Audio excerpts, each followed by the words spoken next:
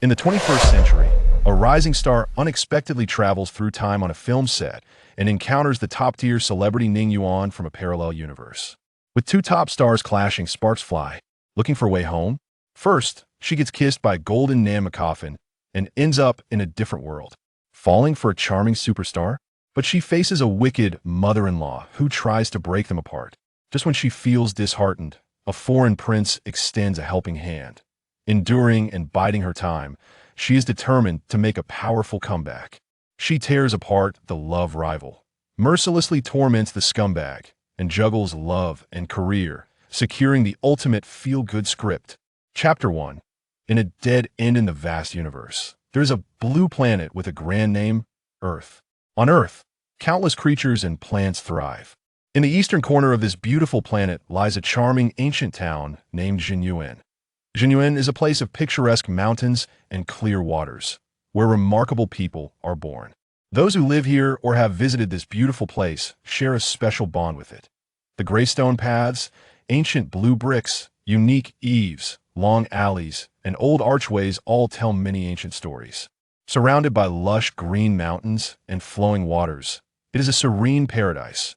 Tired of the bustling, commercialized city life, walking in such a beautiful ancient town brings an unprecedented sense of relaxation. In this beautiful, ancient place, a girl named Qin Mengshu has become a sensation across the country. She is stunningly beautiful, with skin as white as snow, possessing the gentle temperament of a classical maiden while also exuding the charming cuteness of a modern girl. Her golden ratio figure enhances her allure even more. Such an enchanting beauty must be the legendary existence that captivates all. Most importantly, she is clearly an artist who can rely on her looks, yet she works harder than most, proving her worth through sheer talent, embodying the perfect combination of 100% beauty and 200% effort. For such a girl, not being popular seems unjust. Recently, with her persistent efforts, a major film called Journey to Seek the Tomb finally confirmed its filming location in her hometown after much negotiation among various investors. Although Jinyuan is a picturesque place, it is also surrounded by continuous mountains and vast primitive forests, which undoubtedly contributed to the investors' decision to relent. Since passing the entrance exam for the Shanghai Theater Academy last year, Qin Mengshu's career has been smooth sailing. Although she hasn't graduated yet, her film offers have never ceased, and the days she can stay in her hometown with her family are becoming fewer. As time passes, her longing for her hometown grows stronger. Being able to shoot in her hometown is undoubtedly a great blessing for Qin Mengshu, so she exhausted her network to secure the filming location in Jinyuan. 2 days after the location was finalized, Qin Mengshu bid farewell to her family and joined the crew as they ventured into the mountainous primitive forest. According to geological experts' professional assessments, the filming location was ultimately chosen in the heart of the mountains, over 2,000 meters deep. All the supplies needed for filming had to be airlifted in, including food, drinks, necessities, and a series of filming equipment, costumes, props, and more. In these auxiliary items, Huanla Media demonstrated its dominant position in the entertainment industry that in this era, when technology isn't highly developed, their company demands perfection regardless of the type of film they shoot. They absolutely avoid using green screens when filming in real settings.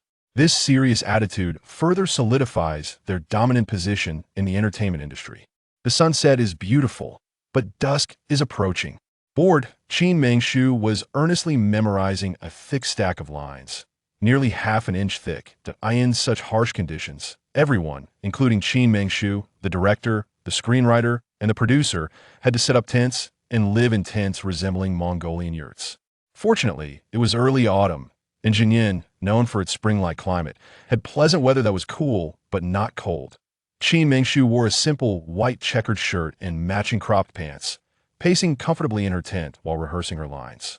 In a subtle moment, she slowly raised her gaze, her willow leaf brows slightly furrowing, adding a touch of charm to her already stunning appearance. The military green tent had a square window, allowing a gentle breeze to flow in, bringing a refreshing sensation in this place with clear air, creating an unprecedented sense of tranquility. However, none of this concerned Qin Mengshu. Having lived here since childhood, she was already accustomed to such fresh air, enchanting scenery, and pleasant times. What caught her attention was the sunset gradually sinking behind the mountains, with fiery red hues surrounding it in the distance. Among the mountain gaps, a layer of rich red mist enveloped the setting sun, which was not just the sunset's afterglow, but a tangible gas-like presence. Qin Mengshu stared blankly at the sun setting in the distance, and at some point, the script in her hand slipped away. That red mist seemed to carry a magical energy, one that felt familiar, resonating with her heart and soul. In an instant, her mind appeared to lose all consciousness. It seemed that her eyes and heart could only focus on the red mist among the distant mountains. She took a step closer, the kilometers of distance seeming to shrink to mere inches. When she finally approached the red mist, she turned back to look at the camp in the distance, where the tents were now illuminated by flickering campfires. Qin Mengshu's heart skipped a beat, and the worry etched on her brow deepened. Only then did she begin to seriously reassess her position. She realized she was standing on a flat piece of land about 30 square meters, directly opposite a narrow passageway that could barely accommodate one person. Behind her were the continuous mountains. The spot where they had just set up tents was at least 2,000 meters away from where she currently stood, yet she felt as though she had arrived at this strange land in less than 3 minutes, moving effortlessly as if through a mystical transformation. Images of the lines she had just memorized flashed in her mind. According to the script of journey to seek the tomb, deep within the ancient forest surrounded by mountains and clear waters, there lies a tomb hidden among the mountains. The tomb belongs to a great general from the Western Han Dynasty, who achieved remarkable military feats that made him a threat to the emperor. Fearing his power, the emperor ultimately plotted to kill him. However, after successfully carrying out the plot, the emperor regretted his actions deeply. But since the dead cannot be brought back to life, he chose a beautiful mountainous area surrounded by clear waters to bury him, even building a temple for him to be worshipped by future generations. The script also states that for centuries, people with various intentions have spent enormous resources in search of this general's tomb to fulfill their secretive goals. Due to the emperor's profound remorse, the tomb was constructed with great grandeur and secrecy, and to this day, both the tomb and the general's name have become completely untraceable. Yet the ambitions and madness of people have never ceased for countless years. Many have lost their precious lives in the desolate mountains, believing they were near the tomb of the Western Han general. Since then, the general's mausoleum of the Western Han Dynasty has become a legendary death forbidden zone. Anyone who approaches its jurisdiction within a kilometer will inexplicably die. Thinking of this, Qin Mengshu felt a chilling sensation creeping up her spine, reaching her crown. The night wind carried a unique coldness, but Qin Mengshu could only feel cold sweat dripping down, almost soaking her clothes. She stared blankly at the dense red glow in the gap, realizing that curiosity killed the cat was indeed true. Although she was terrified, she gritted her teeth and cautiously stepped inside. Even more bizarrely, after Qin Mengshu's figure finally disappeared into the red glow, the originally small gap, which could only accommodate one person, suddenly erupted in a boiling red light at the next unguarded moment. When the glow dissipated, the gap that had once allowed only one person to pass had vanished into thin air. In its place was a green stone block identical to the cave's rock formation, completely sealing off the original gap.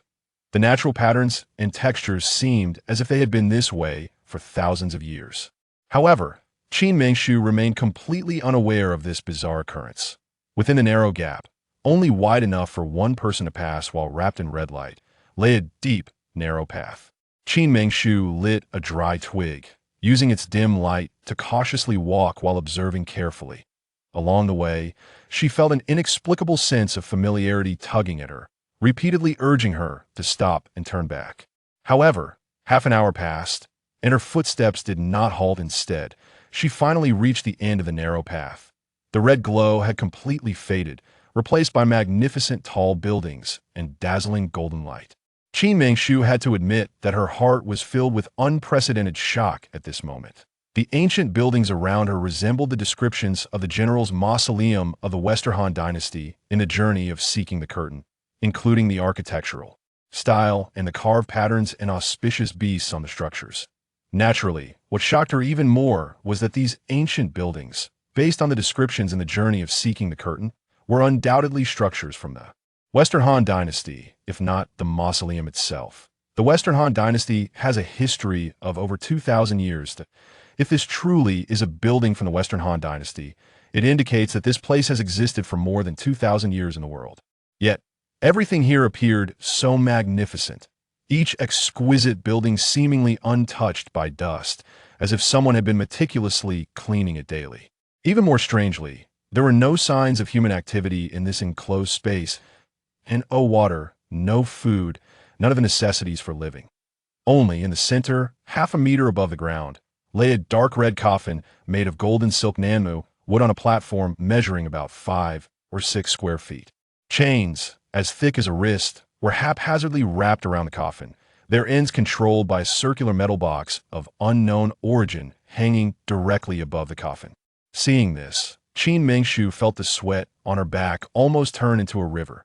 Surrounding the golden silk Nanma coffin was the familiar red glow that made Qin Mengshu feel an inexplicable connection, still tirelessly calling her closer. Qin Mengshu repeatedly told herself that it wasn't hers, that she shouldn't go near it, but her feet moved uncontrollably closer to the coffin radiating red light, her heart nearly leaping out of her throat, yet she could not stop. Step by step, bit by bit, the seemingly short distance felt like the longest distance in the world at that moment. Qin Mengshu moved forward uncontrollably, struggling to resist. The sound of her footsteps echoed on the smooth floor, accompanied by the rapid beating of her heart. The atmosphere was tense to the extreme at that moment. When she finally approached the golden silk Nanmu coffin on the central platform, her slender fingers, seemingly against her will, gently touched the chains as thick as her wrist. On the coffin, with a clatter, the sound of metal clashing filled her ears, reminiscent of a fierce beast's mournful cry before death, evoking a deep sense of empathy. After a moment, when all the chains had finally broken, the luxurious coffin lid was revealed, intricately carved with what appeared to be Buddhist Sanskrit-like characters. Glowing bright yellow under the golden light in the cave, a compassionate bodhisattva faintly appeared in the void, continuously chanting something, the voice carrying an indescribable sorrow that brought tears to one's eyes. Unknowingly, Qin Mengshu set aside her intense fear and anxiety, entering a mysterious state, as if someone were controlling her thoughts. She found the courage to gently place her long hands on the coffin lid engraved with golden Sanskrit. In the next moment, a burst of golden light enveloped her hands, filling her with immense energy. With a seemingly casual slide, the seemingly tightly sealed coffin was abruptly opened in the blink of an eye. From within the golden silk Nanmu coffin emanated countless golden lights, instantly wrapping Qin Mengshu completely. In an instant, she felt a dizzying sensation as if she were falling headfirst into the coffin. After a moment of clarity, she shouted desperately, but no one could hear her voice. After a quarter of an hour of panic, she gradually calmed her spirit. Her consciousness returned to her control. She should now be in a completely enclosed space, with less than 3 square feet to move around, based on her previous memory, likely. Inside the golden silk Nanmu coffin, the coffin lid had completely closed without her realizing it. As her thoughts turned, several questions lingered in her mind. First, who exactly closed the lid of the coffin? Second, why was this magnificent coffin, bound by so many iron chains, actually an empty one? Third, if all of this was not a coincidence, then who orchestrated such a poorly amusing play? After calming her mind, she realized that there had been far too many strange and puzzling events along the way. How could she cover a distance of 1,000 meters in just 3 minutes? How could she effortlessly break the iron chains that were as thick as her wrist? There were too many questions, far more exciting than the script written in the journey of seeking the curtain. Yet, just when Qin Mengshu was at a loss, images resembling a computer game suddenly flashed in her mind, filled with stiff, sharply defined pictures, towering mountains, babbling brooks, countless monsters and beasts, and she was just an inconspicuous game character in that rigid scroll. What was going on? Questions kept emerging one after another. At that moment, the images in her mind changed again. The originally stiff pictures vanished completely, replaced by a vast cosmos filled with stars. In this expanse, she saw a sky-blue planet, not large, yet continuously rotating. On one side of the sky-blue planet, there was a water-green planet standing parallel to it. This planet was only half the size of the sky-blue one, yet it too spun incessantly. In an instant, Around the water-green planet, various colors flashed like tangible gases, among which a water-green light as thick as a stream rushed toward Qin Mingshu's position, arriving almost in the next blink of an eye. The water-green gas enveloped her body without explanation, and she felt as if she had fallen into a vast ocean, her body, limbs, veins, and skin all wrapped and eroded by that water-green light. In the next moment, unprecedented pain surged through her veins, as if someone was using a sharp blade to cut her flesh piece by piece, inflicting a torturous agony. Despite her attempts to endure, she finally cried out. Time seemed to sink into a swamp, with the lengthy pain washing over every inch of her skin, every drop of blood, as if it wanted to completely etch that endless pain into her heart and flesh. Pain, boundless pain she couldn't remember when it stopped. She only remembered that the pain seemed endless, and in such agony, she finally fell into a deep sleep. When she woke up again, everything before her eyes had changed beyond recognition. And emerald green mountains, no babbling brooks, no directors, no producers, no filming equipment, none of the things she was familiar with. Before her was a long-abandoned garbage mountain, emitting a strong stench of rotting garbage, and she lay bloodied and ragged among a pile of trash.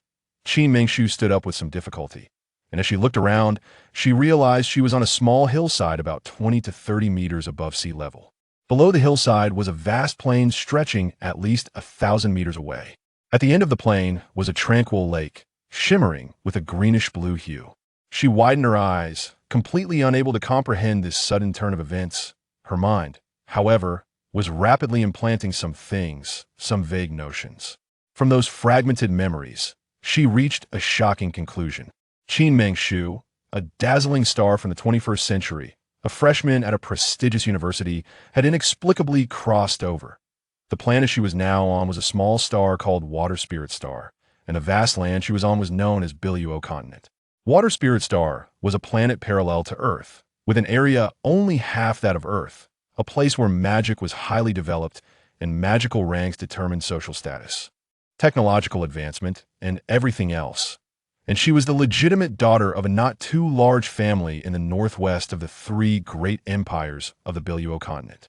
As for the wounds on her body, they were inflicted by her half-sister Qinxia, born of her father's concubine. The Huaxia Empire was divided into 9 continents, and the Ice Continent, where she and her family were located, ranked second among them. She was now in the body of a girl, also named Qin Mingshu, who had been betrothed since childhood to another family. Chapter 3. Falling from the Sky. All stories must begin with her betrothal. On the Biluo continent, a planet where magical ranks dictated social status, Qin Mingshu, the eldest daughter of Qin Xiong, the chairman and largest shareholder of Qin Holdings, was a complete magic idiot. In this strange land full of various magical elements, every person contained at least one magical element in their body. However, Qin Mingshu had absolutely no magical elements within her. In a society where magic was revered and magical rank determined everything, she was the lowest of the low. If not for her relatively privileged birth, such a useless person would have long since perished in some corner. Although she had no magical talent, she had a good birth. Before she was even born, her father had already arranged a splendid marriage for her. Even if she could never master magic, such a marriage was enough to make her an envied person, living without worry. Her betrothed was the heir of another prominent family, named Ning Yuan. It was said that Ning Yuan's father, Ning Yuan, was a distant cousin of Ning Yuan, the richest man in the Huaxia Empire, and his business was booming thanks to this relationship. Before their betrothal, Ning Yuan's father, Ning Yuan, had the largest media company under his control, but its scale was even less than the smallest subsidiary of Qin Holdings. However, the two older men were once brothers in arms who ventured into the world together. It was just that Qin Xiong had better insight, so he was the first to build up his company. Looking at the current situation, the scale of Guangyuan media had gradually begun to rival that of Qin Holdings and Qin Xiong.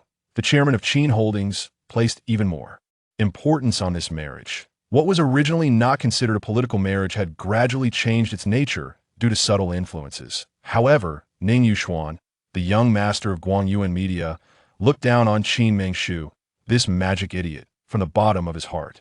He repeatedly tried to find trouble, hoping to cancel the political marriage, But ultimately, under the joint pressure of both families, it came to nothing. A few months ago, at a party, Ning Yuan encountered Qinxia, his half-sister. From then on, he fell head over heels in love with her, and the two conspired together, eventually leading to Qin Mengshu's demise. The engagement between Qin Mengshu and Ning Yuan was a promise made by both families years ago. Now that Qin Mengshu was dead, the engagement could not simply be discarded. After discussions between both families, Qin Xie would take her place, changing her name to Qin Mingjia and marry into the Ning family. In this way, Ning Yuan and Qin Xie's plans were perfectly fulfilled, while Qin Mengshu would ultimately become a mere footnote, forgotten by all in the river of time. This is too ridiculous. My fiancé and my own sister conspired against me. Can it get any more dramatic? Qin Mengshu weakly complained as she struggled to move her sore body. As she painstakingly stepped out of the thick, soft garbage, she muttered to herself, "Never mind that for now. Finding a clean place to take a shower is the priority." As soon as she finished speaking, her eyes lit up and she sprinted toward the shimmering lake 1,000 meters away, her mind racing as she ran. The reason for her crossing over should be that cave emitting a crimson glow, along with the coffin made of golden silk nanmu, wood inscribed with Sanskrit. What she needed to do now was to pack her things quickly, find that identical cave and that identical coffin, and then return from where she came. From the memory she had merged with the Biluo continent, although it had completely abandoned the feudal monarchy, had not progressed toward a great socialist modernization, but had seemingly veered into an imperialist system by some strange twist of fate. Here, while people appeared to be equal in the legal sense, in reality, it was a society where magical power determined everything. Many things, even if not your fault, would ultimately be deemed your fault if you lacked powerful backing. Moreover, although this society was not feudal, many of its ideas were extremely backward and feudal. While the law stated that men and women should be equal, in many substantive events, women's status still fell slightly below that of men. Put it bluntly, both men and women on the Biluo continent possessed the talent for magic cultivation, but generally speaking, men were stronger than women. Thus, a man could marry many women, but a woman could not have many men in Biluo continent. Women were often heard giving up magical cultivation, careers, and their own identities for their families, but no man would give up magical cultivation, careers, or self-identity for his family or his woman. Living in such a survival-off-theftist world where men and women appeared equal but were, in fact, far from it, Qin Mengshu, who was used to the ideals of equality, found it unacceptable. Thus, she had to leave this cursed place at that moment. She finally merged into the shimmering lake 1,000 meters away. For some reason, the moment her body touched the water, a familiar illusion washed over her once more. For a brief instant, Qin Mengshu felt as if she was not herself, not a superstar from the 21st century, but an elf that originally belonged to this vast land, to this beautiful lake. Her body seemed to completely merge with the water, her petite figure appearing to be just a part of the beautiful lake.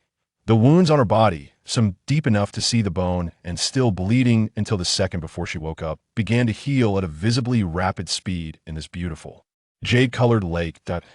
As the water lily emerged, the originally stunning Qin Mengshu, as she surfaced, made even the sunlight feel shy, lingering around her and becoming somewhat distorted.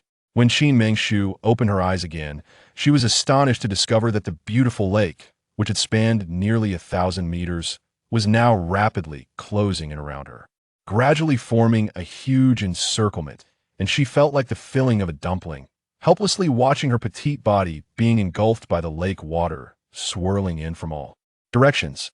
1,000 meters away, a two-story duplex villa stood quietly, styled more like European and American architecture from her past life, all in a pristine white.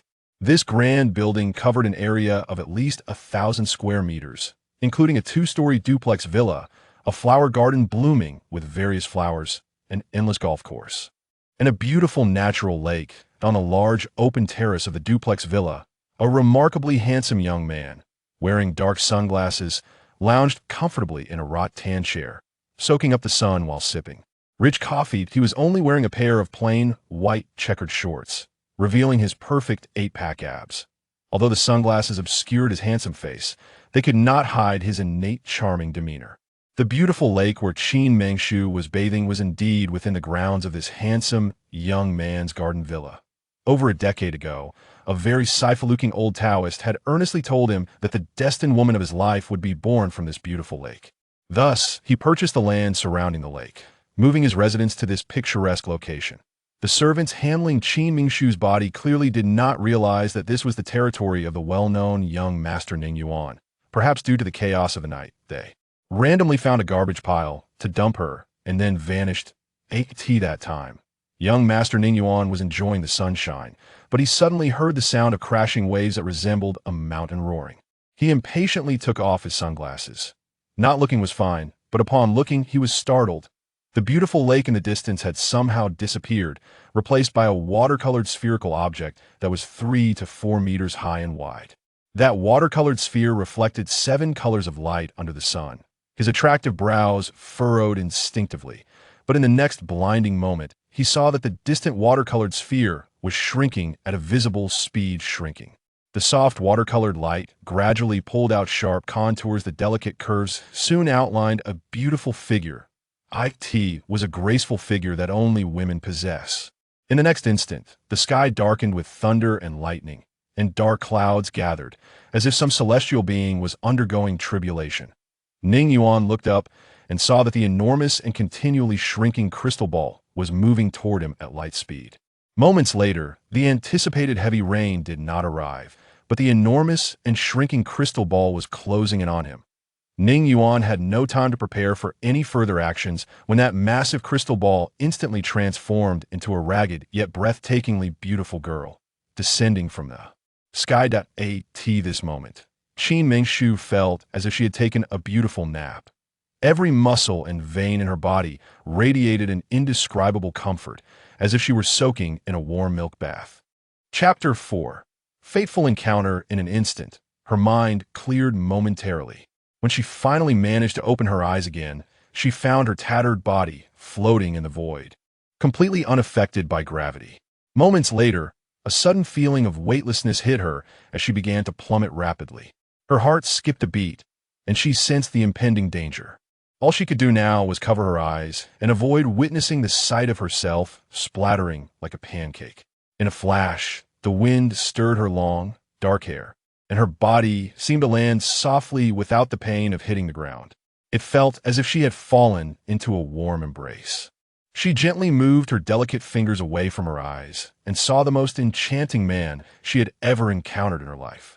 She stared blankly at the handsome face just inches away from her. The man who had removed his sunglasses, Ning Yuan, was like an ice flower blooming in an instant. Cold yet elegant, beautiful yet alluring. Especially the slight indentation in the center of his brow, which divided his thick, attractive eyebrows, adding to the mature charm of his exceptionally handsome face. At that fleeting moment, as the crystal ball that had been falling through the void drew closer, just before it was about to touch the ground, Ning Yuan caught a glimpse of a girl who seemed to be born from the heavens, wrapped in a shimmering ripple like water. Over a decade had passed in the blink of an eye, and he had almost lost hope regarding the words spoken by that fantastical old Taoist many years ago. But in this moment, hope rekindled within him. At the moment their eyes met, he felt his heart racing like never before. This was not the usual him. In that instant, he felt as if he was in love. In a fleeting moment, the wind tousled their hair, and lying in the embrace of the handsome Ning Yuan, Qin Mengshu only then realized something was off. Almost in a delayed reaction, she slapped his handsome face hard, her anger bubbling over as she stammered, "You shameless. You. What are you staring at? Haven't you seen a woman before?" As Qin Mengshu stuttered, she tugged at her clothes, which barely covered her and resembled a half-hidden figure. After being slapped by the woman in his arms, Ning Yuan snapped back to his senses from his earlier astonishment. He followed the direction of her delicate fingers to where she was covering herself, and suddenly realized something was wrong. Yet, for some reason, his heart was filled with sweetness. An overwhelming sweetness that made him smile lightly, enough to melt centuries of ice. As for women, he had seen many, but this was the first time he encountered one who rushed into someone else's arms upon their first meeting. Ning Yuan said playfully with a mischievous tone, You nonsense, let go of me right now." After Ning Yuan's comment, Qin Mengshu finally noticed that they were in what seemed to be the handsome man's home. It appeared that she was the one who had overstepped, brazenly admonishing him while also slapping him. Wait, hold on, what did this handsome guy just call himself? Young master? Qin Mengshu's mind raced. In Bailuo continent, only heirs from influential families would refer to themselves as young master. No. Why did this handsome guy's face look so familiar, as if she had seen him somewhere before? As her memories updated little by little, Qin Mengshu began to feel as if her heart was sinking into an icy pit. This self-proclaimed young master Ning Yuan seemed to be the legendary playboy, rich enough to rival nations, who loved acting and was a brilliant performer, having won various gold and silver awards. The only heir of the Ning family, young master Ning Yuan. This is bad, really bad. She had just escaped from one danger and fallen into another.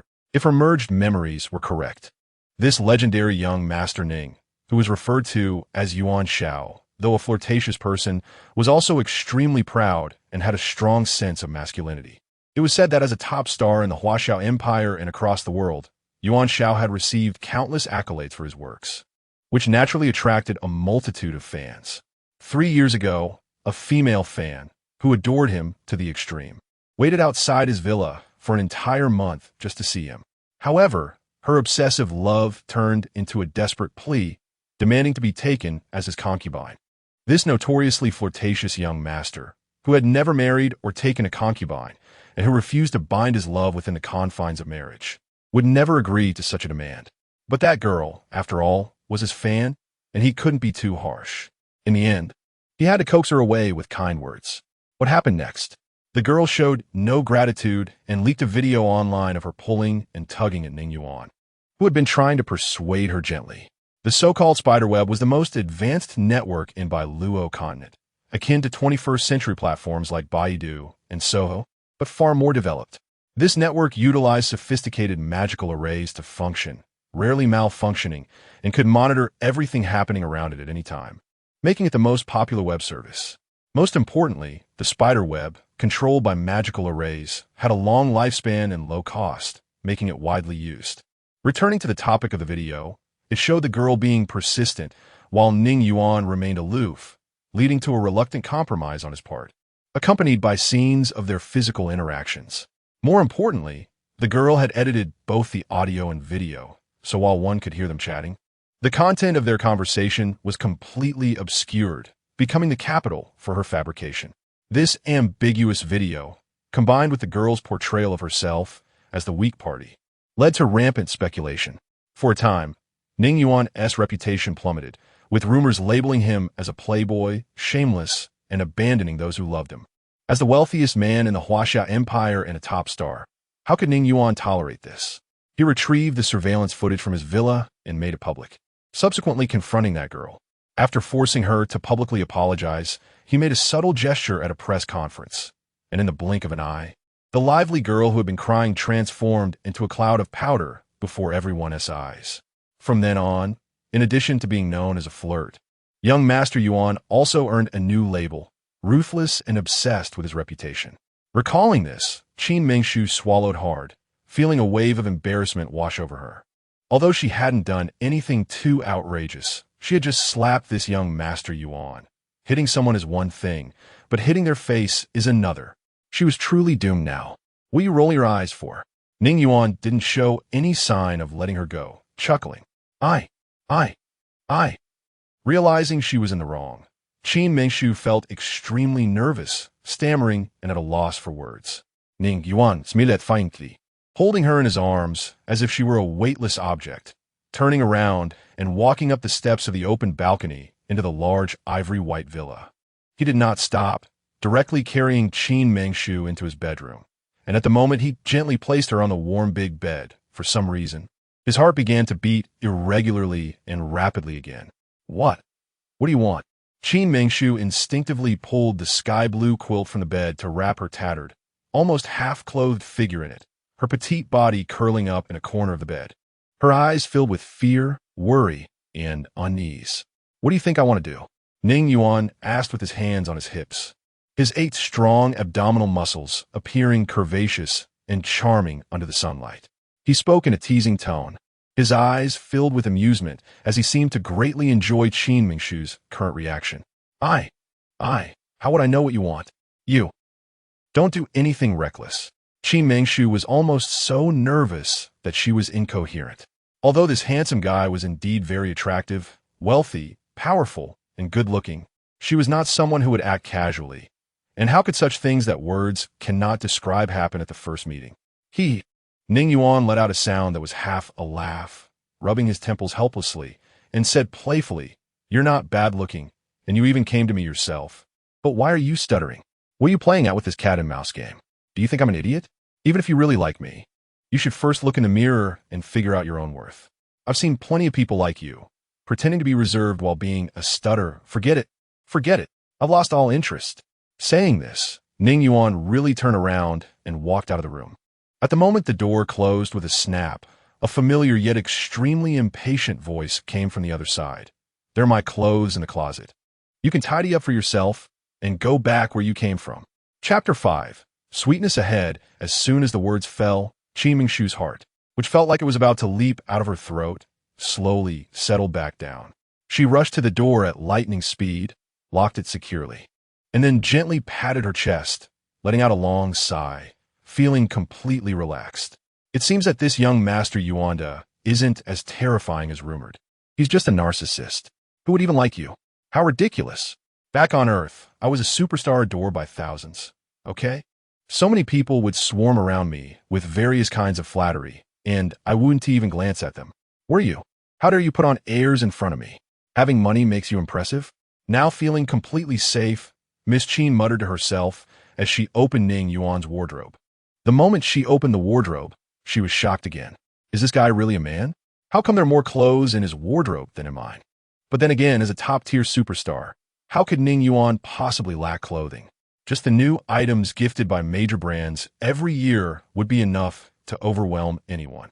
While secretly mocking him, Qin Mingshu rummaged through the wardrobe. After searching for a long time, she had gone through all 6 large wardrobes in the room, but couldn't find a single piece of women's clothing. Instead, she found a pair of jeans that fit her fairly well. Judging by the size, these jeans definitely wouldn't fit the current Ning Yuan. They looked more like something a 10-year-old child would wear. However, for Qin Mingshu, with her slim waist, they were just right, albeit a bit long. In a moment of inspiration, Qin Mingshu suddenly had a flash of brilliance in her mind. She searched the large bedroom and only found a pair of rather sharp nail clippers. Our Miss Qin is quite a patient person. She actually took 15 minutes using the nail clippers to transform the long jeans into ultra-short shorts, even leaving some tassels for a more natural look. After finishing all this, she changed into the ultra-short shorts, pulled out a plain white striped shirt from one of the 6 wardrobes, tucked the long shirt into the ultra-short shorts, left 2 buttons of the shirt undone to create a makeshift off-shoulder top, and paired it with the tassel ultra-short shorts. Above the shorts, she tied a matching checkered tie, looking fashionable yet modest. Standing quietly in front of a tall oval mirror, she inspected herself from head to toe. After confirming there was nothing wrong, she opened the bedroom door and cautiously stepped out. For some reason, just thinking about encountering that unpredictable and arrogant young Master Yuanda along the way made her anxious heart race even more. "Oh, look, there's a person." A familiar teasing baritone sounded in her ears. Qin Mingshu glanced up and saw that while she was changing, this young Master Yuan had also changed his outfit. He was dressed in a perfectly tailored suit, a snow-white shirt paired with a deep blue suit. Compared to the relaxed look he had on the rooftop earlier, this version of Ning Yuan seemed even more handsome. Qin Mingshu stared at him, feeling a rare and nearly obsessive admiration for a man's appearance for the first time in her life. "What are you staring at? Never seen a man before?" Ning Yuan felt a bit uneasy under her burning gaze and retorted with her words from their first meeting. Young Master Yuan, I accidentally got lost and stumbled into your territory today. I didn't mean to offend you. Please forgive me." For some reason, as Qin Mingshu spoke, she found herself meeting Ning Yuan's half-smiling, teasing expression. At that moment, facing such a Ning Yuan, she felt inexplicably anxious and tense. This was what it meant to be under someone else's roof. She was truly experiencing it today. "Oh, so you can speak like a human," Ning Yuan said, stepping closer to where Qin Mingshu stood, slowly shedding his deep blue suit as he walked.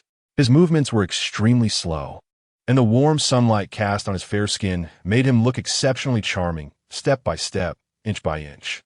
Closer, even closer. Qin Mengshu felt her heart nearly leap out her chest. She nervously swallowed, forcing herself to calm down, reminding herself not to be swayed by this guy. But her heart, which had never stirred before, began to beat wildly, and her feet instinctively retreating until she was cornered in the spacious room. Having nowhere left to go, when she looked up again, Ning Yuan's stunningly handsome face was almost right in front of her. "I admit, you do look good. Although your methods of teasing are lacking, I must say, I am indeed moved." Ning Yuan whispered softly into Qin Mengshu's ear, his warm breath sending shivers down her spine. In that moment of locked gazes, Ning Yuan's deep, affectionate eyes and thin lips drew closer, nearly touching in the next instant. "Young Master Yuan, I think you must be mistaken. I really didn't mean to come here. I really didn't mean it." Qin Mengshu gasped for breath, seemingly trying to regain the calm and authenticity that had vanished. Whether it was intentional or not, what did it matter? Since fate led you to lose your way and brought us together, it must be destiny. Ning Yuan's gentle breath brushed against Qin Mengshu's ear, and the overwhelming sensation coursed through her body. Ning Yuan's long hand lightly brushed against her curvaceous figure, transmitting a faint warmth. In an instant, Qin Mengshu's mind went blank, nearly losing her ability to think clearly. A sweet kiss unceremoniously landed on Qin Mengshu's naturally rosy lips. At that moment, her previous blankness suddenly cleared for an instant amidst this fiery kiss. She desperately tried to escape Ning Yuan's warm embrace, but soon realized that her little strength was nothing compared to him. It was like dust against a mountain. The continent of Biluo is one where magic cultivation is revered. Ning Yuan, the eldest son of the Ning family, is a magical genius. Over a decade ago, he was already among the top 10 on the Empire's magical ranking list, and the other 9 were all old men with white hair. However, according to the merged memories, the owner of this body, Qin Mengshu, the eldest daughter of Qin Holdings, is a magic cultivation idiot who cannot control a single magical element. What happens when a magic cultivation idiot competes against the top 10 magical master of the Empire? The result is predictable. Thus, under Ning Yuan's overwhelming magical power, Qin Mengshu could only gradually succumb. Moreover, facing such a flirtatious and passionate young master, she dared to wear an off-shoulder top paired with ultra-short shorts. It was simply playing with fire. Ning Yuan's long hand roamed tirelessly across Qin Mengshu's fair body, and the soft breaths by her ear gradually quickened. Almost in the next moment, something indescribable was about to happen. But just then, his handsome face suddenly clouded over with a layer of intense frost, and his dazed gaze was fixated on the ultra-short shorts that Qin Mengshu had altered herself. This pants? How could it be? Ning Yuan's pupils constricted, and he suddenly grabbed Qin Mengshu's delicate wrist with such force that it felt like it could break. A layer of icy anger flashed in his beautiful eyes as he shouted, "Woman, do you know what you have done?" Qin Mengshu's eyes widened in an instant, completely unable to understand this young master's antics. One moment he was gentle as water, the next he was furious like a beast. What on earth was going on? "What are you saying? I don't understand." Miss Qin looked innocently hurt, struggling a few times, but unable to escape Ning Yuan's grip, and finally said helplessly, "Let go of me, you're hurting me. I'm not just going to hurt you today, I'm going to kill you." In a fit of rage, Ning Yuan's eyes bulged like copper bells, resembling a ferocious beast from ancient times. However, Qin Mengshu could not comprehend what this young master was really up to. In fact, the ultra-short pants she was wearing had been modified from the first pair of jeans Ning Yuan owned at the age of 17. At that time, his family was so poor that it could be described as destitute. On his 17th birthday, his mother had saved up to buy him an expensive pair of jeans. From that moment on, he secretly vowed to ensure that his mother would live a good life, never wanting to disappoint her love. His impoverished childhood instilled in him a special bond with his mother and sister. Even later, when he was accepted into the performance department of the Magic Academy and achieved success, he still remembered his mother's great and selfless love. He had kept that pair of jeans as a treasure collection, and others weren't even allowed to touch it. Now, this audacious young woman had destroyed his beloved jeans at their first meeting. Such an act was absolutely unforgivable. He tightly gripped Qin Mingshu's wrist, which was red for being squeezed, his eyes filled with gloom. Just then, the door to the main hall on the second floor creaked open, and from the other side came a familiar voice. "This young lady is back." Before she could finish her sentence, it turned into, Sorry. I didn't see anything. After saying this, the familiar female voice vanished, and he heard the faint sound of the door closing. Ning Yuan's brows twitched. He knew that his mischievous sister had returned from abroad, but the anger in his heart showed no signs of diminishing. Chapter 6, How Do You Want to Die? So, how do you want to die? Ning Yuan had no intention of letting Qin Mingshu go. His cold gaze pierced through her, looking at her as if she were a corpse. You are really ridiculous. What did I do wrong that you feel the need to kill me to vent your anger? Qin Mingshu said defiantly, acting as if she were a dead pig not afraid of boiling water. Fine, you want to kill me, right? Go ahead, kill me now. What, scared? If you don't kill me today, you're not a man. Qin Mingshu, was a superstar who had swept through the country in the 21st century. What kind of situations had she not seen? Since death was inevitable, she might as well try to scare this guy. Perhaps there was still a glimmer of hope. Ning Yuan was indeed taken aback by Qin Mingshu's sudden words, but it was only for a brief moment. After a moment of blankness, the dense gloom in his eyes deepened, almost dripping with anger. As the richest man in the Huaxiao Empire and a top celebrity known nationwide, when had he ever been insulted like this? Ning Yuan, furious to the point of laughing, said, Fine, I'll send you on your way right now. As soon as he finished speaking, a dazzling red light enveloped his long hand, and the air was filled with a scorching heat, as if he had suddenly transitioned from the depths of winter to the peak of summer. Qin Mingshu stared blankly at the fist-sized ball of red flames that suddenly erupted from his palm, her mind flashing back to 3 years ago. What girl turned into a cloud of powder before everyone's eyes? In shock, her mind fell into a state of emptiness. It felt as if she had entered a strange space, surrounded by sharply defined and rigidly lined images, reminiscent of the scene she had encountered when she crossed over. In the Golden Nanma Wood. Welcome to the Mo Ling world, lucky game player. A stiff, computer-like voice echoed in her ears, spoken in a slow and deliberate manner. Clearly not the voice of a normal person. I'm certainly not a normal person. I am the ruler of the Mo Ling world. Ha ha ha. Damn, there's even a voice that can peer into other people's minds. I don't want to play this game. Let me out of here. Although Qin Mingshu was a modern woman of the 21st century, she was merely an artsy youth who enjoyed tea, acting, and traveling, naturally uninterested in games or anything of the sort. You could choose not to play, but if you don't, you might die soon. The NPC continued in a stiff tone. What? Qin Mingshu was completely confused. Haha, you ignorant human. This is the Mo Ling world. Everything you gain here can be brought back to the real world. Of course, if you die in the Mo Ling world, you will also die in the real world. You are one of the chosen ones of the Mo Ling world, the luckiest game player. You currently have 100 initial points to buy items in the Mo Ling world shop that can help you survive. After the last word fell, the stiff NPC voice completely vanished, leaving Qin Mingshu standing there in a daze. It seemed she understood something. So she was not only a traveler, but also a traveler with a game system. Right? What did that guy just say? This is the Mo Ling world, and everything obtained here can be brought back to reality.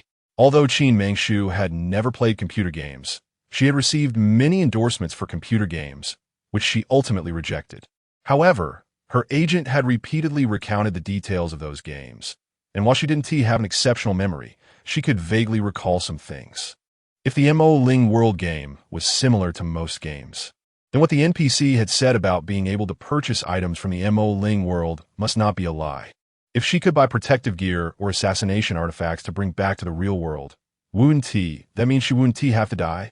However, before entering the game, Ning Yuan had already reached the peak of his rage. The strange red flame in his hand, capable of turning someone into powder in an instant, was now just inches away from her. Perhaps at this moment, her physical body had already died, leaving only her consciousness in the game world. Thinking of this, she lost all interest. You, the player, are too irresponsible. Let me tell you, you are not dead yet. 10 minutes in the Mo Ling world is equivalent to 3 seconds in the real world. You still have 10 minutes. The game is about to end.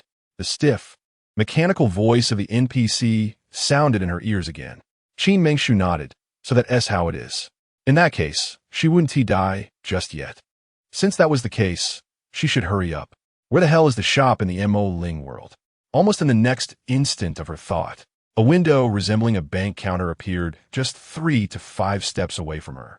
An old man with white hair and beard, wearing a deep gray newsboy cap and holding a delicate smoking pipe that constantly emitted white smoke, appeared before Qin Mengshu. Qin Mengshu blinked in surprise, clearly startled by this sudden turn of events. Taking a deep breath to calm herself, she leaned over the counter and asked, "Excuse me, do you have anything for sale?" The old man glanced at Qin Mengshu with disdain and said, "Didn't he expect another poor soul? Here, these are all you can afford right now. Take a look for yourself." The old man's voice was no different from that of a normal person as he casually pulled out a few thick books from behind him, handing them to Qin Mengshu with an impatient expression. Qin Mengshu smiled faintly, clearly not taking the old man's words to heart. Though she didn't know the exact value of 100 points, it sounded very meager. Since he called her poor, he wasn't wrong. So she obediently lowered her head and began flipping through the books. Each page recorded a single item. After a brief glance, Qin Mengshu saw items like elixirs, spiritual herbs, potions, weapons, and even clothing and shoes. However, each item, including the clothing and shoes, had its own supernatural effects. When she flipped to the 20th page of the first book, her eyes were drawn to a dagger called the Water Ice Blade. To the right of the image was a description of the dagger. Water Ice Blade, a water-type weapon, can reduce or resist some fire-type magic damage, capable of cutting through iron like mud. Qin Mengshu stared at it for a moment. Her greatest enemy right now, the young master of the Ning family, Ning Yuan, was a fire-type warrior. This dagger was incredibly suitable for her. Qin Mengshu nodded slightly and then looked at the price of the dagger, which shocked her. 80 points. Just for this dagger, it would cost her almost half of her points. She playfully lifted her gaze to see the old man, who was impatiently puffing on his pipe. With a stunningly beautiful face, he looked as radiant as a blooming peony. Just as she was about to say something, the old man across the counter didn't give her any face, returning a sunny smile, exhaling a puff of smoke, and leaving her with 4 words, "No haggling allowed." Then, with a bang, he temporarily closed the wooden door of the counter. Qin Mengshu was so angry she almost wanted to rush in and beat the old man. But after thinking it over, she decided against it. Why bother fighting with an animated character? After pondering for a moment, time was almost up, and with no time to think further, she ultimately decided to buy the dagger and casually flipped through a few more pages. The contents of these books, when separated, she could afford to buy, but she definitely couldn't afford the second item. Aside from those miscellaneous potions, the prices of the rest of the items were all above 50 points. In the end, she decided to buy a bottle of dark green healing potion, which could restore 10% of her vitality, and then she bought a bottle of pitch black potion called No Trace for 1,000 miles, a binding potion. The name of this potion sounded quite intimidating, but in fact, it merely immobilized all invaders within a 10-meter radius for half a minute. With no movement or friction of any kind, it left no trace behind. Both of these potions cost 10 points each, so she had no choice but to select one of each. After making her selection, she knocked on the window, paid the only 100 points she had, and then put away her items. A familiar, methodical voice of the NPC echoed in her ears. The game was ending. Exit in 5 seconds. 5, 4, 3, 2. At the moment the last word fell, Qin Mengshu returned to the real world once again. At that moment, Ning Yuan's red flame was already approaching her, about to ignite her hair and clothing. Without saying a word, the moment she arrived in the real world, she scattered the previously prepared No Trace for 1,000 miles binding potion from her left hand. Everything within a 10-meter radius was temporarily immobilized in that instant. Half a minute passed in the blink of an eye, and she didn't have time to think too much. Her graceful figure slightly shifted to dodge the incoming red flame, and she thrust the water ice blade, which she had been holding in her right hand, without any hesitation. Sizzle. A sound of ice blade piercing through silk clothing reached her ears. In the next moment, Ning Yuan, who had just been imposing and looking down on her like a judge, was unexpectedly stabbed in the chest, the blade sinking 3 inches deep. with his current cultivation level. He had assumed that Qin Mengshu was just a magic fool with no cultivation at all. He never expected that this seemingly powerless magic fool would actually stab the blade into his chest. Chapter 7. Who is unreasonable? How many years had it been? He could hardly remember how long it had been since anyone had hurt him, let alone actually injured him. Even getting within half a meter of his body was impossible. Today, however, he happened to capsize in the gutter and was unexpectedly stabbed by an idiot who looked like they had no magical prowess. There was only one possibility.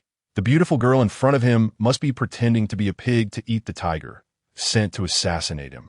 However, before Ning Yuan could think too much, his mind was already completely unclear. In a daze, he felt countless little stars swirling around his head, constantly shouting, and ultimately, he gloriously fainted. Sigh. At the moment Ning Yuan fell, it must be said that Qin Mengshu was truly taken aback. Although this was the Biluoto continent, a place where people died every day, for Qin Mengshu, who came from the 21st century, this was indeed her first time killing someone. It was natural to feel nervous and scared. But then she thought, the man in front of her had just said he wanted to kill her, even asking how she wanted to die, so her actions could only be considered excessive self-defense. That said, although the man had just threatened to kill her, he had not actually killed her. If he really died because of her, she would probably never find peace for the rest of her life. At this moment, two little figures in Qin Mengshu's mind were constantly arguing, and in the end, her kindness from the 21st century Earth triumphed.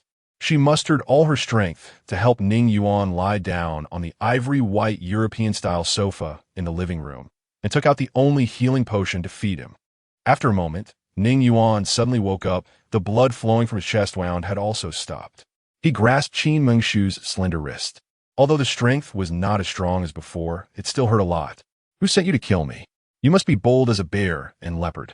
His beautiful eyes were filled with gloom as he spoke, forcefully throwing Qin Mengshu out. The strength was evident. Qin Mengshu was pushed back 3 to 4 meters and nearly collided with the coffee table in the center of the living room before she could stop. Are you even reasonable? You were the one who wanted to kill me. This is self-defense, big brother. Moreover, I already gave you my only life-saving potion. And you're not dead now. What more do you want? Qin Mengshu was so angry she felt like smoke was coming out of her ears, rubbing her aching back.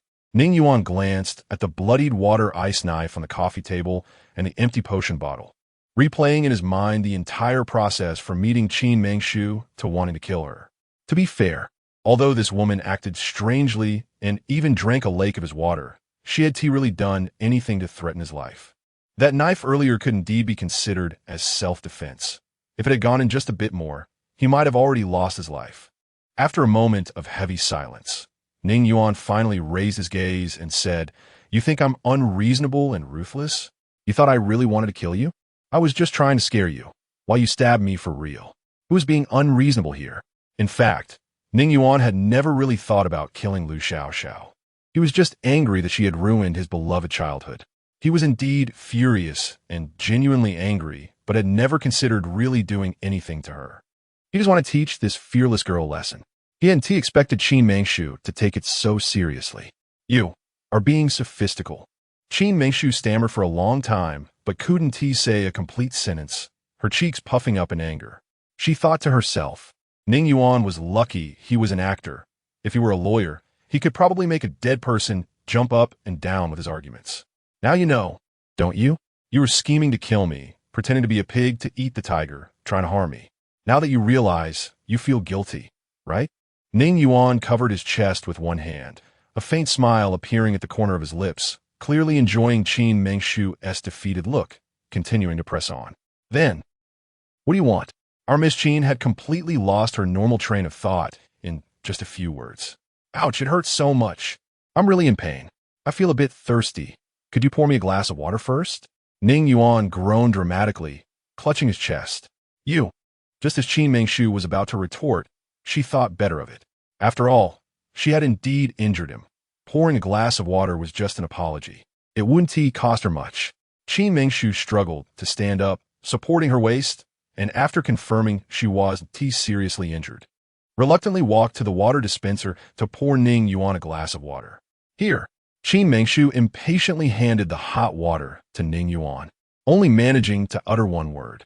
Ouch! I'm a seriously ill patient. My heart is bleeding. I can't even lift my hand. How can I hold the water? If you're apologizing, you should at least have the posture of an apologizer. Hurry up and feed me water. Ning Yuan.Caught expressionlessly. You fine. I'll endure it. Qin Mengshu gritted her teeth and muttered, Why didn't you seem weak earlier? Now you're acting all feeble. Who are you showing this to? What did you say? Ning Yuan seemed to enjoy seeing Qin Mengshu's speechless expression, teasingly smiling. Nothing. I said I'll feed you. Qin Mengshu put on a very attentive look, bringing the water to Ning Yuan's lips, secretly thinking, Scald you, scald you. In fact, when she poured the water earlier, she had deliberately poured boiling hot water, thinking to herself, since you want to pretend to be weak, I want to see if you jump when boiling water goes into your mouth. Who would have thought that? In the next moment, when she could barely open her eyes, the unexpected happened. Young Master Ning Yuan was actually drinking the water in a very enjoyable manner, taking slow sips without any sign of jumping up. In fact, Ning Yuan was human too and liked normal temperatures, but he preferred Qin Mengshu's confused and defeated expression. Therefore, before the water reached his mouth, he used a spell to lower the boiling water to a temperature acceptable to a normal person. During their standoff, Ning Yuan had lost because he was caught off guard and underestimated her. With his cultivation, even if he was bound by that potion, it wouldn't last more than 3 seconds. But he had never expected that Qin Mengshu actually understood how to manipulate magic. The knife that stabbed him carried a faint, fresh aura. It was likely that faint, fresh aura was indeed the water spirit magic element. There was no mistake. A blade infused with water spirit energy stabbed into his chest. Let alone him, no warrior in this world could afford to have their heart harmed. However, that being said, the potion this girl had given him was truly remarkable. It had stopped the bleeding and awakened his consciousness in such a short time, almost like a miraculous elixir. For a magician of his level, as long as he is conscious, he can recover in a moment. After recovering, he naturally has the ability to heal himself. Now, he shows no signs of abnormality. The wound on his chest has completely healed. Ning Yuan repeatedly replayed in his mind the entire process from when they met to when he wanted to kill her. If this woman really wanted to kill him, she had ample opportunities, yet she did not. So, what could her true purpose be? A flash of insight crossed his mind, and a cold smile appeared on his handsome face, as if he suddenly thought of something. To understand this woman's purpose, it would be best to test it personally. When the last drop of water was swallowed, the previously sickly Ning Yuan suddenly reversed the situation, pinning Qin Mengshu's petite body against the corner of the crescent-white sofa. In his deep eyes, it seemed as if the universe's stars were contained within, and he playfully asked, Are you afraid of me? Qin Mengshu was taken aback. This young Master Ning truly acted on impulse. She didn't even realize when the cup in her hand had fallen. In her nervousness, she tightly grasped the soft pillow behind her. When faced with Ning Yuan's question, she simply shook her head in response. Then, are you afraid of me dying? Ning Yuan's brow twitched as he asked again.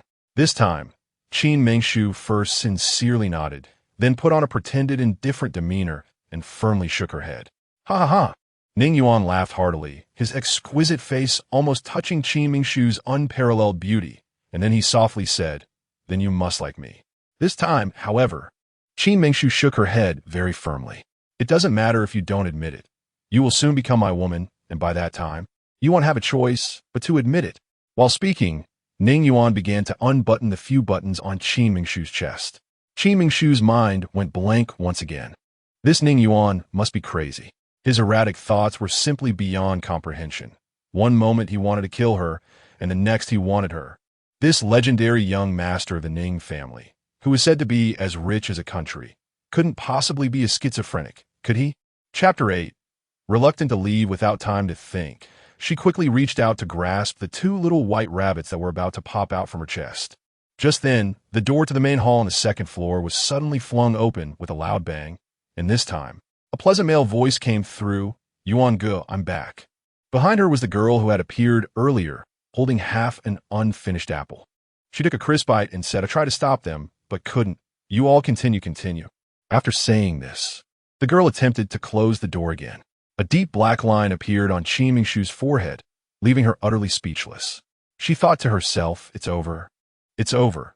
After more than 20 years of chastity, It would be completely ruined today. But at that moment, an unexpected twist occurred.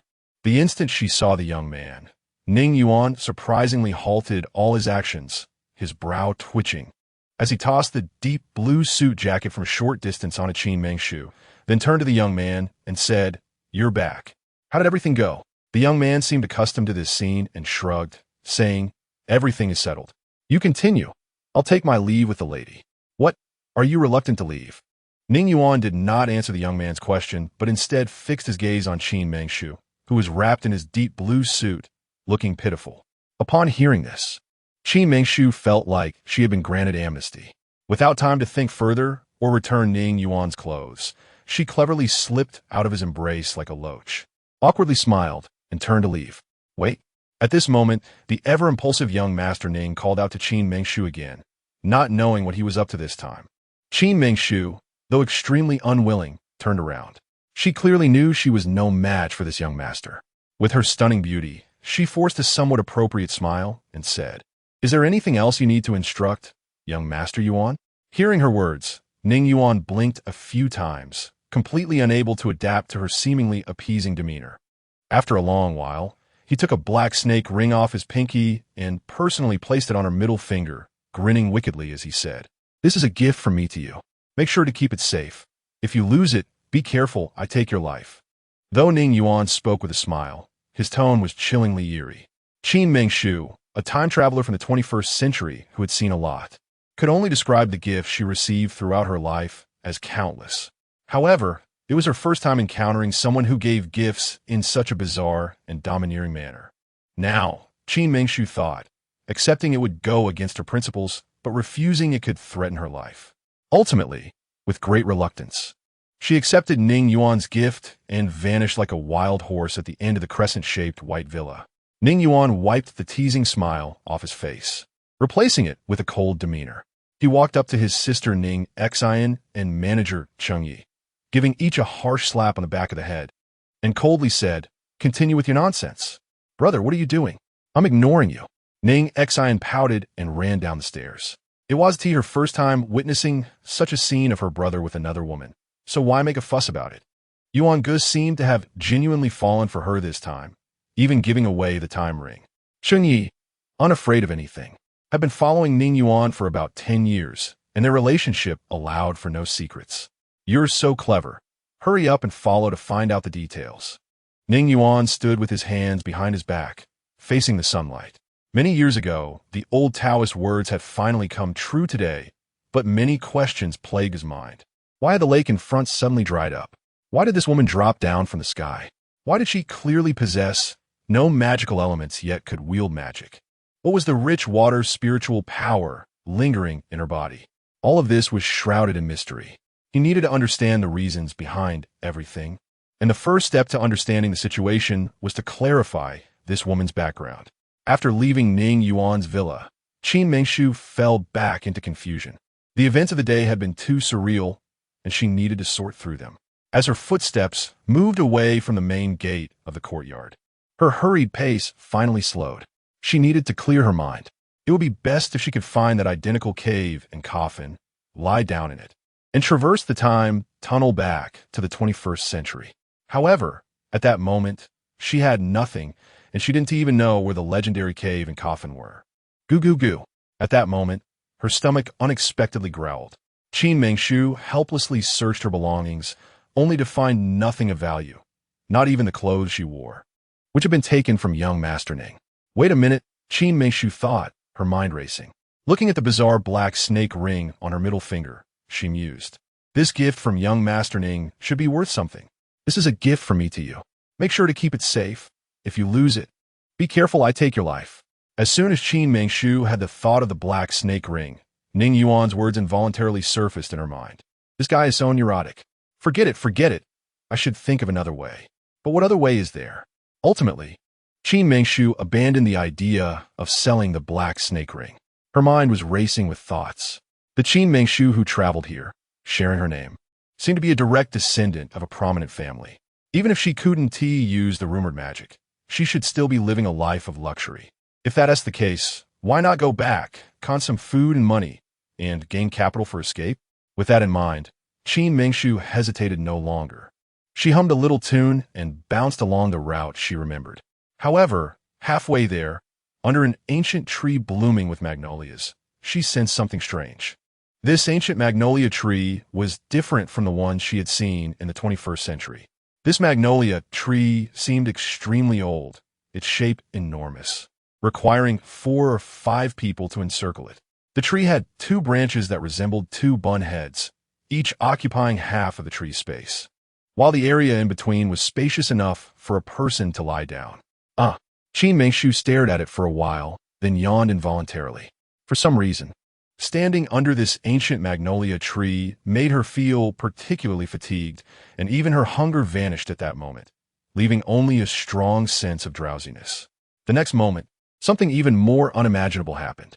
She felt a ripple, like water waves, forming beneath her feet, gradually creating an oval, jade-like sphere about half a meter wide, enveloping her feet. Qin Mingshu felt a lightness beneath her feet, and in the blink of an eye, her graceful figure had landed on a branch of the ancient magnolia tree. Comfortably lying there, looking utterly relaxed, Qin Mingshu was shocked. This magnolia tree must be at least 10 meters high, and she had inexplicably flown up there. How unbelievable. However, she couldn't afford to think too much. The hazy drowsiness in her mind increasingly enveloped her body. This young lady from the Qin family comfortably yawned and then fell asleep just like that. She wasn't unaware of what kind of planet the Bailuo continent was. With her talents, it was simply unfathomable that she could fall into a deep sleep in such a desolate place. However, things were not as they seemed.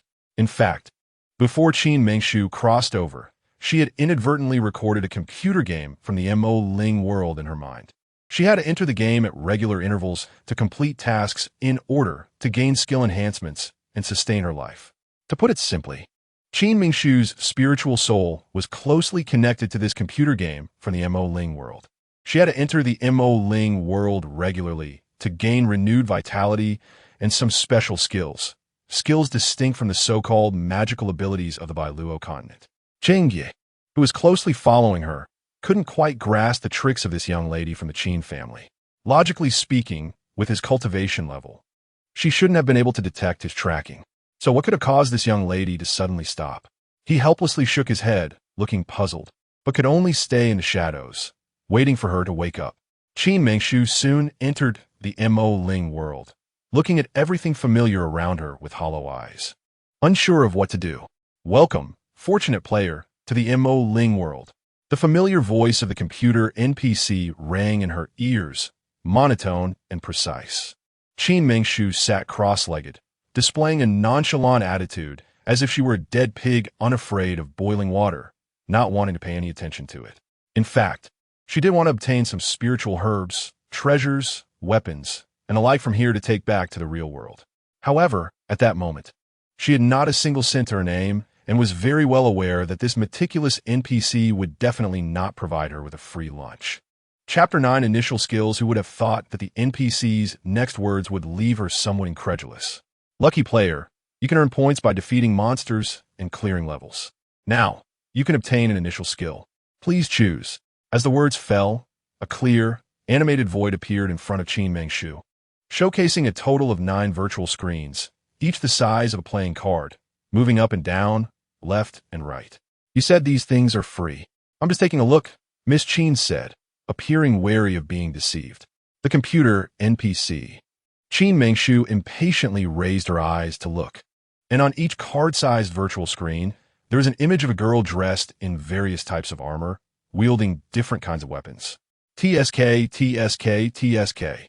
The cup size of these animated characters is really exaggerated, Qin Mingshu murmured while glancing at her own chest and pointing. The computer NPC. On the first card of the 9, there was a girl dressed in a short top and shorts.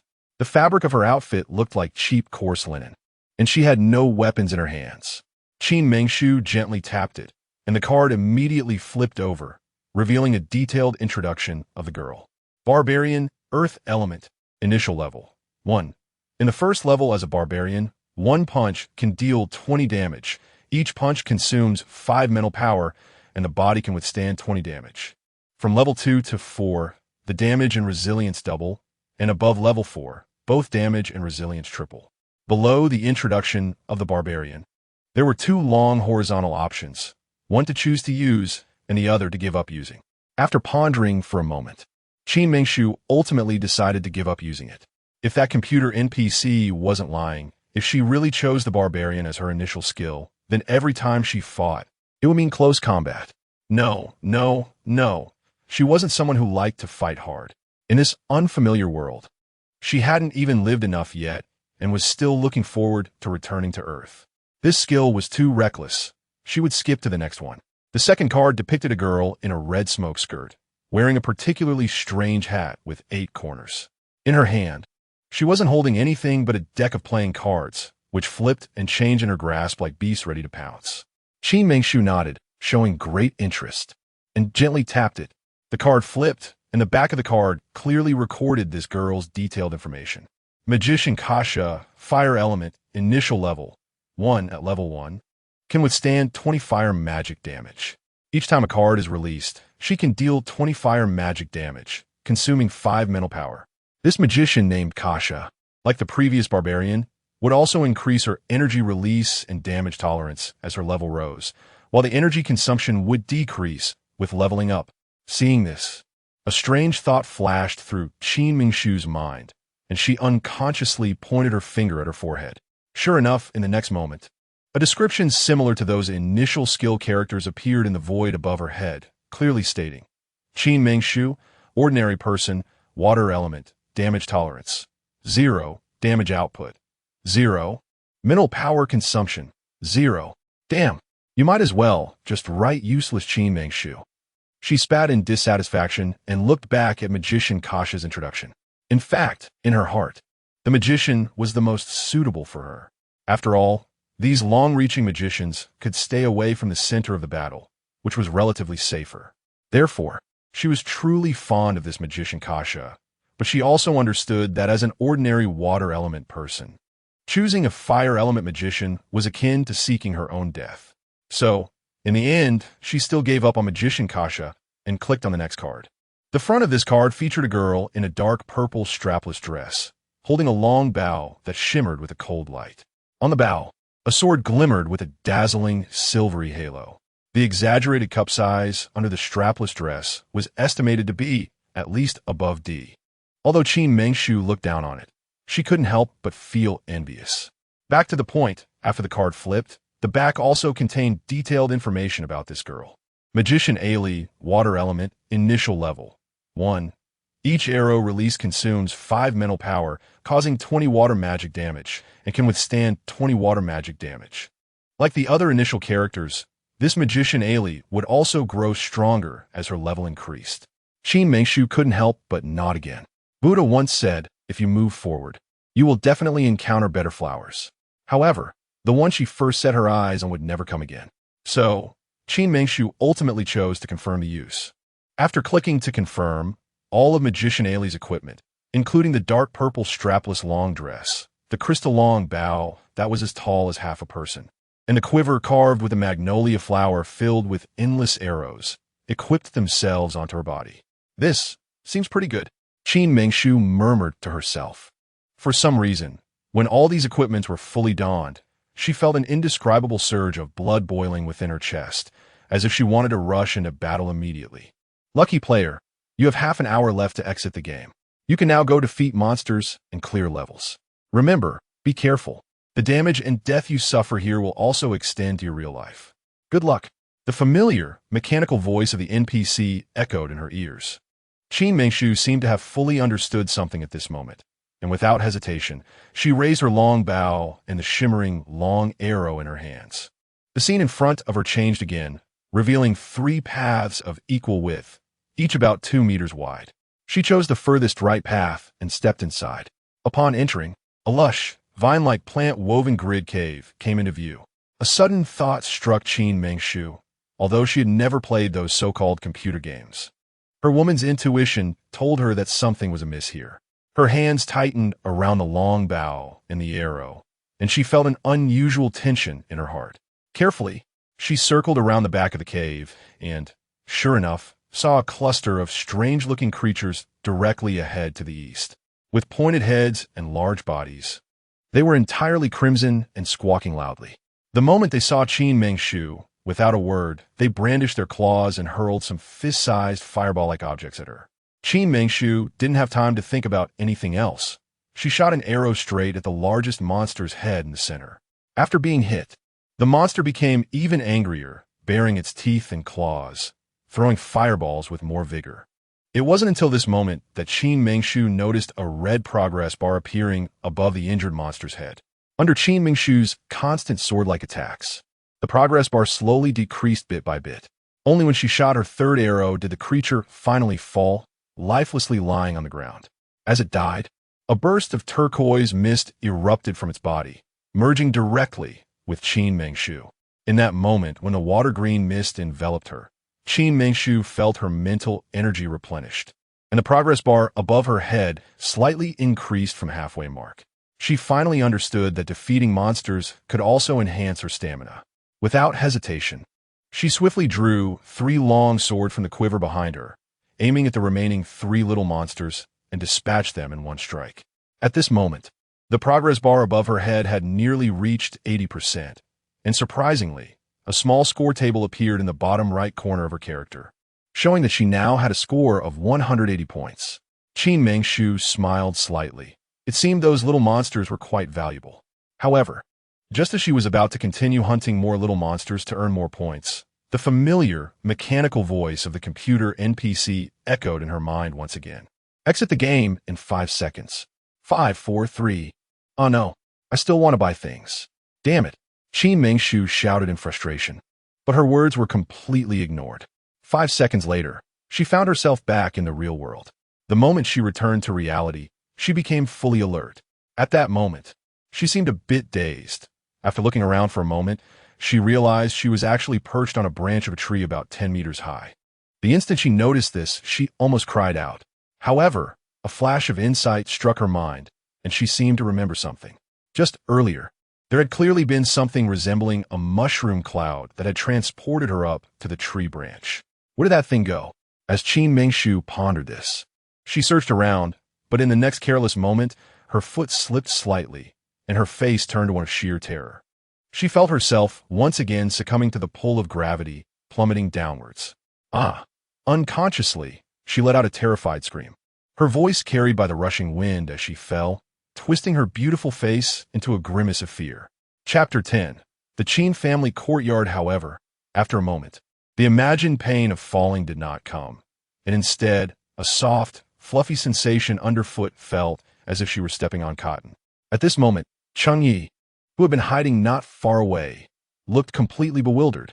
Just a moment ago, he clearly saw that this woman was flying up to the ancient magnolia tree about 10 meters high with some kind of mysterious artifact, yet in the very next instant, she accidentally fell from the tree, and, judging by her rich facial expressions, it didn't seem like she was pretending. Cheng Yi felt as if he was facing the biggest test since he started his job. Figuring out this woman's background was truly not an easy task. Was this woman pretending to be crazy, or was she genuinely foolish? In the midst of the soft and comfortable sensation, Qin Mengshu finally opened her beautiful eyes again. Looking down, she noticed that a watercolored mushroom cloud had appeared beneath her feet, almost identical to the one that had sent her soaring to the ancient magnolia tree earlier. Now, it was Qin Mengshu who was bewildered. She couldn't understand what this mushroom cloud was and why it always appeared beside her at critical moments. After a moment, Lu Xiaoxiao, who was standing on a mushroom cloud, finally descended slowly. The watercolored mushroom cloud gradually faded, and just as it seemed about to disappear completely, Qin Mengshu hurriedly shouted, "Hey, don't go." As soon as the words left her mouth, the rich watercolor of the mushroom cloud suddenly returned, showing no signs of fading, and it quietly remained there. "What should I do next to find you?" Qin Mengshu asked foolishly. Of course, the watercolored mushroom cloud wouldn't answer her. It simply showed signs of fading again. Wait, Qin Mengshu quickly called out, then said, "How about this? You seem so spirited that it reminds me of a TV show I watched back on Earth, where Sun Wukong used a cloud to fly. Why don't I call you Jinduyan from now on? In the future, whenever I say Jinduyan, you can appear, okay?" After she finished speaking, the watercolored mushroom cloud remained silent, but its color began to fade rapidly, almost disappearing in an instant. Qin Mengshu pouted helplessly and muttered to herself, "If you don't like this name, you could just say so. You're stingy. I think it's a great name. After all, it's something Sun Wukong used. Jinduyan, it's not a bad name." Just as Qin Mengshu was silently complaining about the mushroom cloud's stinginess, the shape of the mushroom cloud suddenly reappeared less than half a meter in front of her. This time, Qin Mengshu laughed and thought that this Jinduyan really had some spirit. Realizing this, her face lit up like a blooming lotus flower, and she couldn't help but laugh heartily. In fact, she thought to herself that although this mushroom cloud wasn't as versatile as Sun Wukong's in her previous life, which could fly at will, it could still reach a height of about 10 meters. In future battles, paired with the ice arrows of the mage Ailey, it would be a perfect match. In this bizarre world where magic reigned, survival was the most important thing, and only by surviving could she find a way to leave this place and return to the 21st century. After acquiring Jinduyan, Qin Mengshu felt even better and continued to hum a little tune, skipping along the path she remembered. Chengyi, who had been following closely behind her, completely failed to understand everything that was happening. That watercolored mushroom cloud must be some sort of mysterious artifact. How could this woman be talking to it? Was she sick? Of course. What shocked him the most was that this watercolored artifact could actually understand what the woman was saying. It was simply a case of a bizarre artifact meeting a neurotic woman. He really couldn't figure out what Yuan-Shao liked about this woman. Besides being somewhat decent looking, she seemed like a complete waste and a mental patient at that. Most importantly, when had Yuan-Shao ever lacked beautiful women around him? Chengyi couldn't help but shake his head, completely unable to comprehend Ning Yuan's taste. When Qin Mengshu cheerfully returned to the Qin family, the large Qin family courtyard was currently enveloped in an unspeakable sorrow. Her father's body, the chairman of Qin Holdings, Qin Xiong, was an extremely traditional person. While other prominent families and powerful forces prefer to buy vast, open plains in the suburbs and build quiet villas. Like Ning Yuan from the Ning family, this chairman of Qin Holdings went against the trend. He bought a large area of commercial housing in a bustling residential area, then tore it down and built a large courtyard with red walls and green tiles, where generations of the family lived in this extremely retro and antique courtyard. At this moment, the originally dim Qin family courtyard was adorned with long white banners hanging from the eaves, tied with large white mourning flowers, and everyone appeared to be weeping with their faces covered. Qin Mengshu stood at the entrance of the Qin family courtyard, curiously peeking in. A flash of inspiration crossed her mind as she lowered her voice to a whisper, calling out, "Jinduyan, Jinduyan." Moments later, Jinduyan appeared beside her. Qin Mengshu carefully jumped onto it, then gently touched the soft Jinduyan a couple of times and softly said, "Take me up to see what happened in the Qin family courtyard." As soon as she finished speaking, Jinduyan made no significant movements, and Qin Mengshu felt a lightness beneath her feet as she began to float slowly. Jinduyan carried Qin Mengshu to a corner of the Qin family courtyard, above a side room in the northwest. On the eaves of that side room, 3 large characters, Chu Yungu, were written in extremely standard calligraphy. If Qin Mengshu remembered correctly, this Chu Yungu should be her bedroom, the boudoir of the young lady of the Qin family, Qin Mengshu. At this moment, a plain white silk was hanging on the plaque of Chu Yungu, and 7 or 8 wooden doors, each about half a meter wide and 1 meter long, were all wide open. In the center of the main hall of Chu Yungu stood an opulent Nama coffin. In front of the coffin, a middle-aged woman dressed in plain linen was bowing her head and sobbing quietly. Beside her stood a maid in similar plain attire, who was constantly comforting her while receiving guests. For some reason, seeing the woman cry so heart-wrenchingly made Qin Mengshu feel an impulse to take her place. Wishing she could feel her pain, her sorrow, and her suffering. As she was pondering, Qin Mengshu raised her gaze to look carefully. In front of that luxurious coffin was a black plaque, which bore the gold-painted words, "Spirit position of beloved daughter Qin Shi Mengshu." Seeing these words, Qin Mengshu was almost shocked enough to fall from the roof. When she looked up again, she finally saw the woman's face clearly. From her merged memories, she recognized her as none other than her mother, Mrs. Zheng Honglian of the Qin family. So it was her mother in this body. No wonder seeing her cry made me feel so sad. Qin Mengshu murmured to herself, just as she was about to call Jinduyan to fly down and comfort her poor mother. But in the next moment, a heart-wrenching, soul-piercing cry echoed to the heavens, startling Qin Mengshu so much that she instinctively retracted the foot she had just wanted to step forward with. Big sister, why did you leave me first? Mingjia didn't even get to see you one last time. Why did you have to go? Wah. The young girl cried, her tears flowing like rain, her voice hoarse and pitiful, truly heartbreaking to hear, making anyone who listened feel sorrowful and brought to tears. However, Qin Mengshu was not touched at all. The girl who called herself Mingjia and was crying her heart out was the murderer who had seduced her fiancé and conspired to kill her body. On the surface, it seemed that this half-sister was genuinely heartbroken, but the truth was that before her corpse was even cold, this half-sister could no longer contain herself and even refer to herself as Meng, a name meant for legitimate daughters, right at her funeral. It was shameless for her to call herself Mingjia. In Qin Mengshu's view, this was simply a blatant slap in the face. Others might not know, but she, Qin Mengshu, was all too aware of how the owner of this body had died. If the Qin Mengshu from the Biluo land saw her half-sister behaving so insincerely and dramatically crying at her funeral, she might have been so enraged that she could come back to life. Standing quietly on a rooftop, Qin Mengshu could no longer hold back. She had to appear before everyone immediately to put an end to this farce and give her half-sister a resounding slap. However, the next thing that happened was something she could never have anticipated. Her mother, Madame Zheng Honglian of the Qin family, upon seeing Qin Mengjia crying her heart out, actually stopped crying slowly, walked to Qin Mengjia's side, gently took her hand, and comforted her kindly, saying, I know you and Mengshu have always had a close relationship since childhood, but Mengshu is gone now, so you shouldn't be too sad. If you really cry until you hurt yourself, Mengshu will also feel heartbroken watching from above. Mother, Mengjia felt bitter in her heart. My sister and I always said we would live and die together, and see all the beautiful sights of the world together. Now she has left before me. With my sister gone, what meaning is there in my life? I might as well go with her. Qin Mengjia said this and truly rushed toward the luxurious Nanma coffin in the center with perfect control of her steps. Chapter 11. I'm not dead yet. After a slight hesitation, everyone would think she was acting. If she didn't act quicker, she feared for her life. Qin Mengshu stood quietly on the rooftop, staring blankly, realizing what true scheming was. This was true scheming.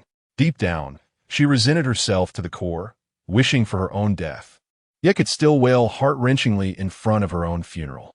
Such acting skills made even her, a top star from the 21st century, feel inferior. She simply couldn't compare. As for what Qin Mengjia said about sisterly love, Qin Mengshu recalled for a moment. It seemed that, on the surface, her relationship with this sister was indeed quite good. As the eldest daughter of the Qin family, even though she was considered useless, she had a natural knack for causing trouble, and her half-sister was always there to protect and help her. In front of their mother, Zheng Honglian, Qin Mengjia even pretended to be respectful and dutiful, always taking the blame for any mistakes and letting Qin Mengshu enjoy all the good things. It was no wonder that Zheng Honglian, the mother of Qin Mengshu, doted so much on this illegitimate daughter.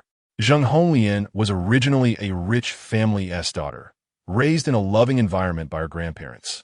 After her grandfather's unexpected death 3 years ago, she completely turned to Buddhism, becoming a devout matron. She treated servants with kindness and was especially gentle to her family.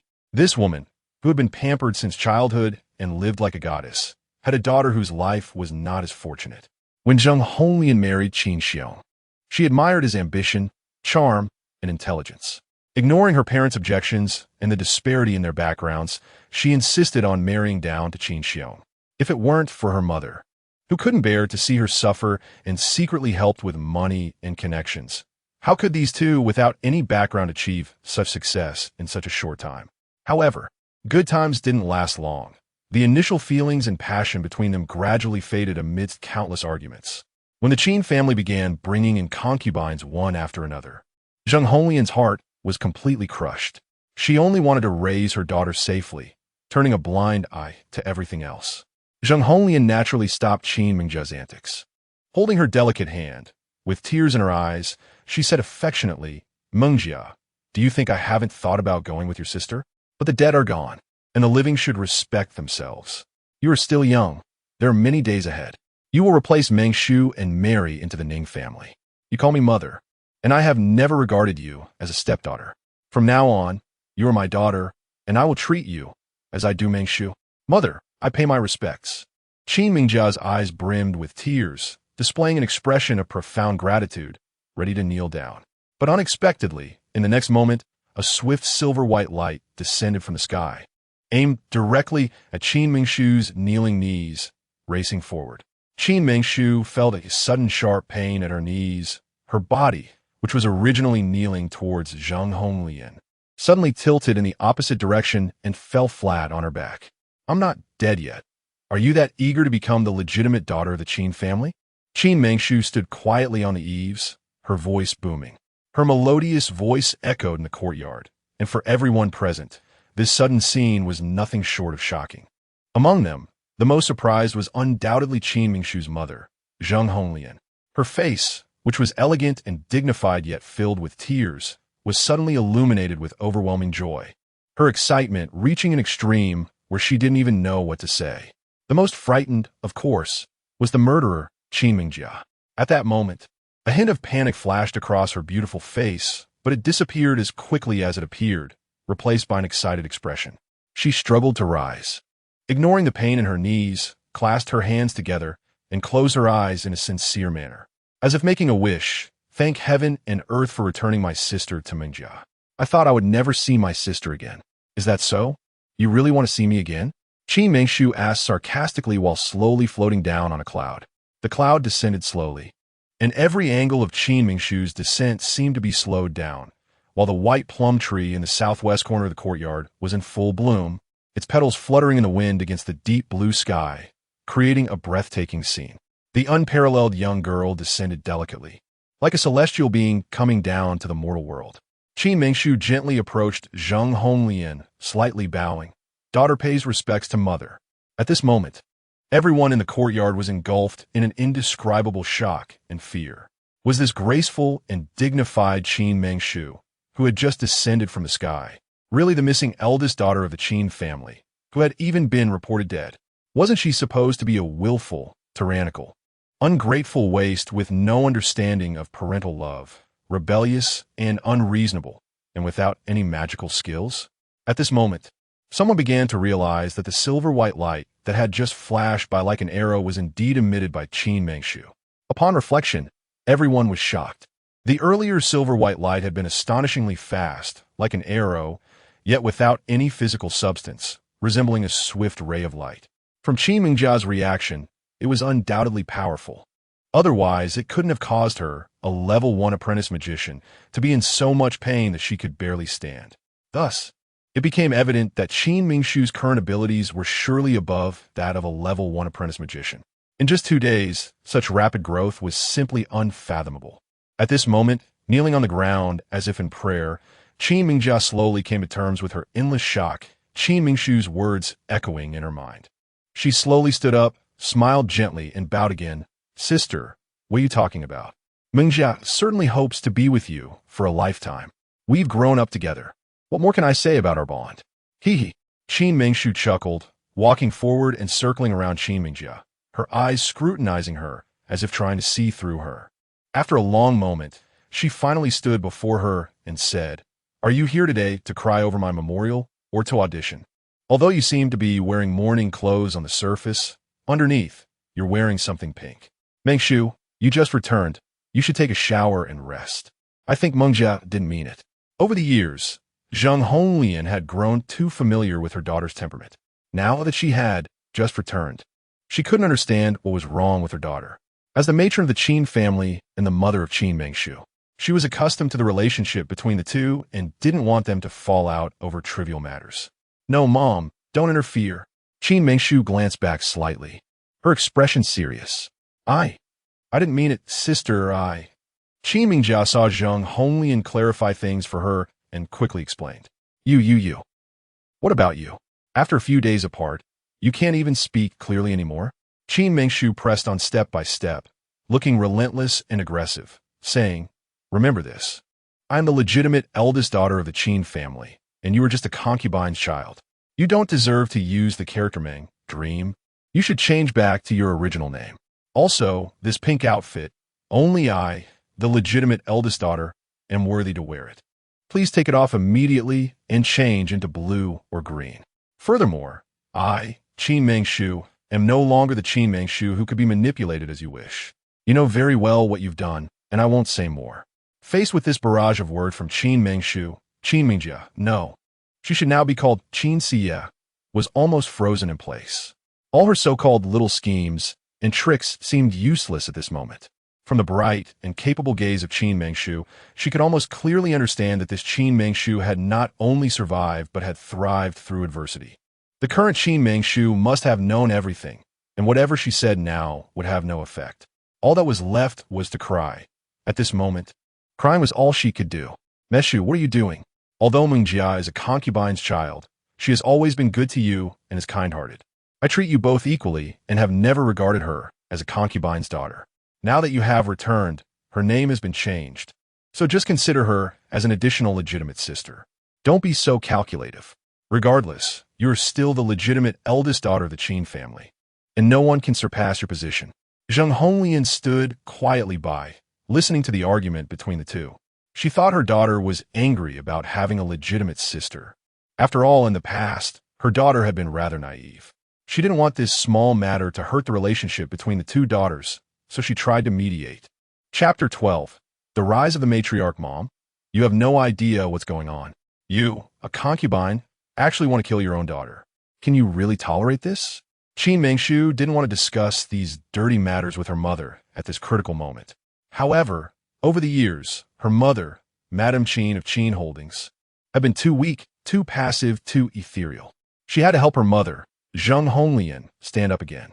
Only then could she truly establish herself in the Qin family and hope for the future. What did you say? She wants to kill you? Zheng Honglian clearly couldn't believe this sudden news. She stood there in shock, her mind blank as fragments of the past flashed through her mind like slides.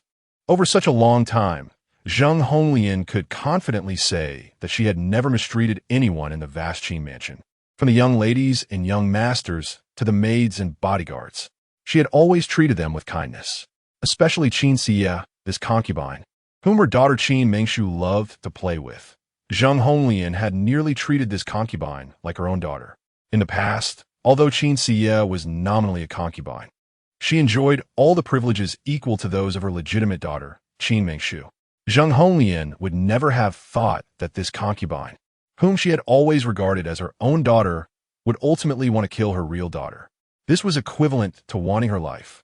Looking back, it was indeed because of her excessive pampering of this concubine that made her think she was different from others. Perhaps in her heart, she believed she should be the legitimate daughter, which led her to harbor thoughts of killing the legitimate daughter, then replacing her. If it weren't for her daughter's good fortune, she might have already been a corpse in a grave. Realizing this, the clear eyes that had never cared about worldly affairs suddenly clouded over with a thick haze. Having lived in a large family since childhood, although she never wished to compete with others, that did not mean she did not understand the insidious schemes that could be at play. Zheng Honglian's pupils constricted as she turned to instruct a maid to bring a grand chair. After sitting down gracefully, she said, "Go, summon all 7 concubines." "Yes." A young servant responded and turned to leave. At this moment, Qin Xie was almost scared to the point of weakness in her legs. Among the 7 concubines was her biological mother, the 7th concubine, Jiao Yin. Zheng Honglian's current demeanor clearly indicated that she intended to escalate the matter. "Qin Xie, why aren't you kneeling?" Zheng Honglian, sitting in the main position, said with a gloomy expression. Qin Xie was clearly frightened and stunned. She had never seen Zheng Honglian like this. After regaining her senses, she quickly knelt down with a thud, sobbing, "Mother, mother, I never meant to harm my elder sister. There must be some misunderstanding. Mother, you know that my elder sister and I grew up together. You have seen our feelings for each other. How could I harm my elder sister?" "Oof, misunderstanding? You say it's a misunderstanding, so it is?" Qin Mengshu originally did not want to escalate the matter. She just hoped to return to the Qin family and utilize their resources to return to Earth as soon as possible. However, where there are people, there are conflicts. As the legitimate daughter of Qin Holdings, she had enjoyed the conveniences and prestige that wealth and status brought since birth. which also meant she had to bear many responsibilities that others did not. Since she had to fight, why not fight properly? Qin Mengshu had always been someone who disliked trouble. She preferred to solve problems in one go to eliminate future issues. So today, let her seek justice for the Qin Mengshu who was harmed by Qin Siya, and let everyone in the Qin mansion know that she, Qin Mengshu, the eldest lady of the Qin family, is not someone who can be bullied by anyone. Moments later, 6 women in various outfits, mostly in shades of blue and green with intricately embroidered kipayos, entered the courtyard. Qin Mengshu looked up, and these 6 women could only be described as varied in beauty and figure. It seemed her stepfather's tastes were indeed unpredictable. After observing for a moment, Qin Mengshu sensed something was off. Although these women varied widely in appearance, there was always one feature that closely resembled her mother, Zheng Honglian. Qin Mengshu nodded slightly. From this point, it seemed her stepfather truly loved her mother. She knew very little about her parents' relationship, as she had been an unfilial daughter in the past. However, after living together for so many years, she had some understanding. Since the second concubine entered the Qin mansion over a decade ago, her memories told her that her father and mother had not shared a room again. Her mother had been proud deep down, and perhaps in her eyes. Her father was no longer the man she loved. For the sake of her daughter, her mother had endured silently, but over time, she had become increasingly negative. Naturally, these concubines did not regard her mother highly. When these 6 women saw Qin Mengshu, they were equally surprised. According to ancestral customs, if an unmarried young lady unfortunately passed away, there was no need for grand ceremonies. A spirit tablet would be placed in her boudoir, and after 3 days of mourning, she would be hastily buried. As for those inconsequential concubines, they need not show up. They would only need to cry and pay respects on the day of the funeral.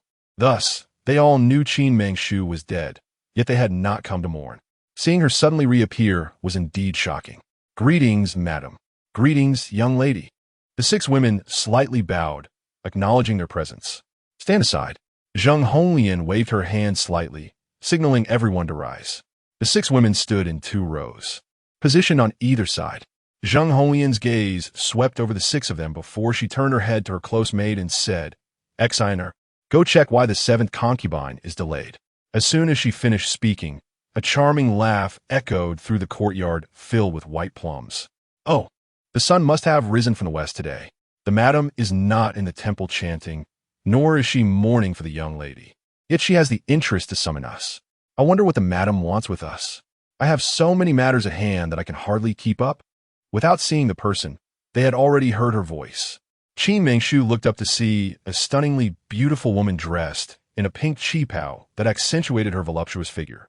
Her face was heavily made up. She was indeed beautiful, but exuded an indescribable vulgarity. This woman in the pink qipao was the legendary 7th concubine of the Qin family, the biological mother of Qin Xia, and also the mother of Qin Yu, the second young master of the Qin family. This 7th concubine had borne 1 son and 1 daughter for the head of the Qin family, Qin Xiong, the chairman of Qin Holdings, and was quite fortunate.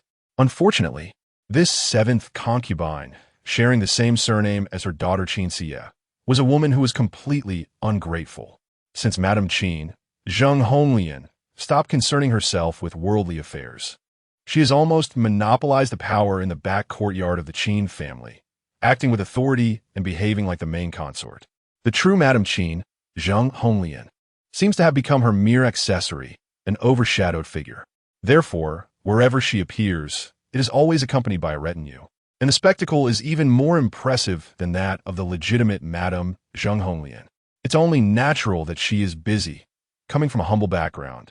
It is indeed challenging for her to manage such a large family's affairs. From today onwards, you should hand over all the matters at hand and let Feng Yu and Jie Yu assist me in managing things. You could take a good rest and learn what etiquette is, Zheng Honglian said, raising an eyebrow slightly with an indifferent tone. What does the madam mean by this? It was only at this moment that the 7th concubine stepped forward, asking disdainfully. When her gaze inadvertently fell on Qin Mengshu, a look of surprise crossed her eyes.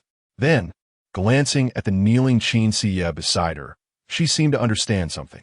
As Qin Xie's mother, whatever she did must have gone through her first. Logically, Qin Mengshu should have already been dead by now, since she reappeared here and Zheng Honglian had such an attitude. It could only mean that the matter concerning Qin Xie might have been exposed. With this in mind, she started to feel anxious. No matter how useless Qin Mengshu was, she was still the eldest daughter of the Qin family. Although a waste, she was still the legitimate eldest daughter. The crime of plotting against the eldest daughter was not small, and she had to find a way to turn the situation around. It was only at this moment that the seventh concubine slightly bowed, smiling as she said, "I have met the madam and the eldest daughter. I wonder what the madam's intention is today, first causing my daughter to kneel, and then wanting to take away my authority to manage the household. What wrong have Mengjia and I done? Zhao Yan, is this your first day entering the Qin family estate? Can you call her your daughter? Don't forget, you are just a concubine, a servant. Although she is a born outcast, she is still the proper mistress. You should respectfully refer to her as the sixth Mississippi. Furthermore, she is merely a daughter of a concubine. The name Mengjia is not something she is worthy of using. Remember, the sixth miss of the Qin family is named Qin Xie, and for this lifetime, she can only be called Qin Xie. Chapter 13. The Qin family code. Zheng Honglian slightly raised her eyes, which were filled with gloom. Every word echoed in the ears of everyone in the courtyard. Seventh concubine Zhao Yan was greatly startled by Zheng Honglian's series of words. She had been in the Qin family for over 10 years, but she had never seen Zheng Honglian display such an overbearing demeanor. The Qin family matriarch in her memory had always been someone who ignored worldly matters, living her life like a fairy in the sky. How could she be so aggressive today? Yes, Zhao Yan remembered. Seventh concubine Zhao Yan was evidently shocked by Zheng Honglian's unusual posture and respectfully bowed. Enough. Zheng Honglian disdainfully raised her gaze, took off her plain white linen garment, and casually tossed it onto the kneeling Qin Xie, who was 5 or 6 meters away. At this moment, Qin Xie was equally dumbfounded. Even though the mourning garment nearly covered half her face, she didn't dare to move an inch. Now that everyone is here, let's first talk about the purpose of your visit today. Zheng Honglian straightened her clothing and continued, "After so many years, I have been unwilling to manage your affairs, and it has been fine. But today, someone dares to plot against my daughter, to harm the legitimate daughter of the Qin family. This is simply unforgivable. Who is so bold as to harm the legitimate daughter?" The person speaking was the second concubine, Fang Yu. Although she was just the daughter of a poor family, she was an extremely principled woman. If it weren't for her gambling father's huge debts, she wouldn't have married into the Qin family as a concubine. She also had a daughter, who was Qin family's second daughter, Qin Shuo. Qin Shuo shared the same surname as her mother, Fang Yu, and was equally ambitious and strong-willed. At a young age, she possessed extraordinary talent and was now a student at the Magic Academy of the Huaxia Empire, bringing glory to her mother. Although Fang Yu was reluctant to marry into the Qin family, she had always been diligent and honest since her marriage, rarely speaking or causing trouble, devotedly serving Master Qin Xiong and Madame Zheng Honglian.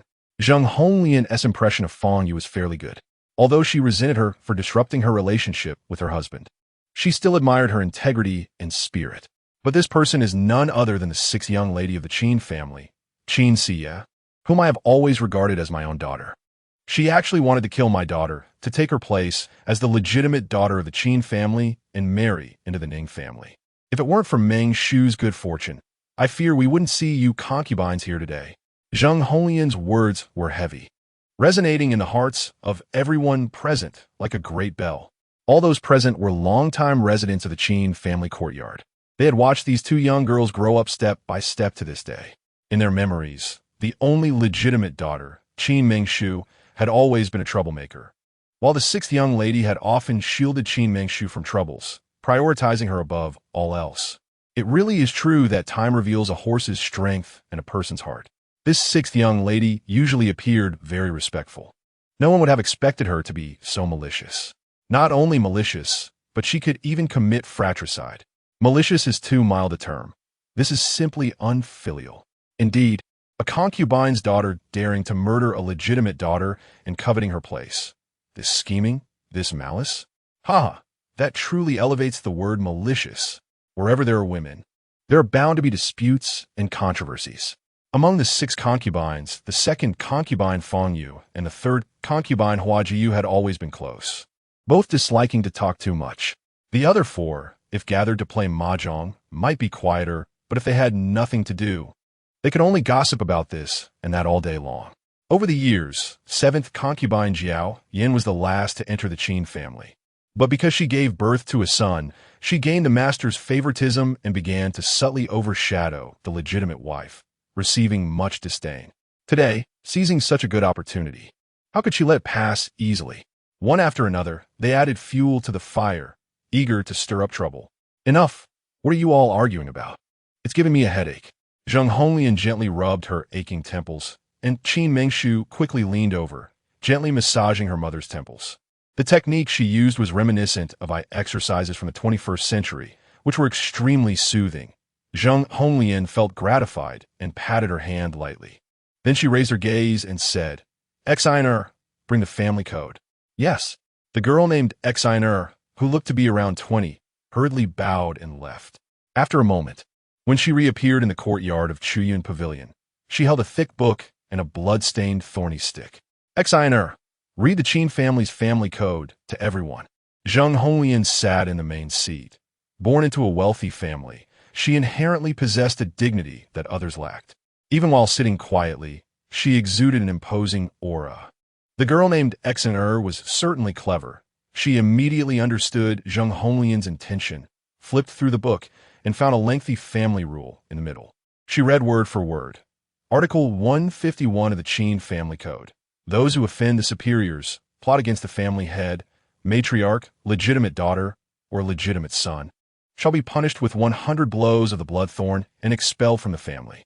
The so-called bloodthorn was the blood-colored thorny stick Exiner held in her hand, named for its barbed surface, which would tear flesh and cause blood to flow upon striking.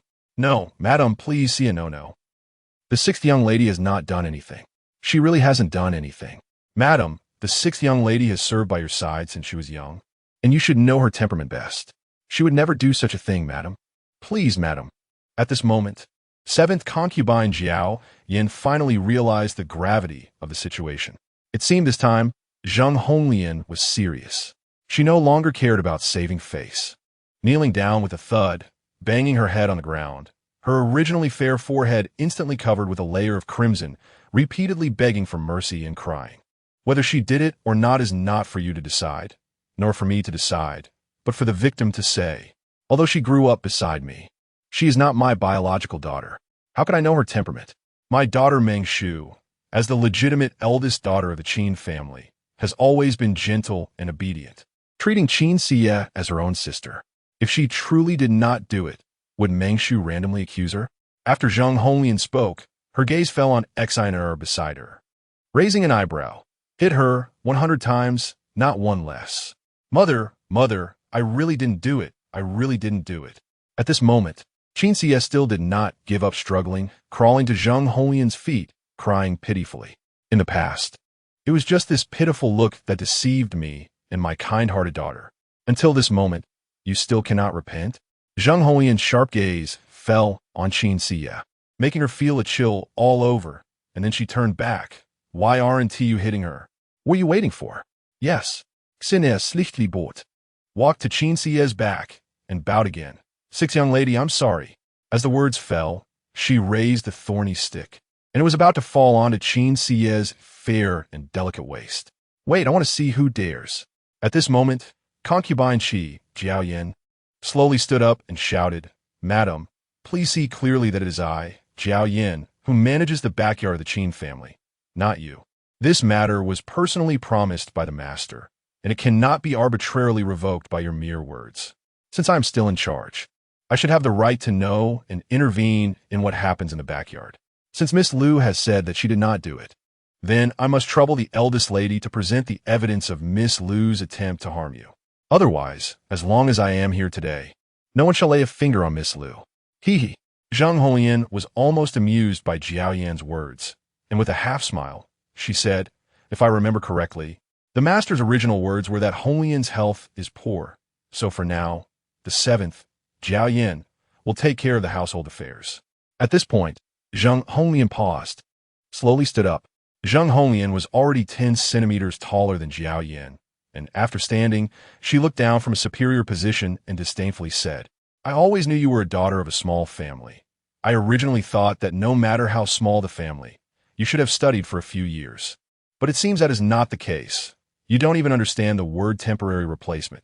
Temporary replacement means to substitute temporarily.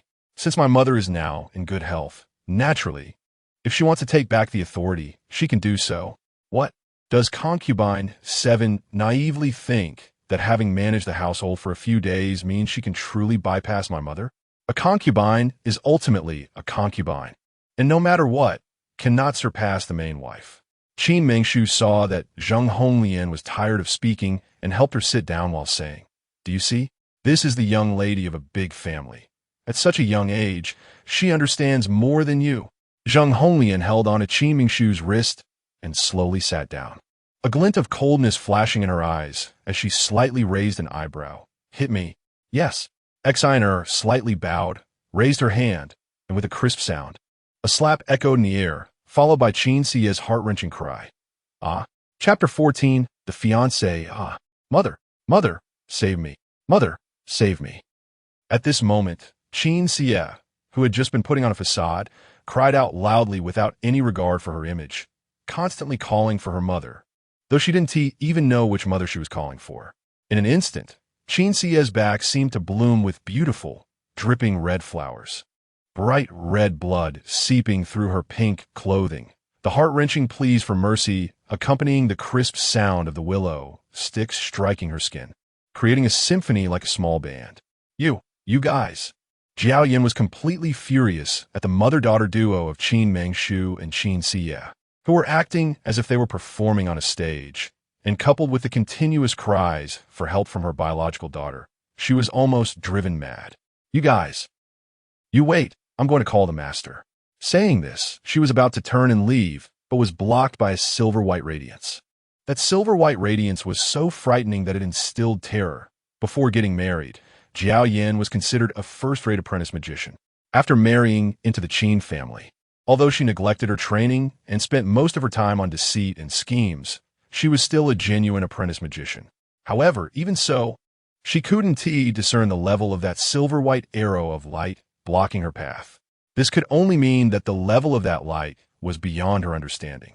At this moment, everyone looked up and saw that the usually powerless Qin Mengshu had, at some unknown time, changed into a dark purple strapless gown that perfectly outlined her figure, making her look ethereal. In her hand, she held a beautifully crystalline longbow. Behind her, she carried an exquisite crystal quiver filled neatly with arrows. But those arrows, although they appeared to be in the shape of arrows, seemed almost insubstantial. The crystalline arrows shot from her longbow were nothing but a brilliant glow. According to legend, only magic power that reached the level of a grand magician could allow one to change clothing and equipment at will. Qin Mengshu's display was simply unbelievable. Seventh aunt, you seem to be leaving in quite a hurry. As the biological mother of a sixth young lady, you usually manage the Qin family's back courtyard. With such an incident occurring in the back courtyard, you naturally cannot escape blame. Why? Shouldn't you provide an explanation to the matriarch of the Qin family, my mother? In fact, Qin Mengshu was not afraid of Jiao Yin reporting her to her cheap father. After all, from the looks of these flashy aunts, her cheap father must love her mother very much. Even if he really hit his illegitimate daughter and favored concubine, as long as it didn't result in death, it would be a big deal. However, Qin Mengshu wanted to put Jiao Yin in a difficult position, making her understand whose territory this Qin family courtyard truly was. Sister Exiner, please read the Qin family rules to seventh aunt. Qin Mengshu said indifferently. In terms of memory, Qin Mengshu had no impression of the Qin family rules other than being lengthy and complicated, but she believed that such a large family must have very complete rules. Since there were clauses about harming legitimate daughters and sons, there must be clauses regarding poor management as well. Qin Mengshu intended to make Jiao Yin overwhelmed. The eldest young lady, Madam, it's Jiao Yin's fault. It's my fault. I have not disciplined her properly. I have indulged the sixth young lady too much. She has already been hit over 20 times. Her crying voice has changed. I beg you, let her go. She is still just a child. I will bear all the blame. I will bear it. Jiao Yin, in her heart, undoubtedly felt hatred and surprise. But after witnessing Qin Mengshu's extraordinary archery skills, She finally understood that today she would not be able to escape from this Chuyan pavilion. And even going out to call for help was no longer an option. The saying goes, under the eaves, one must bow their head. She now had to endure, waiting until she saw the master to make further plans. Qin Mengshu smiled slightly, waved her hand, signaling Xiner to stop hitting. She raised her eyebrows, truly not expecting that this seventh aunt would be such a scheming, adaptable woman. Since that was the case, playing with her would be fine. After being beaten 20 to 30 times, Qin Xie finally lost all her strength. Her eyes rolled back, and she fainted on the ground. The blood on her back, mixed with the vibrant colors of her clothing, painted a picture of a blood-stained landscape, evoking pity from onlookers. Well, since seventh aunt has said this, my mother and I shouldn't go too far. Since you said all the blame will be borne by you, then the remaining 70 strikes will be handled by seventh aunt. After these 70 strikes, we can discuss your poor discipline and indulgence. Yes, all the blame will be borne by Jiao Yin. Jiao Yin knelt down with a thud, appearing as if she had suffered great grievances. All right, Sister Xiner, go ahead. Qin Mengshu sighed in relief and slowly returned to her mother's side. In the next moment, the sound of the willow sticks striking flesh and the muffled groans from seventh Aunt Jiao Yin filled the air. She was indeed a very patient woman. Under such extreme pain, she only managed to suppress a slight muffled groan. In contrast, her daughter Qin Xie appeared utterly weak. Qin Mengshu disdainfully touched her nose, finding the scene a bit hard to accept, and was about to turn away. In the large courtyard, another deep male voice rang out. Why is the smell of blood so strong in this courtyard? Qin Mengshu looked up and saw a rather handsome young man before her, with exquisite features that, when taken individually, were beautiful, but when combined, gave off a somewhat feminine impression. Qin Mengshu's mind raced, and she quickly recognized the young man. This exquisitely featured, almost effeminate young man was her fiancé, Ning Yuan, the eldest son of the Ning family. Of course, this Ning family was not the same as the other Ning family. This one was merely a distant relative of the Ning family, who had no connection to Ning Yuan. In terms of reputation and status in the Huaxia Empire, this Ning family was worlds apart from the other. He entered the courtyard of Chuyan Pavilion with a pile of offerings, hurriedly walking in, only to see a scene he could never have imagined in his wildest dreams. When his gaze landed on Qin Xie, who was slumped in a pool of blood, his exquisite features twisted together, almost forming a large character. Meng Jia. He didn't care about any rules or propriety, and in just a few steps, he was by Qin Xie's side, holding her in his arms, a warm and gentle spiritual energy instantly covering her back, healing her wounds. Who is it? Who hurt Mingjia? Ning Yuan angrily raised his gaze, scanning the large courtyard. The political marriage between the Qin and Ning families had already shown signs of gaining the upper hand, so even though this was the Qin family courtyard, everyone present still gave this young Master Ning some respect. It was I who ordered the beating. What? Young Master Xian is so grown up, and yet he has forgotten the rule of calling for someone upon entering? Zheng Honglian said disdainfully. She didn't care about any marriage or alliance. As long as anyone dared to harm her daughter, she would be the first not to let them go. The Ning family, so what? She had never taken them seriously before, and naturally wouldn't now. Once upon a time, her daughter was always arrogant and overbearing, without a hint of magical prowess. Being able to marry into the Ning family was naturally a great match, and for the sake of her daughter's future, she tolerated many things. Now, her daughter's magical abilities were so profound that even she, a level 3 apprentice mage, could not comprehend them. Such prowess, at Qin Mengshu's age, was already an extraordinary existence. If this were spread, the Ning family's slight advantage would vanish completely. After all, the Bilual continent was one where magical prowess determined the upper echelons, and the level of magical ability was the most crucial factor. Yu Xian had met Aunt Qin before. Previously, Yu Xian had met the matriarch of the Qin family, but he had never seen such an imposing matriarch before, and he was suddenly a bit unaccustomed to it. Young Master Xian, what I want to tell you is that in your arms is my Qin family's 6th young lady, Qin Xie, not some Mengjia. Only my daughter, the legitimate daughter of the Qin family, is worthy of the character Meng, so you must remember this. Zheng Honglian said this, and slightly turned her gaze to her daughter, Qin Mengshu.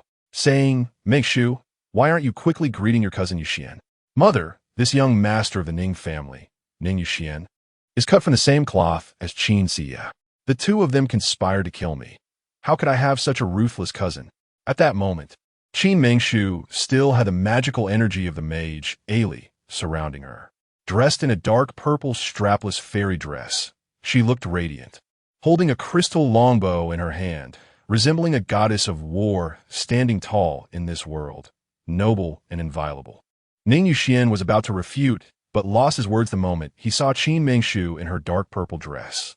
The Qin Mengshu he had known before always acted arrogantly, with a pitiful sense of style, dressed like a nouveau riche in gaudy colors. He never expected that, with a little dressing up, she could be so enchanting. It was only at this moment that Qin Ziya, in his arms, finally woke up. A hint of sweet smile and a blush appearing on her pale face. "Young Master Xian, you finally came." Chapter 15. Theft and Gift. The beauty shed tears. The pear blossoms were drenched in rain. Ning Yuan had loved Qin Ziya for several months, and there were certainly feelings involved. Seeing the woman he liked suffer such harm, he was inevitably sad, so he had no choice but to offend her. "May I ask, Annie, what exactly did Ziya do wrong to deserve such punishment?" Ning Yuan shifted his gaze from Qin Ziya to Zheng Honglian, asking with a righteous expression. "I just said it, didn't I? You and she are in the same boat, conspiring against the legitimate daughter of the Qin family, which is me. Hitting her is already generous. Even if you killed her, it would be deserved." For some reason, every time Qin Mengshu saw these two colluding scoundrels, she felt particularly uncomfortable. Ning Yuan was almost left speechless by Qin Mengshu's straightforward remarks. After a long while, he finally said, as expected, "A fool is still a fool, and a vase is still a vase. Even if you change your clothes, you remain ignorant. Right? I really am a vase. As for being a fool, I'll return that to you. I dare not accept it," Qin Mengshu retorted. Ning Yuan was almost furious enough to spit blood. As he shifted his gaze, he seemed to discover a shocking secret. Ning Yuan helped Qin Ziya to stand up with great effort, handing her over to a subordinate behind him for support. He then took a few steps to stand in front of Qin Mengshu, grabbing her slender wrist and fixing his gaze on the jade-like ring on her middle finger. With a chuckle, he said, "Annie Qin, your good daughter has taken to stealing things?" "Ning Yuan, mind your language."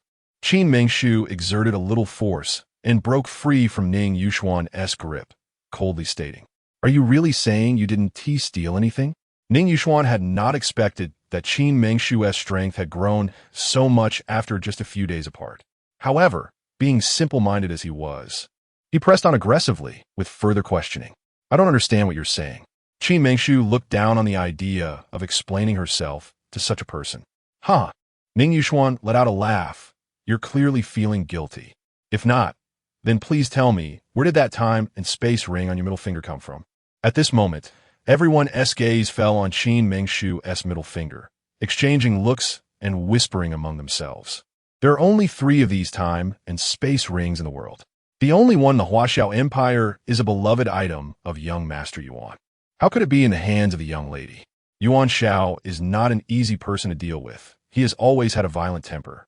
If this matter spreads, it's likely to spell trouble for the young lady. Such murmurs naturally reached Lu Xiaoxiao's ears.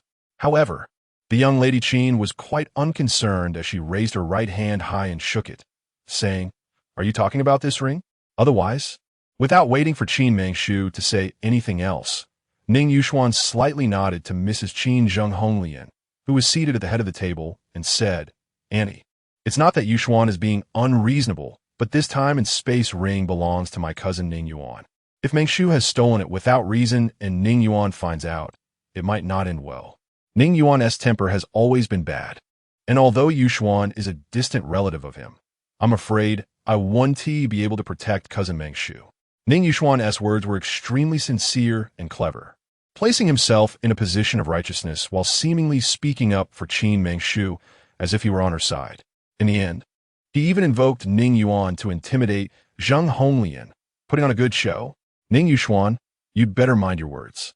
This worthless thing I've never cared about. It was your seemingly impressive cousin Ning Yuan who shamelessly insisted on giving it to me. I only reluctantly accepted it out of courtesy. Qin Mengshu said disdainfully. Ha ha ha ha, Ning Yuan almost laughed until he doubled over. To call you ignorant, and you still think I'm wrong. Do you even know who you are? A woman like you isn't even worthy to carry Ning Yuan's shoes. Do you know how valuable this time and space ring is?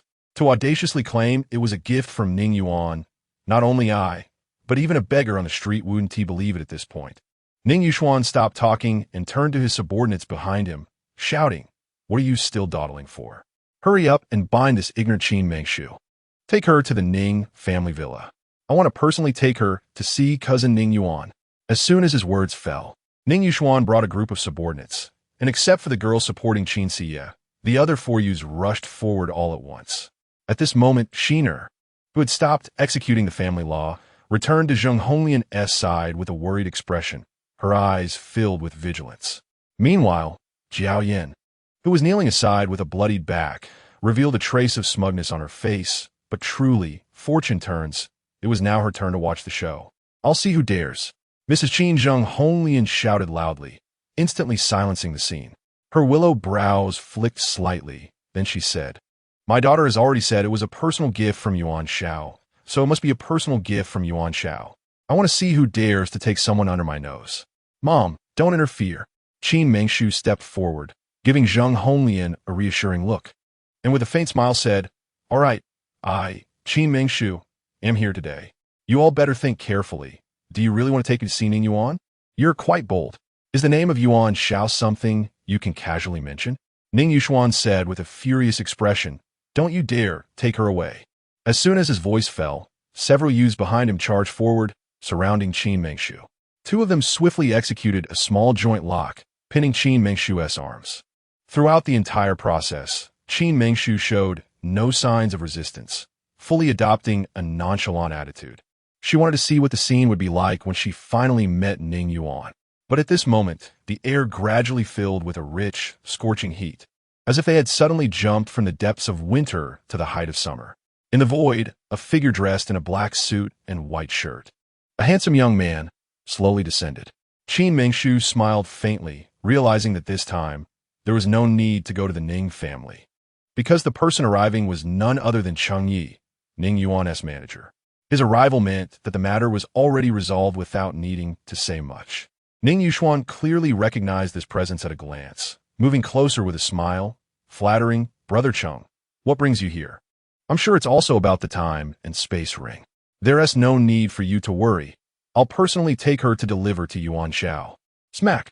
Cheng Yi didn't say a word, and with a swift motion, he slapped Ning Yuan across the face, leaving a clear handprint on his exquisitely featured face. Ning Yuan stumbled, knocked back 10 meters by Cheng Yi's sudden slap. Before he could say anything more, Cheng Yi unleashed a sharp surge of spiritual power from his right hand, instantly attacking the two youths holding Qin Mengshu. Before the two youths could react to what was happening, they felt their arms being sliced as if they were being gradually cut by a dull blade. Although no blood was shed initially, moments later, their arms were severed cleanly. Only at this moment did they scream in agony and faint. After their bodies fell, blood surged from the severed ends of their arms like boiling water. After doing all this, Cheng Yi slowly walked in, stopping at a distance of 1 meter from Qin Mengshu. He respectfully nodded his head as a greeting and then smiled, saying, "Miss Qin, I hope I didn't scare you. It was just a bit bloody. I'm not that delicate. What brings you here?" Qin Mengshu felt somewhat uncomfortable with the bloody scene, but she was very clear in her heart that living on this bizarre planet, such scenes would definitely not be rare in the years to come.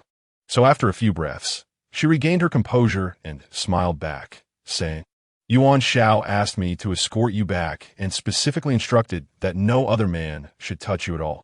Otherwise, wherever he touches you, that part will be cut off. If I scared you, I hope you can forgive me, Miss Qin." Qin Mengshu swallowed hard.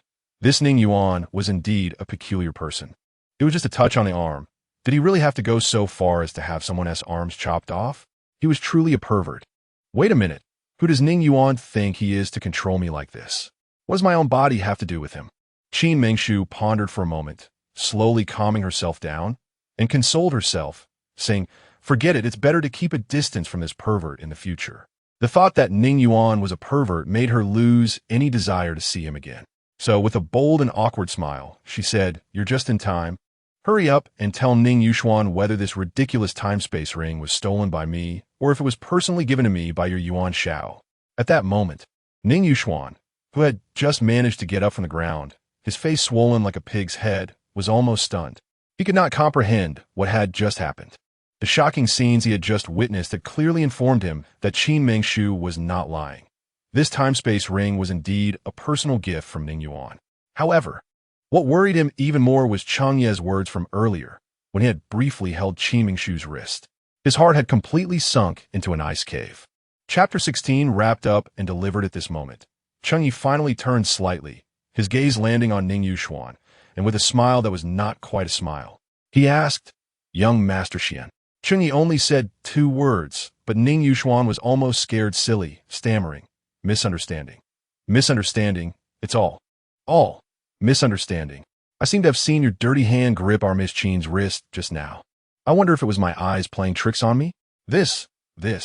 Ning Yuan had been stammering for a long time, but in the end, he still couldn't say a word. After a long while, he timidly said, Yes. It's like this, my cousin Mengshu is my betrothed fiancé. I just touched her, it should be no big deal, right? Ning Yuan was so frightened that he didn't even know how to speak. Speaking of which, Ning Yuan was one of the few great magicians in the Huaxia Empire. So naturally, the people around him would not be ordinary. The bloody scene from earlier seemed to still be fresh in his mind. Ning Yuan now fully understood that this legendary young Master Yuan was known to be petty and possessive. He probably had his eye on this woman he once looked down upon. If that were the case, things would not end well. However, no matter what, he was still Qin Mengshu's fiancé, right? One should still give face to the monk as well as to the Buddha, after all. "Mr. Cheng, may I say a word?" At this moment, Zheng Honglian, who had been standing behind Qin Mengshu, her heart almost leaping to her throat, slowly spoke up. "My apologies. I have not had the pleasure of meeting Mrs. Qin. Please forgive my rudeness." Cheng Yi gave enough face to both Qin Mengshu and Zheng Honglian, slightly nodding as a gesture of greeting. Cheng Yi was Ning Yuan's agent, and in the Huaxia Empire, he was a well-known figure. His style of doing things was always decisive, and when dealing with others, he was polite yet imposing. It was indeed the first time he had lowered his stance to such an extent today. "Mr. Cheng, you're being too polite. My daughter Mengshu and young Master Ning are indeed betrothed by arrangement, although I do not look favorably upon this marriage. The Qin and Ning families have been close friends for many years. As long as my daughter is not married, she is still a daughter of the Qin family. Her body and skin belong to her parents. It is not for an outsider to decide. So, for the sake of my old lady's face, please let this Ning family's junior off." Zheng Honglian was extremely angry in her heart. Ning Yuan, as her daughter's fiancé, actually colluded with another woman to harm his own fiancé, and wanted to marry the murderer. It was simply absurd. However, the Qin and Ning families had been close friends for many years, and Ning Yuan was the only heir of the Ning family. If he really lost an arm because of this, it would not be easy for the Ning family to explain. Moreover, Qin Mengshu was her daughter, a daughter of the Qin family. Although she had heard of Ning Yuan's reputation, she felt no fear. Her daughter's fate was not for a man with a history of scandal to decide. Ning Yuan was not a good person either. "All right, since Mrs. Qin personally intercedes, I cannot go against your wishes." Cheng Yi did not show any anger towards Zheng Honglian's disrespect towards Ning Yuan. Instead, he instantly transformed from a bloodthirsty demon to a gentle and refined young gentleman. After speaking, he turned his gaze to the frightened Ning Yuan, who was almost trembling all over, and with a smile that was not quite a smile, said, "Today, it is Mrs. Qin who is pleading for you. If there is a next time—" No. There will definitely not be a next time," Ning Yuan hurriedly replied, as if granted amnesty. "All right, I heard that you and Miss Qin are betrothed by arrangement." But, as Cheng Yi spoke, he glanced at Qin Mengshu and Zheng Honglian not far behind him, not sensing any unusual reaction from their eyes. He turned back and continued, "But you are not worthy of Miss Qin. I hope you can recognize this." Yes. It is Yuan who is not worthy of Miss Qin. The divorce letter will be sent as soon as possible." Ning Yuan instantly understood Cheng Ye's implication and hurriedly showed his awareness. After saying this, he was about to signal those around him to quickly leave this place of strife. However, before he could lift his foot, "Wait, I said that you are not worthy of Miss Qin.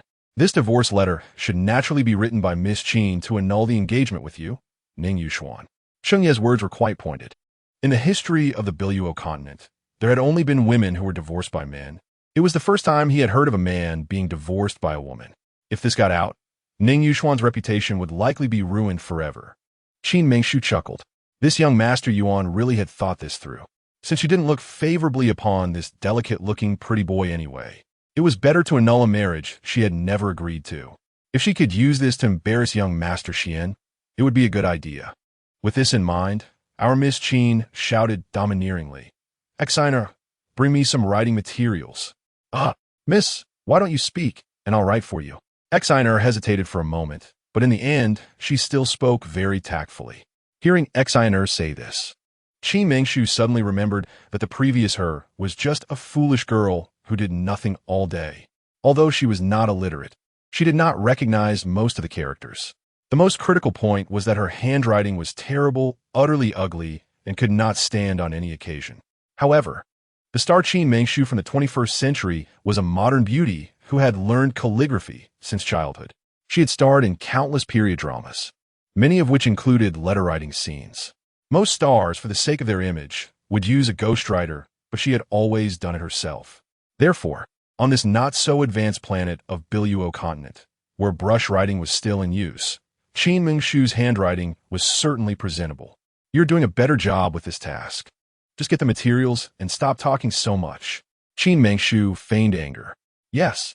Exiner, seeing she couldn't stop her, could only nod in agreement. Thinking that this young lady had changed so much in every aspect, perhaps her handwriting had also improved and could be presentable. Therefore, she no longer hesitated and fetched the writing materials. Qin Mengshu gently spread out the white rice paper, while Exiner around the ink, and in a flowing manner, wrote down a lengthy piece. The Qin and Ning families have been close friends for many years, and they arranged a marriage for their children. Now, due to young Master Ning's lack of talent and virtue, his appearance is unremarkable, his innate ability is poor, he seems impotent, and his behavior is overly delicate and charming. Therefore, he is not worthy of Miss Qin. The Qin family hereby issues this letter to annul the engagement between both parties. In the future, we hope young Master Ning can find a good doctor, regain his vigor, and seek to marry a graceful woman. After Qin Mengshu finished writing, she read it out loud, confidently. Everyone in the courtyard was stunned. This Miss Qin had been too harsh. Although young Master Ning looked a bit pale and delicate, he was not that unremarkable, right? As for talent, he could still be considered a little genius and a small master among peers. Of course, these were not the most hateful parts. The most hateful part was that he seemed impotent, and his behavior was overly delicate and charming. Why not just say directly that this young Master Ning was actually more like a woman? Such a divorce letter, if it were to spread, would make it impossible for any good family-esque girls to be willing to marry this young Master Ning. Ning Yuan's face, swollen like a pig's head, had become extremely unsightly. As he raised his eyes, he saw Cheng Yi wearing a seemingly amused expression while taking the divorce letter from Qin Mengshu's hands. This guy nodded secretly while smiling, saying, "Miss Qin's calligraphy is truly rare in the world. The brushwork is sharp, and the words are filled with a rare spirit. Good writing, good writing." Ning Yuan was already so furious that he was on the verge of losing his sanity, but when he saw Cheng Yi, he managed to restrain his impulse. However, no one expected Cheng Ye's next words to be truly infuriating. Such beautiful calligraphy, if it's not framed, would indeed be a pity. How about this? Young Master Xian can leave first, and once this divorce notice is framed, I will have someone deliver it to you. Cheng Ye's words were simply adding fuel to the fire. Who frames a divorce notice to send it to someone? Such humiliation for a young master from a prestigious family was unprecedented. At that moment, Ning Yuan just wanted to find a crack in the ground and burrow into it. Ning Yuan snorted coldly, his face resembling someone who had eaten a dead rat, and with anger he couldn't voice, he turned to his attendants, lifted the two unconscious boys who had lost their arms, and stormed out of Chuyun Pavilion. After Ning Yuan left, Cheng Yi slightly nodded again, scanning the room before saying, "Mrs. Qin, Miss Qin, there are still many matters waiting for me to handle with young Master Yuan. If there are no other instructions, I will take my leave. Mr. Cheng, safe travels. Zheng Honglian smiled slightly. Cheng Yi nodded again and turned to leave, but then turned back to Qin Mengshu and asked, Miss Qin, do you have any message to convey to young Master Yuan? Qin Mengshu looked completely dazed throughout, and upon hearing this, she blinked rapidly and awkwardly smiled, saying, No, nothing. Well then, I'll take my leave. In a few days, young Master Yuan will surely visit to personally greet Mrs. Qin and the head of the Qin family. Please convey my regards. Cheng Yi smiled gently and decisively turned to leave. The words he left behind contained too much information. In a few days, Ning Yuan would actually come to visit in person, which had never happened in the Empire of Huaxia. Over the years, anyone Ning Yuan wanted to see would come running to him, but Ning Yuan personally visiting was an unprecedented event. Chapter 17. Power Shuffle. What does this mean?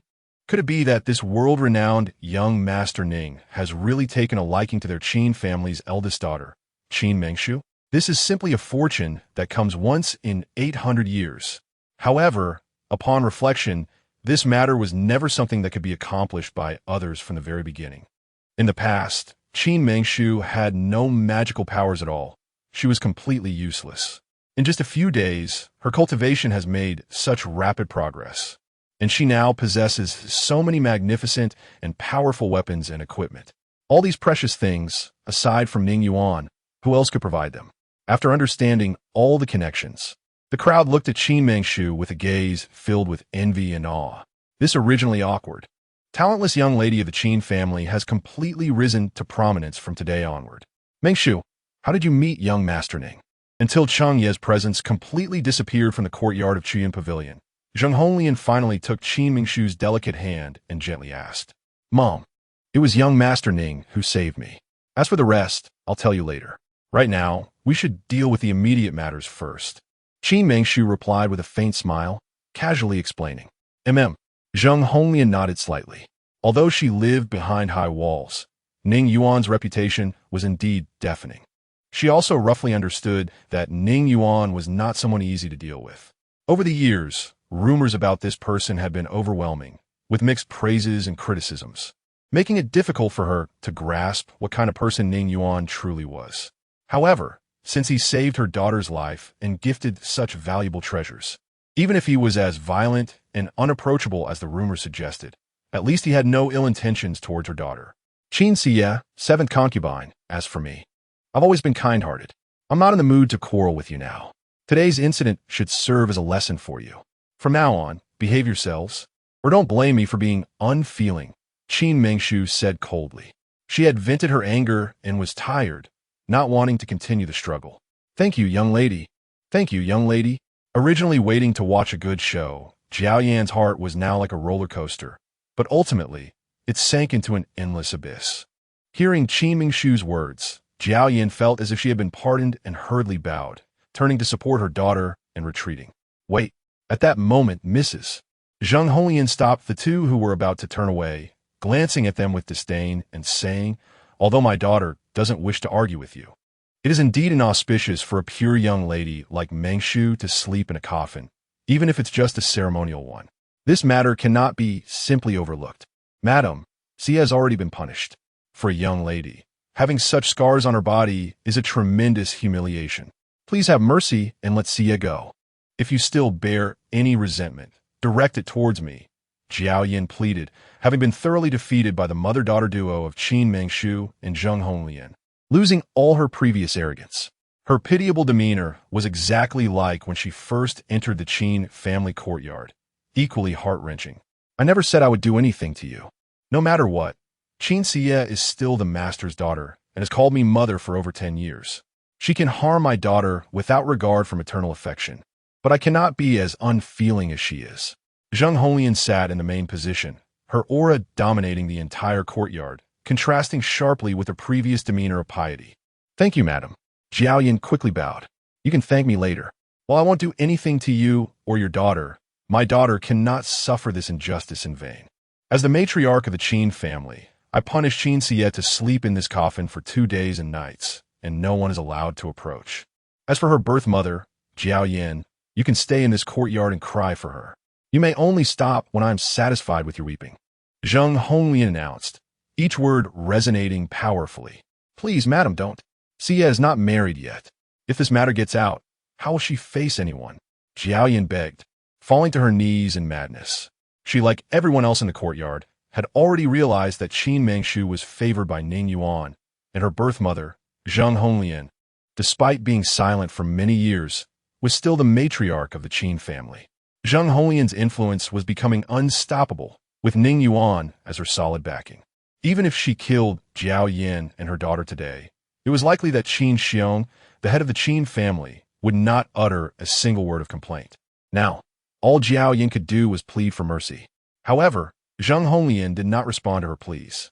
With a glance, she saw Qin Xie, still dressed in the blood-stained, white mourning attire, being escorted by 2 bodyguards of the Qin family directly into the golden Nanma coffin at the center of Chuyan Pavilion. Remember this. This is the consequence of violating the Qin family rules. And my daughter is the most esteemed and only legitimate young lady of the Qin family.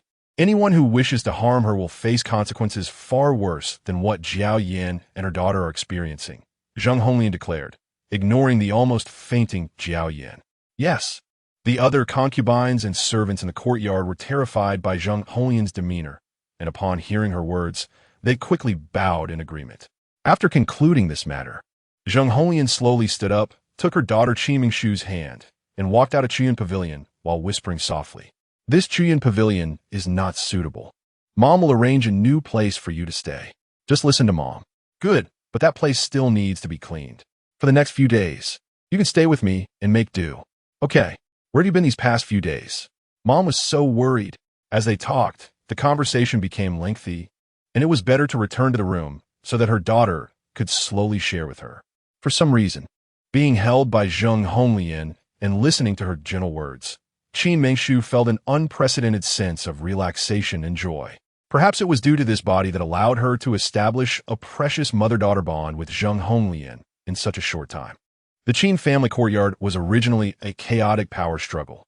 The head of the Qin family, Qin Xiong, had 7 concubines, each with their own family behind them, creating a complex web of relationships.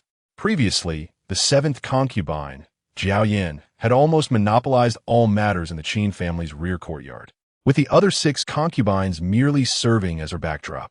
Even the monthly allowances depended on her mood, and the relatives working in Qin holdings had to rely on Jiao Yin's connections. Today's events were a complete reshuffle.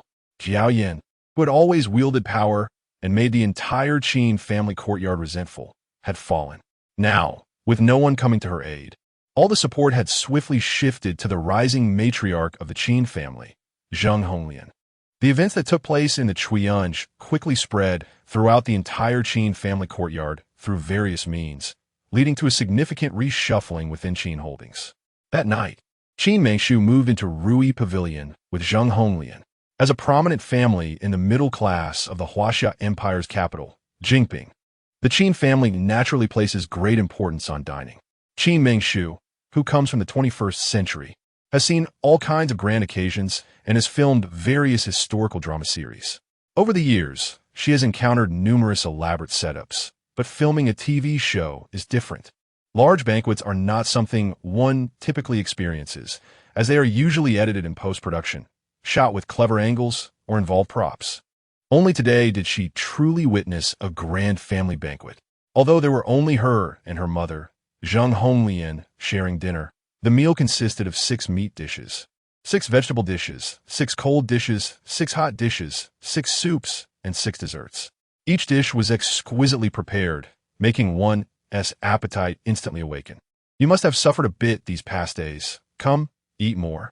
Zheng Honglian personally served dishes for Qin Mengshu, her eyes and brows filled with affection. "Thank you, Mom. You should eat more too.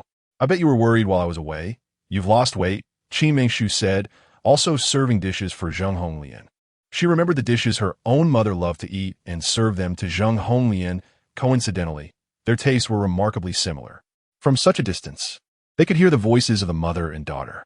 At that moment, a familiar baritone voice came from outside, causing Qin Mengshu's heart to skip a beat. If she remembered correctly, this middle-aged man, whose voice arrived before he did, was none other than her father, Qin Xiong, the head of the Qin family. Qin Mengshu put down her chopsticks and stood up properly. Sure enough, in the next moment, a figure in dark clothing appeared. A tall man in a well-tailored suit, Qin Xiong. The chairman of Qin Holdings had entered the room. Daughter pays her respects to her father. Qin Mengshu hurriedly bowed. Chapter 18, I want to drop out in my memory. This cheap old dad of mine was extremely particular about rules. On the Biluo continent, although feudalism had come to an end and the empire had been established, barely achieving modernization, Qin Xiong was still a stickler for rules at heart. Qin Mengshu had just heard his beloved seventh concubine together with her mother, Zheng Honglian, and at this moment, it was better to be honest and keep a low profile. They all said that you were becoming more and more rule-abiding. At first, I didn't believe it, but now I have to believe it. Qin Xiong smiled indulgently, took Zheng Honglian's hand, and sat down. At this time, Qin Mengshu's heart skipped a beat again. In her memory, ever since the second concubine of the Qin family entered the household, her mother had been unwilling to have too much intimate contact with her father. Even holding hands, a common intimate gesture between couples, had never occurred. However, today, her mother surprisingly showed no resistance at all, but instead sat down obediently and pouted. We're old couple now, and the child is here. How inappropriate. It was precisely because the child was present that she needed to know that her father loved her mother very much. Qin Xiong was unusually gentle, almost uncharacteristically so. Mengshu, come sit down. Today, your father and mother are here to have a meal with you. While Qin Xiong was showing affection to Zheng Honglian, he did not forget Qin Mengshu standing aside, presenting himself as a good husband and father. Qin Mengshu felt a bit awkward sitting down. She was already in her early 20s, and seeing two people in their 40s showing affection was somewhat embarrassing. Mengshu, you're not small anymore. You're about to graduate from university, right? What do you want to do after graduation? Qin Xiong asked seemingly casually. At this moment, Qin Mengshu remembered that the once aimless Qin Mengshu, although her academic performance was not good, had not followed the path of many children who couldn't get into college and directly entered society to experience life. With a strong family background supporting her, she entered a fairly good university called Jingping Business College, majoring in finance. Of course, her admission to Jingping Business College was entirely due to her father Qin Xiong directly donating 2 main teaching buildings. In fact, Qin Mengshu did not like doing business at all. Just seeing those messy numbers gave her a headache. In the 21st century, although she had excellent grades, she was a liberal arts student. Even simple 2-digit addition and subtraction had to be calculated on paper. Most of the time, she resorted to using her phone for calculations. So she was indeed not cut out for business. The Qin Mengshu from back then had the same desire as the one who crossed over from the 21st century. She wanted to take the entrance exam for the most prestigious magic academy in the Huaxia Empire and study performing arts. However, the background of the magic academy was even more formidable, and even a wealthy man like Qin Xiong could not reach it. They had their own set of assessment standards, and every year, only those with exceptional talents could enter the Magic Academy. Because of this, students graduating from the Magic Academy were all like proud sons of heaven. Even in job hunting, they had more advantages than others. As for the Performing Arts Department of the Magic Academy, it was a gathering place for geniuses. Besides having strong innate talent, good performing skills were also necessary. There were no special requirements for appearance, as there were too many different roles to play requiring all kinds of people. The reason why the Performing Arts Department was more popular than others boiled down to 2 points. First, those with exceptional talent needed a platform to showcase themselves, gain high returns, and attract a large fan base, thus achieving their personal value. The second type was those born in humble circumstances who needed to reach the pinnacle of life through this lucrative industry. But Qin Mengshu belonged to a third type. She naturally loved performing, enjoying using her body language to bring wonderful stories to those around her. She loved to portray the stories she liked. However, on the Biluo continent, a planet that revered magic, many post-production effects, including the flying and jumping scene in the 21st century, as well as a series of dazzling magical effects, all required real magic to accomplish. Acting skills were naturally important, but magical prowess was equally vital. If one could not perform some simple magical operations during filming, then such a person would certainly not be able to pass the entrance exam for the Magic Academy or enter the Performing Arts Department. Although the Biluo continent was a bizarre and magical planet, the role of magic in everyone's life was integrated into every detail. There were no terrifying monsters or beasts as described in legends, nor were there any forces to contend with humanity. Under such a relatively peaceful world backdrop, entertainment had become the spiritual pursuit of most people. Thus, for many years, the entertainment industry had been one of the most lucrative, especially for first and second-tier stars whose annual profits could last a lifetime. Therefore, any talented student would first choose the Performing Arts Department of the Magic Academy. Although Qin Mengshu was not adept at magic, she still wanted to apply for the Performing Arts Department of the Magic Academy. If this were the previous her, who had no magical abilities at all, it would naturally be impossible. But now, she had a chance to try. Though she still had no magical prowess, she had the powerful game world of magic spirits, from which she could gain everything that magic could offer. I want to drop out. Qin Mengshu put down her chopsticks and said very seriously, "Daughter, what did you just say?" Before Qin Xiong could respond, Zheng Honglian spoke first. In fact, Zheng Honglian was also very clear in her heart that her daughter had never liked doing business, nor did she like the so-called Jingping Business College. However, as a mother, she still hoped her daughter could finish her studies steadily. After all, when she entered society, it would be better to at least have a college degree. You're still so impatient. Can't you wait for your daughter to finish speaking? Qin Xiong said with a knowing look, his expression indulgent. Mother, I want to drop out to retake the entrance exam for the Magic Academy. This time, I will definitely get in. In her memory, the previous Qin Mengshu had taken the entrance exam for the Magic Academy once, but was eliminated in the first round. Back then, she lost because of magic. But this time, she would not lose. Ambitious. Your father supports you. Qin Xiong readily agreed, and then added, Mengshu, although I don't know how you got to know that young Master Ning from the Ning family. He has already sent his visiting card and said he wants to pay a visit. Anyway, the enrollment for the Magic Academy is in half a month, so you can stay home for a few more days. He specifically named you, the young lady of the Qin family, to come and visit. Qin Mengshu really did not expect that this young Master Ning would actually come in person. But thinking about it, if the space ring was truly as valuable as they said, this young Master Ning might be regretting it too much later and want to take it back. As for the rumors that Ning Yuan had his eyes on her, she did not dare to think about such things. After all, over the years, there had been too many women around Ning Yuan, all kinds of shapes and sizes, and how could a little-known young lady from the Qin family possibly catch his eye? However, the father's words were not wrong. Since the other party has come, how could one refuse them from 1,000 miles away? A visitor is indeed a guest. They came to reclaim what belongs to them, which is also reasonable. With this in mind, Qin Mengshu smiled faintly and nodded, saying, I'll leave everything to my father. She agreed to stay at home for a few more days. Besides the visit from young Master Ning Yuan, Qin Mengshu needed some time to thoroughly study the game and the world, striving to add more new skills before the exam. Only in this way could she ensure a stable admission to the Magic Academy.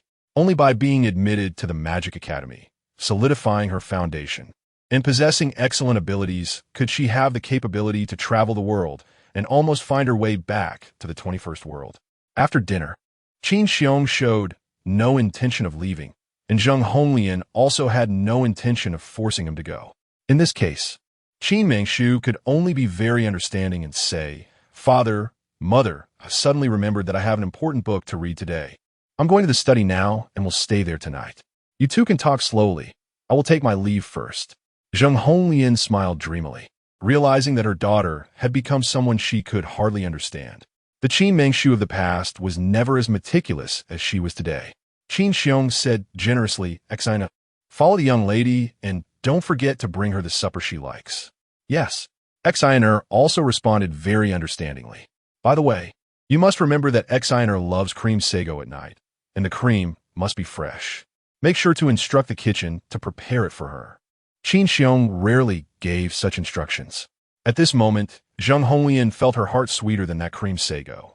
Over the years, although she had distanced herself from the worldly matters, Qin Xiong had always treated her with the utmost respect. For so many years, She had owed too much to her husband and daughter due to her internal struggles and the resentment she held, to the point that she was unaware of her husband bringing in other women and that her daughter was almost killed by someone else. Chapter 19. Racing Against Time, however. All of this, starting today, can be considered completely over. She, Zhang Hongyan, Madame Qin, from today onwards, has completely stood up again for her daughter. For the love of her youth, she must stand up. At the moment she stepped into the study, a wave of fragrant book scent greeted her. Qin Xiong was a person who paid great attention to life, and naturally, the Qin family study was also a place of great distinction. Upon entering the study, named Pin Mo Xian, the first thing that caught her was an antique desk covered with ink-colored silk.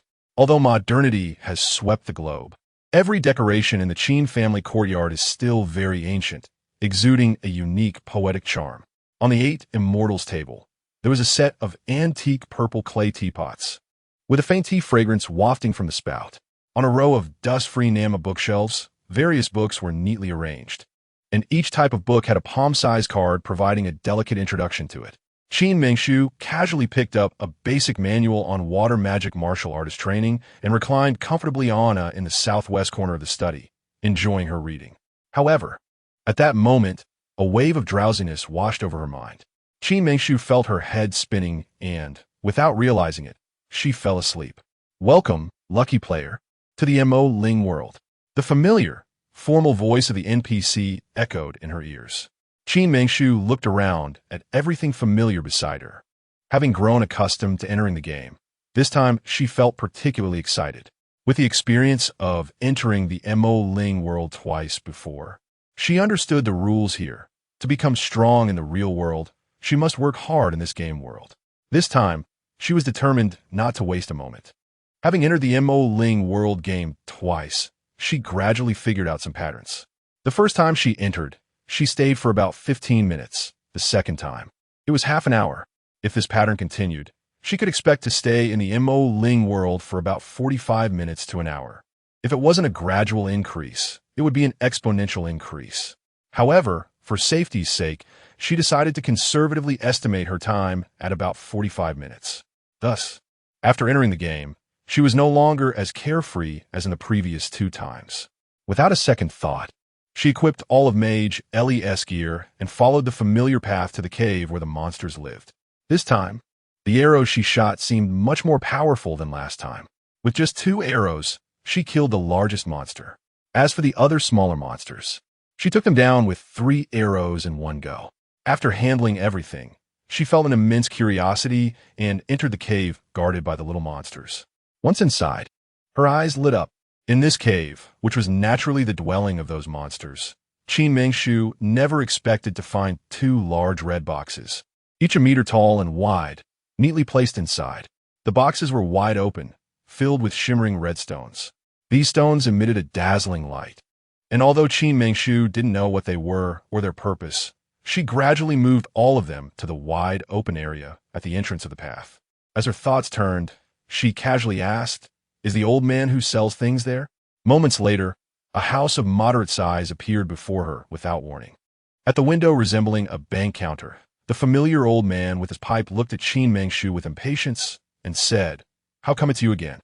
Oh, you have points now? 360 points. Although you're still a poor thing, it's much better than last time." After saying that, the old man lowered his head again and searched through a thick stack of books for a moment, then handed 3 of them to Qin Mengshu. Qin Mengshu received them respectfully but didn't rush to open them. Instead, with a playful smile, she picked up a sparkling red stone and handed it to the old man, asking flatteringly, "Grandpa, do you accept this?" Filled with anticipation, Qin Mengshu watched as the old man took it, glanced at it, and disdainfully remarked, "It's just a worthless red crystal stone. I'll give you 1 point for each." 1 point, Qin Mengshu murmured. There were at least 200 stones in the 2 large boxes, which would amount to 200 points, not too shabby. She nodded, smiling, "Grandpa, there are probably about 200 stones here, give or take. I'll give them all to you, so that's 200 points for me. I'm going to see what I want to buy now." The old man nodded indifferently. Soon, 2 young servants came out from behind the small house, carrying the 2 large boxes back inside. By this time, about 30 minutes had passed. According to her conservative estimate, Qin Mengshu only had a quarter of an hour left, so she needed to hurry to buy what she needed. Fortunately, in her previous life, Qin Mengshu was not a person who got tangled up in decisions. When it came to buying clothes, pants, skirts, and everything else, she always took what she liked without deliberating like those girls who needed a whole day to go shopping. Thus, she quickly scanned the items and finally focused on a pair of exquisitely crafted rings. Next to the rings was a description: storage ring, attribute. None. Suitable for all attribute martial artists. Can hold up to 1,000 jin in weight, not exceeding 10 meters in height and 20 meters in width, excluding living things. Qin Mengshu nodded, secretly murmuring, "This is a good item. In the future, I won't have to move red crystals one by one." However, when she looked again, she saw that the value of the storage ring was actually 300 points. Qin Mengshu couldn't help but be speechless, thinking to herself that the old man was quite something. She had only 360 points in total, and all the good books he offered were above 300 points. If she hadn't sold the red crystals for 200 points after taking the books, she would be broke again after purchasing this storage ring. Despite her irritation, Qin Mengshu still smiled and asked, "Grandpa, do you sell the rings separately? They're originally a pair. Why would you break them apart? They are not sold separately." The old man replied, surprisingly sentimental for the first time. "Oh." Qin Mengshu sighed in exasperation. Since that's the case, she might as well buy both for now and sell one after leaving here. Such storage rings should be worth quite a bit. However, thinking about it, as the eldest daughter of the Qin family, she didn't seem to lack money. The money in reality couldn't be used in the Mo Ling world anyway. Nevertheless, Qin Mengshu ultimately gritted her teeth and bought the pair of storage rings. She then spent 60 points to buy 3 healing potions and 3 binding potions. After that, she opened the 3 books again and, after looking carefully for a while, found that none of them met her desire to purchase, ultimately ending her shopping trip. At this point, a full 45 minutes had passed, but she didn't hear the familiar voice of the computer NPC. Qin Mengshu smiled faintly, her heart understanding. If that's the case, then it can only mean that each time she enters the ink spirit world, the time will double compared to the last time. As for when and where to enter the ink spirit world, she will have to explore slowly. Calculating this way, there is still about a quarter of an hour left until the game ends. She placed the potion she had bought into her storage ring and transferred another storage ring, which was somewhat large, so large that even her thumb couldn't fit into it, into another storage ring that was just right for her index finger, getting ready to set off again. From her previous experience, every time she entered the ink spirit world, those little monsters would get a chance to be revived. This time, Lu Xiaoxiao had already killed all the little monsters in that cave, so there was no need to go there anymore. Thus, she chose the path on the far side among the 3 options. After walking along the winding path for about 5 minutes, Qin Mengshu arrived at another cave. This time, the scene was completely different. Everything was a bright red. At the entrance of the cave lay a creature about 1 meter long and half a meter high, red in color and resembling a dog, but not quite. It lay there, glaring at her. Its entire body was crimson, and its eyes emitted a red glow. The creature, which had been quietly lying there, jumped up at lightning speed the moment it saw Qin Mengshu. Before Qin Mengshu could react, the dog-like creature lunged at her with claws bared. A heavy, mountain-like yet sun-like hot breath instantly rushed toward her. Qin Mengshu had no time to think much. She quickly drew a shimmering arrow that sparkled with dazzling silver-white light and shot it out without hesitation. The dog-like creature was hit by the crystal arrow, momentarily slowing its charge, but it was only a brief pause. Once it reacted, its eyes turned even redder, and it lunged at her again with claws bared. Qin Mengshu had no time to think much again and quickly drew 3 crystal arrows, aiming for the creature's large head, and fired them simultaneously. This back and forth continued, and when Qin Mengshu finally became exhausted, having shot nearly 10 crystal arrows, the dog-like creature let out its last unwilling cry before heavily collapsing to the ground. Chapter 20. The arrival of young Master Yuan. Exhausted after escaping danger, Qin Mengshu eagerly checked herself, desperate to know how many points this dog-like creature could earn her. However, to her immense disappointment, the points value remained at the original 200, not increasing by even a single point. Just as she was about to explode with anger, she was surprised to find that her initial skill, That of the magician Ailey had unexpectedly leveled up from level 1 to level 2 at that moment. With this, Qin Mengshu nodded in satisfaction. Now that makes sense. If the points don't increase and the level doesn't rise, what's the point of playing? Before she could finish her complaint, the familiar, monotonous voice of the computer NPC rang in her ears again. The game is about to end. There are 5 seconds left to exit the game. 5, 4, 3. This time, Qin Mengshu was mentally prepared, easily closing her eyes, and in the next moment, she returned to the real world. She rolled over, and the book that had been on her face fell to the floor. "Miss, did Exiner wake you?" came the familiar voice of Exiner. Qin Mengshu looked up to see Exiner gently opening a red wooden food box and carefully placing the food on the table. Qin Mengshu smiled lightly. "No, I was just lightly sleeping." "Exiner, what delicious food have you brought me?" "Miss, please don't say that. I can't bear to be called Exiner's sister," Exiner said timidly, gently closing the red wooden box, and then added, "This creamy sago pudding was specially made for you by the master in the kitchen. Please try it and see if it suits your taste." Qin Mengshu rubbed her stiff neck, perhaps because she had slept too casually and fell asleep improperly. She slowly walked to the eight immortal table to sit down, eating while laughing. "In the past, I was ignorant and always made things difficult for you. You've been serving my mother for so many years. Calling you Exiner's sister is well-deserved." "Miss, you really are different from before," Exiner said with a smile. "Oh, really? Tell me how I'm different from before," Qin Mengshu asked, feeling very good.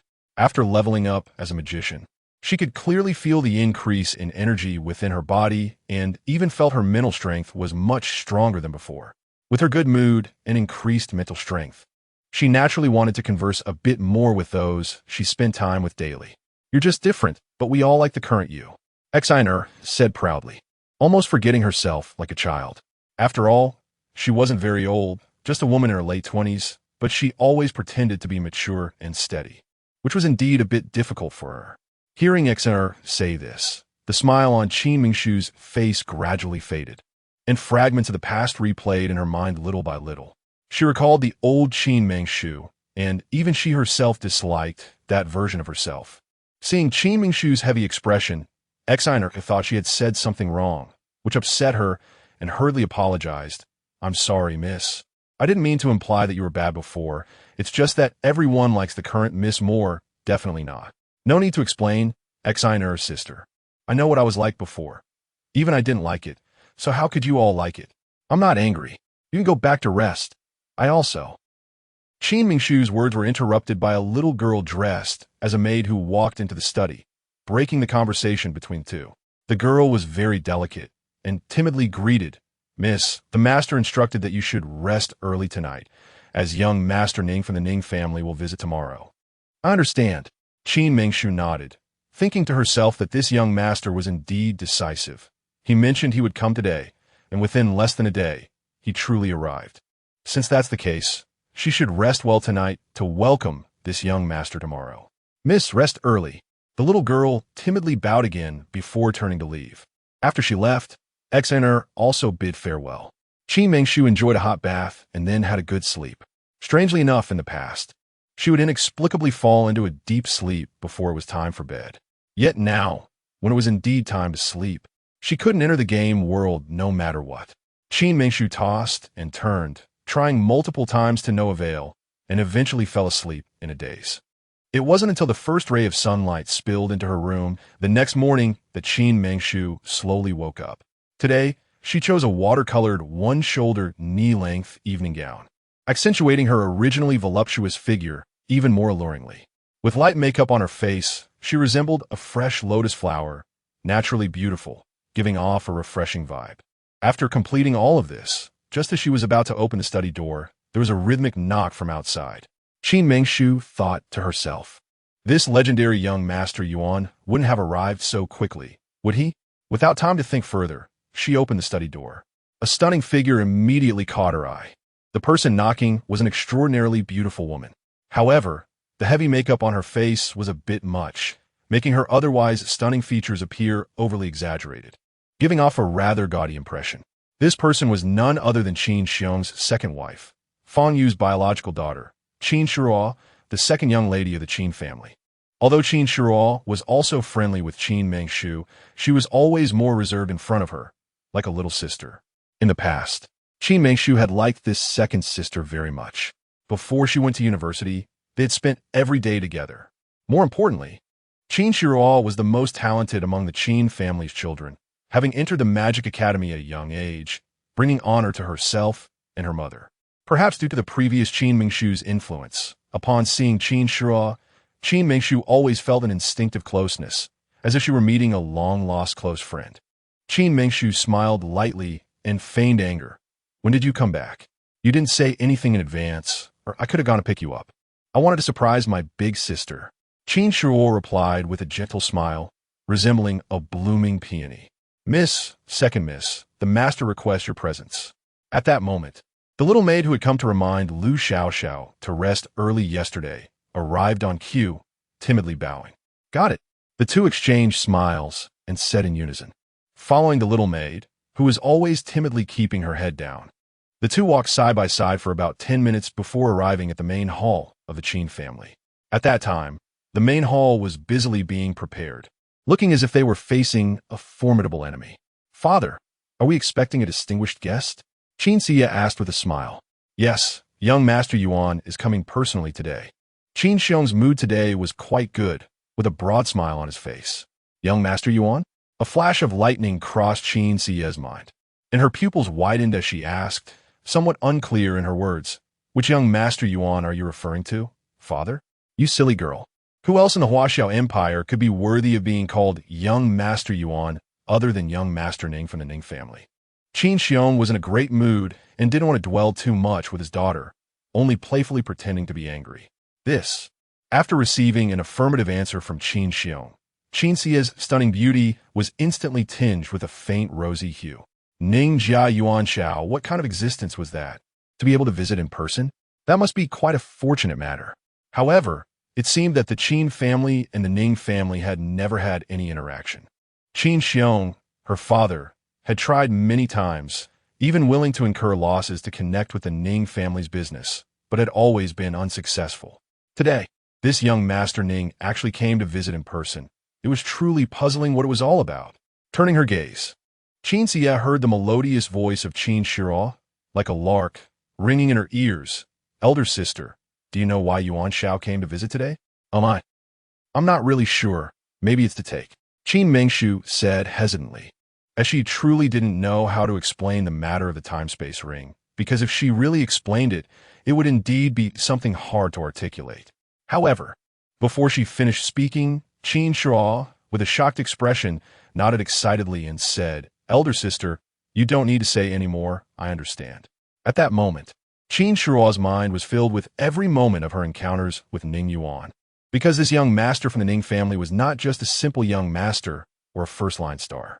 He was also the largest shareholder of the Magic Academy, and he personally participated in the enrollment every year.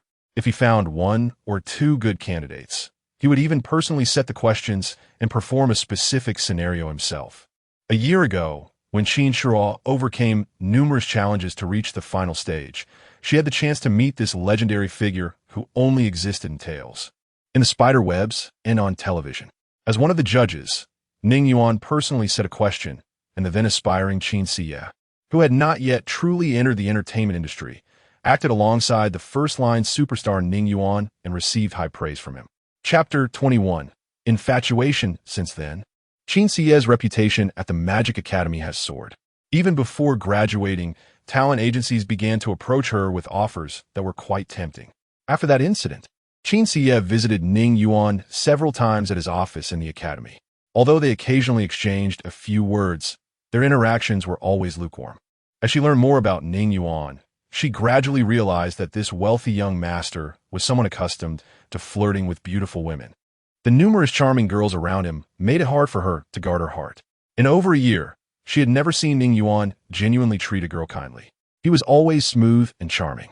Qin Xie's feelings for Ning Yuan, after enduring various setbacks, slowly faded away, eventually plunging her into a deep abyss of disappointment.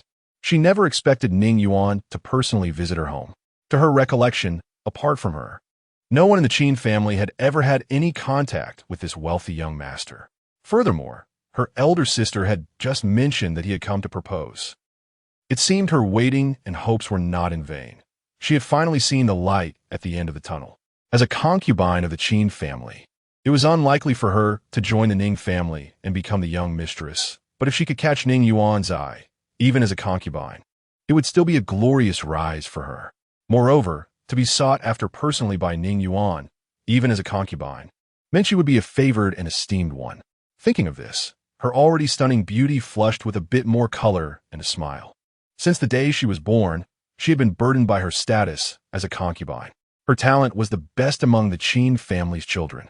Yet because of her status, she was always held back and had to bow to others.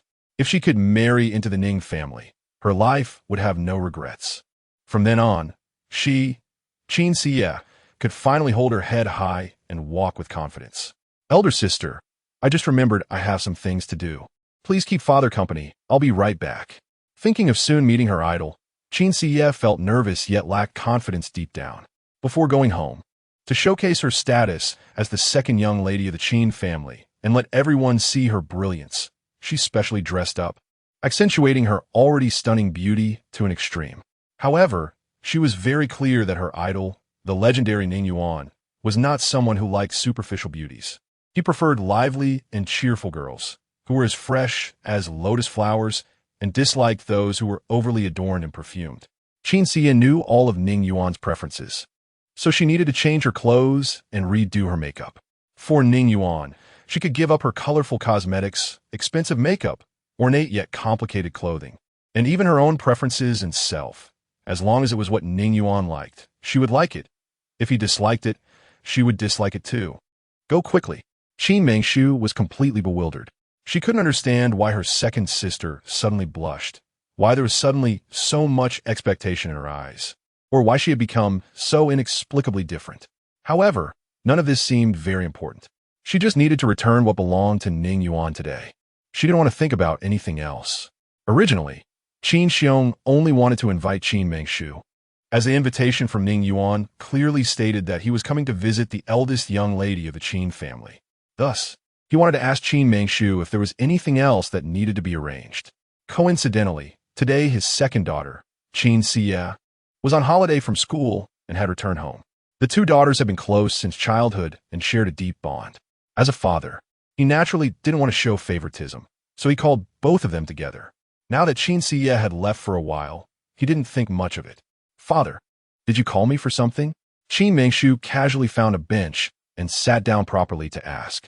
I just wanted to ask for your opinion on what else needs to be prepared. After all, you're the only one in the Qin family who has interacted with young Master Yuan. Qin Xiong said cheerfully. Oh, I see. That's good enough. He's quite an easygoing person, isn't he? By the way, father, where's my mother? Qin Mengshu asked while sipping tea. Her health has never been good. Today, she has to meet with your second and third stepmothers to hand over the management matters, so she won't be attending. You can see her after the gathering. Qin Xiong explained patiently. Oh, Qin Mengshu nodded slightly, indicating she understood. Although she didn't show much expression, she felt happy inside, based on her merged memories. Her stepmother had not managed family affairs for too many years. Even a small concubine dared to bully her. And even the death of her Qin family's legitimate eldest daughter happened without her knowing the details. The rise of Zheng Honglian could undoubtedly stabilize Qin Mengshu's position in the Qin family. Only in this way could she obtain better resources and find a way to leave this place and return to Earth. The father and daughter exchanged casual conversations. By midday, a middle-aged man in a dark gray qipao, exuding scholarly charm and looking to be in his 30s or 40s, walked in. Master, miss, young Master Yuan's car is less than 500 meters from our gate. This scholarly-looking middle-aged man was the Qin family's longtime steward, named Xian Ming, a person known for being methodical and very appropriate in his actions. In the past, Qin Mengshu, despite having no magical abilities and being bullied in the Qin family courtyard, was treated equally by Steward Xie, unlike others who plotted against her. Hence, she had a fairly good impression of him. Mengshu, you and your father, go greet him. Qin Xiong smiled while urging everyone to wrap up their tasks quickly and leave the main hall.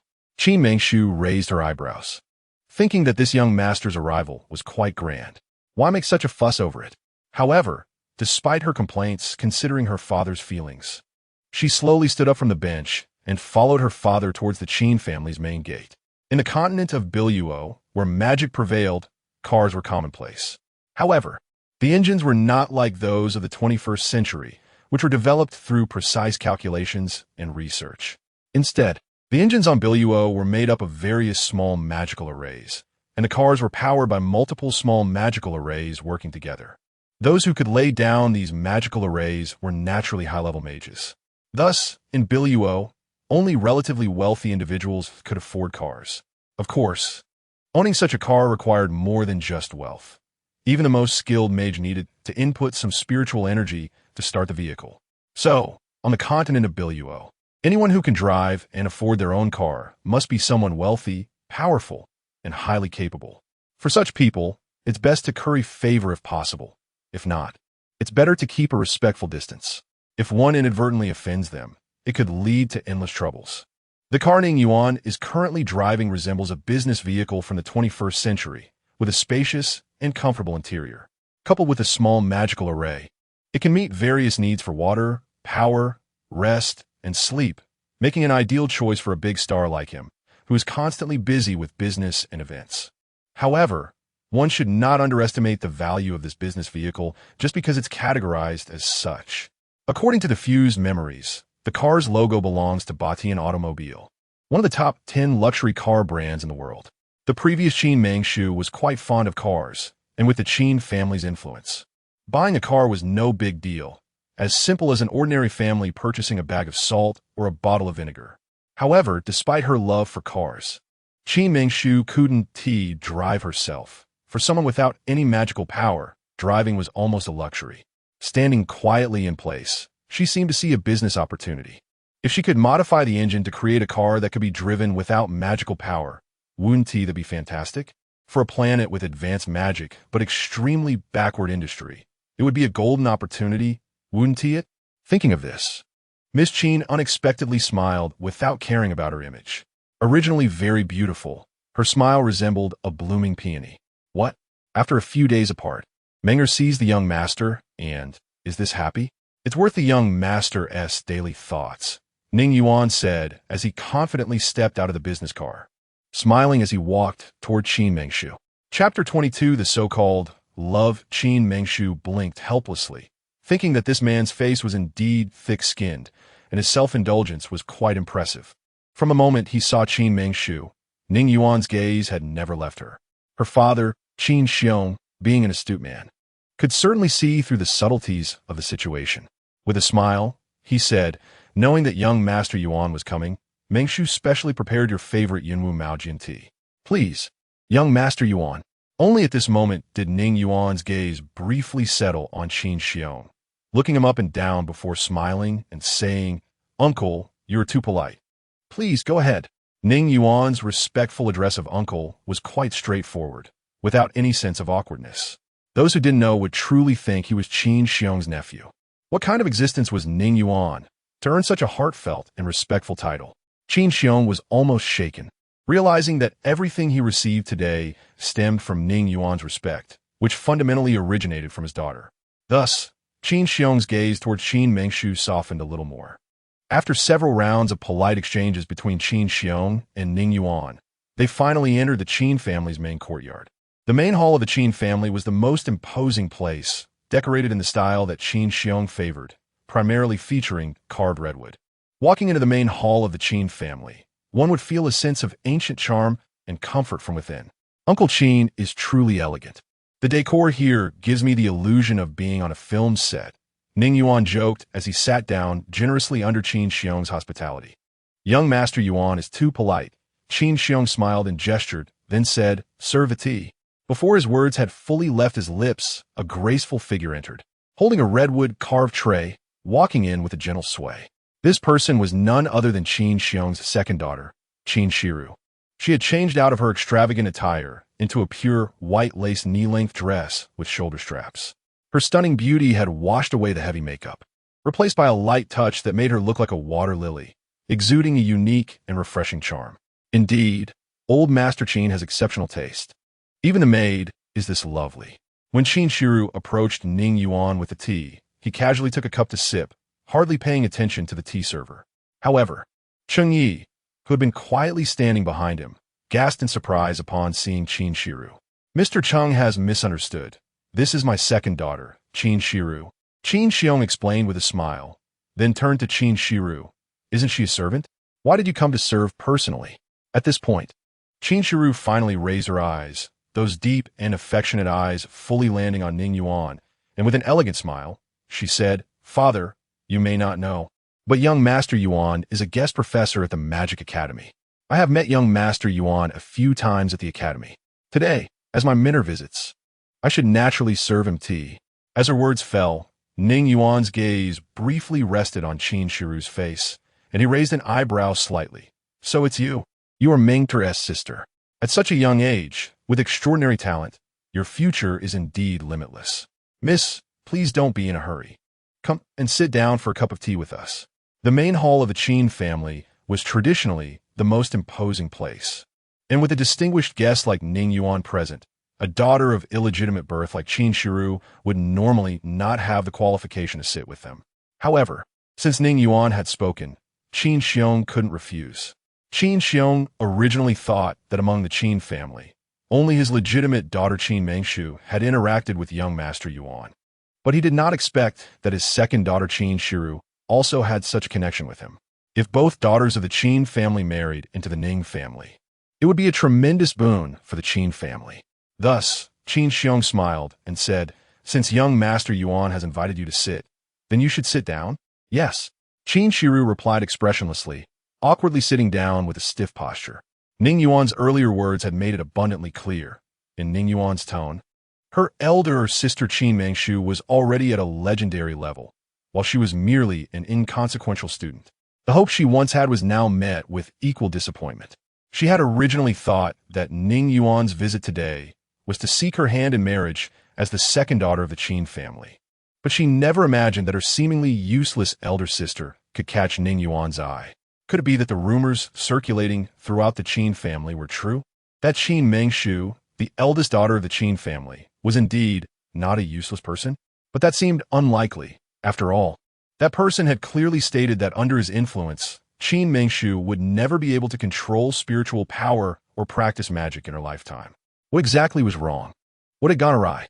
Just as Qin Shiru's heart plummeted into an abyss, Ning Yuan's subsequent actions were undoubtedly adding insult to injury. He waved his hand, and a delicate light blue gift box appeared in his hand. The box was palm-sized yet exquisitely crafted, with a small bird-like pattern engraved on the lower right corner. Just by looking at this box, without needing to open it, one could tell that the gift inside must come from the largest jewelry group in the Huaxia Empire, the Zue Xuanmeng Sheng Jewelry Sales Group. Zue Xuanmeng Sheng is the largest jewelry manufacturing, sales, and research group in the Huaxia Empire. With its jewelry spread across the entire empire and even holding significant influence worldwide.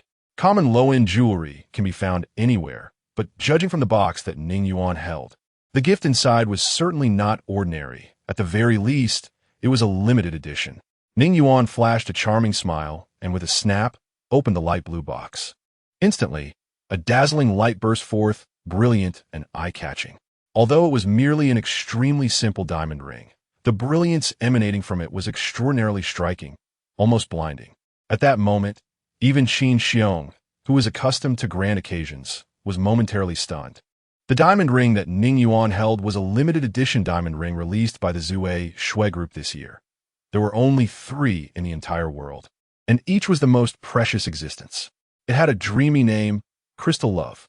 Legend had it that the designer of Crystal Love was a high-end brand designer from the world's largest empire, the Sumia Empire. He spent 3 whole years to complete the entire process from design to production to final release.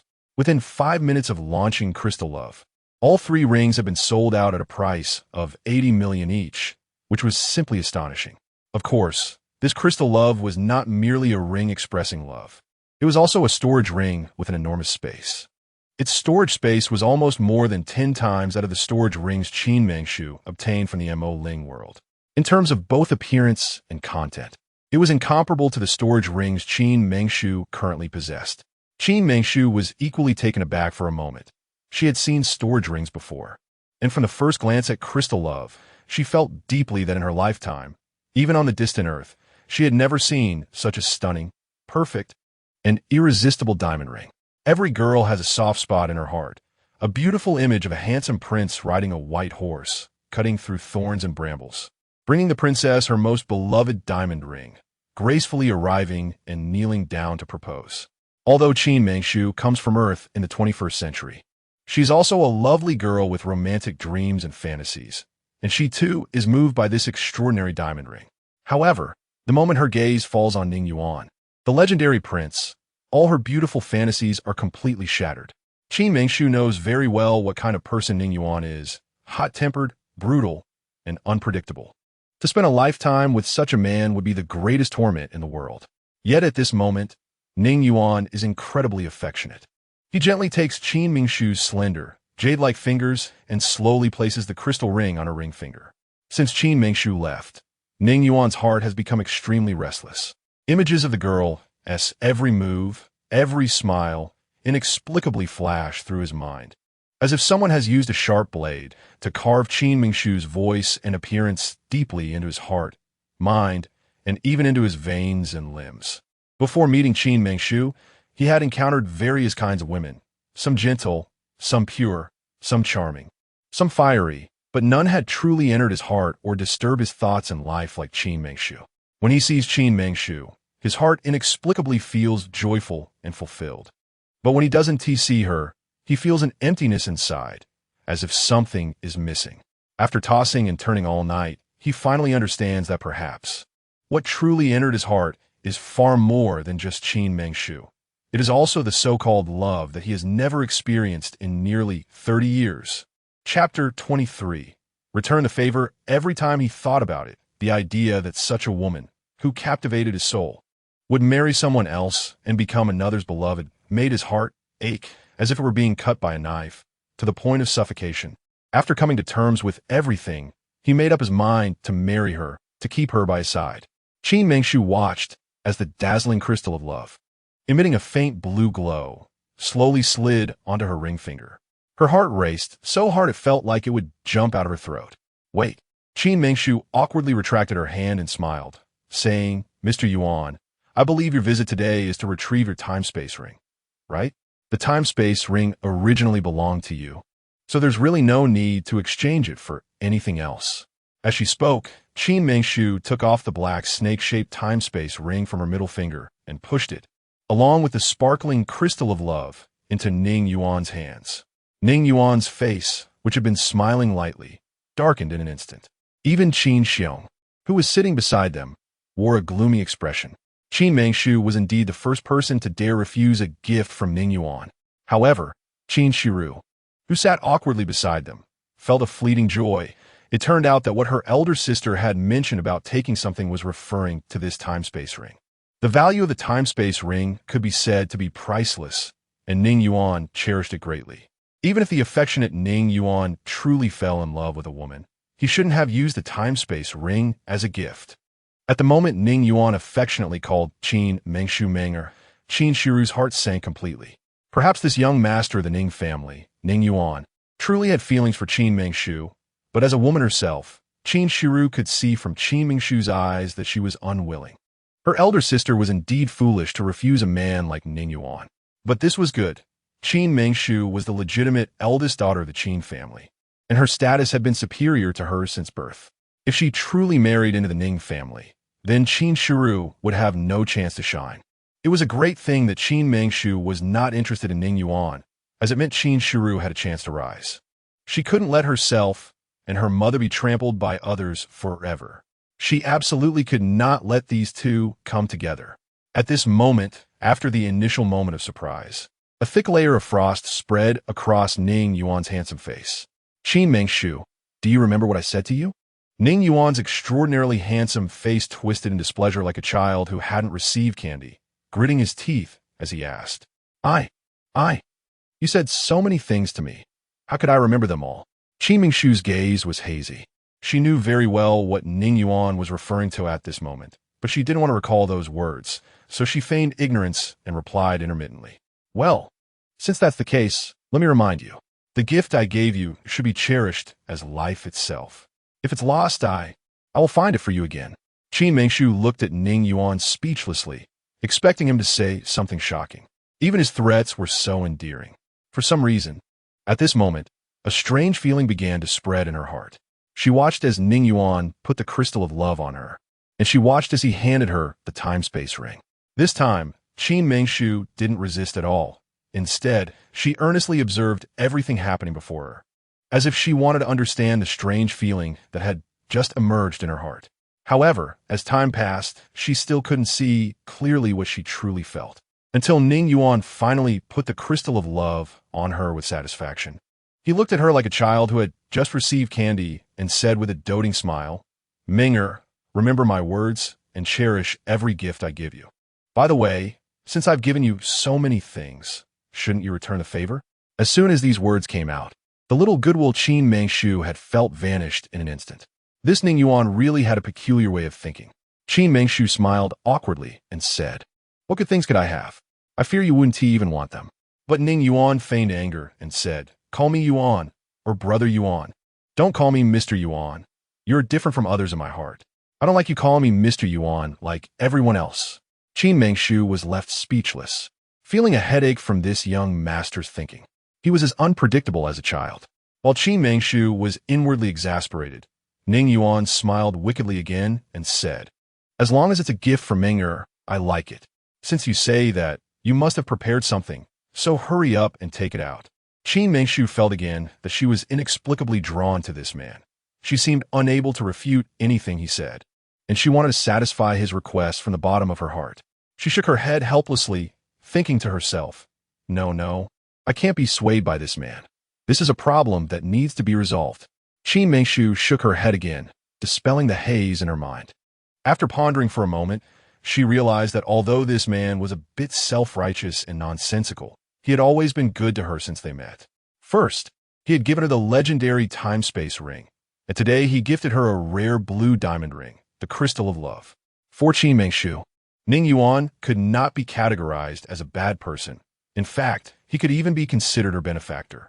Moreover, he had indeed given her many good gifts.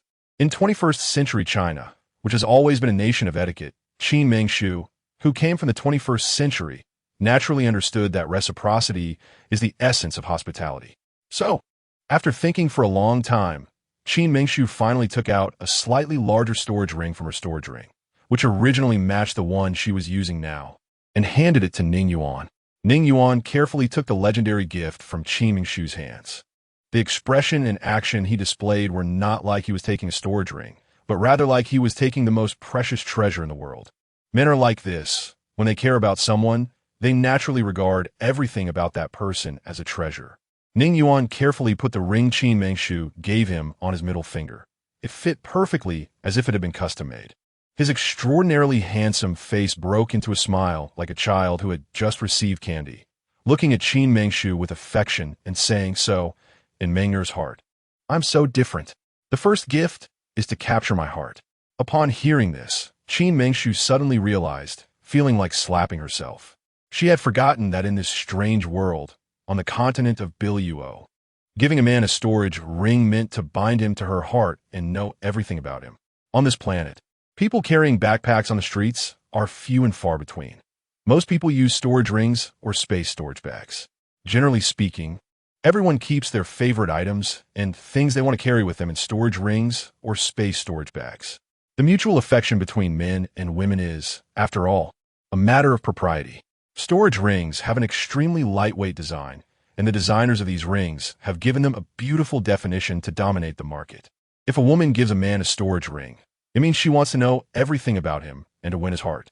Conversely, if a man gives a woman a storage ring, it signifies that he wants to give her all of himself. It is the best gift to express affection. When Ning Yuan first requested a gift, Qin Mengshu pondered for a moment. As a newcomer to this foreign planet, she really didn't understand the gift-giving rules here. She simply thought that a storage ring was quite high-end and practical, which is why she ultimately decided to give it to Ning Yuan. The moment Ning Yuan spoke in that tone, as if he had taken advantage and was acting innocent, she clearly realized that she had fallen into his trap today. It was only when he said those words that she suddenly recalled from her fused memories that inn by Luo continent. There was indeed such a saying about giving storage rings. This time, it truly felt like she couldn't wash herself clean even if she jumped into the Huangpu River. She had really become the dream in his mouth. However, what could Qin Mengshu do? The gift had already been given, and there was no reason to take it back. Originally sitting nearby, with a gloomy expression, Qin Xiong saw this scene and mistakenly thought his daughter was playing hard to get with clever tactics. His old face smiling like a wilting flower. Qin Shiru, who had been feeling slightly better and was ready to enjoy the show, now wore a face full of gloom. Her unparalleled beauty almost dripping with anger. All the years of forbearance and calculation over the years, starting from today, had been completely in vain. Chapter 24. Token of Love. Uncle Qin. I came here today to give this crystal love as a token of affection to Menger. I have also received a reply from her. Menger is still in college, and I do not wish to delay her studies. After she graduates, I will naturally come to seek her hand in marriage. Ning Yuan slowly stood up and nodded slightly. Qin Xiong, who had been accompanying him, was waiting for this moment. Upon hearing this, he smiled and said, "Young Master Yuan, you are too polite. It is indeed my daughter's fortune to marry into the Ning family. Uncle Qin, Menger is someone special in my heart, different from anyone else. Naturally, I want to give her the respect she deserves. Also, the way you address me as young Master Yuan is truly too much for me. You may call me nephew or simply by my name. The title Young Master Yuan coming from your mouth is indeed too much for me to bear." Qin Xiong's heart soared at this. What kind of person is Ning Yuan? In the continent of Biluo, a world where magic reigns supreme, titles like this are merely polite exchanges between powerful magic practitioners of the same rank. A person like Ning Yuan, who is wealthy, handsome, and powerful, is someone that everyone in the world must respectfully address as Young Master Yuan. Even elders who are much older than him must call him that. For Qin Xiong to receive such a respectful term as uncle from Ning Yuan and such a humble self-reference, he felt that he had reached the pinnacle of his life. For a moment, he didn't know what to say and simply smiled. Since that's the case, I won't be polite anymore. Since our families are to be in-laws, you must come to visit often, my dear nephew. Uncle, rest assured, I will definitely come to visit you and Menger often. With that, Cheng Yi whispered a few words in his ear, and Ning Yuan's smile gradually faded, his pupils slightly constricting as he nodded. He then turned to Qin Xiong and said, "Uncle, I have some minor matters to attend to, so I will take my leave now. Mengshu, see off your cousin." Qin Xiong said with great understanding. Oh, Qin Mengshu was in a daze the whole time. In fact, she understood the conversation between the two perfectly, but in a world where marriages are arranged by parents, she was well aware that resisting this marriage on her own would be nearly impossible. Just as she had resolved one Ning Yuan, she had attracted another Ning Yuan. Sometimes, Qin Mengshu even wondered why she attracted so many troublesome romances on this planet. Fortunately, she had already decided to apply to the Magic Academy this year, and she had 4 years until graduation. During these 4 years, she would work hard to cultivate and find a way back to the 21st century. As for this marriage alliance, Ning Yuan himself said he would wait until after her university graduation, so for now, it could be ignored. Before leaving, Ning Yuan patiently leaned into Qin Mengshu's ear and said a few words, and they exchanged phone numbers before reluctantly departing. It was not until this moment that Qin Mengshu realized that there were actually mobile phones on this planet. But thinking about it, although the technology in Biluo was not very advanced, magic was sufficiently developed, and if there were spider webs, how could there not be mobile phones? However, from now on, her world would be filled to the brim. With Ning Yuan's personality, it seemed that Qin Mengshu would not have peaceful days ahead. Sure enough, since that day when Ning Yuan left the Qin family estate, he sent messages almost every evening. If Qin Mengshu did not reply immediately, his phone call would come in the next moment. According to Ning Yuan, she was already his person, and he had the right and the need to know about her safety. One call or one message a day wasn't too much to ask. But Qin Mengshu found it quite tiresome. Since that day, Qin Mengshu began to focus on studying the game in the Mo Ling world. She needed to acquire more skills before applying to the Magic Academy, so that she could get in with relatively good grades. Coming from the 21st century, She understood the cruel competition in the world. Competition was inevitable everywhere. In the Qin family, she was the legitimate eldest daughter, needing to navigate intrigues with several concubines to grow up smoothly. Leaving the Qin family to attend the legendary Magic Academy, she needed to demonstrate her extraordinary talent and strength to obtain the best resources from the school, to study in a relatively better class, and to learn more of what she wanted to learn. Therefore, what she could and must do now was to study day and night to enrich herself. She spent almost every day in the study, reading books about this planet, including biographies of famous people, classic literature, fashion trends, and more. After several days of exploration, Qin Mengshu discovered some basic rules about the game in the Mo Ling world that existed in her mind. Over these days, she entered the Mo Ling world every day, and her time spent there gradually increased. The last time she entered, she had already spent 3 hours. However, she was still not very clear about when to enter, but her entry times had slowly shifted from the mornings and afternoons to late afternoons and evenings, showing signs of overlapping with the night. Now, Qin Mengshu, as the mage Ellie, had rapidly leveled up to level 4, and her points had nearly reached 20,000. Qin Mengshu had her own plans. She would not use these points to exchange for other items like weapons and pills for the time being. According to the rules of the Mo Ling world game, once her points reached 30,000, she would gain a new skill. While the mage skills were good, they were a bit too flashy. She needed a skill that was more low-key. During this time, the atmosphere in the Qin family gradually returned to normal, and everyone's attitude towards the eldest Miss Qin underwent a 180-degree change. Since the eldest Miss Qin returned to the Qin family after a brush with death, she seemed like a different person, treating everyone politely, even the insignificant maidservants, always thanking them for bringing her supper or pouring her a drink. More importantly, the eldest Miss Qin had changed her ways. She was no longer the spoiled girl who only knew how to cause trouble, but rather a refined young lady who spent every day in the study, diligently researching knowledge.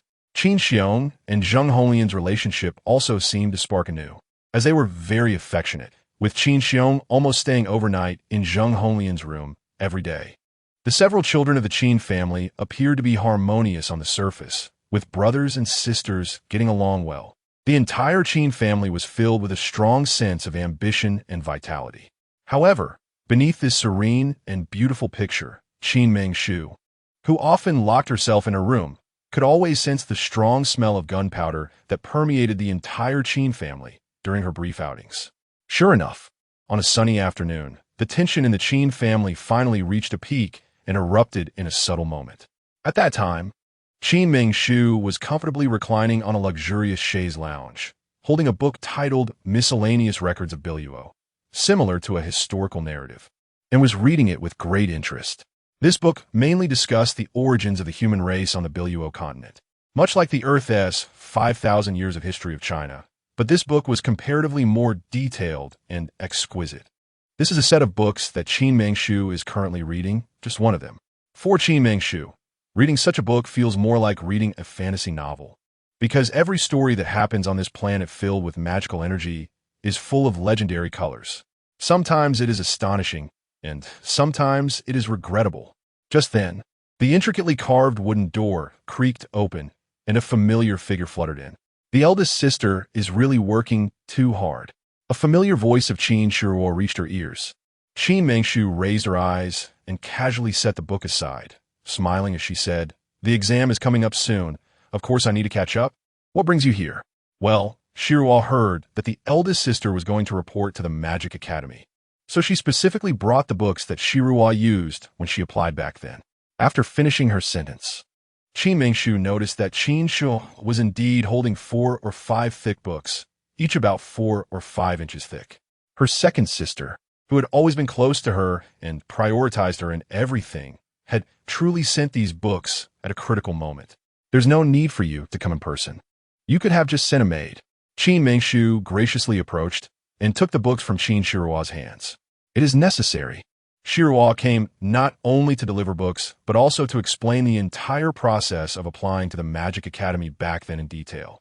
Hoping it would be useful to the eldest sister, Qin Shiruo said earnestly, "Of course, but won't it take up your time?"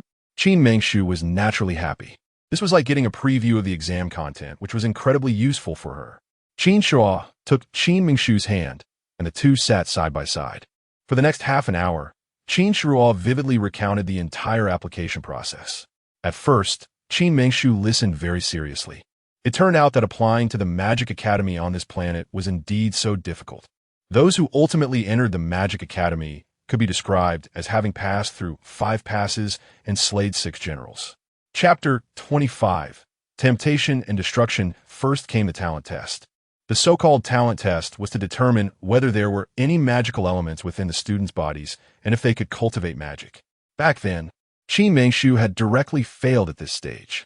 After successfully passing the magic test, the next step was a written exam, which was not much different from the written exams of the 21st century. The previous Qin Mengshu had specifically brushed up on her cultural knowledge to gain admission to the Magic Academy, and with the memories she had integrated, it was not a big problem. After the preliminary and written exams, one would enter the outer gate of the Magic Academy. Although the outer gate was still part of the Magic Academy, it could not be considered as being a true disciple of the Academy. Once entering the outer gate, there would be a month of training. The instructors at the Magic Academy would assign students to different departments based on their foundations and talents, such as the Magic Array Department, Magic Performance Department, Magic Mechanics Department, etc. Students had very little opportunity to choose for themselves. Most decisions were made by the magic instructors who were adept at teaching according to each student's abilities. Of course, these magic instructors were all very skilled, capable of teaching students in a way that was most suitable for them. This was not only for the reputation of the Magic Academy built over many years, but also for their own benefit.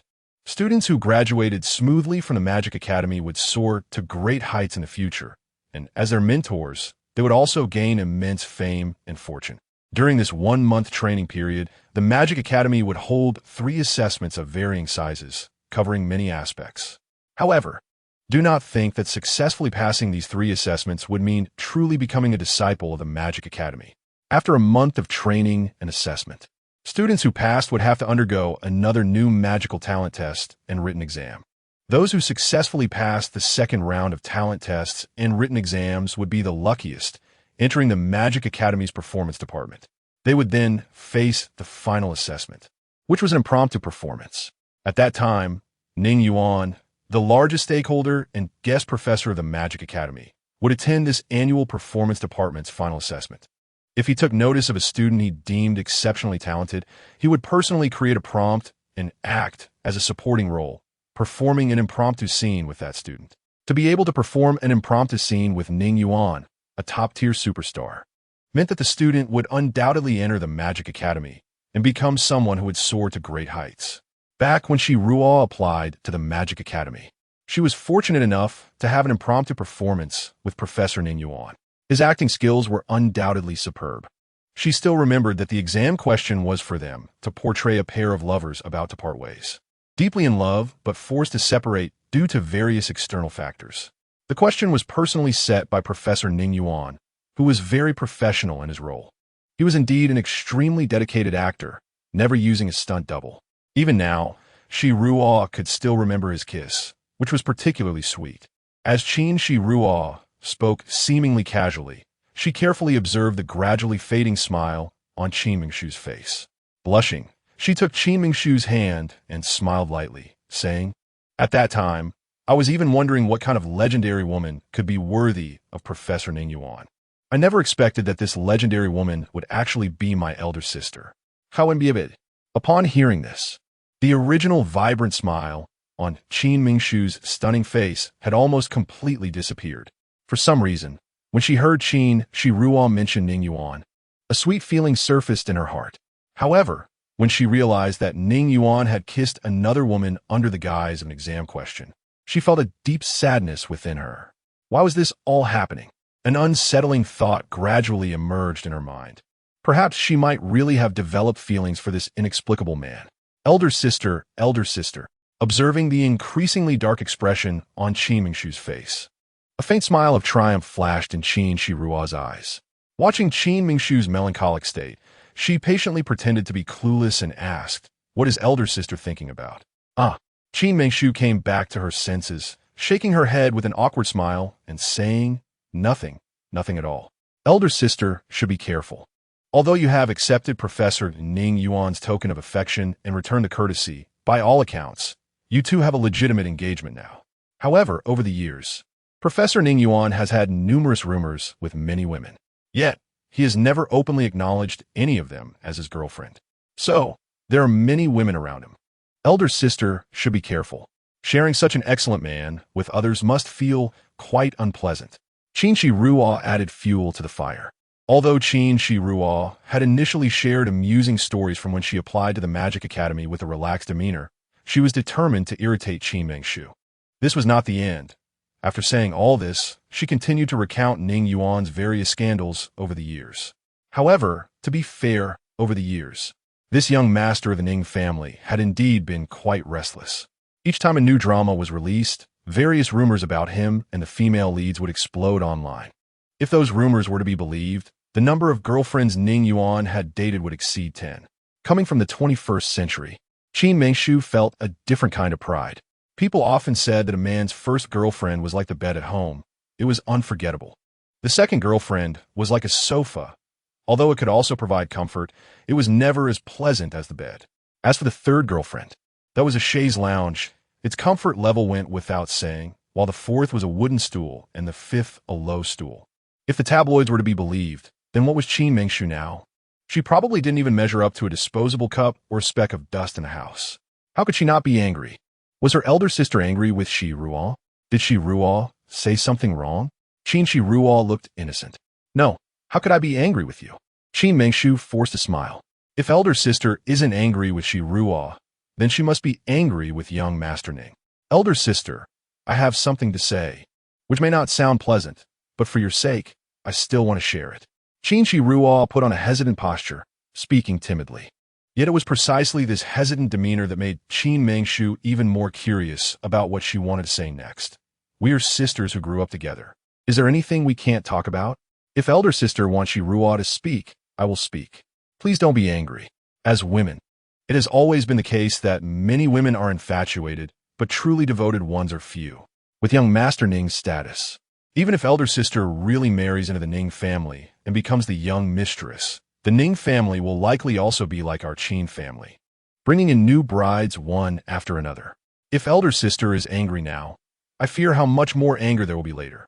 As she spoke, Qin Shi Ruo carefully watched Qin Mengshu, presenting herself as a dutiful sister who was genuinely concerned for her elder sister. "Enough, stop talking. I don't want to hear it." Qin Mengshu, almost unable to control her emotions, yelled out the words in a moment of frustration, seeing the vivid picture in her mind from Qin Shi Ruo's words. "Please forgive me, elder sister. It was Shi Ruo who spoke carelessly." Qin Shi Ruo immediately put on a wronged expression, but a trace of smugness flashed in her eyes. "It's my fault. I was too hasty with my words earlier.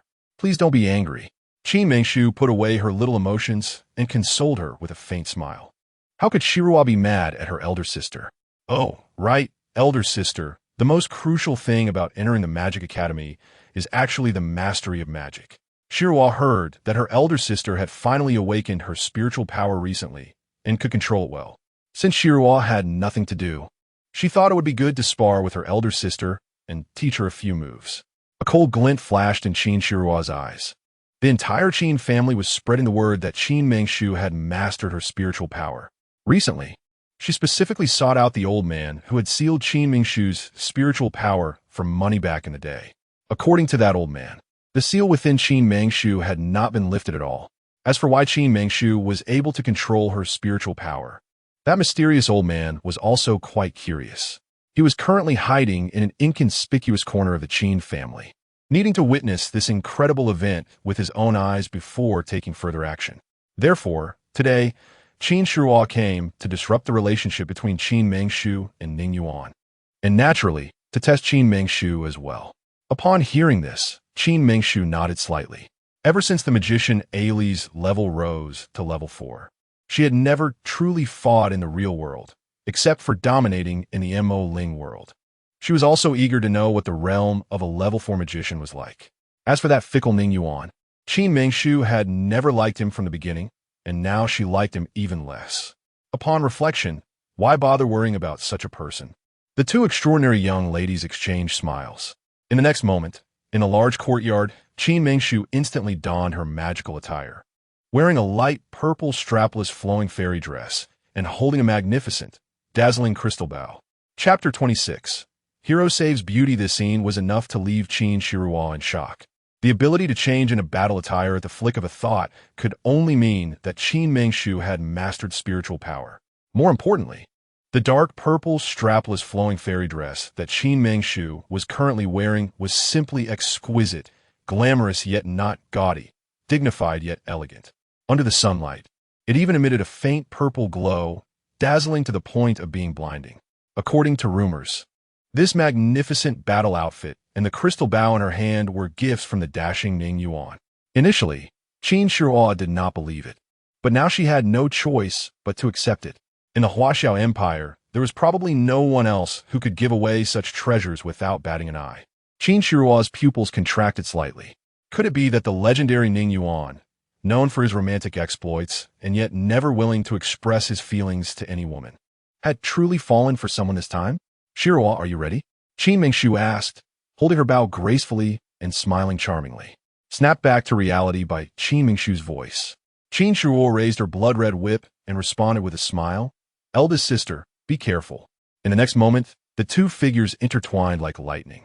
Qin Shiruo, a water system magician, used her initial skills as a magician to create distance between them countless times to maximize the effectiveness of her arrows. On the other hand, Qin Mengshu, a fire system magician, wielded her blood-red whip like a soaring dragon, leaving behind brilliant light trails in the large courtyard, creating afterimages too fast for the naked eye to capture. However, half an hour passed, and it was as if they were dancing, no matter what. Qin Shiruo's whip could not touch Qin Mengshu's body, not even her clothes. Likewise, Qin Mengshu's dazzling arrows, shining like starlight, could not harm Qin Shiruo in the slightest. In a corner of the courtyard, an old man with a mustache, carefully hiding his figure, stared dumbfounded at the scene before him. He could hardly comprehend why things had developed to this point. When Qin Mengshu was 2 years old, he was entrusted to seal the spiritual power within her. Logically, unless someone more powerful than him unsealed it, she would have never been able to cultivate spiritual power. From his observations, she should still not have mastered it, and the seal in her body had not been lifted. If he hadn't witnessed it with his own eyes, he would never have believed Qin Shiruo's claims, no matter how outrageous they sounded. What was going on? What kind of power was Qin Mengshu using now? Could it be that besides spiritual power, there were other supernatural energies in this world that he was unaware of? How? How could that be possible? Qin Mengshu continuously fired brilliant arrows, merging with the blood-red whip. Since reaching level 4 as a magician, she had never unleashed her combat power in such an exhilarating manner. She sincerely appreciated her second sister for being so patient in sparring with her. She could feel that her second sister's cultivation was clearly above hers, yet she restrained her own power, fully considering Qin Mengshu's feelings. But in the next moment, a faint sense of drowsiness inexplicably crept into Qin Mengshu's mind. As time passed, this subtle fatigue began to spread, almost enveloping her entirely. The last trace of her consciousness told her that this was a sign she was about to enter the ink spirit world. Yet their sparring continued. Qin Mengshu had no time to end the fight. She could only weakly turn her body to meet the incoming blood-red whip with her flesh and blood. Smack! Just before completely falling into a deep sleep, Qin Mengshu let out a soft moan and drifted into unconsciousness. This time, she did not enter the ink spirit world as usual. Instead, it felt like she was falling into an endless abyss, surrounded by darkness, unable to see her own hand. Her mind muddled and her strength drained. But just as her frail body began to fall from the void, a cool figure appeared and securely caught her as she was about to hit the ground.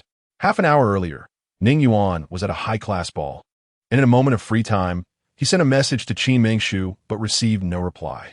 After making over 20 calls without an answer, a layer of deep unease settled in his heart.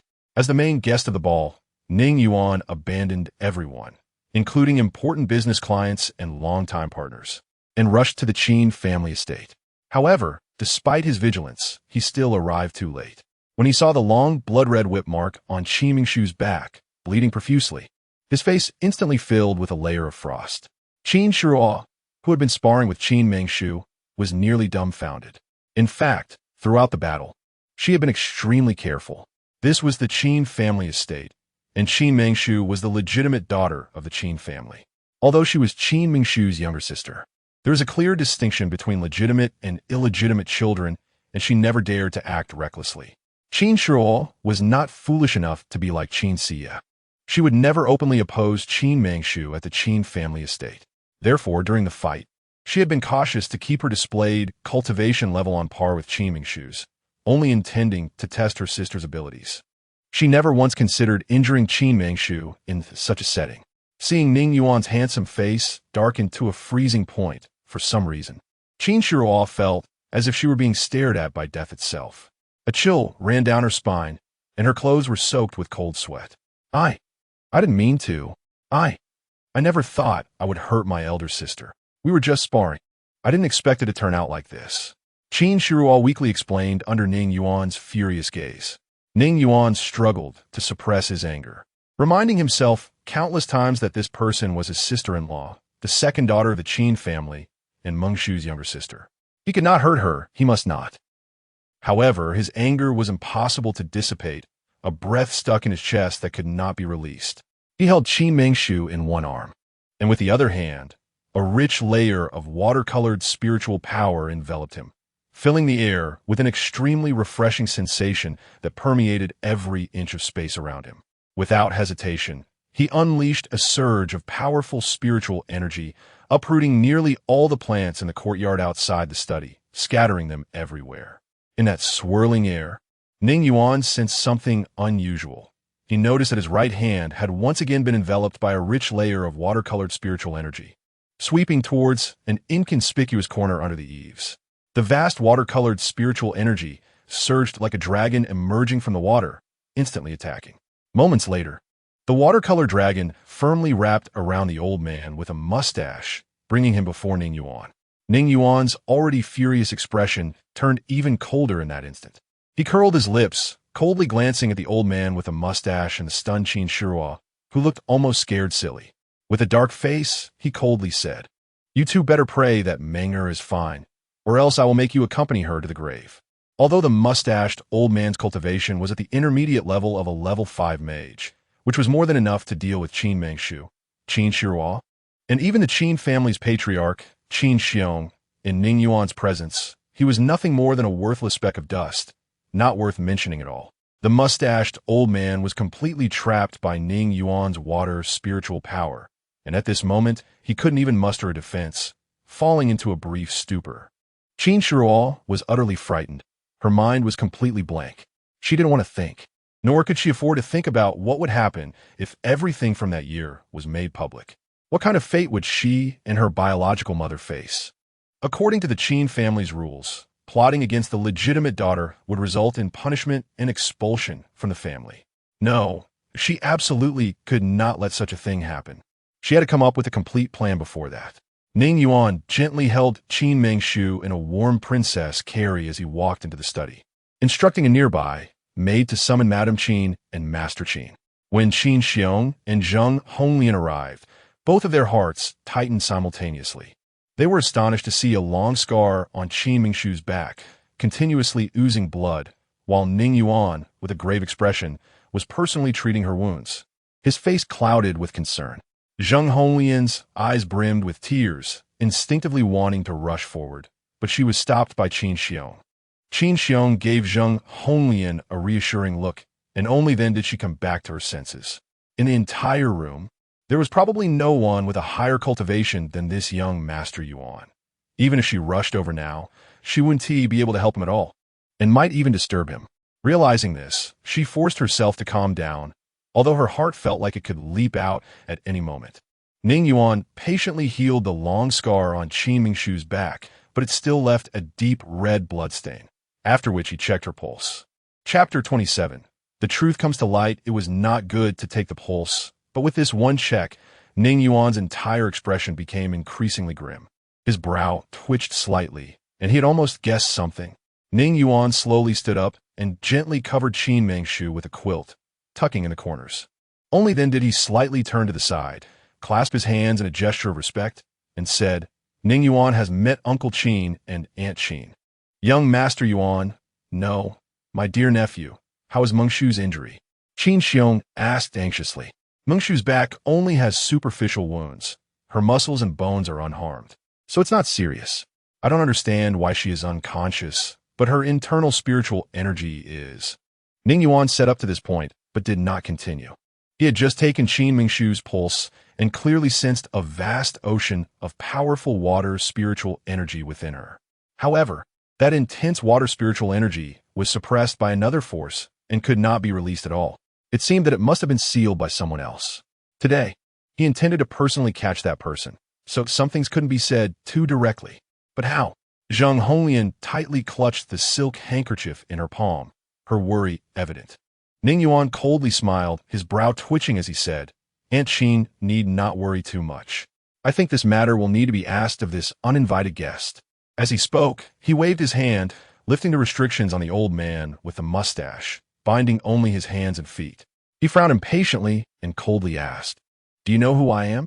The old man with the mustache had originally been huddled in a corner of the house, cleverly concealing his aura. Even with Qin Xiong present, it would be difficult to detect his existence. However, the moment he saw Ning Yuan, his heart panicked, and he thought of taking advantage of the chaos to escape when Ning Yuan unleashed that palm strike. But he had underestimated the strength of the renowned young Master Ning. What he intended as a clever escape turned into a blunder, and before he could explain anything, his consciousness faded away, and he fell into a daze, completely losing awareness. Seeing Ning Yuan again at this moment, he knew he could not escape this time. He even began to regret why he had been so foolish back then, getting involved for a trivial matter. However, now it was too late for regrets. He could only force a smile and stammer, I know. Young Master Yuan is renowned across the land. How could this old man not recognize you? At this moment, a servant had already brought over stools for Qin Xiong, Zheng Honglian, and Ning Yuan to sit down. Ning Yuan sat slightly forward in the armchair, with a smile that didn't reach his eyes, and said, Since you recognize me, there is no need for me to say much. You should know my temper. If you lie in front of me, I will make you wish you were dead. Ning Yuan's words were indeed exaggerated, but he aimed to intimidate the obsequious old man. For such a person, a little scare was enough. Of course, over the years, the reputation of the Ning family's young Master Ning was indeed well known. However, it was also mixed with praise and criticism. A person who could calmly kill a fan in front of the media could do anything. The old man with the mustache was clearly frightened, his body weakly trembling on the ground. He clumsily got up, kneeling on both knees, and repeatedly bowed, saying, This old man dares not deceive young Master Yuan. I will certainly speak without concealment. At this time, Ning Yuan had not even noticed that Qin Ji's second young lady, Qin Shiru, who had just fought with Qin Mengshu, had vanished without a trace.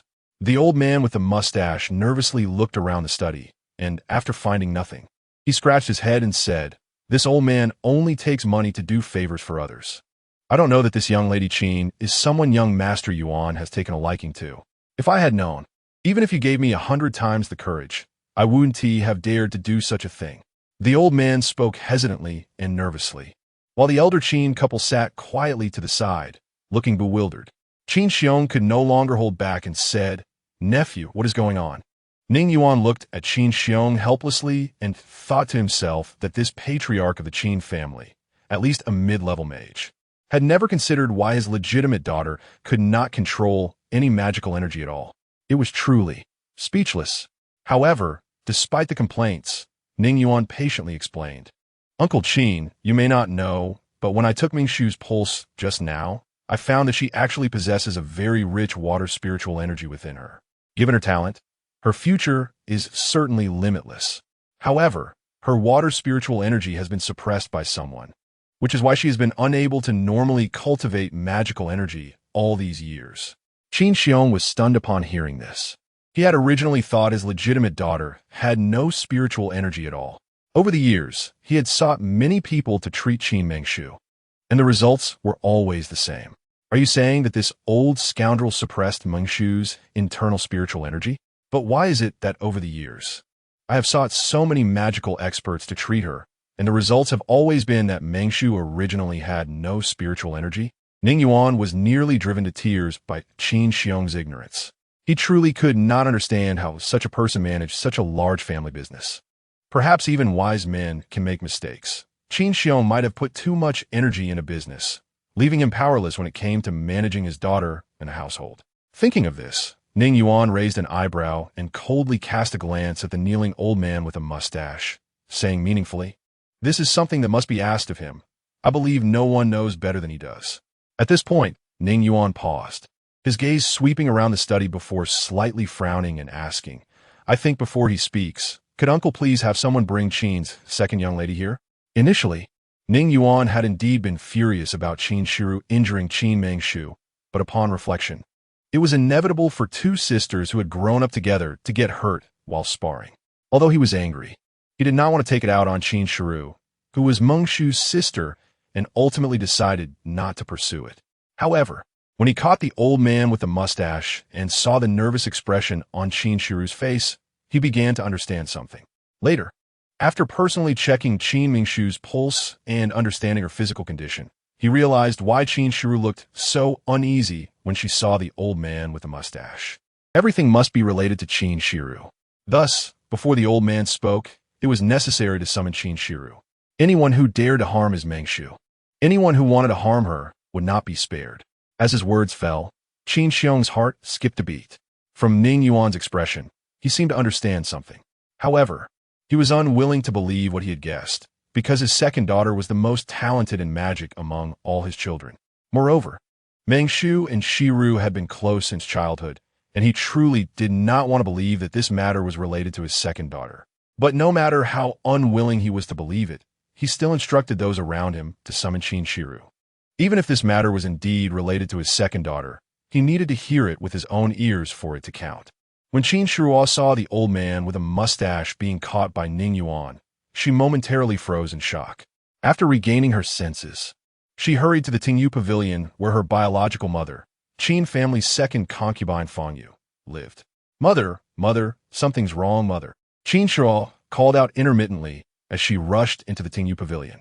At that moment, Fangyu was seriously looking at the accounts. Ever since she obtained the authority to assist the steward, her life in the Qin family's estate had greatly improved. The maids and servants who were used to looking down on others were now all trying to curry favor with her. While enjoying the adoration of many, she naturally had to put in more effort. The main matriarch of the Qin family, Zheng Honglian, had always been in poor health, spending her days eating vegetarian food and chanting Buddhist scriptures. Even if she really managed to take control of the household for the sake of her useless daughter, she was nothing more than a decorative pillow.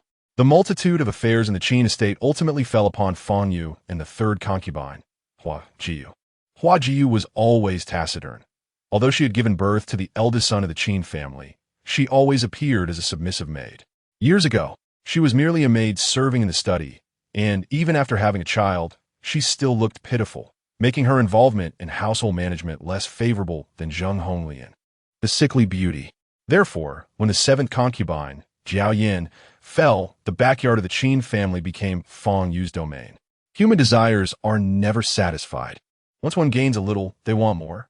Initially, perhaps she only wanted to live peacefully, but as life became stable, she began to yearn for wealth and glory. Even if one day she achieved wealth and had no worries about food and clothing, she would still aspire to be rich and unmatched. Fang Yu was the same. Initially, under Jiao Yan's influence, she barely survived, only wanting to ensure her children grew up safely. Now, not only had she preserved her life, but she had also gained control of the household, so she naturally had to plan for her children. Thus, she had to work hard. Since Zheng Honglian was a sickly beauty and Hua Jiyu was not someone of high standing, as the second concubine of the Qin family, she had to be more diligent both publicly and privately. Chapter 28. The culprit. After Qin Shiru burst in, Fangyu shook her head, put down the ledger in her hand, and said helplessly, "You, after all, are the second young lady of the Qin family. Why are you always in such a hurry? I've told you many times to learn to." "Mother, now is not the time to talk about these things. Young Master Yuan is here today." Before coming here, Qin Shiru had many things she wanted to say, but upon seeing Fangyu, she suddenly didn't know where to start. "I already know. He and your elder sister Qin Mengshu have an engagement." The Qin and Ning families frequently interact. That's quite ordinary. Why are you so flustered? Fan Yu picked up the ledger again and began to read it seriously. Mother, when young Master Yuan came today, I was practicing martial arts with my elder sister. Who knew that wretched person would faint without warning? I didn't have time to retract the whip in my hand and ended up hurting her. She hasn't woken up since. I think she did it on purpose, wanting to embarrass me in front of young Master Yuan. Oh, that's not the worst part. The most important thing is, Qin Shiro said angrily. Before she could finish, Fan Yu put down the ledger again, sighed deeply, took Qin Shiro's hand, interrupted her, and said softly, no matter if it was intentional or not, whether your elder sister is truly unconscious or is trying to harm you, you must first go and apologize to her. You need to understand that you're a concubine's daughter. No matter the time or whose fault it will always be your fault, and you must endure. Mother, please let me finish. In martial arts practice, injuries are inevitable. It's not a big deal, even if that wretched person is trying to make things difficult. Father 1T punished too harshly. The key point is, my intention today was to test Qin Mengshu. I specifically brought that old man who sealed her spiritual power back then, but the problem is that old man. Qin Shiro reached this point and didn't know how to continue. Fan Yu seemed to understand from the expression on Qin Shiro's face, and her heart almost jumped to her throat. She tightened her grip on Qin Shiro's hand and asked, what happened to that old man? He was caught by young Master Yuan on the spot. Qin Shiro lowered her head, knowing that she had caused a great disaster today. She also knew what would happen if the events from years ago were brought to light. Both she and her mother would face dire consequences. What? Fan Yu was momentarily stunned. Qin Shiro's words echoed in her mind, and she fell into a daze. She didn't want to think, nor dare to think, about what the consequences would be if this matter got out. Everything she had painstakingly built over the years could come crashing down. Her daughter, her son, might be expelled from the Qin family because of her mistakes. No, she absolutely couldn't let this happen. She must not. After a brief moment of distraction, she took a long breath, made a firm resolution, and whispered a few words into the ear of her maid.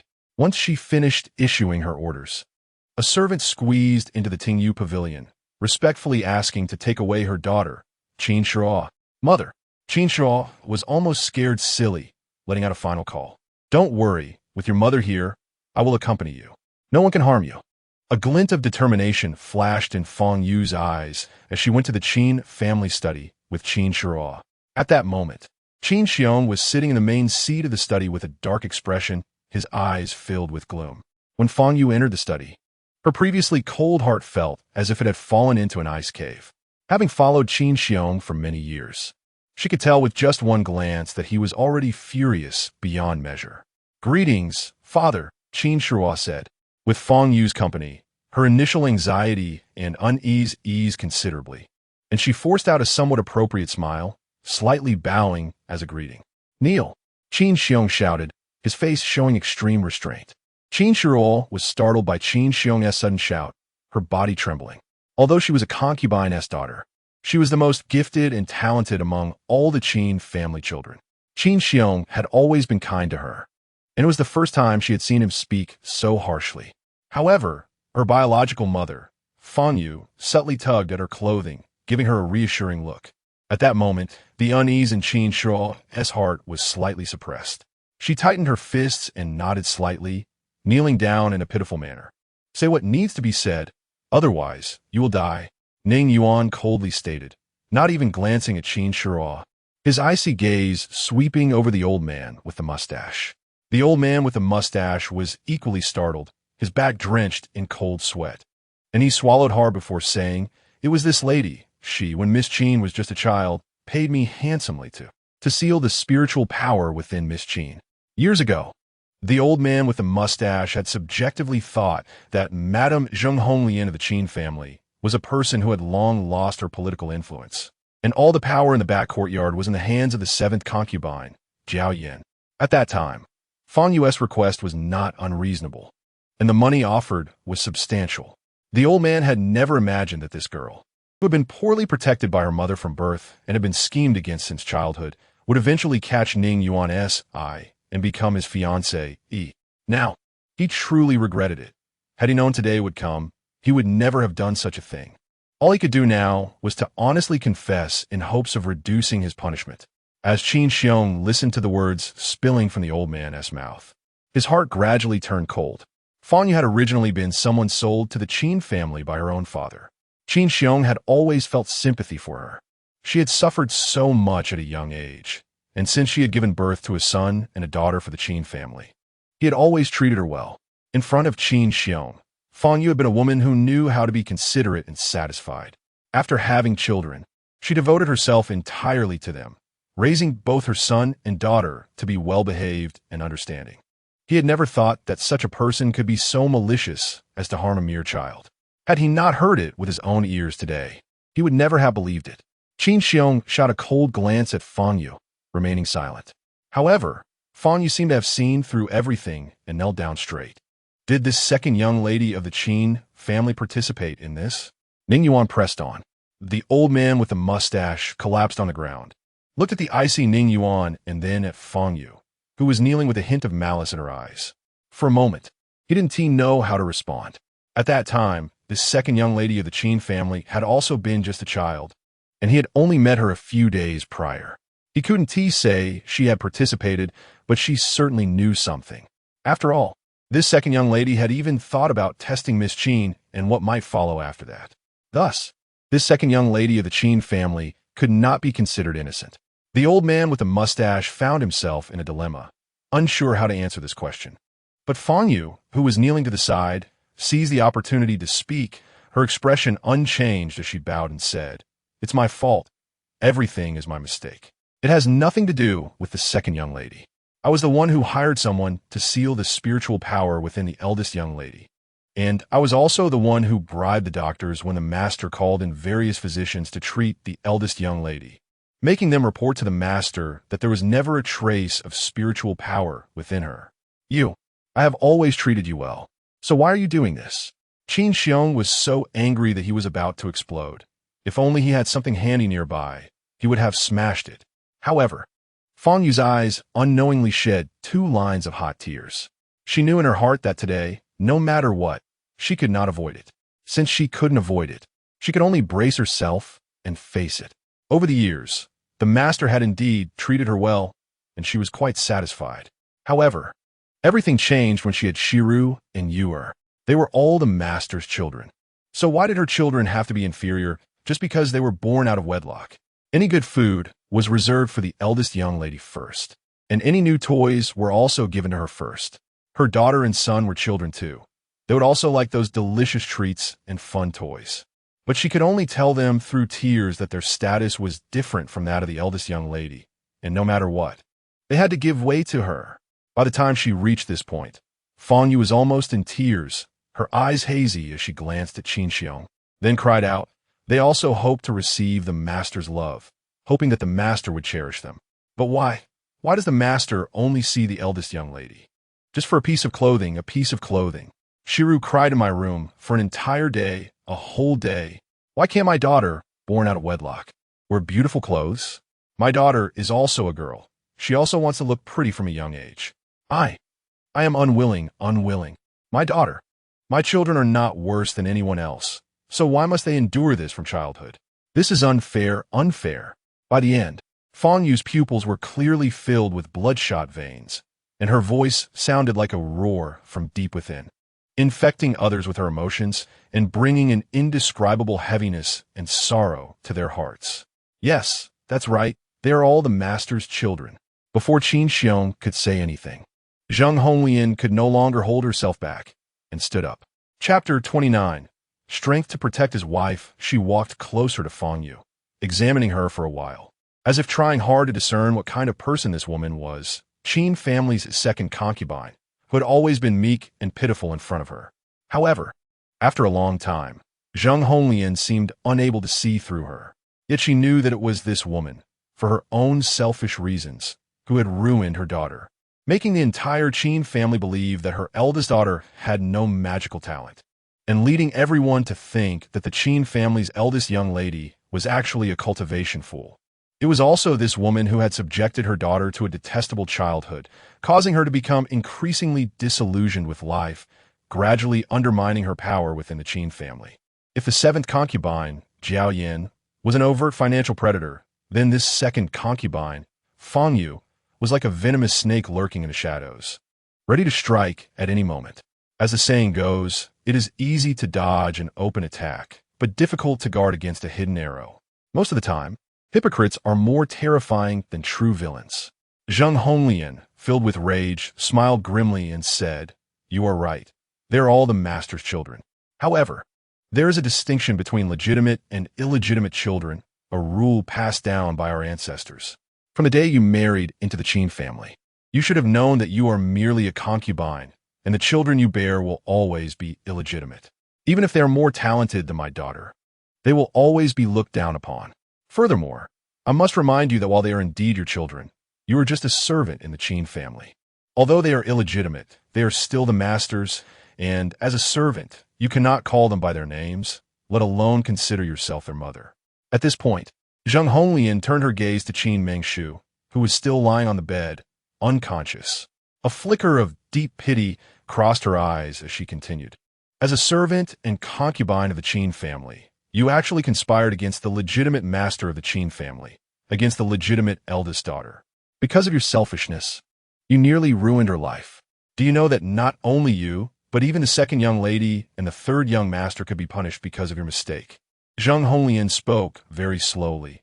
Although every word was sharp, it did not come off as aggressive, but rather as if she were recounting an inconsequential matter. How much hatred must one harbor to express such words in this tone? Zheng Honglian's seemingly indifferent attitude only made Fang Yu feel more alarmed. The Zheng Honglian she knew was vibrant and real, either kind like a bodhisattva or resolute like a female warrior. This smiling tiger demeanor was something she had never encountered before. Fang Yu knew that she had truly touched Zheng Honglian's bottom line this time. Therefore, she did not attempt to defend herself, for she understood that even if she did, it would be futile. All she sought was to protect her children. Fang Yu choked on her tears, unable to say anything, and after bowing 3 times, she cried out, "Everything is my fault. I was too jealous. I couldn't stand seeing the eldest young lady being showered with so much love since childhood and possessing such powerful spiritual energy. I was unwilling. So everything is my doing, and it has nothing to do with the second young lady or the third young master. I asked the master and madam to consider my years of service, which, though lacking in merit, have not been without hardship. Please do not blame the second young lady and the third young master. I am willing to bear all the responsibility." Fang Yu now appeared completely pitiful, embodying the image of a weak and helpless mother. If others were unaware of her misdeeds, they would surely feel sympathy for her deep down. Even strangers would feel pity, let alone Qin Xiong, the man with whom she had children. After all, Fang Yu had served Qin Xiong for many years. Although he only viewed her as a tool to provoke Zheng Honglian, the bond formed over the years still existed. Moreover, she was the biological mother of 2 children, and now, in such a lowly posture of admitting her mistakes, it would be hard for him not to feel soft-hearted. Zheng Honglian saw through all of this in Qin Xiong's eyes. Yes, her daughter's unfortunate childhood was all due to Fang Yu. Yet the charge of conspiracy couldn't be firmly placed on Fang Yu's shoulders. What she did could at most be considered attempted conspiracy. If it were another concubine, it would be one thing, but Fang Yu had given birth to 2 children for the Qin family, which counted as a contribution. Moreover, Fang Yu did not defend herself. She only wished to protect her 2 children. Thus, as the matriarch of the Qin family, Zheng Honglian was a loss for words. "Uncle Qin, Aunt Qin, I believe you're already aware of the truth. Menger is currently unconscious, and I am very worried. I must speak frankly. The Qin family courtyard is not very safe. I will take Menger with me today, and when she recovers, I will personally bring her back." Ning Yuan had lost his father's love at a young age and was raised single-handedly by his mother through hardships. He had never experienced such chaotic matters and did not wish to get involved in the internal struggles of the Qin family. Since the person who harmed Qin Mengshu had already been identified, she could safely spend her university years in the Qin family. As for the subsequent matters, Qin Xiong would handle them. He truly had no reason to stay any longer. With Qin Mengshu currently unconscious, although he could not discern the reason, he subjectively believed that the current Qin family was not suitable for her recovery. It would be better to take her back first. He would personally lift the seal within her body and invite the best doctors to treat her. Ning Yuan's request was not unreasonable. After all, there was already an engagement between the two, and in the Huaxia Empire, it was not unusual for an unmarried woman to stay at her fiancé's home for a couple of days. Qin Xiong forced a somewhat polite smile and said, "If that's the case, then I must trouble you, dear nephew. Ning Yuan, you must return my daughter to me alive and well." Zheng Honglian urged with a worried expression before they left. To be honest, Zheng Honglian initially looked down on Ning Yuan. The reason for her disdain wasn't based on family background, money, or reputation. As a woman herself, she valued her daughter's happiness more. She was indifferent to material possessions. Over the years, there had been numerous rumors about this young master Ning Yuan in the Huaxia Empire. The most she heard was about his various scandals with popular stars and the incident where he supposedly killed a fan. Thus, Zheng Honglian had prejudged that this young master was of poor character and that her daughter might not find happiness marrying him. However, the saying goes, the more a mother-in-law looks at her son-in-law, the more she likes him. This statement has been proven true, whether in the modern, rapidly developing 21st century or the rapidly advancing magical Huaxia Empire. Since Ning Yuan and Qin Mangshu had established their engagement, Zheng Honglian, though reluctant in her heart, had never shown any discontent on the surface. Ning Yuan was likely aware of Zheng Honglian's concerns, which is why he frequently visited the Qin family, bringing many gifts that, while not precious, were thoughtful and aligned with Zheng Honglian's preferences. In public and private, he doted on Qin Mangshu extensively. When Qin Mangshu was seriously injured, her fair skin even bore scars, yet Ning Yuan not only did not show any disdain, but personally tended to her wounds. As a woman herself, Zheng Honglian could see from Ning Yuan's eyes that this young master from the Ning family genuinely cared for her daughter. Zheng Honglian's life has been driven by a pursuit of love.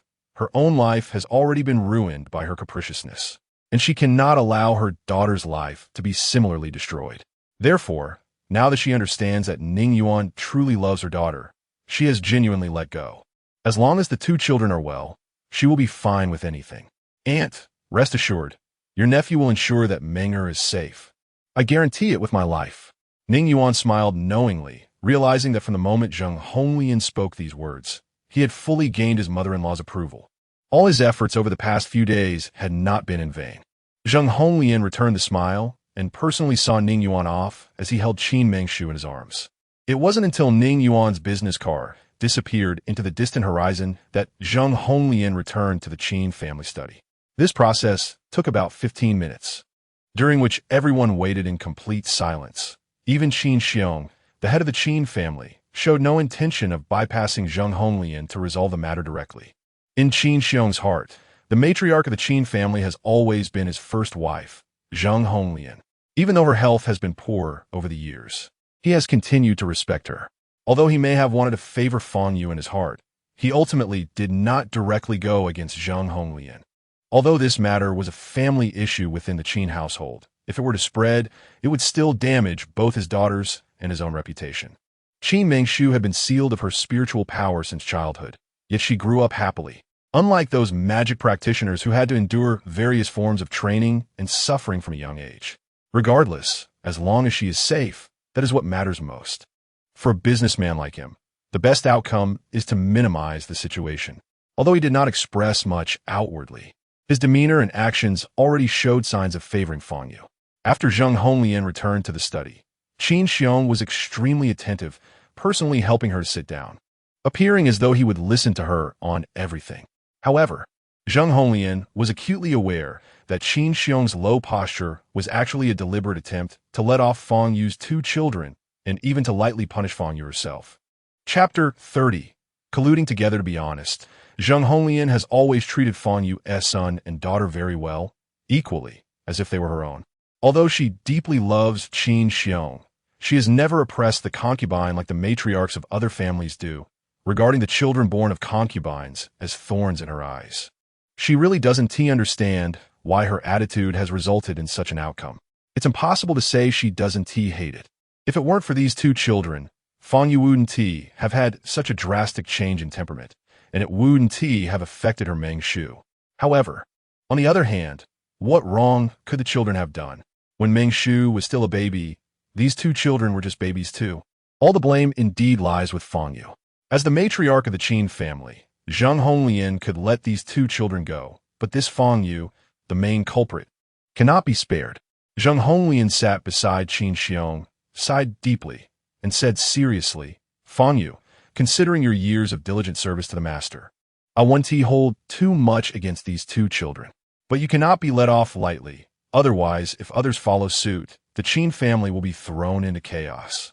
Madam is right. Fang Yu willingly accepts her punishment. The kneeling Fang Yu, looking lifeless, again knocked her head to the ground.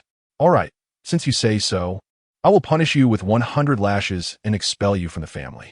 As for your two children, they will be temporarily taken to Jieyu. Although Fang Yu appeared to be in a very submissive posture, Zheng Honglian couldn't help but feel anger rising in her heart. To attempt to harm the legitimate daughter and receive a punishment of 100 lashes along with expulsion from the family is, in fact, quite reasonable. Even Qin Xiong couldn't say much about it. Fang Yu accepts the punishment. From start to finish, Fang Yu maintained a tough demeanor, refusing to argue even under such punishment. Please, mother, I beg you spare my second aunt this time. Mother Qin Shiru, who had been quietly kneeling aside, was in a daze.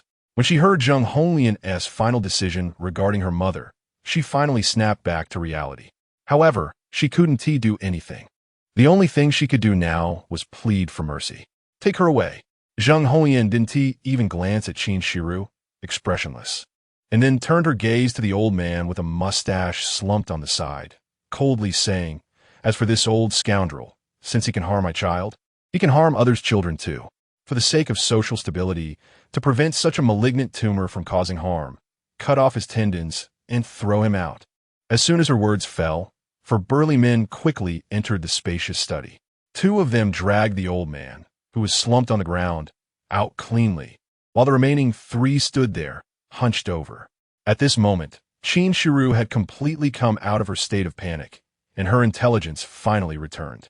She rushed towards Fang Yu, hugging her tightly and refusing to let go. Fang Yu had committed such a grave mistake and received such a result. It was indeed a deserved punishment. However, Qin Shiru was still the second young lady of the Qin family and a legitimate master. Zheng Honglian herself had said she wouldn't blame her, so these burly men had no way to deal with Qin Shiru. Qin Shiru held on to Fang Yu tightly, crying and sobbing, I don't want to leave my second aunt. I don't want to leave my second aunt seeing this scene. Qin Xiong felt extremely pained and was almost about to rise to leave. Zheng Honglian, however, relentlessly said, don't you dare pull this second young lady away. Take Fang Yu away. Zheng Honglian wanted to execute her earlier words before Qin Xiong could leave. She wanted everyone in the Qin family to know that no one could harm her daughter. If anyone dared to be bold and reckless, Zheng Honglian would never show the slightest bit of mercy. Wait. At that moment, a clear male voice rang out from outside the room. In the next moment, a remarkably handsome young man dressed in a pure white suit walked in. He looked to be only 18 or 19 years old, with a youthful face but an extraordinary aura.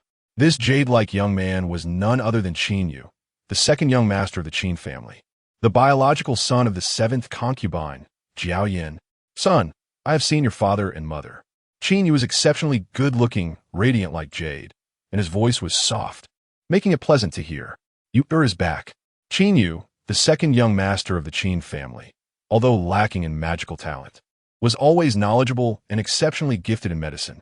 At a young age, he was already a first-year student in the medical department of the Magic Academy. In front of others and behind closed doors, Qin Yu was always polite. In this era of advanced yet monopolized medicine, Qin Xiong was very fond of his second son. Seeing Qin Yu in such a situation surprised Qin Xiong. His second son, who was always engrossed in medicine and never participated in internal family struggles, especially after his birth mother Jiao Yin fell, had become increasingly reclusive, almost moving his entire life to the school, rarely returning to the Qin family estate. Yuya, it's rare for you to come back. Go rest first. You're still a child, and your mother doesn't want you to see these dirty matters. Zheng Honglian, in the past, had treated this illegitimate son quite well, but ever since Jiao Yin and Qin Shiru had done those things, she no longer had any regard for Qin Yu.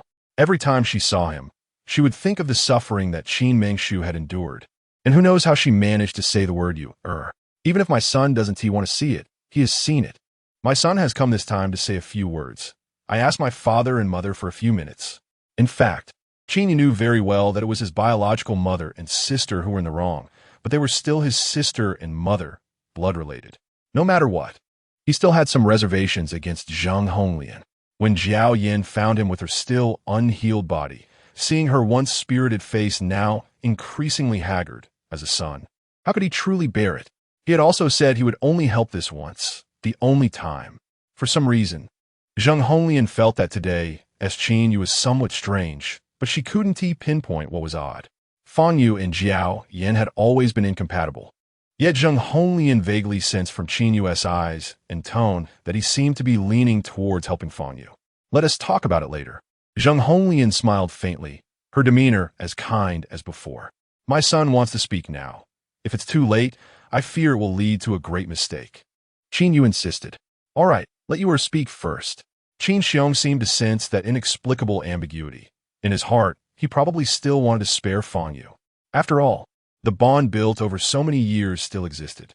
The second aunt has made a mistake and should indeed be punished. However, my son just got the physical examination report of the second aunt, and she is already pregnant.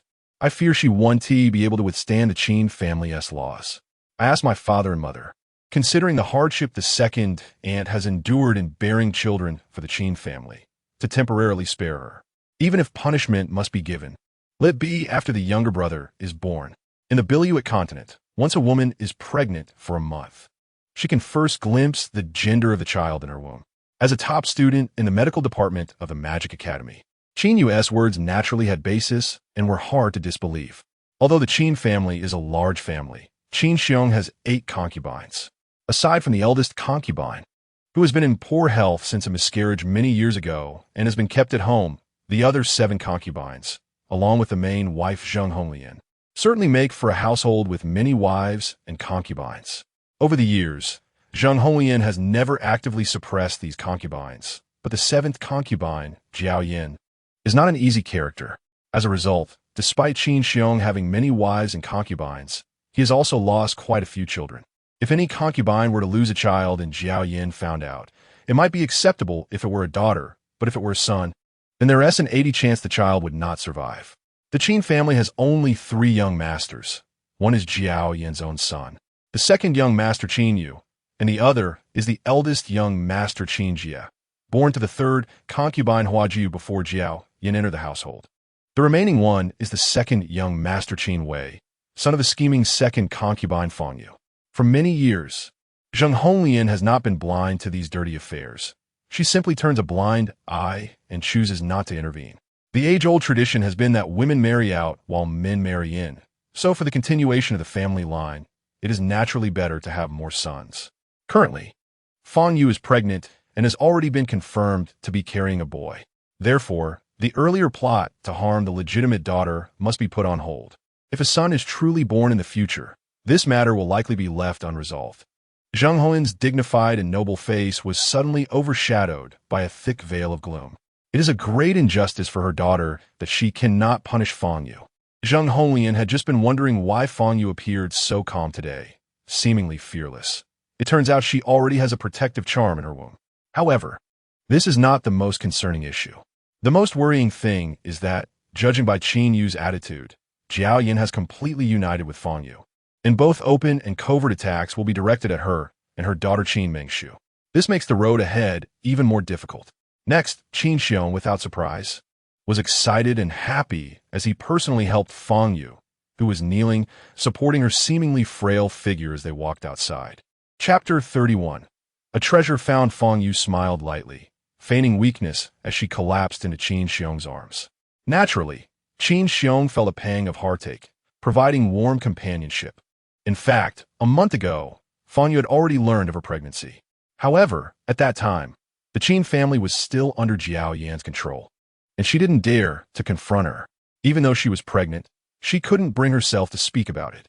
Later, after gaining power, she thought about finding a suitable opportunity to solidify her position in the Qin family before revealing her pregnancy. Fang Yu never expected that events from over a decade ago would be brought to light. The child in her womb had turned from a cherished possession to a means of survival. Fortunately, this child was indeed a boy.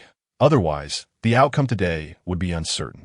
Once she gave birth to her son in October, these old matters would fade away, and no one would pursue them further. A few days ago, after Jiao Yan's fall, she had sought out Fang Yu. Considering that Jiao Yan had a son and a daughter, Fang Yu, although she did not agree to any substantial conditions, did not explicitly reject Jiao Yan's attempts to curry favor. Even though Fang Yu herself had a son and a daughter, her son Qin Wei was only 12 years old and still a child, completely unaware. No one was more suitable than Qin Yu to discuss this matter. This was not only because Qin Yu was a university student in the medical department of the Magic Academy, but more importantly, he was known for his unique temperament, extremely reclusive and unwilling to have much interaction with others. Even his biological mother, Jiao Yan, found it difficult to use him to gain favor. What he said would be seen as more impartial by others. The root of the troubles planted over a decade ago had finally come to an end. Although Fang Yu felt it was a false alarm and had been somewhat frightened, it was ultimately a close call. On the other hand, Qin Mengshu had wasted over a decade of precious time, starting from a much lower starting line than others. Even if her internal seal was truly lifted and she married into the Ning family, becoming Mrs. Ning, what difference would it make? Fang Yu firmly believed that the scandal-ridden Ning Yuan would undoubtedly be a notorious playboy. Qin Mengshu, that girl, would have her moments of tears. In the Biluo continent, if a woman lost the love of her husband and lacked strong power, the outcome was predictable. Zheng Honglian was merely enjoying temporary glory. By that time, both mother and daughter would have to crawl at her feet, struggling to survive. The open and covert struggle within the Qin family estate ended with Fang Yu's narrow victory. Meanwhile, Ning Yuan rushed back to the Ning family, carrying the unconscious Qin Mengshu. As he walked into the ivory-white villa, Ning Yuan's sister Ning Xin was munching on a dripping red snake fruit, nibbling absent-mindedly. Upon seeing Ning Yuan, she looked up slightly and giggled, "Brother, you brought her again. It seems you're really smitten this time." Ning Yuan shot a glance at his mischievous sister and replied amidst his busy schedule, "She's injured. You stay here and watch. No one can disturb me." Ning Xin had never seen her usually flirtatious brother so tense over a woman, which made her inexplicably nervous. She nodded vigorously and asked, "Not even Chengyi can come up?" "No one can." Ning Yuan paused halfway up the stairs, firmly stated. "Oh." Ning Xin took another bite of the snake fruit and nodded resolutely. Qin Mengshu felt as if she had fallen into an endless abyss of darkness, lying in a haze, struggling to move her body but failing, only able to let herself sink deeper into the infinite darkness. Ning Yuan gently placed Qin Mengshu on the warm big bed in his room, carefully wiping the cold sweat that continued to flow from her forehead. His movements were so gentle, as if any extra pressure would hurt Qin Mengshu. He stared at her in a daze, seemingly unable to take his eyes off her. After a long time, he finally sighed deeply, and a layer of rich red mist slowly enveloped his long right hand. The moment the hand with the red mist made contact with Qin Mengshu's abdomen, she felt a warm flow of energy occupy her lower abdomen. Inside her lower abdomen, it felt like countless ants were biting, roaring, and tearing, as if they wanted to destroy her entire lower abdomen. An unprecedented pain began to sweep through her body, with an overwhelming energy breaking through the darkness, almost separating from her abdomen, even her body. Pain. Unprecedented pain. Large beads of sweat began to pour from every cell in Qin Mengshu's body, and even Ning Yuan's forehead started to bead with cold sweat. Time seemed to be stuck in a swamp. In this unprecedented agony, Qin Mengshu lost track of how long had passed, as if a century had gone by. Finally, when the pain reached a certain peak, the unprecedented agony in Qin Mengshu's abdomen finally receded like a tide.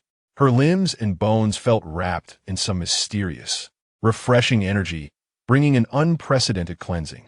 Ning Yuan clearly saw a rich water spiritual energy, like rippling water waves, slowly lift the quietly lying Qin Mengshu off the bed, enveloping her ample figure in layers of dense water spiritual energy, continuously rotating in the void.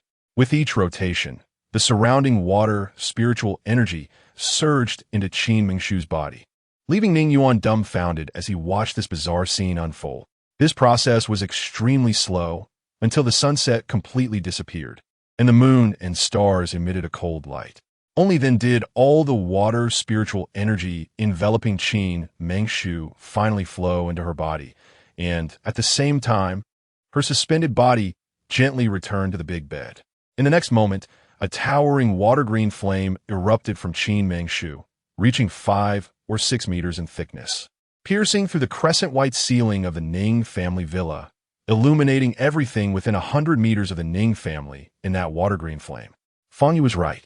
Qin Mengshu's body indeed contained an extremely rich and powerful water spiritual energy, which was exactly what Fang Yu was worried about. Thus, Fang Yu took the risk of spending a fortune to seal the powerful water spiritual energy within Qin Mengshu. On the day Qin Mengshu crossed over, she happened to wash in a beautiful lake outside the Ning family villa. The lake had no name and had never experienced any strange occurrences over the years.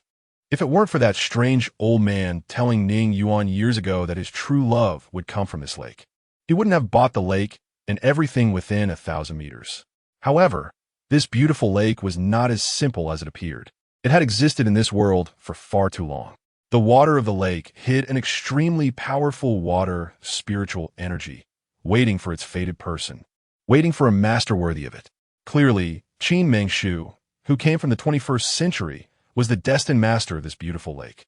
Thus, at the moment Qin Mengshu came into contact with the lake water, the lake that had waited for countless years finally launched its final attack, pouring all its energy into Qin Mengshu's body. Just now, Ning Yuan personally removed the seal from Qin Mengshu's dantian in her abdomen, allowing the water spiritual power that had been sealed for over a decade to finally erupt. The original water spiritual power within Qin Mengshu's body instantly fused with the powerful water spiritual power from the lake. The two streams of water spiritual power, like long-lost close friends or lovers who had been apart for a long time, madly merged into each other at the moment they made contact. The fusion of the two streams of spiritual power brought immense pain to Qin Mengshu's body, but of course, along with the great pain came tremendous energy. The two streams of spiritual power surged wildly through Qin Mengshu's limbs and bones, continuously cleansing her body's meridians. The final outcome, from Ning Yuan's extreme shock, was easy to imagine. Super divine level talent. This, Ning Yuan stood dazedly about 5 or 6 meters away from the big bed, completely unable to comprehend everything he was seeing. It was all too bizarre. From the moment he met Qin Mengshu, he clearly understood that there was not a trace of spiritual power within this girl, nor did she possess any magic, which is why her sudden counterattack later caught him off guard. He had thought that perhaps this girl had used some mysterious means to conceal her cultivation, but he had never imagined that Qin Mengshu's talent could be so powerful. Super divine level talent. There might not be even 10 people like her in the entire world. He had thought Qin Mengshu was just a copper level talent, but he never expected to encounter a king. This time, he truly found a treasure. As for the unconscious Qin Mengshu, after the water spiritual power surged into her body, she finally began to move slowly in the darkness. In an instant, her limbs regained control. However, before she could think much, the scene before her shifted, and in the next moment, Qin Mengshu found herself unexpectedly in a place she was incredibly familiar with. Lucky game player, welcome to the Ink Spirit World. Chapter 32, Swordmaster Anna, the moment the familiar. Methodical voice of the computer NPC reached Qin Mengshu's ears. Her heart finally calmed down completely. She slowly moved her limbs, but felt a trace of doubt in her heart. Didn't you say that if you were hurt in the real world, you would still carry those injuries into the Mo Ling world? Why is the wound on my back healed so quickly? I did say that, but your lover in the real world, Ning Yuan, has already treated your wounds and released the seal on your dantian, unleashing the water spirit power within you. Naturally, your injuries have healed, the NPC explained in a mechanical tone, then added, I must congratulate you. After mastering the spiritual power of the real world, you will become even stronger, and also, the time you enter the Mo Ling world has stabilized. Qin Mengshu smiled lightly, feeling quite pleased. The duel with Qin Shiruo left her somewhat apprehensive. If the time spent in the Mo Ling world were unstable, it would indeed be a huge inconvenience. The last battle with Qin Shuo was merely a sparring match between young girls, and Qin Shuo had intentionally held back, although it still caused unnecessary harm. It was just some superficial wounds. If she were to fight someone else who harbored murderous intent, and she happened to enter the Mo Ling world at that moment, she truly wouldn't know how she would die. Now, it's good that the time spent in the Mo Ling world has finally stabilized, meaning she can finally arrange her time reasonably. So what is the duration? Qin Mengshu curiously asked. After her voice fell, a long time passed. Qin Mengshu's voice seemed to sink like a stone in the sea, reverberating in the vast, rigid space, while the computer NPC's voice had already disappeared without a trace, as if it had never appeared at all. Qin Mengshu shook her head disdainfully. If you won't say it, then fine. It's not hard to find out what she wants to know, since it has stabilized. She could observe carefully for a few days after leaving the Mo Ling world. What a miser. But thinking of it, this Ning Yuan is somewhat interesting. He happened to arrive just when she was injured and saved her so coincidentally. At this thought, that inexplicable feeling in Qin Mengshu's heart resurfaced, and she almost believed in that feeling. No. How can I fall in love with him, a playboy? Forget it. I shouldn't think about that now. I should focus on my current situation. Qin Mengshu murmured to herself a few words, shook her head to dispel the gloom in her mind, and finally began to reassess her current problems. Now, the time spent entering the Mo Ling world every day can be said to be quite long. Leveling up by defeating monsters has also become relatively stable. With ample time, it is time for her to develop a brand new skill. With this thought, Qin Mengshu reached out to tap herself, only to find that her points had mysteriously risen to 30,000, and the level of the mage, Ellie, had strangely risen to level 6. In her memory, ever since leaving the Mo Ling world last time, her soul had been in a dark abyss and hadn't entered again. Why then had both her points and the mage's level increased? Qin Mengshu pondered for a moment and finally got the answer. It seems that the strange computer NPC hadn't lied to her. The Mo Ling world and the real world had completely merged for her. Although she didn't understand why her Dantian had been sealed or why Ning Yuan had unsealed it for her, she clearly knew that the current Qin Mengshu was a Qin Mengshu who had mastered spiritual power in the real world.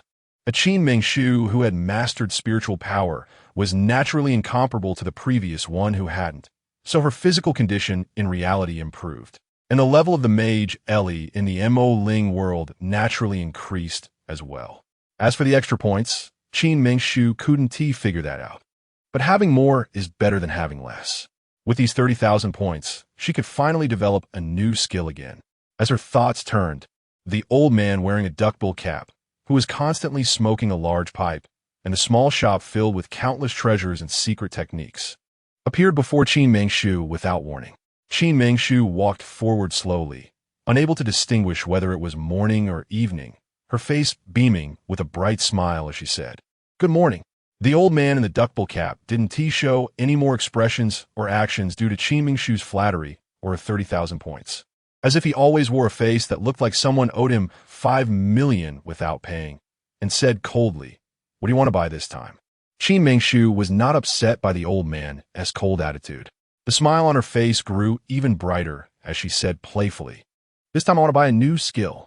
After her words fell, the old man in the duckbill cap didn't say much or move much. He simply bowed his head and casually rummaged through a few things before expressionlessly handing Qin Mengshu 3 thick books without a word. Qin Mengshu cautiously took them and flipped through them casually. Among these 3 books, there were indeed characters with other skills. Qin Mengshu opened one of them and saw a girl named Anna on the first page. Anna's character setting is that of a sword master, holding a silver-white slender sword that is 1 meter long and 2 fingers wide, dressed in a stunning pink dual-shoulder fairy dress. For some reason, the moment Qin Mengshu saw Anna, she fell deeply in love with this character. This image was simply the fairy tale hero from her dreams, a figure clad in red, wielding a sword, charging into the world, ready to settle any injustice with a single strike. Qin Mengshu tapped on Anna, and instantly a card the size of a PK card appeared in the air. When she tapped it again, the card flipped over, and the back clearly stated Anna's introduction.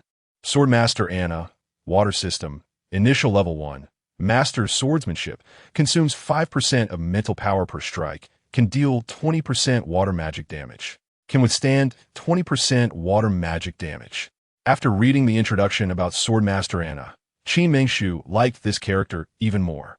A Swordmaster, very good, and a water system, very good. Qin Mengshu couldn't help but nod and tapped the card face again, before clicking to confirm the use. She specifically looked at the price in the lower right corner. Damn, she almost blurted it out, although she appeared calm on the surface. Inside, she had already cursed the old man in the duckbill cap and his ancestors' 18 generations. It wasn't that Qin Mengshu was unhappy.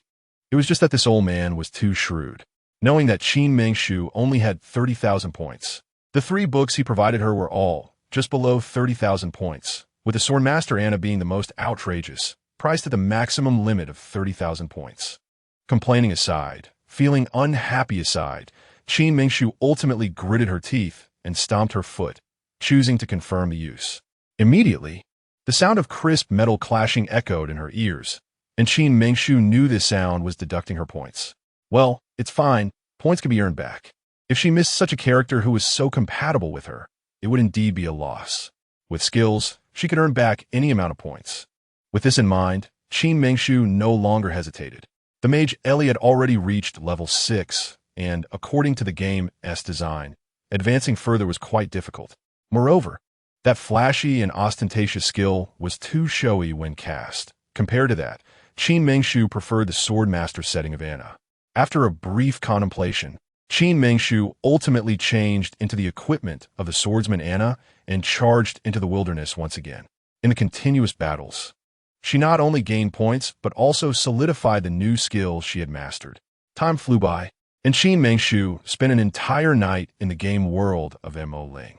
Meanwhile, Ning Yuan, the young master of the Ning family, had not closed his eyes all night, anxiously waiting by Qin Mengshu's bedside, his gaze fixed on the girl. He did not understand why Qin Mengshu remained in a deep sleep.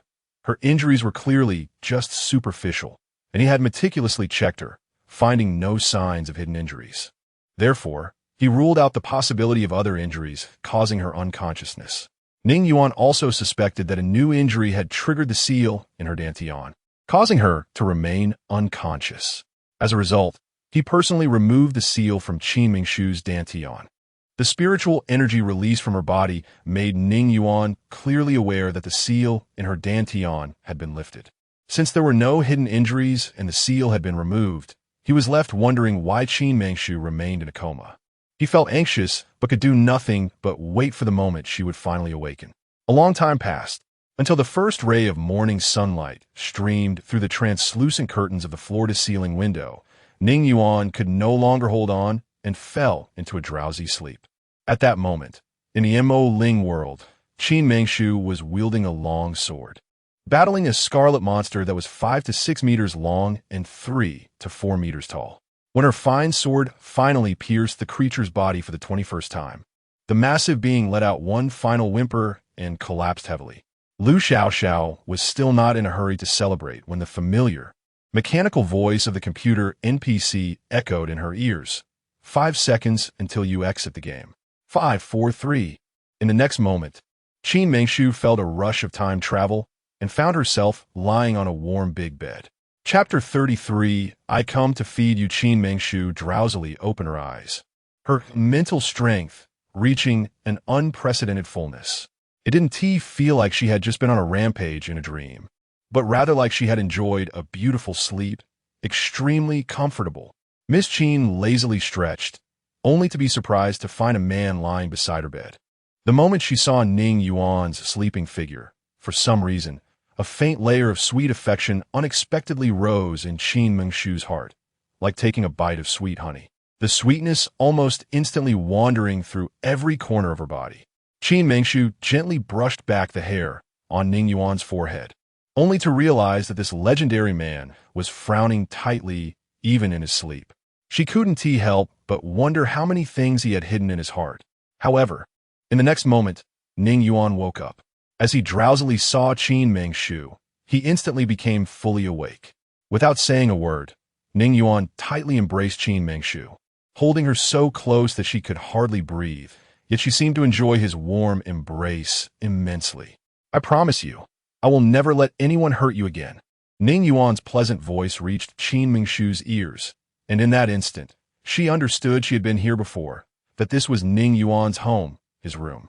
Her sudden fainting must have worried him terribly. For some reason, after coming to this strange planet, Qin Mingshu unexpectedly felt a reluctance to leave, wanting to stay, to be by this man's side, to witness all his legends. However, as this thought arose, her mind was filled with Ning Yuan's various tabloid news, various scandals, and most importantly, the words of Qin Shihua that were bland yet painfully stinging to Qin Mingshu's heart. Moreover, there were her family, friends, and career in the 21st century. All of this forced Qin Mingshu to step back, to give up on this man. "You hurt me." Qin Mingshu struggled, but ultimately couldn't break free from Ning Yuan's embrace. At that moment, the worries and anxiety that had weighed on Ning Yuan's heart all night finally dissipated, and he slowly released her. His smile was enough to melt the ice, and it was only then that Qin Mingshu realized how extraordinarily handsome Ning Yuan was. Previously, she only thought he was extraordinarily charming, like a deity living high above in myth and legend. But at this moment, when Qin Mingshu saw the slight furrow between his brows gradually shift from deep worry to a hint of unspoken joy, she suddenly realized that this man was not only extraordinarily handsome, but from his joys and sorrows, she could also sense a touch of authenticity and warmth, like a true immortal living beside her, within reach. This feeling, both real and seemingly unreal, slowly enveloped Qin Mingshu, and her intelligence gradually faded away, disappearing in Ning Yuan's warm smile, disappearing in his domineering embrace, disappearing in his genuine yet dreamlike allure. "Are you hungry? You tidy up, and I'll make you something delicious." Ning Yuan's long hands that had just been holding Qin Mingshu gently brushed her nose, a look of indulgence on his face. Qin Mingshu's lips moved, wanting to say something, but she didn't know where to start. After thinking about it, she decided it was better not to say anything. This man was used to being courteous and flirtatious with all kinds of women. After all, Qin Mingshu could still be considered this man's fiancée. So what was wrong with eating his food? Eating from him was a sign of respect. Thinking of this, Miss Qin no longer hesitated, slowly getting out of bed, comfortably taking a shower in Ning Yuan's bathroom, casually wrapping herself in Ning Yuan's spacious pajamas, covering her originally voluptuous figure very tightly. However, no matter how tightly she wrapped herself, a girl dressed like this, no matter how perfectly fitted, always exuded a different kind of allure. When our Miss Qin finally dried her long, dark hair and casually let it hang behind her, she appeared in the large living room on the second floor of the Ning family, only to witness a scene she could hardly comprehend in her lifetime. Ning Yuan, the legendary young Master Yuan, a man who was always high and mighty, a top-tier superstar, the head of various powerful factions, and a behind-the-scenes shareholder of major enterprises, was actually wearing an apron, cooking for a little woman. Although Qin Mingshu could be considered Ning Yuan's fiancée in such an imperial system country, shouldn't women be the ones cooking for men? All of this was beyond her understanding. But whether Qin Mingshu could understand it or not, the large second-floor living room was already filled with a rich aroma of food. After sleeping for a whole day and night, Qin Mingshu was already starving to the point of collapse, and combined with the overwhelming aroma that nearly filled the entire room, it was simply mouth-watering.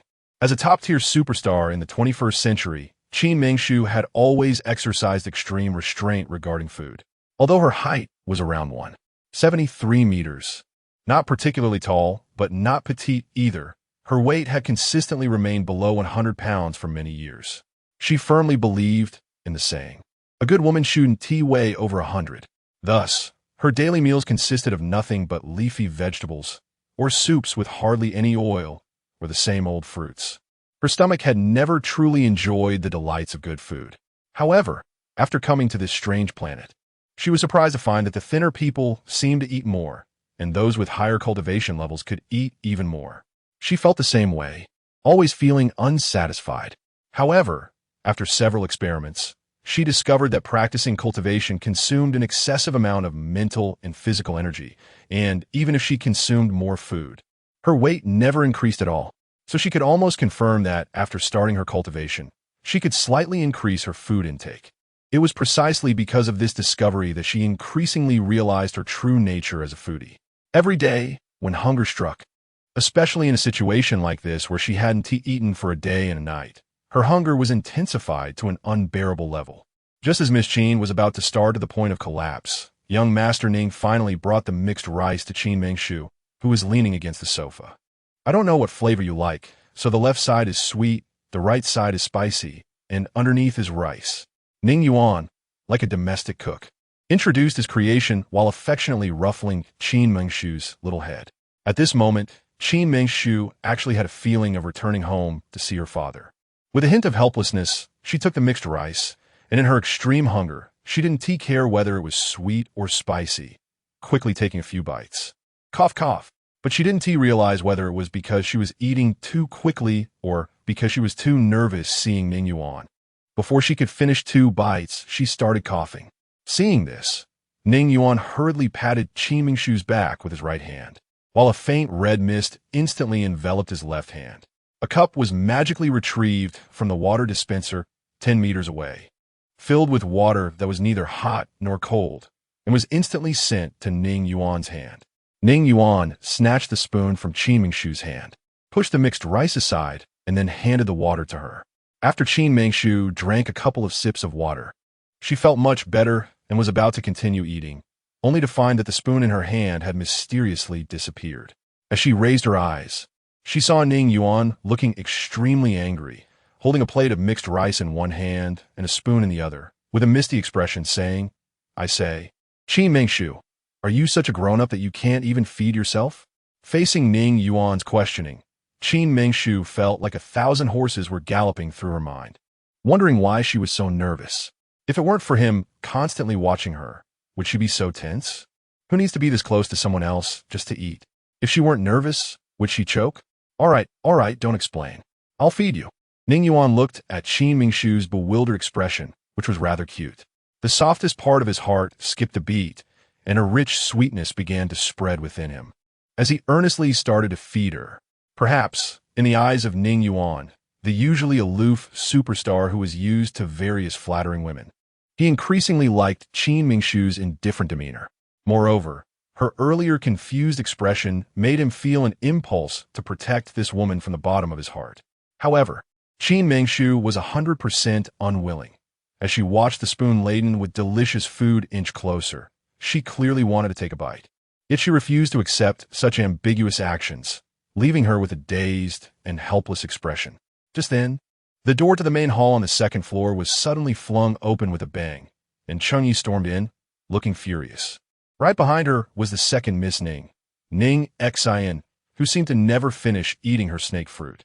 With her stunningly beautiful face, she smiled and shrugged, saying helplessly, "I really tried to stop her, but I couldn't."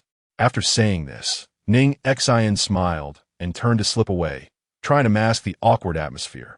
However, Cheng Yi could not conceal her anger at all. The moment she saw Ning Yuan and Qin Mengshu together, her anger intensified, and she said recklessly, "Young Master Yuan, is the urgent matter you mentioned really just feeding this Miss Qin?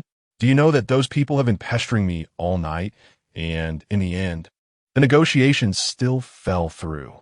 After Ning Yuan carelessly left the ball last night, the new investors were naturally very displeased, and despite Chang Ye's desperate pleas, the negotiations ultimately failed. Chapter 34: Genuine Feelings. Perhaps, in the eyes of those investors who have never dealt with Ning Yuan, this young master of the Ning family is no different from other businessmen or celebrities. They're all people who seek profit and fame. As long as they have money, wouldn't they always have good partners? So, in the end, perhaps it was all just a show, and they would eventually leave in a huff. Faced with Chang Ye's almost accusatory tone, Ning Yuan raised an eyebrow dismissively, appearing completely unconcerned. "After all these years, you still can't change that bad temper of yours. It's their loss if they can't collaborate with me. Why are you getting angry?" Ning Yuan replied nonchalantly, then carefully brought the spoonful of food to Qin Mengshu's lips, smiling gently as he said, "Come on, be good, eat all of this, and you'll feel better." In fact, this double dish made by Ning Yuan is not as simple as it seems. This seemingly ordinary meal contains a large amount of high-quality medicinal ingredients that invigorate and refresh, and the preparation method is extremely sophisticated. Although many medicinal ingredients are included, there is no trace of their taste. Ning Yuan himself dislikes taking medicine, so he doesn't insist that Qin Mengshu take any. Instead, he meticulously incorporates the medicinal ingredients into the meal. From the moment the door was pushed open by Cheng Yi, Qin Mengshu fell into extreme embarrassment, looking completely dazed, unable to understand the conversation between the two, and could only act as if she hadn't heard anything. However, when she heard Ning Yuan call her good, she was utterly speechless. What did he take her for, a daughter?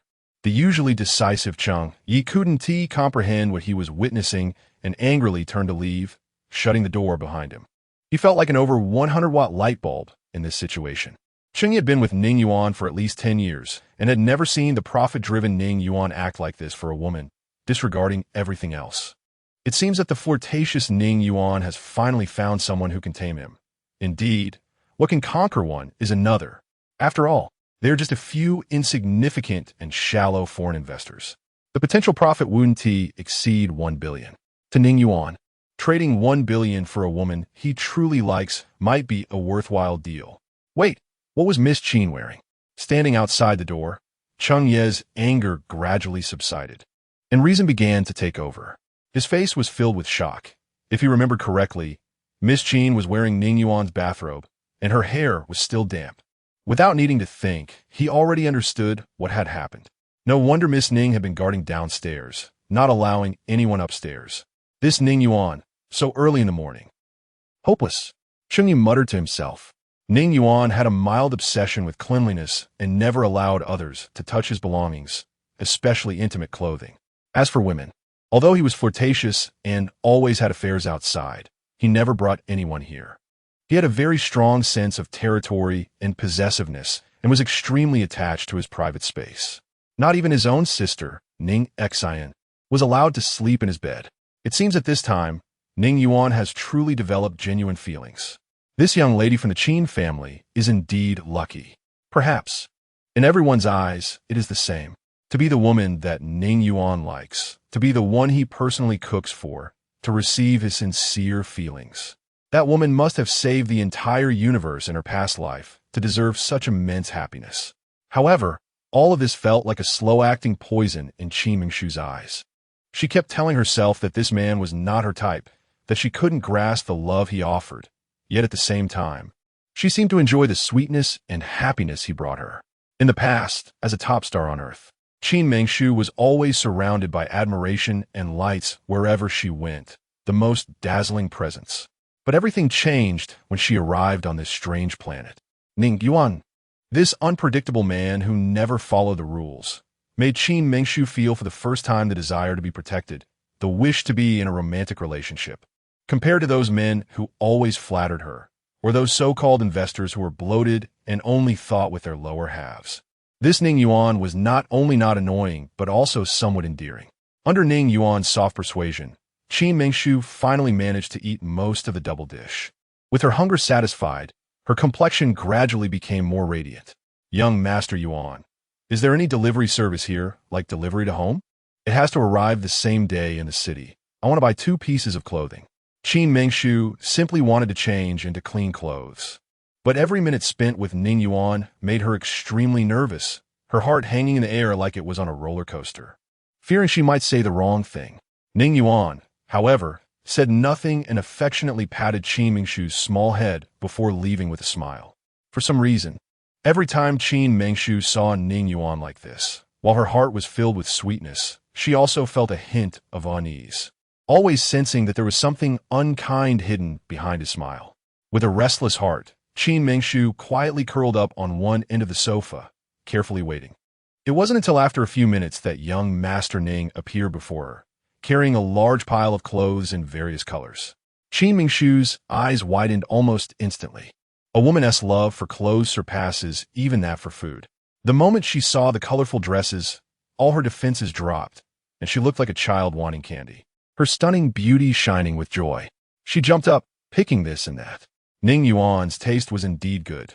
These clothes were very suitable for Qin Mengshu's age and style, and the color combinations were quite reasonable, luxurious yet not gaudy. They seemed almost tailor-made for her. Qin Mengshu looked at one after another, seemingly pleased with them all. With a smile that could captivate a heart, she thanked him. "Thank you." For this light-hearted thank you, Ning Yuan felt satisfied even if he had to bring an entire mall to her.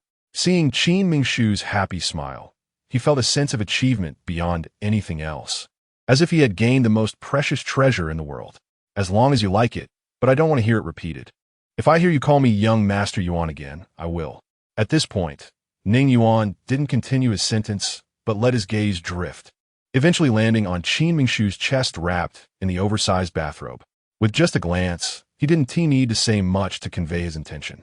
Sure enough, our Miss Qin looked in the direction of Ning Yuan's gaze and found that the loose bathrobe had somehow become slightly disheveled, revealing her swan-like white neck and two lively little rabbits that were almost ready to leap out. Miss Qin's face flushed red, and she seemed to have understood Ning Yuan's meaning.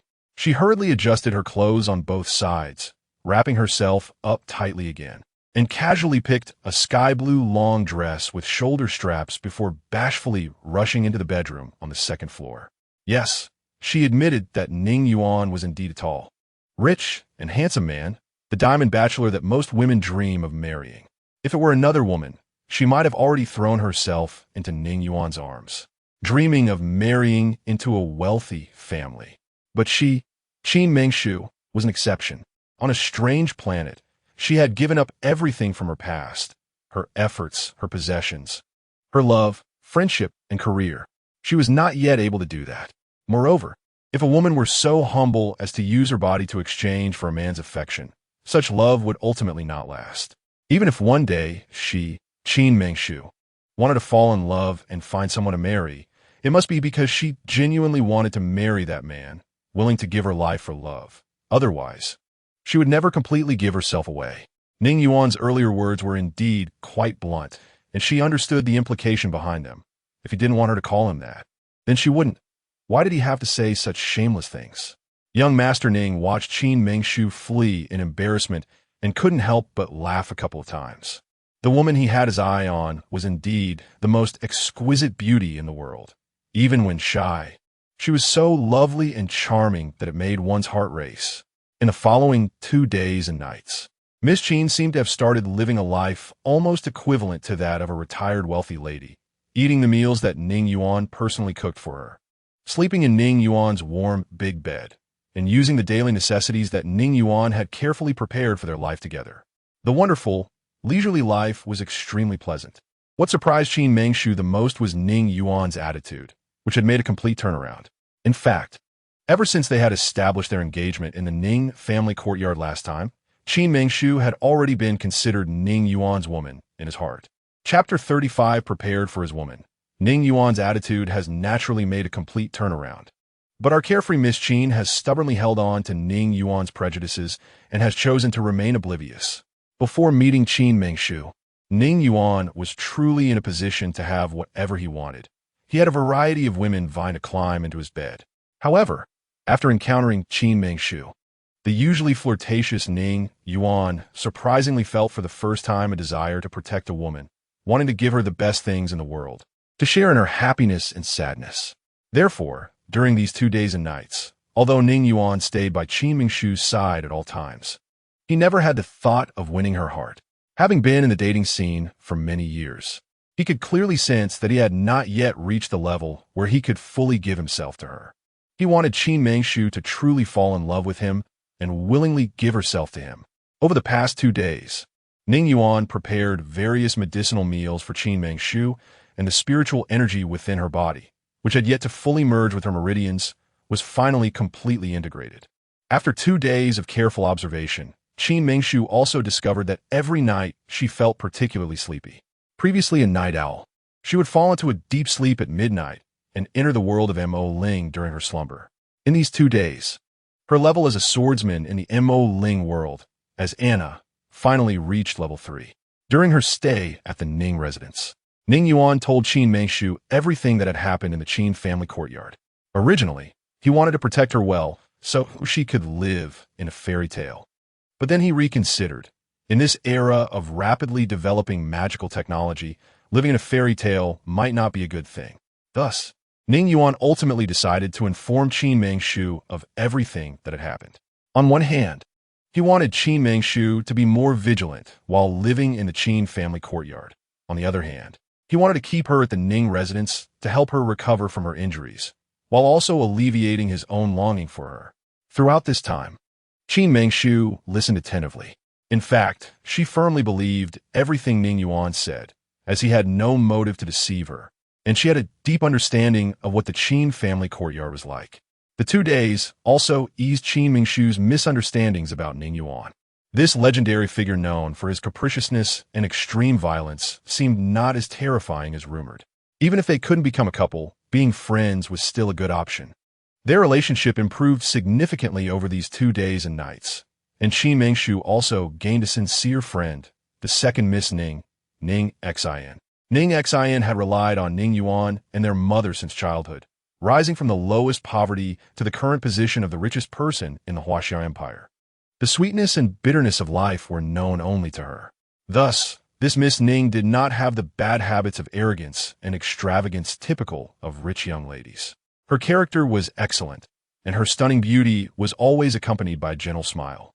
Ning Xion's favorite fruits were snake apples and apples, and she would eat about 10 of them daily, almost replacing her meals, as it was said that these fruits would improve her skin.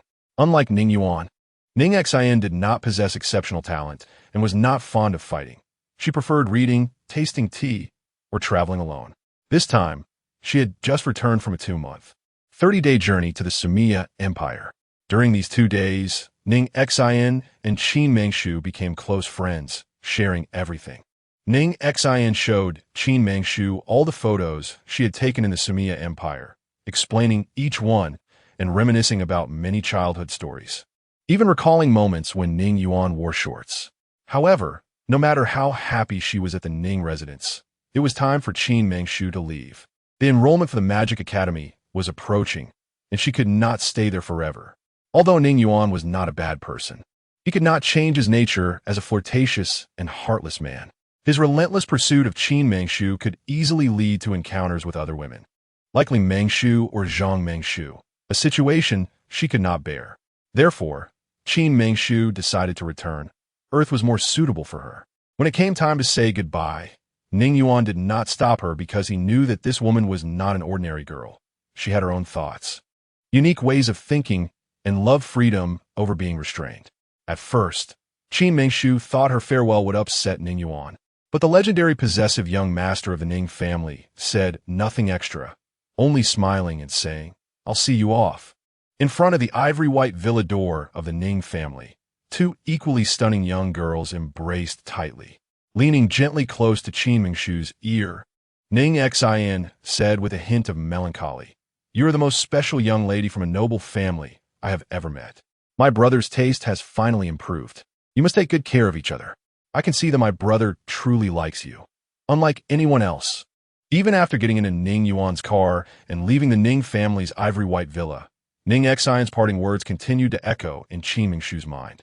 Ning Xian was a very simple and pure girl, often thinking too simply. In her eyes, the right people should be together. Yet, it was this simplicity that brought her happiness and carefree living. Whether on Earth or in Biluo, Qin Mengshu was never a simple person. Her thoughts were always too sharp and sensitive, and she considered more than others. Therefore, she could not view things as simply as Ning Xian did. She understood very clearly that marrying Ning Yuan, the richest man in the Huaxia Empire, as the eldest daughter of the Qin family, was indeed a stretch.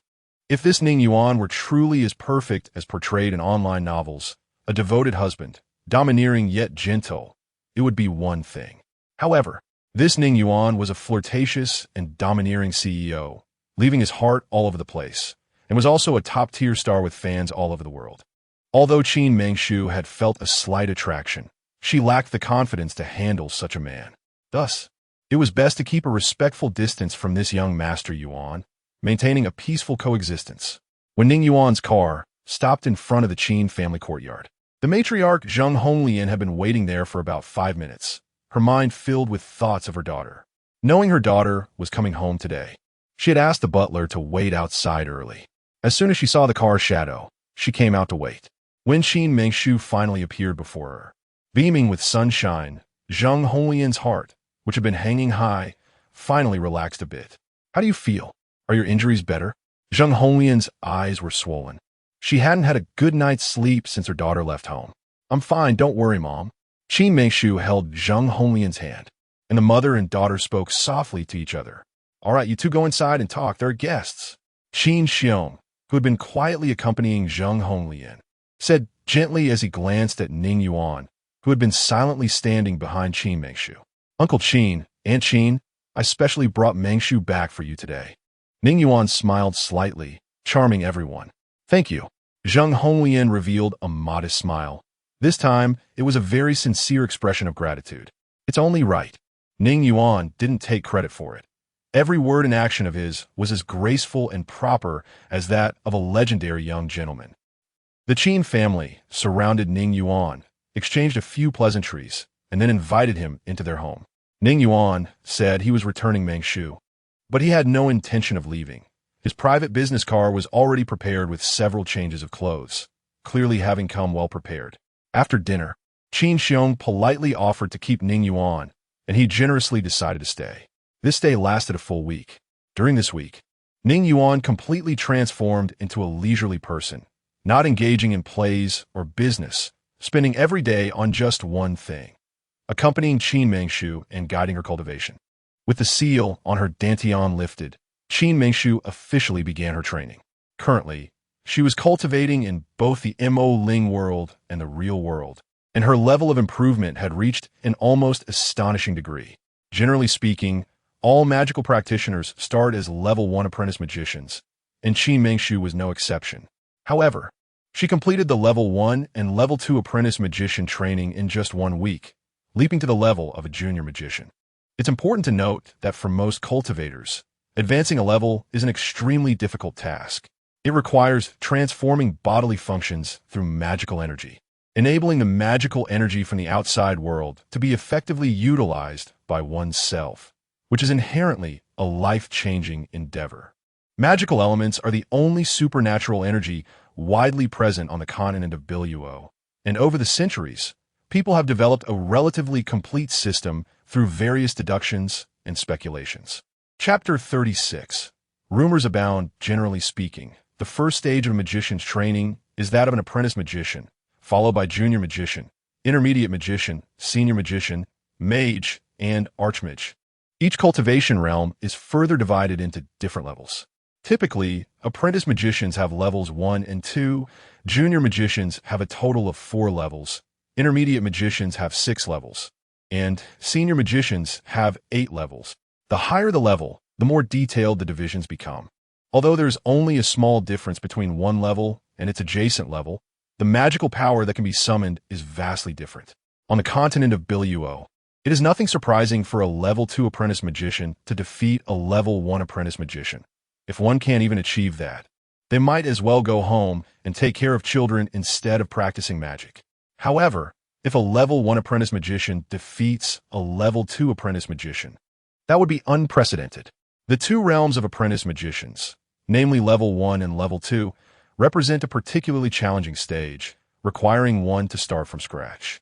The saying "the beginning is always the hardest" holds true here. Only after completing the 2 cultivation realms of apprentice magician can one officially enter the magician profession and become a true magician. This process is exceedingly lengthy. Many individuals with mediocre talent may need 1 to 2 years to fully stabilize their 2 cultivation realms as apprentice magicians before they can aim to reach the junior magician level. Even those with some talent require about 6 months. Even Ning Yuan, one of the world's last 10 super geniuses, known for his remarkable talents, set a world record of 37 days. Yet, Qin Mengshu has astonishingly broken this unprecedented world record by achieving the level 1 junior magician realm in just 7 days. Truly unbelievable. Ning Yuan, with his handsome and charming face, was smiling like a blooming peony. He felt as if he had struck gold this time. After a week, this sticky man finally took the initiative to leave, bidding farewell to the elders of the Qin family before departing from the Qin family estate. During this week, Ning Yuan had clearly learned that the Qin Mengshu he had developed feelings for intended to apply to the Magic Academy. Since that was the case, there was no need to worry about not seeing her again. He wanted to make Qin Mengshu the brightest new star of this session.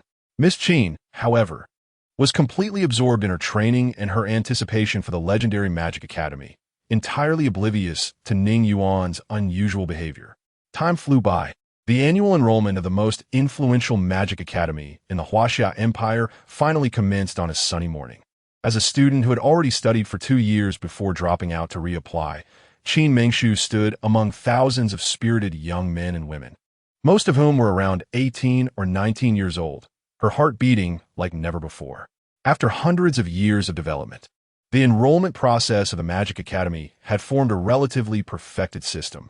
Thousands of students from all directions arriving to apply were divided into 10 equal teams.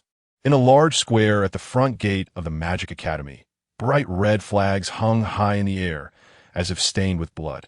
Beneath each area where flags were suspended was a testing ground. The written examination on the continent of Biluo is quite different from the written examinations of Earth in the 21st century. On Earth, typical written exams are held in classrooms, where students undergo various checks before entering to take the exam, which is a set time limit. This environment and outcome are relatively fair. But in the technologically advanced 21st century, various forms of cheating are rampant and hard to guard against. Hence, absolute fairness cannot be achieved. In contrast, the written exams on the continent of Biluo are much more sophisticated. Each area beneath the fluttering flags is a precise, small-scale magic array. Although Biluo is a planet with advanced magical technology, it is only advanced in that regard, as long as it can prevent people from using magical cheating. The utmost fairness can be achieved. Each magic array beneath the flags can accommodate about 500 people for simultaneous testing. Within this magic array, all magical powers, including those of patrolling inspectors, will be temporarily suppressed, meaning everyone inside will temporarily lose their magical energy. Even more cleverly, each usable exam desk has a small magic array capable of monitoring the actions of candidates from every angle, leaving no blind spots. It can even see the slightest movements, as if it were an invincible electronic eye. Like most candidates, Qin Mengshu received a dark purple token at a long desk covered with a red tablecloth outside the magic array. Each token has a small magic array that records the basic information of each student. The Magic Academy's exam consists of a written test and a magic test, and each person will have their own unique token. If lost, it can be replaced, but even if someone else finds it, it won't be of much use. Qin Mengshu's token bore the number 185, indicating that she was the 185th student to apply for this session of the Magic Academy, also meaning she was among the first batch to take the written test. In a vast square, under the fluttering red flags, 500 students, including Qin Mengshu, bustlingly entered the magic examination hall in order according to their token numbers, found their seats, and quietly sat down, waiting for the exam to begin. This process was extremely quiet. Aside from the sounds of footsteps and breathing, there were no other noises. Qin Mengshu also silently found her seat and sat down quietly. Once all 500 students were seated, 10 invigilators dressed in standardized black suits occupied 10 different but strategically located corners of the large examination hall. Ding, ding, ding. Accompanied by a melodious and pleasant ringing, something resembling a projected image appeared on each student's desk. This was the written exam paper. Each desk was equipped with identical magical devices, the magic exam paper. However, each student's exam questions were entirely different, based on the integrated memories. The previous Qin Mengshu had passed the written test, but failed during the magic test. Therefore, with the fusion of the previous Qin Mengshu's memories and Qin Mengshu's intensive study during this time, the written test shouldn't be a problem. Once the written exam concluded, results would be announced immediately. At the perimeter of each magic array, identical scrolling announcement boards were set up, displaying everyone's results and rankings. Having not participated in an exam for many years, Qin Mengshu felt a twinge of excitement. Joining the spirited young men and women and experiencing the beauty and vitality of youth, crowding in front of the announcement board to search for her results. To her surprise, her final score in the written exam placed her in the top 10 among the first batch of 500 students, ranking 8th. Such a score was more than enough to gain admission to the Magic Academy. First place, Lu Qingqing. So impressive, full marks, simply a genius. Second place is Fang Feiyu. Third place, Deng Biyu. The top 3 are all girls. That's amazing. Hey, isn't that Qin Mengshu? Someone in the crowd shouted, and everyone's gaze fell on the 3 striking characters in the 8th column of the scrolling bar. At this moment, Qin Mengshu, who was also in the crowded crowd, naturally felt a bit proud upon hearing such envious remarks. However, the next words from the crowd deeply pierced her heart, leaving her completely at a loss. So what if she is eighth? What is the big deal? We're not talking about her ranking. Do you know how terrible this Qin Mengshu's character is? Exactly, relying on her status as the legitimate daughter of the Qin family. She actually snatched her sister's love interest and framed her aunt. She is really ruthless. You all better be careful when dealing with her in the future. How do you know about these things? Don't you remember? Our class 4 of year 2's class flower and class monitor, Qin Shiru, is this Qin Mengshu's sister. These are real events that happened to her. Before coming here, didn't you read the monthly publication of the Magic Academy? Qin Shiru is the main character in Youth in Bloom, written by her own hand. How could it be wrong? What, is this really true? Of course it's true. Such matters of the legitimate daughter bullying the illegitimate daughter are not rare around us. Hey, I heard that Senior Qin Shiru's love interest is our Magic Academy's visiting professor, Ning Yuan. Could it be? Oh, if you hadn't mentioned it, I really wouldn't have noticed this. TSK. A woman who can play tricks to win over Yuan must be something else. Exactly. We need to be careful in the future. Various discussions echoed endlessly, and Qin Mengshu, with vacant eyes, squeezed out of the bustling crowd and ran towards the quiet playground track in the distance. The earlier discussions felt like sharp thorns piercing deep into her heart. Chapter 37.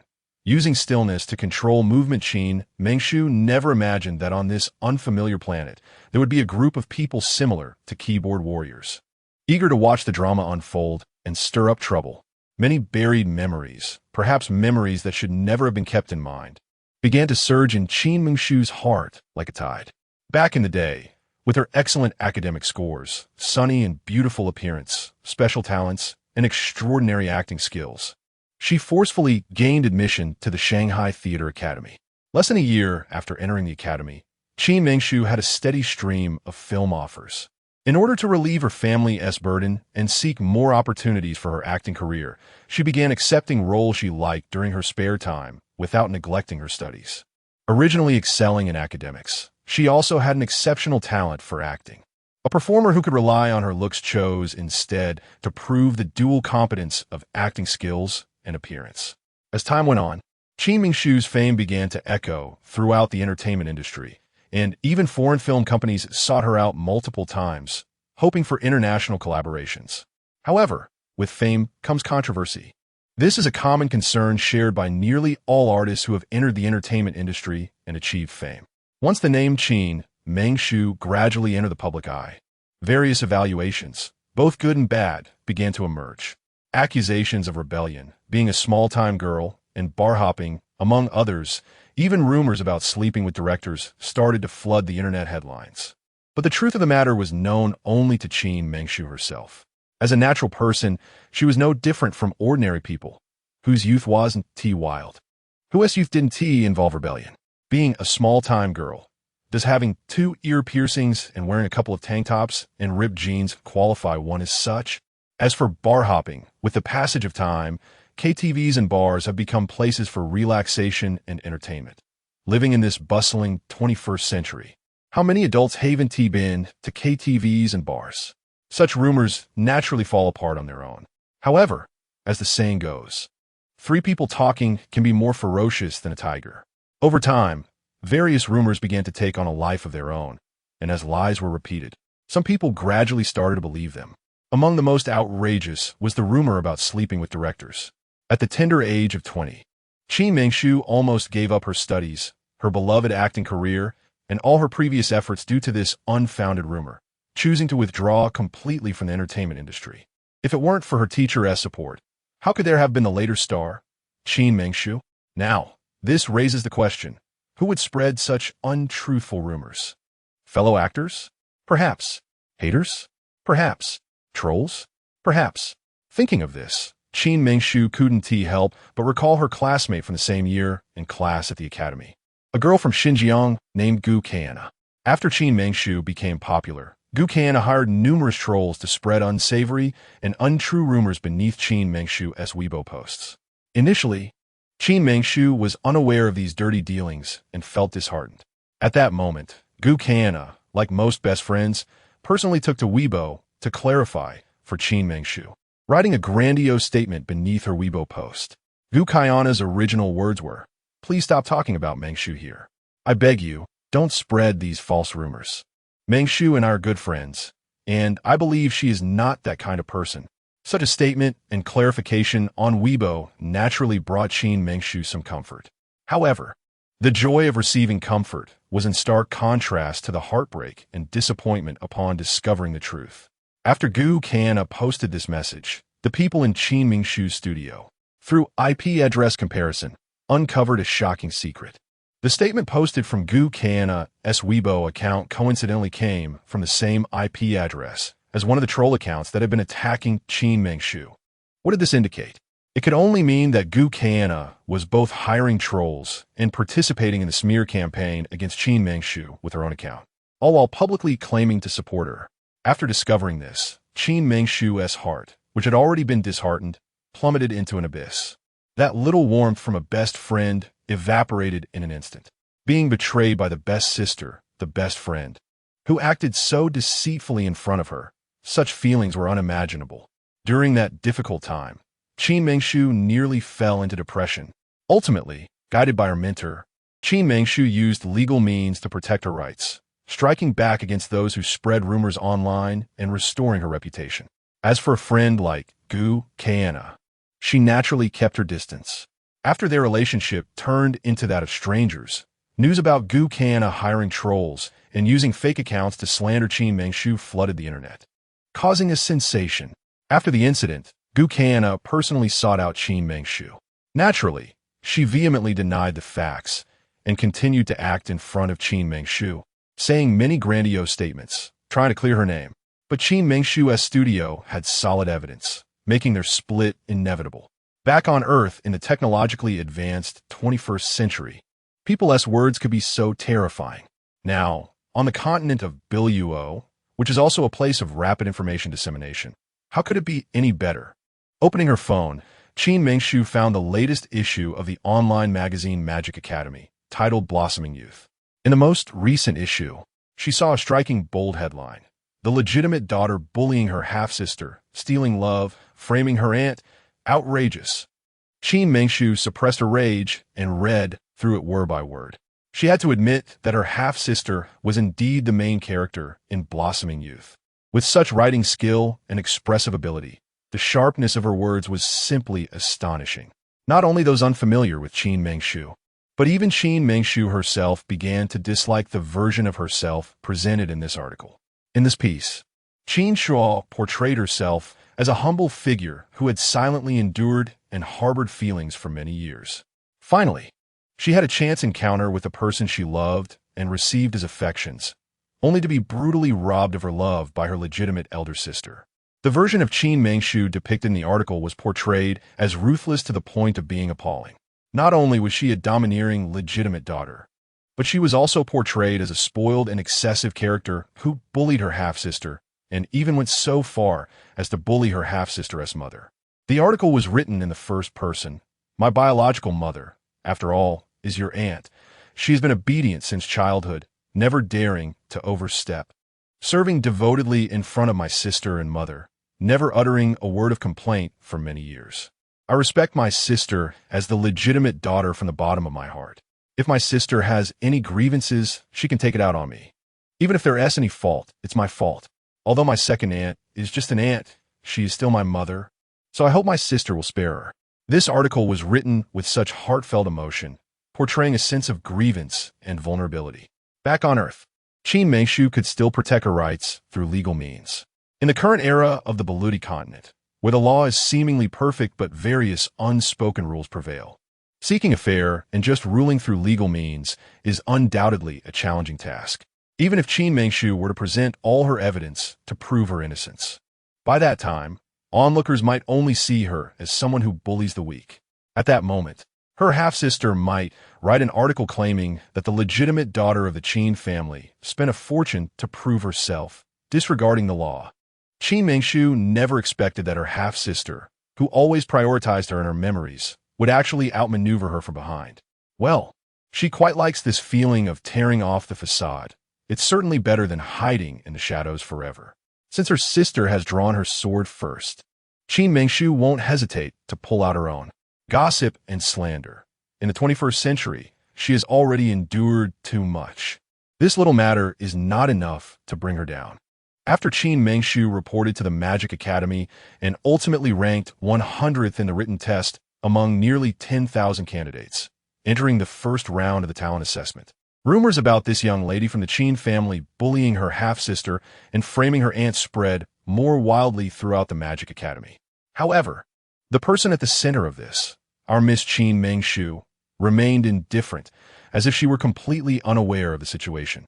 She continued with her assessments and took her breaks, calm to the point of being astonishing, even with rumors flying everywhere. Even when her dorm mates teamed up to bully her, even when everyone believed her to be a ruthless person, she still did not stand up to say a word or offer an explanation. Because Qin Mengshu knew in her heart that Qin Shuruo's article in the campus weekly was a deliberate move, clearly indicating her intent to use such underhanded tactics to force Qin Mengshu to retreat, to abandon the path of the Magic Academy, and return to her previous school to continue studying so-called finance. Since she was already aware of the intentionality behind it, why should she genuinely care? Chapter 38, Welcome Party. During the first round of the Magical Talent Test, the matter of Qin Mengshu bullying her half-sister and framing her aunt had already become widely known. Some people at the testing venue couldn't hold back and started to mock her. It's hard to believe that such a despicable person still has the face to stay here. If I had done such things and they became public, I would have found a crack in the ground to hide in. How could I still have the face to come this far? Don't say that. There are always some people in this world who think that everyone must protect and accommodate them. I actually think that Qin Mengshu is not simple. Perhaps she is exactly as the rumors say. Over the past few days, such unpleasant rumors have spread throughout the school, yet she has never come out to clarify, which suggests that she might not be that kind of person at all. It's just that she has nothing to say. She did what she did, and what is the point of explaining? In fact, she is in a position where she can't defend herself. In such a crazy environment, rational voices always seem so weak. Even though someone has already noticed that Qin Mengshu might not be the kind of person, she would still be drowned in the preconceived and crazy prejudices. Therefore, Qin Mengshu doesn't need to explain, nor does she need to. At this moment, beneath the brightly fluttering red flags, a magical array emitted a striking emerald light that shot straight into the sky.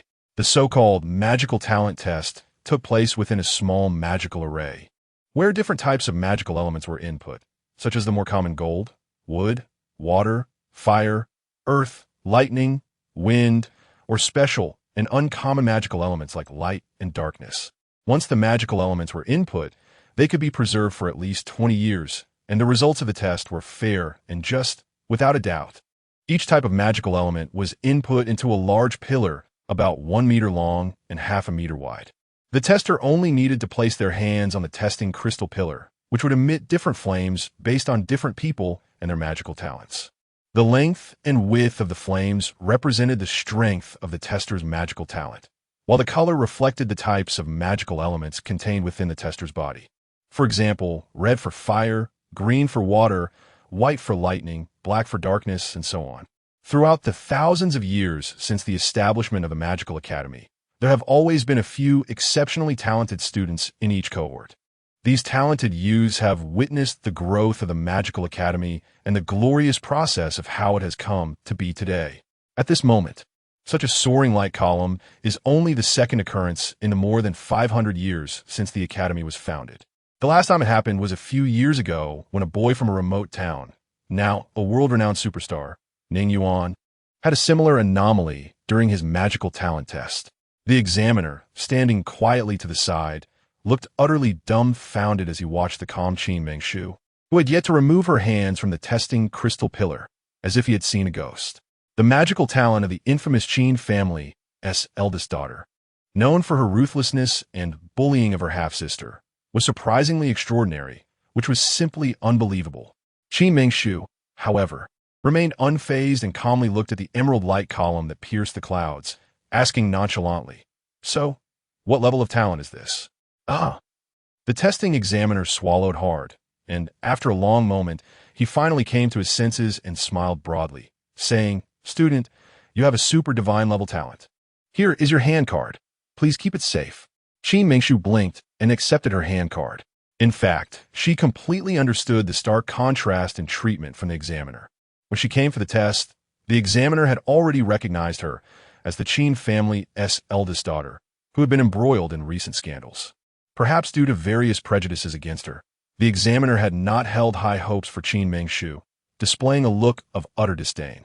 However, when Qin Mengshu finally completed the test and confirmed her super divine level talent, the examiner's attitude made a complete turnaround. Someone like Qin Mengshu, with a super divine level talent, was destined to soar high in the future, becoming wealthy and powerful while also being attractive. To offend such a talented student over some unfounded rumors will be a completely unworthy endeavor. Qin Mengshu smiled lightly and said nothing more. Although she disliked such sycophantic people, there was no need to offend them either. Just as she was about to step away from the magical array, the talent examiner called out to her, chuckling, "I've been feeling out of sorts and sick lately, so my mind hasn't been in the right state. I hope you can forgive any offense." Qin Mengshu smiled lightly. "No problem." Leaving behind these two indifferent words, Qin Mengshu calmly left the talent testing venue. From then on, another kind of rumor about Qin Mengshu began to spread widely. Some said that this eldest daughter of the Qin family was actually polite and unperturbed, unlike the ruthless person described in the rumors. Others swore that this eldest daughter of the Qin family looked like a celestial being, transcendent and kind-hearted. Definitely not a cruel person. How could a woman who tested as having a super divine level talent, yet remained composed, humble, and courteous, truly be the ruthless person described in the legends? Of course, some insisted that Qin Mengshu was merely putting on an act. Perhaps she had long known about her super divine level talent, and her silence and lack of explanation over the past few days were intended to leave a good impression in people's hearts, only to completely clear her name during the talent test. Thus, two extreme viewpoints emerged.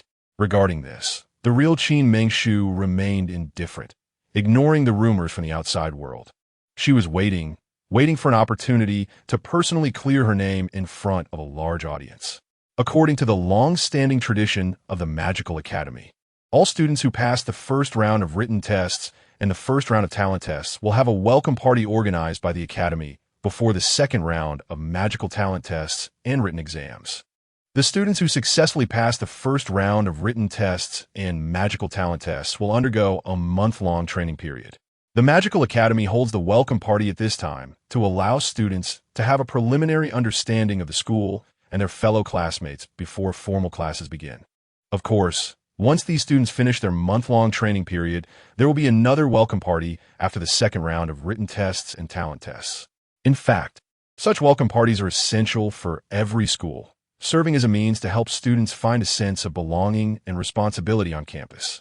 Qin Mengshu was looking forward to such a day, as the lights shone brilliantly, extending into the midnight hours, even all night long. The welcome party was set to be a grand event. The excitement of the new students at the welcome party stemmed not only from the thrill of meeting new classmates, but also from the attendance of the super A-list star and guest professor of the Magical Academy, Ning Yuan, which was a source of excitement for almost all the female students. In the Magical Academy, not only the girls, but even the boys held varying degrees of admiration for Ning Yuan. Perhaps, in the eyes of most ordinary people, a man who can rely on his own strength to achieve a career and reach the peak of life is the epitome of the highest ideal. In a country with an imperial system, the distribution of wealth is a cruel pyramid. The higher up the pyramid, the more wealth one occupies, while those at the bottom occupy less. The people at the top of the pyramid are, after all, a minority, while those at the bottom are the majority. Therefore, someone like Ning Yuan, who has risen from the identity of a rural boy from a remote town through his own efforts and abilities to reach the peak of life, naturally becomes an idol admired by most people. Thus, every year's welcoming party of the Magic Academy becomes the most influential event of the year. At that time, apart from the teachers and students of the Magic Academy, there are also media from outside that report everything live. Whatever happens on the day of the welcoming party will quickly spread to every corner of the Huaxia Empire and even reach the international stage, spreading to every corner of the world. As time passed, the highly anticipated welcoming party finally opened its mysterious curtain on a beautifully sunny afternoon. In the Magic Academy's largest, most spacious and brightest auditorium, each neatly arranged desk was covered with white tablecloths. Exquisite and delicate cakes radiated brilliant colors, and bright, colorful glass lamps illuminated the grand auditorium with a golden brilliance.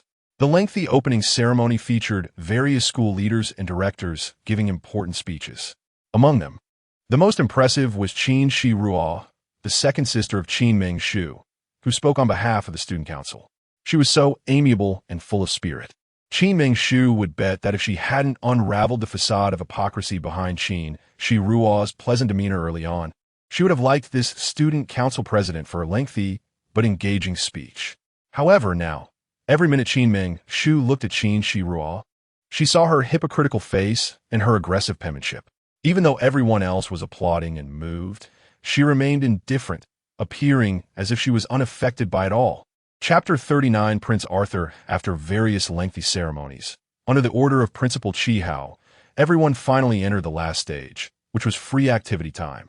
The purpose of the welcome party organized by the school was to allow students to gain a new understanding of the school and their classmates before the intense study officially began. Therefore, this free activity time was naturally the most exciting and anticipated period for everyone. If everyone wished, the welcome party could even last until dawn the next day. Truly an all-night affair with lights that never dimmed. Under the dazzling, colorful crystal chandelier in the center of the hall, a group of newly acquainted students danced gracefully in close embrace to beautiful melodies. Groups of 3 or 5 could be seen laughing and toasting. Naturally, the brightest sight was Professor Ning Yuan, who was almost surrounded by a crowd. Although Ning Yuan's surname was somewhat proud in front of these flower-like students, he seemed like a completely different person, perfectly embodying what it meant to be amiable, as long as the topic did not involve personal feelings or family relationships. He could almost be said to answer every question. From the moment he appeared, he became the focus of the entire dance, with almost 1/3 of the boys and girls gathering around him.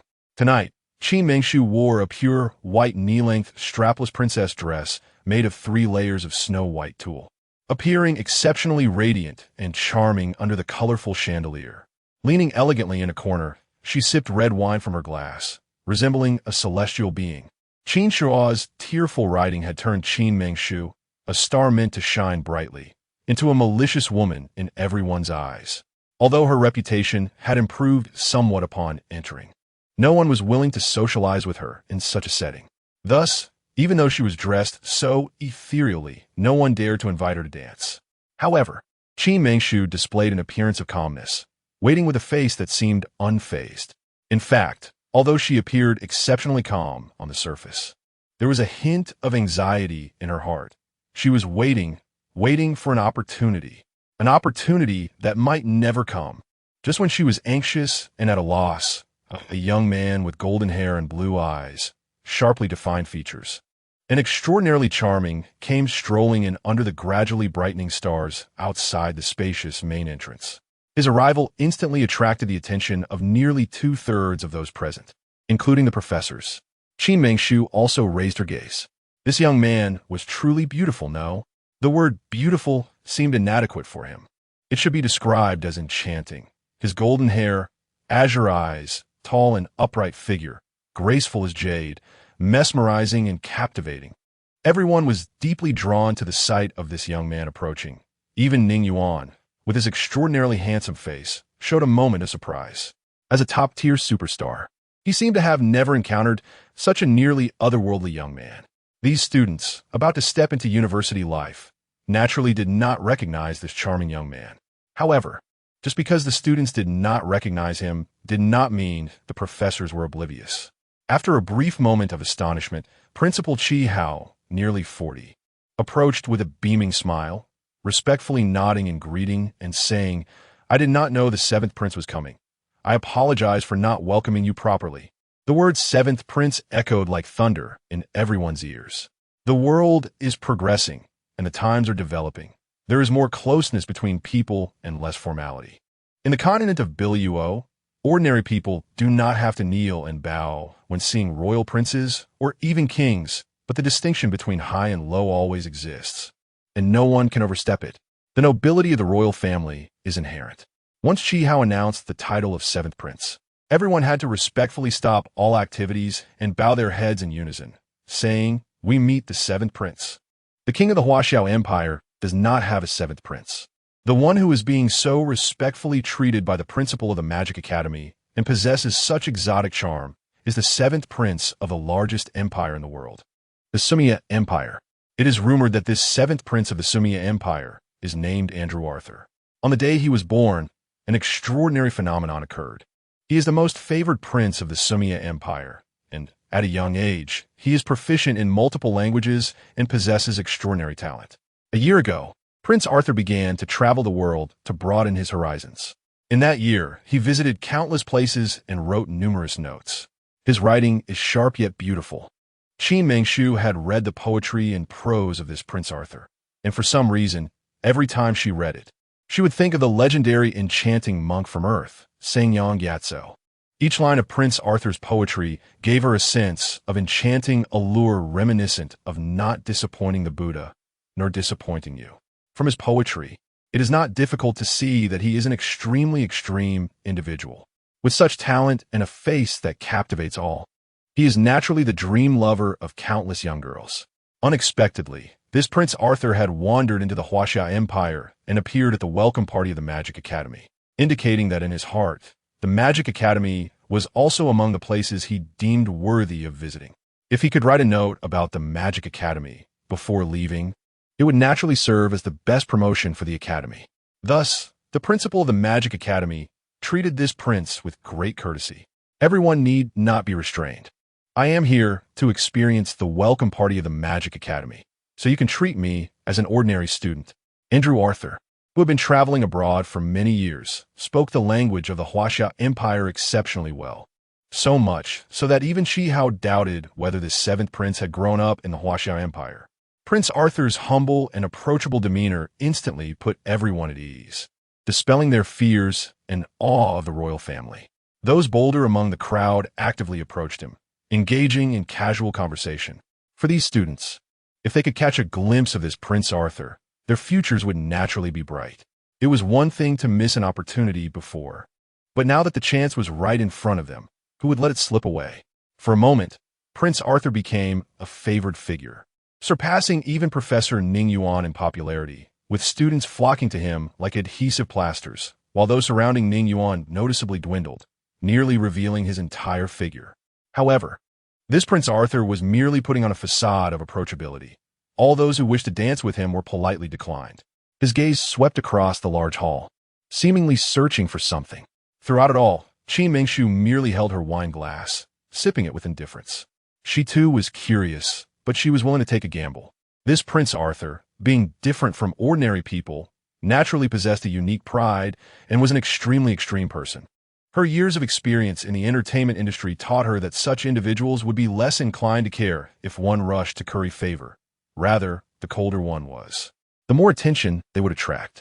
Sure enough, in just a moment, Andrew Arthur, like an impatient hunter, fixed his gaze on Qin Mengshu, who stood alone in a corner, resembling a daffodil, appreciating her own beauty. He approached gracefully, adorned by the stars, like a deity descending from above, slowly coming to Qin Mengshu's side. He elegantly clasped his hands behind his back in greeting and extended a friendly hand to her. However, our Miss Qin seems to be unfazed. She simply tilted her head back and drank the wine in her cup, her unparalleled beauty revealing a modest yet nonchalant smile, as she said, "Sorry, I'm not in the mood to dance tonight." In fact, Qin Mengshu had been waiting for this moment, ever since Ning Yuan left the Qin family estate that day. She had been immersed in her training until she entered the Huadu Academy, only then realizing that her sister had stabbed her in the back. Ning Yuan clearly knew everything, yet said nothing. Qin Mengshu understood in her heart that Ning Yuan was waiting for her to personally plead with him. For all this time, it had always been Ning Yuan trying to please her, while Qin Mengshu remained indifferent. This man, after pursuing for a long time without success, naturally lost patience. Even if he liked her in his heart, he would hold back for a while, let alone encountering such a situation. Ning Yuan must have been convinced that Qin Mengshu would not be able to endure it and would eventually soften. From the very beginning, Qin Mengshu had found a corner to drink alone, just mildly, and all of this was naturally for Ning Yuan's viewing. First, she was lonely and helpless. Then she was invited by a handsome man. This would surely stir up jealousy in Ning Yuan, prompting him to step forward and eagerly speak up for Qin Mengshu. However, Qin Mengshu never expected that the person inviting her would be the prince of the Sumia Empire. But thinking about it, her reputation at the Magic Academy had long been ruined. If it weren't for the fact that this prince was new and knew nothing about the academy, he would definitely not fall for Qin Mengshu's trap. What Qin Mengshu didn't expect even more was that even after she had been invited, Ning Yuan, who clearly saw her face flash with displeasure, still made no move. As for Prince Arthur, it was unclear whether he was concerned about his own image, too persistent, or had already decided on Qin Mengshu. Without waiting for her consent or for her to say anything else, he directly waved his hand, took her delicate hand, and pulled her into his embrace. Chapter 44. People dancing. With Qin Mengshu's current cultivation level, she found herself completely unable to resist even a little. Just with a gentle tug from Sun Jian, she could determine that this Prince Arthur's cultivation level was definitely not inferior to Ning Yuan's. Prince Arthur completely ignored Qin Mengshu's astonished expression and pulled her into the center of the spacious stage, dancing with abandon. In an instant, the expression on Ning Yuan's face was simply spectacular. Anger, restraint, unease. If it weren't for his concern about Andrew, Prince Arthur's identity, he would have jumped up long ago. Andrew Arthur held Qin Mengshu's slender waist and danced gracefully, occasionally leaning close to her ear and whispering something with a smile. You're quite skilled at this game of teasing and withholding, aren't you? Since the prince knows, why does he still take the bait? Don't you people from the Huaxiao Empire talk about intuition? Perhaps this is intuition. I'm also curious, since you look so beautiful tonight, who exactly is your target? Since the prince is so clever, why not take a guess? As they danced intimately, they chatted and laughed. At this moment, Ning Yuan, who had been surrounded by everyone and waiting for Qin Mengshu to seek help, had an increasingly spectacular expression on his face. And the wine glass in his hand was crushed without him realizing it. The red wine mixed with blood flowed down his slender fingers, looking extraordinarily enchanting. If I'm not mistaken, your target is currently sulking, right? From the moment he entered the academy, everything in the academy had been under Prince Arthur's observation. As for his invitation for Qin Mengshu to dance, there was only one person in the entire academy who felt this uneasy and angry. If Qin Mengshu's target was not this person, who else could it be? The prince was indeed astute. Qin Mengshu also saw this enchanting scene, but for some reason, seeing Ning Yuan's extreme frustration made her, who should have been happy, feel no joy at all. Instead, she began to feel a trace of regret, regretting why she had to hurt him like this. No, what's wrong with me? Am I really falling for this playboy? Her dance steps became slightly disordered, and she unconsciously stepped on Prince Arthur's shoes several times. Dancing requires seriousness. If you want to know if he cares about you, you have to care less and finish this dance seriously. Prince Arthur's pleasant voice reached her ears again. Qin Mengshu shook her head, dispelling the gloom in her mind, and her extraordinary beauty broke into a faint smile as she began to dance more earnestly. Qin Shuo, the student council president, who had been closely accompanying Ning Yuan, realized everything the moment she saw him crush the wine glass. However, she was still unwilling to give up and step forward, waving her hand to cast a healing spell to stop Ning Yuan's bleeding. Then, she took out a silk handkerchief from her bosom and gently wiped the red wine stains from his arm. Ning Yuan seemingly unintentionally glanced at Qin Shuo, his expression equally cold, and without hesitation, pulled her to the center of the stage to dance. This time, the rumors about Qin Shuo and Qin Mengshu were completely confirmed. Look, Professor Ning is dancing with Senior Shuo. I told you, Senior Shuo has always been a gentle and amiable senior. She would never slander her own sister. Indeed, that Qin Mengshu is truly a seductress, first seducing Professor Ning, and now hooking up with Prince Arthur of the Sumia Empire. She's really two-timing. What do you mean by two-timing?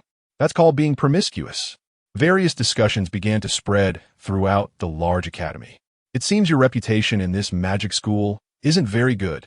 Even so, Would Prince Arthur regret dancing with a woman with such a bad reputation? Of course not. I only believe what my eyes see. What kind of person does Prince Arthur think I am? It's hard to say, but it definitely won't be the kind of person they described. From beginning to end, Qin Mengshu and Prince Arthur laughed and chatted while dancing, like longtime friends or lovers who have been separated for a long time. Their dance was so beautiful that it was hard to look away, perfectly in sync, as if it were not their first collaboration, not their first dance together. However, in the next moment, an unexpected turn of events occurred. Just as Qin Mengshu and Qin Shiruo were turning, Ning Yuan unexpectedly pushed Qin Shiruo into Prince Arthur's arms 1 second before the turning dance steps ended, and pulled Qin Mengshu tightly into his embrace. The dance continued, and the other three, aside from Ning Yuan, showed a hint of awkwardness on their faces but showed no intention of stopping. To ease the awkwardness, they could only finish the dance. Qin Mengshu, are you deliberately trying to anger me? Ning Yuan leaned close to her ear, his voice cold as he questioned. You're clearly the one angering me. As a guest professor at the Magic Academy, you let such unfounded rumors circulate, and as the person involved, you didn't bother to say a word in my defense. Who is really angry at whom? Qin Mengshu also put away her smile, looking displeased. Then if you know you're innocent, and you know I'm the one who has the most say, why don't you come to me? The more Ning Yuan thought, the angrier he became. Qin Mengshu was simply too stubborn. Just thinking about the image of Prince Arthur dancing with her made his little universe almost explode. Why should I come to you? What identity do I have to seek you out?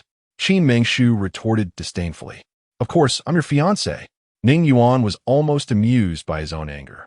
Is that so? Then let me ask Professor Ning, the great young master. Should you take the initiative to say a few words when your fiancé is caught up in such negative rumors? Qin Mengshu pressed on aggressively. You. Ning Yuan was rendered speechless with anger. After a long time, he finally questioned furiously, I was waiting for you to come to me. Even if you don't come to me, you can't be so friendly to a stranger. You should know that you are my woman now, and I want to allow you to be friendly to any man other than me. Huh? Who says I'm your woman? Nothing counts until we're married. I've already called off an engagement once, so I'm not afraid to do it again. Besides, you can't allow me to be friendly with Arthur. But you can throw flirtatious glances at Qin Shiruo. Qin Mengshu was relentless, even omitting the title of prince, clearly indicating her intention to draw closer to Prince Arthur. Do you still think you have a right to complain? You're not my woman, huh? Fine, just this sentence is enough. I'll take care of you tonight, and I want to see what you'll say then. The two exchanged sharp words, arguing back and forth for a while, but ultimately, it all fell apart. The result of the breakdown was that the oblivious Qin Mengshu finally angered the young master of the Ning family, Ning Yuan. In a fit of rage, he stopped dancing, and with a grand gesture, he scooped Qin Mengshu up in a standard princess carry and walked out toward the main entrance. Ning Yuan walked slowly and steadily, each step measured. Put me down, put me down. Please, just let me go. At first, Qin Mengshu shouted fiercely, but as she realized it was futile, she gradually softened her tone and begged for mercy. Ning Yuan, however, showed no intention of stopping. While walking, he asked nonchalantly, I can put you down, but you must first return to me. Are you really my woman? Qin Mengshu was extremely speechless, with a head full of black lines. Her own thoughts were already quite erratic, but she didn't expect that the thinking of this young master from the Ning family would be even more outrageous to the point of being infuriating. Not answering, huh? Fine. Then tonight, I will make you truly become my Ning Yuan, my rightful woman. Seeing that Qin Mengshu had not responded for a long time, Ning Yuan seemed to lose all patience and quicken his pace. Yes, can you slow me down now? Qin Mengshu felt Ning Yuan's speed increasing and had to concede. What do you mean, yes? This time was Ning Yuan's turn to be relentless. Your woman. Qin Mengshu's voice was almost as soft as the sound of a mosquito flapping its wings. What did you say? I can't hear you. Ning Yuan almost couldn't hold back his laughter and deliberately asked loudly. Qin Mengshu was speechless again. This young master from the Ning family was already in his 20s. Approaching 30, yet his way of doing things was no different from that of a child, leaving people at a loss for words. All right, I'm your woman. I'm Ning Yuan's woman. Is that good enough? Qin Mengshu had realized that, with her current abilities, she could not win against this young master from the Ning family. Since she couldn't win, She had no choice but to temporarily concede. She shouted as if she had forgotten everything, her melodious voice reaching the ears of everyone present. The air instantly fell silent, quiet to the point of discomfort.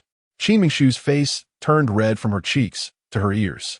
Ning Yuan, however, didn't care at all about the gazes of the crowd, grinning as he said, "Since that's the case, give me a kiss first, and I'll let you down." Qin Mingshu was speechless again, her face turning even redder. Yes, this young master from the Ning family was just that kind of person, extremely possessive. Once he liked someone, he wished the whole world would know. His purpose in doing this was nothing more than to declare his ownership, letting that so-called Prince Arthur know that he had no chance. Qin Mingshu was Ning Yuan's woman. Chapter 41. Ice melts and past grievances fade. Qin Mingshu's speechlessness had reached its peak, but taking advantage of Ning Yuan's moment of inattention, she jumped down and winked, saying, "In public, just a little show of affection is enough. Don't go too far." Ning Yuan laughed heartily, not wanting to dwell on it too much. He liked Qin Mingshu's shy and flustered demeanor and teased, "All right, I'll let you off this time."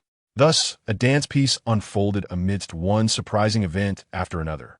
Among the students present, some had seen Ning Yuan in person, while others had only seen him in photos or videos. However, whether in images or face-to-face, they had never encountered a Ning Yuan as lively as he was now. In their impression, Ning Yuan was a top-tier star who lived in fairy tales, or a distant star in the sky that one could admire but never touch, a character who was always aloof, noble, and otherworldly. What they witnessed today completely refreshed their impression of Ning Yuan. This was what they called a challenge to their worldview. As for the faculty members attending the evening event, they were equally shocked. Their interactions with Ning Yuan were much more frequent than those of the students. They knew that this young master of the Ning family, Ning Yuan, was a notorious flirt, but those were merely rumors. This was the first time they had seen him flirting in person. He was indeed a textbook example of a charming suitor. Throughout the entire dance, Qin Shaw stood there with a face full of displeasure. Initially, she thought that Ning Yuan had finally come to his senses, realizing his true feelings, and that he would pull her into a dance to save her face. After all, the authenticity of what she wrote in Flourishing Youth could only be explained clearly by this young master of the Ning family. However, as time passed, Ning Yuan showed no intention of standing up for Qin Mingshu. Instead, he danced with her at the welcoming party. Qin Shua's heart grew restless, believing that Ning Yuan was secretly protecting her. Yet, throughout the dance, Ning Yuan's gaze never lingered on her, filled instead with thoughts of that wretched Qin Mingshu. No, she could not allow this to continue. If it weren't for Qin Mingshu's appearance and interference, she and Ning Yuan could have become an enviable couple. She had to harden her heart. She needed to reclaim everything that rightfully belonged to her. With her dark eyes spinning, a wicked idea took root in her mind. "Aren't you beautiful? Aren't you a seductive temptress? Today, I will make you lose that pretty face. I want to see what seductive power you have left to steal my man." Ning Yuan's unpredictable actions completely dispelled Qin Mingshu's thoughts of escaping his grasp. She obediently stayed by his side, intentionally sipping from her glass, her dark eyes constantly moving. She knew very well that if she spoke up, Ning Yuan would definitely stand up for her, but she was unwilling to back down. Moreover, everyone already believed she was bullying her half-sister, even if Ning Yuan explained. It would only add fuel to the fire. Just when Qin Mingshu felt utterly helpless, Qin Shuo put on a gentle and humble demeanor, personally bringing 2 glasses of wine. Gracefully approaching Qin Mingshu, elder sister, Qin Shuo slightly nodded, lifting her eyes with a faint smile, exuding the refined grace of a well-bred young lady. Qin Mingshu initially didn't want to pay her any mind, but when her gaze inadvertently fell on the 2 glasses of red wine Qin Shuo held, her brow twitched slightly. Having spent years in the entertainment industry, she had developed a taste for various red wines. Of course, anyone who enjoyed wine would appreciate the wines from France, and Qin Mingshu was no exception. After arriving in the Biluo continent, she discovered it was also a region rich in wine, where wine had quietly become a bridge for human emotional exchange.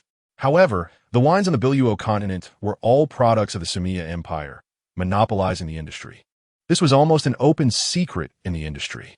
For many years, The Huaxiao Empire and some neighboring small countries had attempted to develop their own wines, but they could never replicate the unique flavor of Sumia Empire wines. Even the winemakers themselves looked down on their own products. Consequently, many countries had spent heavily in attempts to poach winemakers from the Sumia Empire, but even the top winemakers could not produce the same taste once they left. Thus, over time, most countries had given up on the high-income wine industry.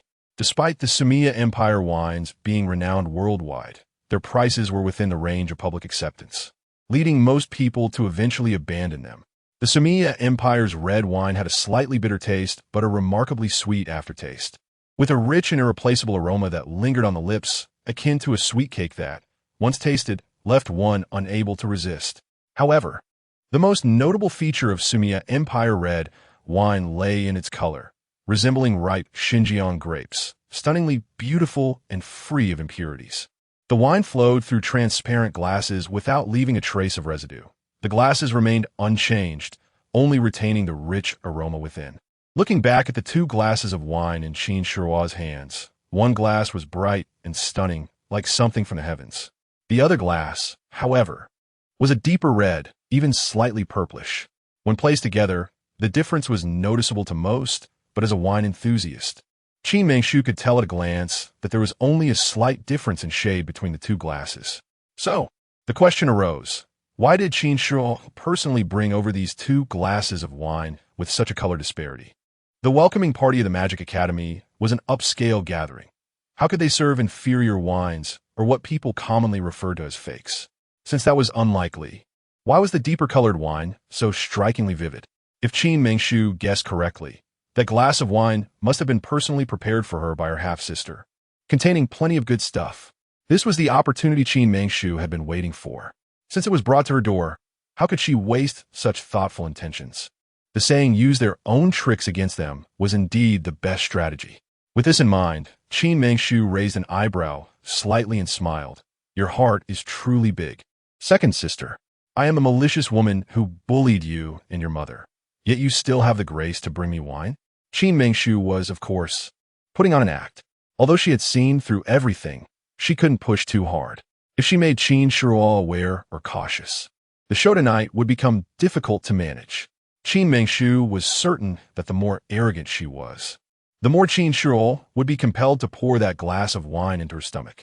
Sure enough, upon hearing Qin Mengshu's words, a fleeting glimmer of malice flashed across Qin Shihua's seemingly virtuous face, quickly masked by a thick smile.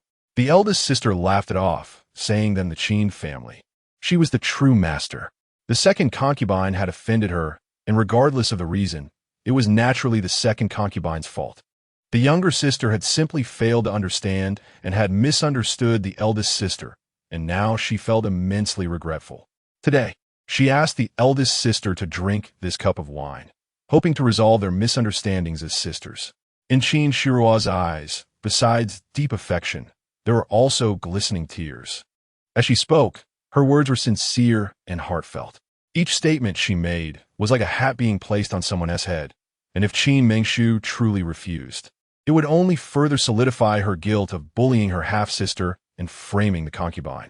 Qin Mengshu feigned reluctance, deliberately putting on an unhappy expression, clearly showing her disdain for Qin Shihua. Qin Shihua knew that although her eldest sister had taken the wine, she was not happy about it. She had to take another step forward, push her a little more, and force her to drink from the cup. Eldest sister, no matter the mistakes, they're all mine as the younger sister. Today I will drink this cup as an apology, and I ask you to finish it as well. We have been sisters for many years. Why should we let past grievances damage our relationship? Let us resolve our misunderstandings and continue to support each other as always. That is what is best for us as sisters. After saying this, Qin Shihua did not wait for Qin Mengshu's response and tilted her head back to drink the wine in one go. The vibrant wine flowed down her throat without leaving a drop behind, leaving only a transparent goblet that refracted colorful light. Around the three of them stood many onlookers. They had long heard the legends about the two sisters of the Qin family and could not miss the excitement of witnessing it firsthand. Gossip is human nature. The second young lady, Qin Shihua, appeared gentle and humble, exuding the demeanor of a noble woman. In contrast, the eldest lady, Qin Mingshu, seemed rather petty, lacking any grace of a proper lady. Under the watchful eyes of the crowd, Qin Mingshu appeared increasingly small-minded. She angrily raised her goblet, but showed no intention of drinking it in one go. A flicker of imperceptible clarity flashed in her eyes, and a cold smile curled at her lips. Then, seemingly unintentionally, she took a sip, barely moistening her lips. Chapter 42. Image reversal in the next moment. Qin Mingshu's extraordinary beauty was instantly enveloped in a thick dark haze. The high-stemmed glass containing fine wine in her hand seemed to slow down and gently drop. At the moment it collided with the shimmering marble floor, a crisp sound rang out, and then it shattered in the middle, resembling a blooming ghost flower, spilling brilliant red wine that dyed the smooth marble in intense crimson. At that moment, Qin Mingshu struggled to move her lips, her face contorted in a fearsome manner, wanting to say something, but ultimately she couldn't utter a single word and fainted into a haze. Mengya! Mengya! Ning Yuan quickly supported the collapsing Qin Mingshu. Having mingled in the entertainment industry for many years, he was always stoic. But now a thick haze descended upon his extraordinarily handsome face. He scanned the surroundings, but remained silent. Those familiar with him knew that he was utterly enraged. Not to mention Ning Yuan, even Qin Shuo, who had been smiling and pretending to be virtuous, was genuinely startled. She admitted that the wine contained poison, although not fatal. It was a cleverly crafted toxin that could silently ruin one's appearance. However, the onset time for this poison was 3 days after ingestion, and it certainly couldn't manifest instantly. Furthermore, the poison contained no lethal ingredients, so it wouldn't endanger life. From Qin Mingshu's previous demeanor and signs, it appeared as if she had been poisoned with a deadly toxin, her unparalleled beauty instantly turning pitch black. Such symptoms could only be attributed to a lethal poison. What on earth was happening? Ning Yuan was truly shocked by Qin Mingshu's sudden fainting, no longer caring about anything else.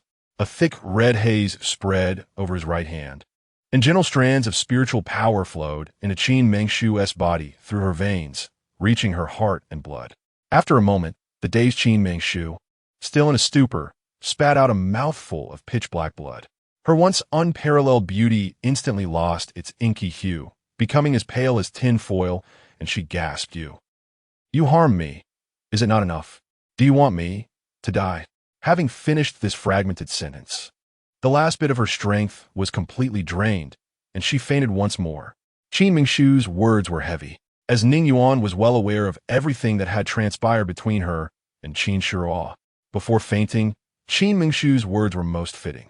She wanted Qin Shuo to experience the feeling of being misunderstood by everyone. Qin Shuo. At that moment, Ning Yuan could no longer hold back. He believed he had treated his sister-in-law well enough, but he never imagined she would want Qin Mingshu's life for her own selfish desires. Though Qin Shuo consisted of only 3 characters, it was filled with murderous intent, and even gritting his teeth couldn't he adequately describe it. I didn't. I really didn't. I don't know what happened. Qin Shuo was truly stunned. She had never thought of killing anyone. The poison was only meant to ruin appearances. She genuinely didn't understand why this was happening. However, Ning Yuan gave her no chance to explain. With a wave of his hand, he unleashed a stream of red light, and in the next moment, Qin Shuo's delicate body flew 30 meters away like a kite with a broken string, crashing violently against the brilliant wall before finally coming to a stop. In the next moment, the reporters who had come to cover the Magic Academy's welcome party, who usually wrote monotonous articles, suddenly swarmed around Ning Yuan, who was holding Qin Mingshu in one arm, surrounding him completely. Young Master Yuan, may I ask what your relationship is with Miss Qin? The outside world is saying that you originally liked Miss Qin Air, and that Miss Qin forced her way into your heart. So, who do you truly like? Did Miss Qin really bully her half-sister and plot against her aunt? Please answer us, young Master Yuan. Answer us. At this moment, Ning Yuan was truly filled with regret. If he had stepped forward earlier to clear Qin Mingshu's name and unveiled Qin Shuo's hypocritical facade, perhaps this series of events, Qin Shuo poisoning, Qin Mingshu being poisoned, would not have happened. His heart was in turmoil, but since things had developed to such an unmanageable point, He decided to make the truth public, completely eliminating this future threat.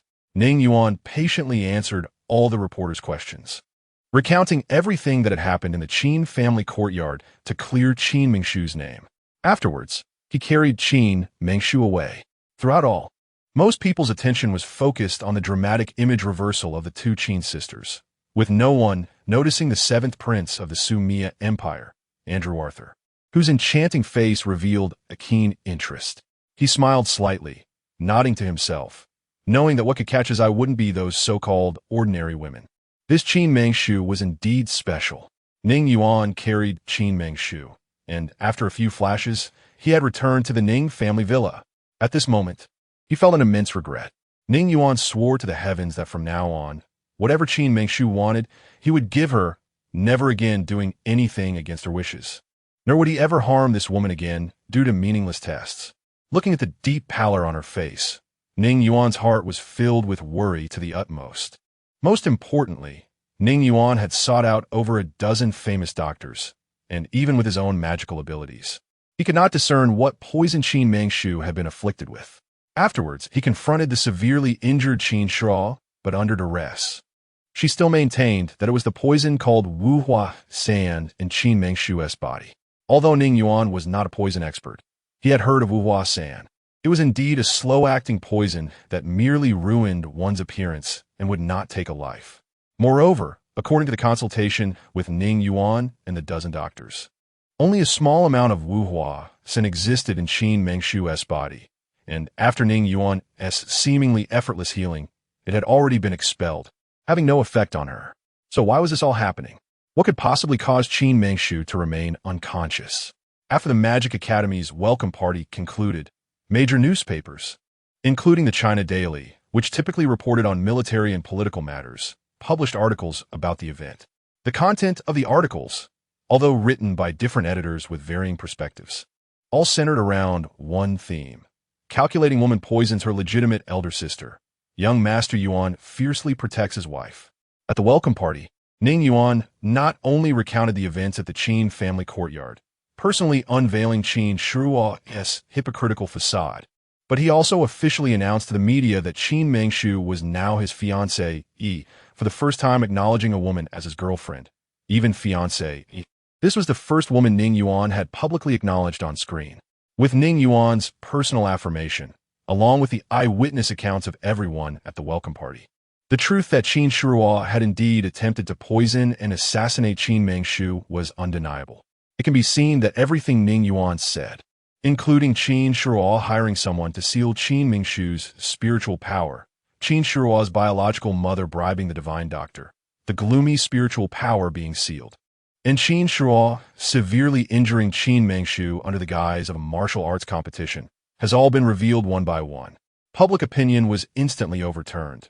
Everyone, including those who previously slandered and doubted Qin Mingshu, chose to believe in her in an instant.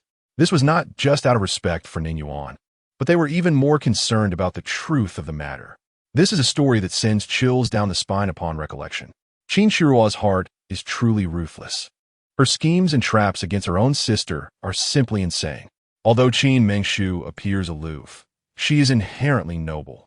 In an instant, even the daughters of the entire Huaxiao Empire appeared increasingly noble due to the incident involving Qin Mingshu, while the illegitimate daughters began to act more submissively, all of them harboring intense hatred towards Qin Shuo, the second miss of the Qin family. Qin Shuo has become the representative of all illegitimate daughters in the Huaxiao Empire. But she is not a good representative. Rather, she is the worst kind, dragging down the quality of all illegitimate daughters in the empire. As for Qin Shuo herself, she was formally expelled from the Magic Academy the day after the incident, becoming the first student council president to be expelled since the academy's establishment. All activities related to Qin Shuo were instantly put on hold, including unfinished TV dramas, unannounced advertising contracts, and upcoming charity events. Even those manufacturers who had completed contracts and made them public all withdrew their advertisements that Qin Shuo was representing. In an instant, this young lady, known for her pure and flawless image, fell from the heights of the celestial realm into an abyss. And that was not even the most tragic part. The most tragic part was when she finally endured the excruciating pain of her body and returned to the Qin family estate. The attitudes of the family head Qin Xiong and the matriarch Zheng Honglian towards her were extremely unfriendly. Chapter 43. Deep affection if it weren't for her birth mother. Fang Yu, currently being pregnant, she would have likely been beaten and kicked out of the house for the trouble she caused this time. However, even though her mother was pregnant, she couldn't provide her with the best protection, not even a word of comfort. In the end, she was directly thrown into the most remote little room, akin to a cold palace, where she was watched day and night, and no doctor was ever called to see her. As for Fang Yu, even before Qin Shiruo returned home, she had already lost her authority as the housekeeper and was confined to her room all day. She knew her daughter must be suffering now, but she could do nothing and couldn't even speak a word, let alone see her. As for Qin Mengshu herself, she woke up in a daze 3 days later on a clear morning. At the welcome party of the Magic Academy, she had immediately seen through Qin Shiruo's ulterior motives and the impurities in that glass of red wine. Originally planning to play along, she forcibly reversed the flow of energy within her body, causing her face to be shrouded in layers of mist, coupled with her nearly lifelike acting, putting on a good show. However, she never expected that the reverse flow of energy would lead her body to temporarily fall into a state of shock, causing her to sleep for 3 whole days and nights. During these 3 days and nights, Ning Yuan had been guarding her bedside, waiting for her to awaken. Seeing this man frowning and drowsily sleeping by her bedside again, Qin Mengshu felt a wave of sweetness in her heart. This feeling made many past memories in her mind surface like slides. There were so many legends about Ning Yuan. He was flirtatious and romantic, free-spirited. But regardless of the rumors, they were just rumors. Having been in the entertainment industry for many years, she was someone who didn't believe in rumors. She only believed in what her own eyes could see. Over these days, all she had seen was Ning Yuan's kindness toward her. As a former artist, she understood Ning Yuan's attitude towards acting very well. Taking on roles personally was what an actor should possess as professionalism, and intimate scenes were part of that. Was it really considered dedication to use a double for every angle or segment one was unwilling to shoot? In a sense, there wasn't much difference between an artist and a doctor. A doctor views patients as just another organ, just as an artist sees any partner as a piece of art to be sculpted. If one were to view this matter too superficially, it would lose its beauty. Most importantly, during this time, Qin Mengshu finally saw through her always hypocritical second sister. As for the words she had said before, they were definitely intentional, meant to sow discord between her and Ning Yuan. Such a woman's words had no credibility at all, so there was no need to pay them any mind. In the same place, awakening from sleep, the roles between the two had completely reversed. Women are like this. Once they are determined, they quickly fall deep, wholeheartedly. Just like Qin Mengshu at this moment. She tiptoed carefully out of bed, gently draping a soft, thin blanket over Ning Yuan, then quietly left the room and went to the kitchen. In her past life on Earth in the 21st century, Qin Mengshu did not enjoy cooking, but at this moment, she willingly prepared a meal for a man, cautiously following the recipe posted on the spider web and using what was available in the fridge, carefully testing each step in order. No matter the outcome, the effort was a gesture of goodwill. When she finally saw the finished product with satisfaction, she felt as if a pair of eyes was staring at her from behind. Turning around, she met Ning Yuan's doting gaze. After Qin Mengshu left the bedroom, Ning Yuan had woken up from his drowsy sleep. During these 3 days and nights, he and T slept well, always worrying about Qin Mengshu. Finally seeing her lively and even cooking for herself, he felt that this scene was unprecedentedly beautiful, a kind of beauty he had never experienced before. Thus, he didn't want to disturb her, wanting only to quietly watch her every move, every smile. Until Qin Mengshu finally completed her first dish and turned to smile at him. Ning Yuan slowly awakened, a charming smile appearing on his handsome face. The two of them, like a pair of divine couple, sat face to face. Although they were eating, their eyes were constantly fixed on each other's faces. After their meal, Ning Yuan slowly stood up and walked closer to Qin Mengshu, lifting her up into his arms. At that moment, Ning Yuan shed his previous playfulness, and Qin Mengshu lost her previous shyness. For this man named Ning Yuan, Qin Mengshu was willing to give up everything in her earthly world and stay on this unfamiliar planet. For this inexplicable affection, she was willing to give her all. This was the first time she felt the sweetness of love, and also the first time she understood what it meant to be serendipitous and unattainable. Everything seemed so natural. When the two finally completely possessed each other on the ivory-white big bed, Ning Yuan indulgently held Qin Mengshu in his arms, allowing her petite frame to lean against his warm embrace, giving her all the security and happiness. You must not betray me, otherwise I will run to a place where you can never find me, and you will never see me again. Qin Mengshu leaned in Ning Yuan's warm embrace and said earnestly. Having spent many years in the entertainment industry, she had heard all kinds of love declarations in various scripts, but at this moment, her mind went blank, unable to think of anything. Those vows of eternal love meant nothing to her. She only felt that lovers should speak from the heart. Living in the 21st century on Earth, she would never harm herself for any reason. Would she commit suicide for love? Impossible. If you love, love deeply. If you don't, then leave. This is how a relationship should transition from sweetness to an end. If Ning Yuan truly betrayed her, she would find a way to leave the Bila continent, return Earth, or go to a place where no one knew her, forever disappearing from Ning Yuan's sight. I, Ning Yuan, swear by the heavens that in this life and this world, I will never betray you. If I break this vow, let me never see you again, and never attain love. When emotions ran deep, Ning Yuan made this heartfelt vow. You are different from everyone else in everything you do. Others swear with threats of lightning and being hit by cars, but you are truly an anomaly. Qin Mengshu teased with a light smile. No, lightning strikes mean nothing to me. I've already gone through heavenly tribulations. As for being hit by a car, that's even less likely. The kind of car that could kill me probably hasn't been built yet. So, for me, the most important thing is you. Losing you would be the greatest punishment for me. Originally, Qin Mengshu was just casually saying something, but she never expected Ning Yuan to answer so seriously. However, thinking about it, he was merely stating a fact. Yet, such a statement was truly speechless. She had seen people bragging before, but never someone who praised themselves like this. The two looked at each other and smiled, tightly embracing, and fell into a deep sleep again. In the past 3 days, Ning Yuan had not truly slept soundly even for a moment. Now that Qin Mengshu had finally awakened lively, his heart could finally feel at ease, and he could sleep comfortably. Qin Mengshu actually slept for 3 days and nights. Theoretically speaking, she should be well rested, but she was unwilling to disturb Ning Yuan, so she could only accompany him and continue sleeping together. Women are like this. If they don't love, it's fine. But once they fall in love, they can quickly sink into an inextricable abyss, willing to give up everything, even themselves, for that man.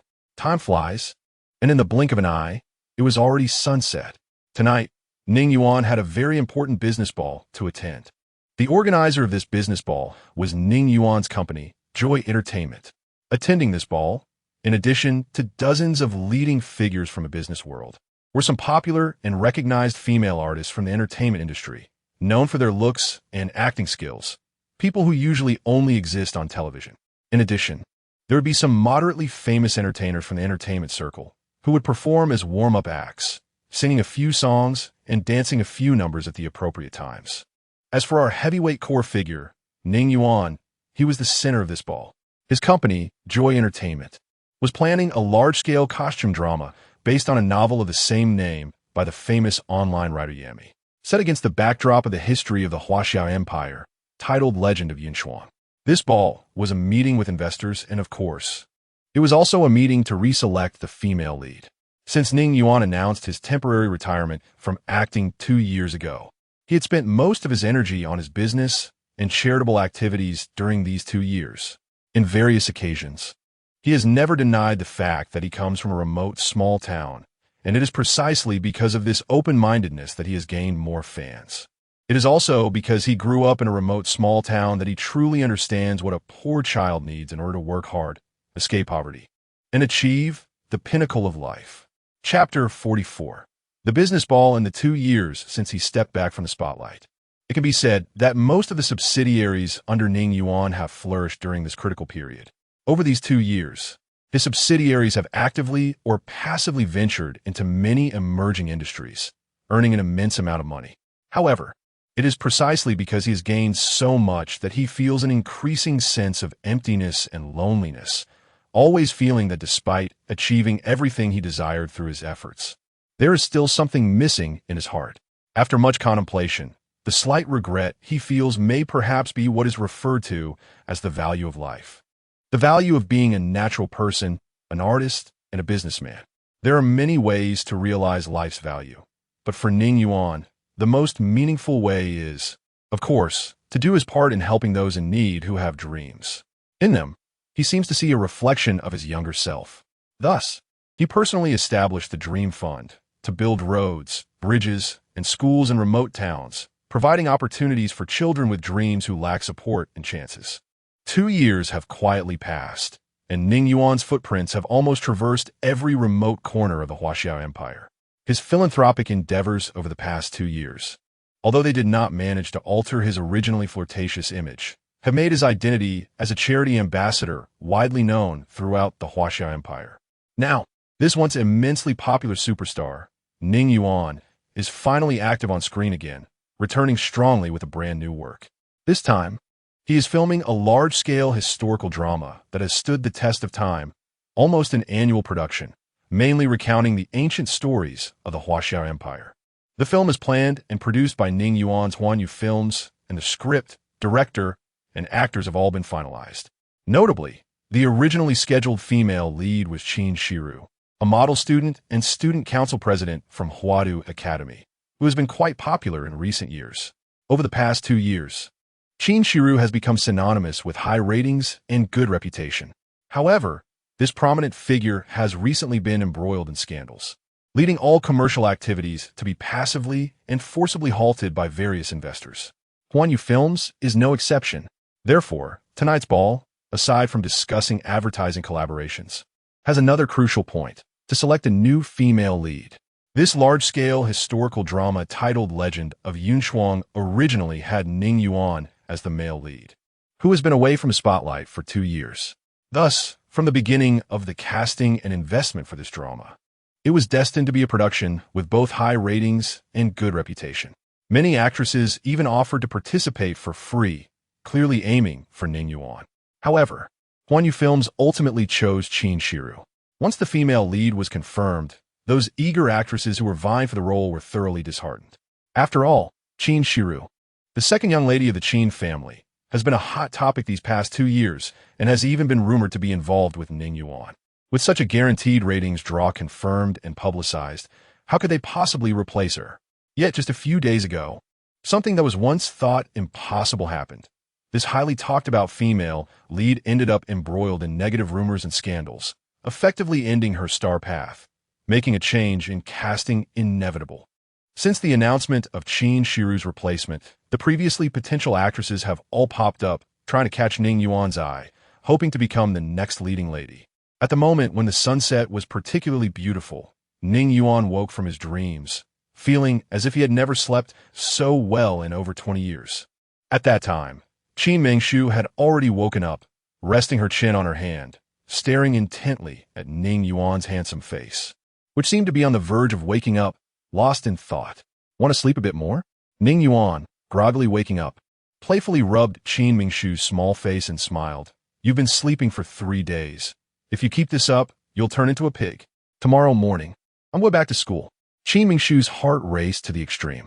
According to typical movie tropes, a man can forget all the good things about a woman in the time it takes to smoke a cigarette. After sleeping together, he would act as if nothing had happened upon waking.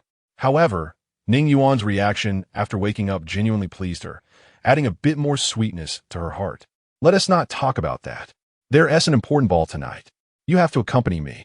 There's a gift that can only be given to you at this event. Tomorrow, I'll take you to school.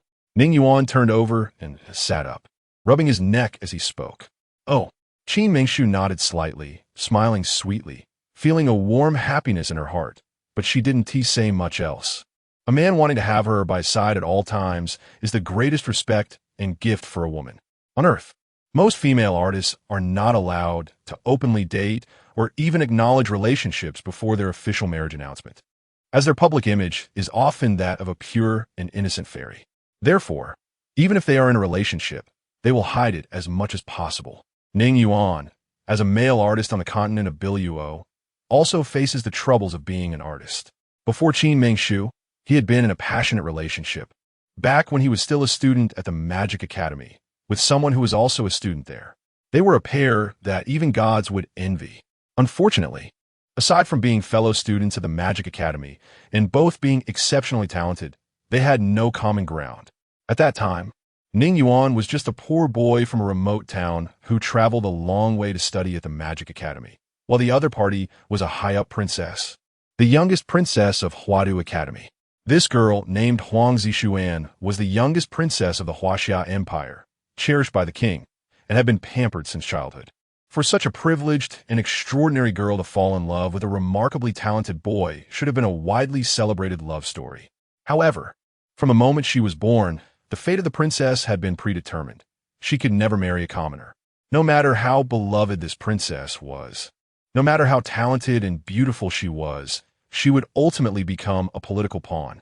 During their time at the Magic Academy, Ning Yuan and Huang Zixuan's love was public, envied, and blessed by others. However, on the day of graduation, the young princess was courted by a prince from the Sumia Empire. It's important to note that the Sumia Empire is the most powerful empire in the world, and a political marriage to secure military and political alliances between the two countries was an opportunity no king would miss.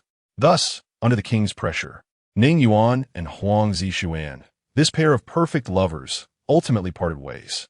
In the end, love left nothing but memories. At that time, Ning Yuan felt disheartened. His once heavenly demeanor and talent in performance vanished in an instant. His heart sank into an abyss as Huang Zixuan married into the Sumia Empire. Just a little bit more, just a little bit. If it weren't for the last moment, supported by his mother and sister, he would have sunk into an endless abyss and darkness long ago, and there would be no current Yuan Shao, no current top-tier superstar. Since starting in the entertainment industry, he gradually realized that the joy of being human is fleeting. Life is short, and one should enjoy it while they can. Why should one be sad and sink into despair over unattainable people and unachievable things, giving up on oneself?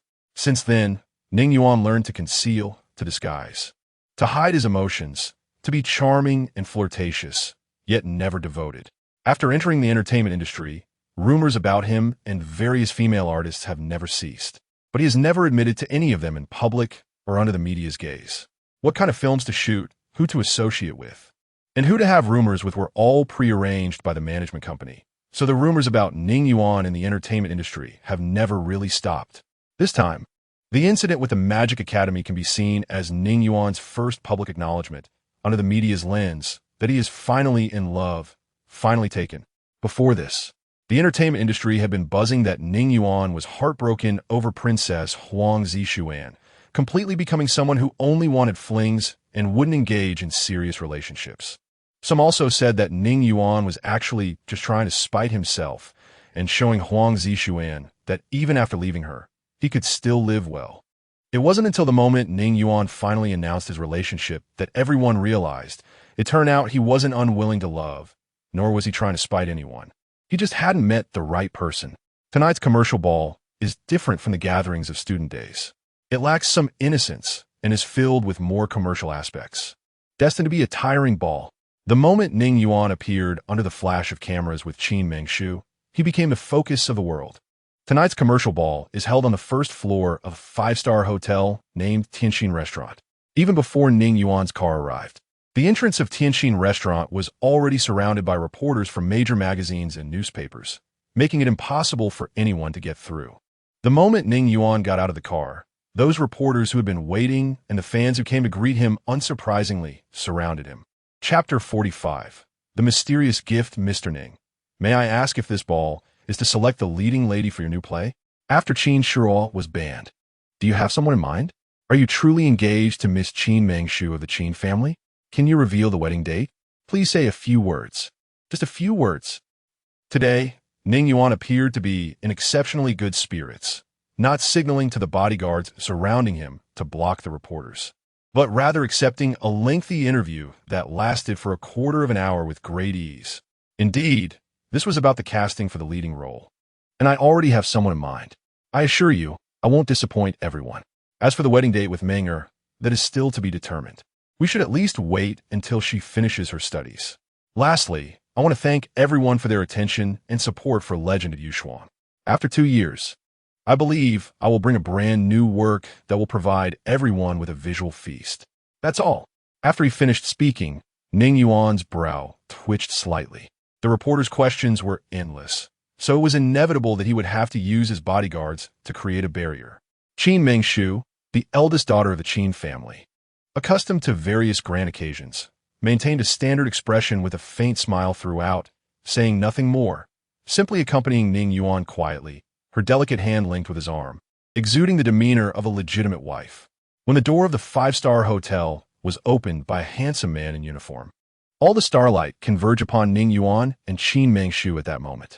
When everyone finally saw the late-arriving Ning Yuan, they all put down their glasses and turned their curious or expectant gazes toward him.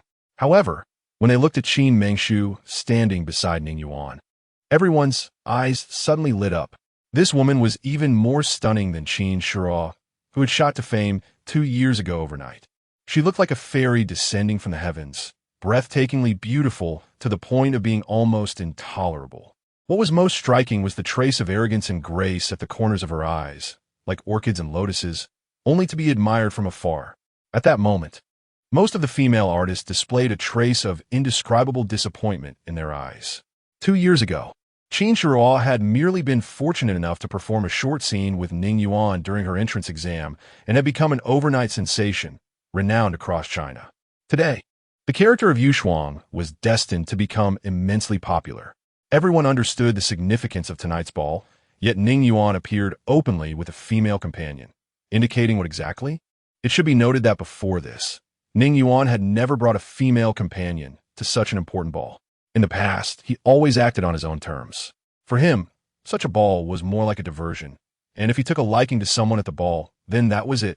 However, ever since Ning Yuan announced his engagement, news about the Qin family's eldest daughter, Qin Mengshu, had never ceased. A girl who was still in school, or more accurately, one who had just been admitted to the Magic Academy, had already become a hot topic even before graduating, all because of Ning Yuan's attention. This was why these female artists were eager to catch Ning Yuan's eye. When they first heard the news of Ning Yuan's engagement, most of the female artists, including his friends within the industry, were skeptical and completely disbelieving that someone like Ning Yuan, known for his romantic escapades, would truly bind himself in the cage of marriage. Thus, regarding the rumors about Qin Mengshu and Ning Yuan, most people maintained a half-believing, half-doubting attitude, never genuinely willing to accept it.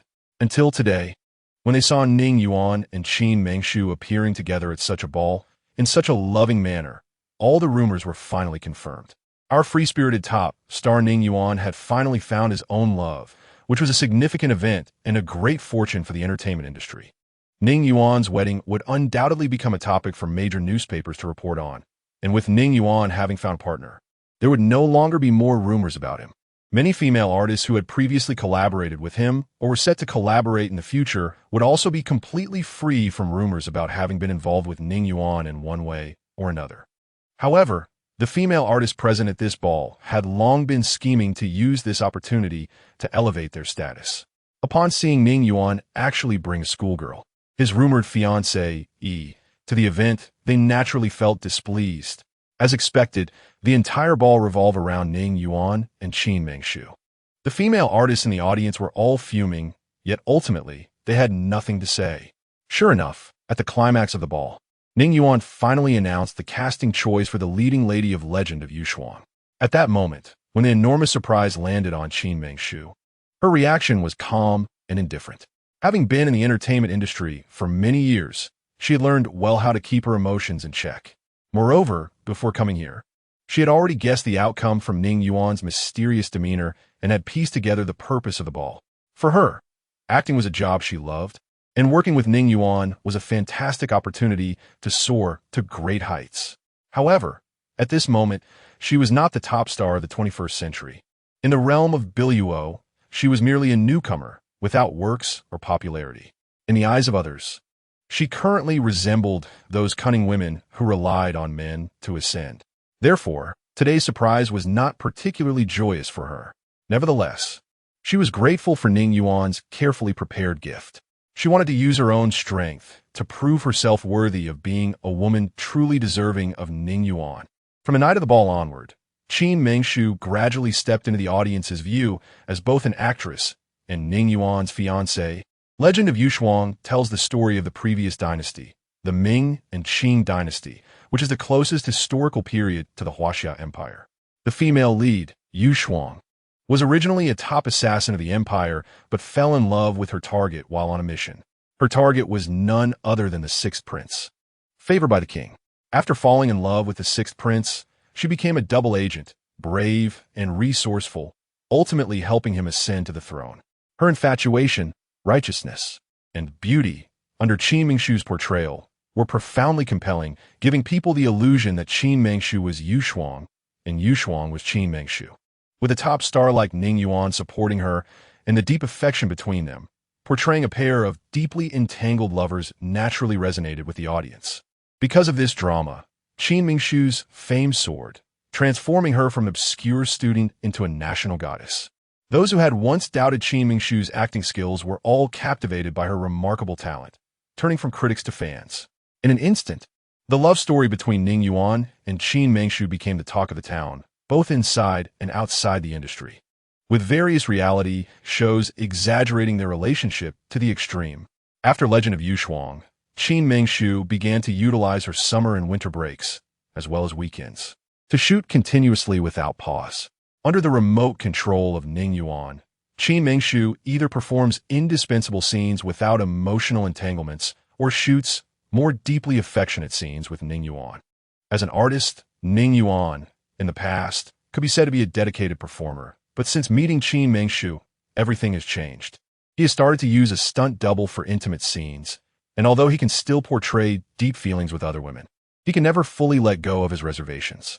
This might be the magic of love, ultimately transforming someone who once cared for nothing into a cautious person with concerns. For the first time, Qin Mengshu also experiences this illusion. Her acting skills, which are undeniable and almost divine, prevent her from connecting deeply with any male artist other than Ning Yuan. The two have shot more and more couple-themed dramas, movies, microfilms, and various reality shows, quickly reaching the peak of their careers. For years have passed in the blink of an eye. In the year when Qin Mengshu finally graduated with excellent results. On that day, the sky was deep blue, the clouds a light white, the flowers fragrant, and the breeze pleasant. On such a wonderful, clear day, our top-tier superstar Ning Yuan appeared on the campus of the Magic Academy, holding 99 red roses, impeccably dressed in a suit. At that moment, Qin Mengshu, in a deep purple school uniform, held her heavy graduation certificate, walking towards Ning Yuan step by step, with the colorful sunlight spilling over her, creating a scene that was almost unreal in its beauty. Over the past 4 years, aside from studying, Qin Mengshu has been filming, quietly entering the world of Mo Ling after midnight, training day and night. The enhancement of her skills and the richness of her knowledge have made Qin Mengshu, who already possessed extraordinary beauty, even more ethereal. Chapter 46. A grand proposal. When Qin Mengshu finally walked slowly towards Ning Yuan, he was momentarily taken aback. The figure approaching him was not an ordinary person. She was clearly a celestial being from the 9 heavens, dressed in a pure white suit. Ning Yuan knelt on one knee, holding 99 beautiful red roses in his hands. As the colorful sunlight reflected off his chiseled features at that moment, he appeared like a fallen immortal, mesmerizing to the point that one could hardly keep their eyes open. Qin Mengshu smiled gently, and, before Ning Yuan could say anything further, she placed her hands on his arms and helped him up, whether on Earth or on the Bailuo continent. Despite being in the entertainment industry, Qin Mengshu was always a relatively traditional woman. In her view, a man should never kneel before a woman, as it was said that beneath a man's knee lies gold. Thus, even during such a sacred moment as a marriage proposal, she did not want to see her beloved man lowering himself in such a way. "Dreamer, marry me," Ning Yuan said with a charming smile, his resonant and pleasant voice filled with powerful fire element energy. echoing throughout every corner of the Magic Academy. His voice showed no sign of stopping, filling the entire academy and reaching the heavens above. Over the past 4 years, although they each had their own lives and circles, their relationship had deepened over time, becoming increasingly difficult to part with. After 4 years of waiting, today, Ning Yuan finally fulfilled his promise. He wanted to marry Qin Mengshu, his only wife, and make her the happiest woman in the world. Accustomed to various grand occasions, Qin Mengshu, who was used to concealing her emotions, now had flushed cheeks. Every girl dreams of such a sweet moment. A prince in a white suit, holding vibrant roses symbolizing love, kneeling down and saying some heartfelt words. For 4 years, such dreams frequently appeared in Qin Mengshu's mind, and when this day finally arrived, it felt somewhat surreal. Her heart raced, and she felt a bit lost. Ning Yuan gently pulled her into his embrace, and at that moment, the last remnants of her confusion vanished. With a husband like this in her life, she truly needed nothing more. Surrounded by endless applause and cheers, the image of the two lovers tightly embracing was frozen in that moment, destined to become a tale passed down through generations. Within half an hour, news of Ning Yuan's bold proposal in the academy and winning the heart of the beauty spread at lightning speed throughout every corner of the Huaxiao Empire, even reaching the entertainment circles abroad. At that moment, Andrew Arthur, the 7th prince of the Sumia Empire, on the far side of the Long Strait, also saw the news. A hint of displeasure flashed across his devilishly handsome face as he gazed into the distance. So, you are finally going to marry him? I hope he treasures you well, and may God bless you with all the happiness. Before planning such a surprising proposal, Ning Yuan had already made all the preparations for marriage. The wedding car, the new home, the honeymoon, everything was progressing seamlessly. 7 days before the wedding, Qin Mengshu met her future mother-in-law, Ning Yuan's mother. On Earth, it is often said that a single mother who raises her son is both great and unfortunate. Such women are usually extreme, and for a woman, living with such a mother-in-law every day can be quite unfortunate.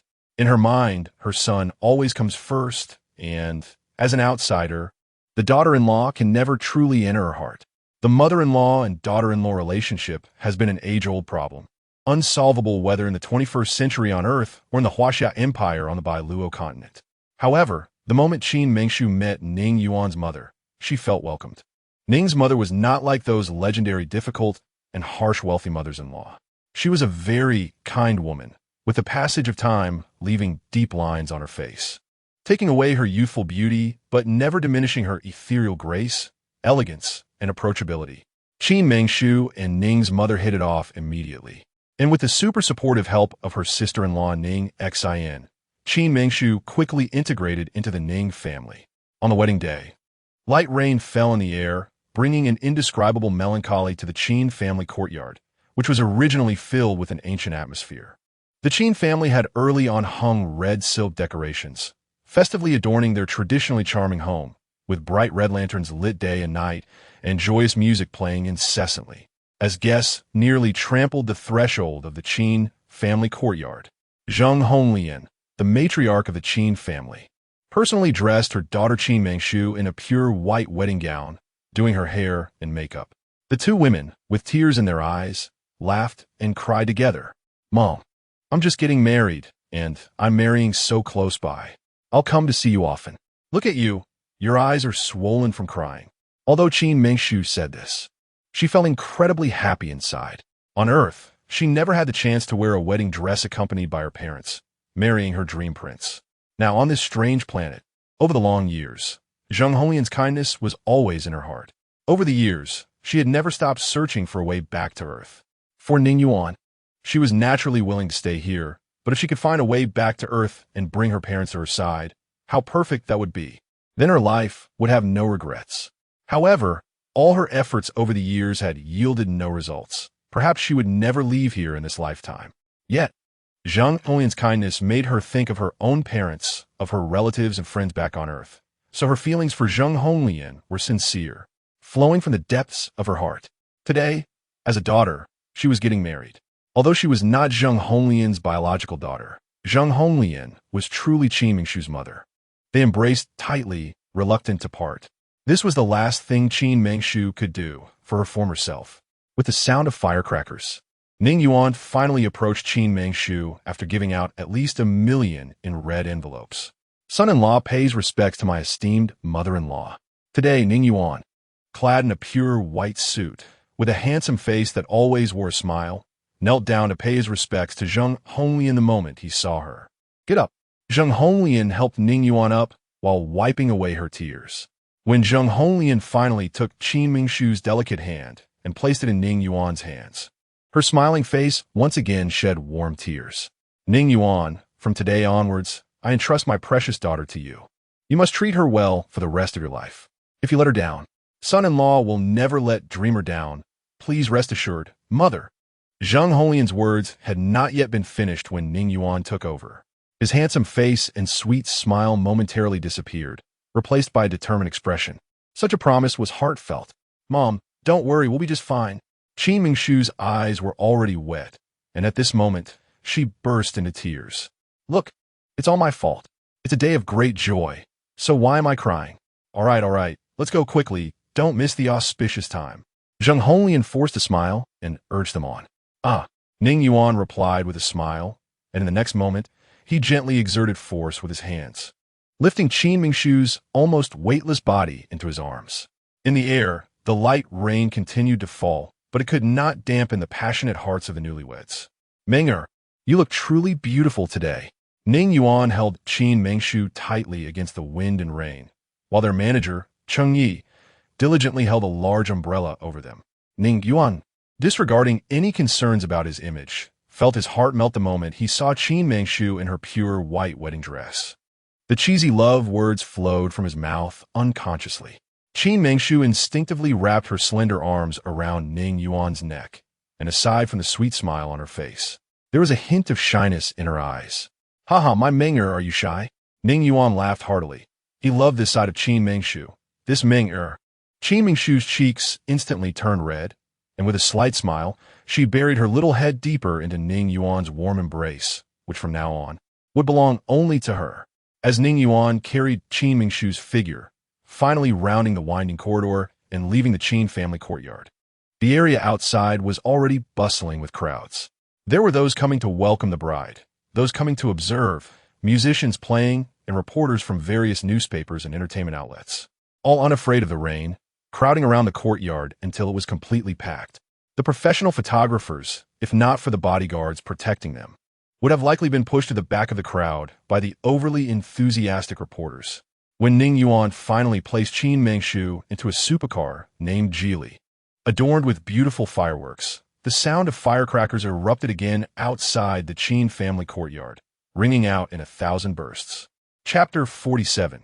Heaven and Hell. As the wedding car gradually drove away, all the entertainment reporters, the welcoming party, and the musicians hurriedly got into their cars, following Ning Yuan's wedding car in pursuit. Their purpose today was to capture the entire event on film, and they would not rest until it was done. After sending off the newlyweds, the once bustling Qin family courtyard suddenly felt a bit cold and desolate. Normally, the Qin family could be considered a large family, and guests visiting, whether for the Qin family's reputation or the Ning family's, would fill every corner of the courtyard. However, after Qin Mengshu and Ning Yuan left, for some reason, the entire Qin family courtyard seemed to be enveloped in a thick sense of sorrow. Even with the music playing continuously and guests coming in and out, it felt different. Old Master Qin Xiong, had a face full of smiles as he welcomed guests, listening to various flattery with unprecedented satisfaction. It was known that many high-ranking officials and celebrities were present today, people who would normally not even spare a glance at Qin Xiong. Yet today, these seemingly lofty figures greeted him with smiles, acting as if they had known him for years. From this moment onward, Qin Xiong could be considered officially part of high society, and the entire Qin family was enjoying a moment of glory. After everything was arranged, Old Master Qin Xiong and the matriarch, Zheng Honglian, also took a wedding car, following Ning Yuan to the wedding venue. Ning Yuan carefully placed Qin Mengshu in the passenger seat and personally drove the Geely supercar towards the most luxurious 5-star hotel in the central business district, racing ahead. Along the way, he felt anxious. Everything felt so beautiful and unreal, like a dream from last night. However, dreams eventually come to an end, and everything happening today would not shatter like a dream, but would firmly enter their hearts through the river of time. Outside the five-star hotel, a beautiful archway had already been set up. When Lu Xiaoxiao and Ning Yuan arrived, Ning family's matriarch Zheng Honglian and old master Qin Xiong also rushed over. As the holy and pure music began to play, Qin Mengshu, in a stunning white wedding dress, walked hand in hand with her father, step by step towards Ning Yuan, her figure forever etched in everyone's minds. On the large screen of the backdrop, photos of the couple's past were displayed, while the flower girls, dressed exquisitely, tirelessly scattered flowers. Everything was so dreamy that it felt unreal. Ning's mother, accompanied by Ning Xian, kept wiping the tears from the corners of her eyes. From the days of not having enough to eat or wear to today, material satisfaction had increased, but her heart felt emptier than ever, constantly feeling hollow during countless days and nights. Sometimes she wondered why, in such beautiful times, her heart felt so empty. Whenever she saw news about Ning Yuan, she felt an immense pride. Yet his marriage was also a worry for her. In fact, Ning's mother knew that Ning Yuan's past relationship with the little princess Huang Zishuan had deeply hurt him, making him even more reckless and carefree. Although he always appeared cheerful on the surface, no one could truly understand the emptiness and loneliness in his heart. As time passed, Ning's mother increasingly realized that Ning Yuan's outward happiness and inner solitude were truly heartbreaking. As Ning Yuan's mother, she had seen all kinds of women around him, some stunning, some charming, some pure, but none could truly understand, connect with, or enter Ning Yuan's heart. Having lived to this age, she had seen all kinds of storms and had encountered many facets of life. The Ning family did not care about money or power when looking for a daughter-in-law. The little princess Huang Zishuan indeed had beauty, wealth, and power, but now thinking back, even if Ning Yuan had married her, what difference would it make? A high and mighty princess, raised in luxury, would likely just enjoy a comfortable life in the Ning family. If the couple had a quarrel, Ning Yuan would probably have to endure for the sake of the king's reputation. Today as Qin Mengshu, though her family background was not as good as that of the little princess Huang Zishuan, was a lively and cheerful girl without malice, wholeheartedly devoted to Ning Yuan. Furthermore, although the Qin family's business was not as large as the Ning family's, they were still well off, and Qin Mengshu could be considered a well-educated young lady. Marrying such a woman could be seen as a true supportive partner, able to genuinely help Ning Yuan. After all, the Ning family's business was already so large that having a young mistress would not require her to earn much. Raising children and supporting her husband would suffice. With the holy music and the passage of time, Qin Mengshu's figure finally arrived, accompanied by Qin Xiong. Ning Yuan, in a pure white suit, waited with a look of affection. Finally, when their hands completely merged at that moment, deafening cheers erupted around them, and their hearts truly fused together in that instant. However, amidst the blessings, a sharp scream rang out. Ah! Everyone looked up and saw a young lady from a prominent family pointing at the backdrop, her face filled with panic. Everyone followed her finger to look, and in an instant, the world fell silent. The large backdrop that had displayed warm photos of Ning Yuan and Qin Mengshu had inexplicably changed to another shocking animated video. In the video, an undressed Qin Mengshu held a sharp dagger, plunging it straight into Ning Yuan's chest. The video was silent, and nothing could be heard of what the two were saying. However, in this world, there were few people capable of harming Ning Yuan, and one could easily count them on their fingers. As for Qin Mengshu, she was a young lady from the Qin family, originally deemed a magical idiot, and had only recently awakened her long-sealed magical powers. The level of her magic was at most that of an apprentice. Yet, this young lady Qin, who had only recently started practicing magic, could use a dagger to harm Ning Yuan. This was simply unbelievable. This young lady Qin must be a prodigy. If she hadn't bewitched Ning Yuan, how could he, with his cultivation, have failed to dodge that knife? I think so too. Just thinking about the scene when Ning Yuan killed that fan still makes my heart race. How could such a skilled individual be harmed by a woman just beginning to study magic? Various discussions began to echo throughout the hall of the star-rated hotel, and everyone's gaze was fixed on Qin Mengshu at that moment. Ning's mother's originally smiling, elegant face was suddenly shrouded in a thick haze. With Ning Xi in support, Ning's mother barely suppressed her anger and stepped forward, her dark eyes fixed intently on Qin Mengshu as if trying to see through her, to discern whether this woman was truly human or a monster. Qin Mengshu's heart raced in an instant, and as she heard the clamoring accusations around her, her head felt like it was about to explode. She instinctively wanted to defend herself, but seemed at a loss for where to begin. To be honest, she had never intended to harm Ning Yuan, and moreover, it was clearly Ning Yuan who had acted first. It seems that the person who posted this video has malicious intentions. This is clearly an incident from 4 years ago, yet it has only come to light now. The purpose of posting it is to incite everyone to question Qin Mengshu and to mislead them about the relationship between the two. Enchantress, seductress, what a great gimmick. Slap. Before Qin Mengshu could even explain, Ning's mother had already given her a crisp slap. Ning's mother is a single parent who has raised Ning Yuan all by herself, enduring countless hardships that only she knows. She absolutely will not allow anyone to harm Ning Yuan. My Ning family will never accept a daughter-in-law like you. Get out. Right now. After the slap, Ning's mother seemed to feel no relief, continuing to shout without giving any face. Mom, please let me explain. Qin Mengshu was taken aback by the sudden slap, but it was precisely this slap that pulled her out of her anxiety, forcing her to face the reality before her. Don't call me Mom. I don't have a daughter-in-law like you. Ning's mother was clearly very angry, and she wasn't willing to listen to anything. At this moment, Ning Yuan finally realized what was happening.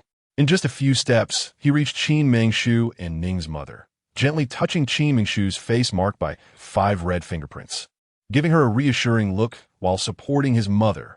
Mom, there's a misunderstanding. Everything is not as you see it, Ning Yuan carefully explained. However, his explanation only further convinced Ning's mother of Qin Mengshu's seductress behavior, her dark eyes filled with shock and anger.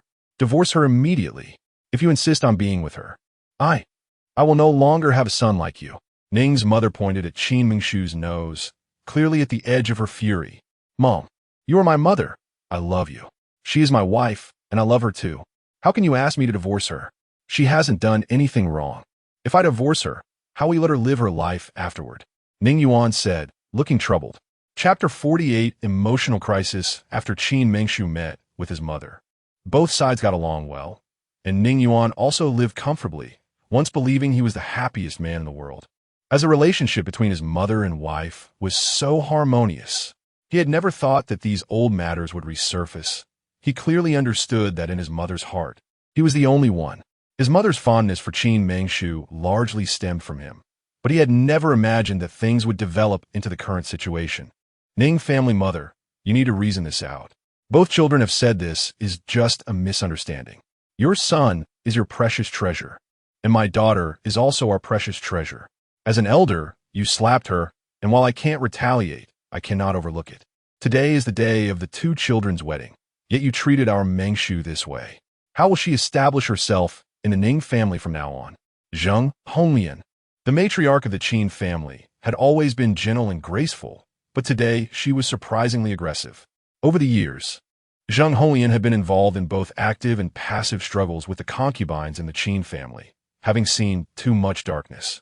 She originally did not think highly of the marriage between the Qin and Ning families. If it weren't for the fact that Ning Yuan had not been mingling with those actresses and had not been involved in any bad rumors over the past 4 years, and had taken meticulous care of his daughter, she would never have agreed to their marriage right after graduation. The wedding date set by the Ning family was originally quite good. According to the lunar calendar, it could barely be considered an auspicious day. However, from a moment she got up in the morning and did not see a clear sky, Zheng Honglian's heart was hanging in the air. In the Bai Luo continent, there is an unwritten yet long-standing legend that the weather on the day of the wedding determines the happiness of the couple's marriage. For many years, if the newlyweds' wedding day was clear, they would worship heaven and earth, thanking the heavens for their blessings. If it rained continuously or poured heavily, the 2 families could only rely on superstition and not take it seriously. Today, from the very beginning, It was raining continuously, and Zheng Holian's heart sank with the rain. Watching the wedding proceed step by step, her heart gradually calmed down. But who would have thought that at this critical moment, something would really go wrong? No matter how careful she was, she couldn't outsmart fate.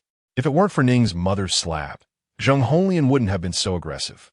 That slap completely severed the emotional bond between the two children, and Zheng Holian absolutely would not allow anyone to bully her daughter. Mother-in-law, I think there might really be some misunderstanding here. When Qin Xiong saw the video, he was also taken aback. But then he thought about it. How could his daughter have the guts and ability to assassinate Ning Yuan? If his daughter were a monster, that would be even more impossible. However, compared to Zheng Holian, Qin Xiong was slightly more clear-headed. He knew very well that today was the Ning family's home ground. And from the video, it was indeed his daughter's fault. So he spoke with more humility. However, Zheng Holian and Qin Xiong's back-and-forth dialogue only further enraged Ning's mother. Oh, what's this? You two are teaming up to bully this old lady, aren't you? I'll make it clear today. Unless I die, Qin Mengshu will never set foot in my Ning family's door. As soon as these words were spoken, the scene was in an uproar, with various flashes of cameras converging at that moment. What was originally a warm wedding suddenly turned into a scene of a tragic drama. Not marrying? You think my children are so eager for your Ning family? Zheng Holian pulled her daughter over, forcefully separating Qin Mengshu from Ning Yuan, looking very much like a protective mother. All right. You take your daughter and your Qin family's dowry and leave now. Go. Ning's mother was so angry that her heart raced, her whole body trembling. Okay, Mom, let's not say too much. Since it's a misunderstanding, it will be explained clearly eventually. Qin Mengshu pulled her mother. Though her heart was already deeply wronged, her face still wore a gentle demeanor. Mom, look, all the guests are here. The reputation of the Qin and Ning families has been tightly linked since the day I registered my marriage with Mengshu. I will not divorce her. Please calm down. After today, Mengshu and I will definitely give you an explanation. Ning Yuan explained carefully. His words naturally contained hidden intentions. He wanted to tell his mother that today was just the wedding. They had already registered their marriage a month ago. It was a done deal.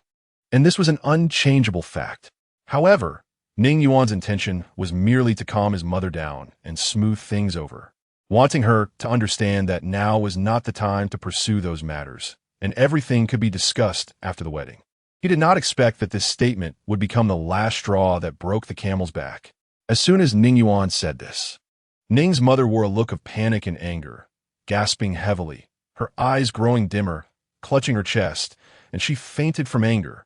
The originally warm wedding scene turned chaotic in an instant, like a bustling market, everyone caught in confusion. Mama, brother, sister-in-law, don't take this too seriously. Anyway, we're already married. For now, let us temporarily stop the wedding and take Mom to the hospital first. Ning Xin was the only one who believed in Qin Mengshu's innocence, but given the current chaotic scene, she could not insist on anything. Father, mother, you should go back first. I have married Ning Yuan. I am his wife, the daughter-in-law of the Ning family. I will accompany him to the hospital. You wait at home. Qin Mengshu was so understanding, it was heart-wrenching. In the following time, the wedding that had not yet begun abruptly ended. Ning Yuan, Ning Qin, Qin Mengshu, and Ning's mother rushed to the hospital, while Ning Yuan's manager, Cheng Yi, stayed behind, needing to clean up this mess. Outside the emergency room, all three had expressions of extreme worry. Don't worry, Mom has her own fate. She will definitely be fine. Qin Mengshu comforted gently. You're not worried, but the one lying in there is my mom. Ning Yuan instantly lost his usual warmth, his words cold to the extreme. From childhood to adulthood, he had lived under his mother's meticulous care. Without her, he would not be who he was today. After becoming an adult, his mother often traveled the world, frequently absent.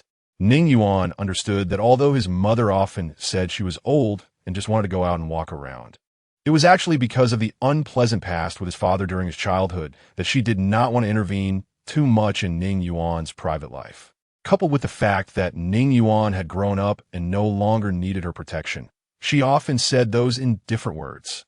This time, Ning's mother had returned to the country due to Ning Yuan's marriage and had promised him to stay for a while. The tree desires peace, but the wind does not stop. The child wants to care for the parent, but the parent is not there.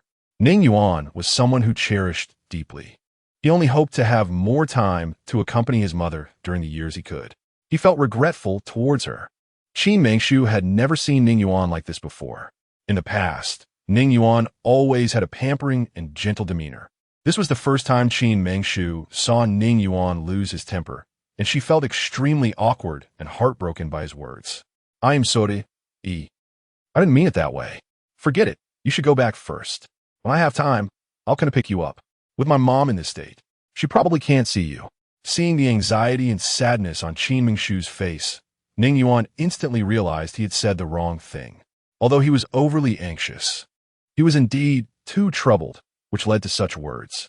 Once he came to his senses, he gently comforted her again. Qin Mengshu nodded helplessly. Yes, Ning Yuan was right. If she continued to stay here, she was afraid that after waiting for Ning's mother to wake up, she would faint again. Rather than that, it would be better to go back first. I'll wait a little while.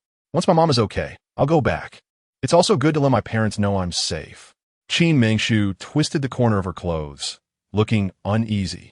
She wanted to wait until Ning's mother woke up or was told she was out of danger before leaving. Speaking of which, she couldn't entirely blame herself for what happened back then. She never thought things would develop to this extent. But regardless, the situation had already occurred, and all they could do now was to respond positively. "All right, I'll call you. You should go back." Ning Yuan, however, appeared impatient. At this moment, Qin Mengshu completely understood that no matter what she said now, it was already too late. Since it was like this, then so be it. Perhaps both of them needed some time apart. Over the past 4 years, aside from their work, the two of them had been sweetly stuck together, never having any major arguments. Their rare meetings were filled with happiness, wishing to be together every moment. In the past month, although both were actively preparing for the wedding, they had finally fulfilled their dream of being together every day. Chapter 49, Familiar Stranger. Perhaps it is precisely because of the long time spent together that many hidden contradictions finally surfaced at this moment. Today's incident might just be the beginning, and in the years to come, who knows what uncontrollable events might happen. Walking alone on a spacious but rarely frequented avenue. The sound of speeding traffic fills the air, lush cypress trees casting dappled light in the sparse shade, while a few scattered white clouds drift in the azure sky. It is only at this moment, in the extreme quiet of the environment, that Qin Mengshu sets aside all identities. At this moment, she is no longer a big star, no longer the young lady of the Qin family, no longer Ning Yuan's wife, and no longer anyone's anything. In her mind, she begins to recall every moment from when the two first met to later knowing each other and falling in love. It is only now that Qin Mengshu is surprised to discover that, on the surface, she and Ning Yuan have been together for over 4 years, but upon closer inspection, the time they've actually spent together is incredibly scant, adding up to no more than 100 days. During this brief 100 days, every meeting between the two would instinctively lead them to forget everything else, focusing intently on each other's world. Besides sweetness, there was only stickiness. But they rarely opened their hearts. They seemed to cherish every minute together, yet never sincerely showed their true selves in front of each other. They only wished to present their best sides to one another, sharing good news, but not worries, making every minute feel almost unreal in its beauty. It is only at this moment that Qin Mengshu begins to ponder, reflecting on the past, and after using up all the words in her mind, she is astonished to find that her understanding of Ning Yuan, of his husband, is truly too little, too little. She doesn't even know what he likes to eat, what flowers he prefers, what colors he enjoys, whether he has any minor cleanliness obsessions, any small hobbies or habits. Even his personality seems unclear to her, only knowing that he is a super A-list star, a person who has always kept his emotions hidden. Perhaps this relationship truly has not yet reached the point of stepping into the marriage hall, as their understanding of each other is far too little, far too little. Unconsciously, the solitary Qin Mengshu has returned to the Qin family courtyard. At that time, the festive atmosphere of the Qin family courtyard had suddenly come to a halt. The red decorations and lanterns that hung above the eaves had been taken down, and the entire courtyard was shrouded in a thick layer of unease and sorrow. The matriarch of the Qin family, Zheng Honglian, had been quietly staying in her room, although she appeared calm on the surface. Everyone could feel the anxiety and indignation surrounding her. Everything that happened at the wedding venue had long been disseminated through various means. And in today's world of rapidly advancing magic technology, it reached every corner of the Qin family courtyard, the entire Huaxiao Empire, and even the entire world. One is the super A-list star Ning Yuan, who has been active on screen for many years, and the other is the rising topic queen, a first-rate star Qin Mengshu, who combines beauty and acting skills. The wedding between the two should have received blessings from around the world, a beautiful fantasy of love in people's dreams. However, it is precisely these two people who caused such unpleasant events on their wedding day. Many netizens have already started heated discussions online about whether their marriage can still end well. Some believe that based on Ning's mother's reaction and Ning Yuan's filial piety over the years, as long as Ning's mother insists on not wanting Qin Mengshu as her daughter-in-law, then Ning Yuan will most likely follow his mother's arrangement and divorce Qin Mengshu. On the other hand, there are also those who believe that since the two announced their relationship, Ning Yuan has always presented himself as a good man in public, devoted and loyal. Especially during these 4 years, he has gained a reputation for being deeply infatuated. The once flirtatious Ning Yuan seems to have drifted far away from us. Therefore, some also believe that Ning Yuan will stay true to himself and grow old with Qin Mengshu. On the Weibo forum, the popularity of Ning Yuan and Qin Mengshu, which originally ranked in the top 10, plummeted overnight due to the wedding incident. The beautiful love story between them had made both sides' fans become fans of each other. But in the current tense atmosphere, some fans who cannot hold on or are overly protective of their idols have already expressed their positions eagerly. But regardless of the final outcome, short-sighted people can only see the immediate changes and interests, especially those in the Qin family courtyard, who are used to flattering the powerful and trampling the weak. When Qin Mengshu and Ning Yuan were in love, even Fang Yu, who had given birth to their son, did not dare to overstep, although she pleaded with Qin Xiong to lift the house arrest of his daughter, the second young lady of the Qin family, Qin Shuo. Although Qin Shuo had no chance of making a comeback in the short term, she at least managed to live a normal life. Zheng Honglian watched all of this but did not dwell on it too much. Now, with the unprecedented crisis in Qin Mengshu and Ning Yuan's relationship, everyone in the Qin family courtyard, from the young masters and young ladies to the concubines and servants, knew about it, and everyone wore expressions of shock. The previous flattery towards Zheng Honglian vanished in an instant. In no time, images from the wedding venue and various embellished articles spread like wildfire. The words that reached Zheng Honglian's ears were even more hurtful. The rumors about the eldest young lady of the Qin family, Qin Mengshu, were so outrageous that they were beyond belief. Even in this modern world of rapidly advancing magic technology, people's subconscious often refuses to accept such bizarre rumors. But the legend of Qin Mengshu being a monster only grew more intense. Some people have begun to believe that perhaps Qin Mengshu truly is the monster from the legends. Zheng Honglian faced an overwhelming amount of gossip and immense pressure, managing all the internal affairs of the Qin family, stabilizing her position within the Qin family. Because she knew she could not fall, she was Qin Mengshu's last glimmer of hope. If she fell, whom could Qin Mengshu rely on for hope? Indeed, just as Zheng Honglian was worried, the eldest young lady of the Qin family, now married but humiliated on her wedding day, returned to the Qin family courtyard all alone, her eyes vacant and pitiful. Zheng Honglian, who had been tense, felt a moment of relief. After experiencing countless hardships, she no longer cared about so-called reputation. What mattered to her was Qin Mengshu, her daughter. As for the unpleasant rumors, since they were not worth listening to, why should she let them in? Mengshu, are you okay? Seeing Qin Mengshu again, Zheng Honglian's heart felt like it was being crushed with pain. Her originally lively and cheerful daughter now resembled a frostbitten eggplant, with vacant eyes, listless, and traces of tears on her stunning face, making one feel pity. I'm fine. Even so, Qin Mengshu forced a strained smile. At this moment, her mother, father, and the entire Qin family had suffered immense humiliation because of her, and she didn't want her own feelings to affect her mother's mood. You are my daughter. Do you think these little emotions of yours can truly hide from my eyes? If you're unhappy, you should speak up. If you want to cry, then cry. Looking at Qin Mingshu's forced expression, Zheng Holian's heart ached even more. When did her once proud and headstrong daughter become so understanding? To the point that it was heartbreaking? Perhaps this is how women in love are, willing to give up everything, even themselves, for someone they cherish. Mom, I'm already an adult. I understand many things clearly. Right now, I just want to be alone for a while. I'm going back to my room, so please don't worry too much. After leaving this message, Qin Mingshu returned to her room and locked herself inside. The 4 years she spent loving Ning Yuan were the most beautiful years of her life. During her student days, there was nothing heavy or burdensome. Everything was pure and lovely. She had always been a self-centered person, although she was no longer the Qin Mingshu of the past, who was domineering and unreasonable. Yet, she was still a woman with her own thoughts and opinions. She admitted that it was indeed her love for Ning Yuan that had caused her to become less like herself.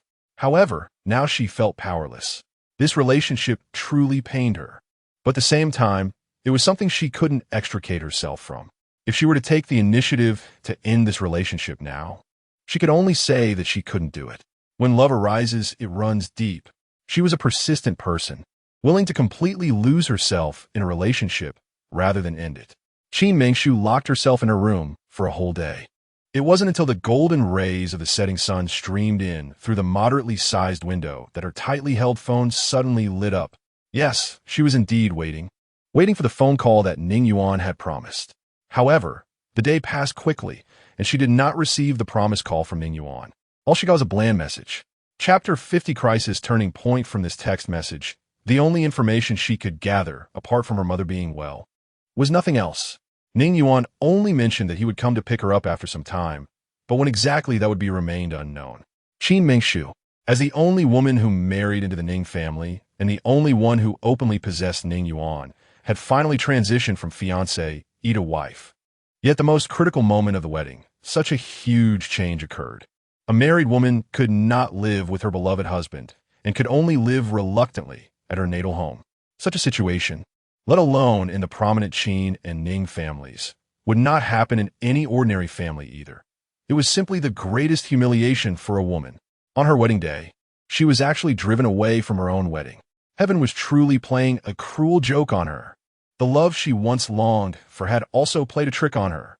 Qin Mingshu had originally thought that her relationship with Ning Yuan would sail smoothly to the end. But unexpectedly, due to such a trivial matter, their feelings plunged into an unprecedented crisis. Qin Mingshu stared blankly at the softly colored text flashing on her phone screen. A message, a total of 6 words. Mother is well. Do not worry. Not a single word mentioned Qin Mingshu or the Qin family. Did he, Ning Yuan, not know about the events of that year, which others might not know? What humiliation did Qin Mingshu and the entire Qin family endure at today as seemingly glamorous wedding? It was simply unprecedented. Qin Mingshu had thought that Ning Yuan would at least call to offer some words of comfort, especially considering how much humiliation and pressure her parents had to bear in this matter. Yes, Qin Mingshu admitted that her Qin family, whether in terms of business or reputation, could not compare to the Ning family. However, the Qin family was also a respectable merchant family, and although overshadowed by various schemes growing up, they were still considered a reputable family in the business circle. This marriage between the Qin and Ning families, under the broader context, indeed brought many positive impacts and so-called commercial benefits to the Qin family's business. However, the drastic change during the wedding caused those later emerging interests to vanish in an instant, and even the original biological chain of the Qin family suffered severe attacks. Whether in business or in terms of the reputation of the Qin family elders, they experienced tremendous grievances and blows. Yet Ning Yuan remained so indifferent. Yes, no one could deny his elevated status, but so what? No matter how much power, money, or status he had, in the end, he was still Qin Mingshu's husband, not just the son-in-law of the Ning family. However, this son-in-law only focused on his mother and felt no guilt towards his in-laws. Throughout the entire night, Qin Mingshu held her phone, forcing herself not to enter the Mo Ling world. The phone in her hand opened and closed repeatedly, yet the night passed quietly. And she waited for nothing, not even a new message. Ever since Qin Mingshu's cultivation had been continuously improving, her time spent in the Mo Ling world had gradually become controllable, but this control was also limited. She could only delay her entry, but could not resist it. Thus, until dawn the next day, Qin Mingshu could no longer hold on and completely entered the game of the Mo Ling world. However, this entry was destined to be a waste of time because she had no intention of leveling up or fighting monsters. It was only at this moment that she truly understood why almost all schools on Earth, including universities, would prohibit students from dating, because dating was indeed too much of a waste of time and energy. When a relationship was smooth and sweet, everything was fine. Both parties' feelings could even become a boost for mutual efforts. Just like in these 4 years, she and Ning Yuan, nourished by beautiful love, reached the peak of their careers. And this time, it was precisely because of the troubles in their relationship that Qin Mingshu lost confidence in everything in life, even missing out on such a great opportunity to level up without hesitation. During the time Qin Mingshu entered the Mo Ling world, in the VIP ward of the First Imperial Hospital of Huaxia, Ning's mother finally escaped danger and woke up. Although she was awake, her complexion was not good. It could simply be described as pale as paper. Ning Xin stayed by her mother's side without a moment's rest. Seeing her mother awake, her stunning face, which was filled with deep worry, finally showed a hint of color and joy. "Mom, how do you feel? Are you still uncomfortable?" Ning Xin gently asked while pouring a cup of warm water. "Where's your brother?" Ning's mother did not directly answer Ning Xin's question, but asked in return. "He was just here. He probably went to the bathroom." Ning Xin also found it a bit strange. Her brother had clearly been guarding the door all along. So why was he suddenly gone? In reality, after receiving the news of his mother waking up, Ning Yuan had quietly left. There were some things he wanted to discuss with Qin Mingshu in person. Last night, he had indeed been too anxious and said some hurtful things to Qin Mingshu. Now that his mother was awake, his heart was finally at ease, and he also began to regret. However, when he saw Qin Mingshu sleeping soundly, all his worries and unease disappeared without a trace. With his strong spiritual power, entering and exiting the Qin family courtyard was like walking into an uninhabited place. He was very clear about the current state of the Qin family. He came today specifically to take Qin Mingshu away. Once his mother's condition stabilized, they would naturally hold a press conference to explain everything that had happened. However, when he saw Qin Mingshu sleeping peacefully, all his thoughts vanished in an instant. After such a major event occurred yesterday, Ning Yuan initially guessed that Qin Mingshu would be sleepless. But he never expected that this woman would sleep so soundly that she couldn't be woken up, which was truly disappointing. Ning Yuan shook his head helplessly. A mother-in-law was never mother. Indeed, the poor relationships between mothers-in-law and daughters-in-law in the world had their reasons.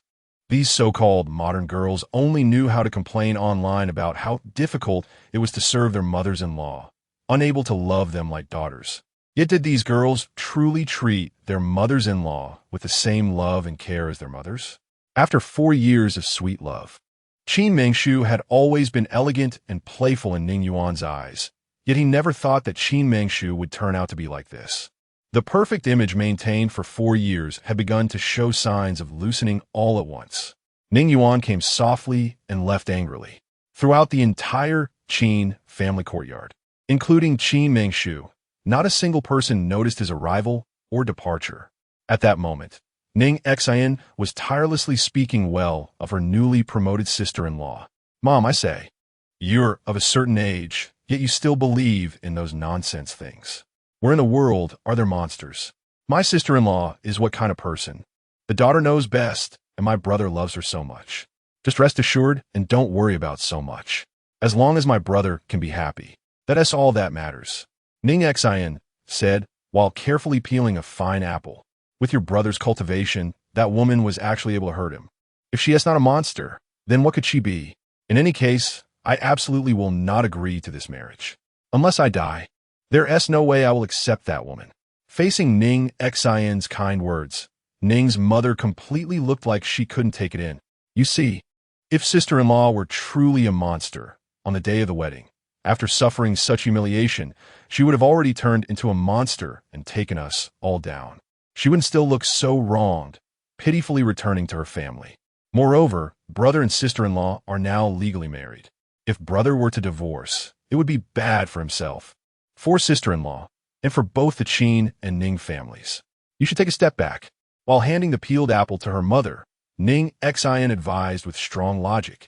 Ning Yuan's words clearly had some impact on Ning's mother, who nodded slightly while eating the apple. Thinking about it, the rice had already been cooked into a meal. Regardless of whether she agreed or not, Qin Mengshu had already become her legal daughter-in-law. The interests of the Qin and Ning families were now completely tied together. Given this situation, she could only take a step back to broaden her horizons. Furthermore, her requirements for a daughter-in-law were not harsh. It was just about branching out and raising a family. If Qin Mengshu were sensible, that would be fine. If she isn't in the Huaxiao Empire, it's just a country accustomed to polygamy. If it really comes to that, taking in a few concubines to branch out wouldn't be a big problem. On this side, under Ning Yuan's persuasion, Ning's mother finally started to see things more clearly, and Ning Yuan himself also returned to the hospital ward in a dejected manner. He forced a strained smile on his handsome face and said, "Mom, how do you feel?" Ning's mother came back to her senses and smiled. As one gets older, the body naturally doesn't work as well. Well, I agree to your marriage with Qin Mengshu. Find a time to bring her back. You two should have a child soon so that I can enjoy being a grandparent. With a good mood, the body will naturally feel better. Chapter 51. A few conditions. The moment the words fell, Ning Yuan was stunned, almost unable to believe what he had just heard. What on earth is happening in this world? Ever since he was young, he had known his mother all too well. Although she appeared gentle and weak on the surface, she was actually very decisive when it came to actions. Once she made up her mind, it was nearly impossible to change it. This time, it could be said to be the first compromise in her life. When Ning Yuan's gaze fell on his sister Ning Yuan's face, and he saw the smug look on her face, he understood everything. It turned out that all of this was thanks to his mischievous sister's help. Ning Yuan shook his head with a faint smile, and after a brief exchange of glances with Ning Yuan, he smiled broadly and said, "Okay, Mom. Thank you, Mom. I will go pick her up in a couple of days." Although Ning Yuan was angry at Qin Mengshu's careless attitude, the 4 years of love they shared had built a solid foundation of feelings. He also understood that if he wanted Qin Mengshu to treat his mother as she treated her own mother, his mother had to show goodwill first. The relationship between a mother-in-law and daughter-in-law is, after all, mutual. Now that his mother had made a concession, Ning Yuan believed that with Qin Mengshu's personality and upbringing, she would definitely be able to understand all the previous unpleasantness. However, at that moment, Ning's mother suddenly changed her expression and impatiently said, "All right, don't get too happy too soon. The reason I made a concession is because I love you, my son. But I'm still not satisfied with Qin Mengshu. You can bring her back, but there are a few points you must make clear to her. If she agrees, I will reluctantly accept her as my daughter-in-law. If she does not agree, then I'm sorry, our family does not lack a daughter-in-law like her." When Ning's mother said this, Ning Yuan's heart inexplicably sank, sensing a strong unease in her tone. Sure enough, she indeed proposed a few extremely harsh conditions. The first condition was that Qin Mengshu must announce her complete withdrawal from the entertainment industry and become a full-time housewife. After knowing and loving Qin Mengshu for so many years, Ning Yuan understood too well that acting was like a second life to her. Sometimes, her love for acting even surpassed her pursuit of love. Moreover, these are the most youthful and precious years for Qin Mengshu.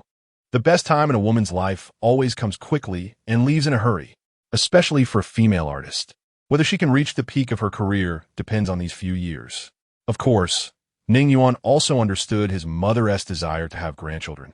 And given that his mother's health was declining day by day, the time they could spend together might truly be limited. In comparison, Ning Yuan ultimately agreed to his mother's request. However, this matter had to be approached slowly.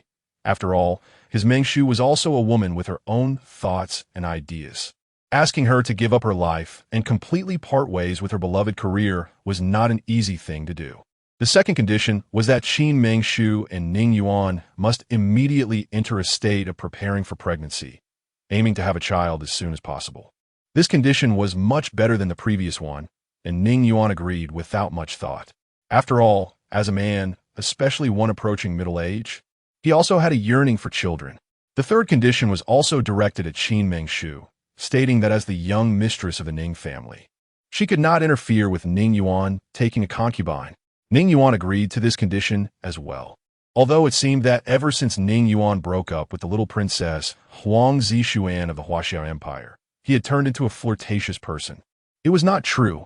Often, those who appear more sentimental on the surface are actually more devoted. Such people simply have not yet encountered true love. Once they do, they will naturally become deeply infatuated and loyal, just like Ning Yuan. Although Ning Yuan agreed to his mother's third condition, whether or not to take a concubine ultimately depended on his own wishes. As long as he himself was unwilling, no one could force him. These three conditions were among the more stringent of the dozen or so conditions. The others were merely trivial matters, insignificant and inconsequential, for the sake of his mother's health. Ning Yuan agreed to all of them.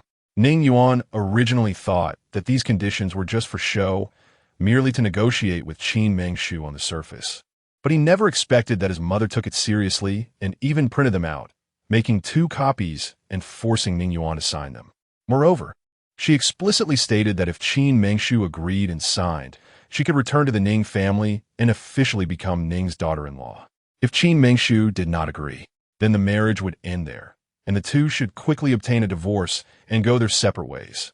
Ning Yuan was extremely frustrated, but for the sake of his mother's health, he ultimately agreed. He compromised. After signing the agreement, Ning's mother stayed in the hospital for a few days for observation, and once it was confirmed that there were no major issues, she was discharged. During these days, Ning Yuan hardly slept well, and every time he closed his eyes, he saw scenes of Qin Mengshu arguing with his mother. He was extremely troubled by the agreement. This agreement became the biggest reason he was reluctant to meet Qin Mengshu. However, life had to go on, and he eventually had to meet her. In the days that followed, Qin Mengshu gradually sank from the beauty of love into the anxiety of reality. She entered the world of Mo Ling on time every day, but it was merely a waste of time spent in a daze. During the day, she was unwilling to see anyone, locking herself in her small courtyard to tend to flowers and sip tea. One day, the sky was clear and the sun was bright. The anxious and tense Qin family finally welcomed the arrival of Ning Yuan. His arrival reignited hope in the Qin family. After a few pleasantries, Ning Yuan finally saw Qin Mengshu. At that moment, Qin Mengshu, dressed in a flowing watercolor dress, stood in front of a blooming peony, lost in thought. Not far behind her, Ning Yuan let out a light cough. Qin Mengshu instantly snapped back to reality, and their eyes met. The worries, anxieties, and unease that had plagued them for days seemed to vanish in an instant. In each other's eyes, there were stars of the universe, filled with emotion and tears. They took off running and embraced. When the two finally held each other tightly, the whole world seemed to freeze in that moment. Ning Yuan stayed in Qin Mengshu's room for an entire day and night. The people in the Qin family only knew that the two had not slept a wink all night, talking until dawn. In Qin Mengshu's room, sounds of their arguments, discussions, and the breaking of cups and vases could be heard from time to time. Everyone knew that the two had talked all night, but no one knew the content of their conversation. It was tea until the third morning that this controversial newlywed couple finally appeared in everyone's view. In an instant, another explosive piece of news began to spread to every corner of the Huaxia Empire. The topic: Queen Qin Mengshu, the internet sensation Qin Mengshu, the newly minted young mistress of the Ning family Qin Mengshu, the perfect artist combining beauty and talent. Qin Mengshu suddenly announced her retirement from acting and her complete withdrawal from the entertainment industry. Such explosive news became the hottest topic within a month. In an instant, Qin Mengshu's Weibo was completely in an uproar. Before this, Qin Mengshu had publicly stated such words. She once said in an interview, "As a woman, I have never thought about marrying into a wealthy family, because marrying into wealth does not necessarily mean one can attain happiness. As a girl, one must find ways to transform oneself into someone of wealth to truly grasp one's own happiness.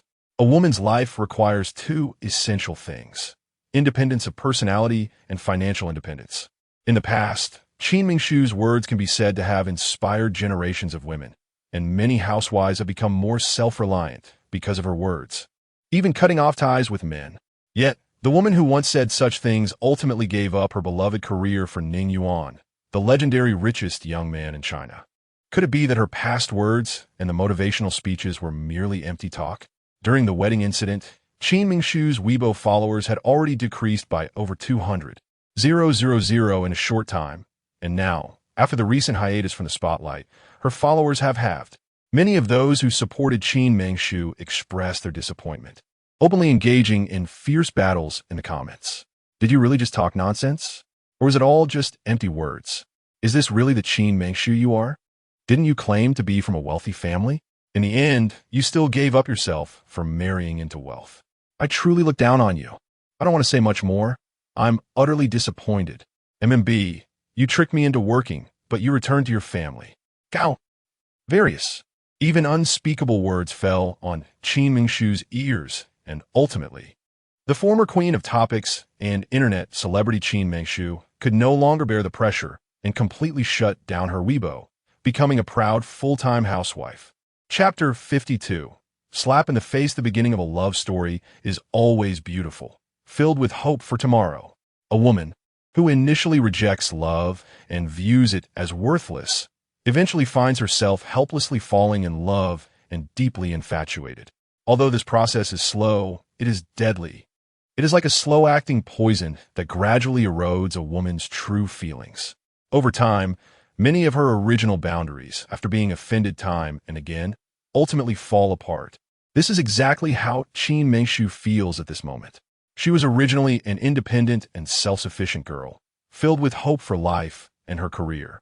In her world, there was originally no such thing as love.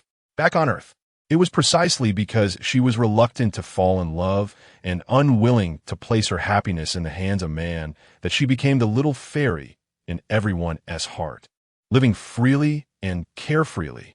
However, today, she has completely changed because she has fallen in love with a man she should never have loved from the start. Everything, her ideals and her career, has become unimportant in front of this man. Perhaps Ning Yuan knows that she loves him too much, to the point of being able to completely lose herself, which is why he can be so willful and reckless. Well, retreating a step opens up a vast sky. After all, both the Qin and Ning families are prominent families, and the money they earn could last them this life, the next life, and even the life after that. So why be so obsessed with a career? She has fought, cried, and caused a scene, but in the end, she has completely fallen into the abyss of love under Ning Yuan's soft persuasion. On the same day that she finally moved into the Ning family villa, exhausted after carrying all her belongings, and officially became the daughter-in-law of the Ning family, Ning's mother also returned from her illness.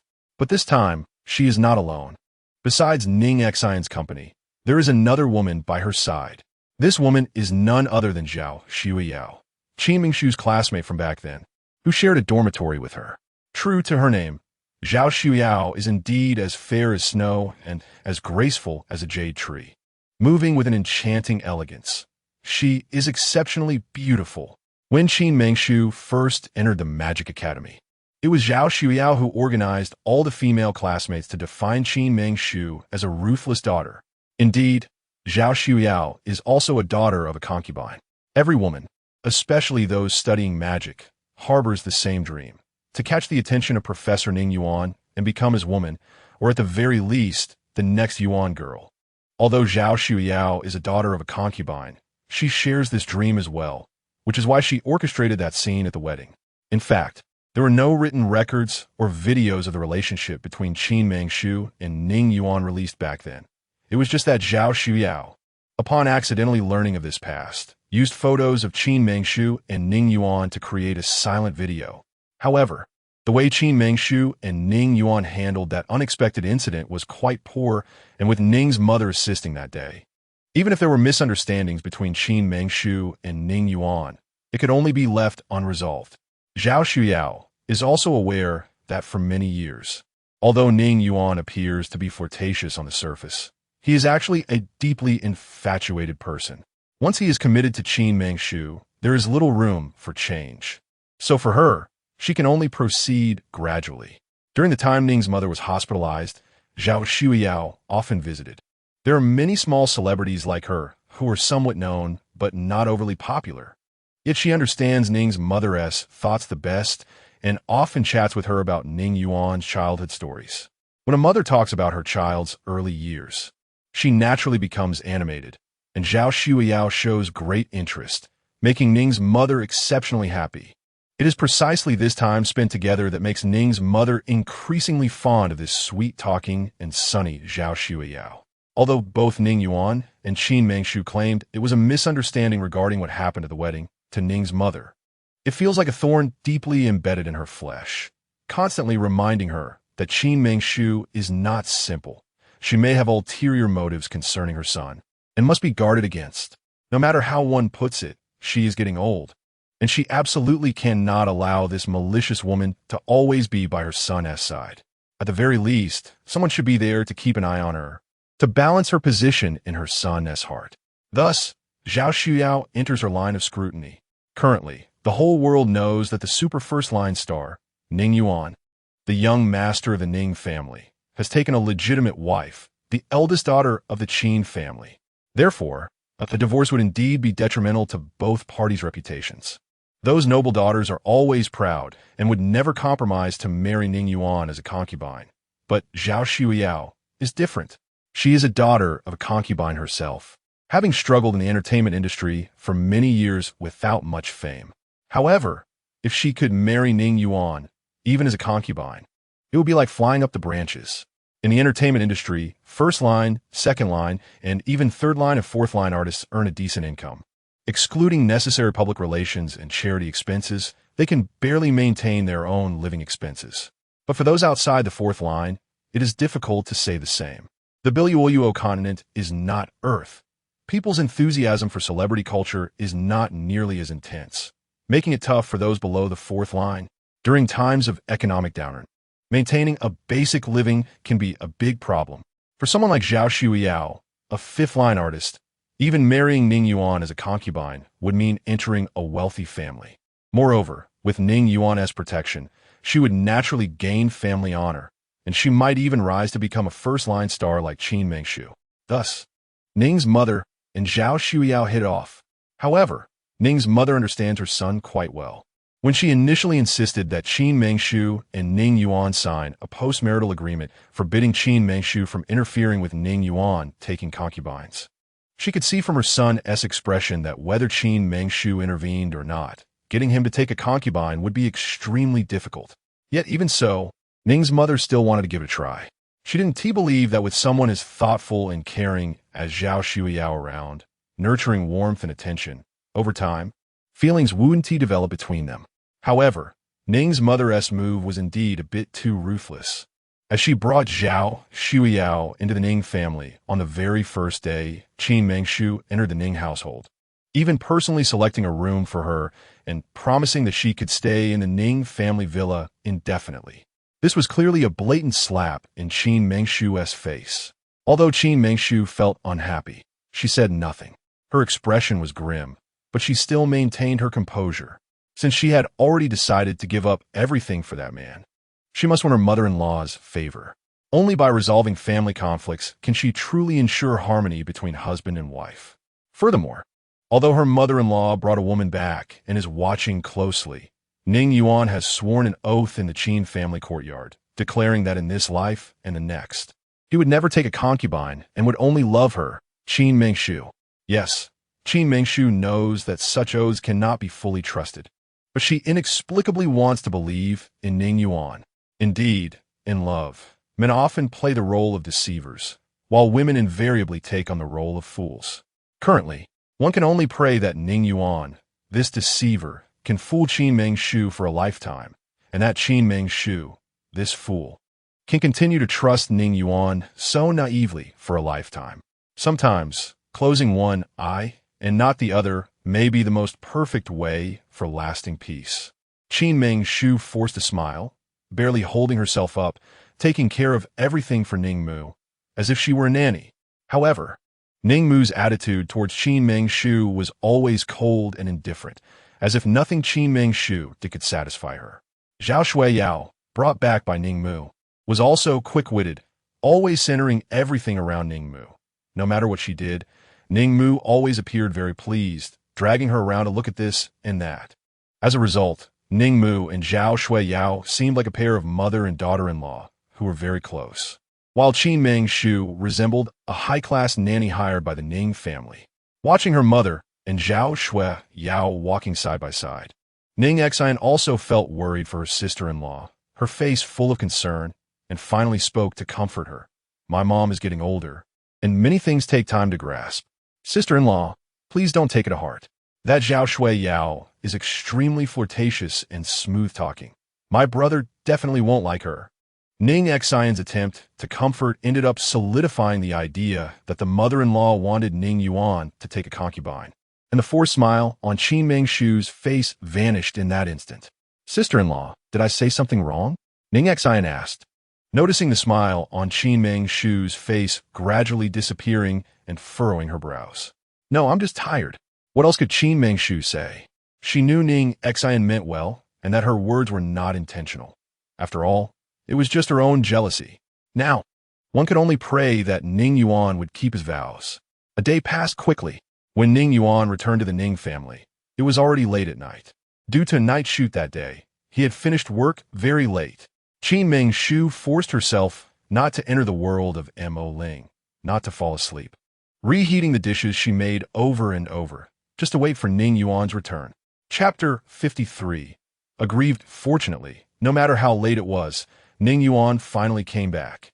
While eating the meal that Qin Ming Shu had personally prepared, he indulgently said, "In the future, don't wait for me so late. Your health is more important." Qin Ming Shu smiled tiredly. She originally wanted to tell Ning Yuan about the events of the day, but then thought that on her first day as Mrs. Ning, it might not be appropriate to speak ill of her mother-in-law. Moreover, Ning Yuan had already had a long and tiring day. It still took the time to care about her. It was already quite rare. Thinking about it made her heart feel sweet. Forget it, for this one sentence of concern. For this man, no matter how many things she had to endure, it was worth it. Any grievances she could express were not really grievances. Why even mention them? After dinner, the bright moon outside had turned into a huge jade plate, radiating a mysterious glow, giving a nearly unreal sense of beauty. Having eaten and drunk enough, Ning Yuan seemed to have no sleepiness at all. He held Qin Ming Shu in his arms, disregarding the late hour, and swayed gently under the mysterious moonlight, seeking endless warmth. Qin Ming Shu originally had no such thoughts, but she couldn't resist Ning Yuan's enthusiasm. After some half-hearted resistance, it was soon brightening outside. Qin Ming Shu knew that her mother-in-law held some prejudice against her.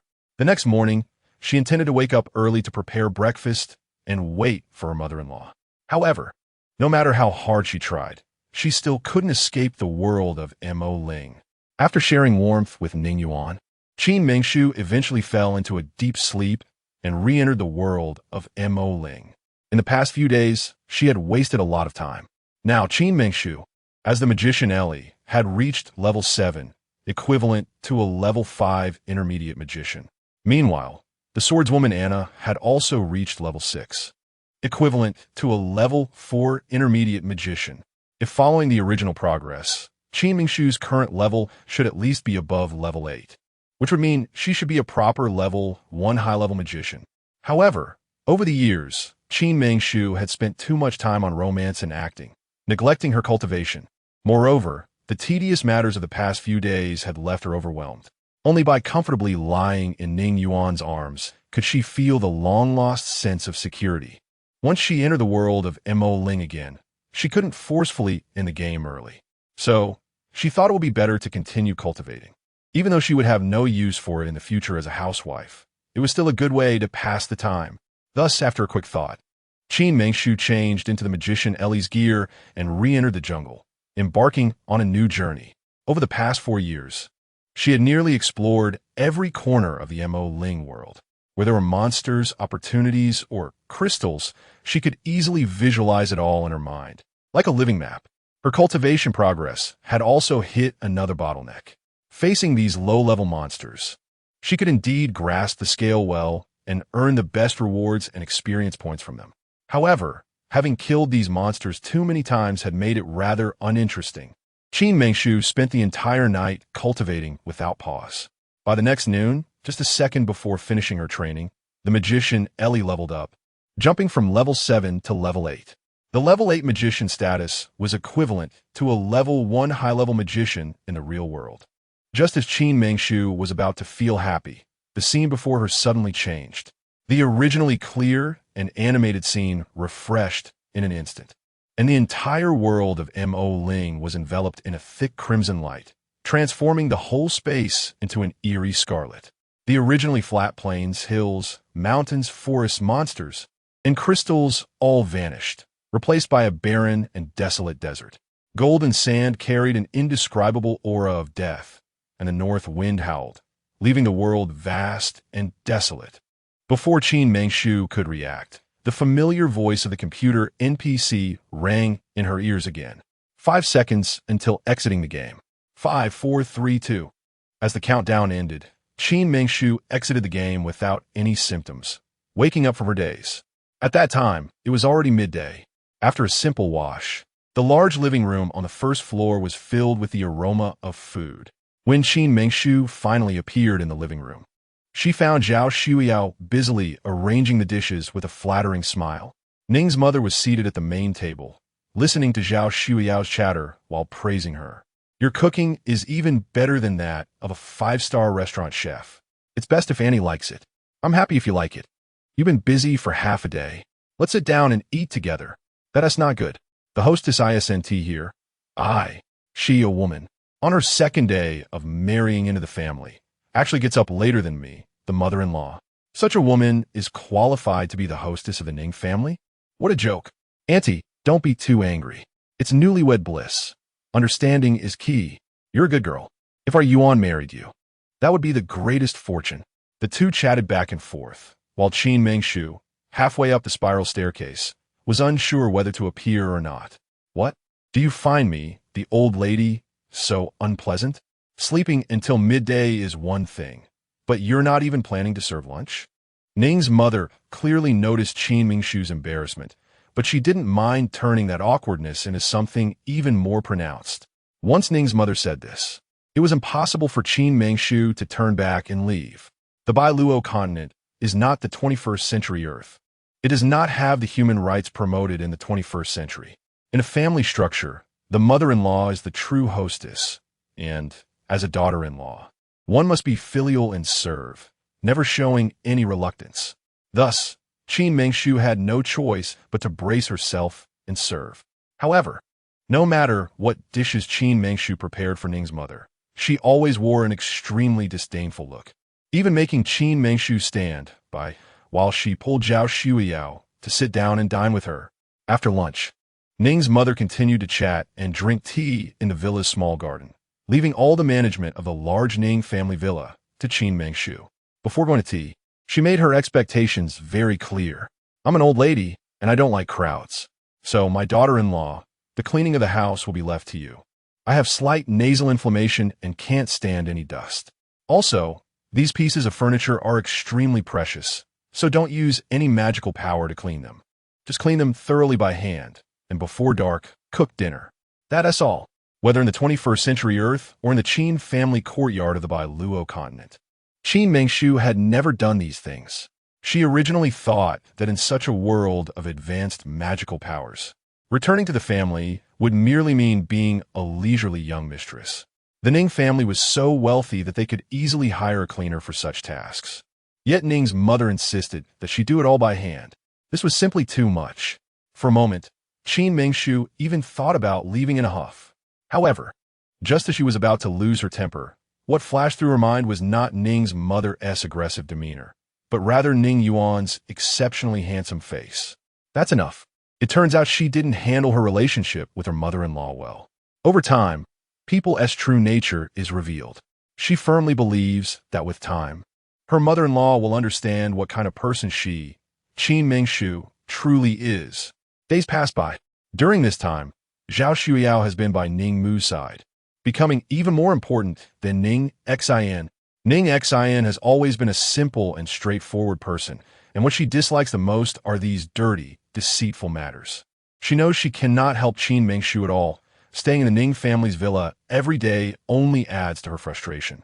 So she bought a plane ticket and went abroad for a vacation. After Ning Xin left, Qin Mengshu's life became increasingly difficult. Ning Mu's attitude towards Qin Mengshu, as time passed, actually became worse and worse. Qin Mengshu gradually transformed from an idealistic and ambitious young person into a housewife who only knows about the mundane chores of daily life. And since Ning Xin left, Ning Yuan has taken on a major role in a drama, living in the production team for over a month without returning home. One day, Qin Mengshu felt dizzy and out of sorts, forgetting everything she did, feeling as if it would be better to just die. Finally, on this day, Ning Yuan returned to the Ning family villa. The moment he saw Qin Mengshu, his heart could only be described as in tremendous pain. At that moment, he even wondered what had happened to Qin Mengshu over the past month. The originally weak Qin Mengshu now appeared even smaller. Her once fair skin, like sheep fat jade, was covered with a layer of waxy yellow, and her overall condition was worse than ever, as if she had aged 10 years overnight. "What are you doing?" Ning Yuan stood in a corner of the large living room, watching Qin Mengshu slowly wipe the unsightly decorations in the villa. Hearing Ning Yuan's familiar voice, Qin Mengshu finally turned slowly to look back, and as their eyes met, a tear silently fell. Chapter 54. A mother's worth in her children. Seeing the two lines of hot tears sliding down Qin Mengshu's extraordinary eyes, Ning Yuan's heart ached immensely. In the moment they embraced tightly, too many grievances surged in his heart like a tidal wave. Yet he didn't know where to start. These matters could simply be handled by a nanny. Why did she have to do it herself? Ning Yuan held Qin Mengshu in his arms, filled with tenderness. Qin Mengshu slowly stopped crying and managed to squeeze out a smile, saying, "Mother doesn't like too many people. It's just a small matter, no harm done. Then just use your spiritual power. Why go through all this trouble and hurt your body? My mother said these things are very precious, so." At that moment, it wasn't that Qin Mengshu intended to say these words, but feeling a bit wronged, she couldn't help but speak up. When Ning Yuan asked so eagerly, she naturally spilled everything out. Originally, these were just a few careless words. Ning Yuan was her husband, her lifelong support, and there shouldn't be so many formalities between them. However, such words, when heard by others, inevitably led to misunderstandings. "So, it seems that my old lady has wronged you. If you don't want to do it, no one will force you. Why bother tarnishing my reputation as an old lady in front of my son? Yuan is my son. He knows what kind of person I am. You don't need to spread rumors here." Today was the weekend, and early in the morning, Ning's mother left the Ning family's villa with Zhao Shuyao, saying that autumn had arrived and it was time to buy some new clothes. Little did she expect to return so soon. "Mom, that's not what I meant, Upon hearing Ning's mother's sarcastic words, Qin Mengshu instinctively wanted to explain. Perhaps she spoke too hastily, and her heart raced inexplicably. In that instant, her mind fell into a haze, and everything went black as she collapsed without any warning. Losing all consciousness, Ning Yuan reacted quickly, catching the falling Qin Mengshu and softly calling her name. But there was no response whatsoever. At that moment, not only Ning Yuan, but even Ning's mother felt a moment of panic. In fact, over the past month, Qin Mengshu's humility and indifference left a good impression on Ning's mother. Upon reflection, no matter how one looked at it, Qin Mengshu was still a pampered young lady from a wealthy family, who had always been sheltered from hardships. Since marrying into the Ning family, Ning's mother had never shown her a hint of kindness, yet Qin Mengshu had never overstepped her bounds. These trivial matters seemed insignificant on the surface, but to persist day after day was truly not easy. Seeing Qin Mengshu collapse, Ning's mother felt a fleeting moment of pity. Ning Yuan, however, couldn't care about anything else. His stunning face was suddenly shrouded in a thick cloud of gloom. The look he directed at Ning's mother carried an unspoken coldness and reproach. He held Qin Mengshu close and rushed directly to the hospital. The moment Ning's mother met Ning Yuan's gaze, her heart grew increasingly uneasy and began to fill with self-reproach. In fact, Ning's mother could see that her son truly loved Qin Mengshu, and that Qin Mengshu loved him dearly in return. Wasn't she, in her youth, held back by her humble origins and timid nature? Now, all she could do was pray that Qin Mengshu would be all right. If anything were to happen, her son's blame and the inquiries from the Ning family would surely not be easy to handle. Looks like the young mistress really chose the right time to faint, until Ning Yuan and Qin Mengshu's figures disappeared into the distance. Zhao Xueyao finally snarked with a hint of sarcasm. This remark dissipated all of Ning's mother's fleeting feelings of pity and unease towards Qin Mengshu. Upon reflection, no matter how one viewed it, Qin Mengshu was still a woman from a prominent family. How could she be as simple as she appeared? She didn't faint earlier or later, but chose to do so right after saying those words in front of Ning Yuan. Wasn't it obvious that she wanted to shift the blame onto herself? Wasn't she clearly telling Ning Yuan that it was her, as the mother-in-law, who mistreated her daughter-in-law, leading to her fainting from exhaustion? If in a while, Qin Mengshu and Ning Yuan returned in good spirits, it would only mean that Qin Mengshu was acting. But if she truly was unwell, it would indicate that Qin Mengshu was indeed a good girl. Time flew by, and soon it was sunset. As the sun slowly descended, Ning Yuan supported Qin Mengshu's figure, reappearing at the Ning family villa. At that moment, Ning's mother sat anxiously on the European-style sofa in the main hall, with Zhao Xueyao steadfastly beside her. Mom. As soon as they entered, Ning Yuan and Qin Mengshu greeted simultaneously. Enough of the pretense. Ning's mother saw Qin Mengshu return safely and immediately affirmed that what had just happened was merely an act. Her anxiety dissipated in an instant, and she adopted a stubborn demeanor. Qin Mengshu awkwardly shrank her neck, completely unsure how to respond to Ning's mother's words. However, Ning Yuan helped Qin Mengshu sit down and leaned closer to Ning's mother, gently holding her wrist and smiling. Mom, look at you, soon to be a grandmother, yet still acting like a child. As soon as this was said, Zhao Xueyao, who had been quietly standing behind Ning's mother, flashed a hint of barely perceptible malice across her stunningly beautiful face. Ning's mother was momentarily taken aback, but quickly regained her composure. Her old face practically bloomed like a flower, confirming, "Are you saying that Mengshu is pregnant?" "Yes, it's just been a month. The doctor said she can't be overworked anymore. Son knows you like peace and quiet, but now that Mengshu is pregnant, she definitely shouldn't be doing these things. Please accommodate the unborn grandson, and I will hire a nanny tomorrow." Ning Yuan nodded with a smile, lovingly glancing at Qin Mengshu. "That's right, she shouldn't be overworked, Actually, I've noticed this month that Mengshu is a good child. Despite how I've treated her, she has never complained, showing her kind-hearted nature." At this point, Ning's mother paused, and in no time, she was already by Qin Mengshu's side, gently holding her hand and softly saying, "All past misunderstandings will be cleared from today onward, okay?" Qin Mengshu smiled tiredly. At this moment, she finally felt what it meant to be valued as a mother through her child. Who would have thought that a modern woman living in the 21st century would have to experience such a thing? It was truly ironic. However, this was a good thing. With this child, her relationship with her mother-in-law could be somewhat eased. This way, she wouldn't have to live in such exhaustion every day. This unexpected child had become her talisman, bringing her much luck. Since having this child, the relationship between Qin Mengshu and her mother-in-law had made a qualitative leap. When there was nothing to do, they would buy various things for the unborn baby and visit all kinds of maternity and baby stores.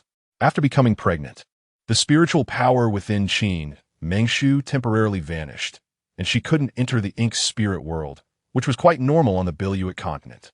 Having never experienced the beauty of something, one cannot feel the loss after that beautiful thing disappears. This is exactly how Qin Mengshu feels at this moment.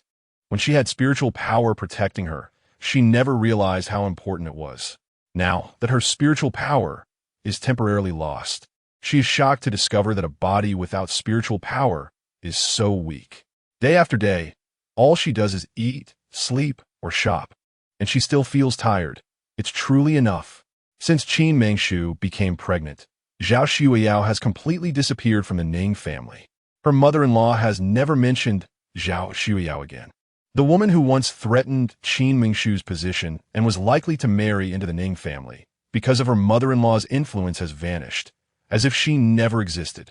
In fact, since Qin Mingshu became pregnant and her relationship with Ning's mother underwent a qualitative leap, Zhao Shuiyao knew that everything had to be reconsidered from the beginning. All her previous efforts had turned out to be completely in vain. Ever since she became aware, she has deeply liked Ning Yuan. Growing up, the wallpaper in her home was filled with Ning Yuan's posters. Her bookshelf was stocked with his albums. His photos were everywhere, and her phone screen and computer lock screen were all about him. She was madly in love with Ning Yuan, sacrificing her family's honor and career, stubbornly entering the entertainment industry. To get closer to Ning Yuan, she worked hard in filming and studying, hoping that one day she could become a woman qualified to act alongside Ning Yuan and stand by his side. However, as time passed, she gradually found herself powerless to realize that many things cannot be achieved solely through her own efforts, especially in the treacherous entertainment industry, where various hidden rules make it difficult to defend against. For Ning Yuan, she had to preserve her last shred of dignity, her purest feelings, and her body. Therefore, while other small-time artists around her were meeting famous directors and investors through various balls and parties, using all sorts of methods to climb into the beds of directors and investors, she still insisted on staying true to herself, preserving the last bit of her dignity. Watching her former friends leap from minor roles to become second or third-tier stars, even first-tier, her heart gradually grew cold. Chapter 55. The underlying drama, especially with the appearance of Qin Mingshu, it drove her to the brink of madness. Sometimes, Zhao Shuyao really want to fly up to the heavens and loudly ask why. Why is this all happening? What is the reason for all this? She clearly worked harder than anyone else. She clearly had a stunning appearance. She clearly entered the Magic Academy with high scores. She clearly had an advantageous background. She clearly understood Ning Yuan better than Qin Mingshu, and she clearly loved Ning Yuan more than Qin Mingshu did. Yet what was all this for? Why, despite her efforts and excellence, did she end up with nothing? Why was the thing she longed for, the person she loved, so easily taken away right under her nose? Over the years, she tried every possible way to get close to Ning Yuan and the Ning family. Ning Yuan's personality was always inscrutable, his emotions never showing on his face, making it incredibly difficult to uncover the real him. Therefore, she could only focus her attention on Ning Mu and Ning Xin. She knew that Ning Xin was just a simple girl. Her magical abilities were not high, and she had no lofty ambitions. In her life, she only enjoyed various travels. If she wasn't traveling, she was on her way to travel. Perhaps this was the legendary notion that life is just a journey, living like a celestial being. Such a girl often detests evil, but is unwilling to take action. Many things that they find unpalatable or intolerable, they would rather turn a blind eye to, choose to escape and not get involved. Thus, before entering the Ning family, she determined that Ning Xin would absolutely not interfere in her rivalry with Qin Mingshu. Therefore, Ning Xin was never an enemy to her. As for Ning Mu, Zhao Shuiyao had put in considerable effort. She knew that Ning Mu was a typical middle-aged woman who loved her son even more than herself. As a single mother, with a son so successful, she wouldn't care about material wealth. Ning Mu's only weakness was her son, which is why Zhao Shuiyao meticulously planned to wait until the two got married before playing that video. In fact, she was also aware of the feelings between Ning Yuan and Qin Mingshu. Even if Ning Mu truly divorced Qin Mingshu because of that video, Ning Yuan wouldn't. So, even without any status or recognition, she moved into the Ning family, always accompanying Ning Mu to intensify the conflict between Ning Mu and Qin Mingshu. She had also put in a lot of effort regarding Qin Mingshu, a foolish woman whose spiritual power had been sealed since childhood. The eldest daughter of the Qin family, she had always been arrogant and unreasonable, harsh to those below her and unfilial to those above her. What qualifications did such a woman have to compete with her? Even at this moment, she still couldn't understand why a woman like Qin Mingshu could endure for so long under Ning Mu's constant difficulties. More crucially, this woman was so lucky to be pregnant. Being able to conceive Ning Yuan's child was, after all, the happiest thing in the world. Moreover, for women of Ning Mu's age, Having grandchildren was the greatest wish of their lives. Thus, with Qin Mengshu pregnant, she would naturally become the treasure of the Ning family, making her continued presence meaningless. Retreating to advance, this was the only thing she could do now. Casually glancing at the pure, white electronic watch on her wrist. Elegantly taking a sip of fragrant coffee, she looked up at the sky outside the window. The person she was waiting for should be arriving soon. "Are you Miss Zhao?" The visitor wore a sleek black suit, had a buzz cut, was not tall, and sported an oversized pair of sunglasses that nearly covered half of his palm-sized face. "Please have a seat." After leaving the Ning family villa, Zhao Xuao mourned for a long time, but eventually stood up again. Today would be the first thing she would do after standing up. This CAF, named Menglu, was located in a bustling corner of the city, appearing more like a brown cake from the outside. The furnishings inside were unique, always giving people a sense of tranquility. In the spacious hall on the first floor, numerous affectionate couples sat facing each other, where there were white-collar workers busy typing on their keyboards. The second floor of the CAF had distinct private rooms, extremely quiet. Menglu's location was originally remote, and going up to the second floor added a sense of being away from the noise. Half an hour ago, Zhao Xueyao had been waiting for today's guest in a private room called Night Breeze. "I want something, is it ready?" Zhao Xueyao took another sip of her fragrant coffee, her gaze dreamy as if she was unintentionally looking into the distance. Of course, the visitor cautiously sat close to Zhao Xueyao. His eyes seemed unable to endure bright light, and he appeared to have lived in darkness since childhood. Every move he made was timid, as if there were a pair of eyes in the darkness always watching him. Zhao Xueyao smiled faintly, nodded slightly without saying much, and waved her delicate hand to take out a thick stack of items from a storage bag resembling a storage space. Wrapped in dark brown paper and about 10 inches thick, Zhao Xiao solemnly placed it on the table and then slowly pushed it towards the man in sunglasses. The man only glanced at it casually, not opening it. Under the sunglasses, his obsidian-like eyes quickly darted around a few times before he satisfactorily placed the items into his storage space. Then, he took out a small crystal bottle, about the size of a palm, and placed it on the table with a strange smile. After placing the items down, Zhao Xueyao also casually glanced at it, then calmly nodded. The man in sunglasses coldly smiled and, just like when he arrived, disappeared without a trace. Since Qin Mengshu became pregnant after leaving the Ning family villa, Zhao Xueyao had been increasingly digging into the matters concerning the Ning family. Over the years, everyone knew that Ning Yuan was raised by Ning Mu, originally just a poor boy from a remote town. However, everyone focused their attention solely on Ning Yuan, the rising star, and no one seemed to have ever paid any attention to Ning Mu. This great mother nurtured a poor boy into the richest man in China, yet under such accomplishments. She lived her life like a reclusive master, quietly unnoticed. This was illogical. The past of Ning Mu was like a record torn apart overnight or a fleeting moment forgotten in the river of time. All these years, everyone knew that Ning Yuan had a great mother, a selfless mother, but no one knew the origins of this woman. Her past seemed to be deliberately concealed. Even her name had never been passed down. All who knew Ning Mu or did not know her only referred to her as Ning Mu or Old Lady Ning. But no one ever knew her name.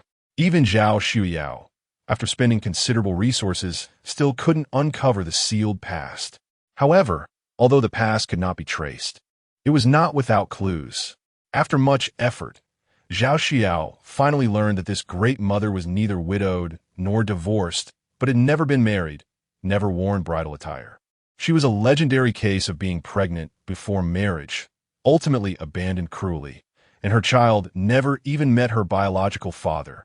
There are people who have such a past, and they must be deeply sorrowful individuals, carrying such a history, yet still able to painstakingly raise their children to succeed.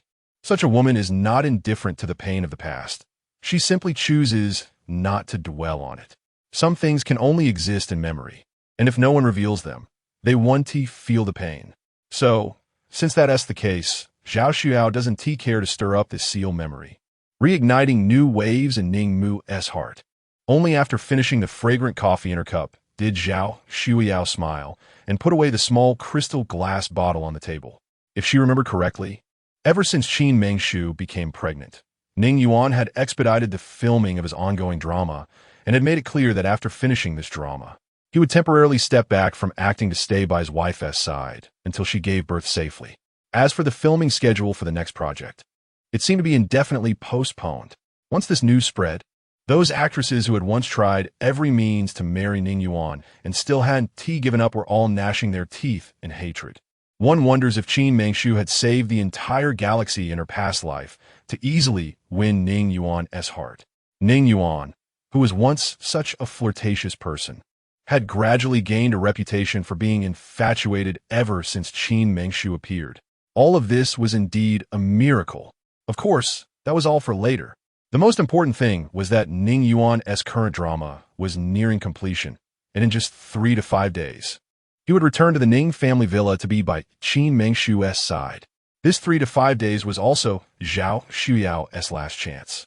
A carefully planned grand performance should naturally be staged in front of the famous actors for the most enjoyment. Ning Yuan was known for his dedication. Although he was merely the male lead, he was more involved than the director, overseeing every aspect of the production, from costumes to props, not allowing even the slightest flaw, and even personally teaching the co-actors how to portray their characters more deeply. Chapter 56. The unsolvable nightmare. Ning Yuan was originally a professor in the Performing Arts Department of the Magic Academy. Perhaps it was due to his profession, but he was always teaching performance knowledge wherever he went. Maybe it was also because of Qin Mengshu's recent pregnancy that he, a man in his 30s, suddenly felt a new sense of hope and expectation, making him appear vibrant and full of energy. Whether he was acting or teaching acting, he seemed particularly patient. During this time, besides being known as the Empire's #1 young master, he gained another title, Teacher Ning Yuan. This title, Teacher Ning Yuan, was not just a polite form of address or a professional title, but a heartfelt name and respect from every artist or aspiring artist who had interacted with Ning Yuan and received his guidance, whether they were already in the entertainment industry or not. Especially in the days leading up to the end of filming, Ning Yuan's mood was at its peak. In addition to his tireless efforts in acting and sharing insights, he treated the entire crew to meals every day, changing up the dishes. In Ning Yuan's words, "Life is just a play. Whether one cries or laughs in this play, it is merely fleeting. Life is short, so one should enjoy it while they can. Whether happy or not, one must express themselves, live freely, and live gracefully." Time flew by. In the blink of an eye, 5 days had passed. After finishing the last shot, Ning Yuan threw a grand feast to celebrate the conclusion of filming, which also served as a way to share his joy of soon becoming a father with his friends around him. For this unborn child, Ning Yuan's heart was filled with anticipation. After all, he was a man in his 30s, yet due to a first love he could never have, he found himself without children at his age. If it weren't for Qin Mengshu's appearance, he didn't know how long he would have continued to live a carefree life. Now, with the person he loved, nurturing and witnessing the fruits of their love, growing from nothing to something, from small to big, it was naturally a source of happiness and anticipation. This was also the first time Ning Yuan was at a gathering without touching a drop of alcohol, which in itself was another miracle. After Qin Mengshu became pregnant, although Ning Yuan had to finish filming the scenes he had started and temporarily leave her side, his heart was always with Qin Mengshu and the child. Therefore, he learned a lot about pregnancy and prenatal education during breaks from filming. It was inevitable for a woman to become more emotional during pregnancy, becoming more nurturing than usual, and her temperament could also become irritable, especially being unable to tolerate the smell of smoke and alcohol. In the first 3 months, it was often hard for her to eat or sleep. Today, after the dinner party, Ning Yuan was going to return to the Ning family villa to accompany Qin Mengshu, so he refused all alcoholic beverages. The artists who had been filming together with him every day for the past 3 months understood Ning Yuan very well, but did not insist on toasting him. Thus, a banquet that should have ended in drunkenness and excitement concluded in an exceptionally harmonious manner. After the dinner, Ning Yuan drove home without a moment's pause. At the same time, Zhao Xuyao also arrived at the Ning family villa. However, this time, she did not come as a guest or in any other obvious identity, but quietly acted as a thief. When she had schemed to break the relationship between Qin Mengshu and Ning's mother, she had been constantly by Ning's mother's side. And at that time, Ning's mother had given her the password to the villa for easy access. Although she had left for more than a month, the password to the villa had not been changed in a timely manner. In such a high-end villa area, as long as one had the password, they could enter through the front door. As for other security measures, they were practically non-existent for someone like Zhao Shuyao, a level 4 junior magician. Before coming here, she had specially covered her body with a colorless and odorless powder that could effectively mask her scent and also bypass the villa's comprehensive surveillance, slipping in quietly. At that moment, Qin Mengshu was carefully descending the spiral staircase on the second floor, step by step, accompanied by Ning's mother. During this time, Zhao Shuyao had figured out Qin Mengshu's daily routine, and this was the time she usually went out for a walk in fresh air after a nap. Since learning of Qin Mengshu's pregnancy, Ning's mother had been by her side constantly, never leaving her alone. The footsteps of Qin Mengshu and Ning's mother echoed softly on the smooth marble floor of the spiral staircase, making a light pattering sound. Watching the harmonious scene of the two, Zhao Shuyao felt a slight pain in her heart. These days, she had been by Ning's mother's side, flattering her, and being more dutiful than her own daughter. Yet this old woman had completely forgotten her because of a child who might not even be born. How could she not be angry? But none of that mattered now. From this moment on, these two would become eternal enemies, sworn enemies. A hint of an undetectable cold smile appeared on Zhao Xuyao's enchanting face, and the air seemed to freeze at that moment. With a wave of her delicate hand, a colorless and odorless mist began to spread, gradually filling the entire Ning family villa. Zhao Xiao herself had already covered her nose and, in a few flashes, had distanced herself by over 10 meters. Moments later, the mother-in-law and daughter-in-law, who had been descending the stairs carefully and in an orderly manner, suddenly stopped in their tracks at the same time. In that instant, all the scenes changed. In front of Qin Mengshu, it was as if she were in a speeding car, with many past events flashing by rapidly. The blue planet, her parents in the 21st century, friends and confidants. Everything from the past rushed by until a man named Ning Yuan finally appeared in her life. At that moment, the images began to soften. Ning Yuan's smile, Ning Yuan's love, Ning Yuan's warmth, every minute spent with Ning Yuan, every kiss, every scene. Everything was beautiful to the point of feeling almost unreal. However, all this beauty gradually changed flavor with the passage of time.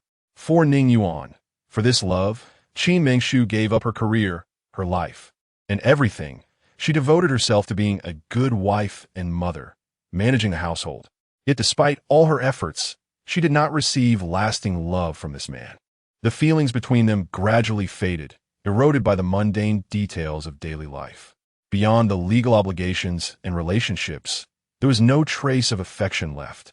The once devoted Ning Yuan began to behave strangely, starting to leave early and return late, even staying out all night. As time passed day by day at last, when Qin Mengshu's last line of defense crumbled and her final shred of dignity disappeared, Ning Yuan finally returned home.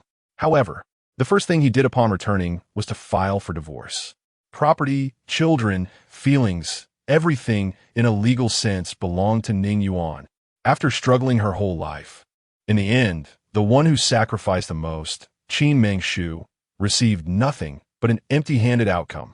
All of this played like a haunting melody in Qin Mengshu's mind, continuously reminding her that the person she loved may not be worth her love. In a haze of confusion, Qin Mengshu shook her head vigorously, and for a fleeting moment, she seemed to realize that everything she saw before her was not real at all, just an illusion, merely an illusion. However, that brief clarity was ultimately overwhelmed by the strong effects of the drugs, completely succumbing. The entire space grew oppressive, and in her ears, aside from the mocking voices of others, all she could hear was Ning Yuan's face, which was extraordinarily beautiful to the point of being monstrous. This face, which had made her fall in love to the core, was no longer warm and tender as usual, but rather twisted to the extreme, aggressive and menacing. If one listened closely, they could even hear his usually proud voice constantly mocking and ridiculing her. Meanwhile, In front of her, Ning's mother, with her kind and amiable face, seemed to transform in that instant into Ning Yuan's absolutely enchanting visage. Unconsciously, Qin Mengshu raised her hands, exerting all her strength to push forward. At the same time, Ning's mother also extended her arms, pushing fiercely towards Qin Mengshu, who was already pregnant. Just as Qin Mengshu fell into a nightmare, Ning's mother fell into one as well. Her nightmare was, in fact, the most difficult one to unravel in this world. Back in the day, she too was an extraordinarily talented existence, possessing beauty and talent. Had it not been for her unfortunate birth circumstances, she would have soared to great heights and would not have encountered Ning Yuan's father, that heartless and unfeeling scoundrel. She had gone through far too much back then, a heart that was once higher than the heavens, under the repeated attacks from Ning Yuan's father, had compromised time and again, ultimately even relinquishing all her bottom lines and her last shred of dignity in order to be with Ning Yuan's father. She did not hesitate to bear the stigma of being pregnant before marriage. Even moving into the home of a man who had yet to marry but was known for his charm and flirtation, adopting the most humble posture, loving humbly, and living humbly. However, all her efforts yielded no reward, and in the end, due to the saying about mismatched backgrounds, she was forced to part ways with the man she had loved for many years and sacrificed so much for. Chapter 57 Double Blow. From this moment on, the once extraordinarily talented woman became the subject of scorn, utterly shamed in the eyes of the world. The career she loved and the life she yearned for underwent a dramatic transformation from this instant. She chose to hide her identity, dedicating herself entirely to her son. However, just moments ago, in that fleeting moment when the air seemed to freeze, she appeared to see her former self, and the man she once knew. He still seemed the same, charming, passionate, extraordinarily talented, and full of spirit. Time seemed exceptionally kind to him, leaving no trace on his face. But it was precisely because of this that Ning's mother was so furious. Why? How could he? For so many years, she had single-handedly raised Ning Yuan, and the bitterness of that journey was something only she could fully understand. What right did that man, that heartless scoundrel, have to live so well? As Zhao Shuyao said, many past events buried in memory could be left unmentioned, allowing one to deceive oneself. But if touched upon, they would pierce the heart. Emotions that had been suppressed for years erupted in an instant, something that no one could bear. The sealed memories were gradually unveiled. Ning's mother's consciousness, under the triple blow of unease about the past, dissatisfaction with reality, and discontent with her memories, combined with the effects of medication, completely succumbed. In the end, there was nothing left in front of her, only the image of that man, his voice, everything about him. Yes, she instinctively wanted to push that man away, to escape everything. However, reality was not like that. At almost the same moment, Qin Mengshu and Ning's mother both exerted all their strength to push. And at the very moment before they fell down the spiral staircase, they both saw the panic in each other's eyes and fell together. In the air, two women's simultaneous screams echoed, along with the sound of their bodies colliding with the stairs. At the same time, Zhao Shuyao, who had been hiding in the shadows, suddenly revealed a seductive smile on her enchanting face, and her figure dissipated like a wisp of smoke, vanishing within the Ning family villa. In an instant, various bone-deep pains coursed through Qin Mengshu and Ning's mother's bodies. Their minds were foggy, and even calling for help seemed impossible, especially for Qin Mengshu, who had lost all her spiritual power and was pregnant. The collision with the spiral staircase caused her severe pain, further harming the child within her. As for Ning's mother, although she had magic power protecting her, she had already been hurt during childbirth years ago, and, coupled with years of not cultivating, her physical functions had gradually declined. After completely falling into the hall on the first floor, she fainted before losing consciousness. Her memories froze at the moment Qin Mengshu pushed her down the stairs, and she remembered nothing else. After Qin Mengshu fell into the hall, a moment of clarity lingered in her mind. However, this brief clarity ultimately faded into a pool of blood due to the intense pain in her abdomen and the blood flowing from her body. This fleeting clarity seemed to make her understand something. She was pregnant with Ning Yuan's child, and logically, no matter how much her mother-in-law disliked her, she shouldn't have gone too far. Therefore, her mother-in-law could never have pushed her down the stairs intentionally. In that moment, her mind seemed to plunge into a nightmare, causing her thoughts to become unclear. It was precisely because of that nightmare that she pushed her mother-in-law down the stairs. In retrospect, her mother-in-law must have pushed her because of a nightmare as well. As for the cause of the nightmare, Qin Mengshu could not grasp it at that moment. And of course, she had no time to understand it, because before she fully comprehended, her consciousness fell into complete darkness. When Ning Yuan finally arrived at the Ning family villa, filled with anticipation, he was met with a scene he could never accept in his life. The two women he loved most in the world lay simultaneously at the bottom of the spiral staircase, both covered in blood, especially the pregnant Qin Mengshu, who was practically lying in a pool of blood. For a moment, Ning Yuan even doubted whether he had entered the wrong house, whether this was truly his home, and whether all of this was a dream or a horrifying reality. How could this happen? In contrast, Cheng Yi, who had been following Ning Yuan, was slightly more alert. After muttering something in disbelief, his mind quickly reacted, and he exclaimed, "Quick, get them to the hospital. Get them to the hospital." Ning Yuan's mind fell into a momentary chaos until he saw Cheng Yi picking up his mother, lying in a pool of blood. Only then did his mind become slightly clearer. Once his mother and wife were both in surgery, Ning Yuan finally regained a bit of clarity. But his extraordinary face was filled with gloom, dark to the extreme. Waiting outside the operating room, Ning Yuan was like an ant on a hot stove, pacing restlessly. Cheng Yi, having accompanied Ning Yuan for so many years, had never seen him like this. "Don't worry, bro sister-in-law and the old lady have their fate in heaven. They will be fine." Cheng Yi's family background had never been great, and if it weren't for Ning Yuan's care, he wouldn't be where he was today. He had a unique affection for Ning Yuan. Moreover, Ning's mother treated him and Ning Yuan almost identically. Cheng Yi had no mother since childhood, and it was Ning's mother who made him feel a maternal love he had never experienced before. Therefore, he also had feelings for Ning's mother. His anxiety was no less than Ning Yuan's. As for Qin Mengshu, from the moment Ning Yuan met her, Cheng Yi clearly understood her position in Ning Yuan's heart. Moreover, the current Qin Mengshu was pregnant with a child. No one knew better than Cheng Yi how much Ning Yuan anticipated this child. Right now, the two most important women in Ning Yuan's life, along with the child he had long awaited, were all hanging by a thread between life and death. It was impossible not to feel tense.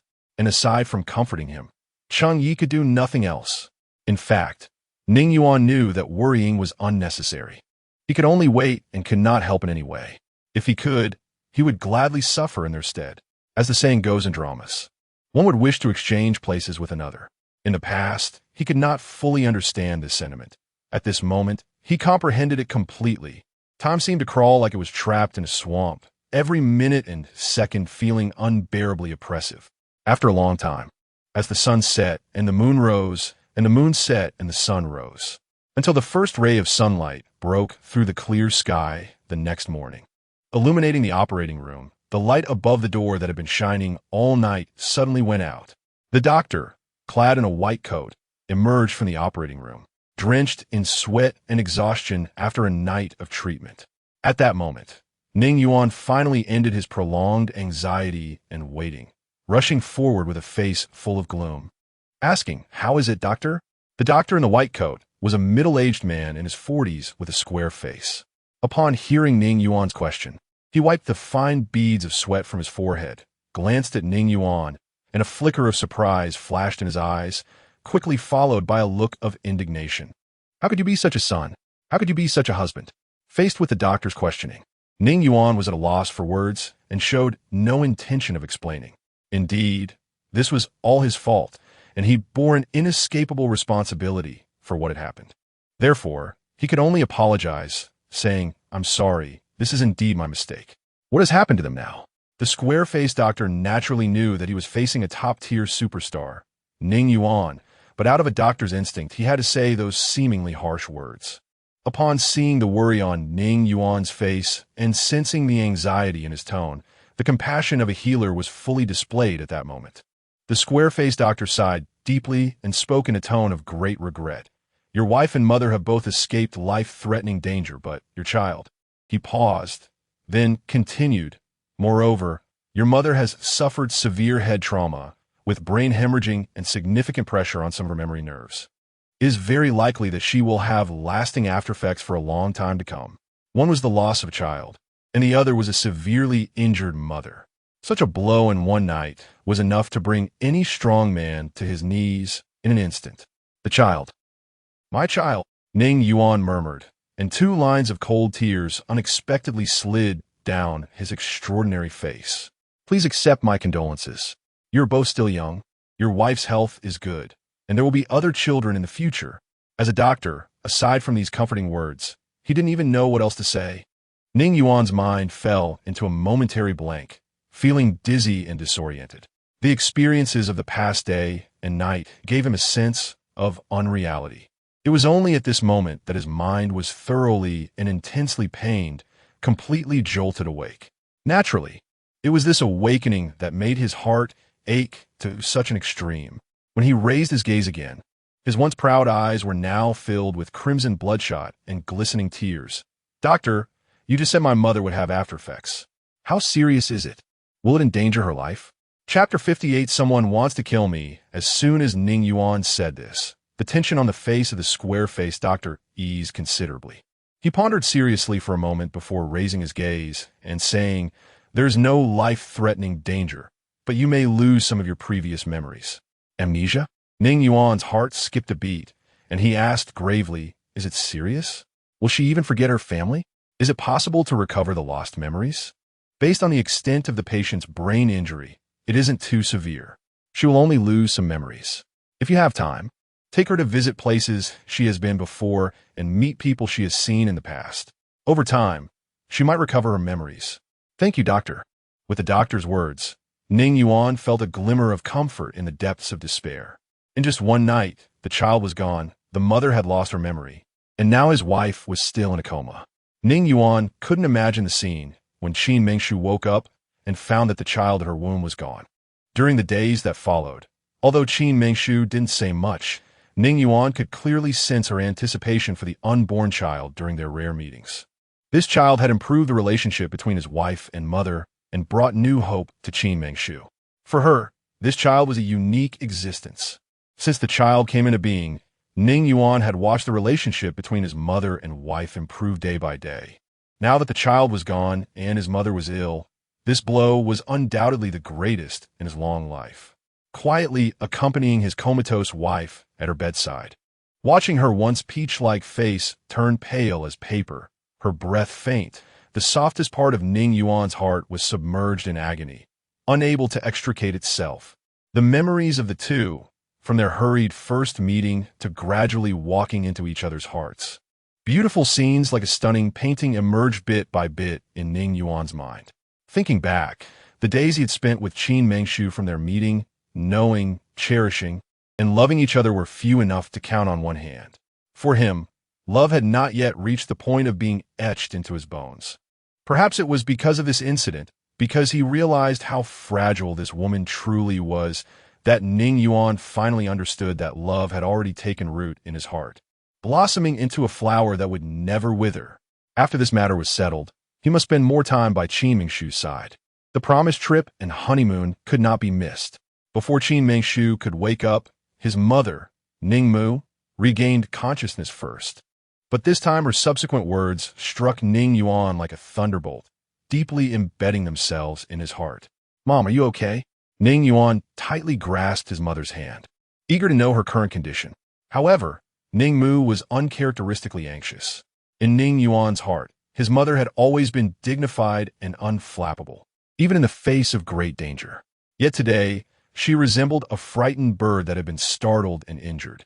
She gripped Ning Yuan's long hand even tighter, her face filled with fear and her eyes dazed, as if she had suddenly thought of something terrifying.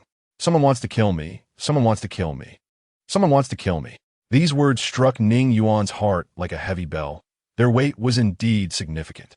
Only then did Ning Yuan, submerged in sorrow, begin to re-evaluate the situation. Logically, the Ning family villa was a place that others could only watch from afar, and the perimeter was surrounded by surveillance cameras. It was unlikely that anyone would dare to cause trouble there. But then he thought again, with Qin Mingshu pregnant, although his mother initially didn't like her. Their relationship had improved significantly because of the child. Logically, there shouldn't be any major conflicts between them. After much contemplation, there was only one possibility left. Everything was deliberately orchestrated by someone. The Biluo continent was a bizarre planet filled with magical energy, where anything could happen. Although the Ning family villa was a place that ordinary people wouldn't dare covet, it was not a place that true experts couldn't enter. Over the years, aside from being a top-tier celebrity, Ning Yuan was also a powerful figure in the business world. As a businessman, he had likely offended a few hidden masters or powerful wealthy individuals, leading to being secretly harmed. Ning Yuan had always been a person who acted according to his own whims. His flirtatious nature showed that he didn't care about the opinions of others. However, there was one red line that no one could cross: harming his family. He absolutely could not let this matter go. If he found out who was behind this, he would tear them to shreds. With this thought, Ning Yuan carefully held his mother's hand and gently asked, "Mom, can you tell me, did you see that person? What did he look like?" As soon as these words were out, Ning Mu seemed to fall into painful memories, her pupils constricting, her head hazy, and the scene in her mind kept freezing at the moment Qin Mingshu had pushed her hard. As for why Qin Mingshu had pushed her, it was still unknown. After a long time, Ning Mu finally seemed to remember something, her gaze lifting slightly. It was her, that woman. She hates me. She hates that I don't like her. She hates that I won't let her marry you. She wants to kill me. She wants to kill me. Ning Mu murmured somewhat frantically, her voice growing louder until it was almost a roar from deep within, evoking deep sympathy. Ning Yuan held his mother tightly, gently patting her back, soothing her softly. "Don't be afraid. Don't be afraid. I'm here. I'll protect you. No one can hurt you again." Ning Mu swore to Ning Yuan. But he didn't have time to think too much. First, he needed to comfort his mother. Once Ning Mu's emotions finally calmed down, Ning Yuan carefully recalled what his mother had just said. A woman who wanted something she couldn't have. Almost in an instant, Ning Yuan confirmed his target. A woman who wanted something she couldn't have. Who else could it be? However, in the next moment, Ning Yuan found himself in a fog again. Just as Ning Yuan had almost confirmed his target, that very target boldly appeared.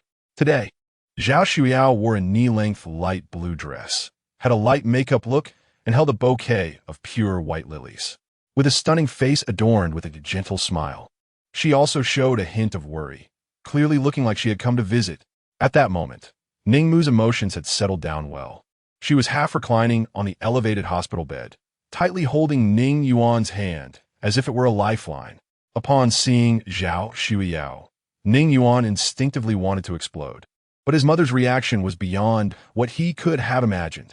When Ning Mu saw Zhao Shuiyao, there was no trace of panic or unease on her face. Instead, she appeared kinder, smiling as she welcomed Zhao Shuiyao to come closer, her gaze toward Zhao Shuiyao resembling that of a mother looking at her own daughter. In fact, Mother Ning herself didn't know why, but ever since she woke up, it seemed she had forgotten many things, only remembering her son and daughter, and the murderer who wanted to kill her. Besides that, there was this beautiful girl. In her memories, over the long years, this girl seemed to have always been by her side, particularly caring and comforting, always drinking tea, admiring flowers, shopping, and having fun together, just like her own daughter. Mother Ning held Zhao Shuyao's hand, seemingly forgetting all her pain and anxiety in an instant, and a smile began to appear on her face. "Auntie, I heard you were sick, so I rushed over immediately. How are you feeling? Where does it hurt?" Zhao Shuyao held Mother Ning's hand, her eyes filled with compassion, a compassion that was even more genuine than gold, making even Ning Yuan, an expert in acting, feel a sense of gratitude. "Everywhere hurts." In front of Zhao Shuyao, Mother Ning was like a child, pouting as she spoke. At that moment, a nurse on duty entered the room with medicine. No matter how anyone persuaded her, Mother Ning was unwilling to take the medicine, but under Zhao Shuyao's few words, she obediently took it. Seeing this, Ning Yuan's doubts about Zhao Shuyao were completely dispelled. It seemed the person his mother mentioned was not Zhao Shuiyao.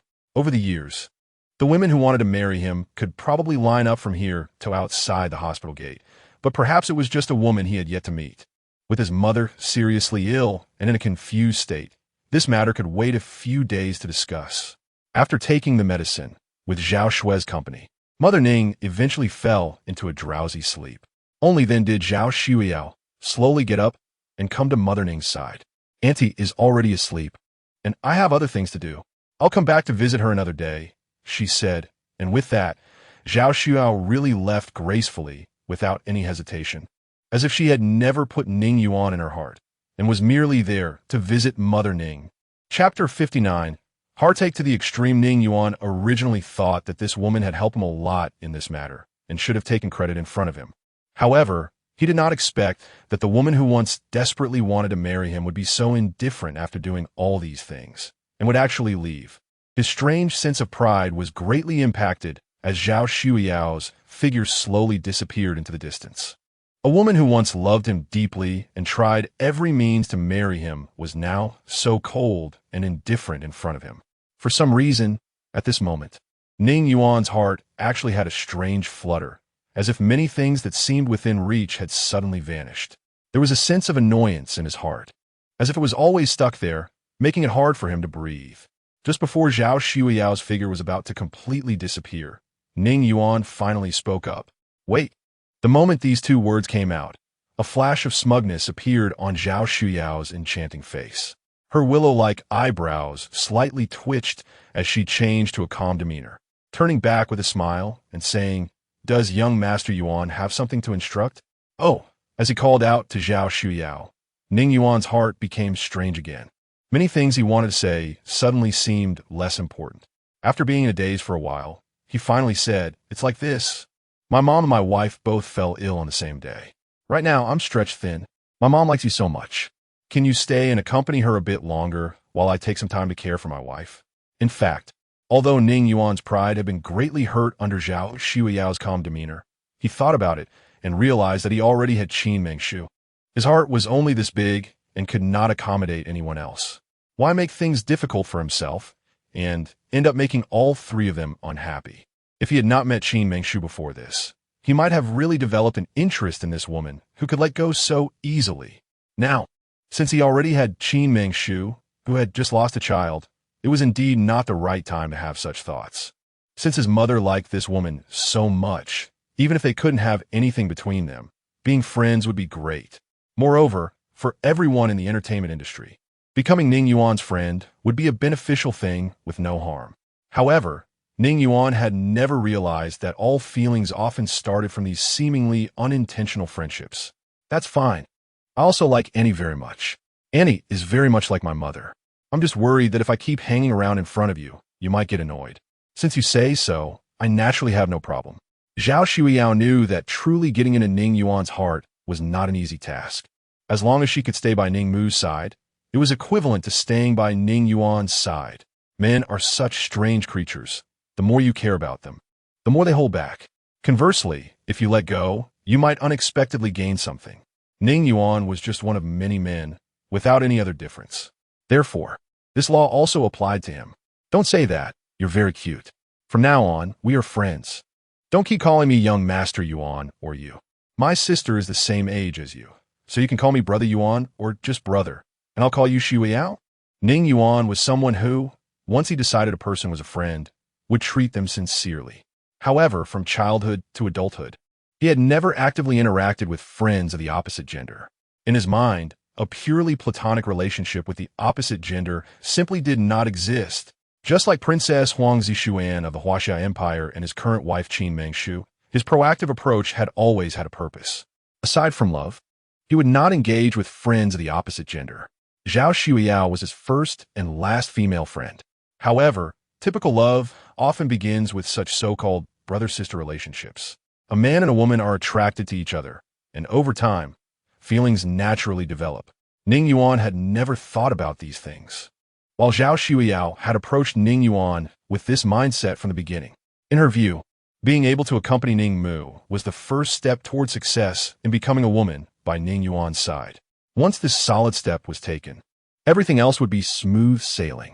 Moreover, in the near future, there would be a good show here, and as a professional actress, she played a crucial role in this great performance.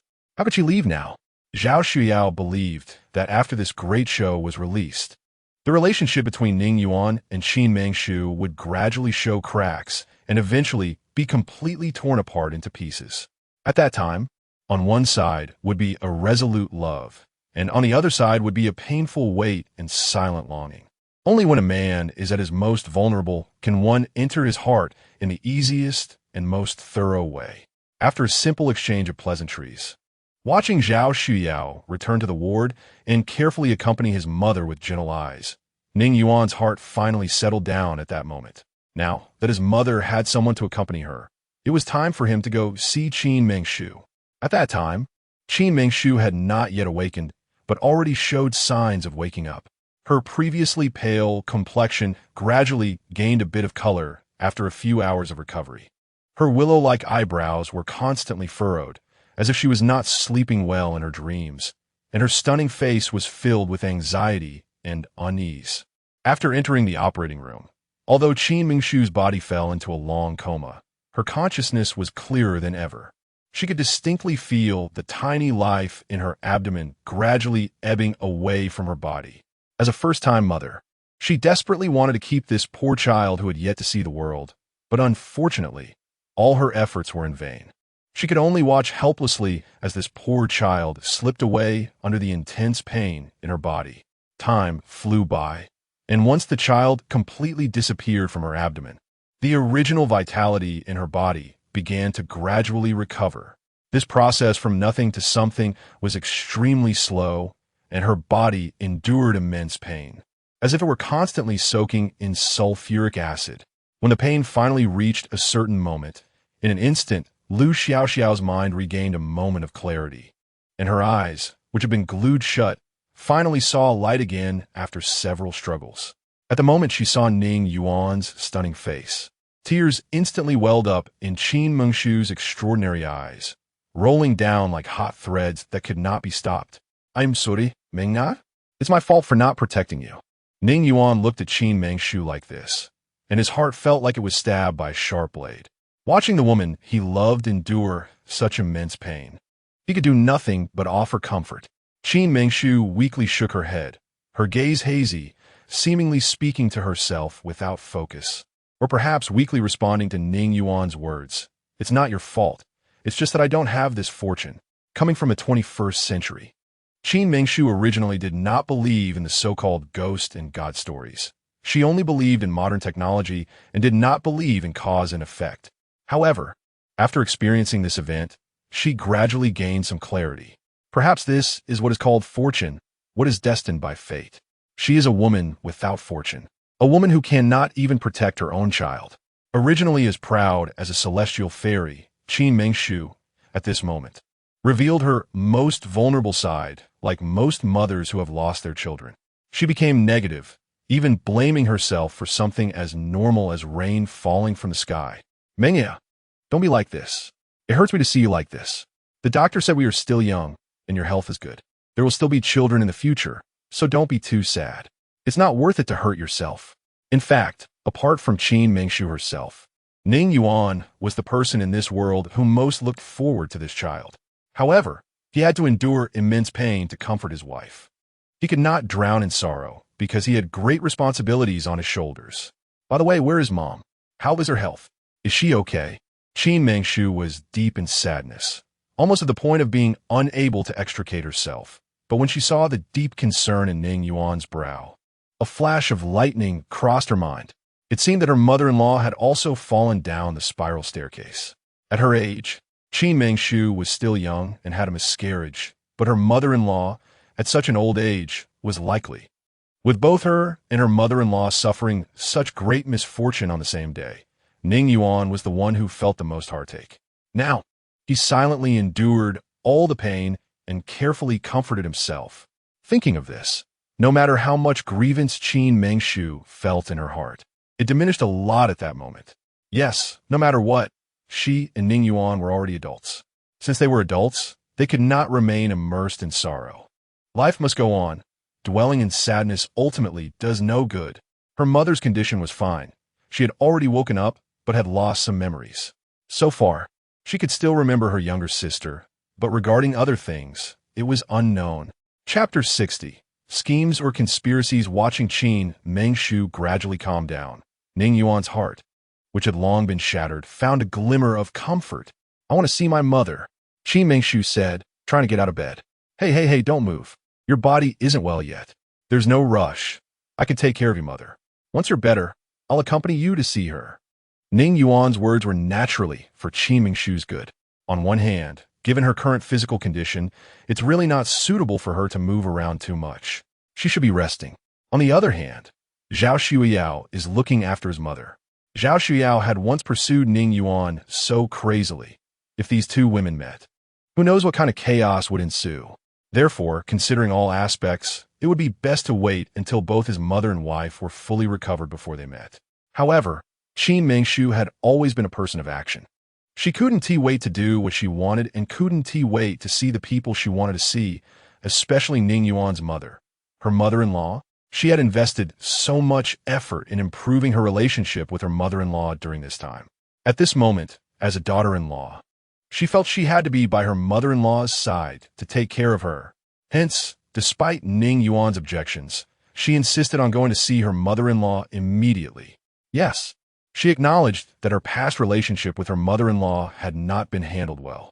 As a woman and a daughter-in-law, it was indeed her own fault. But that was all in the past. Since her pregnancy, her relationship with her mother-in-law had greatly improved, and she truly did not want to give up halfway at this moment. After all, the child was gone, and the bond she had with her mother-in-law was the only thing left in this world from that child. No matter what, she had a great need to maintain this relationship as a final remembrance for the unborn child. Qin Mengshu's insistence left Ning Yuan with no choice but to compromise. Although it was ultimately he who decided to leave Zhao Shuyao to take care of his mother, he felt at peace. There was nothing between him and Zhao Shuyao, just a friendship. Since Qin Mengshu was so insistent, there was no need for him to be overly concerned with the details. With Ning Yuan accompanying her, Qin Mengshu, dragging her weak body, finally met her mother-in-law, who had just woken up from a nap. At that moment, her mother-in-law was chatting and laughing with that scheming woman, Zhao Shuyao. To be frank, seeing this scene, Qin Mengshu's heart ached tremendously.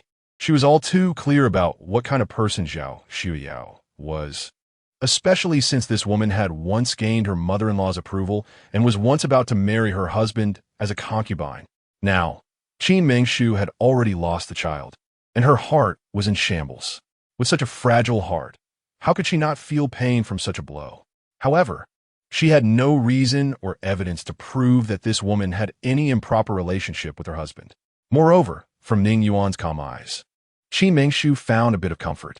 Ning Yuan's calmness constantly reminded Qin Mengshu that they were innocent, so his gaze was clear and guilt-free. Yet even so, Qin Mengshu's heart still ached uncontrollably. Dragging her weak body, she stood quietly in the hospital room for a long time. Finally forcing herself to calm down, her exhausted face managed to squeeze out a somewhat appropriate smile, her voice as melodious as a lark, filled with deep concern and hope. "Mom, how are you feeling?" Supported by Ning Yuan, Qin Mengshu took steps towards Ning's mother, her figure radiating warmth, like a legendary angel. However, this beautiful scene was met with immense anxiety and unease in Ning's mother's eyes. As she watched Qin Mengshu approach her little by little, Ning's mother, who had just been laughing happily with Zhao Shuyao, immediately showed an unmistakable panic upon seeing Qin Mengshu, as if she had encountered the most terrifying monster in the world. In an instant, Ning's mother, like an injured bird, dove into Zhao Shuyao's arms, peeking out with half her head, fearfully pointing her finger at the slowly approaching Qin Mengshu, shouting in a panic, don't come over, don't kill me, don't kill me." This series of actions shocked not only Qin Mengshu, but also Ning Yuan, who had been silently standing by. Qin Mengshu was naturally confused. She had never thought of harming her mother-in-law, so what was the meaning behind her mother-in-law's actions? Without time to think too much, Qin Mengshu almost instantly broke free from Ning Yuan's support and rushed her mother-in-law's side in just a few steps. Grabbing her hand and looking deeply into her eyes, "Mom, It's me, Mingshu. Don't you remember me? But Ning's mother struggled to break free from Qin Mingshu's grasp. Appearing utterly panicked, she clutched Zhao Xuyao's hand even tighter, using all her strength to push Qin Mingshu away. Zhao Xuyao, feigning ignorance, tightly protected Ning's mother, completely shielding her in her embrace, her seductive eyes casting a questioning glance at Ning Yuan. Only upon witnessing this scene did Ning Yuan begin to reassess the situation. Perhaps from the very beginning, he had been mistaken. The woman his mother mentioned, whom she had longed for but could not have, was not Zhao Xuyao or any of those women he had never met. It was his current wife, Qin Mingshu. His mother had only said she had once obstructed them from being together, but she had never mentioned whether they had eventually ended up together.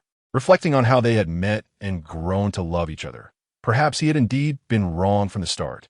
Back at the Ning family villa, when Qin Mingshu had pretended to be harmless and nearly harmed him, she had later acted completely unaware, insisting on saving him. This ploy of feigned innocence had deeply ensnared Ning Yuan in Qin Mingshu's trap from the very beginning. What schemes did this woman have?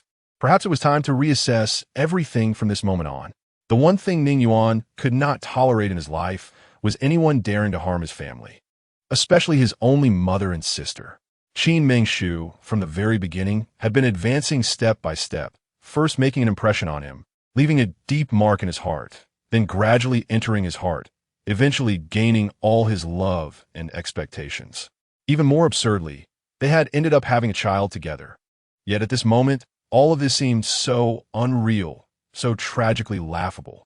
Perhaps from the very beginning, this child had been part of Qin Mingshu's plan. At the wedding, his mother had firmly stated that Qin Mingshu was a monster, intending to harm Ning Yuan and the Ning family. Unfortunately, Ning Yuan had been blinded by so-called love and had completely ignored his mother's warnings. Now, thinking back, he truly regretted it.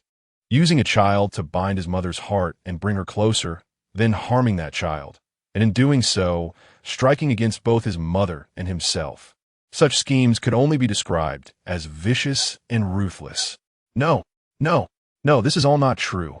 Qin Mingshu is not that kind of person, no. Ning Yuan's mind was suddenly caught in a powerful storm, as if there were two opposing voices inside, constantly arguing. One seemed to have gradually grasped the truth, while the other stubbornly refused to believe that Qin Mingshu could be a heartless person. However, no matter what, Ning Yuan ultimately flashed and came to Qin Mingshu's side. He had to hear it with his own ears, to hear the explanation from his wife, from his lover, from Qin Mingshu. You tell me, why did this all happen? Why did you hurt me? Why did you hurt my child? Why did you hurt my mother?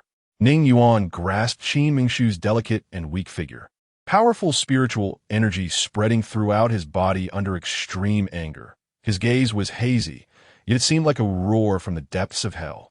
At this moment, Qin Mingshu's heart was completely panicked. She herself didn't know what had happened. Yes, on the day of the incident, in the huge Ning family villa, only she and her mother-in-law were present. That day, even the nanny had taken leave due to family matters. That day, with no one at home, she and her mother-in-law both fell into nightmares and pushed the object down the spiral staircase at the same time, while her mother-in-law even lost part of her memory. All of this, from the current outcome, is not hard to imagine. It was all deliberately orchestrated by someone. Someone had planned everything, and looking at the current situation, it was all aimed at her, Qin Mingshu. So, thinking about the best beneficiary in this matter, it is not hard to see that the mastermind behind this from the very beginning was the one who would benefit the most. Now that I think about it, this hidden hand, apart from Zhao Xuyao, should be no one else. Thinking of this, Qin Mingshu suddenly turned back, her pair of extraordinary and cold eyes fixed firmly on Zhao Xuyao, as seemingly innocent face. Chapter 61 Nightmare, Heart-Devouring Powder. Do you have anything to say? Qin Mingshu's eyes were resolute as she stared at Zhao Xuyao, as if she wanted to see through her in this moment. However, Zhao Xuyao appeared flustered and completely failed to understand the meaning behind Qin Mingshu's words, as if she truly did not comprehend the situation at all. With a surprised expression, she feigned ignorance and said, "Sister-in-law, I'm afraid I don't understand your words." Sister-in-law, Qin Mingshu let out a cold laugh. finding it utterly ironic to hear such ambiguous terms from Zhao Shuyao, a woman who once wanted to marry her husband. It was truly shocking that she could so grandly call her sister-in-law. Perhaps this is what is known as cunning and scheming. Compared to Zhao Shuyao at this moment, her own schemes seemed too immature. But it was precisely because of Zhao Shuyao's series of words and actions that Qin Mengshu became even more convinced that the puppet master behind all of this had to be Zhao Shuyao. Therefore, Qin Mengshu's tone became increasingly aggressive. "It's you, clearly you. From the very beginning, you have schemed to stay by my mother's side, gaining her trust, and even wanted to marry my husband. When I became pregnant, both my husband and mother finally recognized me. And seeing your plans thwarted, you resorted to such cunning tactics, aiming to drive a wedge between us as a couple and create discord between mother-in-law and daughter-in-law." Qin Mengshu's words were piercing, yet without evidence. It was all in vain. In the face of Qin Mengshu's accusations, Zhao Shuyao smiled nonchalantly and said, "Sister-in-law, I truly don't understand your words. I admit that I once admired Yuan-Ge, and even at this moment, my feelings for him have not diminished. However, seeing you and Yuan-Ge so affectionate during this time, I did not wish to disrupt your relationship, so I stepped back. I only came to visit because I heard that you and Annie were seriously ill. I know you dislike me and do not wish to see me, so I did not meet you. As for how your child is gone and how Annie was injured, I truly do not know." Zhao Shuyao's every word made sense, portraying herself as a lovesick person who willingly stepped back for love, while subtly placing Qin Mengshu in a position of jealousy. In the end, it made everything that was happening even clearer, completely washing away all suspicion against herself, appearing utterly pure like a white lotus. Yet, at that moment, Qin Mengshu's mind became chaotic, filled with the buzzing of countless bees swirling in her head. Looking up, she saw Zhao Shuyao's enchanting face, smiling like a rhododendron blooming in the wind, exuding pride as if declaring her territory. In Zhao Shuyao's arms was the mother-in-law who had once made things difficult for her, yet now displayed a timid demeanor. As if all this time, it was not her who had been making things hard for Qin Mengshu, but rather the other way around. "Don't you want to explain anything?" From the moment his mother uttered those two shocking phrases, Ning Yuan's heart sank into an abyss.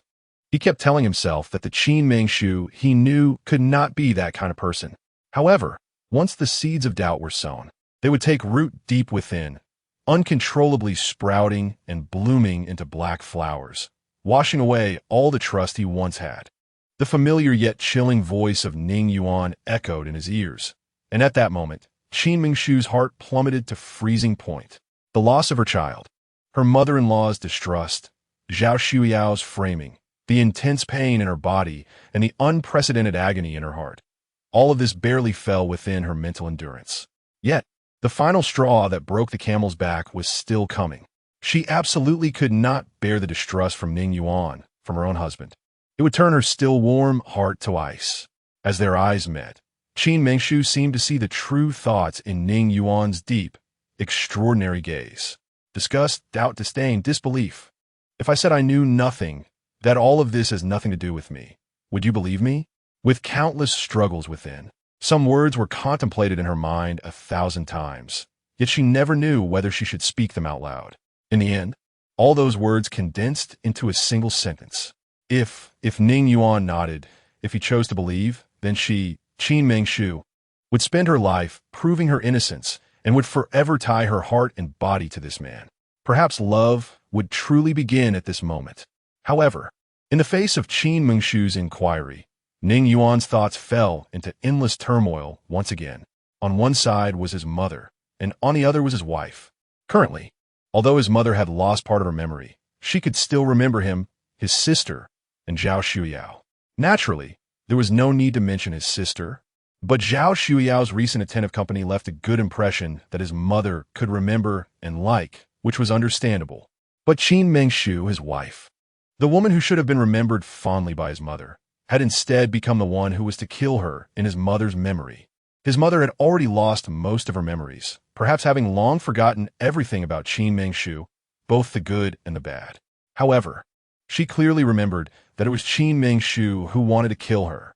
In this way, how could Ning Yuan doubt his mother? How could he choose to believe in Qin Mengshu? As their gazes met, Ning Yuan saw the hope and longing in Qin Mengshu's eyes. He understood what she wished for, yet he could not overcome his internal struggle. You want me to believe you? How can I believe you? Ning Yuan's cold words finally reached Qin Mengshu's ears. Tears rolled down her cheeks like thunder, and with Ning Yuan's words, her heart plummeted into an abyss. At that moment, Zhao Shuiyao received a call from the police station. What? How could this happen? This matter is serious. Let me first ask Yuan-Gu's opinion. Hold a person first. Let me see what Yuan-Gu means. With that, she hung up.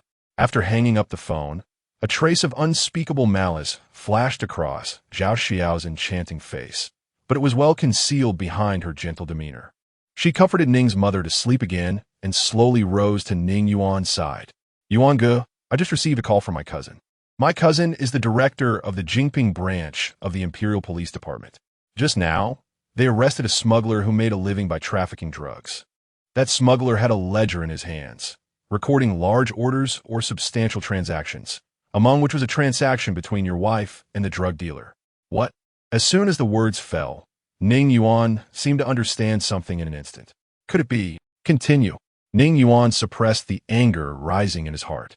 His gaze no longer willing to linger on Qin Mengshu, and the disgust and disdain in his eyes reached an unprecedented extreme. The transaction between the sister-in-law and the drug dealer amounted to 100,000, with a quantity of 1 in the name. At this point, Zhao Shuyao's eyes became misty as she glanced at Qin Mengshu. Her voice paused, and her expression became troubled, as if she didn't know how to continue. Say it. At this moment, Ning Yuan's tone had already reached a freezing point. This thing is called nightmare heart-devouring powder. What? Almost as soon as Zhao Shuyao's words fell, an extremely angry shout from Ning Yuan echoed in his ears. In the blink of an eye, a layer of red mist enveloped Ning Yuan's right hand, and although he had suppressed his anger, he ultimately unleashed a portion of his spiritual power, striking Qin Mengshu's already weak body. Immediately after, a piercing scream from Qin Mengshu followed. Her frail figure was sent flying over 10 meters by the red spiritual power, and only after crashing into a solid wall did she slowly come to a stop, her stunning yet pale face instantly spewing out a mouthful of blood. Ning Yuan's extreme anger also eased slightly upon seeing the bright red at the corner of Qin Mengshu's mouth. His heart still couldn't harden, still unwilling to believe that Qin Mengshu could be that kind of person. However, Zhao Shuyao's words were unequivocal. Although he wasn't a pharmacist, he knew a thing or two about that nightmare heart-devouring powder. This item is an excellent tool for disturbing one's mind, capable of making a person instantly go mad by seeing the most painful events of their life. Now, looking back on the scene at the Ning family's villa that day, at that time, Ning Yuan, seeing such a scene, had no time to think, but now, upon careful reflection, there were only Qin Mengshu and his mother present at the Ning family's villa that day. The nightmare heart-devouring powder is colorless and tasteless, scattered in the air, undetectable by anyone. Considering this, it seems that Qin Mengshu must have planned from the very beginning to make Ning Yuan experience all the joys and sorrows of life, the partings of life and death. First, the love between him and Qin Mengshu, then the familial affection he had for the child, and finally, the sorrow of parting with his mother, who had been his only support. Chapter 62. Losing by taking it seriously in this way, my dear mother was indeed not wrong. It was Qin Mengshu who wanted to kill her, and moreover, Qin Mengshu even wanted to use my mother's hands to personally kill her own child, making my mother lose her grandson, making myself lose my child, and Qin Mengshu's heart is even more venomous, using her own child, her own emotions, and even her entire life to harm Ning Yuan. All of this, for Ning Yuan, who had just experienced great ups and downs in life, was undoubtedly a fatal blow. At this moment, he seemed to completely fail to understand Qin Mengshu, could not comprehend this person by his side. Perhaps, from the very beginning, Ning Yuan, was merely an object of revenge, and from the very start, he had already lost. He should not have unreservedly given his heart, his true feelings, his mother, his home, and everything to Qin Mengshu. Ning Yuan, furious to the point of laughing. Yes, he was laughing, but this time he was laughing at himself. Was the blow from 7 years ago not enough? Others always say that in a relationship, whoever takes it seriously first is destined to lose, and will be the one who gets hurt the most. 7 years ago, Ning Yuan completely entrusted his naive heart to his first love, his ex-girlfriend, the youngest princess of the Huaxia Empire, Huang Zixuan. At that time, the sky was always blue, and the air seemed to be filled with the fragrance of peach blossoms at all times. The time spent together was brief, yet sweet. Peaceful years. This is probably what it means. At that time, Ning Yuan was full of ambition, wanting to give Huang Zixuan all the beauty in the world. He had no money, no power, no fame, no strength, while Huang Zixuan always stood in the sunlight, smiling brilliantly at him. Just for the radiant smile of this woman, his heart was exceptionally fulfilled. However, as he kept striving to have more, wanted to give Huang Zixuan more, he helplessly discovered that Huang Zixuan was a girl who had never lacked anything since she was young. Although he was gaining more, it seemed there was nothing besides his sincere heart that he could give to Huang Zixuan. When he was dating Huang Zixuan, Ning Yuan did not quite understand. The suitors around Huang Zixuan were clearly numerous, and Huang Zixuan herself was a girl of both status and beauty, a favored daughter of heaven. Why, in the end, did those powerful and wealthy young men fail to catch her eye? Well, it was he, Ning Yuan, who picked this most dazzling star from the sky. It wasn't until he worked hard and gained a lot that he gradually understood that some people are born noble, having everything they want from childhood. And such people are often even less willing to bow to money and power. Huang Zixuan was such a person. She was the youngest daughter of the king of the Huaxia Empire, the youngest princess, cherished by her father in his old age. From childhood to adulthood, she was always a being held in the palm of his hand. Yes, Huang Zixuan lacked nothing, and yet this perfectly pampered girl bore a gentle and refined demeanor. In her eyes, everything was beautiful, and time was beautiful. Such a peerless woman was originally like a celestial being. After realizing this, Ning Yuan increasingly understood Huang Zixuan. More often than not, he preferred to decline roles and announcements, staying by Huang Zixuan's side. As long as he could see her sweet smile, that was enough. Love, under the mutual care of both, appeared even more beautiful. Time flowed between them like a clear stream running through the mountain valley, flowing gently yet lingering for miles. Ning Yuan and Huang Zixuan both believed that with their efforts and status, they could surely write a beautiful chapter, becoming an enviable couple. However, the unforeseen change happened. Huang Zixuan, the youngest princess of the empire, this favored daughter of heaven destined by birth, ultimately had to helplessly concede to the international political interests. Naturally, she struggled, resisted, and even thought about eloping with Ning Yuan, even considering death. But where could they elope to? In this world of advanced magical technology, avoiding the pursuit of two great empires was simply impossible. Death? No. From the moment she left Ning Yuan, Huang Zixuan's heart had already died. In the end, the puppet-like princess of the Huaxia Empire still married into the royal family of the Sumia Empire with the highest imperial ceremony. And Ning Yuan's heart, along with Huang Zixuan's departure, completely became a stagnant pool of water that could no longer stir up any waves. Until the day Qin Mengshu finally appeared in his sight, the calm dead water in his heart began to ripple uncontrollably. Countless times in the dead of night, he always felt that Qin Mengshu seemed to be by his side, never leaving, until he finally confirmed that this wonderful feeling was not an illusion, but love. And his heart became restless again. He was afraid that the tragedy of the past would repeat itself. However, the current Ning Yuan was no longer the Ning Yuan of the past. Now, he had enough ability to protect Qin Mengshu and enough capability to love this woman. So, after confirming his true feelings, he launched a crazy pursuit of Qin Mengshu. For this, he even moved into Qin Mengshu's home. He thought that everything he did would be enough to touch this woman. But who would have thought that all this beautiful love was merely his own imagination? From beginning to end, this woman had never loved him. What else do you want to explain? In his mind, countless thoughts passed by, and at this moment, Ning Yuan completely believed that Qin Mengshu was the one manipulating all of this behind the scenes. However, deep in Ning Yuan's heart, in that softest place, He still wanted to give this woman one last chance to explain.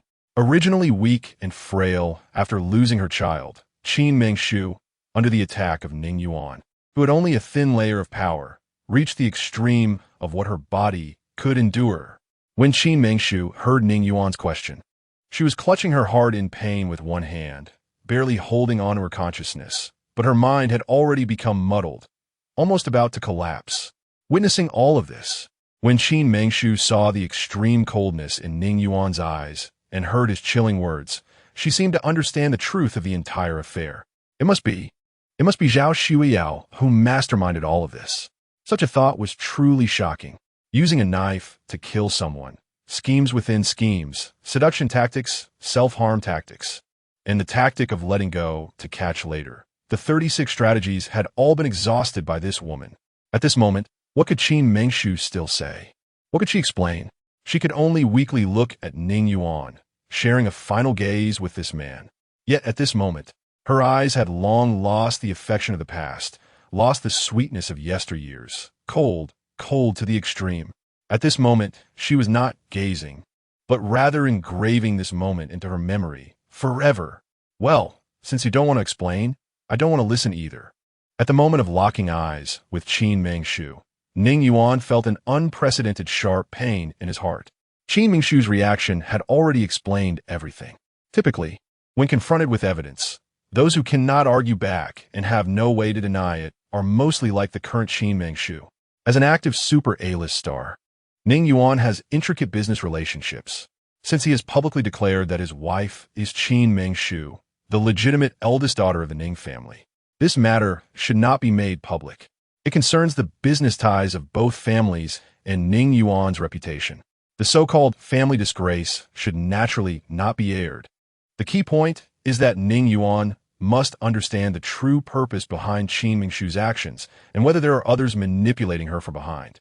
Therefore, even though Ning Yuan is unwilling, he absolutely cannot divorce her, and naturally, he does not wish to see Qin Mengshu's face again. In the following days, Qin Mengshu was completely protected by the so-called bodyguard arranged by Ning Yuan.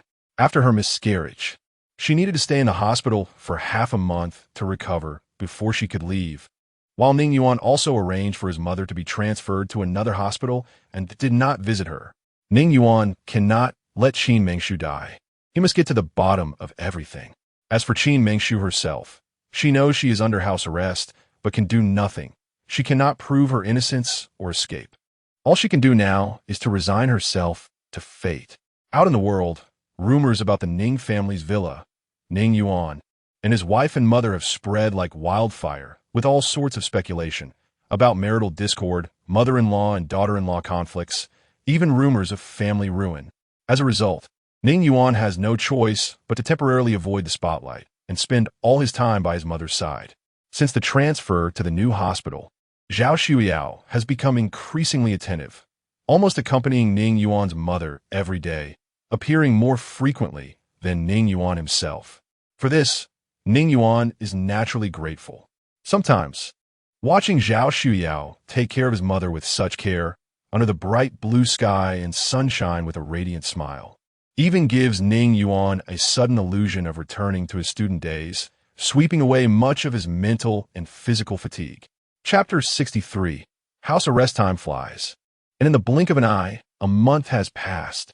Since that day of confrontation, Qin Mengshu's mood has been poor, and her health has been extremely weak, suffering from recurring high fevers. She stayed in the hospital for more than a month before she could barely be discharged. Upon her discharge, Ning Yuan appeared punctually outside the hospital gate. Ning Yuan sat expressionlessly in the back seat of a spacious business car, watching as Qin Mengshu, dragging her frail body, slowly got in his car. The red wine in the glass reflected a crimson glow, casting a shadow on Ning Yuan's already enchanting face, adding a touch of wicked charm.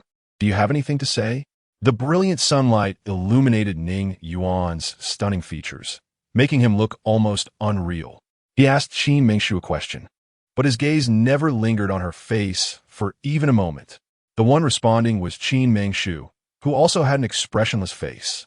Qin Mengshu knew very well that Ning Yuan wanted to know something. However, she truly didn't know what to say. Yes, She had fallen into an unexplainable predicament. Since that was the case, why say more? The air seemed to freeze at that moment. After a long while, Qin Mingshu's frail figure stood firm against the wind for a long time, and only then did Ning Yuan lift his head, drink up the wine in his glass, and with a hazy gaze, said, "Since you don't want to say anything, I'll take you to a place. After some time, you will naturally want to talk." As soon as he finished speaking, without waiting for Qin Mingshu to say anything else, Ning Yuan waved his hand, and Qin Mingshu's frail figure was already in the car. The view ahead was a speeding highway, with overlapping mountains and trees rapidly receding. After winding around the mountain road for more than 2 hours, the black business car finally stopped in front of a small villa. Looking around, it was a beautiful and quiet place by the mountains and water with birds and trees and fresh air. However, Qin Mingshu sensed a hint of indescribable strangeness amidst the picturesque scenery. Ning Yuan expressionlessly got out of the car, roughly grabbed Qin Mingshu's delicate wrist, and unceremoniously led her towards a 2-story villa halfway up the mountain. This place was indeed very secluded. Although the mountain was not high, it had natural defenses. The 2-story villa at the halfway point, based on modern craftsmanship, seemed to be a work of divine artistry, looking as if it had been naturally formed rather than built. Ning Yuan held Qin Mingshu's delicate wrist, moving like the wind, gliding effortlessly through the air, and after a moment, they arrived in front of the crescent-shaped white 2-story villa. Throughout the process, although Ning Yuan continuously held Qin Mingshu's hand, his gaze never once lingered on her. Perhaps in this man's heart, he already hated Qin Mingshu to the extreme, to the point that he didn't even want to see her. Ning Yuan roughly opened the door of the crescent-shaped white villa and threw the frail Qin Mingshu inside, as if she were garbage. Qin Mingshu's body, already weak, had deteriorated further due to her recent poor mood, inability to eat or sleep well, being tossed in such a rough manner.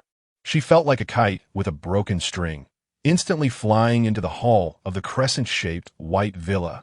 When Qin Mingshu finally raised her eyes weakly again, she saw that the crescent-shaped white door was slowly closing, and Ning Yuan's stunning face was finally fixed in the thin gap, ultimately disappearing completely. When the crescent-shaped white door was completely closed, Qin Mingshu was shocked to discover that this 2-story villa, built halfway up the mountain with exquisite craftsmanship, was completely dark after closing the main door. Yes, it was a complete darkness. Even in broad daylight, it was still dark, and she couldn't see her own hand. Whenever you decide to think things through, you can say it then. I will come here once a week. You better not lie to me, or the consequences will be yours to bear. The familiar yet extremely cold voice of Ning Yuan echoed in her ears, each word like a sharp blade, deeply piercing Qin Mingshu's heart. From this sentence onward, Ning Yuan's attitude was completely clear. In Ning Yuan's heart, she was already a bad woman, and all the love before was merely a calculated tactic. Thinking about it, she had given too much in this relationship: career, love, personality, and true self. Under Ning Yuan's domineering gentleness, she gradually fell, ultimately becoming a woman who completely lost herself. It seems that those shocking words that circulated in the 21st century still hold some truth. A woman must have absolute dual independence in both personality and finances to truly live as her true self and live freely. Right now, in this space where she couldn't see her hand in front of her, every day of Qin Mingshu's life was tasteless and full of torment. Here, apart from her, there were no living beings, and even sunlight had become a luxury. The air was filled with extreme gloom, making even breathing feel very difficult. Every meal, someone would break a small hole about 3 or 4 square feet in the 10-meter-high roof and send it into the room. This was the only moment she could see light. However, to be fair, Ning Yuan's heart wasn't completely ruthless. Although he had imprisoned her here, in this darkness, he ensured that her clothing and food were still worry-free. In fact, Qin Mingshu knew very well that Ning Yuan's actions were merely to create immense psychological pressure on her, forcing her to confess the so-called conspiracy. However, everything Ning Yuan did was not a conspiracy at all. Even if it were to be labeled as such, it would be Zhao Xuyao's conspiracy. And what could she explain about it? On the first day, Qin Mingshu's mindset was relatively calm.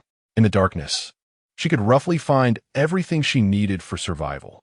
During this time, Qin Mengshu began to practice again, but at the beginning of her practice, she helplessly discovered that this building seemed to be shrouded by some powerful magic array, as if it were isolated in a dark corner of the world, completely unable to sense any magical energy. Even at night, she couldn't enter the magical world. Initially, Qin Mengshu thought that her body had not fully recovered and that the dimness of the place made it temporarily difficult to sense magical energy. As time passed, she increasingly realized that everything had completely slipped out of her control. 2 days, 3 days, 5 days. Time passed day by day, and Qin Mengshu's mindset continuously changed, from initially being indifferent and apathetic to everything, to later experiencing a rekindling of hope, beginning to yearn for the life outside. Her heart gradually became restless. In such a space, not going crazy meant truly not being able to survive. In this space, Qin Mengshu began to become increasingly mad day by day. Sometimes, she would even wonder how she ended up in this place, how she came to this world, why there were humans in this world, why there were cosmic planets, and why everything in this world existed. In just a few days, Qin Mengshu had thought about far too much. But in the end, she always returned to the root. Why? Why is there a distinction between men and women in this world? Why do people of different surnames attract each other? Why did she abandon her true self? Why did she fall for a man like Ning Yuan? Why is all of this happening? She was once such a proud, independent person, so unwilling to be bound. She never thought that Qin Mengshu would have a day like this, getting hurt all over because of a man. Men, what do they even mean? What is love? After a few days of adjustment, Qin Mengshu suddenly realized that aside from the darkness and unwelcoming atmosphere, the facilities here were actually quite good. The tables and chairs, soft sofas, warm beds, hot showers, everything one could want was available.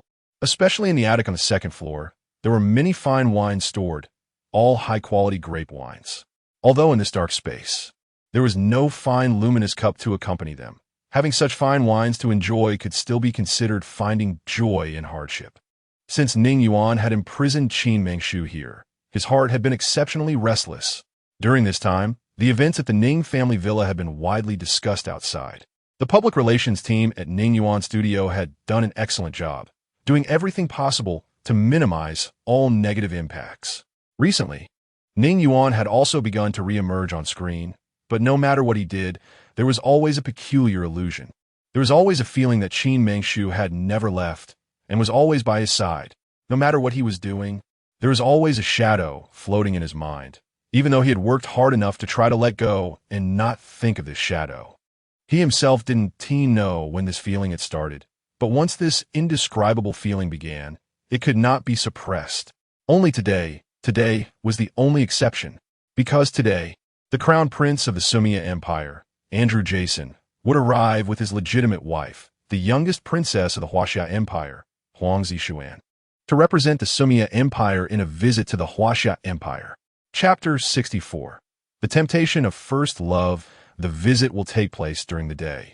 And after the visit concludes, the Empire's Ministry of Foreign Affairs will host a banquet at the largest 5-star business hotel in Jinping to receive foreign guests. At that time, political leaders from the Empire, as well as the top 30 business tycoons from the wealth rankings, will attend this banquet. Such a national-level banquet is naturally coveted by many, but not everyone is qualified to participate. Some major stars from the entertainment industry will also appear at this national banquet. However, this time, they are no longer the glamorous stars adored by thousands. They are merely ordinary warming-up stars, just performers in front of these political and business elites. However, it must be said that being able to attend such a national banquet, even as a performer, is something that ordinary people, and even second or third-tier stars, can only envy. Therefore, those who can attend this national banquet, besides the business tycoons, are first-line stars from the entertainment industry, making it a true gathering of big names. Ning Yuan, as a big shot in the business world, a figure who hovers between the first and second spots on the wealth list, and a super first-line star in the entertainment industry, naturally qualifies to participate in this national banquet. Originally, he had no interest in such a formal national banquet, especially given his usual independent style, which meant he didn't care about these so-called honors. However, this time, he gave a definite answer the moment he received the invitation. Since Huang Zixuan married into the Silla Empire, Ning Yuan's contact and communication with the international community have decreased significantly, especially his business dealings with the Silla Empire. He deliberately avoided everything related to Huang Zixuan, unwilling to reopen past wounds, always naively believing that if he didn't touch the wound at the tip of his heart, it wouldn't hurt. It wasn't until he began to believe in love again and fell in love with Qin Mengshu that he completely let go of his past. However, for a man, a first-love girlfriend is undoubtedly a deadly trump card. No man in this world can resist the olive branch from his first love. At this moment, Ning Yuan's heart was truly shattered into pieces by Qin Mengshu, and in his most vulnerable moment, his first-love girlfriend reappeared at the right time, making it even more impossible for him to suppress his longing. All of his expectations and regrets for Huang Zixuan condensed in his heart at this moment. If everything could start over, if everything could return to the past, what would it be like? Would he have recklessly taken Huang Zixuan away? If he had truly disregarded everything and taken Huang Zixuan away back then, would everything that happened later still occur? Would he still encounter Qin Mengshu? Would he still fall in love with this woman? Would he still feel such heart-wrenching pain at this moment? In the past, Ning Yuan was unwilling to think about these things, deliberately allowing himself to shelve all these past events, but now they surfaced in his heart, adding a few inexplicable feelings and impulses. He longed to see Huang Zixuan immediately. He really wanted to know whether the Huang Zixuan of that year had the courage to give up everything and leave with him. Time passed second by second, the azure sky gradually being enveloped by darkness. As the moonlight began to arrive, Ning Yuan changed into a pure white suit with Zhao Shuyao, dressed in a sky-blue strapless evening gown, by his side, appearing in the main hall of the Empire's highest five-star business hotel. At that time, the gala had already been going on for a quarter of an hour. After a lengthy opening ceremony and various exchanges among the Empire's leaders, amid the lights and music, the atmosphere was lively. Today, Ning Yuan was destined not to be the main character. Without the spotlight shining on him, he was merely a businessman, a mere leaf on the water at such a national-level banquet. Therefore, no matter how extraordinary or renowned he was today, he could only suppress his thoughts and pride in front of these political experts. Since Ning Yuan imprisoned Qin Mengshu, he had completely lost faith in love and women. Previously, when he broke up with Huang Zixuan, he at least pretended to be flirtatious, but after the Qin Mengshu incident, he didn't even want to pretend anymore. Moreover, Zhao Shuyao was inherently a cunning person, and with such a woman by Ning Yuan's side, she would naturally keep a close watch on him, ensuring no other women appeared around him. Thus, during this period, the rumors about Ning Yuan's loyalty were completely dispelled. First, there was Huang Zixuan, then Qin Mengshu, and now he was involved with Zhao Shuyao, a woman of illegitimate birth.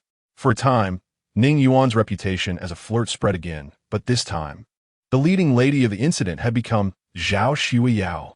On the surface, it seemed that Ning Yuan treated Zhao Shuyao very well. Since the incident of Qin Mengshu's miscarriage and her recovery at home, the person he brought along had shifted from Qin Mengshu to Zhao Shuyao. Zhao Shuyao's reputation had jumped from being an unknown star to a highly talked-about new goddess. In no time, she received numerous film offers and advertisements. What was rare was that, amidst such a whirlwind, she appeared to be extremely low-key, choosing roles that were rich in character but did not take much time to film. Since Qin Mengshu had been confined, Zhao Shuyao had almost moved her home into the Ning family villa, claiming it was to spend more time with Ning's mother. But it was really to be close to Ning Yuan. Ning Yuan also adopted a tacitly accepting attitude toward this. Women who could stay in the Ning family villa had always been non-existent. Although Ning Yuan was flirtatious and used to casual affairs, he had never brought another woman to his home. Qin Mengshu was the first person to live in the Ning family villa and eventually became the legal wife. Especially during that time, when their sweet relationship became a topic of discussion. During that period, the entire entertainment industry was talking about their relationship, and some even elevated Ning Yuan to the status of a romantic saint, always believing that they would last forever. Who would have thought that after her miscarriage? Qin Mengshu gradually vanished from the public eye, withdrawing from the entertainment industry, and even missing some necessary or unnecessary business events and galas. Instead, Zhao Xueyao was the next woman, after Qin Mengshu, to move into the Ning family villa and was constantly by Ning Yuan's side. It could be said that wherever Ning Yuan appeared, this woman would also be present. There were even many photos circulating online showing Zhao Xueyao and Ning's mother together, appearing as close as mother and daughter, playing and laughing together. Some speculated that Zhao Xueyao had perhaps won Ning's mother's favor and Ning Yuan's affection, with rumors saying that Zhao Xueyao was pregnant with Ning Yuan's child. It was precisely because Zhao Xueyao was pregnant that Ning Yuan temporarily forgot the pain of losing his child, while Qin Mengshu remained trapped in her sorrow, making it possible for Zhao Xueyao to take advantage of the situation and win Ning Yuan's heart. In the face of various rumors, Zhao Xueyao and Ning Yuan maintained a remarkably tacit understanding, choosing to remain silent without offering any explanations, and there was no news from the Qin Mengshu side at all. During the visit of the Sumia Empire to China, besides Crown Prince Jason and Princess Huangzi Xuan, the rare appearance of the 7th Prince Andrew Arthur was noted. It is said that Crown Prince Jason and 7th Prince Arthur have been at odds for many years. Although Jason holds the title of Crown Prince, he is merely a fade with no political ambition beyond his handsome appearance. If not for being the legitimate firstborn, he would never have ascended to the throne of Crown Prince. In contrast, 7th Prince Arthur is a prince of both beauty and talent, deeply favored by the king of the Sumia Empire, wielding immense power. Arthur's influence even surpasses that of the Crown Prince, and many believe that 7th Prince Arthur will surely overshadow the Crown Prince to become the next king. Therefore, the relationship between the two is unlikely to be harmonious, whether in public or under the encouragement of others. 7th Prince Arthur possesses all the innate qualities to become a crown prince. Not only is he handsome, but his political talents are also astonishing. The only flaw of 7th Prince Arthur is that he does not have a noble-born mother. Arthur's mother was merely an inconspicuous attendant, without even the status of a concubine, making her one of the most ordinary among the 3,000 beauties in the harem of the Sumia Empire. Ironically, this ordinary attendant gave birth to such an outstanding Arthur. Unfortunately, she passed away during childbirth, leaving Arthur motherless on the day he was born. At that time, Arthur had yet to show his remarkable talents, and since the main consort had one son and one daughter, the king could only entrust Arthur to a side consort who had no children of her own. This side consort had been married into the royal family for 10 years without bearing any children, not even a princess, and was known for her exceptionally low profile, someone who would fear even the rustling of leaves. Chapter 65 Arthur's Inquiry. Thus, the 7th Prince Arthur's adoptive mother, although holding the esteemed title of the second-ranking concubine in the Sumia Empire, has always been looked down upon by him since childhood. Moreover, being looked down upon is one thing, but under the cautious upbringing of this concubine, Arthur has developed a timid and overly cautious personality from a young age. If it weren't for the harrowing experience Arthur went through at the age of 12, where he nearly lost his life, he might never have learned to conceal his brilliance and bide his time. Perhaps the Sumia Empire would not have produced such an exceptionally talented 7th prince. Since that perilous encounter at 12, Arthur finally understood that only by becoming strong enough could he better protect himself and those he wished to protect. Deep down, Arthur is an extraordinary person destined to soar high, with an extraordinary seed planted within him. As time passed, Arthur's displayed strength became increasingly remarkable, and he eventually emerged as a pivotal figure in the political arena of the Sumia Empire. Ning Yuan and Prince Arthur met for the second time, but this time, Ning Yuan was unwilling to engage in excessive entanglements with him. Therefore, after a few polite exchanges, he intended to bypass Arthur and head straight for the crown princess Huangzi Xuan. However, in the next moment, Arthur blocked Ning Yuan's path. I heard that Mrs. Ning fell seriously ill after her miscarriage. I wonder how she is doing now, Arthur asked, warm and gentle with a smile. Before coming here, he had heard that Ning Yuan's wife, Qin Mengshu, had a miscarriage and had been unwell since, resting at home. He initially believed it without doubt. However, during this time, he had heard another kind of rumor regarding Ning Yuan and his wife, indicating that the two once pure and innocent individuals were not in a good situation now. Additionally, On such an important occasion today, Ning Yuan was accompanied by another woman who had been assuming the role of the hostess, leading Arthur to almost confirm that the rumors were true. In fact, ever since that ball they met at, Arthur's heart had no longer belonged to himself. However, at that time, due to domestic political issues, he had to set aside his personal feelings and focus on politics. Now that his position was stable and he had what he desired, his heart had become increasingly lonely. He knew that since he missed the chance a few years ago, he and Qin Mengshu had completely missed each other. Sometimes, a moment's miss could lead to a lifetime of regret. Now, he was nothing to Qin Mengshu, had no right to protect her, and no right to offer her anything he wished to give. Yet his heart compelled him to ask. Mengshu was indeed ill, which made the seventh prince worried. Ning Yuan originally did not want to pay attention to the seventh prince, but after this inquiry, he suddenly remembered that at the welcoming ball at the Magic Academy, not only did he see the seventh prince, but his nominal wife, Qin Mengshu, also met him. If Ning Yuan remembered correctly, that year, Qin Mengshu and this Prince Arthur danced together, and it seemed that from that moment on, Arthur showed a strong interest in Qin Mengshu, an interest a man has for a woman. It was only at this moment that Ning Yuan realized that even now, he could not let go of Qin Mengshu. Otherwise, he wouldn't feel such a pang of bitterness in his heart upon hearing Arthur's seemingly casual concern. However, the disparity in status and the difference in rank forced him to conceal his true thoughts and pretend to be indifferent. How is her illness? When will she recover?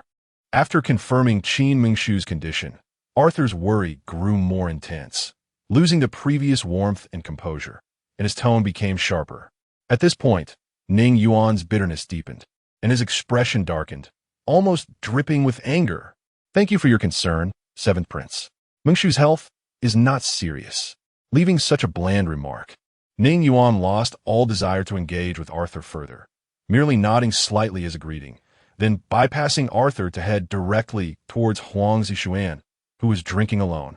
Meanwhile, Zhao Shuiyao, who had been accompanying Ning Yuan, smiled and stepped forward, blocking Arthur, who was about to pursue. The seventh prince is indeed handsome. Shuiyao has met the seventh prince. Zhao Shuiyao's purpose in coming here was initially just to let the world know she was Ning Yuan's woman. Now that her goal was achieved, she, ever calculating, understood that Ning Yuan was here for his first love, Huang Zishuan. Since that was the case, why not do him a favor and help him with his feelings? Huang Zishuan was not like Qin Mengshu, a married woman who posed no threat, especially since the man she married was someone who could never possibly divorce her. Arthur had intended to ask something more, but was suddenly blocked by Zhao Shuiyao. Always the gentleman, he restrained the wild thoughts in his mind and exchanged pleasantries with this woman named Zhao Shuiyao. After chatting casually for a while, Zhao Shuiyao gleaned a nearly explosive piece of news from Arthur's few words. This legendary, exceptionally talented seventh prince actually liked a woman, one who was already married. That woman was none other than Ning Yuan's nominal wife, Qin Mengshu, who had been secretly detained by Ning Yuan. The fact that this seventh prince, who had not received any news about Qin Mengshu from Ning Yuan, was subtly inquiring about her from a stranger like her was enough to indicate the situation. Zhao Shuiyao was well aware of the feelings between Ning Yuan and Qin Mengshu. Since Ning Yuan broke up with Huang Zishuan, he had appeared flirtatious, but he had never truly loved another woman. This situation continued until Qin Mengshu's appearance, so Ning Yuan's feelings for Qin Mengshu were anything but ordinary. Now, Zhao Shuiyao understood all too well the so-called since Qin Mengshu bore. What was fake, and time would prove everything. Right now, Ning Yuan had only placed Qin Mengshu under soft attention and had not taken any substantial measures, indicating that he still held a place for her in his heart. If things continued to develop, the truth would eventually surface. However, if this Qin Mengshu, while bearing such accusations, were rescued by someone who had secretly loved her for years, what kind of grand drama would unfold? As this thought crossed her mind, a cold smile appeared on Zhao Shuiyao's enchanting face, while she feigned a dizzy and uncomfortable expression. After several delicate gestures, she rubbed her temples and politely excused herself, leaving the ball early. On the other side, during the first half hour of the state banquet, Crown Prince Jason and Crown Princess Huang Zishuan treated each other with respect and affection. accepting the toasts and blessings from everyone, appearing as a model couple. Half an hour later, Jason, slightly drunk, gradually lost his earlier composure, now surrounded by a group of charming women, seemingly agreeing amidst a sea of flowers, intoxicated and entranced. In contrast, Crown Princess Huang Zixuan, the once high and mighty little princess adored by many, appeared much more desolate, sitting alone, resting her chin on her hand, lost in her own thoughts. Although there were many things left unsaid from the current situation, Ning Yuan could easily see that Huang Zixuan's life after marrying into the Sumia Empire was not good, and could even be described as very lonely. Over the years, he had actually received many letters sent from the Sumia Empire. Although they were unsigned, he knew in his heart that the sender must be Huang Zixuan. However, even though he understood, he preferred to pretend to be confused and unaware. So, he forced himself not to look at those letters, sealing them away. Just like that beautiful and tender love, which, like these letters, became buried in memories. 4 years had passed, and in those 4 years, Huang Zixuan had changed. Changed so much that she was no longer the proud woman who resembled a swan. Her eyes, which were once clear like mountain spring water, had now become murky and unrecognizable. In those beautiful eyes, it seemed filled with sorrow, loneliness, and desolation. His heart ached inexplicably, a heart-wrenching pain. When Ning Yuan finally mustered the courage to slowly approach her, the thousands of words he had prepared in his heart came to his lips. But all that remained was a bland question. "Are you doing well?" A familiar voice rang in his ears, ethereal and distant. The voice she had heard countless times in various dreams. At that moment, hearing that voice again, her heart inexplicably skipped a beat. Looking up, he was indeed still him, the spirited him, as if time had been particularly kind to him, leaving few traces on his extraordinary appearance. Only between his brows, there were fewer youthful naivety and more signs of maturity chiseled by the passage of time. I'm doing well. For 4 years, she had sent too many letters to the Ning family villa, and it could be said that for 4 years she had never stopped. Yet she had never received any response. She also knew in her heart that Ning Yuan was blaming her, resenting her for not letting go of everything and deciding to leave with him. Or perhaps his heart had already hurt to the extreme, unwilling to remember this sealed past. Since it only added to the sorrow, why remember it at all? Chapter 66. Like drinking water 4 years ago, she stood by Ning Yuan's side as an imperial princess. She was proud and independent, like a deity, yet she would only show her smiles in front of this man. She knew all too well that Ning Yuan was someone who was inherently very proud. In the past, he was a top-tier international superstar, a prominent figure in global commerce. His footsteps traversing not only the Huaxia Empire, but also the Sumia Empire. Huang Zixuan originally thought that even if they broke up, they could still be friends. And with Ning Yuan's footprint across the world, they would have opportunities to meet again. Who would have thought that after their breakup? Ning Yuan completely lost contact with the world and withdrew from the international stage, making it extremely difficult to see him again. Before marrying into the Sumia Empire, she had heard many legends about this crown prince. Others described him as dashing and talented. However, the gap between the rumors and reality was indeed too great. This legendary prince, who was said to be exceptionally talented, was, in fact, just a hollow shell. As the youngest princess of the Huaxia Empire, marrying into the Sumia Empire to become the crown princess appeared to be a glorious affair. But such matters are like drinking water. One knows the warmth and coldness of their own heart, and the bitterness of it all was something only she understood. Facing a man who did not love her, and whom she did not love in return, spending her days with a group of flattering courtiers discussing so-called nation and world affairs was extremely hypocritical. The performances and career she loved had become trivial matters far removed from the elegant halls.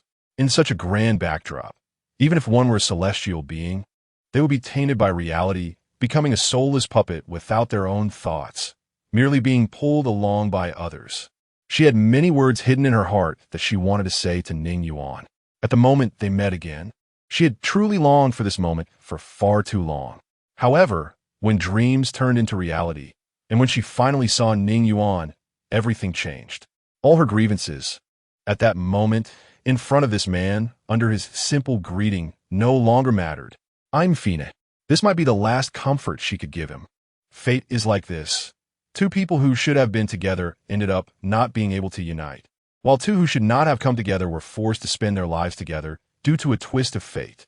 For some reason, hearing Huang Zixuan's response, Ning Yuan felt an inexplicable pain in his heart, growing more intense. When did this woman, whom he once loved deeply and cherished, become so restrained? Ning Yuan could see that Huang Zixuan was not living well, yet she was no longer the carefree person she used to be.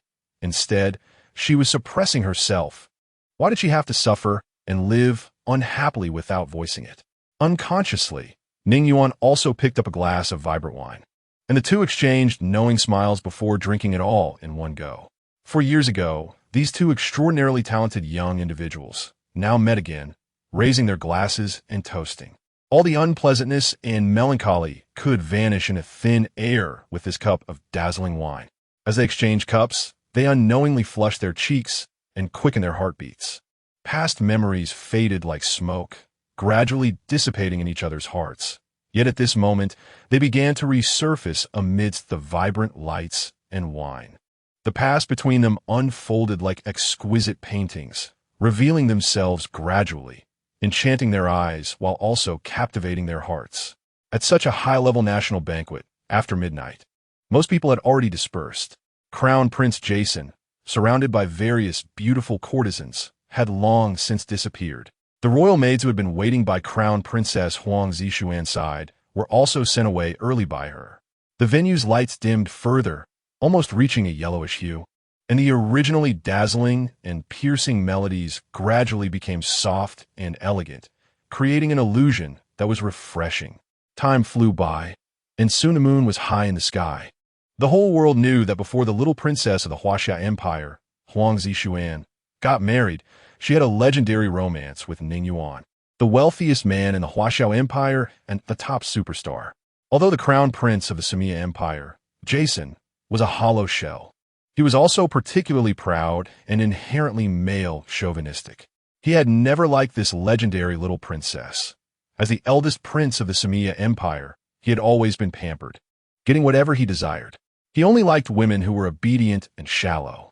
He had always disliked women like Huang Zixuan, who were almost like artistic young ladies, overly sentimental, and lived their lives like celestial beings. If not for his mother saying it was for the greater good and for the position of crown prince, while also agreeing to allow him to take 2 favored concubines, he would never have agreed to this marriage. When Huang Zixuan first married into the Samia Empire, she also, like most women, laid down her pride, helped her husband, and devoted herself to him, wanting only to be with him and never part. Who would have thought that the supposedly talented and capable crown prince was merely a hollow shell, filled with bluster but lacking substance? Not only did he have no political ambitions, but the women surrounding him were like chives. Once cut, they would sprout up again in no time. Huang Zixuan's desire to get along with Jason was more difficult than climbing to the sky. To Jason, Huang Zixuan was merely a fade to show off when he needed to display his affection, devoid of any real feelings. Despite this, Jason still placed great importance on Huang Zixuan's loyalty. As the crown prince, he would not allow his woman to harbor thoughts of another man.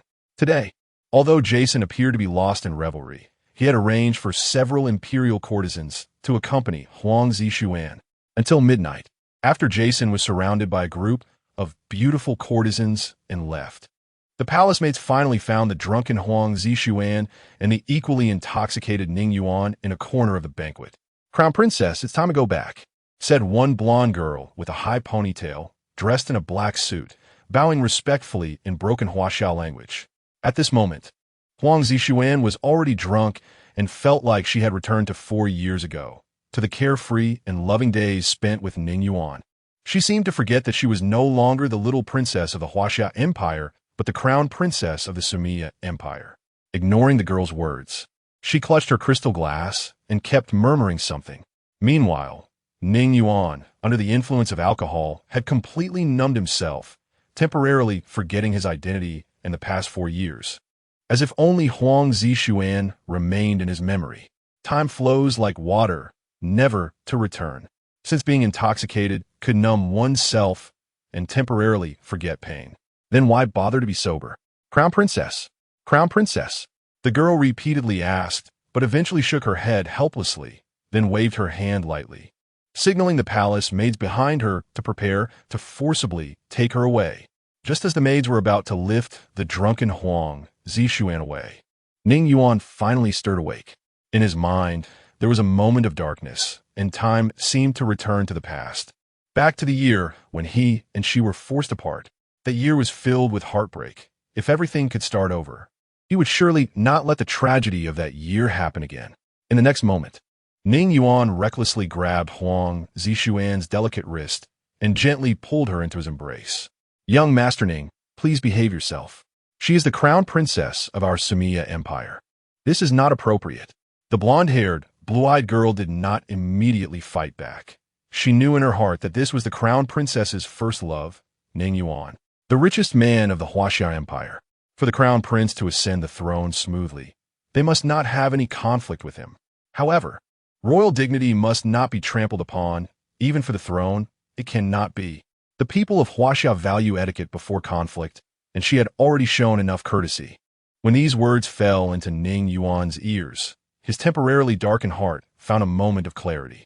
Yes, Huang Zishuan was now the crown princess of the Sumia Empire, no longer the little princess of the Huaxia Empire. What was missed is ultimately missed. No matter what, they could not return to the past. Thinking of this, the extraordinary light in Ning Yuan's eyes was suddenly clouded with deep gloom and sorrow, and he gently returned Huang Zishuan to the blonde-haired, blue-eyed girl. Sorry, I was rude just now. Young Master Ning is being polite, but your past with her is already over. I hope from today on, you will not do such things again, as it may harm the friendship between our two countries, which would be unwise. Ning Yuan nodded, not responding to the girl's words, and absent-mindedly rubbed his slightly aching temples. The dream of that night had ended so quickly. The stark psychological contrast caused Ning Yuan to lose all ability to think instantly. Alone, he left the state banquet in a daze, got into the car in a haze, and as he gripped the steering wheel and activated his spiritual power, he did not know where he could go now. Home? No. At home, besides his mother, there was Zhao Xiao, who had suddenly felt unwell and returned to rest early. Chapter 67. Voiceless Ning Yuan also admitted that Zhao Xiao was indeed a good girl. However, during this time spent with Zhao Xiao, his heart did not feel any unusual flutter. There were no romantic feelings at all. To Ning Yuan, Zhao Xiao was merely like a little sister. His heart was lonely, and the scars brought by love could only be healed by the person buried deep within his heart. Unfortunately, the woman he had buried in his heart for many years had already become someone else's wife. If this other person were just anyone, it would be fine, but this one was the crown prince of the Sumia Empire. He wanted to forcefully take her away, but he could not. Under the dim streetlights, the dark asphalt road was covered with a thin layer of moon frost. Ning Yuan's long hand seemed to unintentionally rest on the steering wheel. In the extreme silence, his heart was full yet extremely lonely. In a daze, a figure seemed to flash through his mind, a figure that was incredibly familiar, like a devil buried in his heart, making him both love and hate her. Love to the extreme, wanting her alive, hate to the extreme, wanting her dead. She was like a slow-acting poison. He clearly knew that this poison had penetrated deep into his bones, reaching a point where it had to be scraped to be cured. Yet he could not bring himself to stop thinking about her, since he had imprisoned her, apart from that brief moment earlier. Under the influence of his first love and alcohol, he had slightly let go, but his heart still missed her so much. Late at night, after waking from drunkenness, he still couldn't help but start thinking of her. Why, oh why, did heaven treat him this way? He had only fallen in love with 2 women, yet he could not obtain good outcomes from either. One had married another, while the other had plotted against him from the very beginning, wanted to put him in a place worse than death. No, he could not silently endure this. He had originally not wanted to force her and wanted to give her more time, hoping she would come to understand everything on her own. And then he could honestly confess everything. At this moment, he did not want to wait any longer, nor to perish in silence. He would instead explode in silence. In an instant, he pressed down on the accelerator, not having time to think of anything else, activating the small magic array in the vehicle, speeding towards the distant mountains, away from the hustle and bustle of the suburbs. In the dark, lightless house, Qin Mingshu's life had become increasingly monotonous. Although her eyes could not see, her other senses had become much sharper. For example, her sixth sense, hearing, and smell. In this endless dark space, Qin Mingshu, who had once been extremely mad and loved acting, was now playing multiple roles alone in this dark space, her mental state deteriorating. But those were just the daily routines. As long as she calmed down and lay down, her mind would achieve an unprecedented peace. Her mind was filled with everything about Ning Yuan, their encounters, knowing each other, falling in love, wanting to kill. Everything felt like a dream, an unreal dream. Sometimes, she even wondered who she really was, where she came from. Perhaps, she was not Qin Mingshu from the beginning, nor anyone else. She was just an ant in this dark space, an ant that couldn't even see the sunlight. What a load of nonsense love and nonsense men. They were just an unreal dream. However, she did not know whether she was dreaming or if the dream was entangling her. It was precisely because this dream was too real, so real that it terrified her, that even in her sleep, she remained in a state of extreme tension. In this dark space, it seemed that every moment was fraught with danger. When Ning Yuan finally sped to the ivory-white two-story villa, Qin Mingshu, who had been sleeping, instantly sensed something unusual. In the darkness, she opened her extraordinary eyes. Sure enough, in the next moment, the moon-white door was slowly opened from the outside, and silver moonlight poured in from outside. It had been a month. Qin Mingshu had not seen the sunlight for a month. No, it should be said that she had not seen any light at all for a month. During this month, although she was in this dark place, she had meticulously left countless marks on the glossy marble. If she remembered correctly, today was the fourth 7 days. When Ning Yuan had imprisoned her here, he seemed to have said that he would come once every 7 days. Yet, as days passed, 7 days after another. Today was already the seventh 7 days, and it was past midnight, but there was still no sign of him.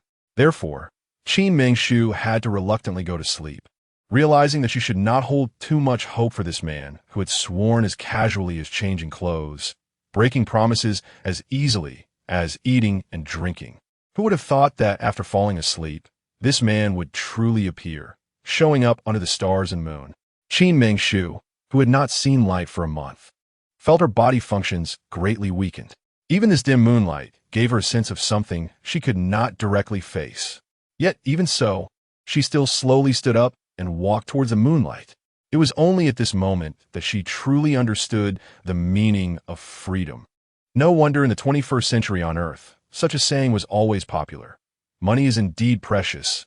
Love is more valuable, but for the sake of freedom, both can be discarded.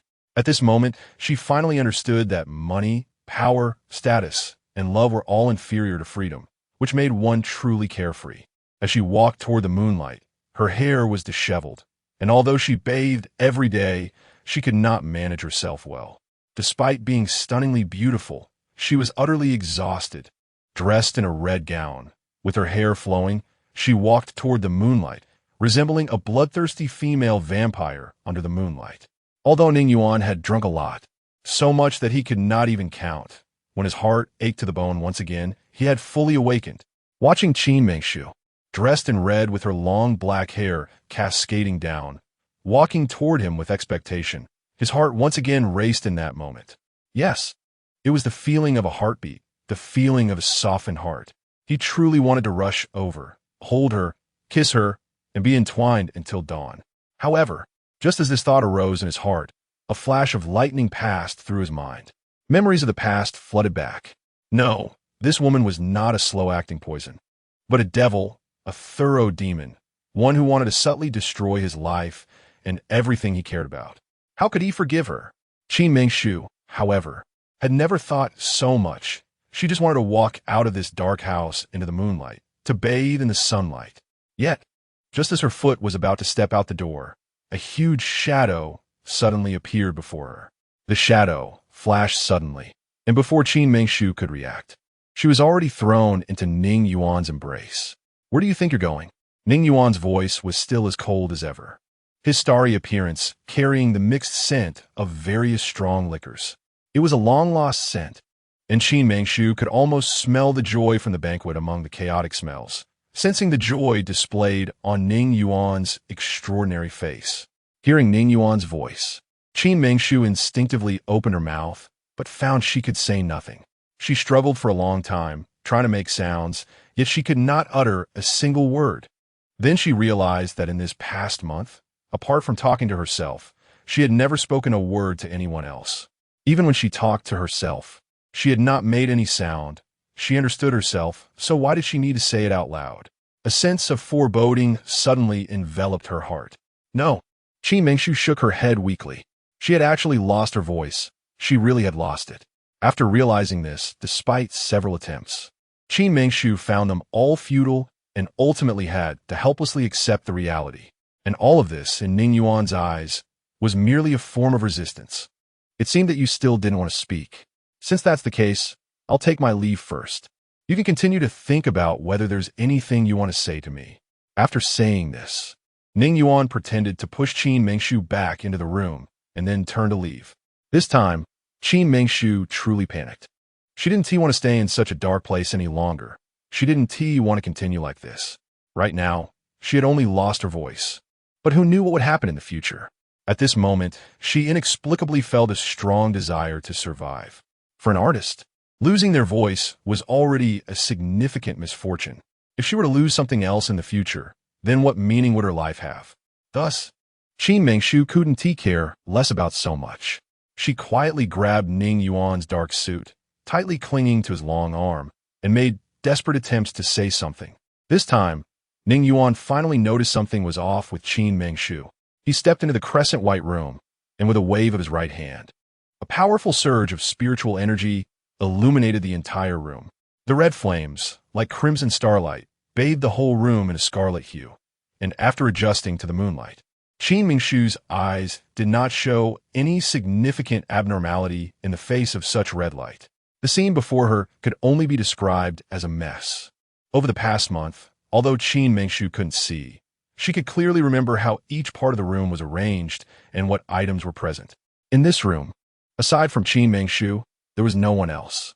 To make her life a bit more comfortable, she would always fumble in the dark to wash her dishes clean after every meal. Chapter 68. Complete heartbreak. However, every time she felt mentally drained, she would go up to the attic on the second floor and take out the aged fine wine. The wine she had drunk in a daze was carelessly tossed aside. At present, in the vast hall on the first floor, apart from the dense scratches on the smooth marble floor, there were only empty wine bottles scattered about. You actually, do you know what the red wine in the attic on the second floor means to me? Who on earth are you? Who sent you to my side? You understand me so well.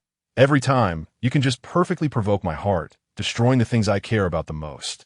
The red wine in that attic, although the bottles have no labels and are not from any famous winery, was personally brewed by him and Huang Zixuan during their travels in the Sumia Empire. It carries the beautiful past of the two of them.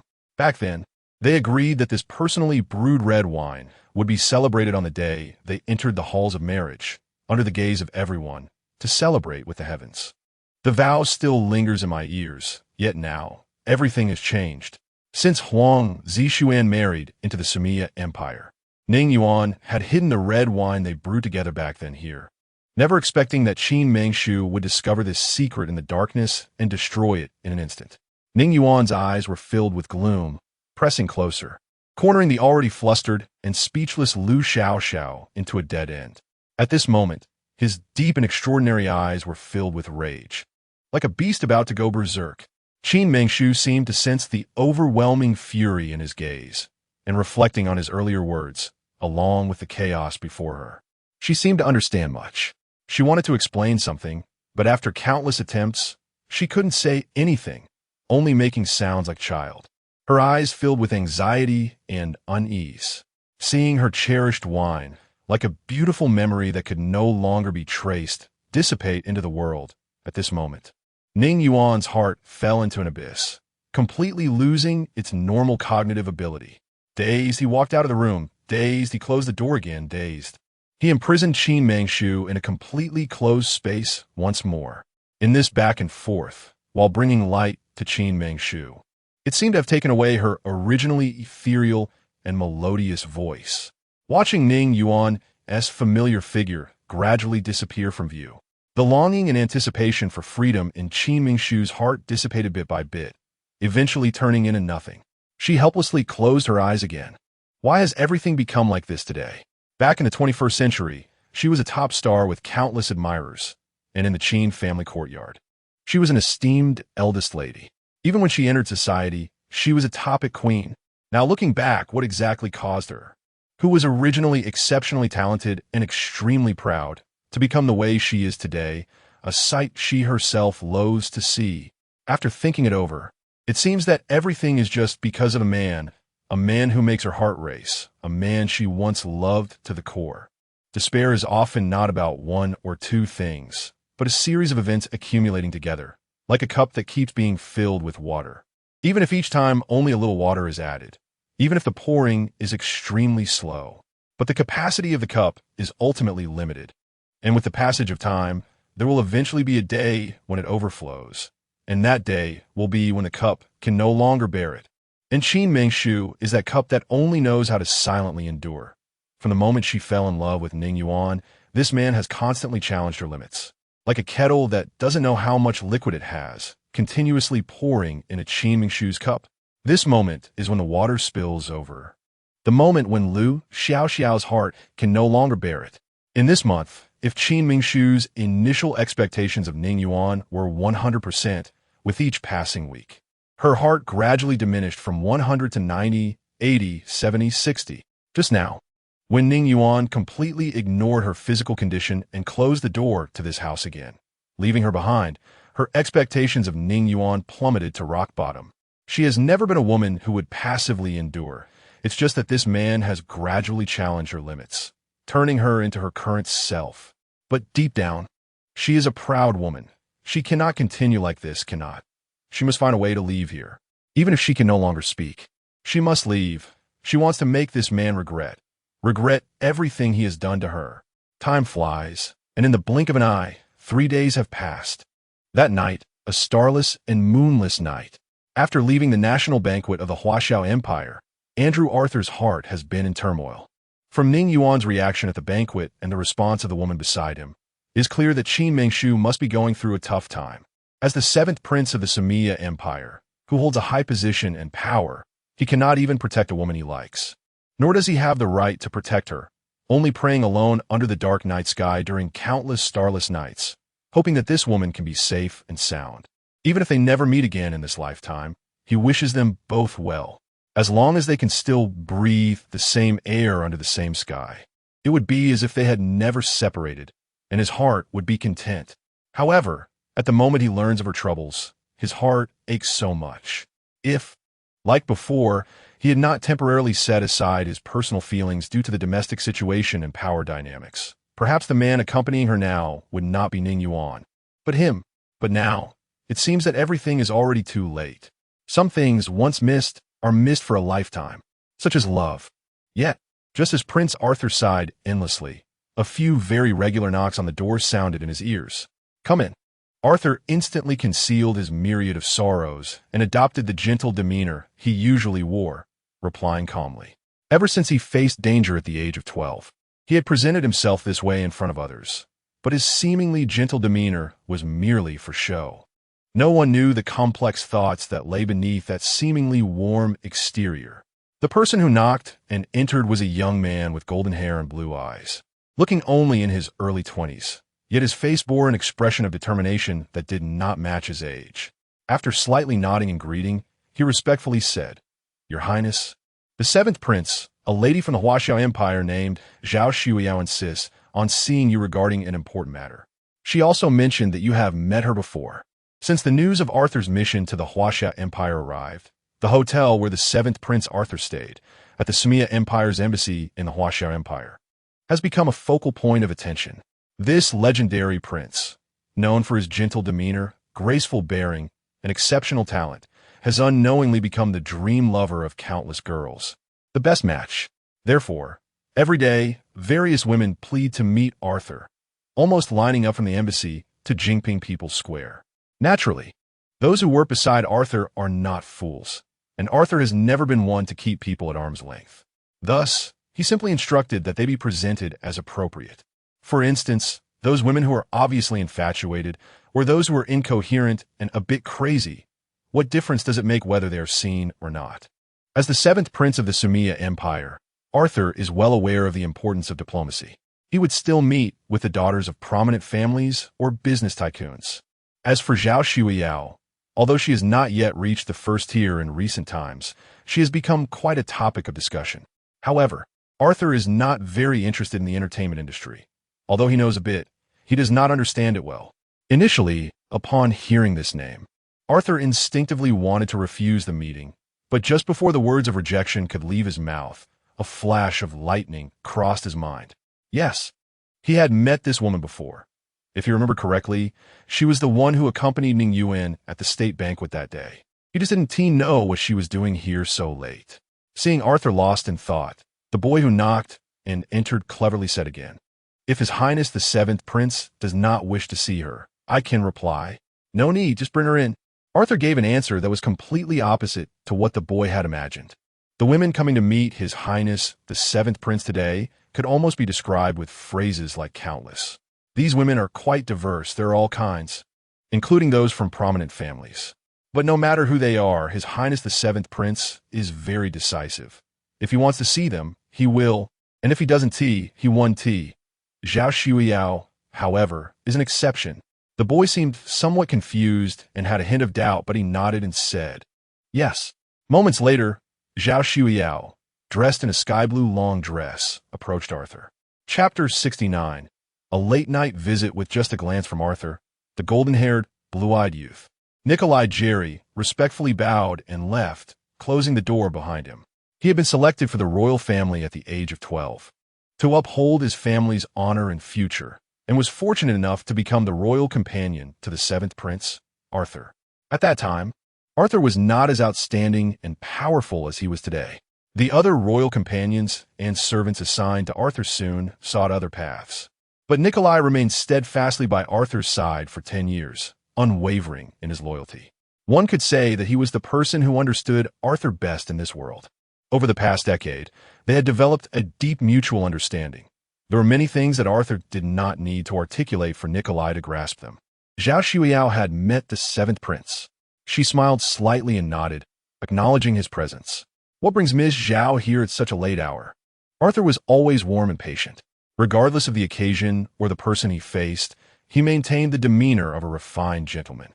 However, for some reason, in front of this woman named Zhao Shuiyao, he seemed to lose all patience and interest in engaging with her, opting instead for a straightforward approach. Zhao Shuiyao smiled again, seemingly unhurried, and said, "It is said that His Highness the Seventh Prince is extraordinarily gifted and handsome. Seeing is believing. Although His Highness is a prince of the Sumia Empire, he is also well-versed in the culture of the Huaxia Empire. I admire him." Arthur chuckled silently. He had initially thought that Zhao Shuiyao was merely a performer from the entertainment industry. He had never expected her to be so intelligent, captivating his interest with just a few words. "Since Miss Zhao has no other matters to discuss, and it is late, please take your leave." As the seventh prince of the Sumia Empire, Arthur had no regard for the ways of businessmen. Yet he was very clear that the tactics of feigned indifference held little sway over him. Sure enough, after his words fell, Zhao Xiao's enchanting face lost its playful composure, shifting to a serious demeanor as she said, "Does His Highness the Seventh Prince not want to know where Qin Mengshu is now and how she is faring?" This statement struck a nerve, piercing the softest part of Arthur's heart. As the seventh prince of the Sumia Empire, Arthur was a figure of high status and power. Yet his personality was quite peculiar. To put it simply, while he usually appeared gentle and refined, presenting himself as an elegant young gentleman, he was, at his core, incredibly resilient, reclusive, and proud. His heart was always reluctant to have its rhythm disturbed. Very few people could earn his genuine affection, and equally few could inspire deep hatred. Thus, those he neither loved nor hated were treated with his usual warmth, embodying the saying that a gentleman's friendship is as light as water. Yet, he was also an extremely extreme person. Those he liked profoundly, and those he disliked, he detested deeply. The nightmare from a year he turned 12, although long past, often haunted his mind. In truth, he understood that no matter what sins were committed, they were ultimately the fault of the adults. At 12, his elder brother was only 14. What malice could a 14-year-old child possess? It was, after all, his mother's fault. Yet, for reasons unknown, from the moment he first met his elder brother, he developed an intense dislike for him, feeling an insidious aura behind the elder brother's ever-smiling facade. Thus, whether in public or in private, he never truly regarded this man as his brother, nor did he treat him sincerely. Over time, rumors of discord between the crown prince and the seventh prince spread widely.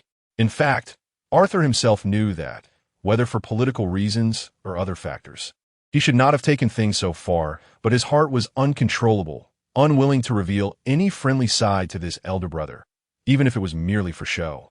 Therefore, he never afforded his elder brother an ounce of respect. Moreover, given his high status in the Sumia Empire, he had no need to personally attend such ordinary diplomatic missions. The initial spark for all this turmoil was just a woman he had missed in a moment, yet had also missed for a lifetime. From the very beginning, his goal in visiting the Huaxia Empire was simply to use this mission as an excuse to see this woman he had buried in his heart for so many years. For this, he had even chosen the most unique gift, hoping to elicit a smile from her, and he had already prepared what to say upon their meeting. However, when his feet finally touched the soil of the Huaxia Empire, and he stood beneath the same sky as the woman who haunted his dreams, hearing that she was not doing well and seeing the man by her side, all his hopes seemed to vanish. He was nothing to her, unable to offer her comfort, and not even qualified to be by her side. He tried hard not to think of her, to forget everything about her. Yet at that moment, when he heard Zhao Shuiyao speak in that tone, saying those words, his heart began to race uncontrollably. From Zhao Shuiyao's every word and action, he seemed to hear Qin Mingshu's call, as if he could see that woman in a pitiful state. It was not just bad, it was extremely bad. Such a scene was like a painful nightmare, instantly ensnaring him, causing him to lose all composure and calmness. Before he knew it, his long fingers had tightly grasped Zhao Shuiyao's slender wrist, and the pressure he applied unconsciously increased. What has happened to her? What have you done to her?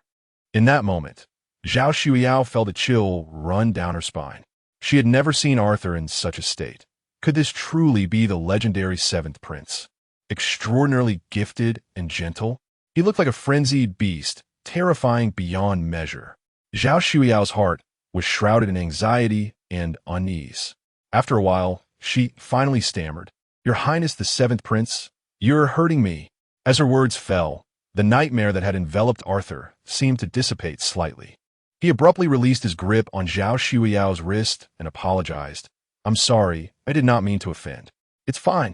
Zhao Shuyao gradually regained her composure, her jade-like fingers almost sinking into her palm. After a long pause, she seemed to make a decision and said, "In fact, Your Highness the seventh prince guessed correctly. Ever since Mengshu married into the Ning family, she has not been doing well. Indeed, after marrying him, you did not get the life you desired."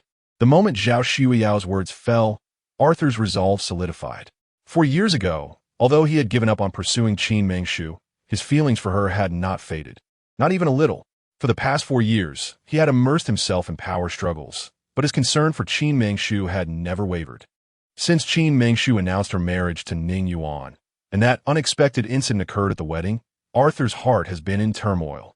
As expected, shortly after the wedding, Qin Mengshu announced her withdrawal from the entertainment industry, completely becoming a full-time wife. Arthur clearly knows how proud a woman Qin Mengshu is. And how could she give up her beloved career for that so-called family life? However, even though Arthur knows everything, he did nothing and just let it be. Now that he thinks about it, if he had been a bit more resolute back then, perhaps today events wouldn't have happened. Seeing the intense anxiety and regret on Arthur's face, Zhao Shuiyao is even more convinced that this legendary, extraordinarily talented seventh prince must deeply love Qin Mengshu, love her profoundly, love her to the core. Therefore, she continues in a tone of an observer, yet full of pity. Since that grand wedding, the aunt has viewed Mengshu as a thorn in her side, and even when Mengshu became pregnant with Yuan Ji's child, she never showed her a bit of kindness, which led to Mengshu's depression and her falling down the spiral staircase, losing her child. What did you say? Before Zhao Xueyao could finish her words, Arthur was already engulfed in rage again. Arthur is clear about everything that happened at the grand wedding. He also knows about Qin Mingshu's miscarriage leading to her poor health. But he didn't know that her miscarriage was actually caused by Ning Yuan's mother, a man who can't even protect the woman he loves and his child. Can such a man still be considered a man? Seventh Prince, please don't get agitated.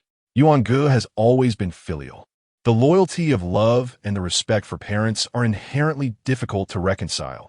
You must understand his difficulties. Zhao Xueyao naturally knows what Arthur wants to say and what he wants to ask, but without waiting for Arthur to inquire, she lays out the answers. Chapter 70. Take her away. Arthur lost his biological mother at a young age, and his adoptive mother always treated him with indifference. Therefore, the so-called maternal bond that Zhao Xueyao spoke of was something he had never truly experienced. However, as someone who studied Chinese culture, Arthur was well aware that the Chinese Empire was an ancient empire, a society built on human relationships, where loyalty, filial piety, rationality, and trust were the beliefs of its children. In the face of filial piety, love must always take a back seat. Thus, Zhao Xueyao was right. As an observer, he seemed to have no right to say anything. Seeing Arthur gradually calm down, Zhao Xueyao continued. As for our past, let us not dwell on it. It's just that Meng Shu is truly pitiful. Back at the Magic Academy, we were classmates and roommates, so we shared a bond and feelings. Seeing her in such a bad situation now truly pains my heart. At that moment, Zhao Xueyao displayed a profoundly sorrowful demeanor, reminiscing about her beautiful past with Qin Mengshu. Her yearning feelings evident, with tears glistening in the corners of her eyes. It was a scene of feigned sympathy that one couldn't help but feel sorry for. I have nothing to accept or reject now. Just say what you need to say. How is she doing now? Arthur's heart, having calmed down from the continuous blows he faced, was now fully composed. Many things could not be resolved by mere avoidance. Ultimately, it could not be escaped. Since escape was not an option, he could only face them with calm acceptance. Only by maintaining a balanced mindset could he find a perfect solution. Zhao Xueyao gently wiped away the tears at the corners of her eyes and continued. Since Meng Shu had her miscarriage, her temperament has changed drastically. She often loses her temper for no reason and seems displeased with everything. She is becoming more and more haggard each day. The other day when I went to see her, she was in such a daze that she pushed her aunt down the spiral staircase. If I hadn't arrived in time to get her to the hospital, I fear. At this point, Zhao Xueyao paused, clearly seeing disbelief in Arthur's blue eyes. She sighed deeply and continued. Since then, Yuan-Ge took Meng Shu away. I only recently learned that Yuan-Ge has locked Meng Shu in a house in the mountains, in complete darkness, only providing her with 3 meals a day. Meng Shu has been weak since childhood, and now she is already. Hearing this, Arthur's heart, which had just calmed down, began to race wildly again, almost driving him to madness. Zhao Xueyao pretended to rub her eyes and continued. I sent someone to secretly check on her a few days ago, and found that the house is protected by a powerful magical array, making it impossible for anyone to get close. The person I sent tried desperately to contact Meng Shu, but she could only mumble and struggle to speak, fearing she has lost her voice. What did you say? These words fell into Arthur's ears, causing his already chaotic heart to race even more wildly. Qin Meng Shu, who was once so proud and extraordinarily talented, had actually lost her voice under the so-called tender care of Ning Yuan. Was this what was meant by being devoted? Was this what was meant by being unharmed physically? Ning Yuan. This renowned superstar and the richest man in the Chinese Empire. Due to political considerations, Arthur clearly could not do anything to him at this moment. But from today onward, Ning Yuan had become yet another person Arthur despised. What I said no longer mattered. Living in such an environment would lead to uncontrollable events. Now, I only hope that you can take her away, as far away as possible. Only by being by your side can she truly live without worries. Zhao Xueyao spoke calmly and eloquently. Take her away. These 3 words fell into Arthur's ears like a heavy mountain. Once upon a time, he wanted to step into Qin Mingshu's heart little by little, to become the only man qualified to stand by her side, allowing love to take root and blossom between them. He even imagined the details of their wedding and honeymoon, how many children they would have. All of these things he had experienced countless times in his beautiful dreams. However, 4 years ago, he ultimately compromised in the face of power and status. Missing her most beautiful years. For years passed quietly, and she had already become someone else's wife. He thought that as long as she could be happy, then time apart was also fine. Who would have thought that after 4 years, this originally proud and independent girl, who should have received the best of everything, had actually lost her voice under another man's so-called tender care? Over the years, Arthur had seen too many news reports about Qin Mengshu and Ning Yuan, all repetitive, always writing about how affectionate and wonderful the two were. Yet what was happening now was due to what? Was this truly the so-called love and beauty? It was simply a joke. 4 years ago, he had already missed his chance, and now he could not miss it again. Handing your happiness to someone else was originally my mistake. Mengshu, I hope you won't blame me. Don't blame me for coming too late. However, believing in a woman next to Ning Yuan was not so simple. If he wanted to take Qin Mengshu away, then he had to plan everything carefully and silently. I can't believe you had no part in this.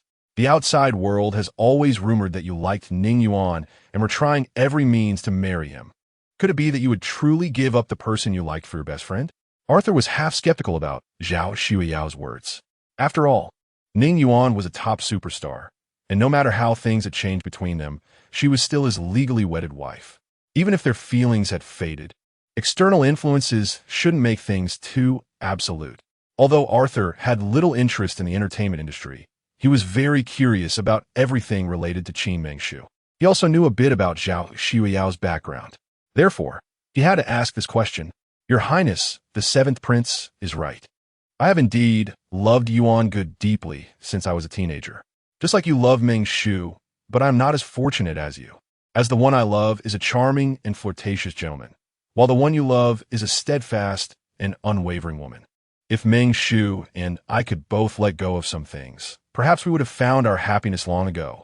Although Zhao Xuyao's words did not directly answer Arthur's question, they analyzed the whole situation from another perspective. She did not deny that she loved Ning Yuan, but he was a playboy, a flirtatious existence. Her love might never be returned. Just like Qin Mengshu, who wholeheartedly loved Ning Yuan, ultimately got an imperfect result. This kind of answer naturally passed Arthur's scrutiny.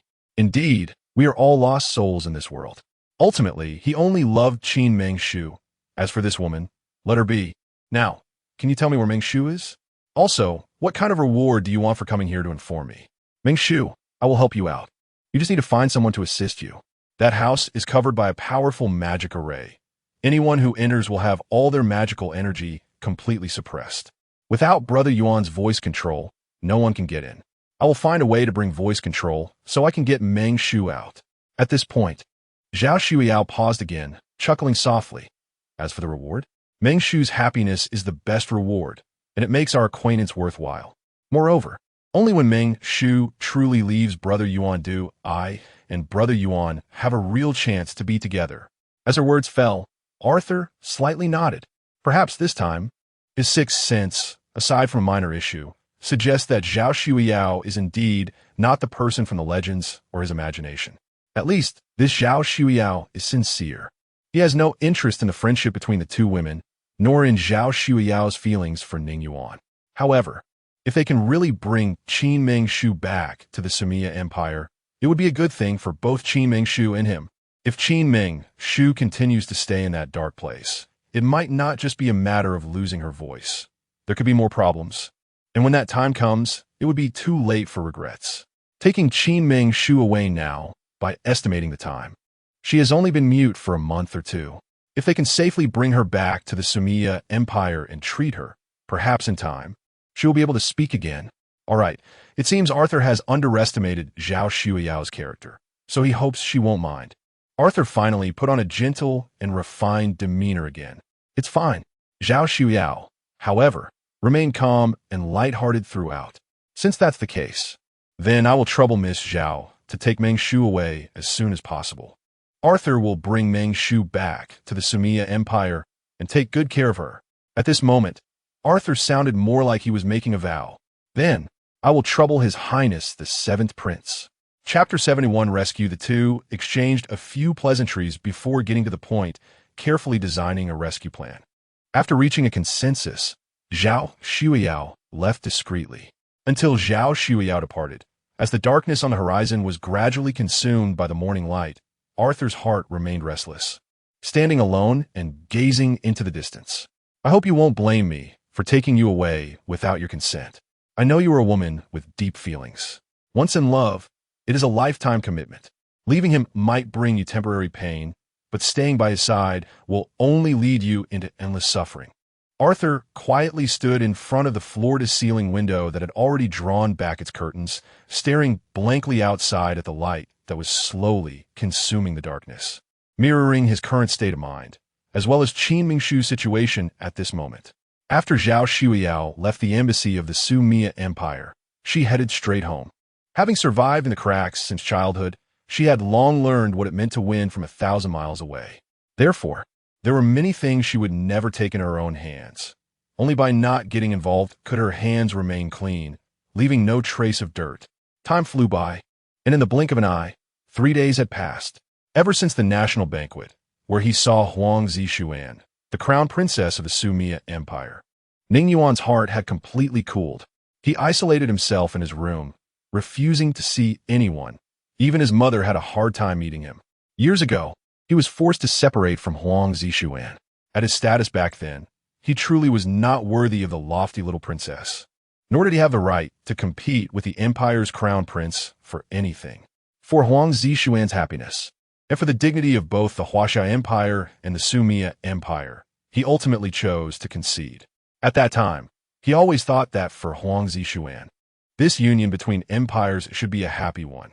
With her status, marrying into the Sumia Empire should not bring her any grievances. It was not until a few days ago, at the national banquet, with that hurried encounter and parting, that Ning Yuan realized she was not living a happy life. At least not as comfortable as he had imagined. If he had been a bit more resolute back then, would such things have happened? Looking at Huang Zixuan's once clear and distant eyes, now filled with dust and desolation, how could his heart not ache? On this side, Ning Yuan seemed to be trapped in an endless abyss. The beauty of first love is something that no man can resist, knowing that his first love was not well. Naturally, his heart was heavy. Meanwhile, Zhao Xiao had bribed 3 intermediate-level second-tier magicians to kill the old servant guarding the Crescent White House, and the plan had begun to unfold. On the surface, it seemed that Zhao Shuiyao was indeed rescuing Qin Mingshu, but there was something strange in the air. Logically, as a Huaxia person, Zhao Shuiyao should have bribed Huaxia magicians to rescue someone, yet the magicians she bribed were all blonde and blue-eyed Su Mayan people. This felt subtly off.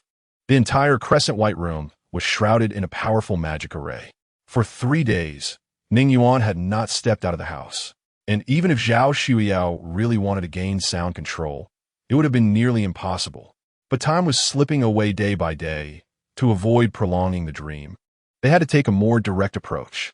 Under the close cooperation of the 3 intermediate-level second-tier magicians, they killed the old servant guarding the house and obtained the key to deliver food from the roof. Although the opening at the roof was small, it was enough for one person to pass through.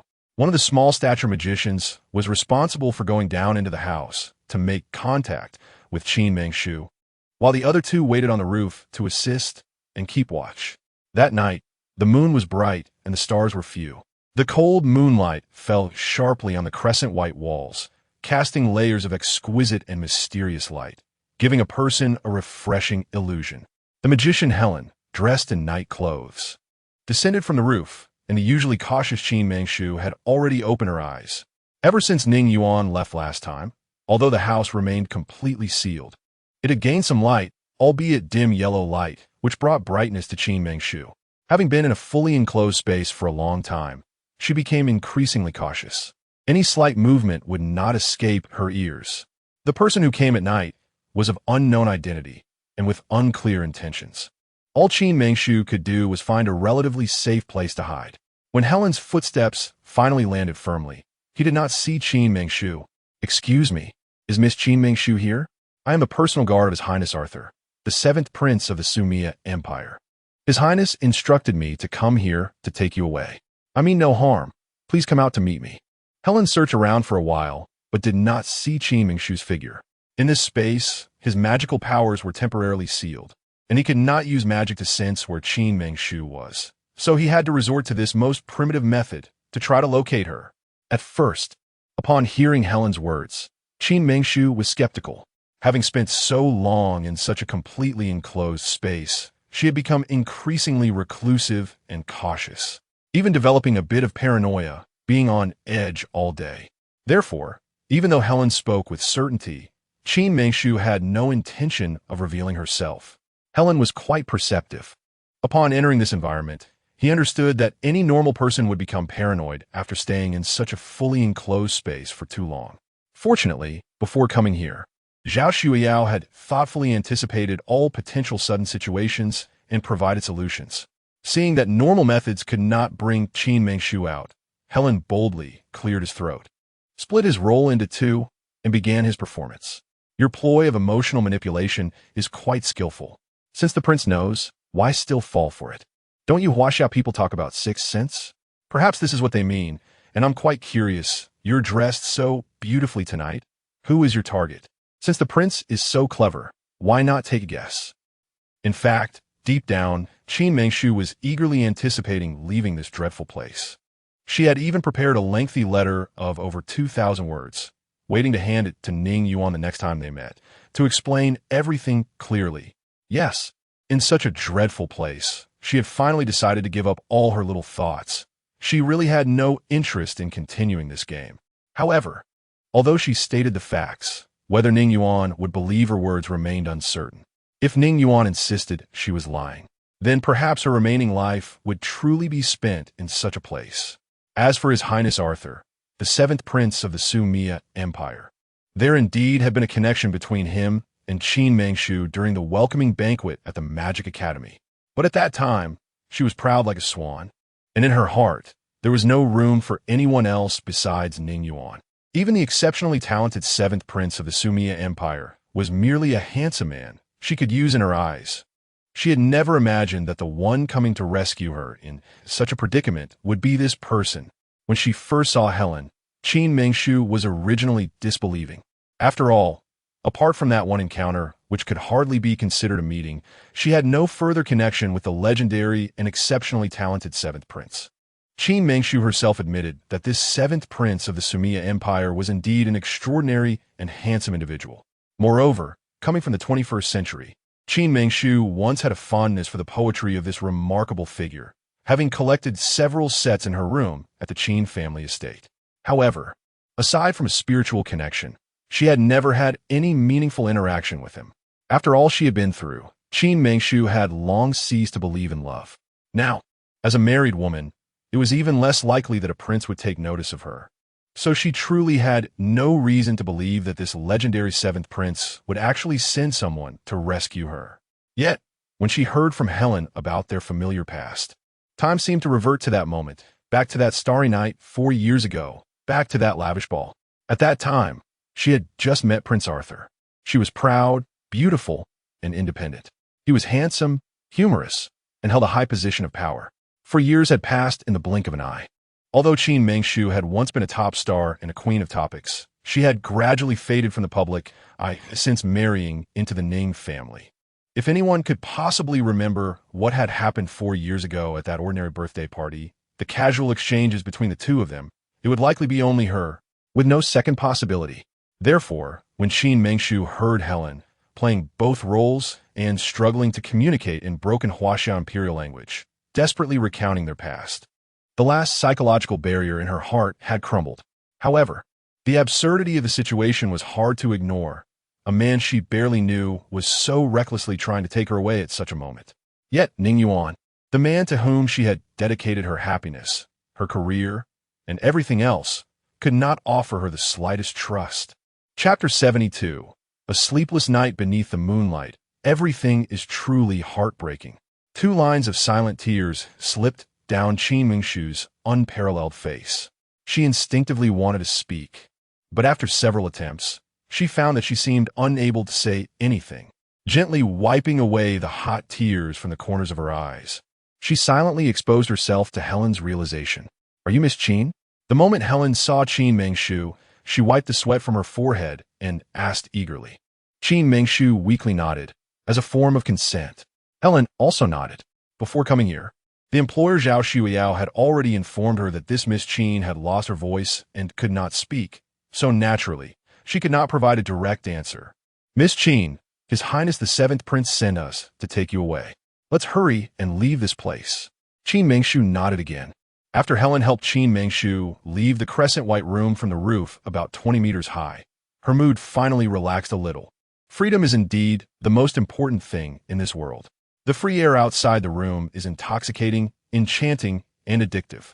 Qin Mengshu vowed that from now on, love and men would both become luxurious desires that she could not seek. From this moment on, she completely locked her heart away, burying the so-called hormones deep in the most profound and softest part of her heart. No one and nothing would make her heart race again. Sitting quietly in the speeding car, feeling her inner spiritual energy gradually recovering, she watched the trees and mountains retreating quickly outside the window. The crescent white house, where she had been imprisoned for over a month, had long disappeared among the mountains. The car sped along the winding asphalt road, and her heart gradually returned to tranquility. At that time, at the Ning family villa, with the moonlight sparse, tonight is destined to be sleepless.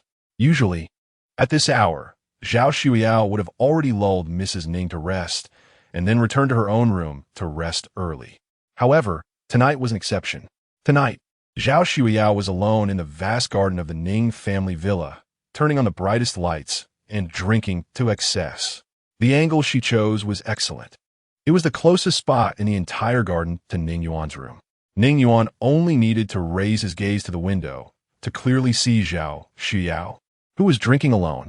Since that day of the national banquet, Ning Yuan had locked himself in his room, unwilling to see anyone, always sitting in front of the window, gazing into the distance with a dazed expression. The wine in his cup overflowed and receded, and he had lost track of how many cups he had consumed over the 3 days and nights. Tonight was also a sleepless night for Ning Yuan. Looking out the window at everything, at this moment, his intoxicated eyes and heart seemed to forget everything, forgetting all worries. As the ancients said, what can relieve worries? Only dukkha. Perhaps that feeling was just like that. At this moment, with his eyes and heart intoxicated, Ning Yuan seemed to forget everything between him and Huang Zixuan, forgetting all the beauty and pain of first love. Under the moonlight, beneath a few scattered stars, the girl drinking alone in the courtyard seemed so familiar. In a simple white strapless long dress, her exquisite goblet overflowed with red liquid. Why did this scene seem so familiar? In his memory, that woman seemed to particularly like red wine and this simple white lace strapless dress. In his memory, that woman seemed to have married him, seemed to have become his wife. Then, where did his sorrow tonight come from? And where did that woman's sorrow come from? In pursuit of the answer to this question, Ning Yuan's tall figure flashed and instantly transformed into a streak of light, appearing right in front of Zhao Shuiyao. With intoxicated eyes and heart, Ning Yuan roughly grabbed Zhao Shuiyao's delicate wrist and asked with a dazed gaze, "Why are you here? Yuan Guyu are drunk." Zhao Shuiyao put on a panicked look, her eyes filled with anxiety and unease. The moment Ning Yuan saw Zhao Shuiyao, his intoxicated eyes and heart seemed to gain a moment of clarity, and he apologetically released her wrist. The reality he was unwilling to face surfaced in his mind. Yes, that woman had indeed married him, but she did so with various intentions, and this woman before him, although gentle and filial to her mother, was still not her, not the one in his heart. Why are you still awake so late? Drinking too much is bad for your health. During this time, Ning Yuan had seen everything Zhao Shuiyao had done for her mother, and for the past few days, he had been in a bad mood. If it weren't for Zhao Shuiyao often accompanying her mother, many issues might have arisen.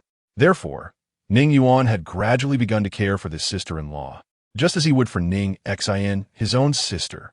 I can't sleep," Zhao Shuiyao said, dodging and speaking intermittently. At first, Ning Yuan thought it was just his sudden appearance that startled Zhao Shuiyao, but now, upon reflection, this girl had always been lively and spirited. She would never be like today, as if she were a startled bird. "No, you have something on your mind?" Ning Yuan pressed further. No, not at all. Yuan-Go, you're joking. What could Xiaoyao have on her mind? Even if I really had something, it would only be that I hope Yuan-Go can always be happy and that aunt can get better soon. There's nothing else. As Zhao Xiaoyao avoided Ning Yuan's gaze, she spoke anxiously and answered off topic. This only confirmed Ning Yuan's suspicion that Zhao Xiaoyao must be hiding something from him, and that it must be related to him. Thus, Ning Yuan pressed again, what exactly happened? If you don't tell me, if I find out later, I will never forgive you. Yuan-Go. When Ning Yuan shouted like this, Zhao Xiaoyao seemed to be instantly shattered, almost spilling out everything she had buried in her heart. Were you hiding from me? For some reason, seeing Zhao Xiaoyao like this, Ning Yuan felt a sense of unease rising in his heart, as if he were enveloped by a thick haze. I have nothing. Yuan Yi, you no longer love Mengshu. Since you don't love her, let her go. We were classmates at the Magic Academy, living in the same dormitory, like sisters. I beg you, Yuan-Go, don't make things difficult for her, okay? Zhao Xiaoyao's dazed eyes, under the moonlight and starlight, seemed to contain glistening tears. She originally wanted to explain something, but in the end, all her words turned into a plea. Though it was just a few words, it completely angered Ning Yuan. He grabbed Zhao Xiaoyao's two slender arms and coldly demanded, what are you talking about? Where's Qin Mengshu gone? I don't know. Tears fell like threads, and Zhao Xiaoyao seemed to be frightened by Ning Yuan's sudden pull, becoming completely incoherent and anxious. Faced with such a Zhao Xiaoyao, Ning Yuan took a deep breath several times, forcing himself to calm down. After a long while, he finally spoke in a tone that was relatively calm, asking in a composed manner, don't be afraid, I'm not here for you. First, calm down and tell me what happened. Where exactly has Qin Mengshu gone? After some time, Ning Yuan forced himself to calm down, and Zhao Xiaoyao seemed to find a moment of peace in her heart as well. Facing such a gentle Ning Yuan, Zhao Xiaoyao nodded lightly, her eyes hazy as if she were recalling something. After a long pause, she finally spoke in a fragmented manner. 3 days ago, a blonde-haired, blue-eyed boy said he was someone by the side of His Highness Arthur, the 7th Prince of the Sumia Empire. His name was something like Jerry.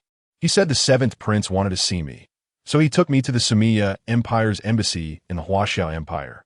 That day, it was already very late. There were no stars and no moon. I was very scared the whole way and wanted to leave, but Jerry wouldn't allow it. After meeting the 7th Prince, he said nothing at first, but immediately asked me about my sister-in-law Mengshu. I was terrified and didn't dare to lie, so I only said that I hadn't seen sister-in-law Mengshu for many days. The 7th Prince, however, said that Mengshu was locked away in a very distant place, a dark and sunless place. He also said that I needed to get something voice-controlled from you, as he wanted to take sister-in-law Mengshu away. I was extremely afraid in my heart and didn't dare to follow his words, but he said that even if he couldn't get the voice control, he could break the magic array there in just 3 days and take sister-in-law away. As Zhao Xiaoyao spoke, Ning Yuan's handsome face was already shrouded in gloom. For years ago, the scene of the welcoming party at the Magic Academy still lingered in his mind, with his eyes closed. Ning Yuan seemed to see the images from that year. Back then, he and Arthur, the 7th Prince of the Sumia Empire, both fell in love with Qin Mengshu, and he ultimately won her heart, while Arthur had temporarily given up his romantic feelings due to domestic politics. It was precisely for this reason that he could pursue Qin Mengshu without distraction. For years had passed, and to his surprise, this 7th Prince turned out to be such a devoted person. Chapter 73. Contest. Perhaps it was just Ning Yuan being foolish. On that day, at the national banquet, every word Arthur spoke had already revealed that he had never given up on Qin Mengshu, yet Ning Yuan seemed to have never taken this matter to heart. Thinking back, the visit of the Crown Prince and Crown Princess of the Sumia Empire to China, along with the strange appearance of the 7th Prince, who had always been at odds with the Crown Prince, was evidently premeditated. He had long decided to take away his Mengshu. At this moment, Zhao Xiaoyao was still chattering away. Yuan-Go, since you no longer love Sister Mengshu, why not just let her go? I see you unhappy all day long, and I think about Sister Mengshu being unhappy too. It makes me extremely sad. Yuan-Go, fate is something that is destined. Many things cannot be requested. Why hurt her and yourself? However, before Zhao Shuyao could finish her words, Ning Yuan's figure transformed into a streak of light, disappearing into the distant void. Yuan go, Yuan go. Zhao Shuyao pretended to block him a couple of times, but after Ning Yuan's figure completely vanished into the horizon, a trace of playful smile finally appeared on her extraordinary face. Yes, everything had been arranged by her early on. She wanted Ning Yuan to know that Qin Mengshu was trying to escape his control. Over the years, Zhao Shuyao had understood Ning Yuan very well. On the surface, he appeared to be a romantic and sentimental person, but in reality, he was the opposite. First Huang Zishuan, then Qin Mengshu. These two relationships were the best proof of how deeply he felt. A person so devoted was also stubborn and possessed a strong sense of ownership. He absolutely could not allow his woman to be taken away by another man. For him, that would be the greatest humiliation. Zhao Shuyao could see that Ning Yuan had truly invested his heart in Qin Mengshu and loved her deeply, which was why he would be genuinely furious. If Qin Mengshu continued to stay by Ning Yuan's side for a long time, he might slowly forgive the past and everything that had happened. At that time, Qin Mengshu and Ning Yuan would once again become an enviable model couple. All of Zhao Shuyao's previous efforts would turn into nothing. Now, however, things were quite different. Qin Mengshu had various accusations against her, and now she also bore the stigma of infidelity. It was likely that, by that time, these two would no longer have any possibility of being together. Meanwhile, Zhao Shuyao had remained clean throughout. She had never touched any of this. What choice would Ning Yuan make then? Thinking of this, Zhao Shuyao raised her eyebrows and smiled, seemingly talking to herself. The future is indeed something to look forward to. After leaving the Ning family villa, Ning Yuan went straight to the place where Qin Mengshu had been imprisoned, the crescent white two-story villa. Inside the room, the windows were bright and clean, making it clear that Qin Mengshu had spent her time there in utter boredom. Only someone who was extremely bored would repeatedly and tirelessly tidy up a room. On the roof, the small food delivery window that only allowed one person to pass through had a thick hemp rope remaining. It seemed Zhao Shuyao was right. Qin Mengshu had indeed been rescued. For some reason, realizing this made Ning Yuan's heart ache unbearably, as if something precious had been forcibly taken away. However, now was not the time to be sad. He needed to hurry and find Qin Mengshu. He had to know that the person who rescued her was the 7th prince of the Samia Empire.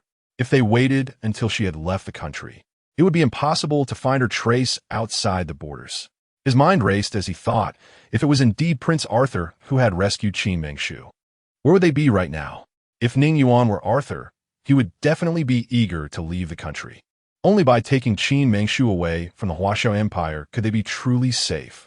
That being said, they must currently be at the international airport. With this in mind, Ning Yuan no longer hesitated. He quickly contacted the customer hotline of Jingping International Airport. As a golden VIP member, he soon found the flight records of Arthur and Qin Mengshu. From the timing, in less than an hour, these two would be boarding the first-class cabin of Huaxia International Airlines and leaving the Huaxia Empire. If it really came to that, it would be truly too late. Ning Yuan no longer hesitated. In a few flashes, he had already disappeared from the room. At that moment, Qin Mengshu finally met Arthur, whom she hadn't seen for 4 long years, at Jingping First International Airport. He was still the same, still that extraordinarily talented and handsome man. Time seemed to have left no trace on him. The moment Arthur saw Qin Mengshu, his anxious heart finally settled down. Yes, tonight was crazy for Arthur. He had never imagined that he would do such a thing, going to great lengths to take someone else's wife away. However, from the moment he saw Qin Mengshu, everything was worth it. Everything was worth it as long as he could be with her. Whatever he did was worth it. Without a word, Arthur uncontrollably rushed towards the approaching Qin Mengshu, gently embracing her. That soft and mysterious feeling made him infatuated, filling him with an indescribable joy. For years ago, I missed my chance. These 4 years have made you suffer. Arthur's melodious voice reached Qin Mengshu's ears. At this moment, hearing such caring words from the 7th Prince Arthur, Qin Mengshu's already battered heart felt a slight healing pain. Yet, her consciousness kept repeating in her mind, you mustn't be moved, you mustn't soften your heart. Tears had reached the corners of her eyes, but were forcefully pulled back to her heart, bringing a touch of sour pain. Qin Mengshu struggled a couple of times, trying to break free from Arthur's warm and broad embrace. However, although she had regained some spiritual power, she felt much weaker in front of this extraordinarily talented seventh prince. After several futile attempts to struggle, she ultimately gave up and quietly lay in Arthur's embrace, enjoying this brief moment of peace. At that time, Ning Yuan, who had been rushing over, finally arrived. Originally, Arthur was not very clear about this rescue plan. He didn't understand why they had to wait until 3 days later to rescue Qin Mengshu. Nor did he understand why the person Zhao Shuiyao found would be someone from the Sumia Empire. In fact, everything had been arranged by Zhao Shuiyao from the beginning. The people were from the Sumia Empire and claimed to be the close bodyguards of the seventh prince. Both Qin Mengshu and Ning Yuan believed that it was Arthur's people who rescued Qin Mengshu. The three of them had received Zhao Shuiyao's orders early in the morning to take Qin Mengshu along the winding mountain roads, using the moonlight to circle around several times, just to buy time and wait for Ning Yuan's arrival. As expected, Ning Yuan indeed witnessed such an ambiguous and intimate scene. When Ning Yuan saw Qin Mengshu tightly embracing Arthur, his heart instantly plunged into an abyss of despair. Pain, excruciating pain accompanied by unutterable anger. At that moment, he no longer cared about anything else.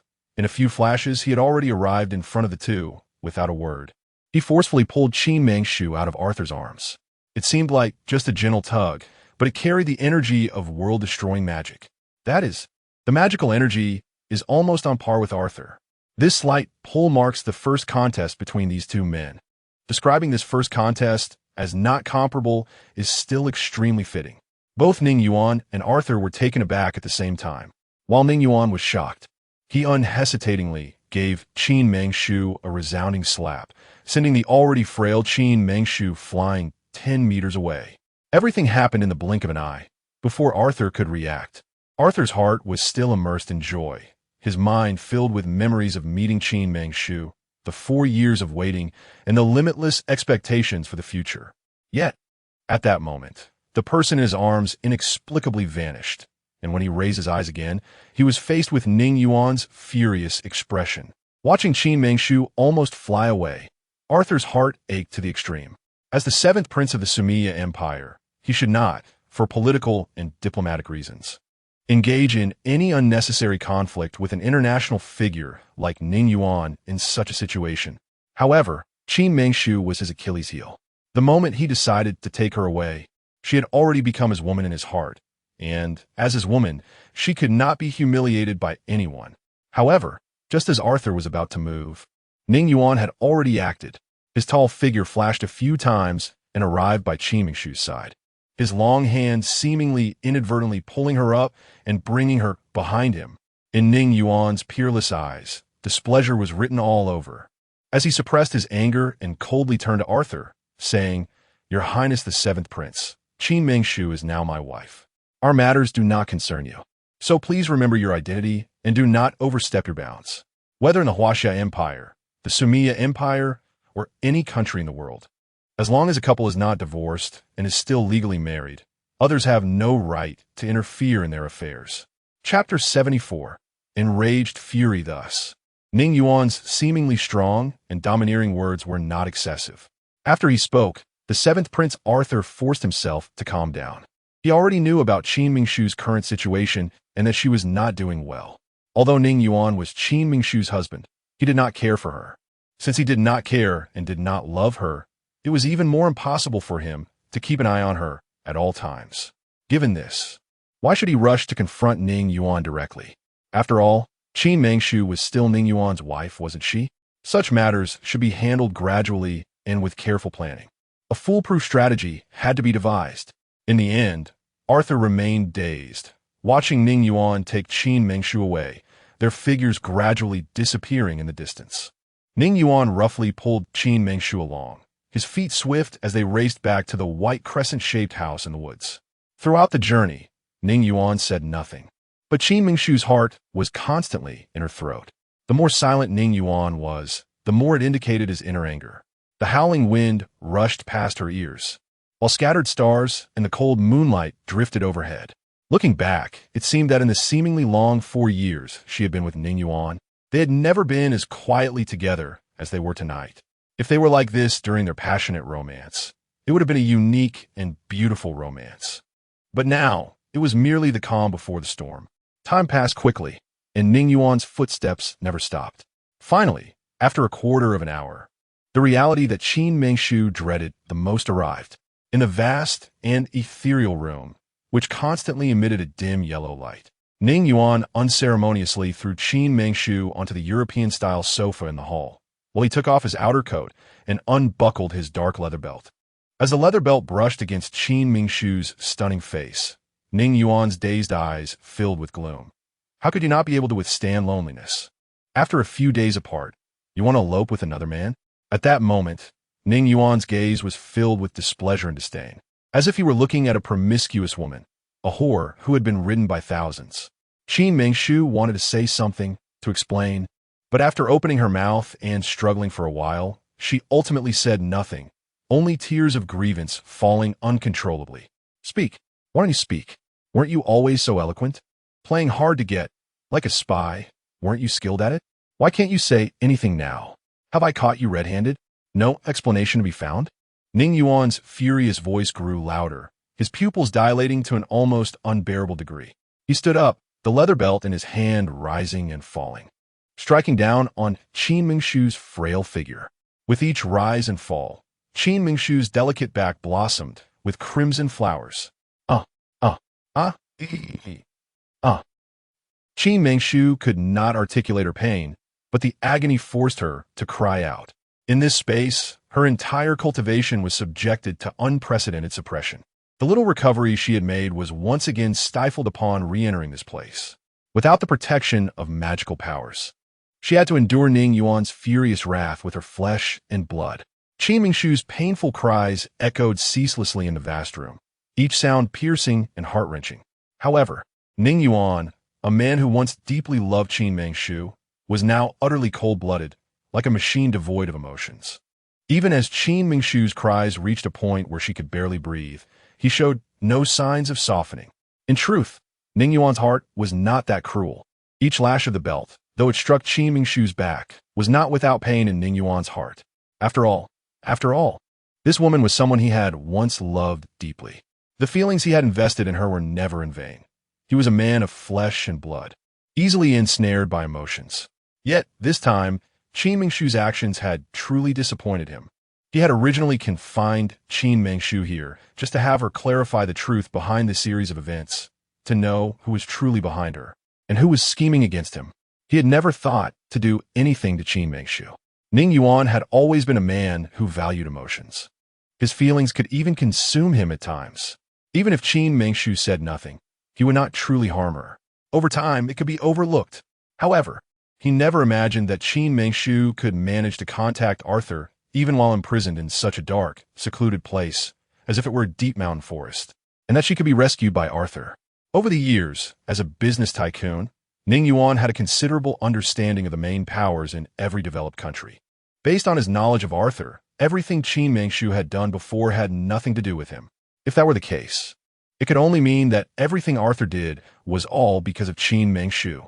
The scenes at the international airport also proved that Qin Mengshu, his nominal wife, perhaps still had another man in her heart, a man whom even Ning Yuan had to be wary of.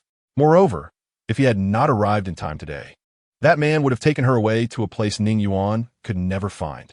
Since childhood, Ning Yuan had always been a self-reliant person, a man with an ingrained sense of masculinity and a strong possessiveness. Although Qin Mengshu was a suspect who wanted to harm and scheme against him, she was also a woman he had once loved deeply, his current nominal wife. If Qin Mengshu were to be inexplicably taken away by another man without a word, how would he face all the external opinions?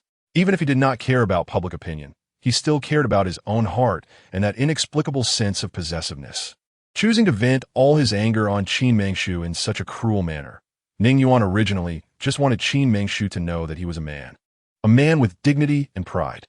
If Qin Mengshu continued to remain silent and protect the real perpetrator, then the outcome would be extremely bleak and even painful.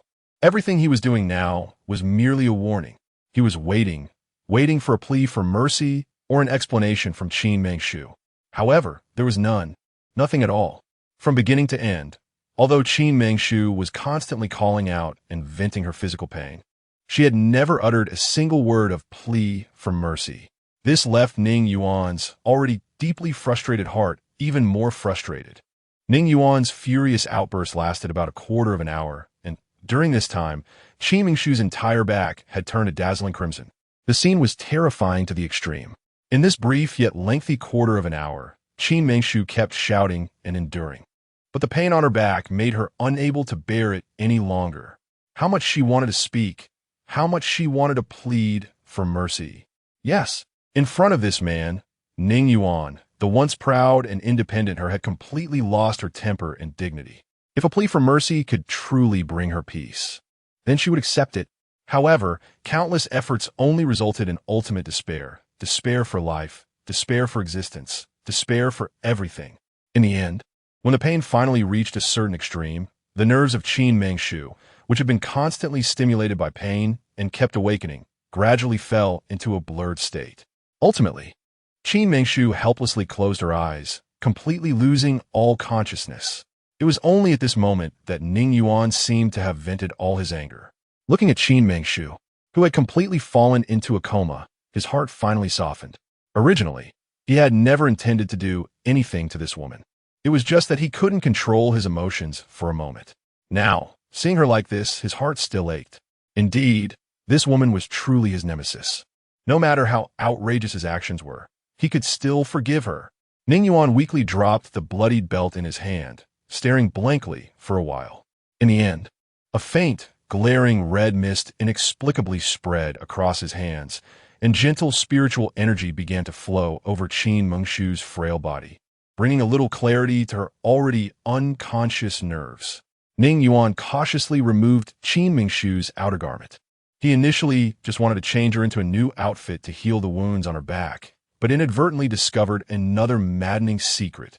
In the pocket of Qin Mengshu's outer garment, Ning Yuan unexpectedly found a note written in the language of the Sumia Empire, containing only a few simple sentences. It was these seemingly simple sentences that pushed Ning Yuan's anger to its peak once again. Chapter 75. Water surname Yanghua. Wait for me. I love you.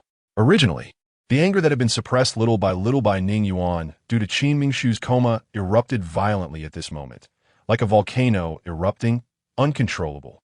Just as Qin Mengshu was waking up from her coma, she once again met Ning Yuan's furious gaze. As their eyes locked, looking into Qin Mengshu's eyes filled with fear and unease, Ning Yuan could even see the passionate scenes between Qin Mengshu and Arthur in her expression. Perhaps from the very beginning, after that welcoming banquet 4 years ago, the connection between these two had never been severed. Qin Mengshu, oh Qin Mengshu, your schemes are truly admirable. How did you manage to navigate so gracefully between two men? The most important thing is that, over the past 4 years, as Qin Mengshu's bedside companion and husband, he had never discovered that the woman he once loved so deeply had kept another man in her heart throughout their long years together, even maintaining secret correspondence with him. Ning Yuan's heart fell into an abyss of rage amidst the endless entanglements and speculations. Without a word, his tall figure, like a ghost, instantly closed in on Qin Mengshu, his deep eyes filled with fury fixed on the woman he once loved. In that moment, his mind went blank, and he felt a sudden confusion. The inexplicable possessiveness and overwhelming masculinity surged like an uncontrollable fire, occupying every inch of his skin and pores. Time seemed to be sinking into a swamp. In that instant of eye contact, Qin Mengshu saw unprecedented anger, unprecedented violence, unprecedented fury, and despair in Ning Yuan's deep eyes. It was only at this moment that Qin Mengshu helplessly realized that although this man had brought her so much pain and despair, so much suffering and sorrow, seeing him in such pain and anger made her heart, which had been battered and hardened by time, soften once again. In that instant, even the pain on her back seemed trivial, as if all suffering became unimportant in front of this man, in the face of her chaotic heart. If at this moment, Ning Yuan could say a few words of tenderness, a few words of soft comfort, then Qin Mengshu's wilting heart would immediately reignite like dying ashes and give rise to new hope. However, As time passed second by second, this man ultimately failed to say the words Qin Mengshu longed to hear. In fact, just moments ago, in her semi-comatose state, Qin Mengshu had felt this man's tenderness towards her, had felt his warmth and love. After all, they had once loved each other so deeply. Thus, even with a heart full of wounds, it could heal in an instant. No matter how many mistakes there were, they could all be forgiven. Unfortunately, in the end, Ning Yuan still uttered hurtful words. Qin Mengshu, you won. Really, you won beautifully. Are you even a woman? How can a woman live like this, so shamelessly, using her own body and feelings to torment others? Ning Yuan's long hand crushed the note written in the language of the Sumia Empire into pieces, and his heart was equally full of wounds. Yet Qin Mengshu could not understand what Ning Yuan was saying at all. As their eyes met again, Qin Mengshu appeared utterly bewildered throughout. However, Ning Yuan's words were indeed hurtful. Such a comment about shamelessness was heavy for any woman. How disappointed must a man, a husband, be to speak such words to his wife? Perhaps, from this moment on, Qin Mengshu's heart was completely dead. If her heart was dead, how could she show more expressions on her face? It was precisely this expression that made Ning Yuan even more upset. Was this indifferent attitude really the final stance? If so, was there any need for further explanation? Every time Ning Yuan thought about the woman he had once loved deeply being entangled with another man, his heart felt as if it were being stirred by a sharp blade, causing him excruciating pain to a suffocating extent. In that moment when he gazed deeply into Qin Mengshu's eyes, the anger and unwillingness in Ning Yuan's heart reached another extreme. No, this woman was his, always had been his. Even if there came a day when he no longer loved her, she could only be his woman, and could not have any relationship with any other man, not even a slight connection. He didn't know when this thought began, but it was like a healthy seed deeply buried in Ning Yuan's heart, taking root and sprouting as time passed, eventually growing into an irreversible towering tree. Finally, this thought reached a specific height at a certain moment. Just before Qin Mengshu could react, Ning Yuan's long hand had already seized her petite body. There were no kisses, no tender entanglements.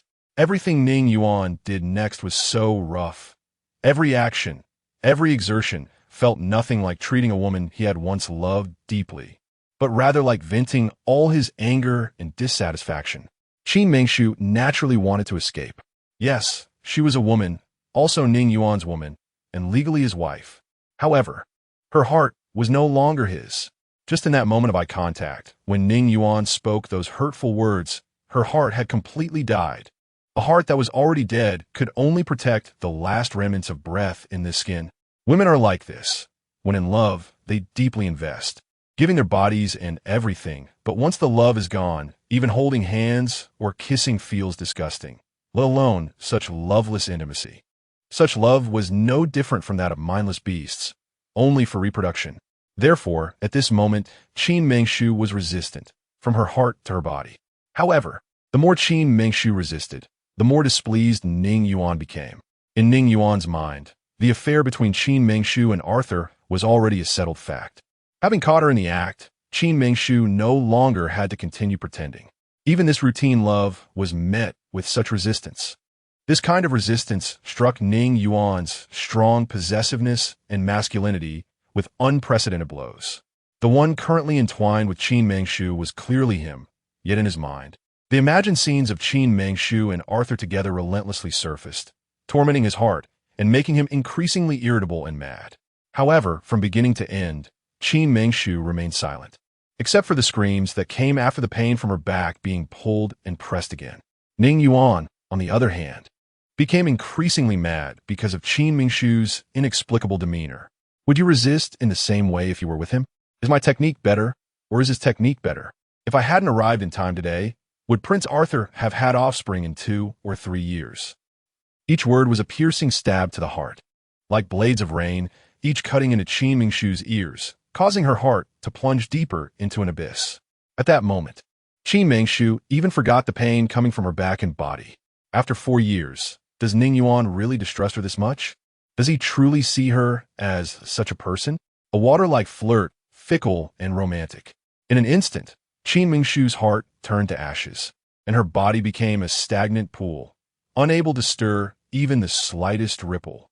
She quietly closed her extraordinary eyes, and large tears fell uncontrollably from her tear glands. She didn't want to explain, nor did she feel it was worth explaining. So be it. Some things are destined from the start. Perhaps she is destined not to have a good outcome with Ning Yuan, destined to never attain the love she yearns for. Time passed second by second. The moon set and the sun rose. Qin Mengshu herself didn't know how long Ning Yuan had vented on her that night. She only remembered that her body had long lost all sensation. When she woke up again, the scars on her back had completely scabbed over. Blood mixed with sweat and tears had soaked her tattered clothes, forming large, hard remnants. And Ning Yuan, the man who had frantically vented on her last night, was now nowhere to be found. The room still carried his lingering presence. Chapter 76 Escape from the Devils grasped the window on the roof, which originally could only accommodate one person, was now completely sealed off, leaving only a small gap for a bowl to fall through. The light remained as dim as in the past. Everything seemed to have returned to the way it was before, as if she had gone back to those dark, imprisoned days. In a daze, Qin Mengshu even felt that perhaps she was originally meant to be in this world, or maybe everything she experienced yesterday was unreal. Perhaps everything she experienced yesterday was just a dream. She was never free. She was born a prisoner and would never attain so-called freedom. In her days, she even felt that her entire previous life, everything on Earth, everything on the Biluit continent, all that she had seen and heard, all the love and encounters, were merely a dream. She was born here, belonging here, and no matter what, she could not escape. What kind of despair could lead her to such pessimism? Time passed second by second, day by day. In her utter despair, Qin Mengshu even forgot everything, forgot that as a human, one should possess wisdom, pursue dreams, and yearn for something.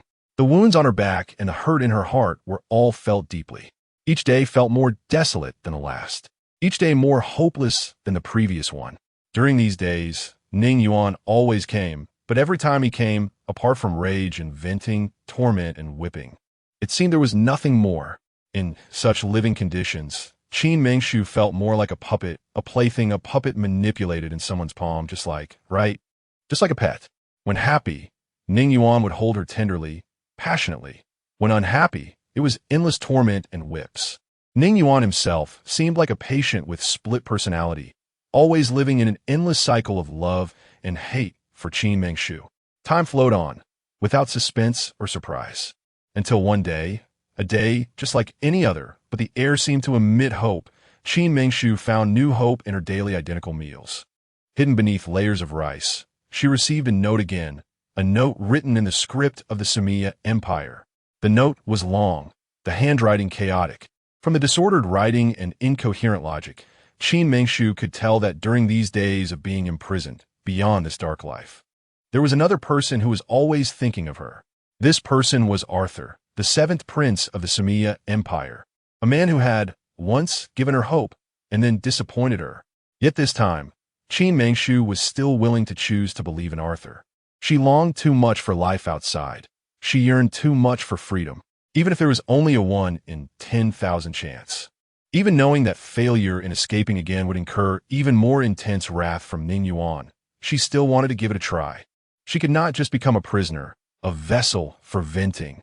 Therefore, on the morning of the next day, while Ning Yuan was in his office handling various business affairs, he received a piece of news that broke his heart.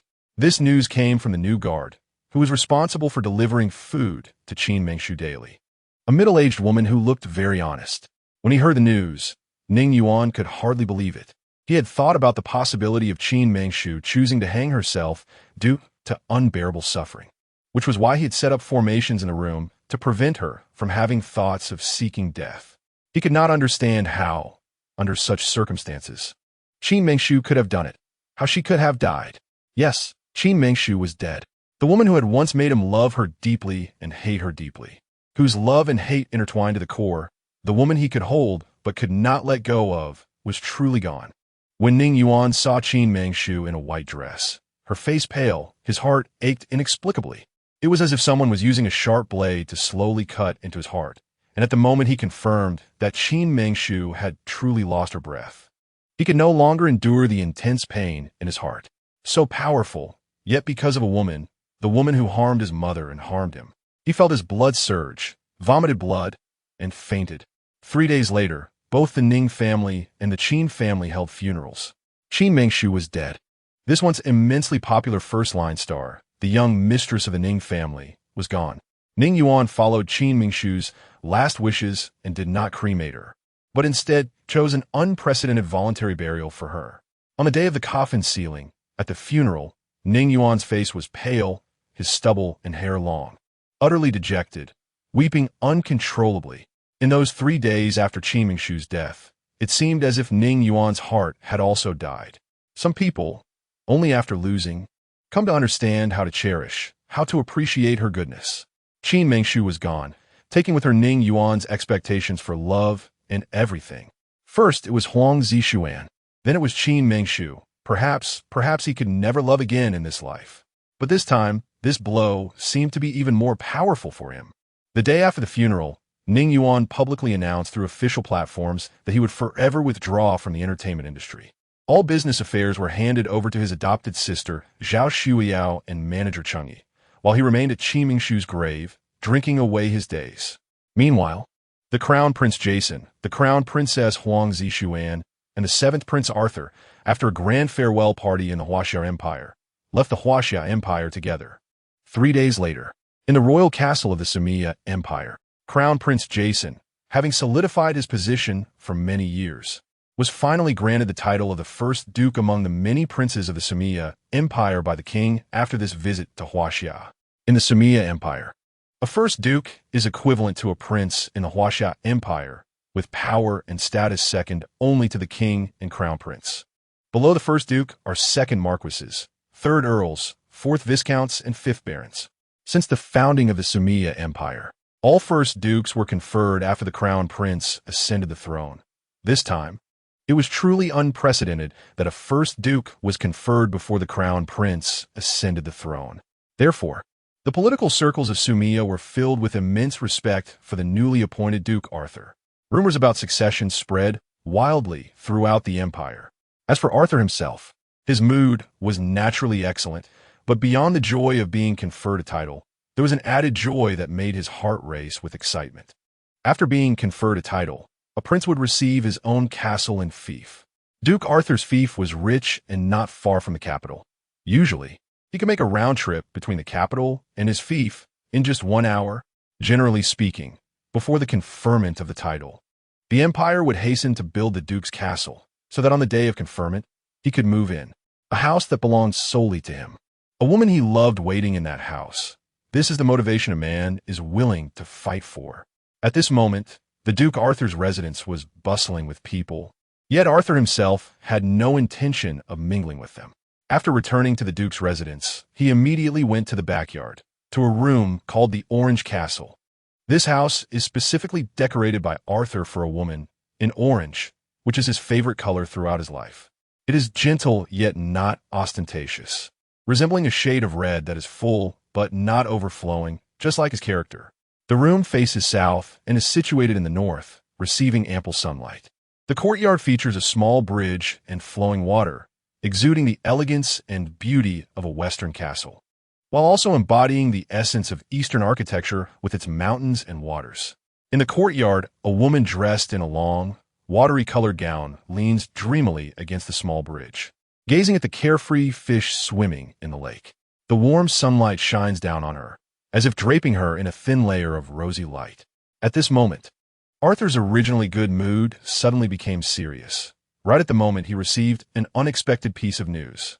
He asked himself why this woman had to endure so much suffering. Was this news good or bad for her? Arthur shook his head helplessly, dispelling the gloom in his mind, and slowly approached the woman, opening his arms, wanting to gently embrace her. However, almost at the same moment, the woman seemed to be startled like a bird released from a bough, instantly retreating 3 to 5 steps, as if she had encountered something terrifying and unbearable. It was only when she clearly saw Arthur's face that she slowly calmed down a bit, lowering her fearful eyes. "What has happened to you?" Arthur's voice was warm, just like the warm sunlight that encompasses countless holy spirits. Yet the woman before him remained silent, just as she had 3 days ago. On that day in the Huaxia Empire, in the crescent white room. The note that Arthur handed to Qin Mengshu was a dose of fake death medicine. After taking it, she could feign death for 3 days, during which time she would be indistinguishable from a dead person, showing no signs of life at all. It was this medicine that finally allowed Qin Mengshu to escape from the clutches of danger. However, even after arriving in a place where no one recognized her, a relatively safe place where she could breathe freely and move about, Qin Mengshu still felt fear, remaining alert even in moments of distraction. Chapter 77. Marry Me, Qin Mengshu. The lively and adorable woman in Arthur's memory, proud and generous. What has she gone through to become so anxious and restless today? After bringing Qin Mengshu to the Sumia Empire, Arthur immediately sought out the best doctors in the empire to treat her. However, due to his busy official duties, he had not inquired about her condition at all.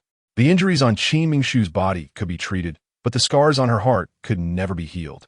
It was confirmed that her voice had suffered great persecution, and the chances of her being able to speak again were extremely slim.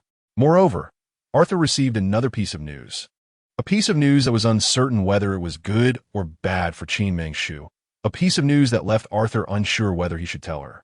Right now, Qin Mengshu could not speak and was unwilling to open up. The psychological doctors he had invited had all been driven away by her, and he truly did not know what to do. Arthur had once thought that since Qin Mengshu could not speak, she could write down her feelings to vent her unhappiness. However, she was unwilling to write, unwilling to express her thoughts. She would rather remain locked in her own world forever. I know you cannot speak, but you must be able to hear. Now, there is something very important that you must decide for yourself.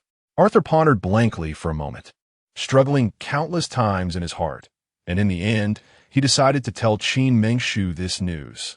Although he knew that if he wanted to completely heal Qin Mengshu, to help her move on from her past failed relationship and keep her by his side, it would be better for her not to know about this matter. Perhaps resolving it quietly would be the best. However, after countless struggles, Arthur still could not get past this mental barrier. No matter what, Qin Mengshu was a free person. She deserved to know about such matters, even if she would make a decision that Arthur did not want to see after learning it. He could not deceive her. As soon as the words fell, Qin Mengshu had completely let down her guard. She took some fish food from the rack beside the small bridge and casually sprinkled it onto the lake, appearing indifferent, as if it didn't matter whether she listened or not. Yet Arthur's seriousness had never eased even a bit. You are pregnant. The 4 words floated gently like a soft breeze into Qin Mengshu's ears, and unconsciously, she dropped the box containing the fish food, causing the fish in the stream to scramble for it. Her gaze, however, was so dazed, fearful, and uneasy, but ultimately transformed into determination. Arthur merely clenched his hands, his nails almost digging into his flesh. He was waiting for Qin Mengshu's final decision. No matter what the decision was, he would accept it. After a long time, the air seemed to freeze at that moment, until a quarter of an hour later, Qin Mengshu finally took a deep breath, her stunning face sliding down 2 streams of tears, and, as she turned, Arthur had already followed her. The usually unwilling Qin Mengshu to write down her thoughts finally picked up a pen and wrote a single word on the pale rice paper. Stay. Yes, just this word. Qin Mengshu admitted that she indeed hated Ning Yuan, hated him to the extreme. It was this man who ruined her life. Yet she could not bring herself to be ruthless. She could not bear to kill her own child with her own hands. Perhaps everything was already destined. This child might be the one she lost at the Ning family villa, returning to her side once more, ultimately not wanting to part from his mother. How could she, as a mother, bear to harm her child? Seeing such bold letters, Arthur's heart ached deeply, a pain that was hard to breathe through. The goodness of this woman made him heartbroken. He could see that Qin Mengshu must have been extremely disappointed in Ning Yuan. She could never return to his side again, nor could she touch anything about her past with him. Yet her heart remained kind, always unable to snuff out the tiny life in the cradle. In fact, Arthur did not know whether to say Qin Mengshu's decision was good or bad. But regardless, such a decision might be good for her. Perhaps she could become stronger because of this child. Since you have made such a decision, you must pull yourself together, even if not for yourself, at least for the child in your belly. This is the Duke Arthur's residence. You are pregnant, and I truly do not know where to hide you. Why not just marry me? I will definitely protect you and the child, and I will never force you to do anything you do not want to do." Arthur also knew that with this decision, Qin Mengshu would become a mother who devoted herself entirely to her child. She could never truly become his woman. However, as a first-class duke, he could only provide her this protection. In the end, Qin Mengshu weakly nodded in response to Arthur's decision. Although they had only interacted for a few short days, she could see that Arthur was a good man. Since he said he would only marry her to protect her and would not bring her any harm or force her into anything, she believed him, believing that Arthur would not deceive her. After all, it was this man who rescued her from the endless abyss of darkness, gave her a new life, and provided a safe place for her and her child to live. As long as she could live quietly and peacefully by her child's side, she would ask for nothing more. The next day, Arthur invited the psychologist again. This time, Qin Mengshu did not refuse again, but cooperated quite well. She needed to heal herself. She wanted to welcome her child with a relatively healthy body. As time passed, Arthur watched Qin Mengshu become increasingly cheerful and lively day by day. Sometimes she would even be in the garden, writing or drawing something softly. Arthur's heart gradually became calm. This illusion of peaceful and happy days even seemed strange to Arthur. As long as he could quietly watch Qin Mengshu from afar, he felt deeply satisfied. The cruel fragments of the past, the choices between life and death, the struggles for power, seemed to become unimportant in that moment. Time flew by, and before long, 3 months had passed, and the child in Qin Mengshu's belly had settled down. Arthur finally officially proposed the idea of marrying Qin Mengshu in the court. Logically, Arthur was not young anymore. Now, as a first-class duke, it was time for him to settle down with a duchess.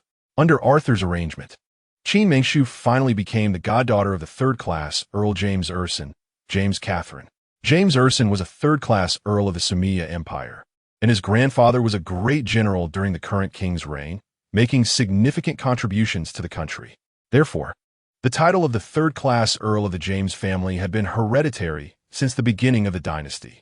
However, although it was indeed hereditary, the king feared the power of the James family and gradually took back their military power. Yet James Urson was a person with great ambitions and had considerable aspirations in politics. Crown Prince Jason has always been short-sighted. Seeing his father distance himself from the James family, he also looked down on James Elson. However, the seventh Prince Arthur, from the very beginning, recognized Elson's charisma and political achievements, and the two quickly formed a bond. James Elson has 3 sons and 1 daughter. His eldest daughter is already married. Now, under Arthur's arrangement, Qin Mengshu, under the identity of James Catherine, becomes Elson's daughter, naturally aiming for a wealthy match. A niece of a third-class earl marrying a prince to become a first-class duchess is still somewhat considered a match in status. However, the king is not very pleased with this marriage, believing that Catherine, being an adopted daughter, is unworthy of marrying into the royal family and becoming a first-class duchess. In fact, the king values the 7th Prince Arthur quite a bit. He knows what kind of person his legitimate eldest son is. He only hopes that after 100 years, Arthur can assist Jason as a first-class duke and stabilize the throne. Therefore, the position of first-class duchess has long been determined by the king, with the bride being the daughter of a second-class marquis, a wealthy and prominent lady, which could be said to be a match made in heaven. Only such a status would be worthy of the title of Duchess of Arthur. Father, Arthur has made up his mind. He will marry no one but Catherine. The son has already privately committed to a lifetime with Catherine. Catherine is already carrying the son's child, over 3 months along. No other woman, no matter how good, can catch the son's eye. Over the years, the son has never asked the king for anything, so this time, I ask for your support. Arthur bowed sincerely, with utmost sincerity. What are you saying? A young girl, pregnant before marriage. This is the first-class duchess you have chosen for me. The king was clearly very furious. In fact, Arthur himself knows that an adopted daughter of a third-class earl does not qualify for the position of first-class duchess, especially since a first-class duchess must possess virtue and grace. However, at this moment, Qin Mengshu's reputation has been ruined, and she can no longer embody the so-called grace and elegance. Therefore, he has dragged the matter to this point. Now, With Qin Mengshu being over 3 months pregnant, there is no way the king can refuse. Chapter 78. Duchess Arthur. Moreover, in Arthur's heart, only Qin Mengshu can bear the title of Duchess. No matter what, it must be Qin Mengshu. Even if he can only hold onto a shell without a heart, even if Qin Mengshu can never accept him, he is still willing to endure it. Your Majesty, since the child likes her, please agree. The queen consort was speaking from Arthur's perspective for the first time. However, she was merely doing a favor. She had thought that the high-ranking Arthur would choose a wife who could greatly aid him politically. She never imagined that the cautious Arthur would ultimately choose such a wife. Despite having a stepfather who is a third-class earl, she remains a woman of unknown origins. If such a woman truly becomes a first-class duchess, it would be a significant mark for Arthur's political future. This outcome is undoubtedly what the queen consort most wishes to see. Well, since it is this way, I shall agree. In the end, the king could not resist his son and wife and reluctantly agreed to the marriage. After all, the rice is cooked, and the wood has become a boat. What else could he do but comply? The James family, in recent years, though not a prestigious family, is still a lineage of loyalty. Catherine, although only a foster daughter, is also the daughter of an earl. For first-class duchess, this is somewhat tenuous but not overly excessive. The eldest prince, Jason, though politically mediocre, is nonetheless the legitimate eldest son, and without major faults. He is destined to inherit the throne. In recent years, Duke Arthur has gained immense fame and power, already existing as someone beneath 1 but above 10,000. Given this, it is not wise to further amplify his power. Moreover, this wife is chosen by Arthur himself. As an emperor, this is merely a matter of weighing options. Since that is the case, let it be. Over the years, Arthur has indeed enjoyed some glory. This marriage can cool him down a bit. As for Arthur, before coming here, he had already guessed this outcome. If Qin Mengshu had not appeared in his life, he would have fought with all his might for the position of crown prince to fulfill his ambitions. And as for the fairy, he already has Qin Mengshu. He is willing to give up his political ambitions for this woman, as long as he can protect her for a lifetime. What does it matter if he loses the kingdom? However, there are still concerns that Arthur has. Arthur has one more thing to ask of his father. The tension in Arthur's heart grew stronger, and he appeared increasingly anxious. What else is there? Just say it all. At this point, the king was clearly becoming impatient. Catherine is currently pregnant, and, given her frail health, if they were to hold a grand wedding, it might not be good for Catherine or the child. His son requested that the title of first-class duchess be conferred first, and after the child is born, they can hold the wedding. As the words fell, the scene fell silent. The queen consort's elegant and noble face almost blossomed into a flower. She truly had not expected that this cautious, exceptionally talented seventh prince, His Grace the Duke, would be so adorably foolish at this moment. Currently, Catherine is over 3 months pregnant and wearing loose wedding attire. She can barely conceal the fact that she is pregnant before marriage. If they were to conceal it for 3 months before announcing the good news, no one could say anything bad. But if, as Arthur suggested, they conferred the title first and held the wedding after the child is born, everyone would know that the first-class duchess, Arthur's wife, was actually pregnant before marriage, to the point that the wedding could not be held normally. This would be a tremendous humiliation for the royal family of the Samia Empire and for Arthur. Upon hearing this, the king indeed became furious, and his patience with Arthur completely vanished. Pregnancy before marriage was already a great humiliation, and now to delay the wedding. This was simply adding insult to injury. Pregnancy before marriage. Pregnancy before marriage. These 4 words echoed in the king's mind, creating an illusion of an endless echo for 3 days. Many past events surged through his heart like a tide. His gaze became distant, instantly sinking into memories. No matter how he looked at it, he felt that the Arthur before him resembled him from years ago. If only he had been a bit more resolute back then. Perhaps the subsequent events would not have occurred, and perhaps his life would not have been filled with so many regrets. The woman he once loved deeply would not have left angrily, and everything would not have reached an irreparable point. She ultimately disappeared, vanished without a trace, as if she had never existed in this world. And he, even after obtaining the high throne and the world, what could it matter? His beloved remained unable to be retained, ultimately becoming a regret of his life. His son seems to be more resolute and brave than he was in his youth. He has never met the woman named Catherine, but somehow there's a sense of familiarity, as if she were the one from back then. He believes that a woman who can make Arthur give up everything, a woman who can provoke the Emperor's wrath, must also be an exceptionally talented woman. Well, perhaps this is fate. What he did not dare to do back then, his son has now done, which can be seen as fulfilling his regrets in another way. Time seemed to have sunk into a swamp. Every minute and second felt unbearably long. After a long while, I agree. The three words floated lightly in every corner of the castle hall, and even Arthur himself did not expect his father to agree so easily. Even so, he had already thought of the words of resistance to follow. In that moment, everything else faded away, leaving only a deep bow. Arthur's pleasant voice resonated in the hall.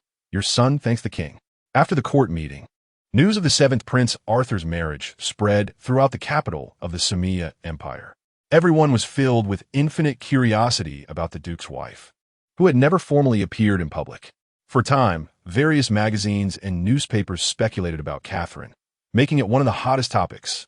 Legends about Lady Catherine emerged endlessly, some saying she was a celestial beauty with golden hair and blue eyes, her brows full of affection.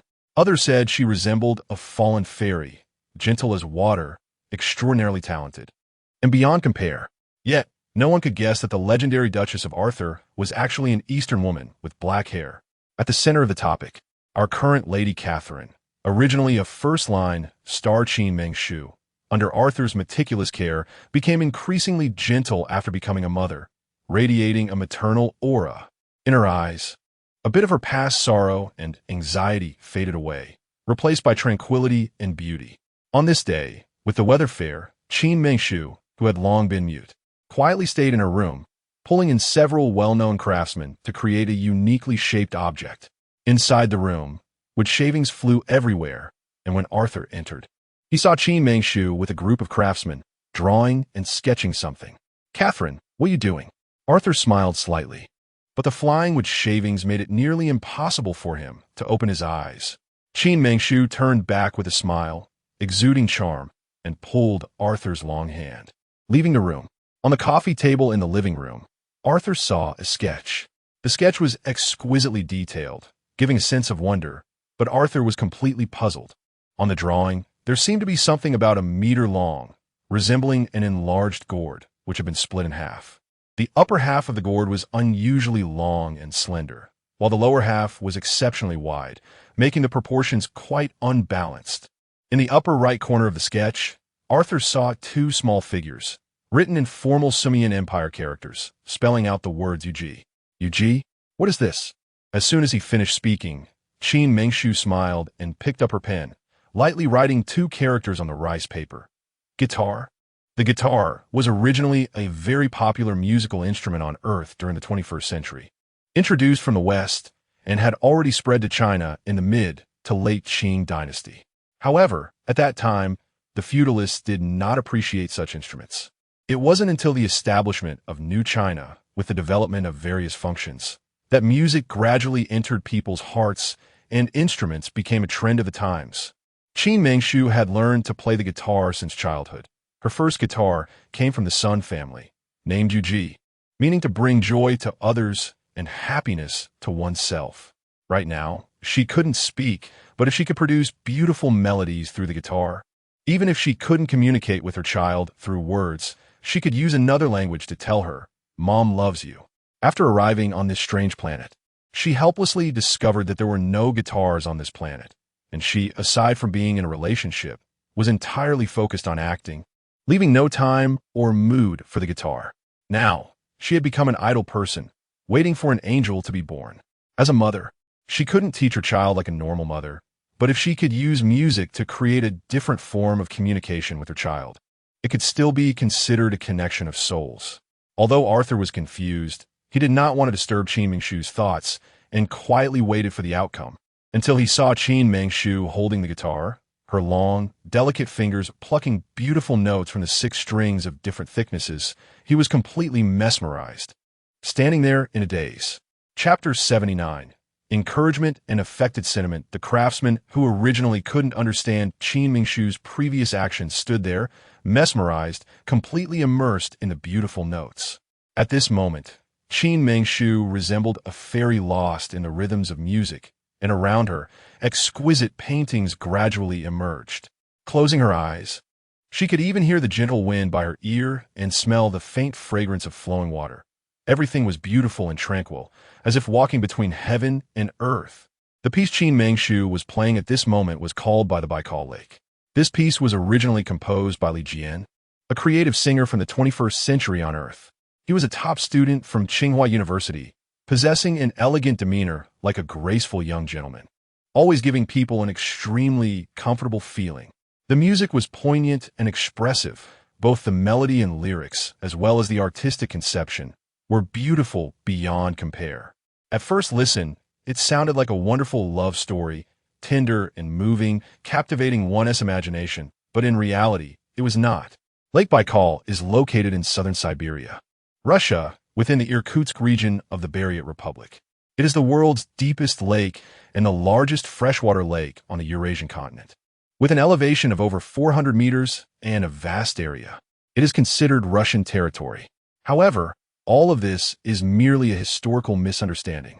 In fact, Lake Baikal was originally Chinese territory, the homeland of Li Bai and the grazing grounds of Su Wu, until the late Qing dynasty, when the Qing government ceded Lake Baikal to Tsarist Russia through the Treaty of Nerchinsk. After the establishment of New China, Lenin originally promised to return it to China, but later tricked China into tearing up the agreement and officially seized it. Li Jian once traveled to the beautiful Lake Baikal, inspired by the scenery, and wrote this piece. The original meaning of the song is "in my embrace, in your eyes," referring to being in China's embrace and in Russia's eyes. There, the spring breeze is intoxicating and the grass is lush. Lake Baikal is so wonderful and tranquil. Yet the signed session agreement, like the changing footsteps, forever prevents us from holding hands. I am swallowed by the night, where time flows like water. At the end of the song, Li Jian expressed his desire for the territory to return. How I wish one day the past would reappear. He hoped that the border dispute could reignite and that the beautiful Lake Baikal could return to the embrace of the motherland. When Qin Mingshu first heard this piece, her feelings gradually transformed from a longing for a beautiful and tranquil love to a sense of dependence on her country, nostalgia, and yearning for Lake Baikal. Beautiful is indeed beautiful. Now, Qin Mingshu, like Lake Baikal, had left her native place and arrived at this unfamiliar planet. And the changing footsteps ultimately kept her from holding hands with the earth and her hometown. Countless regrets suddenly surged to her heart. Yet, she could do nothing, not even express her inner thoughts through words. At this moment, she could only use this piece to express her longing for her hometown. As her slender fingers gradually fell from the 6 strings of the guitar, the wind by her ear, the water on her nose, and the yearning in her heart all came to an end. Raising her gaze once again, everyone present was completely stunned. She smiled faintly, wondering why such a simple song could evoke such emotions. "Catherine, it's so wonderful that you can do this." The familiar and pleasant voice of Arthur reached her ears. From a score written by Qin Mingshu, Arthur roughly understood that she was singing about a place called Lake Baikal.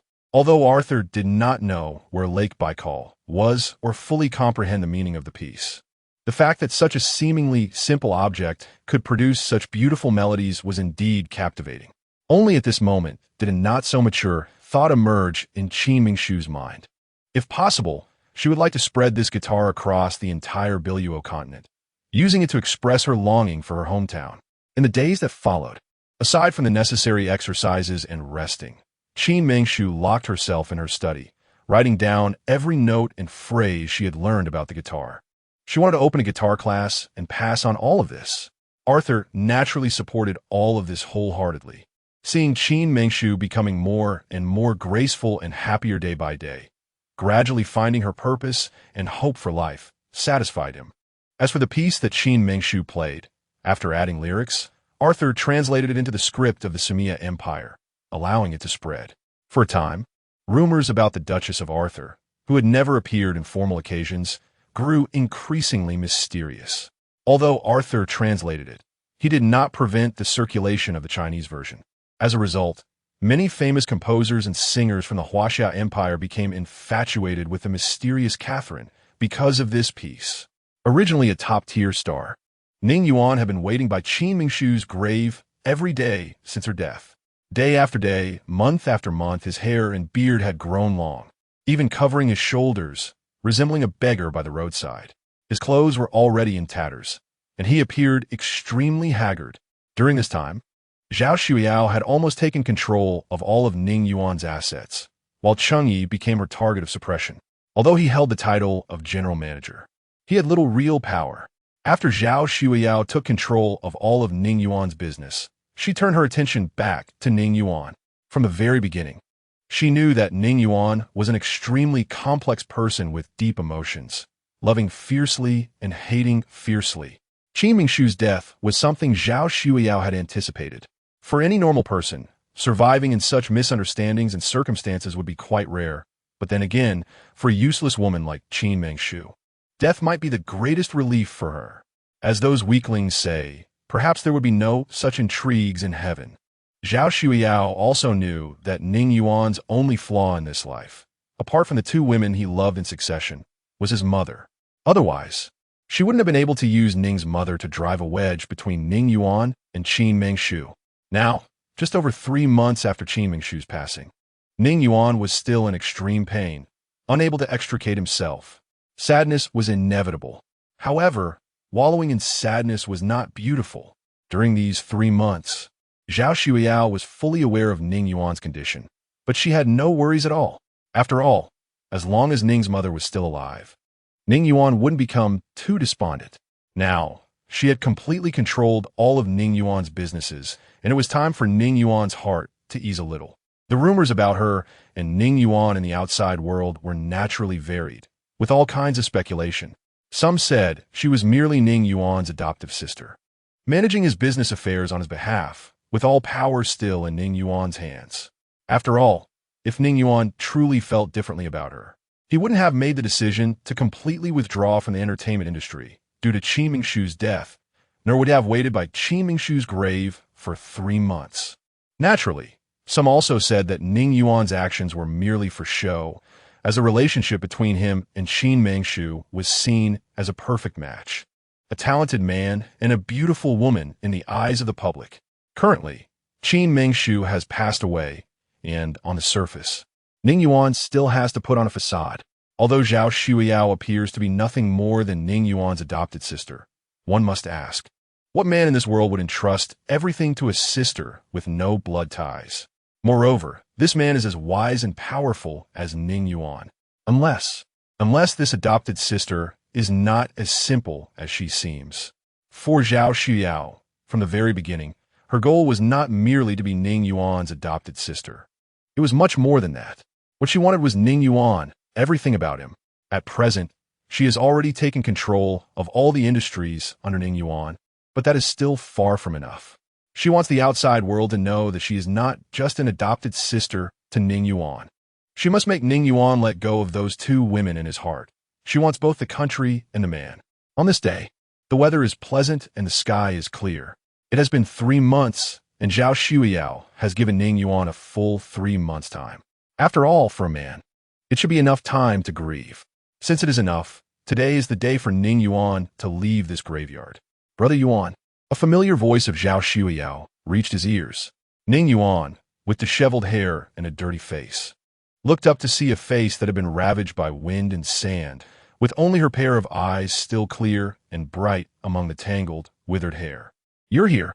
After a moment of looking up, Ning Yuan lowered his eyes again, seemingly only focused on the tombstone inscribed with Qin Mingshu's name. I'm here. Zhao Shuiyao put on a posture of extreme sorrow and choked. Sister-in-law has been gone for several months. Brother Yuan should mourn her passing. The dead are gone, and the living should cherish life. If sister-in-law sees you like this from above, how can she be at ease? Ultimately, it is I who is sorry for her. Let me guard her. This is the last thing I can do for her. Ning Yuan understood what Zhao Shuiyao was saying, but he simply did not want to accept it. Looking back over the years, Qin Mingshu had given up too much for him. Everything she cared about under the spotlight, her career, love, and youth. Chapter 80. Guarding the tomb and departing even if all the beauty, love, and longing were truly just a lie. Qin Mengshu ultimately lost her life because of this lie. So it must be. Enough. Enough. Fate comes and goes. Fate arises and fades. It all ultimately revolves around the word fate. Perhaps in this lifetime, Ning Yuan is destined to be lonely, destined to be unfulfilled, to love and part. Since Qin Mengshu left, Ning Yuan himself didn't know why. But all his suspicions about her seemed to have vanished with her departure. At this moment, Ning Yuan's heart was full of memories of Qin Mengshu, their laughter, her beauty, everything she did for him, her compromises, sacrifices, and waiting. The deceased has passed away. Yes, the deceased has departed. He understood everything. He knew that as a living person. He should let go. But some things cannot be understood and then done. At least he couldn't do it without feeling moved or heartbroken. If everything could start anew, then even if he knew it was all just a conspiracy and a lie, he wouldn't want to expose it. Even if it meant slowly dying in Qin Mengshu's tenderness, suffering to the end, he would still prefer that. However, it was already too late to say anything now. Qin Mengshu had left quietly, taking all his longing and regrets with her. The only thing he could do for her now was to stay here, as if guarding her side.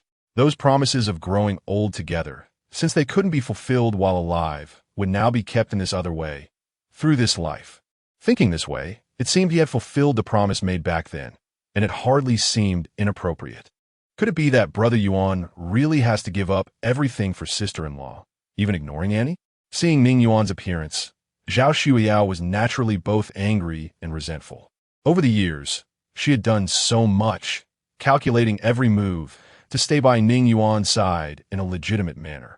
To ensure Ning Yuan and Qin Mengshu would completely sever ties, she had gone to great lengths, finally pushing Qin Mengshu to the brink of becoming an invisible killer.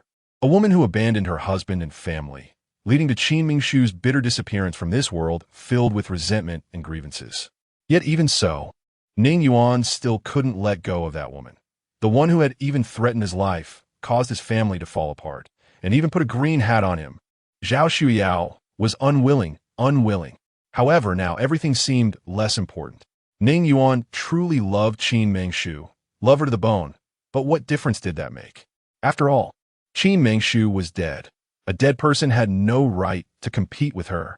Zhao Shuiyao sighed long and heavily, maintaining an extremely sorrowful demeanor. When she mentioned the word Annie, her beautiful eyes moved just right, and 2 lines of tears fell perfectly, her hesitant posture evoking pity. In an instant, Ning Yuan understood Zhao Shuiyao's unspoken meaning.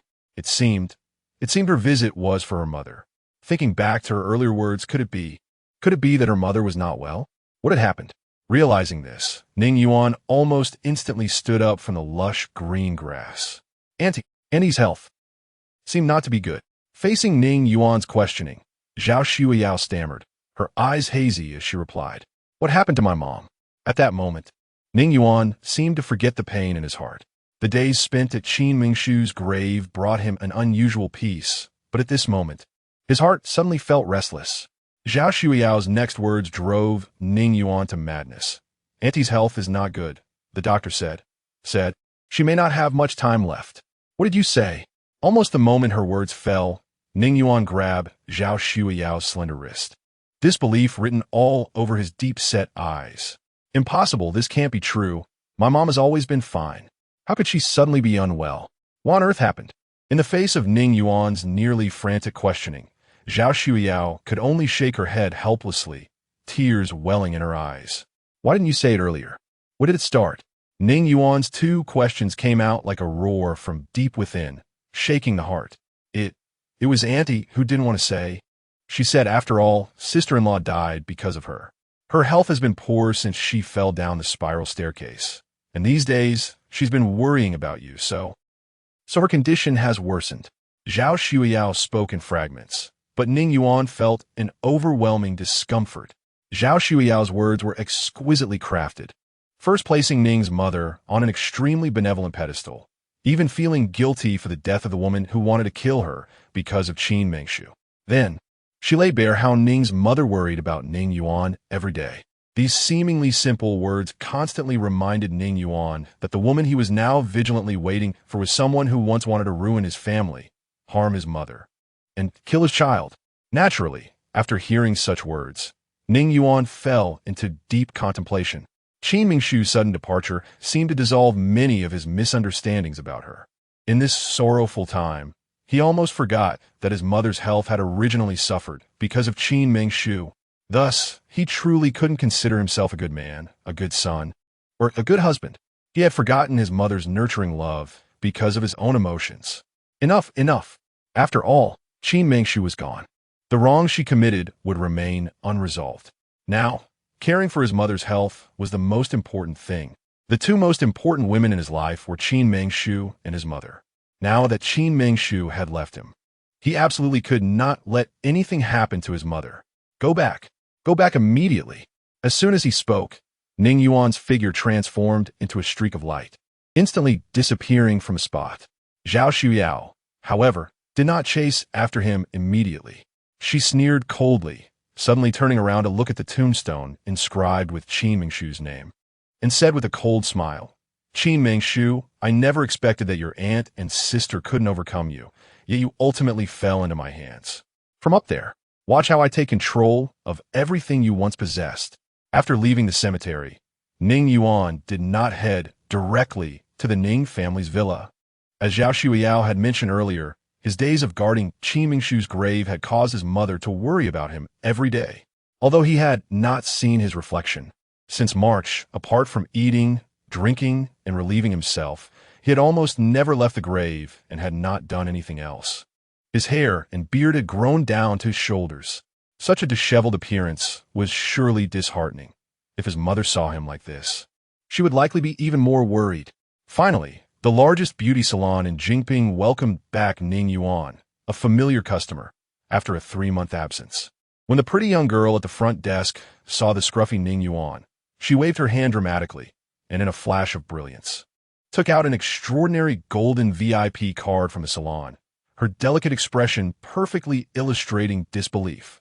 The little girl timidly accepted the supreme card offered by Ning Yuan. After confirming it without a doubt, she carefully led Ning Yuan to the VIP room. Fifan is the largest beauty and wellness chain in the Huaxia Empire, and over 70% of the top and super top stars in the empire have been members for many years. Ning Yuan, who was once a super top star, was no exception.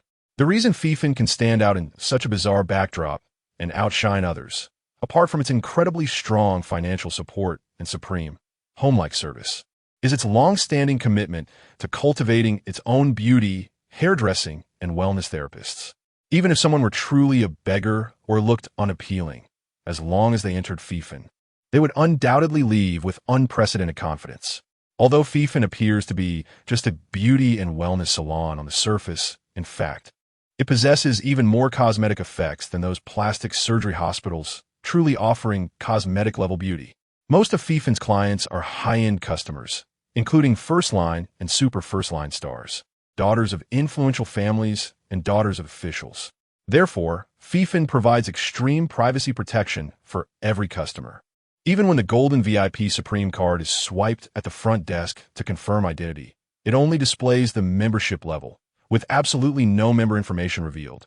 Each golden VIP Supreme card is issued in limited quantities and is fingerprint registered, so even if someone else finds the card, it would be of no use. Thus, the timid front desk staff who just swiped Ning Yuan's card, a super fan of Ning Yuan, did not realize that in her short life, she had such a close moment to her idol. Time flew by, and an hour had passed in the blink of an eye. To Ning Yuan, it felt like he had just taken a light nap, but when he woke up, he had completely transformed from the image of a beggar on the street back to a shining super top star. Chapter 81. Forced marriage. The little girl at the front desk who had just swiped the card for Ning Yuan was still waiting foolishly. It seemed she was waiting for the ultimate transformation of that beggar boy. In the past, she had only heard that extraordinary stylists had the power to turn decay into magic. Now, having become one of the extraordinary herself, she was very curious about this legendary power. The disheveled, greasy middle-aged man who had just swiped the card was undoubtedly the ugliest person she had ever seen. She couldn't help but wonder what kind of transformation the extraordinary could bring to him. She had unique expectations for the works of the extraordinary. However, her wait today was destined to be in vain. As the sun set, she still hadn't seen the person she wanted to meet. Meanwhile, Ning Yuan, after tidying up, left the front desk confidently.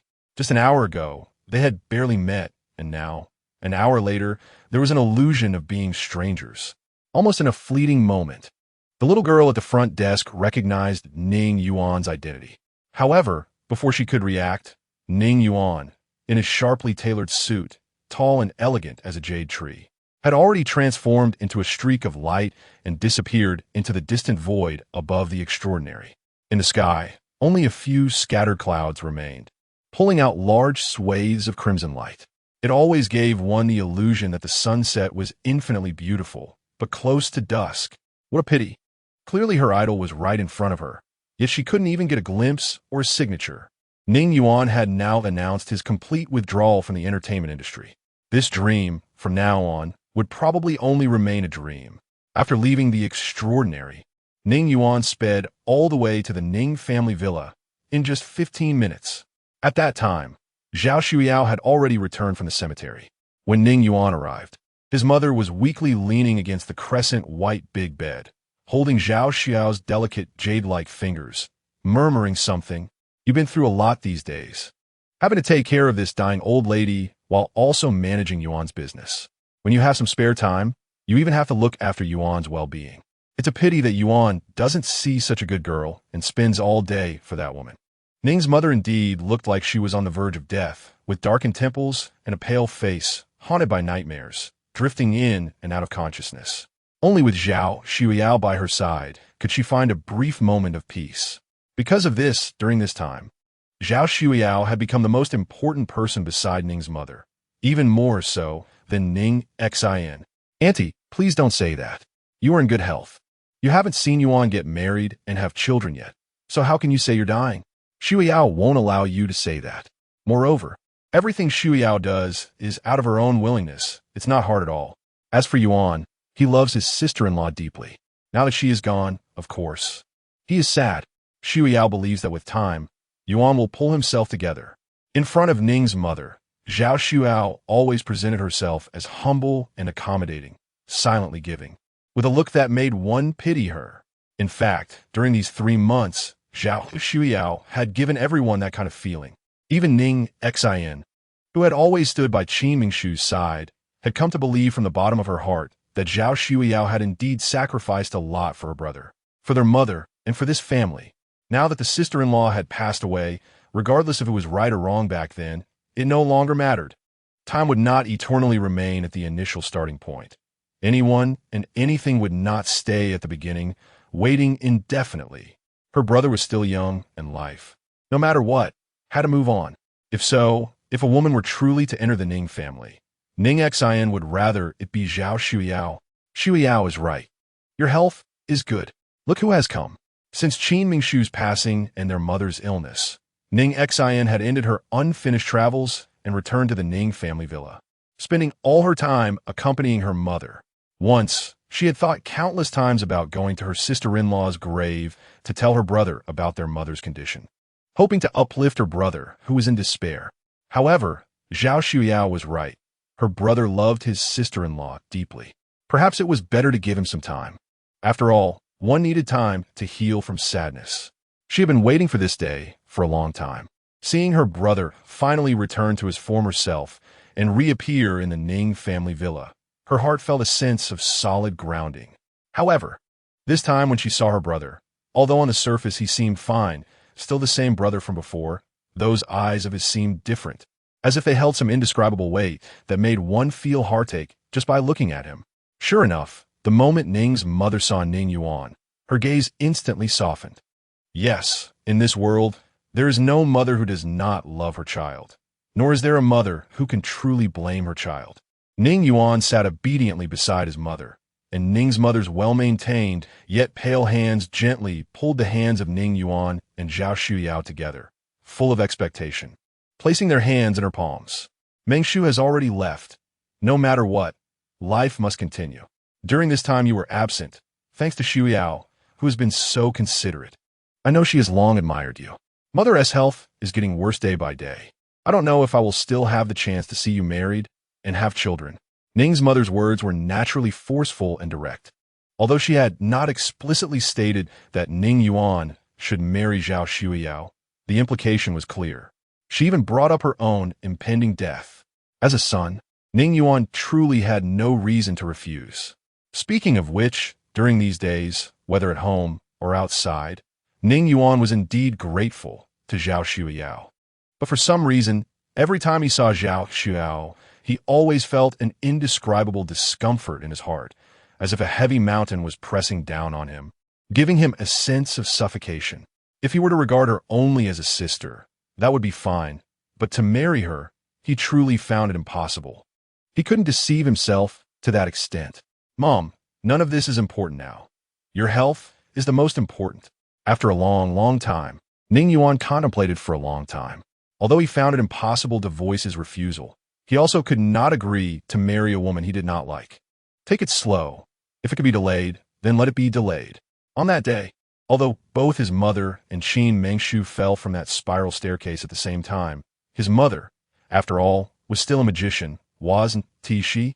Although she hadn't practiced in many years, it wouldn't be so severe as to be irreparable. It seemed that perhaps due to age and excessive worry, she had ended up in such a state. If she could recover well, perhaps she could still get better.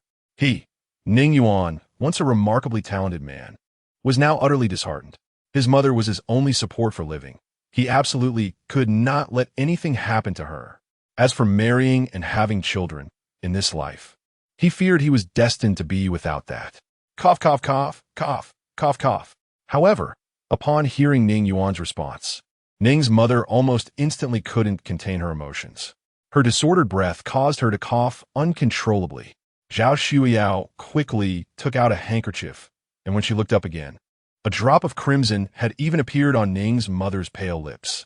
Only at that moment did Ning Yuan realize the seriousness of the situation. Before he could explain or comfort her, Ning's mother had already lost consciousness, her eyes rolling back. Since then, Ning's mother has moved into the intensive care unit of the Jingping First People's Hospital, and the critical illness notice has been issued 3 or 4 times. As for Ning Yuan himself, ever since he announced his complete withdrawal from the entertainment industry, he has continuously received various invitations, all of which he has declined one by one. Day after day, apart from staying by his mother's side, he has almost nothing else to do. Time flies like a fleeting moment. In the blink of an eye, 5 months have passed. During these 5 months, Qin Mingshu's life in the capital of the Sumia Empire has been like flowing clouds and water. Every morning, after necessary exercise, she would listen to a piece of beautiful music and then lean over her desk, carefully writing something. Her own guitar teaching class has finally started to progress step by step, and some exceptionally talented students have already been able to take on the role of teachers for beginners. However, heaven is always mischievous, and such peaceful days ultimately could not last forever. Qin Mengshu, appearing as Catherine, disrupted many events that had already been set, the most important of which was the precious jewel of the second-class Marquis, Abel Albert, Abel Clicks. Clicks, a girl who grew up with a golden key in her mouth, has known Arthur and Jason since childhood, but she happens to be a woman of the Ren family. She clearly understands that eternal friendship between Arthur and Jason is impossible. The royal family cannot be overly sentimental. Every time she sees the incredibly talented Arthur having to hide his gifts in front of the useless Jason, always having to endure and give up everything she likes to that idiot, Clicks's heart aches terribly. From childhood to adulthood, she seems to have particularly enjoyed the years spent with Jason, until the year she turned 18. When her father insisted on marrying her into the royal family to become the crown princess, she finally, for the first time, went against her father's decision. She firmly told her father that for as long as she could remember, there has only been one person in her heart, and that person is Arthur. Chapter 82, Heavy Rain. No one can replace Arthur's position in Crix's heart. If she is to marry, then that person can only be Arthur, absolutely not any other man. Her father, unable to insist, could only give up. In the end, It was also at her father's suggestion that Crown Prince Jason married the little princess of the Huaxia Empire, Huang Zishuan. It was at that time that Abel Albert had already realized his daughter's feelings. Abel had one son and one daughter. His son, a remarkable talent, had become a great support for Abel politically. Abel and his son Alan had always doted on their daughter, and one could say they would fulfill any of her wishes. Since Abel was aware of his daughter's feelings, he naturally wouldn't care about Jason, the hollow crown prince. If his daughter had already chosen her husband, then he had already chosen the future king. Therefore, for Arthur, he made numerous political adjustments to pave the way for Arthur's path to kingship and his daughter's position as the king's consort. Originally, everything was planned, proceeding step by step, in an orderly manner. Who would have thought that out of nowhere, Catherine, the illegitimate daughter of a third-tier earl, would emerge, daring to aspire to become a first-tier duchess? What surprised Abel the most was the king's attitude, which was surprisingly relaxed, as he readily agreed. Over the years, although the seventh prince and the crown prince appear to be calm on the surface, dark currents were secretly surging. Everyone was spreading rumors that seventh Prince Arthur was about to replace Crown Prince Jason, becoming the new crown prince and taking over the Eastern Palace, thus ushering in a new era. Naturally, Abel welcomed such rumors. However, the king did not express any stance on this matter. It was clear to anyone with insight that the king was adopting a hands-off approach. If Arthur truly had the heart and ability, he probably wouldn't intervene.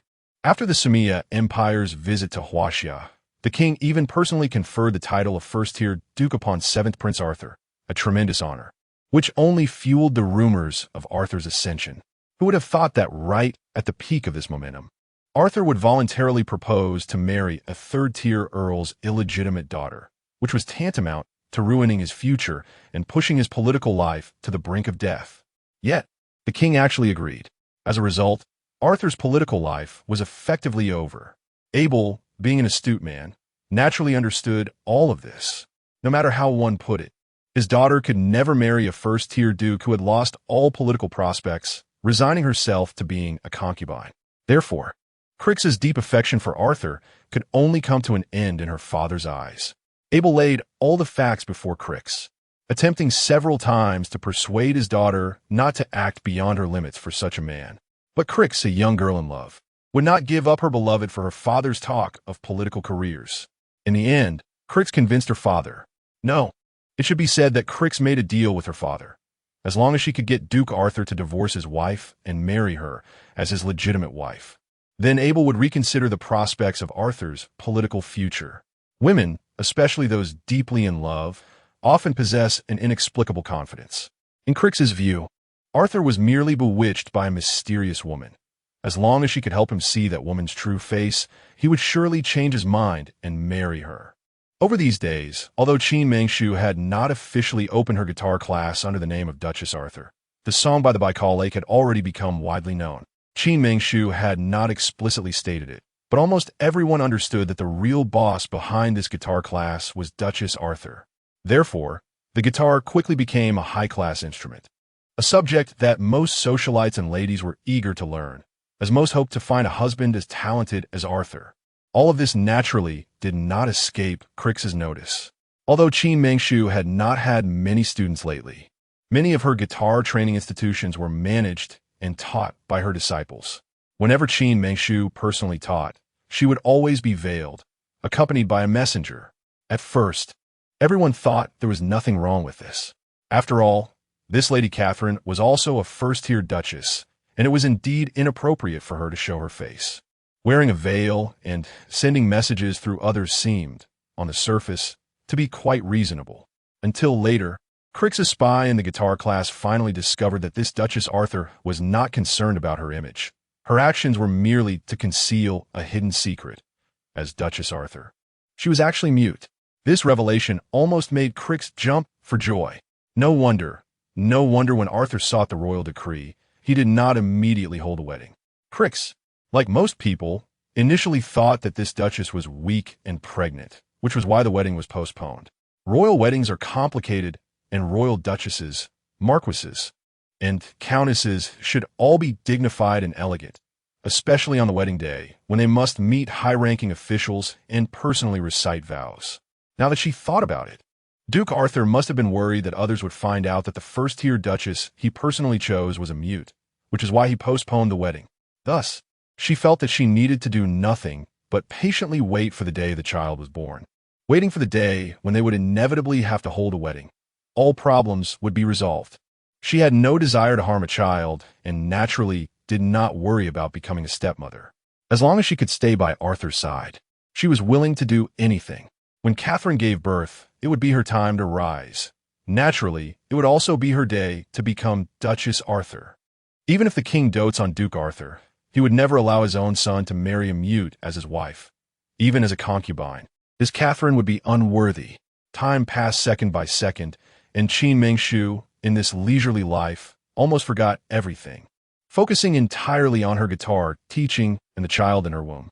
Meanwhile, on the other side of the continent, in the distant Huaxiao Empire, Ning Yuan, who was once a super A-list star, had faded from the screen for a full 8 months, spending all his days by his mother's side, watching her health decline day by day, yet being unable to do anything. According to the doctor, his mother was fundamentally injured due to a sudden event, compounded by excessive worries and nightmares, which led to her becoming despondent. Over these 5 months, his mother had been worrying about him day after day, concerned about his life, and hoping that he would marry Zhao Xueyao. Zhao Xueyao was still the same, bustling between the company and the hospital every day. Even Ning Yuan thought that any man who could truly marry a good girl like Zhao Xueyao would consider it a great fortune in life. On this day, heavy rain poured down. Jingping First People's Hospital issued the 5th critical illness notice. This time, Ning's mother had fallen into a prolonged coma, barely waking for less than 2 hours a day. Yet, even during those 2 hours, she still couldn't forget her wish for Ning Yuan to marry Zhao Xueyao. My health is deteriorating day by day. Please fulfill this old woman's last wish before I die, okay? If I can't see you marry and have children, even in heaven, I fear I won't be able to close my eyes. Faced with his mother's desperate plea, Ning Yuan, who had remained silent and delayed for 5 months, finally compromised. The moment he nodded in agreement, the heavy rain outside seemed to intensify, mirroring his current feelings. Love had already died the day Qin Mengshu left. He feared he would never love again. Yet, he had to shoulder another responsibility, even if it was just a legal obligation. Well, if it could allow his mother to leave in peace, marrying a woman he did not love might not be too difficult. Since there would never be another woman to make his heart race again, it didn't matter who he married. It was all the same. Time passed swiftly, and his mother's days were numbered. After seeking Zhao Xueyao's consent, the wedding was arranged quickly and simply. Zhao Xueyao was naturally excited to prepare everything, and even though time was short, she still managed to squeeze out half a month. Every girl dreams of such a wedding, white and romantic, overturning a lifetime of love. Zhao Xueyao knew very well that even at this moment, there was still no place for her in Ning Yuan's heart. However, as long as she could stand by his side in a legitimate manner for a lifetime, wasting the years without any demands, that was enough. Since the announcement of Ning Yuan and Zhao Xueyao's wedding date, the rain had continued for half a month, and even on their wedding day, it showed no signs of stopping. Chapter 83.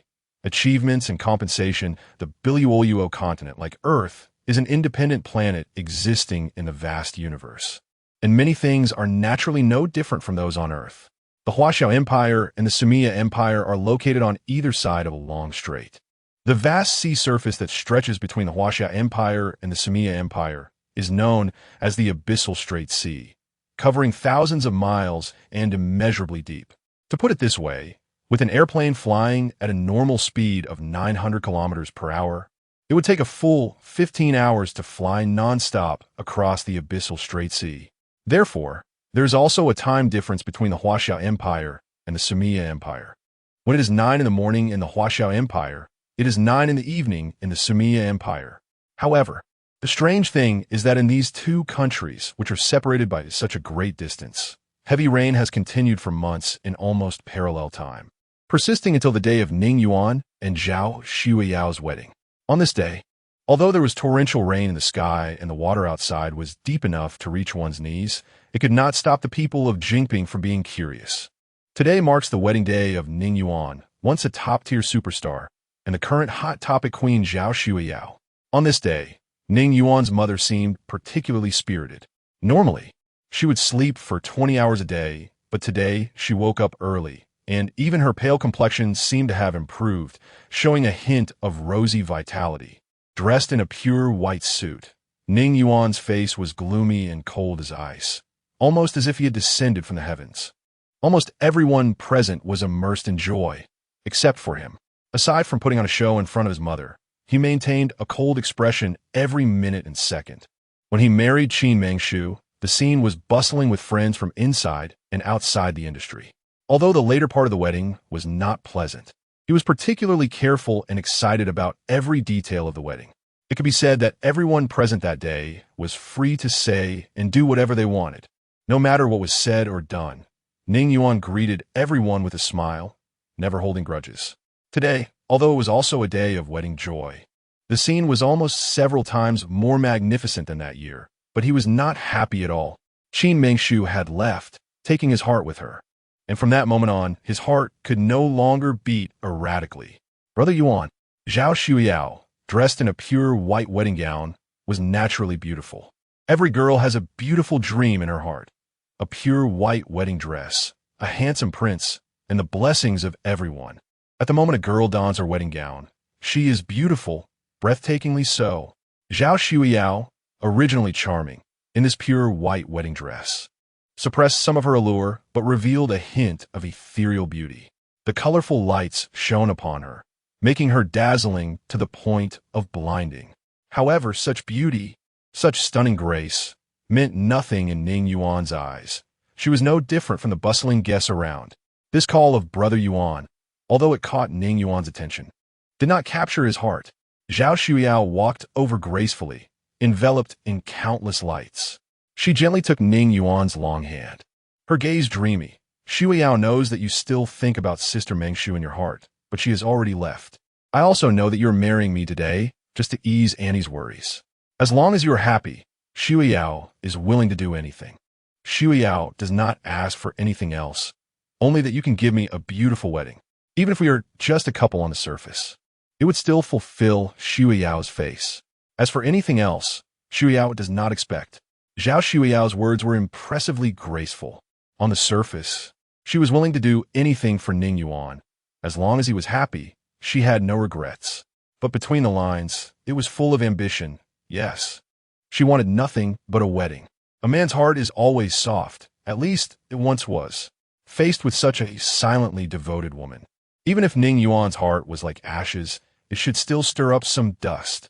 Therefore, he smiled slightly and nodded gently as a form of agreement. And Zhao Shuiyao's stunning beauty bloomed with a smile. Unfortunately, Ning Yuan had experienced too little in matters of the heart. Women are always insatiable. Today, she may only want a perfect wedding, but tomorrow she might expect a kiss from you. The day after she might climb into your bed, and the day after that, she might not know what to ask for. Just at this moment, Ning Yuan finally broke through his internal defenses and agreed. The wedding proceeded in an orderly manner. The smile on Ning Yuan's face may have been a bit forced, but it was still radiant.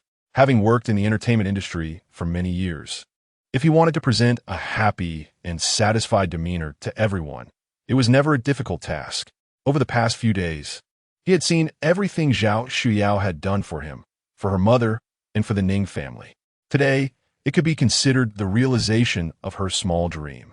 Perhaps this woman would never be able to enter his heart and would never obtain so-called love. But being able to give her a beautiful memory in such a public occasion could be seen as a small compensation for the disappointments of this life. In the magically advanced Biluoluo continent, the news of Ning Yuan and Zhao Shuiyao's wedding naturally spread rapidly through various media. At that time, on the other side of the strait, Qin Mengshu was holding her phone, browsing the latest news. For the past few days, every night before going to bed, she would open her phone to check the trending news. However, she was too afraid to look at news about the entertainment industry. Since losing her voice, she had lost her previous confidence. She knew that an artist who could not express themselves verbally could never communicate normally with various media or re-enter the entertainment industry.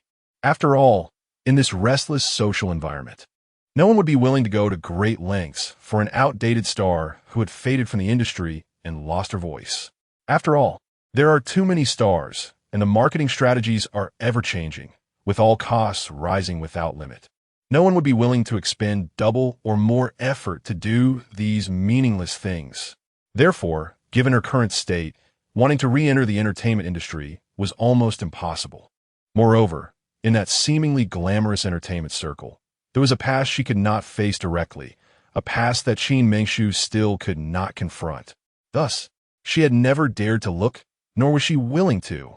Even if countless midnight dreams stirred her desire for performance, it remained as strong as ever, not diminished in the slightest, even if her heart had never given up. Yet today, on this rainy night, she finally could no longer suppress that last flicker of longing in her heart. With water lily-like fingers, she seemingly unknowingly tapped lightly. Almost instantly, explosive news about the entertainment industry flooded in. Among them, the most extensive and densely packed was the wedding of Ning Yuan and Zhao Xueyao. First-tier star Ning Yuan enters the second marriage, with the main wife overshadowing Qin Mengshu. The topic queen Zhao Xueyao, who has loved for many years, finally achieves her goal. Major event.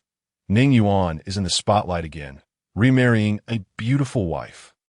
In an instant, Qin Mengshu's heart, which she had promised not to move again, began to beat wildly once more.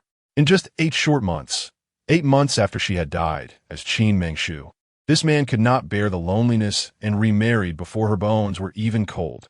Looking back, when she first met and fell in love with Ning Yuan, this young Master Ning already had quite the reputation for being a flirt. Back then, she foolishly believed that every flirtatious and sentimental person just hadn't met the right one. She naively thought she would be the right person for Ning Yuan, but now it seems that she was too naive back then.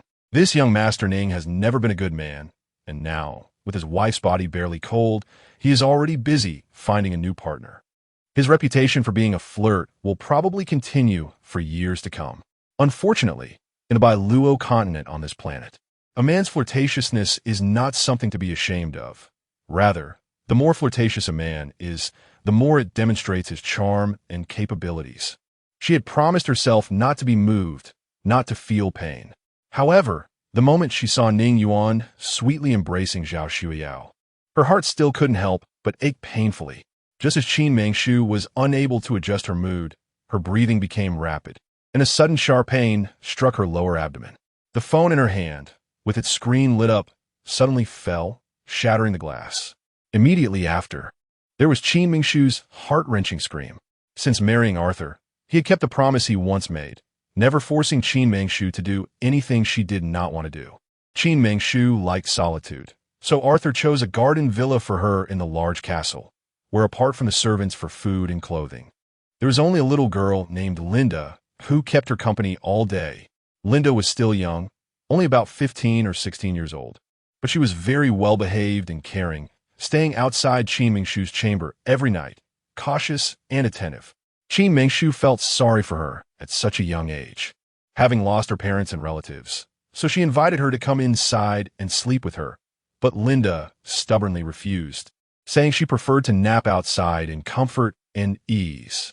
Chapter 84. Caesarean section. Qin Mengshu had tried several times to persuade them, but to no avail. That night, a torrential rain was pouring outside, and Qin Mengshu quietly went to sleep as usual, and so did Linda. Little did she expect, before she could fall asleep, she was startled awake by Qin Mengshu's almost earth-shattering scream, which disturbed her peace of mind. When she rushed into the room, she found Qin Mengshu lying in a pool of blood, unconscious. The little girl Linda was inexperienced and had never encountered such a situation before, so she was instantly terrified, her 3 souls scattering and 7 spirits fleeing. But she managed to keep a shred of her spirit and stumbled to find Arthur. When Arthur finally arrived with the obstetrician at Qin Mengshu's place, she had already woken up again due to the endless labor pains coming from her lower abdomen. The scene fell into endless chaos, completely awakening the originally beautiful ambience of that rainy night. Inside the room, Qin Mengshu's cries grew louder, while outside, Arthur could not stop his footsteps. He clearly knew that Qin Mengshu was not giving birth to his child at the moment, but his heart was inexplicably tense, excited, and even had some unspeakable anxiety and anticipation. He always believed that no matter what kind of hellish past Qin Mengshu had endured, as long as he kept a warm heart, even if her heart had turned into a piece of ice day after day, he would eventually have the day to melt her. From the moment Arthur decided to marry Qin Mengshu, he had made up his mind to be with her. No matter how high the mountains or how long the rivers, no matter how unknown the future. Therefore, Qin Mengshu's child would be his child. He did not care who the biological father of that child was. He only cared about who the future father of that child would be. Time passed minute by minute, and inside the room, Qin Mengshu's cries gradually ceased. She no longer had the strength and fainted again. "My lord, if you want your wife to give birth smoothly, I'm afraid it won't be possible. The cervix is still closed, but the amniotic fluid is already broken. If you don't make a decision soon, both you and the child might." In these days, although Qin Mengshu appeared to live a carefree life, free from worries about food and clothing, even living a life of luxury and comfort, her heart had never truly been happy for even a second. The past years had brought her endless oppression, and despite her best efforts to suppress it, she could not alleviate the weight on her heart. This shadow, day after day, finally erupted today upon hearing the news of Ning Yuan's wedding. The originally stable pregnancy turned completely unbalanced, and the high probability of a natural birth finally became a difficult labor. Before the obstetrician could finish speaking, Qin Mengshu woke up again, the contractions in her lower abdomen becoming increasingly intense, sticky sweat binding her originally flowing black hair together, her face pale. How tragic it was. Qin Mengshu struggled to sit up. Her blood-soaked fingers left a shocking blood message on the white sheets. "Cut open my belly and take the child out." The obstetrician was frightened to see such words, their faces turning pale, all of them stunned. Since ancient times, childbirth had always been a journey to the gates of hell. And there are those who say that when a child is born, the mother may die. Throughout the long years, many women have died from childbirth. But someone as bold as Qin Mengshu today, speaking such shocking words, was truly unprecedented. No. Arthur's first reaction upon hearing such words was to disagree. For a living person to have her belly cut open to take out the child, would the mother still have a chance at life? He absolutely could not allow the woman he cherished to lose her life because of a child. "I disagree. Listen to me, save my lady." This decision flashed through Arthur's mind, but it was instantly confirmed. He had thought about how this decision would make Qin Mengshu hate him for a lifetime, but even so, he could not bear to watch her die in front of him in such a cruel way. "No, Arthur, I know. I know you love me. I can feel it, feel your deep love, but I absolutely cannot let anything happen to the child. You must listen to me. Cut open my belly and take the child out, and then sew my belly back up. It won't be a problem." At this moment, Qin Mengshu's fingers trembled to the extreme. The handwriting was crooked, but it was extremely firm. Back on Earth, she had read too many articles about women giving birth. All of them were horrifying, and from the moment she knew she was pregnant, she understood clearly that a child does not come easily and may even cost a mother's life. However, she also knew that the child was a gift from heaven and was the final explanation of her previous relationship. Originally, for the child, she only had a trace of unwillingness towards Ning Yuan. But as this little life grew day by day in her womb, her heart gradually melted a corner of the glacier. Feeling the desire and joy of this little life about to be born, the halo of motherhood gradually enveloped her. There's no precedent, but can be tried.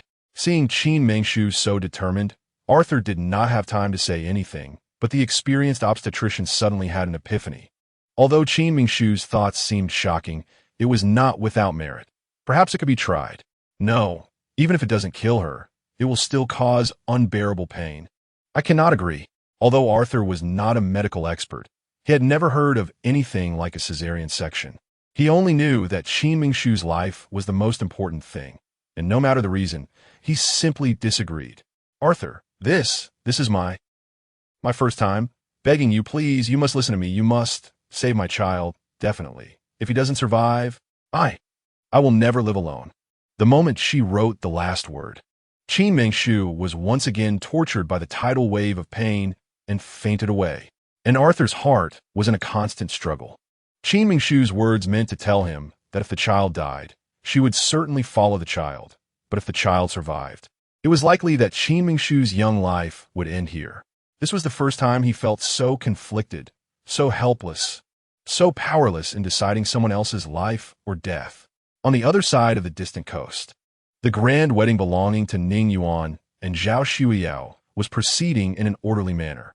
The originally suave Ning Yuan, with a faint smile on his face, suddenly felt an inexplicable sense of oppression, instantly affecting his heart.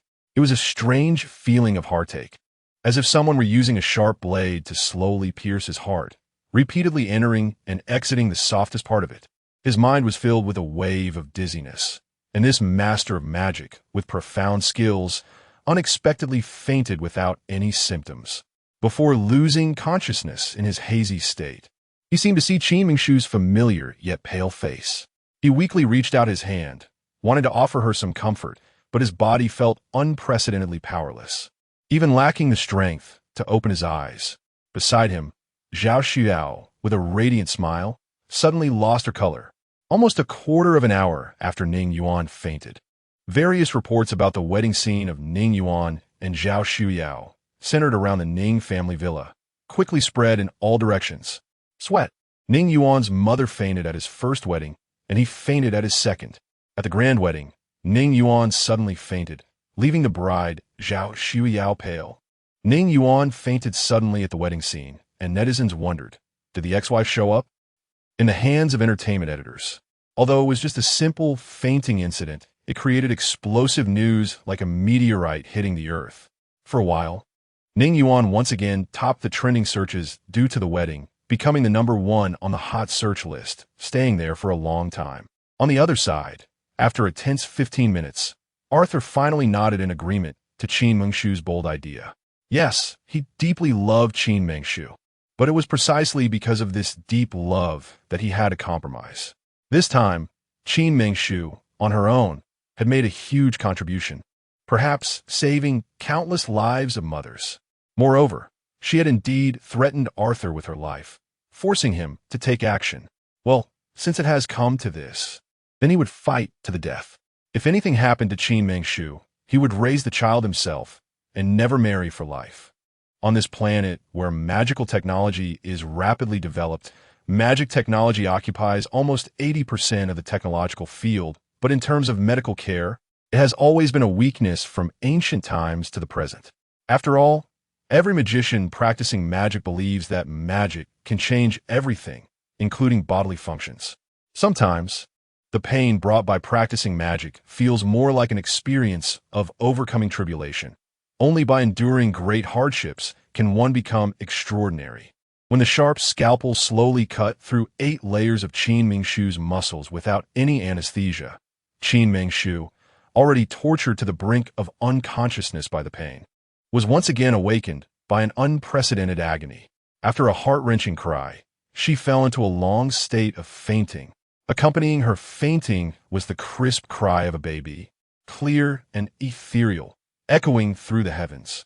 When a midwife brought the small child to Arthur to share the joy, Arthur's enchanting face was exceptionally pale, even more so than Qin Mengshu's current complexion, terrifyingly pale. Chapter 85. The spiritual power of heaven and earth until this moment. Arthur could hardly believe that it was he who had enabled Qin Mengshu to make such an unprecedented and earth-shattering decision. The cries of a newborn echoed in Arthur's mind. This child was something Qin Mengshu had nearly sacrificed her life for. However, at this moment, all of Arthur's previous expectations and anxieties vanished in an instant. For this child, who Qin Mengshu had risked half her life for, he suddenly felt a wave of apprehension, as if he dared not look. No matter how one put it, this child was still Ning Yuan's child, and more importantly, a child who had nearly taken away the life of the woman he loved. Yet, the reality Arthur faced was that he had to look at this child, no matter how much he resisted in his heart. He could not let others think that he didn't love this child.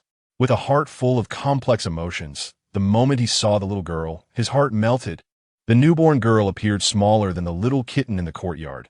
Her skin seemed to be tinted with a thin layer of vermilion, and her tiny mouth was wide open, crying loudly. As time passed, Qin Mengshu, peacefully sleeping on the big bed, showed no signs of waking up. Instead, the newborn girl seemed to finally release her discontent and fell sweetly asleep in the nurse's warm embrace. This cesarean section, whether for Arthur or for the entire medical system of the Biluo continent, was an unprecedented pioneering experiment. When Arthur heard from the obstetrician that Qin Mengshu was not in any life-threatening danger and that it was uncertain when she would awaken, his heart slowly settled back into his chest. 3 days later, the news of Duchess Arthur giving birth to a daughter, with both mother and daughter safe, spread throughout the entire Huaxia Empire.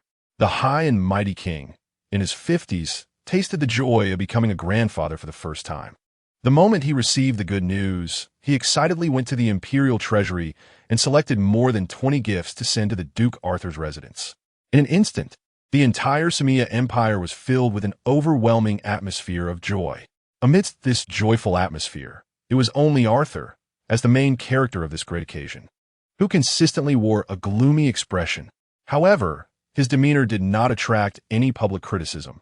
On the contrary, the newly minted father, who was not overly joyful about his daughter's arrival, received sympathy and concern from women across the entire Samia Empire and even around the world. Various legends about Arthur and Lady Arthur gradually spread from the capital of the Samia Empire, especially this cesarean section incident, which was pushed to the forefront of attention. Duchess Arthur remained calm in the face of danger, bravely undergoing the cesarean section. The medical community was shaken. It turned out that not only could child be born through great effort, but they could also be brought forth by cutting open the belly.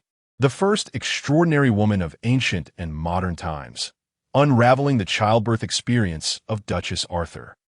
In an instant, the tale of Lady Arthur's cesarean section spread like wildfire, becoming almost legendary.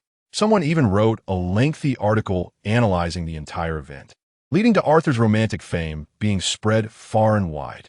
The reason he was not overjoyed about having a daughter was precisely because this daughter's arrival had nearly cost his beloved's life. It was well known that since Duke Arthur announced his marriage, Lady Arthur had been thoroughly protected. No one had seen her true appearance, nor did anyone know her background. Even James Ellison, a third-rank earl and a close relative of Lady Catherine, never spoke of her. Yet, everyone was acutely aware that Duke Arthur deeply loved his wife. And it was this profound love that led him to protect Lady Catherine completely, keeping her from any connection with the outside world. The royal family, for centuries, had been the most heartless of families. In their eyes, women were merely accessories to power, tools for transactions or childbearing. To marry into the royal family, one must fully realize this. The royal family's ruthlessness was well known. Because of this, many young women had given up their infatuation with Duke Arthur, their sincere feelings. However, after this incident, such concerns vanished. A man with extraordinary looks, power, and talent, who was also a devoted husband and father. Who in this world could resist such a man? Time seemed to sink into a quagmire. Since the birth of Duke Arthur's daughter, Arthur had only taken a fleeting glance, and he hadn't even had time to give her a name. So people could only temporarily refer to her as the little princess. In the Samia Empire, children of direct royal lineage were called princesses, holding a status slightly lower than the king's daughter. However, if they received a title from the king, they could enjoy the same noble status as the king's daughter, as the legitimate daughter of Duke Arthur. This title of princess was indeed fitting for the little girl who had just entered the world. In these 3 days, the Duke Arthur's residence was bustling with visitors coming to congratulate them, but very few could truly see Arthur, and even fewer had seen the little princess. Arthur spent each day by Qin Mengshu's bedside, waiting for her to awaken. 3 days. This duration felt like the longest 3 days of Arthur's life. The deeper the night grew, the more painful and tangled his heart became. Although he clearly knew that Qin Mengshu had escaped life-threatening danger, as long as she remained unconscious, his heart could not find peace for a moment. Over these 3 days, a strange thought even flashed through his mind. Why must women give birth? If it were possible, He would willingly endure all the pain in Qin Mengshu's stead. Meanwhile, Qin Mengshu was lost in a haze. The surroundings seemed to be filled with an extremely quiet atmosphere. The space permeated with a faint smell of blood, evoking a sense of bloodshed. In the darkness, the pain from her lower abdomen gave a chilling sensation, making her feel as if she had fallen into an ice cavern. In the dark, warm breath from all directions gently brushed against every cell and pore of her body, akin to a flock of birds returning to their nests. At this moment, her body felt like a syntax nest, with various spiritual powers rushing in from all directions, just like returning birds, continuously flocking toward Qin Mengshu. Time passed second by second, and the surrounding dark space seemed to begin to glimmer with faint lights, like sparks igniting in the night, gradually illuminating the entire mysterious dark space. At the same time, Arthur's heart once again leaped to his throat. He could not comprehend the scene he was witnessing. In the vast garden mansion, Qin Mengshu's figure, lying quietly on the big bed, began to slowly rise from the bed and hover in mid-air. Various colors of spiritual energy surged in from all directions, enveloped in brilliant light, flowing like a tide into Qin Mengshu's body. At this moment, these various colors of spiritual energy wrapped around Qin Mengshu entirely. Like a giant colorful glass ball, Arthur stared blankly at this unprecedented scene. Yes, he too was a magician, and a high-level one at that. However, despite his many years of experience in magical practice, which had seen all sorts of variations, he still could not comprehend the scene before him. It is said that only those with godlike talents can attract the assistance of the spiritual energy spring of heaven and earth upon breaking through their realm. However, regardless of which type of magical energy one practices, it is a long and enduring process. Almost all magicians only choose the type of magic with the highest content within themselves, the one most suitable for them, to cultivate. Those with godlike talents are no exception. Thus, even a magician with godlike talent can only attract the help of the spiritual energy spring during breakthroughs or advancements. But what they attract is ultimately limited, and it can only be one type. Yet, judging by the current situation, Qin Mengshu, having been pregnant for 9 months, could not possibly have any opportunity for cultivation. The idea of her advancing in skill was utterly absurd. Even if Qin Mengshu were truly a magician with godlike talent, and even if she were indeed breaking through at this moment, it was impossible for her to attract the colorful spiritual energy spring of heaven and earth. This is unscientific. From the present circumstances, these colorful spiritual energy springs seem to only benefit Qin Mengshu, with no hint of harm whatsoever. Arthur gradually calmed his mind and pondered, and he was able to find the answer. Yet, despite this, his heart could never be at ease. He had to note Qin Mengshu's safety immediately, or he would remain restless. With this thought in mind, he did not hesitate. A thin layer of jade-colored mist instantly enveloped his long right hand, and the jade mist quickly crystallized into shards of ice flowers. The temperature in the air seemed to drop a few degrees in that instant. Like fine threads, the magical energy wrapped around these crystalline ice flowers surged forth in a straight line, merging instantly with the colorful crystal ball. Chapter 86. The Spirit Maiden in the next moment. Almost at the instant when the jade-colored spiritual energy fused with the colorful crystal ball enveloping Qin Mengshu, Arthur felt a strong backlash force suddenly act on his right hand, as if it wanted to absorb him entirely. Caught off guard, he had no choice but to withdraw his spiritual power immediately. Puff! At the moment he retracted his spiritual power, he was propelled backward rapidly for 5 or 6 meters before he gradually came to a stop. When he raised his gaze again, he found that a faint crimson hue had appeared on his captivating face. He had originally intended to use the colorful crystal ball to sense Qin Mengshu's life force, but was unexpectedly met with a backlash. Despite his profound magical cultivation, he ended up in such a wretched state. This clearly indicated that Qin Mengshu within the crystal ball was indeed in a precarious situation.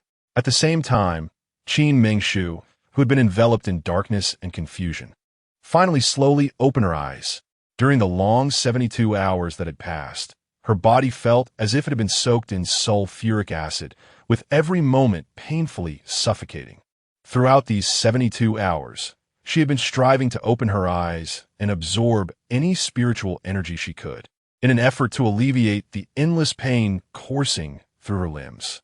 Just moments ago, the excruciating pain seemed to reach a specific moment, and like a receding tide, began to dissipate. The spiritual energy in the world surged toward Qin Mengshu like a tidal wave. In an instant, the pain vanished, replaced by an overwhelming warmth. Finally, after this endless warmth, Qin Mengshu, who had been asleep for a full 72 hours, awakened.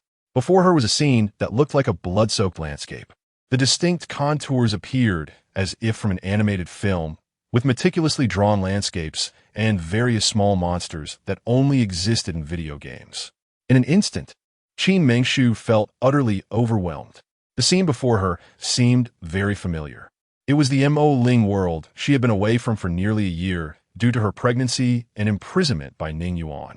However, if this was indeed the Mo Ling world, it seemed quite unscientific. It should have been a fertile plain where various monsters, plants, and animals, including a little old man selling goods, coexisted. Although there had been occasional disputes, it had generally been peaceful over the years. Yet, the scene before her was horrifyingly bloody, as if the entire world had been submerged in a vast ocean of blood. The air was filled with the sounds of endless screams and a clash of blades, as if killing was happening every moment. Whoosh! As she raised her eyes, a world-destroying red arrow, trailing crimson feathers, pierced through the sky, roaring towards the dazed Qin Mengshu. In an instant, Qin Mengshu instinctively dodged to the side, but the red arrow seemed determined to target her. No matter how she swayed or dodged, she remained its target. After a few evasive maneuvers, Qin Mengshu was astonished to discover that the spiritual power within her, which had been sealed for a year, had completely recovered in that moment. The spiritual power in her dantian seemed to have increased several times from before. The air was filled with the sweet scent of spiritual energy. Taking a deep breath allowed her to replenish all the depleted spiritual power within her body. In a flash of inspiration, Qin Mengshu had already donned the attire of the sorceress, Ellie, and held a set of ice arrows in her hand, skilled and adept. The ice arrows of sorceress Ellie seemed to be the natural nemesis of the red arrow. As soon as the ice arrows were unleashed, the red arrow was defeated and fled in a hurry after barely half a round. At this moment, Qin Mengshu was at the center of chaos, surrounded by various monsters engaged in frenzied battles, with no clear distinction between friend and foe. In such circumstances, she had no choice but to unleash 3 arrows simultaneously, dispersing the monsters embroiled in the melee. Time passed, and even Qin Mengshu herself lost count of how many arrows she had shot. She only knew that the air was now almost filled with Ellie's ice arrows, making the atmosphere feel somewhat chilly and damp. The earlier bloody stench had diminished, replaced by a refreshing feeling. The Spirit Maiden has returned. I thought she was dead. Since the Spirit Maiden has returned, we should hold back a bit. In an instant, the entire Mo Ling world was filled with the cries of countless monsters. Spirit Maiden, you have finally returned. If you hadn't come back, we would never see you again. Qin Mengshu's heart skipped a beat. The voices sounded mechanical and rigid. Could they be NPCs? What on earth had happened in the Mo Ling world? And who was the Spirit Maiden they referred to? What role did she play? With a myriad of questions in her mind, Qin Mengshu instinctively wanted to ask, but just before she could speak, she realized she had lost her voice and could no longer say anything, leaving her feeling inexplicably dejected. Old man, hurry up and bring out what the Spirit Maiden needs. You just hide and seek all day long. Is that useful? The computer NPC's voice was still as mechanical as ever, but it seemed to carry a hint of human emotion. As Qin Mengshu pondered who the old man mentioned by the NPC was, she looked up and saw a ragged, bearded old man, looking pitiful, approaching her with a beautifully carved redwood box. Qin Mengshu looked up at the sky in confusion, then down at the old man. Although he appeared shabby, his face was surprisingly familiar, reminiscent of the aloof old man from the grocery store she had encountered before. How had he fallen into such dire straits after a year? He looked like a refugee from Africa, judging by his current state. It seemed he had endured many hardships over the past year, dulling his once aloof demeanor to such a degree. When he finally approached Qin Mangshu and painfully handed her the redwood box, she once again questioned her life. Was this really the same old grocery store owner who was notoriously stingy? After a year apart, he had become so enlightened as to give something away for free without asking for points. Although Qin Mangshu was now a high-ranking duchess, she had no resistance to free items. She didn't know what was inside the redwood box, but she inexplicably trusted that the NPCs in the Mo Ling world and this stingy old man posed no harm to her. Therefore, Miss Qin casually opened the redwood box, revealing a golden pill quietly lying inside. The pill emitted a faint fragrance, and just one whiff made Qin Mangshu feel refreshed. Such a divine pill should be worth a fortune in the Mo Ling world. In that instant, an inexplicable thought flashed through Qin Mangshu's mind. The NPC had called her the Spirit Maiden earlier, and considering their conversation, could it be? If the Spirit Maiden was indeed a powerful figure, then perhaps the NPC had sensed her poor physical condition, and this pill was meant to heal her throat. This thought, like a carefully planted seed, took root in Qin Mangshu's heart and began to spread. If that were true, then she would truly have struck gold today. Time passes by second, whether in the world of Mo Ling or in the real world. Time ultimately will not stop for anyone. The colorful crystal ball enveloping Qin Mangshu gradually calmed down after Arthur's probing, slowly landing back on the large bed. But everything within the crystal ball remained in an unknown state. After adjusting his breath and calming his meridians, Arthur fell into a long contemplation. He truly could not understand why all of this was happening. But no matter the reason, he had to stay by Qin Mangshu's side, waiting for her to wake up. He needed her to see him the moment she opened her eyes. As time passed, rumors about Lady Catherine giving birth to a daughter, with both mother and daughter safe, became increasingly rampant. In the imperial capital's royal castle, for several days, countless treasures were sent from His Majesty the King to the Duke Arthur's residence. Yet he had not received any thanks from Arthur or Lady Catherine. According to protocol, as a first-class duchess, Catherine should have personally come to express her gratitude the next day after receiving the king's gifts. However, Qin Mangshu remained in a deep coma, making it exceedingly difficult to express gratitude. As for Duke Arthur himself, his heart was entirely focused on the unconscious Qin Mangshu, leaving him with no mind for those formalities.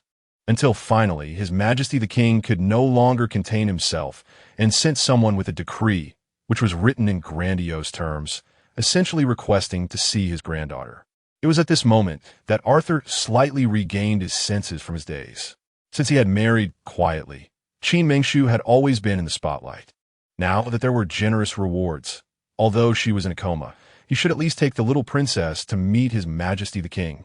However, when Arthur saw the little princess, countless questions surged in his heart.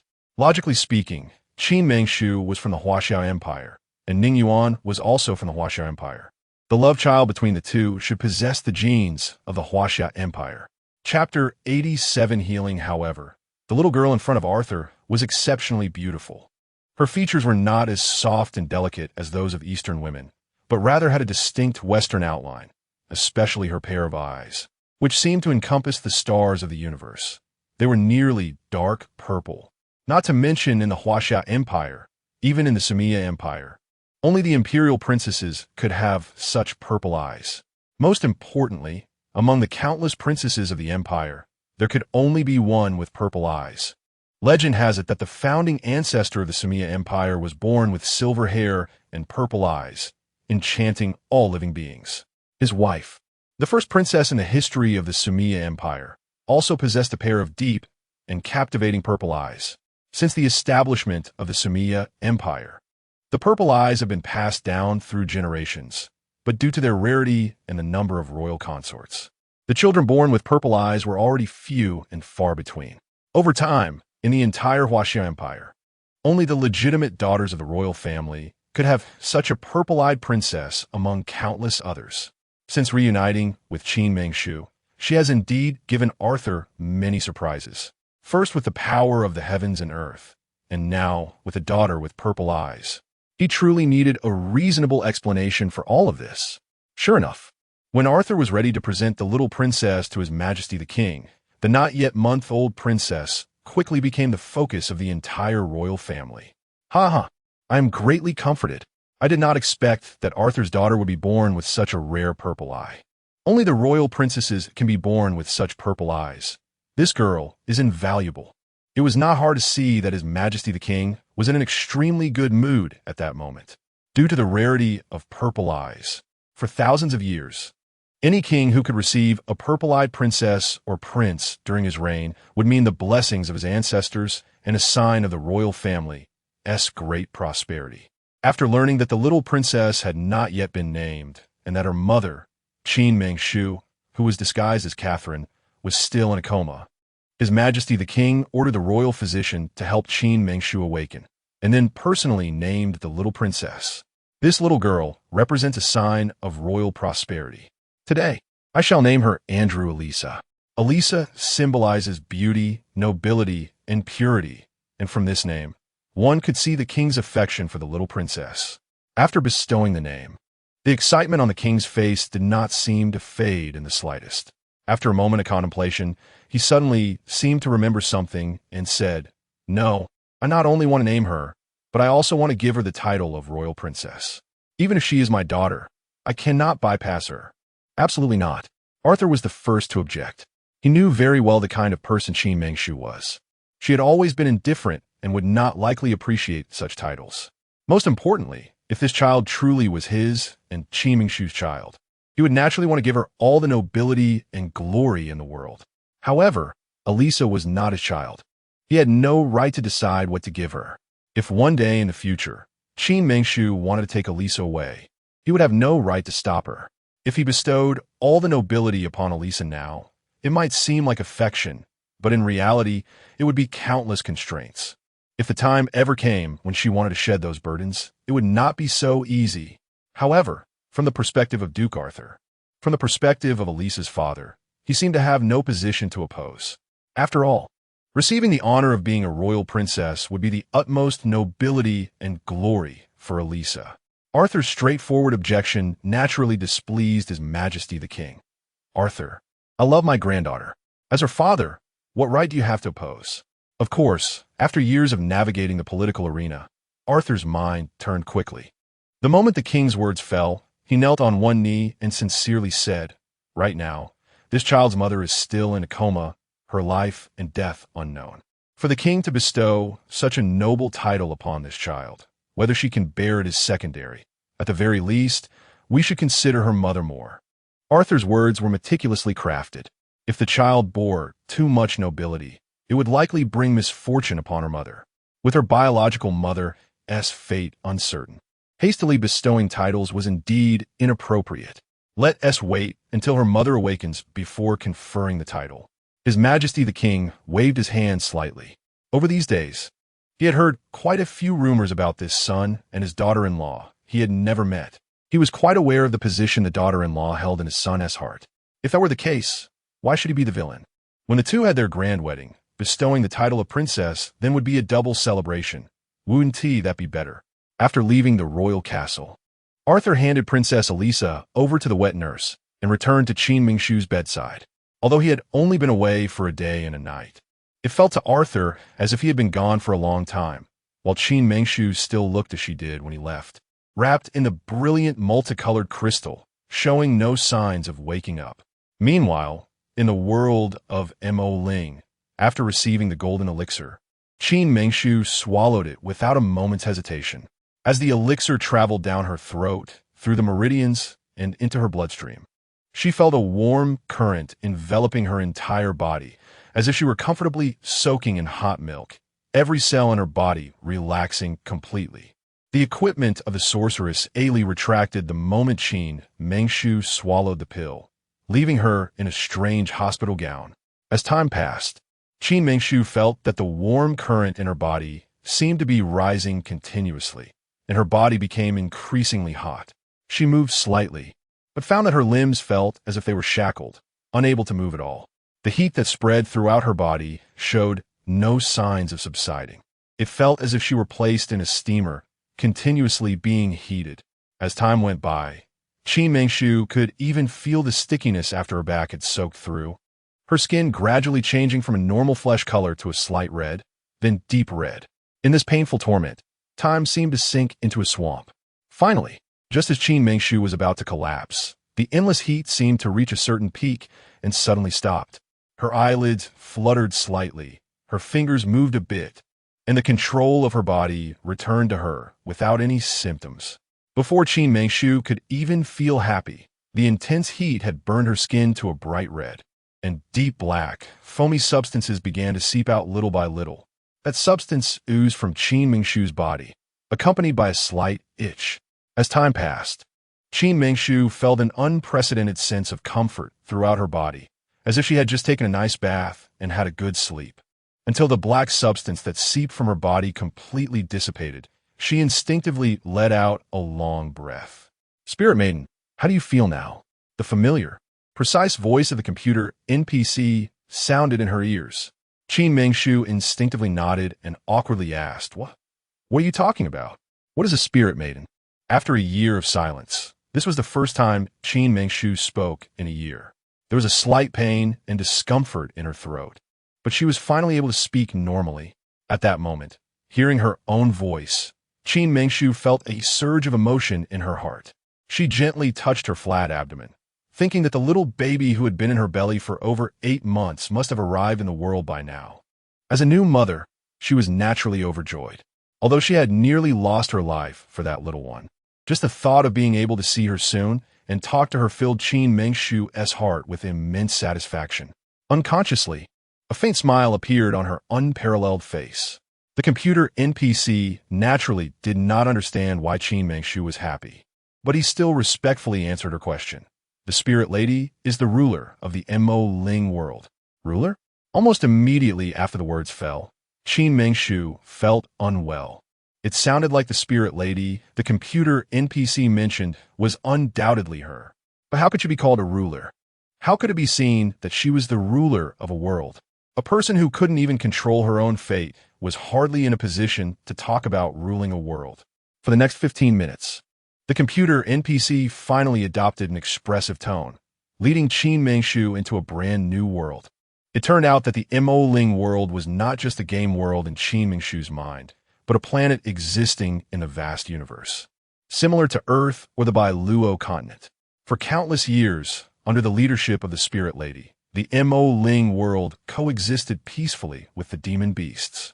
Until over 1,000 years ago, when the Spirit Lady perished and returned to chaos, the entire Mo Ling world fell into a bloody storm and endless darkness. That period was one that made all beings of the Mo Ling world shudder at the mention of, and no one was willing to speak of it. Time flew by, and 1,000 years passed in the blink of an eye. 1,000 years later, the Mo Ling world welcomed the Spirit Lady once again. Chapter 88. Undercurrents. Unfortunately, the current Spirit Maiden is merely a cultivation novice. In order for Qin Mengshu, as the Spirit Maiden, to gain more experience, the computer NPC can only conceal her identity from her. Since Qin Mengshu returned to the Ink's spirit world, those lurking beasts have all shrunk back. Time quietly passes, and peace seems to be the way of things. For 4 years, Qin Mengshu has entered the Ink's spirit world on time every day. Whether for training or leveling up, as long as she can enter punctually, it poses the best threat to those beasts. Who would have thought that good times do not last? The days when the Ink spirit world had a Spirit Maiden were only a fleeting 4 years. After 4 years, Qin Mengshu, as the Spirit Maiden, mysteriously disappeared again. Without any warning, during these 4 years, Qin Mengshu's entry into the Ink spirit world was generally stable, occasionally delayed by a few hours, but never exceeding 24 hours. Initially, those hidden beasts merely speculated that the Spirit Maiden was likely caught up in other matters. Thus they did not dare to be too arrogant. But as time passed, 1 day, 2 days, 1 month, 2 months, the beasts still did not see the Spirit Maiden's figure, and their courage grew bolder. At first, there were only small-scale battles and territorial disputes. As time went on, these small skirmishes intensified, gradually evolving into widespread conflict. By the time Qin Mengshu returned to the Ink spirit world, it had already descended into chaos, with killings happening almost every minute. So it turns out, Qin Mengshu nodded slightly. This ink spirit world originally belonged to her. She is the spirit maiden who has protected this world for generations. This means that her daily, punctual entries into the ink spirit world were in fact a form of guardianship. However, given the current situation, being this so-called spirit maiden does not seem too bad. Here, there are equipment, treasures, and people she needs to constantly care about. This is good. The identity of a spirit maiden seems to suit her very well. Only this pure-hearted spirit maiden is fitting for her current lifestyle. No love, no men. No worries about childbirth. In the real world, she can wholeheartedly accompany her child and do what she loves. In the ink spirit world, she can continuously enhance her cultivation. This is quite wonderful. Qin Mengshu's time away from the ink spirit world has grown to a year. Although it sounds like a long time, compared to the previous long stretches of 1,000 or 800 years, is merely a small matter. The ink spirit world, without the spirit maiden, has been in chaos for a year, but fortunately, it has not been fundamentally harmed. Qin Mengshu's body is recovering, and coupled with the chaos in the ink spirit world, she takes 5 days to manage everything. Since regaining her identity as the spirit maiden, the computer NPC has opened all privileges to Qin Mengshu. Now, she can enter the ink spirit world whenever and wherever she wants. Meanwhile, outside in the world, dark currents are surging. In the Sumia Empire, there's no such thing as a month of confinement after childbirth. Everyone knows that although Duke Arthur and Lady Catherine are very affectionate, they did not hold a wedding due to Lady Catherine's pregnancy and frail health. Royal marriages cannot simply be disregarded, and everyone is eagerly anticipating the grand wedding between Duke Arthur and Lady Catherine after she gives birth. Especially after the news that Lady Catherine has given birth to a violet-eyed princess, public anticipation for her has become even more frenzied. It is at this time that another rumor about Lady Catherine quietly spreads. Initially, it was just ambiguous gossip in some small magazines, claiming that Lady Catherine is mute and cannot speak. Once this news spread, it created a huge uproar. The rumor that Lady Catherine cannot speak spread like a plague, even reaching the royal castle. Upon first hearing such news, His Majesty the King naturally did not believe it, but he could not ignore the concerns of his restless queen. Your Majesty, I believe that this rumor may not be entirely unfounded. Arthur is a good child, but he is too compassionate. Thinking back, since he married Catherine, she seems to have vanished from the world. No one has heard anything about her, and no one has truly seen her. The queen gently elaborated. If Arthur truly cares for her, he should at least have a proper wedding. Why would there be a premarital pregnancy and a continued concealment? This does seem suspicious. After the queen's analysis, His Majesty the King also felt something was amiss. No, I heard that Catherine invented an instrument called the guitar and composed a song called By the Baikal Lake, which is very beautiful. If Catherine truly cannot speak, how could she have created this song? The king is a clever man. He believes his son's judgment is not poor. Catherine has already been praised to the heavens by the outside world, and he looks forward to the wedding between Catherine and Arthur with great anticipation. He has heard the song By the Baikal Lake, whether in the Huaxia Empire version or the Sumia Empire version. Both are equally stunning.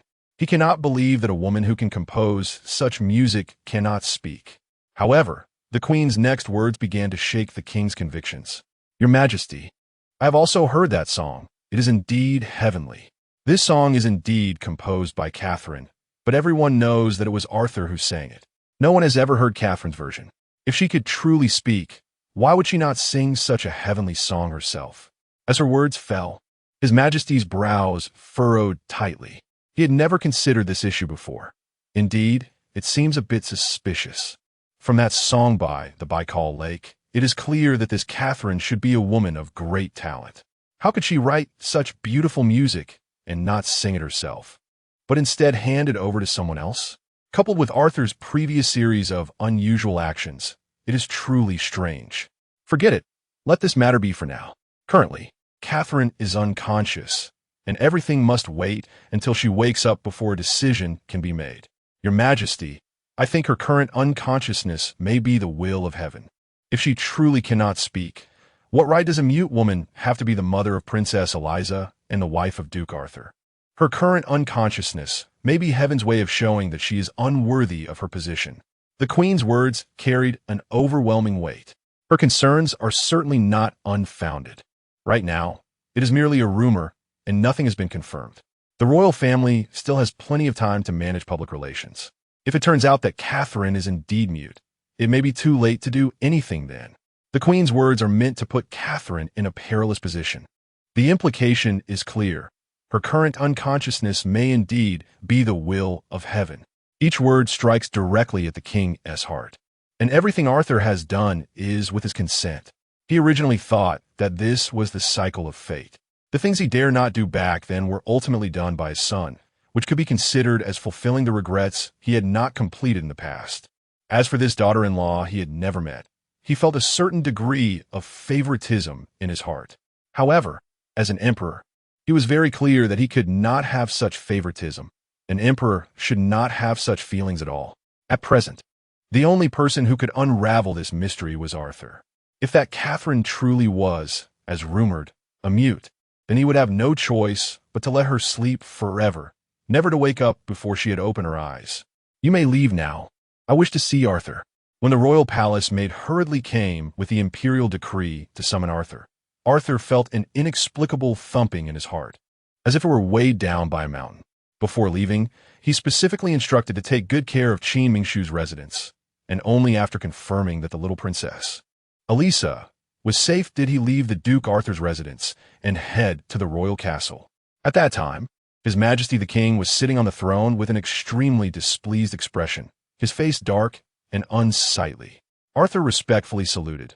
Son pays respects to father. Arthur, I ask. You answer, if there is a single word of falsehood. Son would not dare. Good. I ask you, can Catherine speak or not? Before meeting Arthur, the king had countless thoughts flashing through his mind, numerous ways to inquire. But in the end, he chose the most straightforward approach. Only such directness, unexpected, could yield the most genuine answer he sought. As expected, Arthur was directly stunned by the king's sudden question, and in his haste, he found himself unable to respond. All right, you need not answer. I already know. As the words fell, the highly skilled Arthur clearly sensed a powerful shadow behind the palace screen suddenly disappear, and his beautifully shaped brow inexplicably twitched again, instantly guessing what was happening. Chapter 89. Assassination. Although Catherine cannot speak, she is a woman of great talent, and has given birth to Princess Elisa, the most beloved woman in her son's heart. I implore you, father, to show mercy. Arthur had clearly guessed the purpose of His Majesty's summons before he even entered the room. The king had already instructed the assassin that once it was confirmed that Catherine was indeed mute, the assassin would immediately head to Duke Arthur's residence. In recent days, the colorful spiritual power enveloping Qin Mingshu had gradually dissipated. Arthur could clearly sense Qin Mingshu's life signs at this moment. Now, Qin Mingshu was merely an unconscious person. Anyone who could approach her could easily take her life. Moreover, the assassin sent this time was from the imperial family, so it was likely that Qin Mingshu's life was in imminent danger. Arthur naturally understood that the king summoned him not only to clarify the matter of Qin Mingshu, but also to trap him within the royal castle. At present, apart from pleading with his father for mercy to spare Catherine, he had no other path to take. Arthur, I can accept you marrying the adopted daughter of a third-class earl. I can also accept that you got her pregnant before marriage. I can likewise accept that you don't hold a grand ceremony or wedding, but still want me to bestow a title upon you. At this point, the king paused and switched to a tone of extreme anger, shouting, But, Arthur, you must understand that you are a first-class duke of the empire, my son, with a high position and great power. Everyone's eyes are on you. Your wife should be dignified and graceful.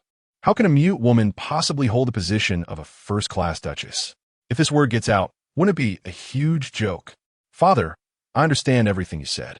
I would rather give up the dignity of being a first-class duke than ask you to spare Catherine. I am willing to relinquish all power and titles, as long as I can live peacefully with Catherine and Elisa. The rumor that Catherine was mute had begun to spread a few days ago. He was the one who knew the truth of the matter the best. If all of this were truly just an unfounded rumor, then his heart would be at peace, just waiting for their wedding, and all rumors would be dispelled. However, everything was not as such. Catherine truly could not speak, and everything he had painstakingly concealed would surface. His heart was naturally turbulent and could not calm down. His opponent had only just made a move, yet his heart was in disarray due to Qin Mengshu's unconsciousness. Now that he thought about it, the purpose of his opponent's actions was nothing more than to force him to relinquish power. Throughout the empire, only his elder brother and mother could keep an eye on him every single day of the year, constantly finding faults and weaknesses in him. Over the years, he had been cautious and calculating, never revealing his preferences to anyone. It was precisely because of this that he could remain undefeated in the tumultuous political arena. The appearance of Qin Mengshu had indeed touched his heart.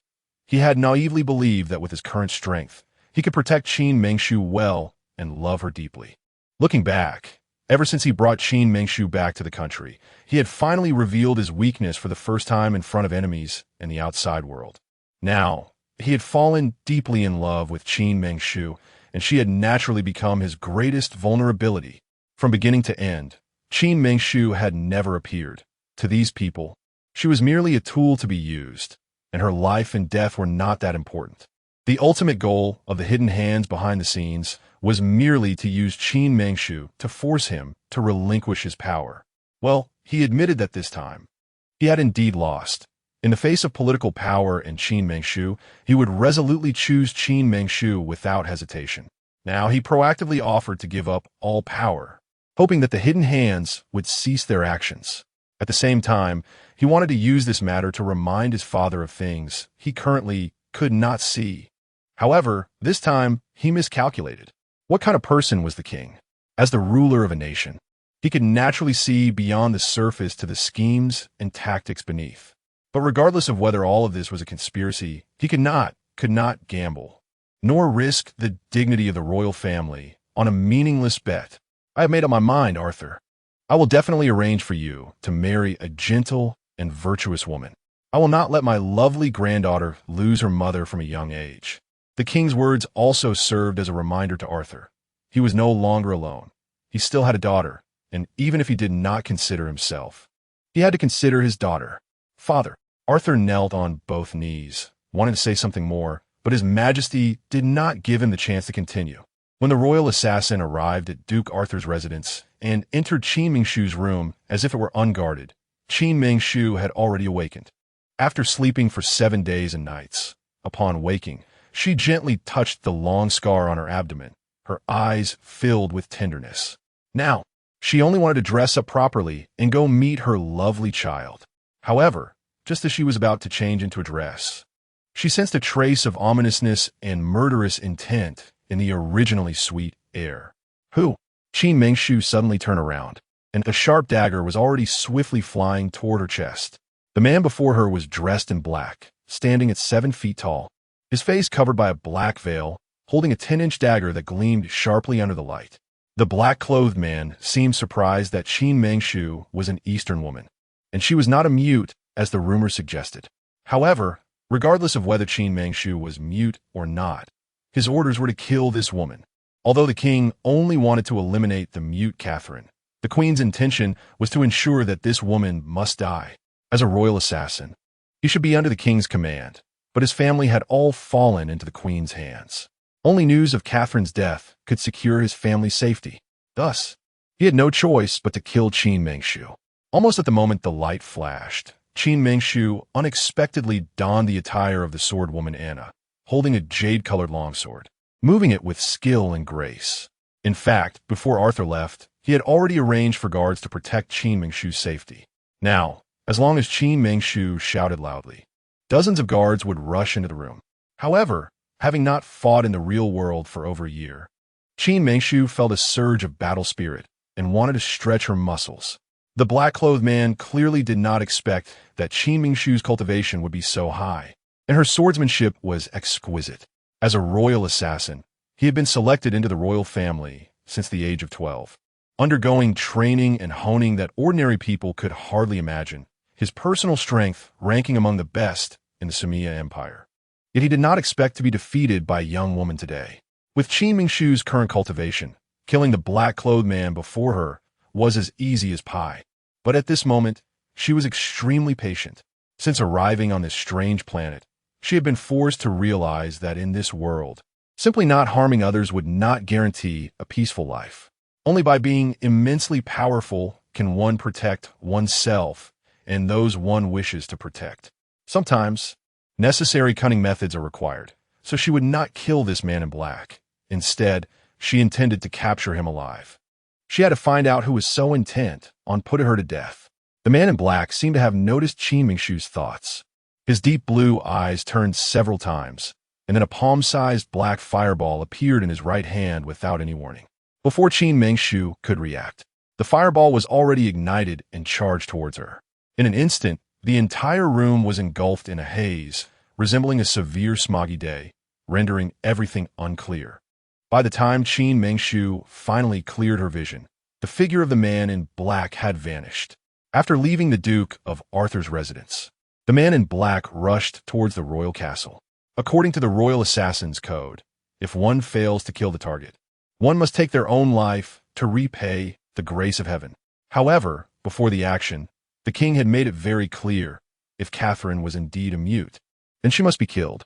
Now that he had personally confirmed that Catherine was not mute, his assassination mission was automatically canceled. As for the princess, he would have to gather his courage and plead. Believing that the news of Catherine not being a mute and her deep cultivation should mitigate the consequences of the failed assassination. On Qin Mingshu's side, she was still not satisfied when the assassin escaped. However, this time, it wasn't entirely fruitless. At least she learned that in this country where no one knew her, she was not completely safe. This matter still required her to investigate slowly. Oh no! Just as her thoughts were turning, an unwanted premonition suddenly filled her mind. In the seemingly well-guarded Duke of Arthur's residence, there could silently be an assassin coming to kill her. Then, wouldn't her daughter also be in danger? Chapter 90. The Rise of Qin Mingshu. Realizing this, Qin Mingshu no longer cared about anything else. Without time to change her clothes, she suddenly opened the door to the room. When the guards outside saw Qin Mingshu, they were momentarily stunned, then respectfully bowed. "Lady Catherine, you are finally awake. Where's my daughter? Where is she?" Qin Mingshu directly asked without any mood to engage with them. Hearing Qin Mingshu's words, the guard seemed a bit surprised, then put on a pose as if to say, "I see now," before mechanically replying, "Please follow me." When Qin Mingshu followed the guard and saw her daughter for the first time, the little princess Eliza, in that moment, she was overwhelmed. As Eliza's biological mother, upon seeing her for the first time, she could distinctly feel the natural maternal bond between them, a connection that was undeniable and came from the depths of her being. She had to admit that Eliza was truly beautiful, but she didn't resemble her or Ning Yuan at all. Logically, as an Eastern woman from the Huaxia Empire and Ning Yuan being an Eastern boy from the same empire, their child should possess the characteristics typical of an Eastern girl. However, that was not the case. In fact, this little girl before her was the most beautiful child she had ever seen in her long life, whether on Earth, in the Biluid continent, or in the Muling world. But just because of the child's beauty, she couldn't overlook everything else. Why was this happening? Why did her and Ning Yuan's child, apart from having a nose and ears somewhat resembling Ning Yuan, not show any traits of either of them, especially those dark purple eyes, breathtakingly beautiful, yet inexplicably so? At that moment, little Princess Eliza was awake, her large dark purple eyes looking at Qin Mingshu with a watery gaze. It seemed she could also feel the natural connection between them.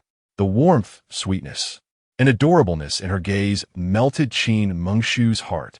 In her daze, Qin Mingshu finally set aside all the chaotic thoughts in her mind. When she finally held little Eliza in her arms, her previously shattered heart felt an unprecedented sense of fulfillment.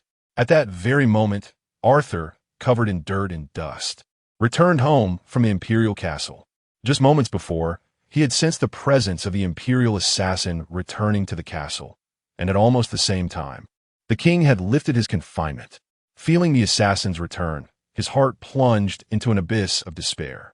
In that fleeting moment, he even thought about ending his life, to leave this painful world alongside Qin Mingshu. However, reality wouldn't allow him to do that. His father was right. Even if he didn't think of himself, he had to consider little Eliza. If Qin Mingshu was dead, his heart would die too. But Eliza's life was just beginning. He couldn't bear to watch this little girl lose both her mother and father. Even if he was merely a nominal father, he could still provide little Eliza with a relatively comfortable childhood. The sunlight today seemed extraordinarily bright, yet Arthur's mood was at its lowest when he finally stumbled back to the Duke of Arthur's residence and saw Qin Mengshu holding Eliza, the golden sunlight lazily falling upon them. Arthur felt alive in an instant. At that moment, he could no longer care about his status as a first-class duke of the empire. He rushed from outside to inside, speechless in a long silence. Arthur opened his long arms, embracing both Qin Mengshu and Eliza in a warm hug. At that moment, time seemed to freeze, and the whole world seemed to consist of just these three people. All the maids and attendants standing by, as well as the wet nurses and guards, discreetly left. In Arthur's warm and robust embrace, Qin Mengshu initially felt a bit uncomfortable, but soon the familiar scent of Arthur filled her nostrils. No matter what, this man had rescued her from dire straits. He was the one who saved her from peril when she was in trouble, and he had given her and the child a stable home. At that moment, newly become a mother, Qin Mengshu felt a fleeting warmth in her heart. But that warmth was just a fleeting moment, not leaving any substantial feelings in her heart. For some reason, every time she wanted to forgive and try to open her heart a little, the memories of her acquaintance with Ning Yuan would inexplicably flood her mind. To this day, despite the passage of time, she still couldn't shake off the shadow of Ning Yuan.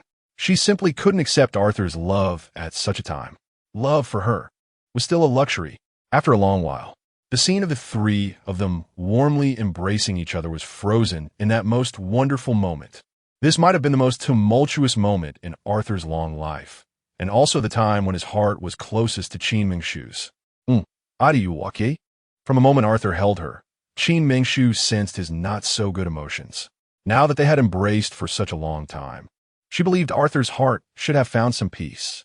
In broad daylight, beneath the clear sky, holding on for so long still felt somewhat inappropriate. When Qin Mengshu's familiar and pleasant voice, after a long year, reached Arthur's ears, she could distinctly feel that the usually unflappable Arthur's tall figure had slightly moved. Though it was just a slight tremor, it was incredibly rare. He slowly released Qin Mengshu from his embrace, his movements gentle as if she were made of glass. He seriously looked her up and down, his gentle gaze resting on her, again and again, as if trying to discern whether the Qin Mengshu before him was indeed the one he had always known. After a long while, Arthur seemed to finally confirm that the girl before him was indeed the Qin Mengshu he had always known. Her enchanting beauty slowly revealed a charming smile. "How is your voice?" "My voice is healed. Thank you for your care these days. There is no need for us to say this." At that moment, Arthur's nervous and excited emotions were beyond words. In a brief moment, he almost thought Qin Mengshu had died. I see now. From the beginning to the end, what his father wanted to kill was only the mute Catherine, never Qin Mengshu. Arthur had never imagined that after Qin Mengshu risked her life to give birth to this child, she could actually heal her voice. Perhaps this was heaven's reward for Qin Mengshu's kindness. In a moment of crisis, she thought of cutting open her belly to save her child. Such a thought was immensely bold. Perhaps it was exactly because of her bravery and kindness that heaven granted her a chance at rebirth. A person in black just came by, and her target seems to be me. During the time I was unconscious, did anyone think about taking my life? Qin Mengshu gently placed Eliza, who was in her arms, into the crib and took Arthur's hand, leaving the nursery. Although she does not truly love Arthur at the moment, legally speaking, she is already Arthur's wife. A legitimate first-class duchess. She has no desire to touch anything related to the Huaxia Empire and Ning Yuan for the rest of her life. So she will focus on being a good first-class duchess, even though she cannot provide Arthur with what he desires, nor the so-called love. That does not prevent her from being a qualified first-class duchess, even if not for herself, for the sake of her child. To ensure that Eliza can grow up safely and healthily, she must be strong and live more nobly and proudly than anyone else. As for Arthur, she is willing to give him everything except love. If Arthur wants to take a concubine, she wouldn't mind. What she wants now is power, some superficial things, or anything that can help Eliza live a better life.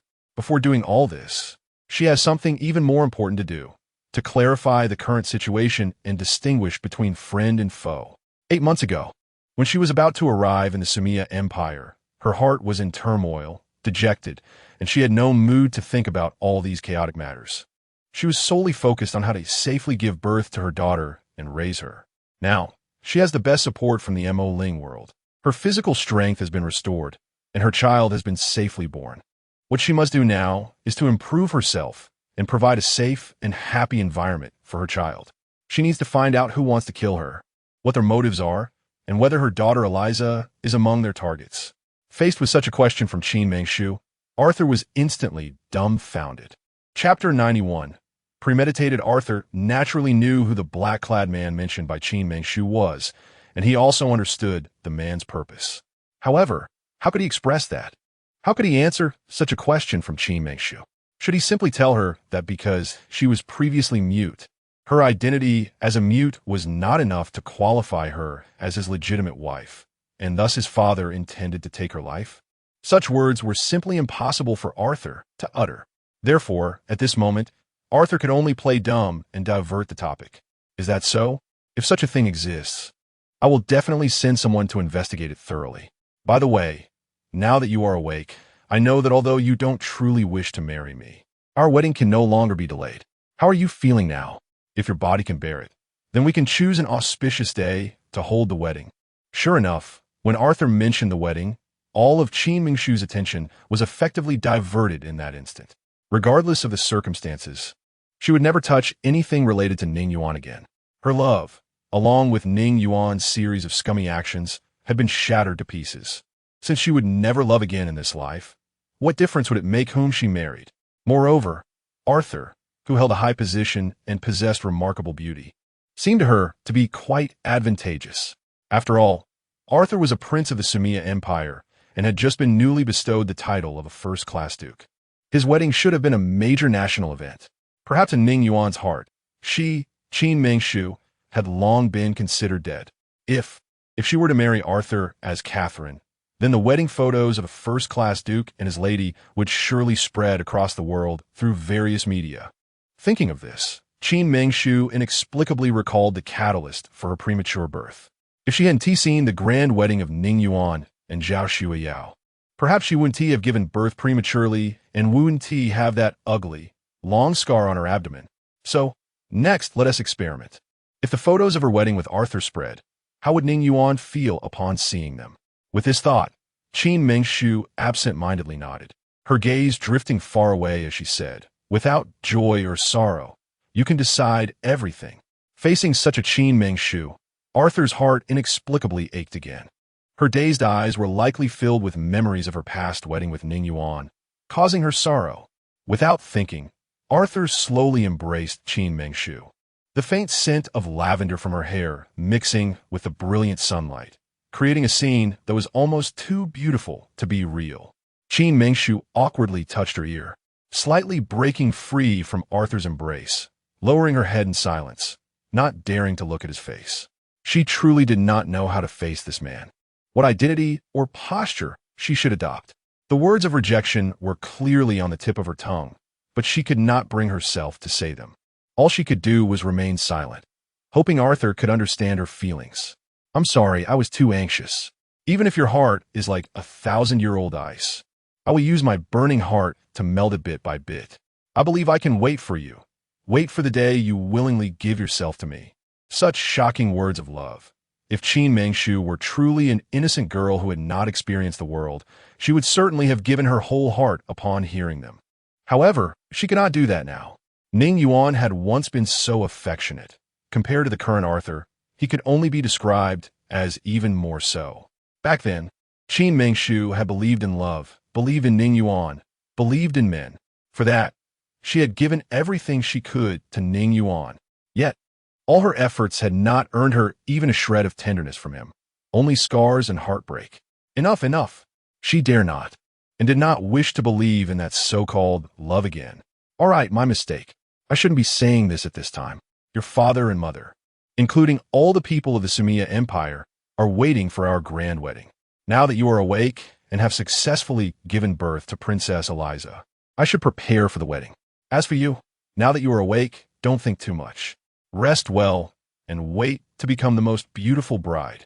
Arthur's warm words only earned him a prolonged silence from Qin Mengshu. At the moment, he gazed at her with deep affection. He felt the deep awkwardness and sorrow emanating from her. With no response from Qin Mengshu, he could only find an excuse to ease the tension.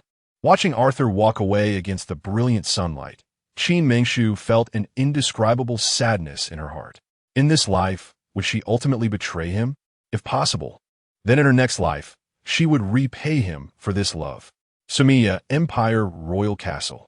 When the princess heard the news that Qin Mengshu was not dead, she was naturally furious and immediately ordered the execution of the entire family of the black-clad assassin to vent her anger. Your Highness, please calm down. Although we couldn't kill Lady Catherine, we did obtain some shocking news that must be useful to you. In her rage, the black-clad man could only kneel and plead. All right, I will give you a chance to save yourself. Speak. What is the news that could be worth your entire family's lives? Though the princess was in a fit of rage, her years of experience managing the harem told her not to overlook the information these small figures might possess. Sometimes, the most critical news came from their mouths. Of course, her words were filled with threats. Yes, the black-clad man felt cold sweat soaking his back and did not dare to rise, kneeling on the ground as he said, I was ordered to assassinate the mute Lady Catherine. At the time, I received information that she was in a coma and on the brink of death. However, when I arrived at Duke Arthur's residence, Lady Catherine had already awakened, and not only was she not mute, but she was also very beautiful. An Eastern woman with profound magical abilities, absolutely a magic expert. If it weren't for my thunder fire ability to conceal my presence, I might have already died at her hands. What? Almost instantaneously upon finishing his sentence, the princess felt that something was terribly wrong. She had originally thought that this Catherine was merely the illegitimate daughter of a third-class earl, a woman of unknown origins, completely unworthy of attention. Arthur's choice of her as his first-class duchess was simply a joke, but now it seemed otherwise. A woman with such deep schemes could not be a simpleton. An Eastern woman, the princess murmured to herself, but a sense of foreboding flashed through her mind. No wonder Arthur, who had been so at odds with her son, would actively propose to accompany him to visit China. It seemed he had ulterior motives all along. Now, reflecting on it, this Catherine had always been of unknown origin. The princess had initially thought she was just some affair of Arthur's, but now it seemed that was not the case. This Catherine might very well be the daughter of a powerful family in the Huaxia Empire, conspiring with Arthur to overthrow the rule of the Sumia Empire. When the time comes, Arthur will ascend to the throne of the Sumia Empire, and the family behind this Catherine will gain immense power in the Huaxia Empire. What a brilliant win-win policy. If it weren't for the news that Catherine is a mute and that His Majesty the King personally sent assassins to eliminate her, it's likely that Catherine's true identity would have remained concealed. A foster daughter of a third-tier earl, a woman from the East. Charming and with a cultivation level even surpassing that of the imperial assassins. If this woman is merely an ordinary girl, just a fleeting romance of Arthur's, who would believe that? Considering this, it's no wonder that Arthur was so determined to take her as his legitimate wife and why he defended her so fiercely. It turns out that this woman's identity has been extraordinary from the very beginning, showing weakness to the enemy and then launching a surprise attack. What a clever Arthur. What a clever Catherine. Enough. This time I will let you go. You may leave. After indulging in countless thoughts alone, the princess finally decided to let the black-clad assassin go. After all, she still had to navigate her future in the Sumia Empire. Being too ruthless would ultimately be detrimental. From the beginning, she only intended to threaten the black-clad assassin and would never take so many lives for a mere Catherine, even if she were truly ruthless. She couldn't cross the line with His Majesty the King. Upon hearing this, the black-clad assassin felt as if he had been pardoned and quickly expressed his gratitude. Thank you, Your Highness, and about my family. I don't have such a cruel heart. I've already let them go. You will be able to see them when you return. Although the princess was in an extremely bad mood, she couldn't be bothered to explain further. Thank you, Your Highness. Thank you, Your Highness. The black-clad assassin bowed deeply 3 times before leaving. Before meeting the princess, the black-clad assassin had already seen His Majesty the King. At this moment, His Majesty the King was already aware that Catherine was not dead, was not a mute, and was even a deeply skilled beauty from the East. Chapter 92. Grand Wedding. For some reason, when His Majesty the King learned this news, he felt an unexpected sense of relief in his heart. Perhaps, deep down, he never truly wished for Catherine's death. From Arthur's perspective, having lost his biological mother at a young age and nearly losing his life at 12, he always presented a graceful image in front of others. Even as a king, it seemed he had never seen Arthur genuinely care about anything. It appeared that nothing in this world, money, power, status, could catch his eye. Qin Mengshu was undoubtedly the first to expose Arthur's weakness to the public. It was the first time in Arthur's life that he had a request of him. Thus, from the bottom of his heart, standing from a father's perspective, His Majesty sincerely hoped that Qin Mengshu could be safe. Moreover, from the perspective of national public opinion, the marriage between Qin Mengshu and Arthur had long been an undeniable fact. Whether the king was willing to acknowledge it or not, Qin Mengshu had already become Arthur's wife, a legitimate first-ranked duchess.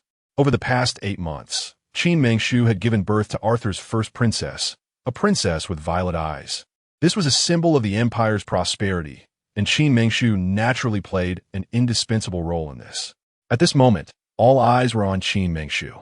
If anything were to happen to her, it would likely lead to a short-term paralysis of public opinion in the empire. Additionally, there was the mistake His Majesty had made over 30 years ago, which was the greatest regret of his life. At that time, he was exceptionally talented and handsome, traveling to China with his father. However, in the distant Huaxia Empire, he fell in love with a famous actress. The bittersweet love of youth was always beautiful, yet filled with regret. Back then, he had given up the first and only woman he ever loved for his own status and glory. From then on, women to him were either victims of political interests or mere tools for bearing children, devoid of any emotional significance.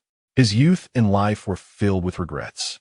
Among his 2 sons, he deeply felt from the beginning that his 7th son, Arthur, resembled him greatly. In Arthur, he saw his youthful days and the political ambitions he once had, dazzling and extraordinary. Unfortunately, Arthur's biological mother was not a woman of high standing, and his adoptive mother always appeared sickly and indifferent, insufficient to become a queen or a worthy empress. Every king naturally hopes to have a legitimate son to inherit the throne to justify his position. Although Jason was somewhat dull, he was still considered ambitious, and his biological mother was of noble birth, making him the first choice for crown prince. However, he was not the king's first choice. Regardless, the crown prince position had become a settled matter beyond doubt. Yet, even so, His Majesty still felt that Arthur resembled him, especially when Qin Mengshu entered Arthur's life, causing him to act recklessly, mirroring the actions of his younger self. Back then, he had also made efforts. Compared to today's Arthur, he could only describe his past efforts as greater than those of today. The obsession with his beloved ran deep. Unfortunately, all efforts concerning love appeared too pale and insignificant in the face of political interests. The past cannot be pursued. Perhaps in His Majesty's heart, there still existed a dream. He hoped that the regret he experienced could be fulfilled through Arthur, who resembled him, thus completing the regret he had buried for over 30 years. Now that Qin Mengshu was alive and had healed her voice, this news was undoubtedly good for him. He hoped that the regrets of the past could truly be fulfilled through his son. On the other hand, to dispel public misunderstandings about Duchess Catherine, Qin Mengshu specifically recorded a video of herself singing and playing the guitar. The video was officially announced through the national website, and once released, it became a nationwide sensation. Prior to this, everyone was speculating about what kind of person the legendary Duchess Catherine, Arthur's wife, would be. In recent days, there had been too many rumors about Duchess Catherine, all sensational and mysterious. Naturally, no one expected this legendary duchess to be an Eastern beauty. When the image of Catherine appeared, lazily holding a guitar and leaning against the railing of a small bridge, time seemed to stand still at that moment. The whole world seemed to quiet down, and no one wanted to disturb her beauty. In the stream, fish swam freely, and notes danced at her fingertips. This scene was almost unreal in its beauty. The sunset's afterglow lazily illuminated her stunning face, adding an air of enchanting mystery. Her delicate fingers danced over the 6 strings of different thicknesses, producing beautiful melodies that deeply imprinted in everyone's hearts. Still, the song was the dreamlike by Ning.Caught. But in Qin Mengshu's mouth and fingertips, it seemed so ethereal, unlike reality. Once this video was released, it naturally clarified various strange reports, effectively dispelling the rumors that Qin Mengshu was mute. At that moment, Crix was anxiously waiting for news of Catherine, or rather, Qin Mengshu's death. However, what she received instead was Qin Mengshu's album. When she saw Qin Mengshu's true appearance, her long nails nearly sank into her fair flesh in shock. Qin Mengshu's beauty exceeded her imagination. Moreover, her voice was like that of a lark, the most beautiful sound in the world. The earlier news about Qin Mengshu being mute had originated from her, using the foolishly naive queen to propagate it. She had originally believed that Qin Mengshu would surely die this time, but she never expected there would come a day of clearing up misunderstandings. It seemed that defeating this legendary Duchess Catherine and marrying Arthur was not an easy task. This Catherine truly knew how to play her cards from the very beginning. She had kept everyone guessing. Now, having given birth to the violet-eyed Princess Elisa, she released such an astonishing album. Her cunning and strategies were indeed top-notch. After all, how could a woman who could marry Arthur and become a first-rank duchess be an ordinary person? Well, in that case, this young lady would engage with her properly. She wanted to see whether this vixen was more cunning or if she, the foxcatcher, was better. Qin Mengshu, however, had never thought that her initial silence and subsequent self-clarification would appear to others as an extraordinarily clever strategy. Now, with her daughter to cherish, Qin Mengshu lived in the sunshine, spending every day with her daughter, and whenever she felt good, she would personally attend guitar classes to indulge her teacher's passion. Since Qin Mengshu gave birth to her daughter and her voice healed, Arthur's mood had been exceptionally good. Every time he thinks of the woman who captivates his soul, about to wear a pure white wedding dress and walk into the hall of marriage with him, Arthur's heart feels immense satisfaction, as if he is deeply wrapped in rich beauty and happiness. All the politics, struggles, and games of power will become meaningless from this moment on.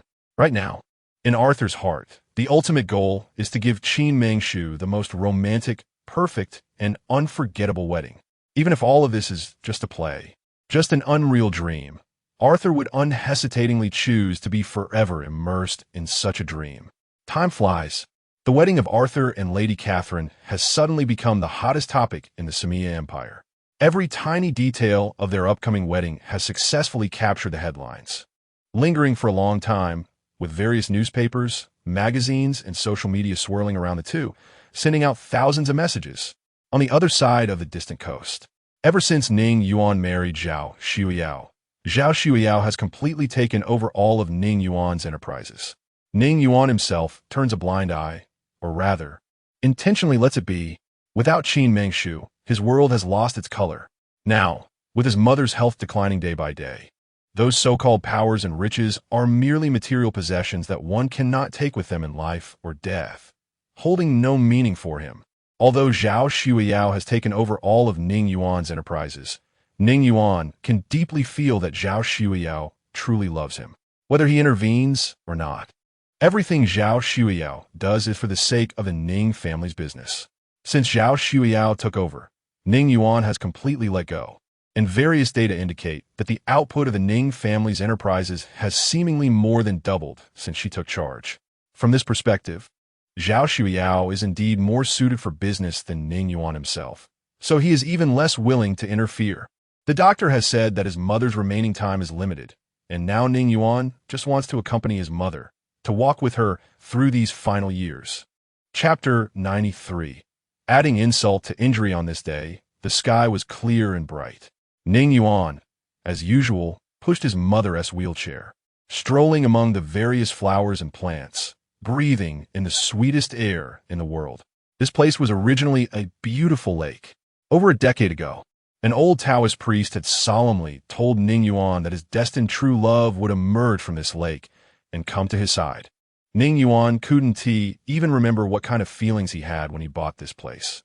He was reluctant to believe such words even until today.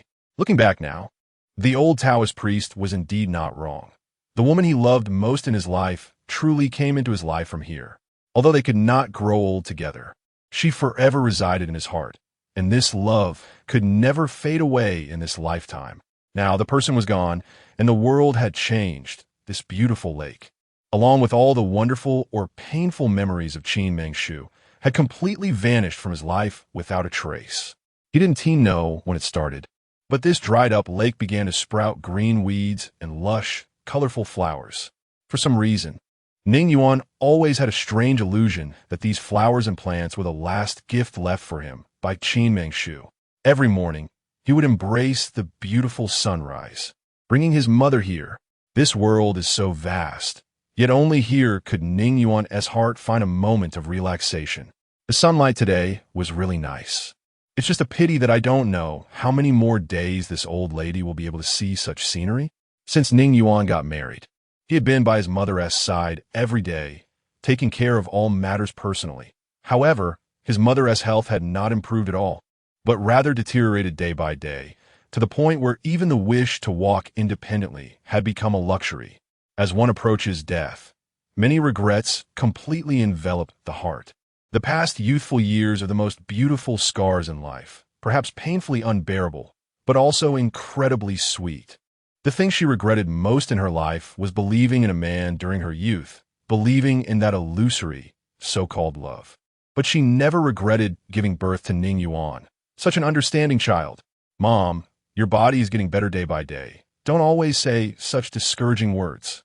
Ning Yuan slowly squatted down, kneeling by his mother's knees, tightly holding her hands, wanted to give her more warmth and support. Ningmu shook her head with some difficulty, forcing a smile, and said, "You don't have to comfort me. I know my own body best. I really can't go on. I'm so tired, I just want to sleep deeply. Before I fall asleep, there are some things I want to tell you." Facing such a negative mother, Ning Yuan initially wanted to comfort her with a few words. However, in the end, he said nothing. Since his mother had something to say, he preferred to be a quiet listener. Ningmu's gaze was a bit dazed as she looked into the distance. The rising sun on the horizon grew hotter, gradually releasing warm rays of sunlight that were somewhat scorching. Yet, Ningmu's gaze showed no sign of retreating. On the distant shores of the strait, in that familiar yet strange city, lived a man who ruined her life but once gave her happiness. In the past, she was unwilling to mention that painful memory. Now, as death approached, all regrets should dissipate with the wind. And Ning Yuan, as a natural person, had the right to know some things. Ning Yuan's tall figure stood quietly in the wind, and at that moment, time seemed to stand still, slow and warm. Ningmu sighed deeply, slightly opening her half-closed eyes. Her lips moved, and with some effort, she said, "The only regret in my life is your father. The only man I ever loved was your father, and the one I hated to the bone is still your father." Each word was spoken slowly. In fact, from the very beginning, Ning Yuan was curious about everything regarding his father. No one would want to know what their biological father was like, and Ning Yuan was no exception. However, from his mother's few words, Ning Yuan deeply understood that his father was likely a heartless and unfeeling person, someone his mother was reluctant to mention. Therefore, although Ning Yuan longed to know, he remained silent. Today, since his mother wanted to speak, he naturally listened attentively. He is the most perfect and noble man in this world, but it is exactly because of his perfection and nobility that our relationship fell into the final abyss. And even today, that cannot change at all.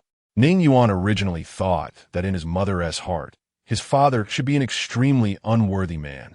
But he never imagined that his mother held such a high opinion of his father.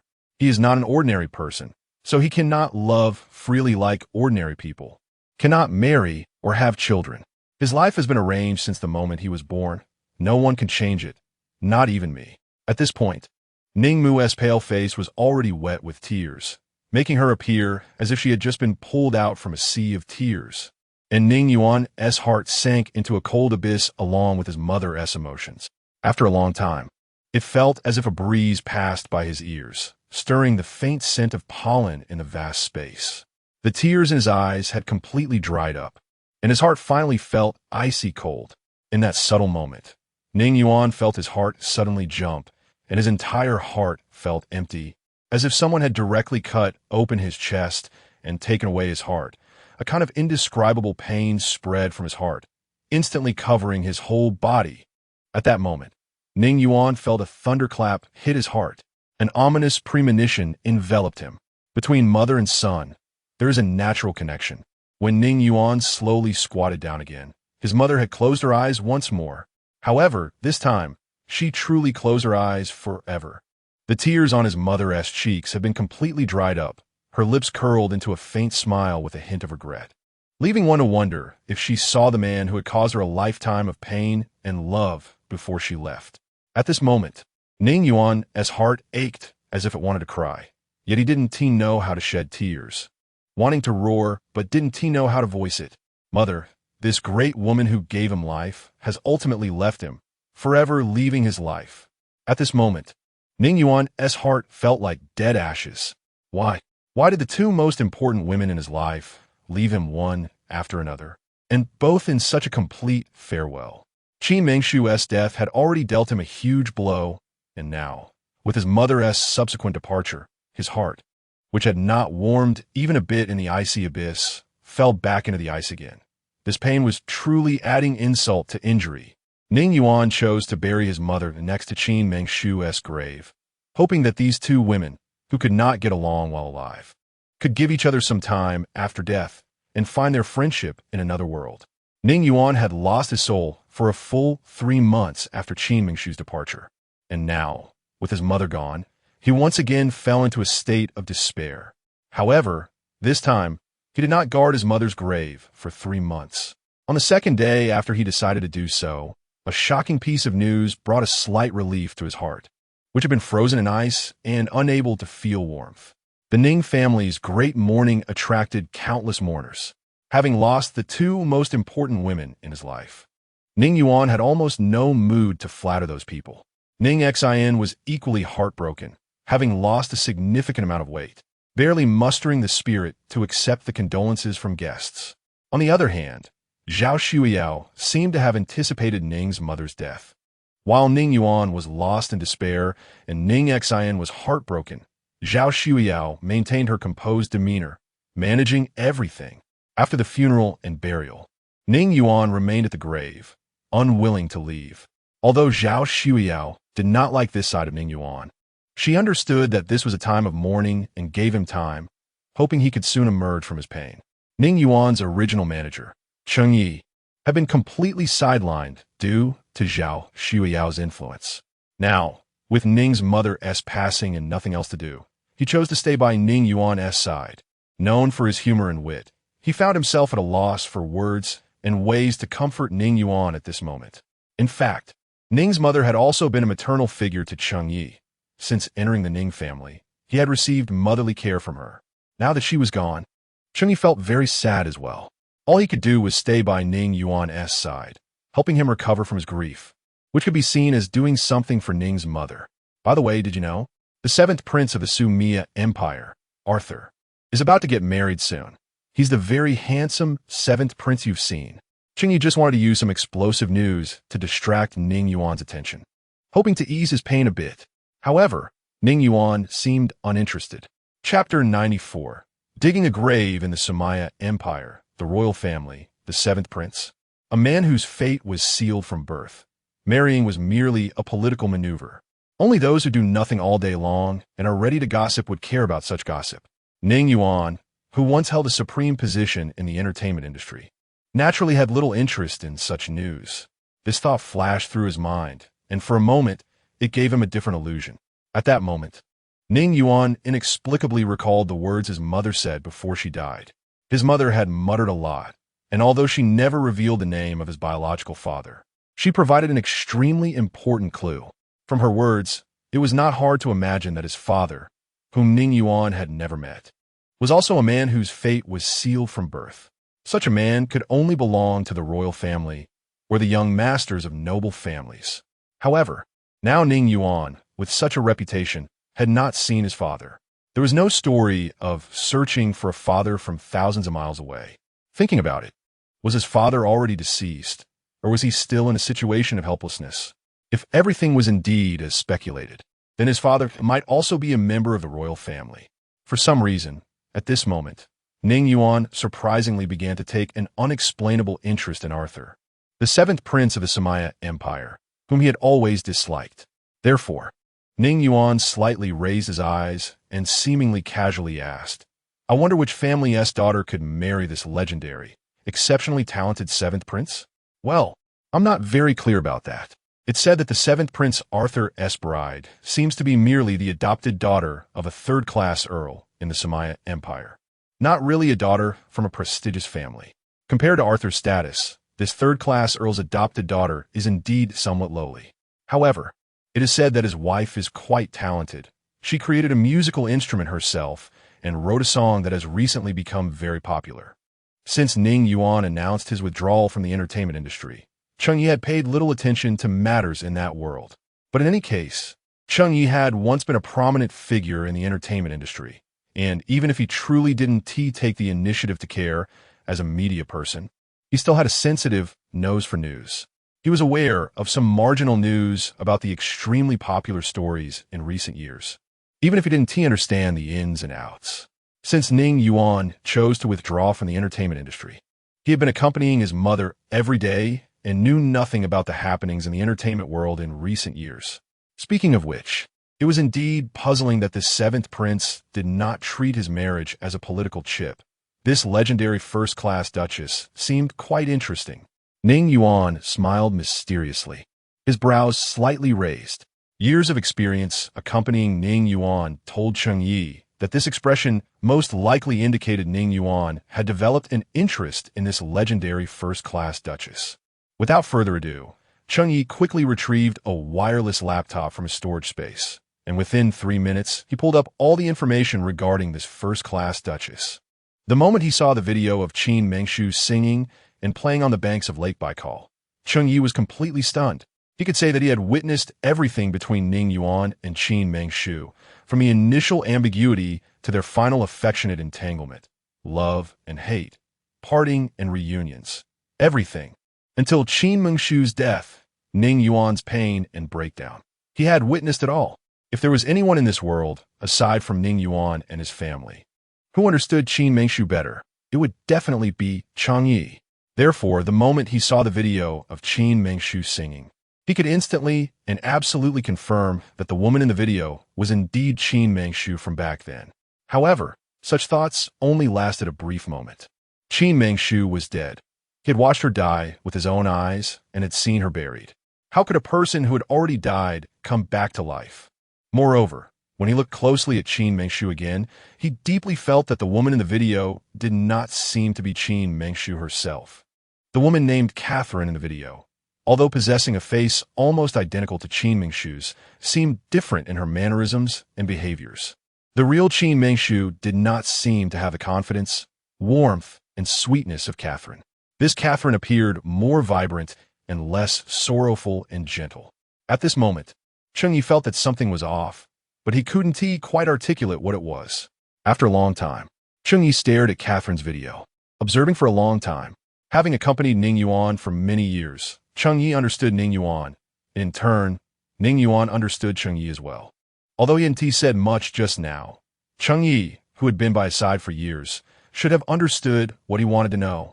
Something unusual is a sign of trouble, and Cheng Yi's unusual behavior could not escape Ning Yuan's eyes.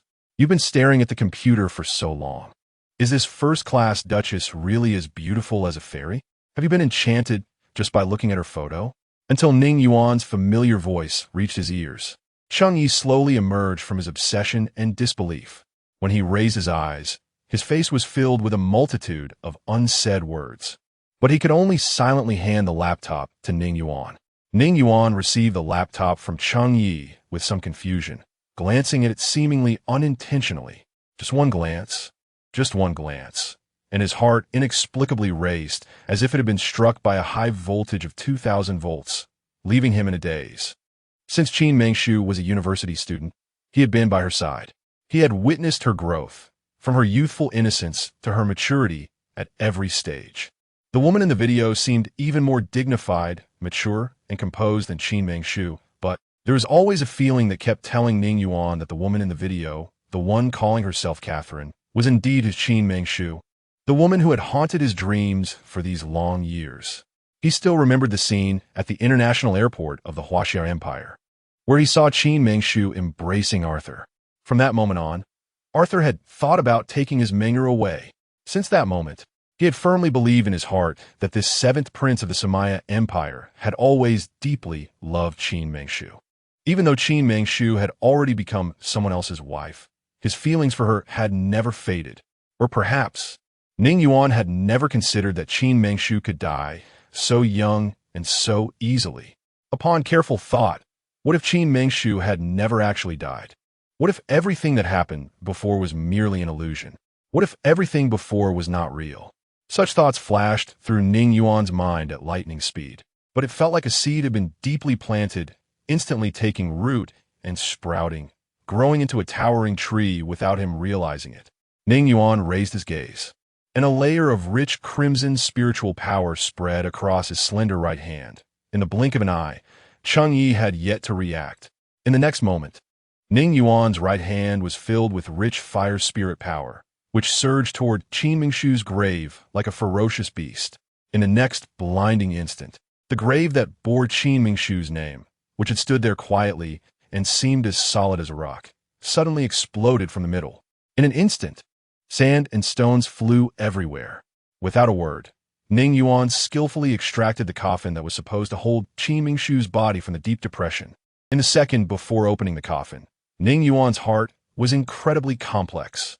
He seemed to hope that Qin Mengshu's body was still lying inside that coffin. If that were the case, although it would confirm that Qin Mengshu had died, it would at least mean that she had belonged solely to him before her death. That she was his, completely his. Even if they could never be together in this life, at least he had once possessed her. Those years, at least in the depths of midnight dreams, he could still deceive himself. However, his heart was also extremely entangled. He equally hoped that there was no body of Qin Mengshu in that coffin. If that were the case, it would at least mean that Qin Mengshu was not dead, that she was still alive in this world, at least indicating that the woman he had been thinking of had not left this world. At least it would mean that even if they could never be together forever, there could still be a day when they would meet again. Fear, anxiety, worry, unease. At this moment, 1,000 thoughts crossed his mind, and a mix of emotions surged within him. With such feelings, Ning Yuan ultimately opened Qin Mengshu's coffin. When he finally mustered the courage to look down, his heart sank once again. Inside this luxurious coffin, there indeed lay a body which, with the passage of time, had already lost all semblance of its former appearance. However, from the still intact clothing, he could vaguely discern that this corpse was indeed dressed in the mourning attire that Ning Yuan had personally put on for Qin Mengshu before her burial. This suggested that the wife of the seventh prince of the Samaria Empire was indeed Catherine, not his Qin Mengshu. Chapter 95. Heartbroken hangover. The woman named Catherine might just happen to look exactly like Qin Mengshu, or perhaps there is truly no connection at all. Maybe. There isn't even a maybe. Heartbroken. The moment Ning Yuan saw Qin Mengshu's corpse, his heart fell completely into an endless abyss. Regaining his composure, Ning Yuan began to build Qin Mengshu's grave again, little by little, handcrafting it. He did not deliberately use magical powers to protect his hands.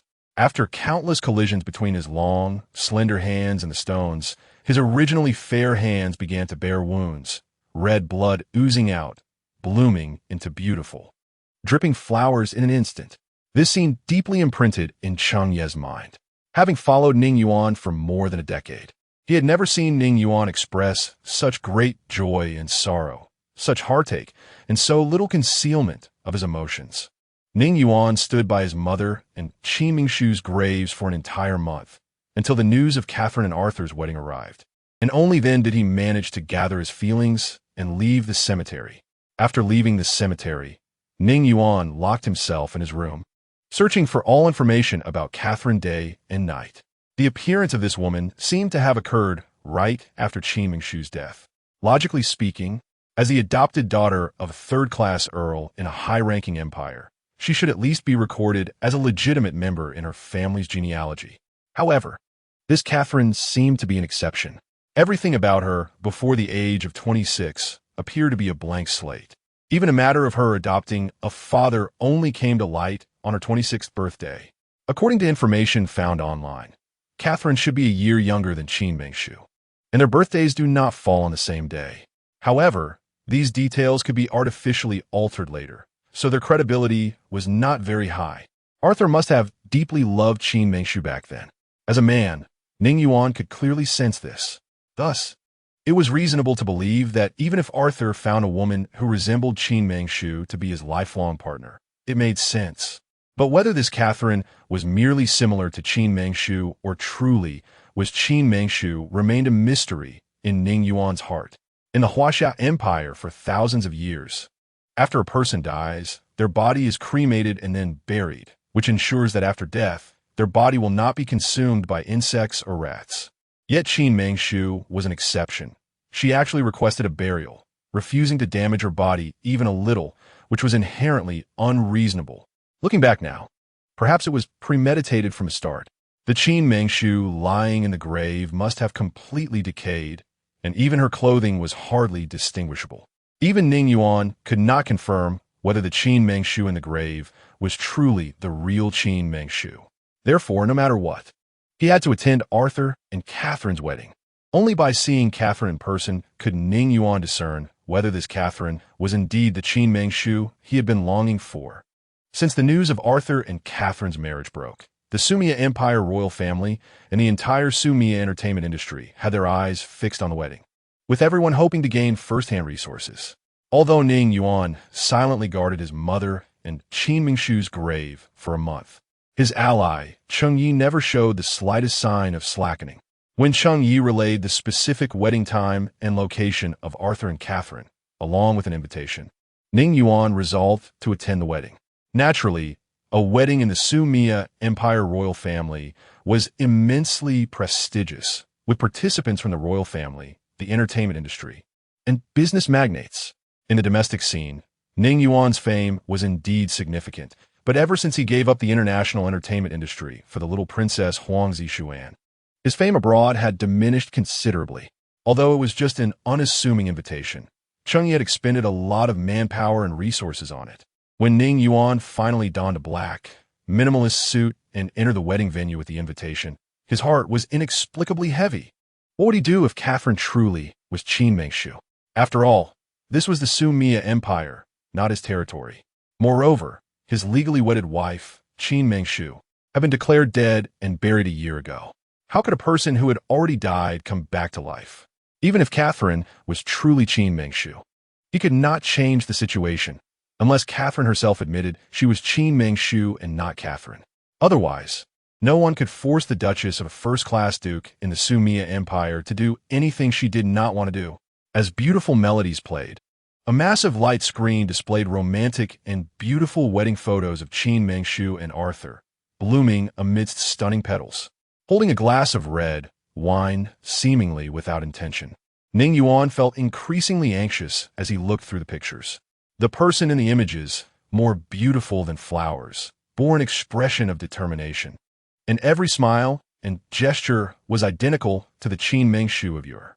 Almost half an hour into the wedding, Ning Yuan could no longer contain his heart. He was on the verge of breaking free from all his suppressed emotions and rushing forward to grab Catherine in her pure white wedding gown. He needed to ask her directly, "Who are you really?" However, just as this impulse was about to manifest into action, a picture of a little girl suddenly appeared on the massive light screen. One after another, the images showed a stunning little girl, especially her pair of extraordinary purple eyes, which seemed to contain the universe's stars, giving an illusion of a dreamlike quality. At that moment, Ning Yuan felt as if his heart had been struck by a bolt of lightning. His mind raced, recalling that this Lady Catherine had been pregnant before marriage, carrying Arthur's child. Yet, at that time, Ning Yuan had been blinded, completely focused on Catherine, and not paying attention to the child between them. If he calculated carefully, if Qin Mengshu had not died, and she had become pregnant with his child, then the child should have already been born by now. The more he thought, the more he dared not think, because he clearly understood that he was a Huaxia Empire citizen, and the blood flowing in his veins was from the Huaxia Empire. Likewise, Qin Mengshu was also a Huaxia Empire citizen, with the same blood running through her. Their child, no matter what, could not possibly have blonde hair and blue eyes.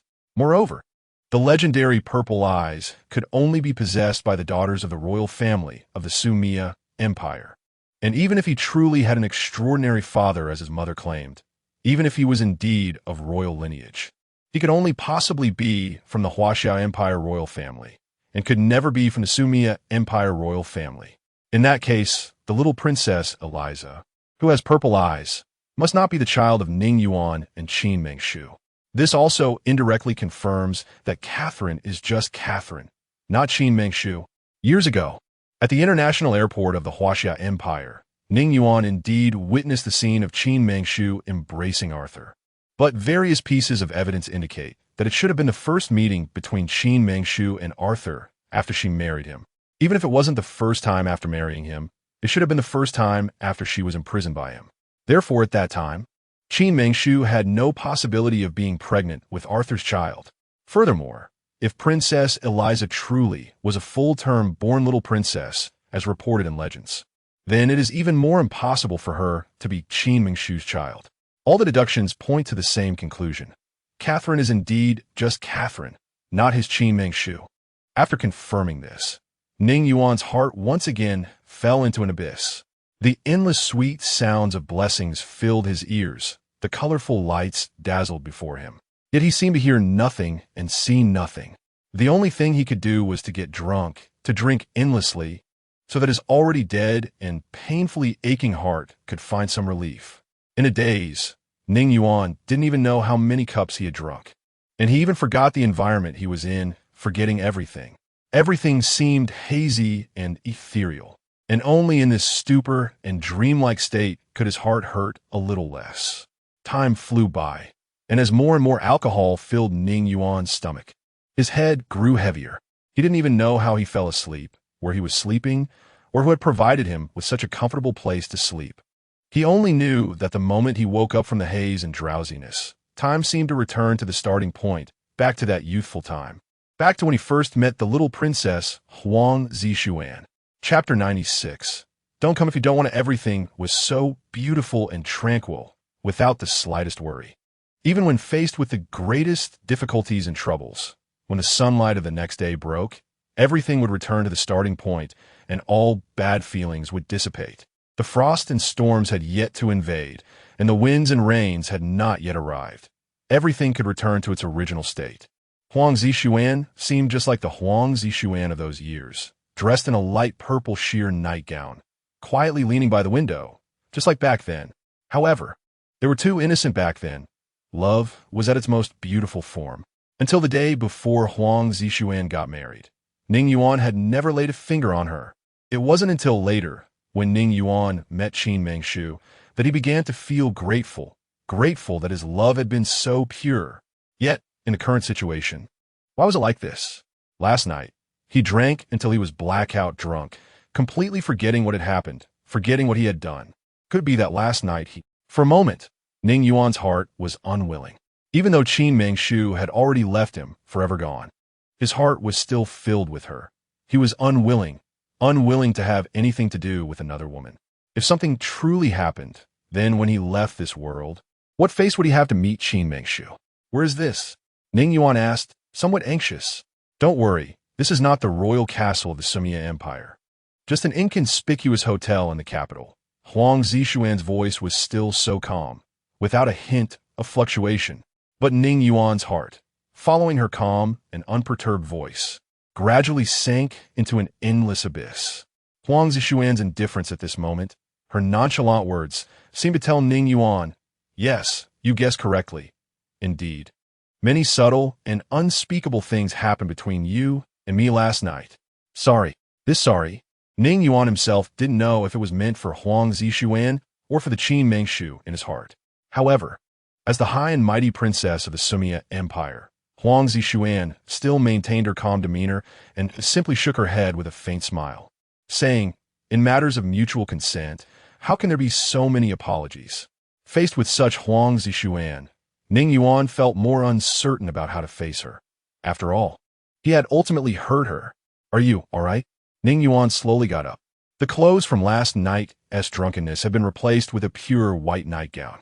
Just as he was about to leave the blanket, he felt something was off and had no choice but to return to the blanket. "I prepared your clothes. After I leave, you can get dressed and leave." Huang Zixuan did not answer Ning Yuan's question. Whether good or bad, what difference does it make? After all, she was still the princess of the Sumia Empire. Even if Ning Yuan was still willing to marry her now, she would have no chance to do so. They could only end up disappointing each other. Since that is the case, what meaning does it have to discuss good or bad? Huang Zixuan did not hide her feelings as she undressed in front of Ning Yuan, changing into a splendid outfit, leaving without a word. Ning Yuan awkwardly avoided looking at Huang Zixuan, and only after her footsteps faded away did he get up to put on his clothes and leave. Huang Zixuan's heart undoubtedly ached. Was everything from last night, in Ning Yuan's eyes, so unbearable? Or had she long since lost her place in his heart? Even if they fabricated a scene of them sleeping together, Ning Yuan showed no sign of tenderness towards her. Even her grand departure did not earn her a shred of his pity. He, smiling at herself, why was she so persistent? Moreover, no matter how one puts it, back then, she had left him first. Now, what right did she have to ask Ning Yuan to do anything for her? This feeling and heart were hard to bear. They had ultimately missed their chance. For Ning Yuan, this trip to the Sumia Empire had cleared his doubts. Catherine was indeed Catherine, not Qin Mengshu. Since that is the case, he had no reason to stay in this foreign land. Even if he had done something disgraceful to Huang Zixuan last night, he still had no reason to remain, as Huang Zixuan had long become a thing of the past. There was no Qin Mengshu here, no one he longed for. Back home, at least there were all the memories and past between the two of them. Since that is the case, he should go back, accompanying Qin Mengshu at her grave, spending every day with his mother and beloved. Even if they were worlds apart, he would not have wasted this life of deep affection. On the day Ning Yuan left, Qin Mengshu was waiting alone at the Kyoto International Airport in the Sumia Empire. In fact, at her wedding with Arthur, Qin Mengshu had spotted Ning Yuan, but the situation was such that she couldn't meet him. To this day, she still couldn't understand why her child with Ning Yuan didn't resemble either of them at all. However, she also understood that if Ning Yuan saw that child, he would surely believe she was Catherine, not Qin Mengshu. If that were the case, wouldn't everything she did be in vain? Little Princess Eliza looked exactly like a princess of the Sumia Empire, so Qin Mengshu felt she had to see Ning Yuan. Back in the Huaxia Empire, she had endured too much pain with Ning Yuan, and now she wanted him to taste this heart-wrenching feeling. She believed that when Ning Yuan realized she was Qin Mengshu, his expression would surely be spectacular. At the Kyoto International Airport in the Sumia Empire, Qin Mengshu appeared gracefully in front of Ning Yuan. Now, she was the wife of the first Duke of the Sumia Empire, Arthur, high and mighty, elegant and noble, accompanied by many servants and bodyguards, just like today. She knew very well that this was definitely not a peaceful place in the Sumia Empire. Secretly, someone was plotting to take her life. Therefore, she had to be extra careful and not let anyone find a handle on her. If people discovered that the wife of a first duke was secretly meeting a man at the Kyoto International Airport, her life would be in danger. Meeting like this, openly and confidently, made it all the more straightforward. No one could say anything else. "Mr. Ning Yuan, do you have time for a cup of coffee?" Qin Mengshu's charming smile was enough to melt ice and snow. Ning Yuan was puzzled. He naturally knew that the person in front of him was Catherine, the wife of the first Duke of the Sumia Empire, not Qin Mengshu. He had told himself countless times to stay calm. However, for some reason, the moment he heard Catherine's voice, his heart once again filled with doubt. The resemblance in appearance was understandable. But how could there be two different people in this world who looked so similar, even having identical voices? That was hard for him to comprehend. His heart ached inexplicably, and Ning Yuan nodded in confusion. Qin Mengshu walked confidently ahead, and the two found a relatively quiet CF and sat down.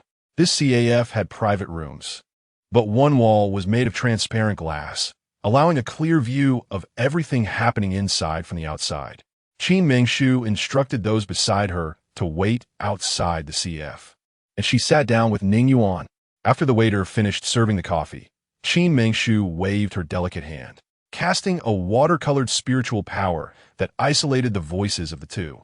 She didn't want anyone to hear the content of her conversation with Ning Yuan. At the moment Qin Mengshu unleashed that watercolored spiritual power, Ning Yuan's heart grew even more puzzled. Even the magical spiritual power they cultivated was the same. How could there be such a coincidence in the world? It seemed that the woman named Catherine, even if she was Qin Mengshu, must have some unknown connection with her. After doing all this, Qin Mengshu then casually took a sip of coffee, and the rich aroma instantly filled the small room. She slowly set down her cup, gently wiped the corner of her mouth, and then smiled lightly. "It's been a long time. I wonder how you have been." Ning Yuan? As soon as these words were spoken, Ning Yuan was instantly petrified in place. What exactly did this woman just say? "It's been a long time. How have you been?" Could it be she really is Qin Mengshu, not Catherine? In that case, the little girl named Eliza is indeed not his and Qin Mengshu's child, but rather Qin Mengshu's child with Arthur. Could it be that Eliza was not a full-term baby at all? Everything that happened back then was indeed a conspiracy. Qin Mengshu from back then didn't die at all. What a Qin Mengshu, what a Arthur, openly building a road while secretly crossing the river. Such means were truly impressive. Qin Mengshu smiled again lightly, and then said, "Seeing Ning Yuan's expression now, you should have guessed that I am not the daughter of a third-tier earl of the empire. I have always just been myself, always just Qin Mengshu." I wonder what words Ning Yuan has to say to me at this moment. After years apart, friends reunite. Surely, there must be much to discuss. In an instant, Ning Yuan felt a suffocating heaviness in his heart, feeling blocked and uncomfortable. He wanted to explode, but couldn't he?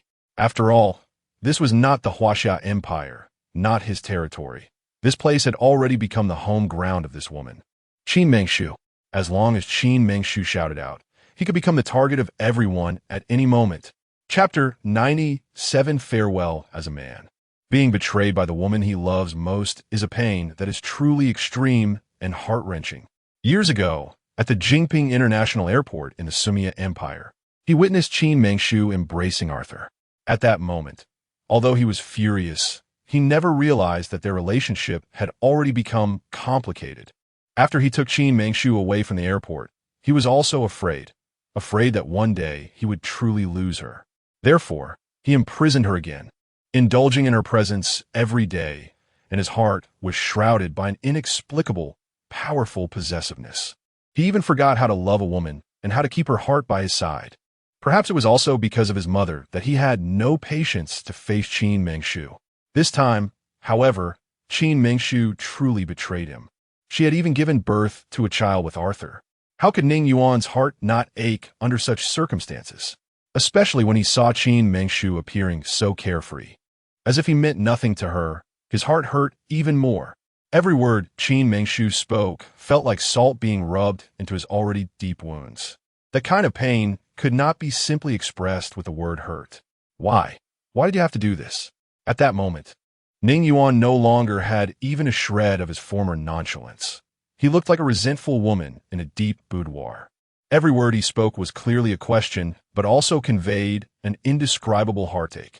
For some reason, seeing Ning Yuan like this made Qin Mengshu's heart inexplicably stop beating for a moment. The past was naturally filled with scars and was hard to look back on. However, as time passed, reflecting on it didn't seem so painful anymore.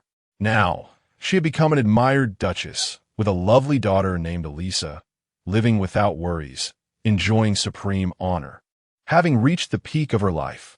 Since that was the case, why did she have to stab Ning Yuan's heart again? Moreover, when she saw the sad expression on his face, her heart did not feel the satisfaction she had imagined. She didn't love him anymore. She had confirmed this in her heart countless times. Since she no longer loved him, why hurt each other again? Let be, let everything go with the wind. Perhaps, only by shedding this unwillingness and resentment could she truly feel at ease. None of this is what I wanted. I never imagined things would develop to this point. But since it has come to this, I have found someone who truly cherishes me. And you have also married Zhao Xueyao. Now, Mom? No, it should be very happy and content, right? Unable to hold back any longer, Qin Mengshu finally let go of her grievances, and even her voice became much gentler. Sensing the change in her emotions, Ning Yuan's mood gradually recovered. Yes, what right did he have to demand anything from Qin Mengshu now? If he had not been so distrustful and hurtful to her at that time, how could she have fought so hard to leave him? It should be noted that before Qin Mengshu married him, she was exceptionally proud. She was once a top-tier star, adored by many.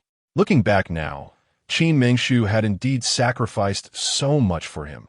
Her career, her marriage, her lifelong happiness.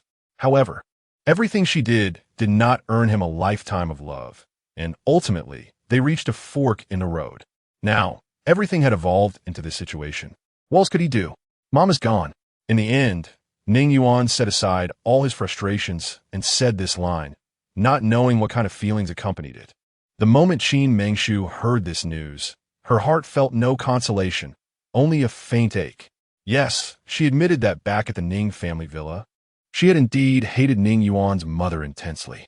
If it weren't for her meddling, she and Ning Yuan wouldn't have ended up in this abyss. However, she had to admit that it was precisely because of that woman that she once had such an excellent Ning Yuan. After all, when they first fell in love, they were incredibly sweet.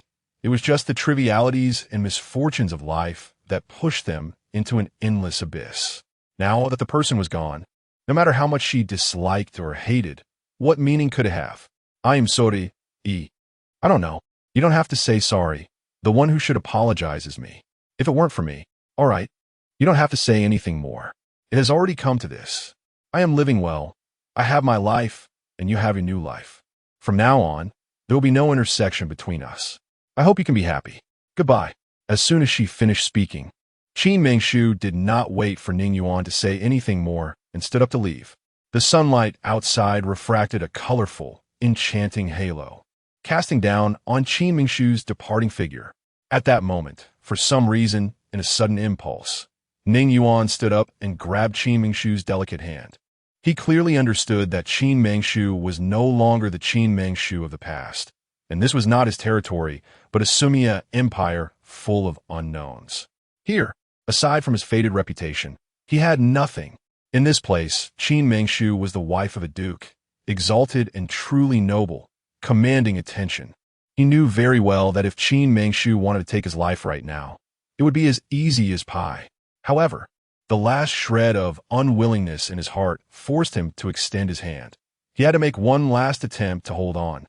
Even though Qin Mengshu's words were already clear, even though she had a child with Arthur, he still wanted to make one last attempt. Can we go back to the way things were? Can we start over? I will take good care of you and the child. I will never let you down again. My relationship with Zhao Xueyao is not what you think. It's no need. You don't have to say anymore. I have no interest in knowing about your relationship with her. There will be no intersection between us anymore. However, Ning Yuan's words were not finished, and the explanation he wanted to give had not even begun before everything was frozen in Qin Mengshu's indifferent words. It wasn't that she didn't want to hear Ning Yuan's explanation. It was that she didn't dare. The past was too painful to look back on. She didn't want to return to those days. She was afraid that she would soften her heart, afraid that she would choose to believe this man again, afraid that her life would once again be pushed toward the dark abyss. Now she was no longer empty-handed. She had a daughter, and she had a plan for her future. She absolutely could not allow the tragedy of the past to repeat itself. Her daughter should not have a father like Ning Yuan, who was so unpredictable, resolute, leaving speechless, until Qin Mengshu's unparalleled figure disappeared into the distant horizon amidst a crowd.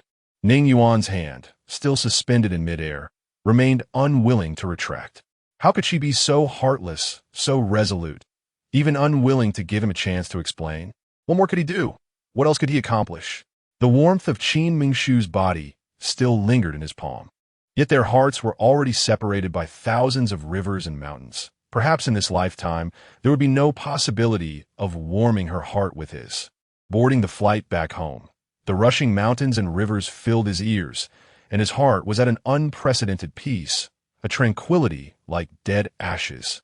After returning home, Ning Yuan once again locked himself in his room, not wanting to see anyone, not wishing to engage with anyone. Meanwhile, Zhao Shuiyao finally came to her senses after handling Ning Mu's funeral and stabilizing the Ning family's economic system. In fact, she had also heard about the wedding of Duke Arthur of the Samia Empire and had meticulously learned about the first-class duchess named Catherine. Various pieces of evidence indicated that Mrs. Catherine was merely Mrs. Catherine and was definitely not Qin Mengshu. Zhao Xiao was well aware of Ning Yuan's journey to the Samia Empire to attend Arthur's wedding, and now seeing Ning Yuan in such a disheveled state, she was even more convinced that his trip had been in vain, and she was more certain that Catherine could not be Qin Mengshu. Back then, Qin Mengshu had drunk the treasured red wine of Ning Yuan, and that wine had been tampered with by Zhao Xiao. Drinking a little was fine, but if consumed in excess, it would not be fatal, yet it would severely damage her throat. That substance was colorless and tasteless, and in this world, it was unsolvable. Back then, as a top star, one could imagine the disparity if a first-tier celebrity lost her voice and became mute. She wouldn't personally kill Qin Mengshu, but she would surely find every possible way and means to force Qin Mengshu to her end. Chapter 98.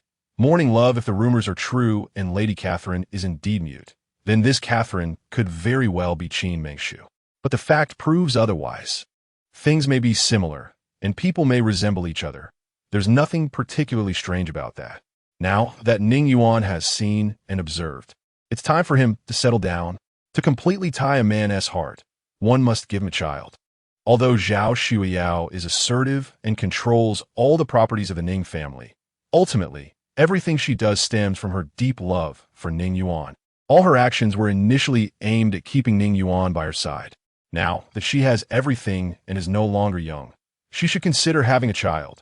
Far away in a foreign land, across the strait, Qin Mengshu has completely regained her peace of mind since meeting Ning Yuan.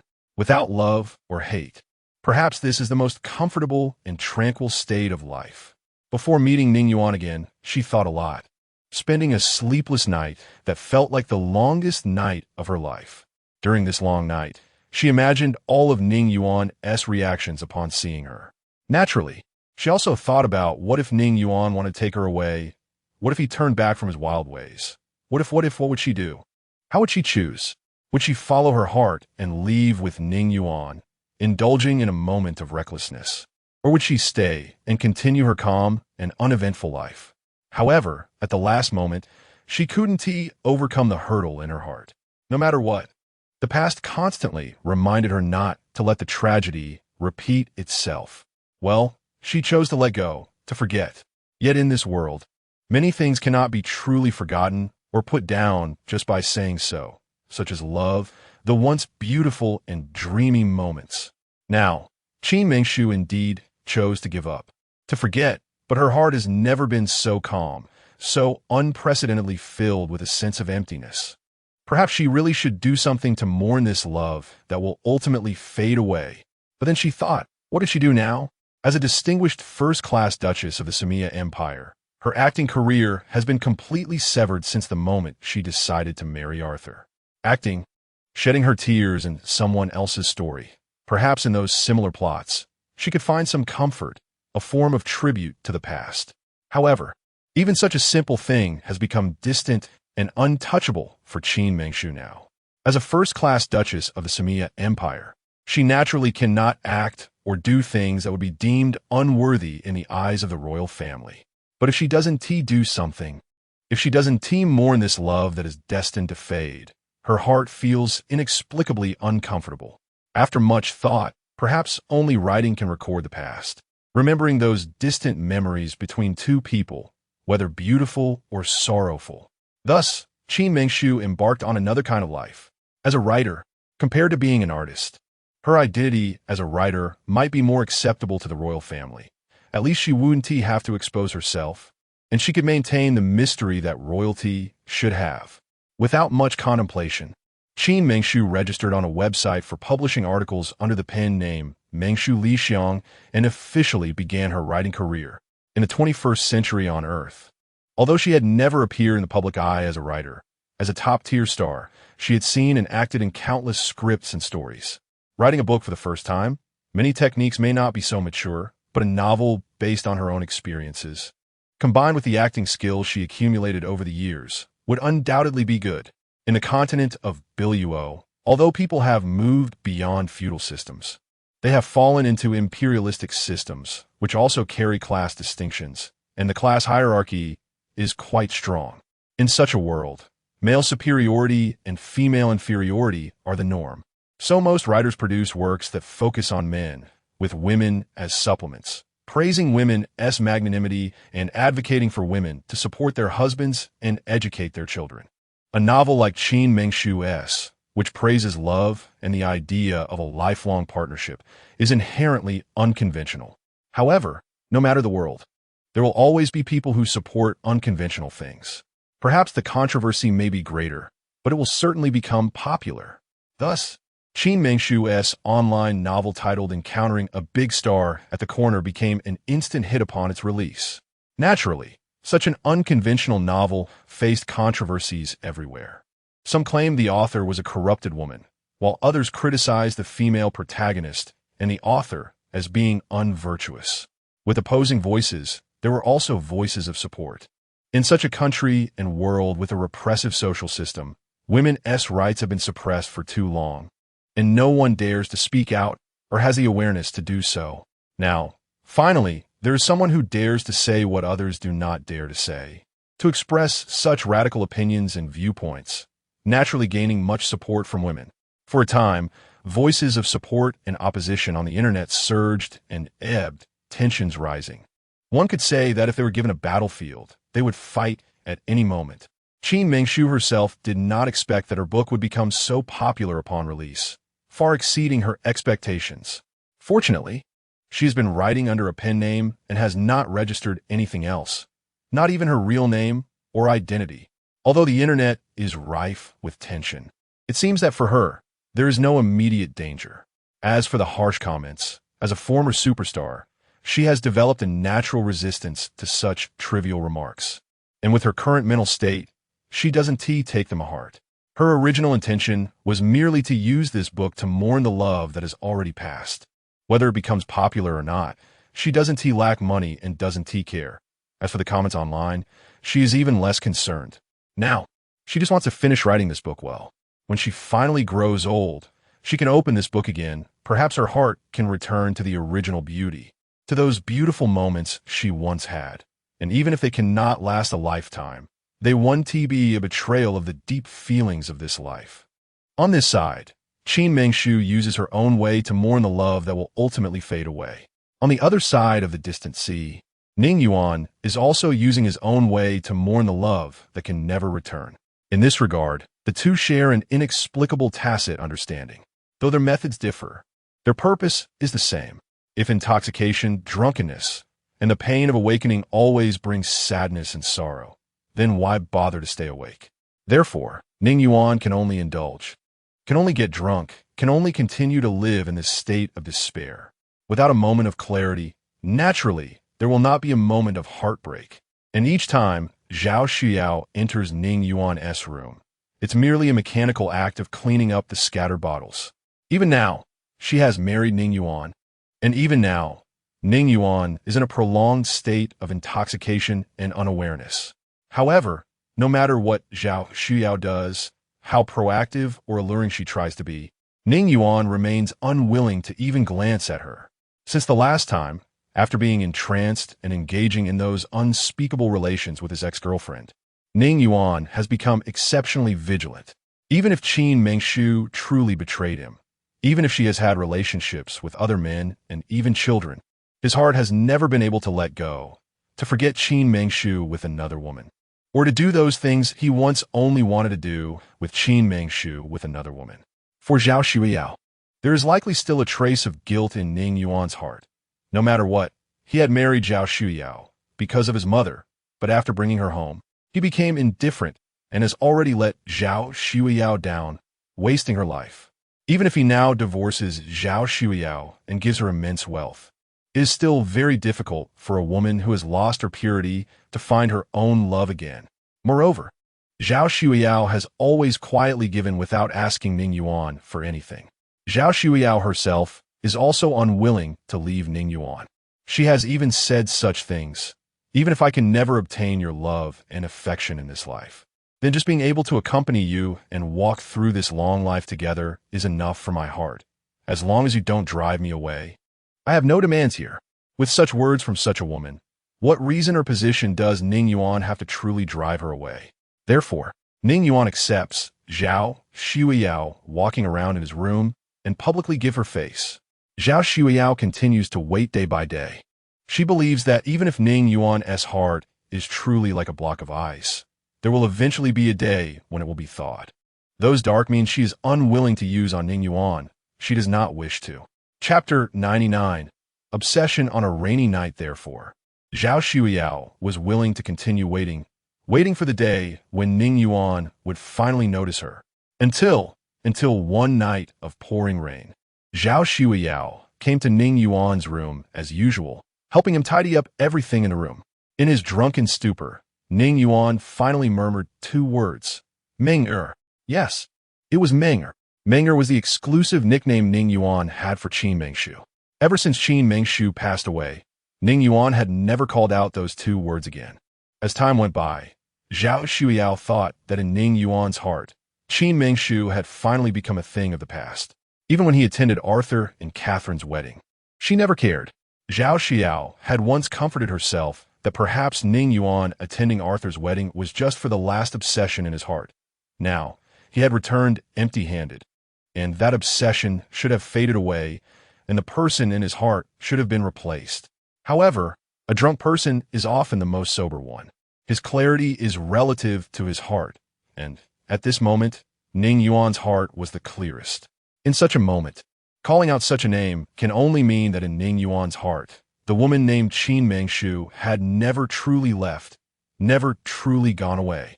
At this moment, what kind of words could describe Zhao Shuiyao's feelings? After thinking and thinking, she still couldn't find a suitable phrase.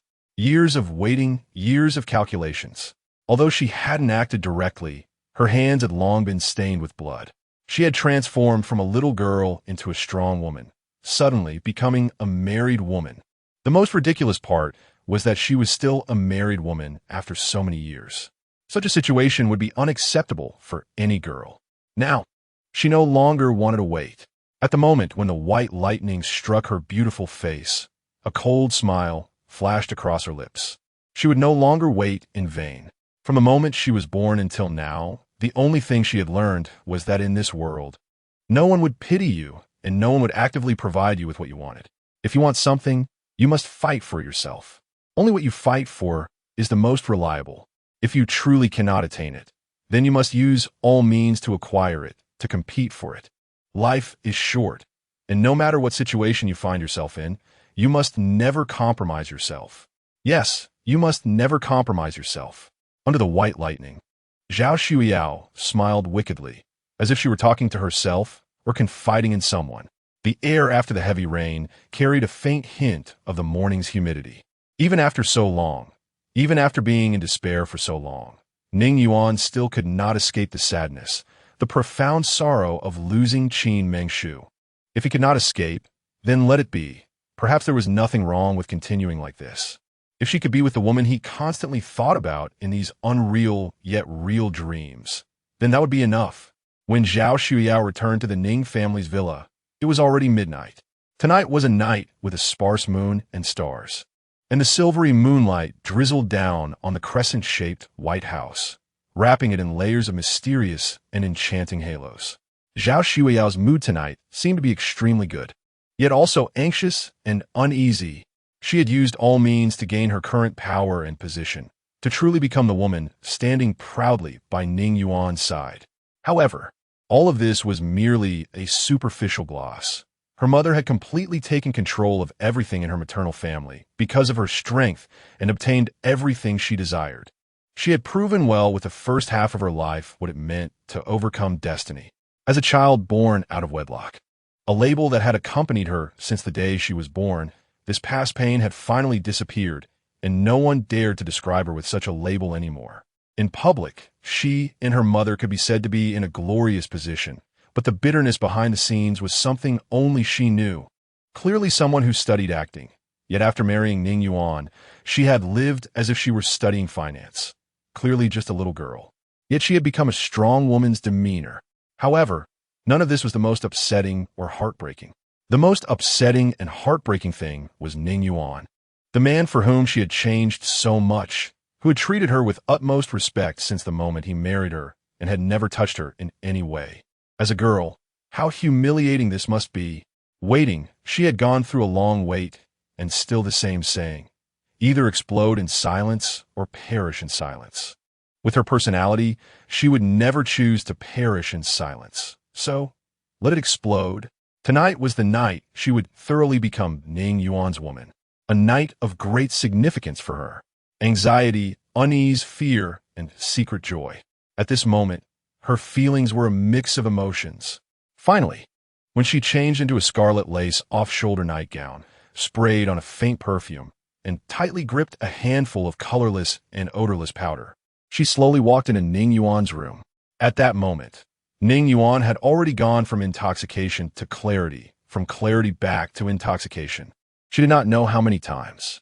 His originally handsome face had now become somewhat disheveled, and when he saw Zhao Xiao enter his room in such a manner, Ning Yuan awkwardly turned his head away, his voice hoarse to the extreme. "You're still not asleep? I came to see you. Are you okay?" Zhao Xiao's voice was still as gentle as ever, light like the raindrops gently falling from the lush branches after the rain. Ning Yuan replied without turning back, "I'm fine. You should go to sleep." Zhao Xiao had long anticipated such a response and scene. She clearly understood that in this life, she would never have the chance to become Ning Yuan's woman in her own identity and form, even though her heart was filled with reluctance, unwilling to climb into Ning Yuan's bed in the guise of Qin Mengshu. Yet, she had no choice, no way out. She stood quietly in place, showing no intention of leaving, and a single crystal tear slowly slid down her enchanting face. This tear, under the dim light, appeared exceptionally clear and translucent. Could it be that in your heart, there has never been a place for Xiuyao? Do you truly not know anything about Xiuyao's love and dedication to you? After a long time, silent Zhao Xiuyao finally uttered such a sentence. How to describe the tone in which she said this? Sadness, heartbreak, anxiety, questioning, self-questioning. At this moment, all the fancy words seemed pale and powerless in front of her words. Each word felt like an invisible knife, striking at Ning Yuan's heart again and again. Unfortunately, although these words were like little knives that fell harshly on Ning Yuan's heart, they left no trace, no pain, just like those inconsequential sweet nothings. To others, they might evoke some sentiment, but for Ning Yuan, it was as calm as a still pond. Without receiving any response from Ning Yuan, tears in Zhao Xiuyao's eyes seemed to flow in a line, pattering down, truly evoking pity. At first, it was just tears, but later it evolved into low murmurs, as if crying and complaining, making one feel compassion. Ning Yuan's heart, after all, is not made of stone. He has deeply loved before and can naturally sense Zhao Xiuyao's current feeling of yearning that cannot be fulfilled. Yes, both are lost souls in this vast world, and it appears that there's indeed some connection between him and Zhao Xiuyao.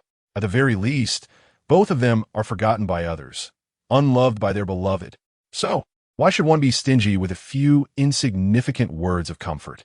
Ning Yuan stood quietly by the window, and finally he slowly moved, and in the next moment, he was already in front of Zhao Xiuyao. At that moment, even he himself did not know how his hand reached out and landed on Zhao Xiuyao's face.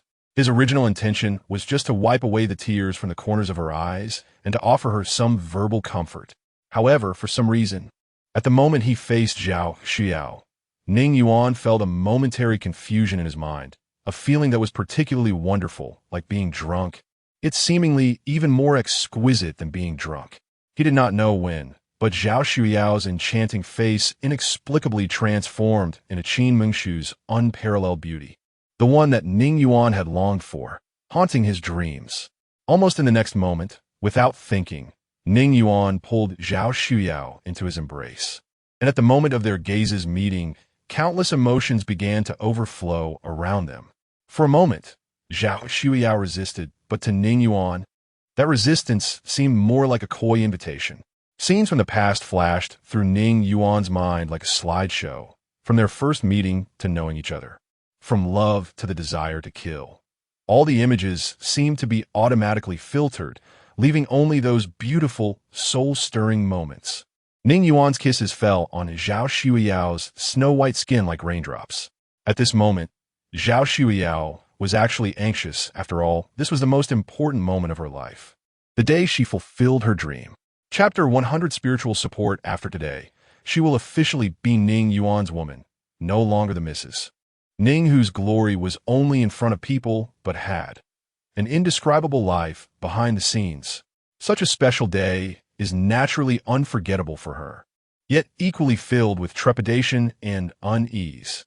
She cannot imagine what it will be like when Ning Yuan truly awakens and realizes she is not Qin Mengshu. However, no matter what the situation is, she is willing to accept it. Zhao Shuyao has never regretted her actions. Once she chooses a path, even if she has to crawl, she will continue on. The moment Zhao Shuyao felt a sharp, tearing pain in her body, she clearly saw Ning Yuan's face, so close, flash a moment of doubt.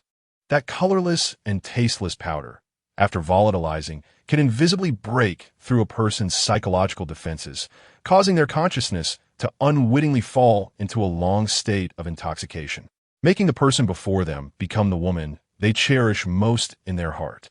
However, neither Ning Yuan's first love, Huang Zixuan, nor his ex-wife, Qin Mengshu, could possibly still be virgins today, and as a married man, Ning Yuan would naturally be able to discern this. At that moment of tearing pain, a hint of confusion clearly flashed across Ning Yuan's extraordinary face. In fact, under the influence of the drug, Ning Yuan indeed mistook Zhao Shuyao for Qin Mengshu. But his mind still retained a glimmer of clarity, especially when he sensed the intense tension and discomfort emanating from Zhao Shuyao beneath him. It seemed that, for that brief moment, Ning Yuan's mind regained a moment of clarity. Unfortunately, the entire room was already filled with that colorless and tasteless powder, and that momentary clarity could not resist the overwhelming control of the drug, leading him to fall completely into endless intoxication after that fleeting moment of lucidity. At that time, on the other side of the strait in the Sumia Empire, it was just dawn. Since marrying Arthur, Qin Mengshu has lived a life of tranquility, spending her days mostly with her daughter, Eliza, and occasionally attending her own guitar training classes to teach a lesson or two when she is in a good mood. Arthur has also finally regained his gentle demeanor during these peaceful days, drifting between the court and home. In the court, he remains the exceptionally talented first duke. And since Qin Mengshu safely gave birth to Eliza and her voice healed, many controversies have been easily resolved, and Arthur's worries have finally dissipated. Under these relaxed conditions, he naturally returned to his original demeanor. After returning home, he became the perfect image of a good father and husband. Little Eliza, although still unable to speak or express herself, knows only to eat and sleep, cry and play, but the little princess Eliza is exceptionally fond of her father. Although Eliza cannot speak yet, she already knows how to smile and babble. She clings to Arthur all day long, and as long as he holds her. Her mood is exceptionally good. She neither sleeps nor fusses for food, just babbles about something. To be honest, watching Eliza and Arthur's harmonious interaction truly warms Qin Mengshu's heart. A deeply loving husband, a lovely child, and days of tranquility. This is perhaps the life that every woman in the world longs for. Unfortunately, the current Qin Mengshu is only superficially appearing happy and blissful. In reality, her heart is more lonely and desolate than ever. Yes, she has a husband who loves her deeply, yet she harbors no love for him. Since the wedding, Qin Mengshu has said many blunt words to Arthur, even mentioning bringing in several concubines. However, no matter how indifferent or cold Qin Mengshu acts, Arthur's feelings remain as intense as the scorching summer sun. He merely smiles at her remarks about taking concubines, not taking them to heart at all. Indeed, Qin Mengshu also has a lovely daughter, But unfortunately, this little girl has been destined since birth and may never know who her biological father is. This is cruel for a child.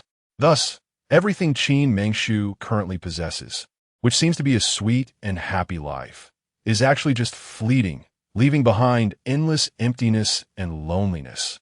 Her only spiritual support now is that book, a tribute to her past love and youth. In this book, she can love freely and chase after everything she desires.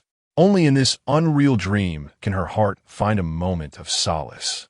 Qin Mengshu spends about 2 to 3 hours each day writing, producing around 7 to 8,000 words. Time flies, and to date, she has written over 100,000 words, with an unprecedented number of fans online. The online literature website where Qin Mengshu is located has a high reputation and influence both domestically in the Sumia Empire and abroad. As for the popularity of Qin Mengshu's current novel, it has reached an extraordinary level. To put it simply, her novel accounts for nearly 50% of the traffic in the girls section of the website. This means that 50% of the girls reading on this site have read her book, a level of popularity that can be described as unprecedented. However, with fame comes controversy. Although Qin Mengshu does not directly use her identity as Catherine, it is precisely because of her so-called mystery that her fans are even more eager to know what kind of person the author of this book is. In this era of advanced magical technology, once something starts to gain attention, many people will flock to explore and support it. As time passes, information about Mengshu Lihong has circulated on the internet, some of it true and some false. Naturally, with Qin Mengshu's current status, protecting her privacy is not a difficult task. So most of the so-called information leaked online is largely false and untrue. Aside from confirming that Mengshu Lihong is a woman, all other news is tagged with labels like suspected, perhaps, or maybe, indicating ambiguity. In this age where public opinion can easily overwhelm, while it can help societal progress, there are also drawbacks. Therefore, not every piece of news can be published online. Some untrue or uncertain information can only use ambiguous terms to be released. If something untrue is written, not only will it not get recommended and be unseen, but it will also affect the person who posted it. Naturally, Qin Mengshu can see all these mixed messages, and the online platform has also contacted her through internal channels, hoping to leverage this popularity to elevate Qin Mengshu as a leading figure on their online literature site. The conditions offered by the online literature site were also quite tempting. Unfortunately, no matter how hard they tried, Qin Mengshu always politely declined with the excuse of not being interested, leaving the website helpless.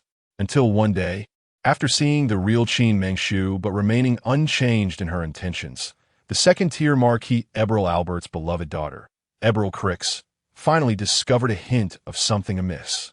Always at the forefront of fashion, Crix naturally maintained a high level of attention to the trending outfits in the fashion world. She not only followed domestic celebrity styles, but also kept an eye on international star outfits. By chance, during a random refresh of her online interface, Crix saw a face that looked exactly like Catherine's. Without a second thought, she clicked in. It must be admitted that this woman named Qin Mengshu looked exactly like Arthur's current wife, Catherine. After realizing this, Crix began to dig up all the information about Qin Mengshu. After comparing the details, the usually clever Crix finally sensed something was off. According to the official announcements online, this woman named Qin Mengshu was originally supposed to be the wife of the super A-list star of the Huaxia Empire, Ning Yuan. But this Qin Mengshu had already died a year ago. Coincidentally, it seemed that this Lady Catherine also appeared in the public eye a year ago as the adopted daughter of a third-tier earl. Upon seeing this, Crix once again dug up information about Catherine, but it seemed that the internet only had data from the past year about her, with a complete blank regarding events from a year ago. Thus, a terrifying yet thrilling thought arose in Crix's mind. Perhaps this Catherine was Qin Mengshu, the one who had already married and was officially declared dead. Just at this moment, Crix stumbled upon news about Lady Catherine and the super A-list star of the Huaxia Empire, Ning Yuan. After retiring from the entertainment industry, Ning Yuan made his first public appearance, unexpectedly sharing coffee with Duchess Catherine, seemingly reluctant to part ways, raising suspicions of infidelity. Chapter 101 Public Opinion Storm regarding the news about Ning Yuan and Catherine. It seems to have been controlled within a small circle. If not for coincidence, it will be hard to find. The online readership is merely a few dozen. However, despite being just a possibly false rumor, everything that happened consecutively made Crick's heart race wildly. If this Catherine is indeed Qin Mengshu, then all the problems would be solved easily, no matter how talented she is. Or even if she gave birth to a princess with purple eyes, the royal family of the Sumaya Empire could never accept a married woman as a first-class duchess. Moreover, this married woman was once so famous and influential. If it were an ordinary woman, the royal family might give her the status of a concubine for the sake of their dignity, supporting her for a lifetime. But this Catherine, who was once so popular and impactful, would be an even greater blow to the royal family's dignity. Thus, she must be eliminated. And Crick's, wanting to ultimately replace Catherine, to become Arthur's wife and a legitimate first-class duchess, now has only one thing to do: expose everything and prove that Catherine is Qin Mengshu. It seems that all truths begin with rumors. Crick's has plenty of money, and in the face of money, public opinion and rumors must give way, making things much simpler. Unbeknownst to her, information about Catherine and Qin Mengshu began to spread wildly online. First-class Duchess Catherine accidentally resembles Huaxing's Qin Mengshu. Shocked. Is Lady Catherine cheating? The partner is actually Huaxing's Qin Mengshu's ex-husband. Lady Catherine and Huaxing's Qin Mengshu's ex-husband Ning Yuan are seen intimately drinking coffee, seemingly reluctant, suspected of cheating. In just a few days, rumors about the ambiguous relationship between Catherine and Ning Yuan spread throughout the Sumaya Empire, and even into the Huaxia Empire. At that time, Ning Yuan was just waking up from stupor, realizing that he had been involved with Zhao Shuyao after being drunk. He felt guilty and didn't know how to face Zhao Shuyao or his own heart. So, Ning Yuan ultimately chose to move out of the Ning family villa, leisurely planting a fruit orchard, living a life of waking up in the morning and returning at dusk, watering flowers and pruning branches. In fact, Zhao Shuyao had already guessed Ning Yuan's attitude early on. He had no feelings for her. In this matter, it was already good enough that he wouldn't blame her. Wanted to win Ning Yuan's heart just because of one night was impossible. Fortunately, all her objectives had been achieved. She had done everything she needed to do, and now she could only do her best and leave the rest to fate. Before getting entangled with Ning Yuan, she had taken ovulation-stimulating medication, which was harmful to her body but could promote pregnancy. As long as she could get pregnant with Ning Yuan's child this time, even if he didn't care for her, he should care for the child, and over time, he would naturally come to care for her, the child's mother. Ning Yuan never imagined that his life, filled with brilliance, would be plotted against by a young woman, leading to his family's ruin. Ultimately, he gained a bit of enlightenment, even contemplating retreating to the mountains. Such experiences were truly hard to describe. He could almost guess that Zhao Shuyao must have used some means to create those indescribable relationships between them. But now he didn't know how to blame Zhao Shuyao. If only he knew that his mother, wife, and child were all harmed by Zhao Shuyao, then perhaps he would know how to handle it. But now, he knew nothing and was just beginning to realize that Zhao Shuyao might not be as innocent as she seemed. However, everything seemed less important now. His heart was too chaotic. Perhaps it was when he realized he had relations with Zhao Shuyao that his heart became chaotic to the extreme, yet paradoxically, it calmed down. Perhaps he should have long understood the noise of the city and should have lived such a peaceful life all along, spending his days accompanied by blue skies, white clouds, green mountains, and clear waters. Meanwhile, far away in the Sumaya Empire, Qin Mengshu found herself at the center of attention. In this era of rapidly developing magical technology, being in the headlines all day is, in fact, not a good feeling. Once a leading actress, she had been in the headlines countless times for various reasons. But usually, it was just about some exaggerated romantic news or a burst of acting skills in a new drama. This time, being suspected of cheating was truly a first. However, no matter how she faced previous scrutiny, she could always remain calm. This time, she could not. After all, the reports were something she truly could not refute. When she went to meet Ning Yuan that day, she went with a mindset of revenge, considering many possibilities between them. Ning Yuan might go crazy, or he might be silent. They might even have a big fight. But she never expected that in the end, Ning Yuan would just gently hold her hand, trying to take her away with a sense of compromise. And she seemed to enjoy that moment of warmth immensely, in that transparent environment. The scene of them holding hands lasted at least 5 seconds. Although it was just 5 short seconds, to the observant, it became evidence of infidelity. Moreover, the things written online were indeed quite convincing. They not only dug out all of Ning Yuan's information, but also uncovered everything about Qin Mingshu's past and Catherine's information. Almost just days after Qin Mingshu was declared dead, Catherine appeared as the adopted daughter of a third-class earl. And most crucially before this, no one had heard a single word about Catherine. Thus, combined with the news of Qin Mingshu's death and the reports from the Huaxia Empire about Ning Yuan's discord with his wife leading to Qin Mingshu's miscarriage, public opinion reached its peak, seemingly pointing all fingers at Qin Mingshu. Yet Qin Mingshu herself had no intention or stance to refute it. She truly didn't know how to argue or refute. Although she currently had nothing with Ning Yuan, the unbearable past kept reminding her that no matter how much time passed, her past with Ning Yuan would never fade. It seemed that in this incident, Arthur was even more nervous than Qin Mingshu. In fact, he knew about the meeting between Qin Mingshu and Ning Yuan at the international airport in the capital of the Sumaya Empire. It was he who secretly spent a large sum of money to buy that news, suppressing its spread online.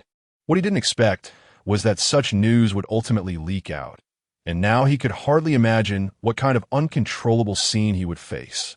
He didn't know what he could do now to ease the conflict. If such news reached the royal family of the Sumaya Empire, what kind of situation would he and Qin Mingshu face? Time flew by, and under this public opinion storm, Qin Mingshu was finally pushed to the point where she had to take the initiative.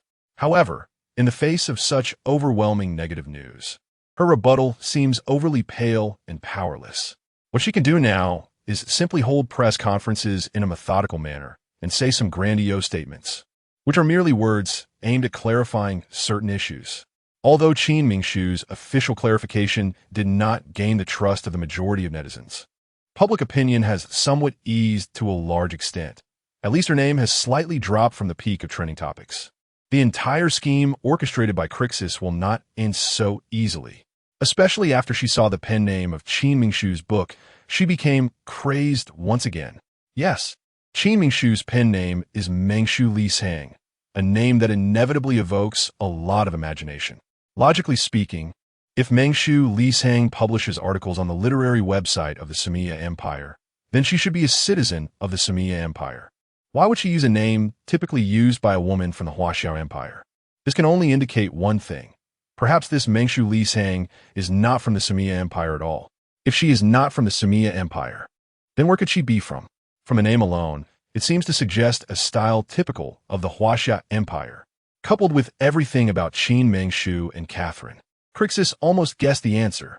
Thus, she, as the daughter of a second-class marquis of the empire, approached the person in charge of the website to learn about the background of Mingshu Li Sang. The result was obvious. She found out nothing, only that this pen name belonged to a woman, and she was a woman who treated money as if it were dirt.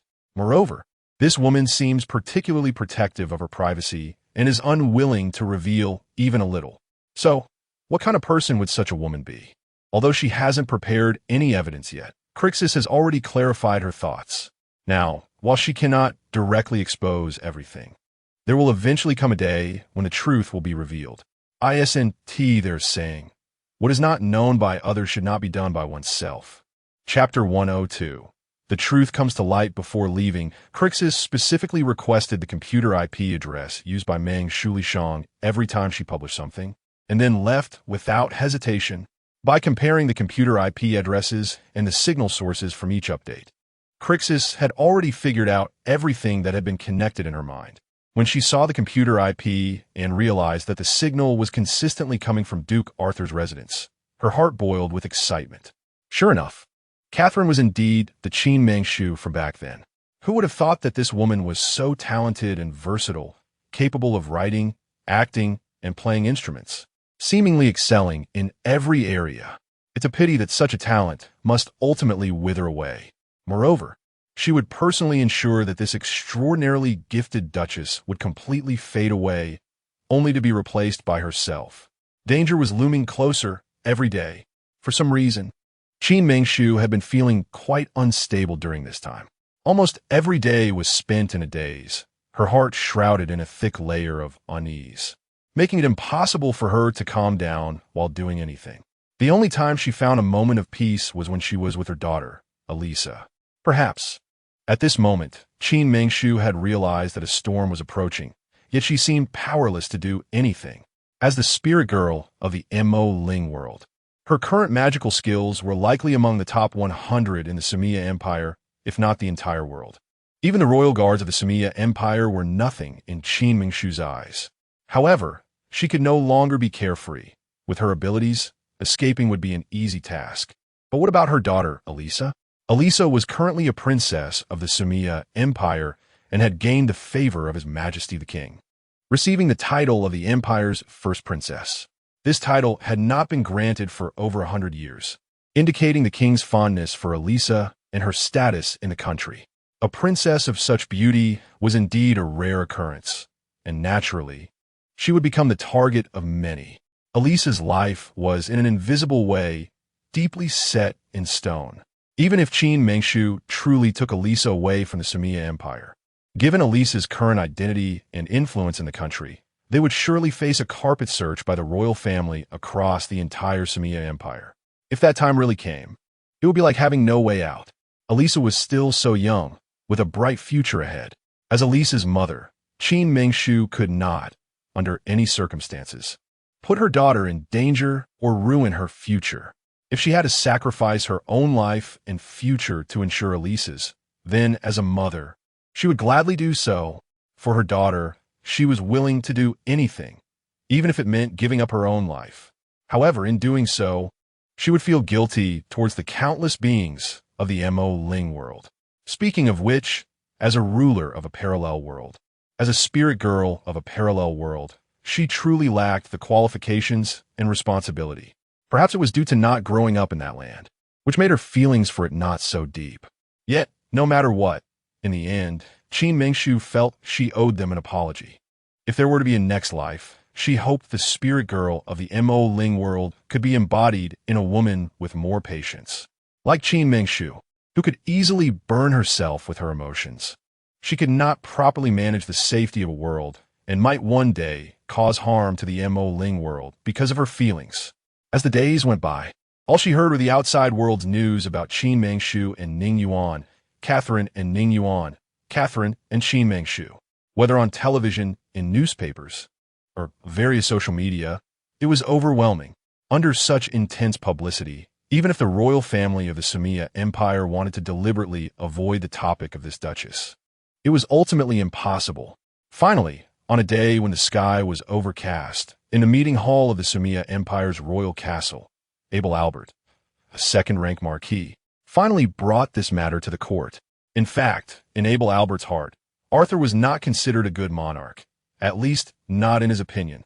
If things had gone according to his plans, supporting Prince Jason to ascend the throne, then with Jason's foolishness, he could easily seize control of the entire Samiya Empire. It was a pity that his daughter had fallen in love with the seventh prince, Arthur. Abel Albert acknowledged that Arthur's talent was indeed evident. But anyone with talent would have their own way of thinking, their own preferences, and things they could not touch, as well as things they needed to protect. For the sake of these chaotic matters, talented individuals would certainly go to great lengths and scheme to compete, and during this process, many political collisions, sparks, and unpleasantness would naturally occur. Thus, Abel Albert was actually unwilling to support Arthur. Even at this moment, he still felt reluctant. He was now taking the lead to bring up Catherine's matter, firstly because he had promised his daughter, and secondly because he hoped to use this to completely bring Arthur down.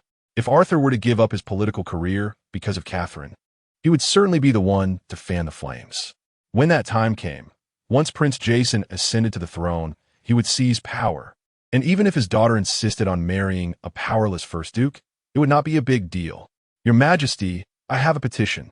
Today, His Majesty the King seemed to be in a rather poor mood, appearing somewhat lethargic as he sat on the throne. Upon hearing this, he merely waved his hand slightly, nodding to Abel Albert to continue. Abel Albert seriously clasped his hands, then took a half-step forward and said, "Your Majesty, as far as I know, Duke Arthur's wife. Catherine has an unclear background and seems to have intricate ties to the late wife of the Huaxiao Empire's Ning Yuan. Currently, rumors abound outside, and if left unchecked, they may bring unnecessary and negative impacts on Duke Arthur and even the entire empire." Abel Albert did not directly clarify his words, but instead spoke in vague terms filled with useless chatter. Naturally, this was merely to pique the king's interest. As expected, the moment he finished speaking, the previously lethargic and even sickly king suddenly regained his focus, and with a hint of anger, he asked, "What do you mean by this?" At this moment, Arthur's heart nearly jumped into his throat. In the past few days, after the truth came to light, he had thought through a series of events and consequences, knowing that the fire could no longer be contained, and now it had finally reached a point of no return. All he could do now was prepare for the worst, and if his father truly wanted to do something to Qin Mengshu, he would risk his life to protect her. Without waiting for Eber Albrecht, Arthur slightly cupped his hands and, lowering his head, then raised his gaze to say, "Father, currently there are constant rumors in the outside world about Catherine, but they are all unreliable. Catherine has indeed been weak since childhood and has been raised in seclusion, so she has little fame. She has now married my son, and no matter what happens, my son will surely protect her." Rumors stop with the wise. I really don't understand how such rumors could even reach Lord Eber's ears. This statement from Arthur was indeed packed with information. First, he expressed his stance that he would always protect his wife, which was meant to tell his father that he and Catherine were united, hoping that His Majesty the King would not handle this matter too harshly. Secondly, he once again clarified the rumors regarding Qin Mengshu, using the same old phrases about being weak since childhood and being raised in seclusion. Lastly, he issued a significant threat to Eber Albrecht, implying that the life or death of a mere woman would not have much impact on the political landscape of the Samia Empire. Arthur's reminder was merely to urge Eber Albrecht to be careful with his words and cherish his status. However, this statement from Arthur sounded quite different in Eber Albrecht's ears. It was this very remark that led Eber Albrecht to completely regard Arthur as a hopeless case. It seemed that even if Catherine were to die, his daughter would hold no place in Arthur's heart. Moreover, at present, Catherine might not even die.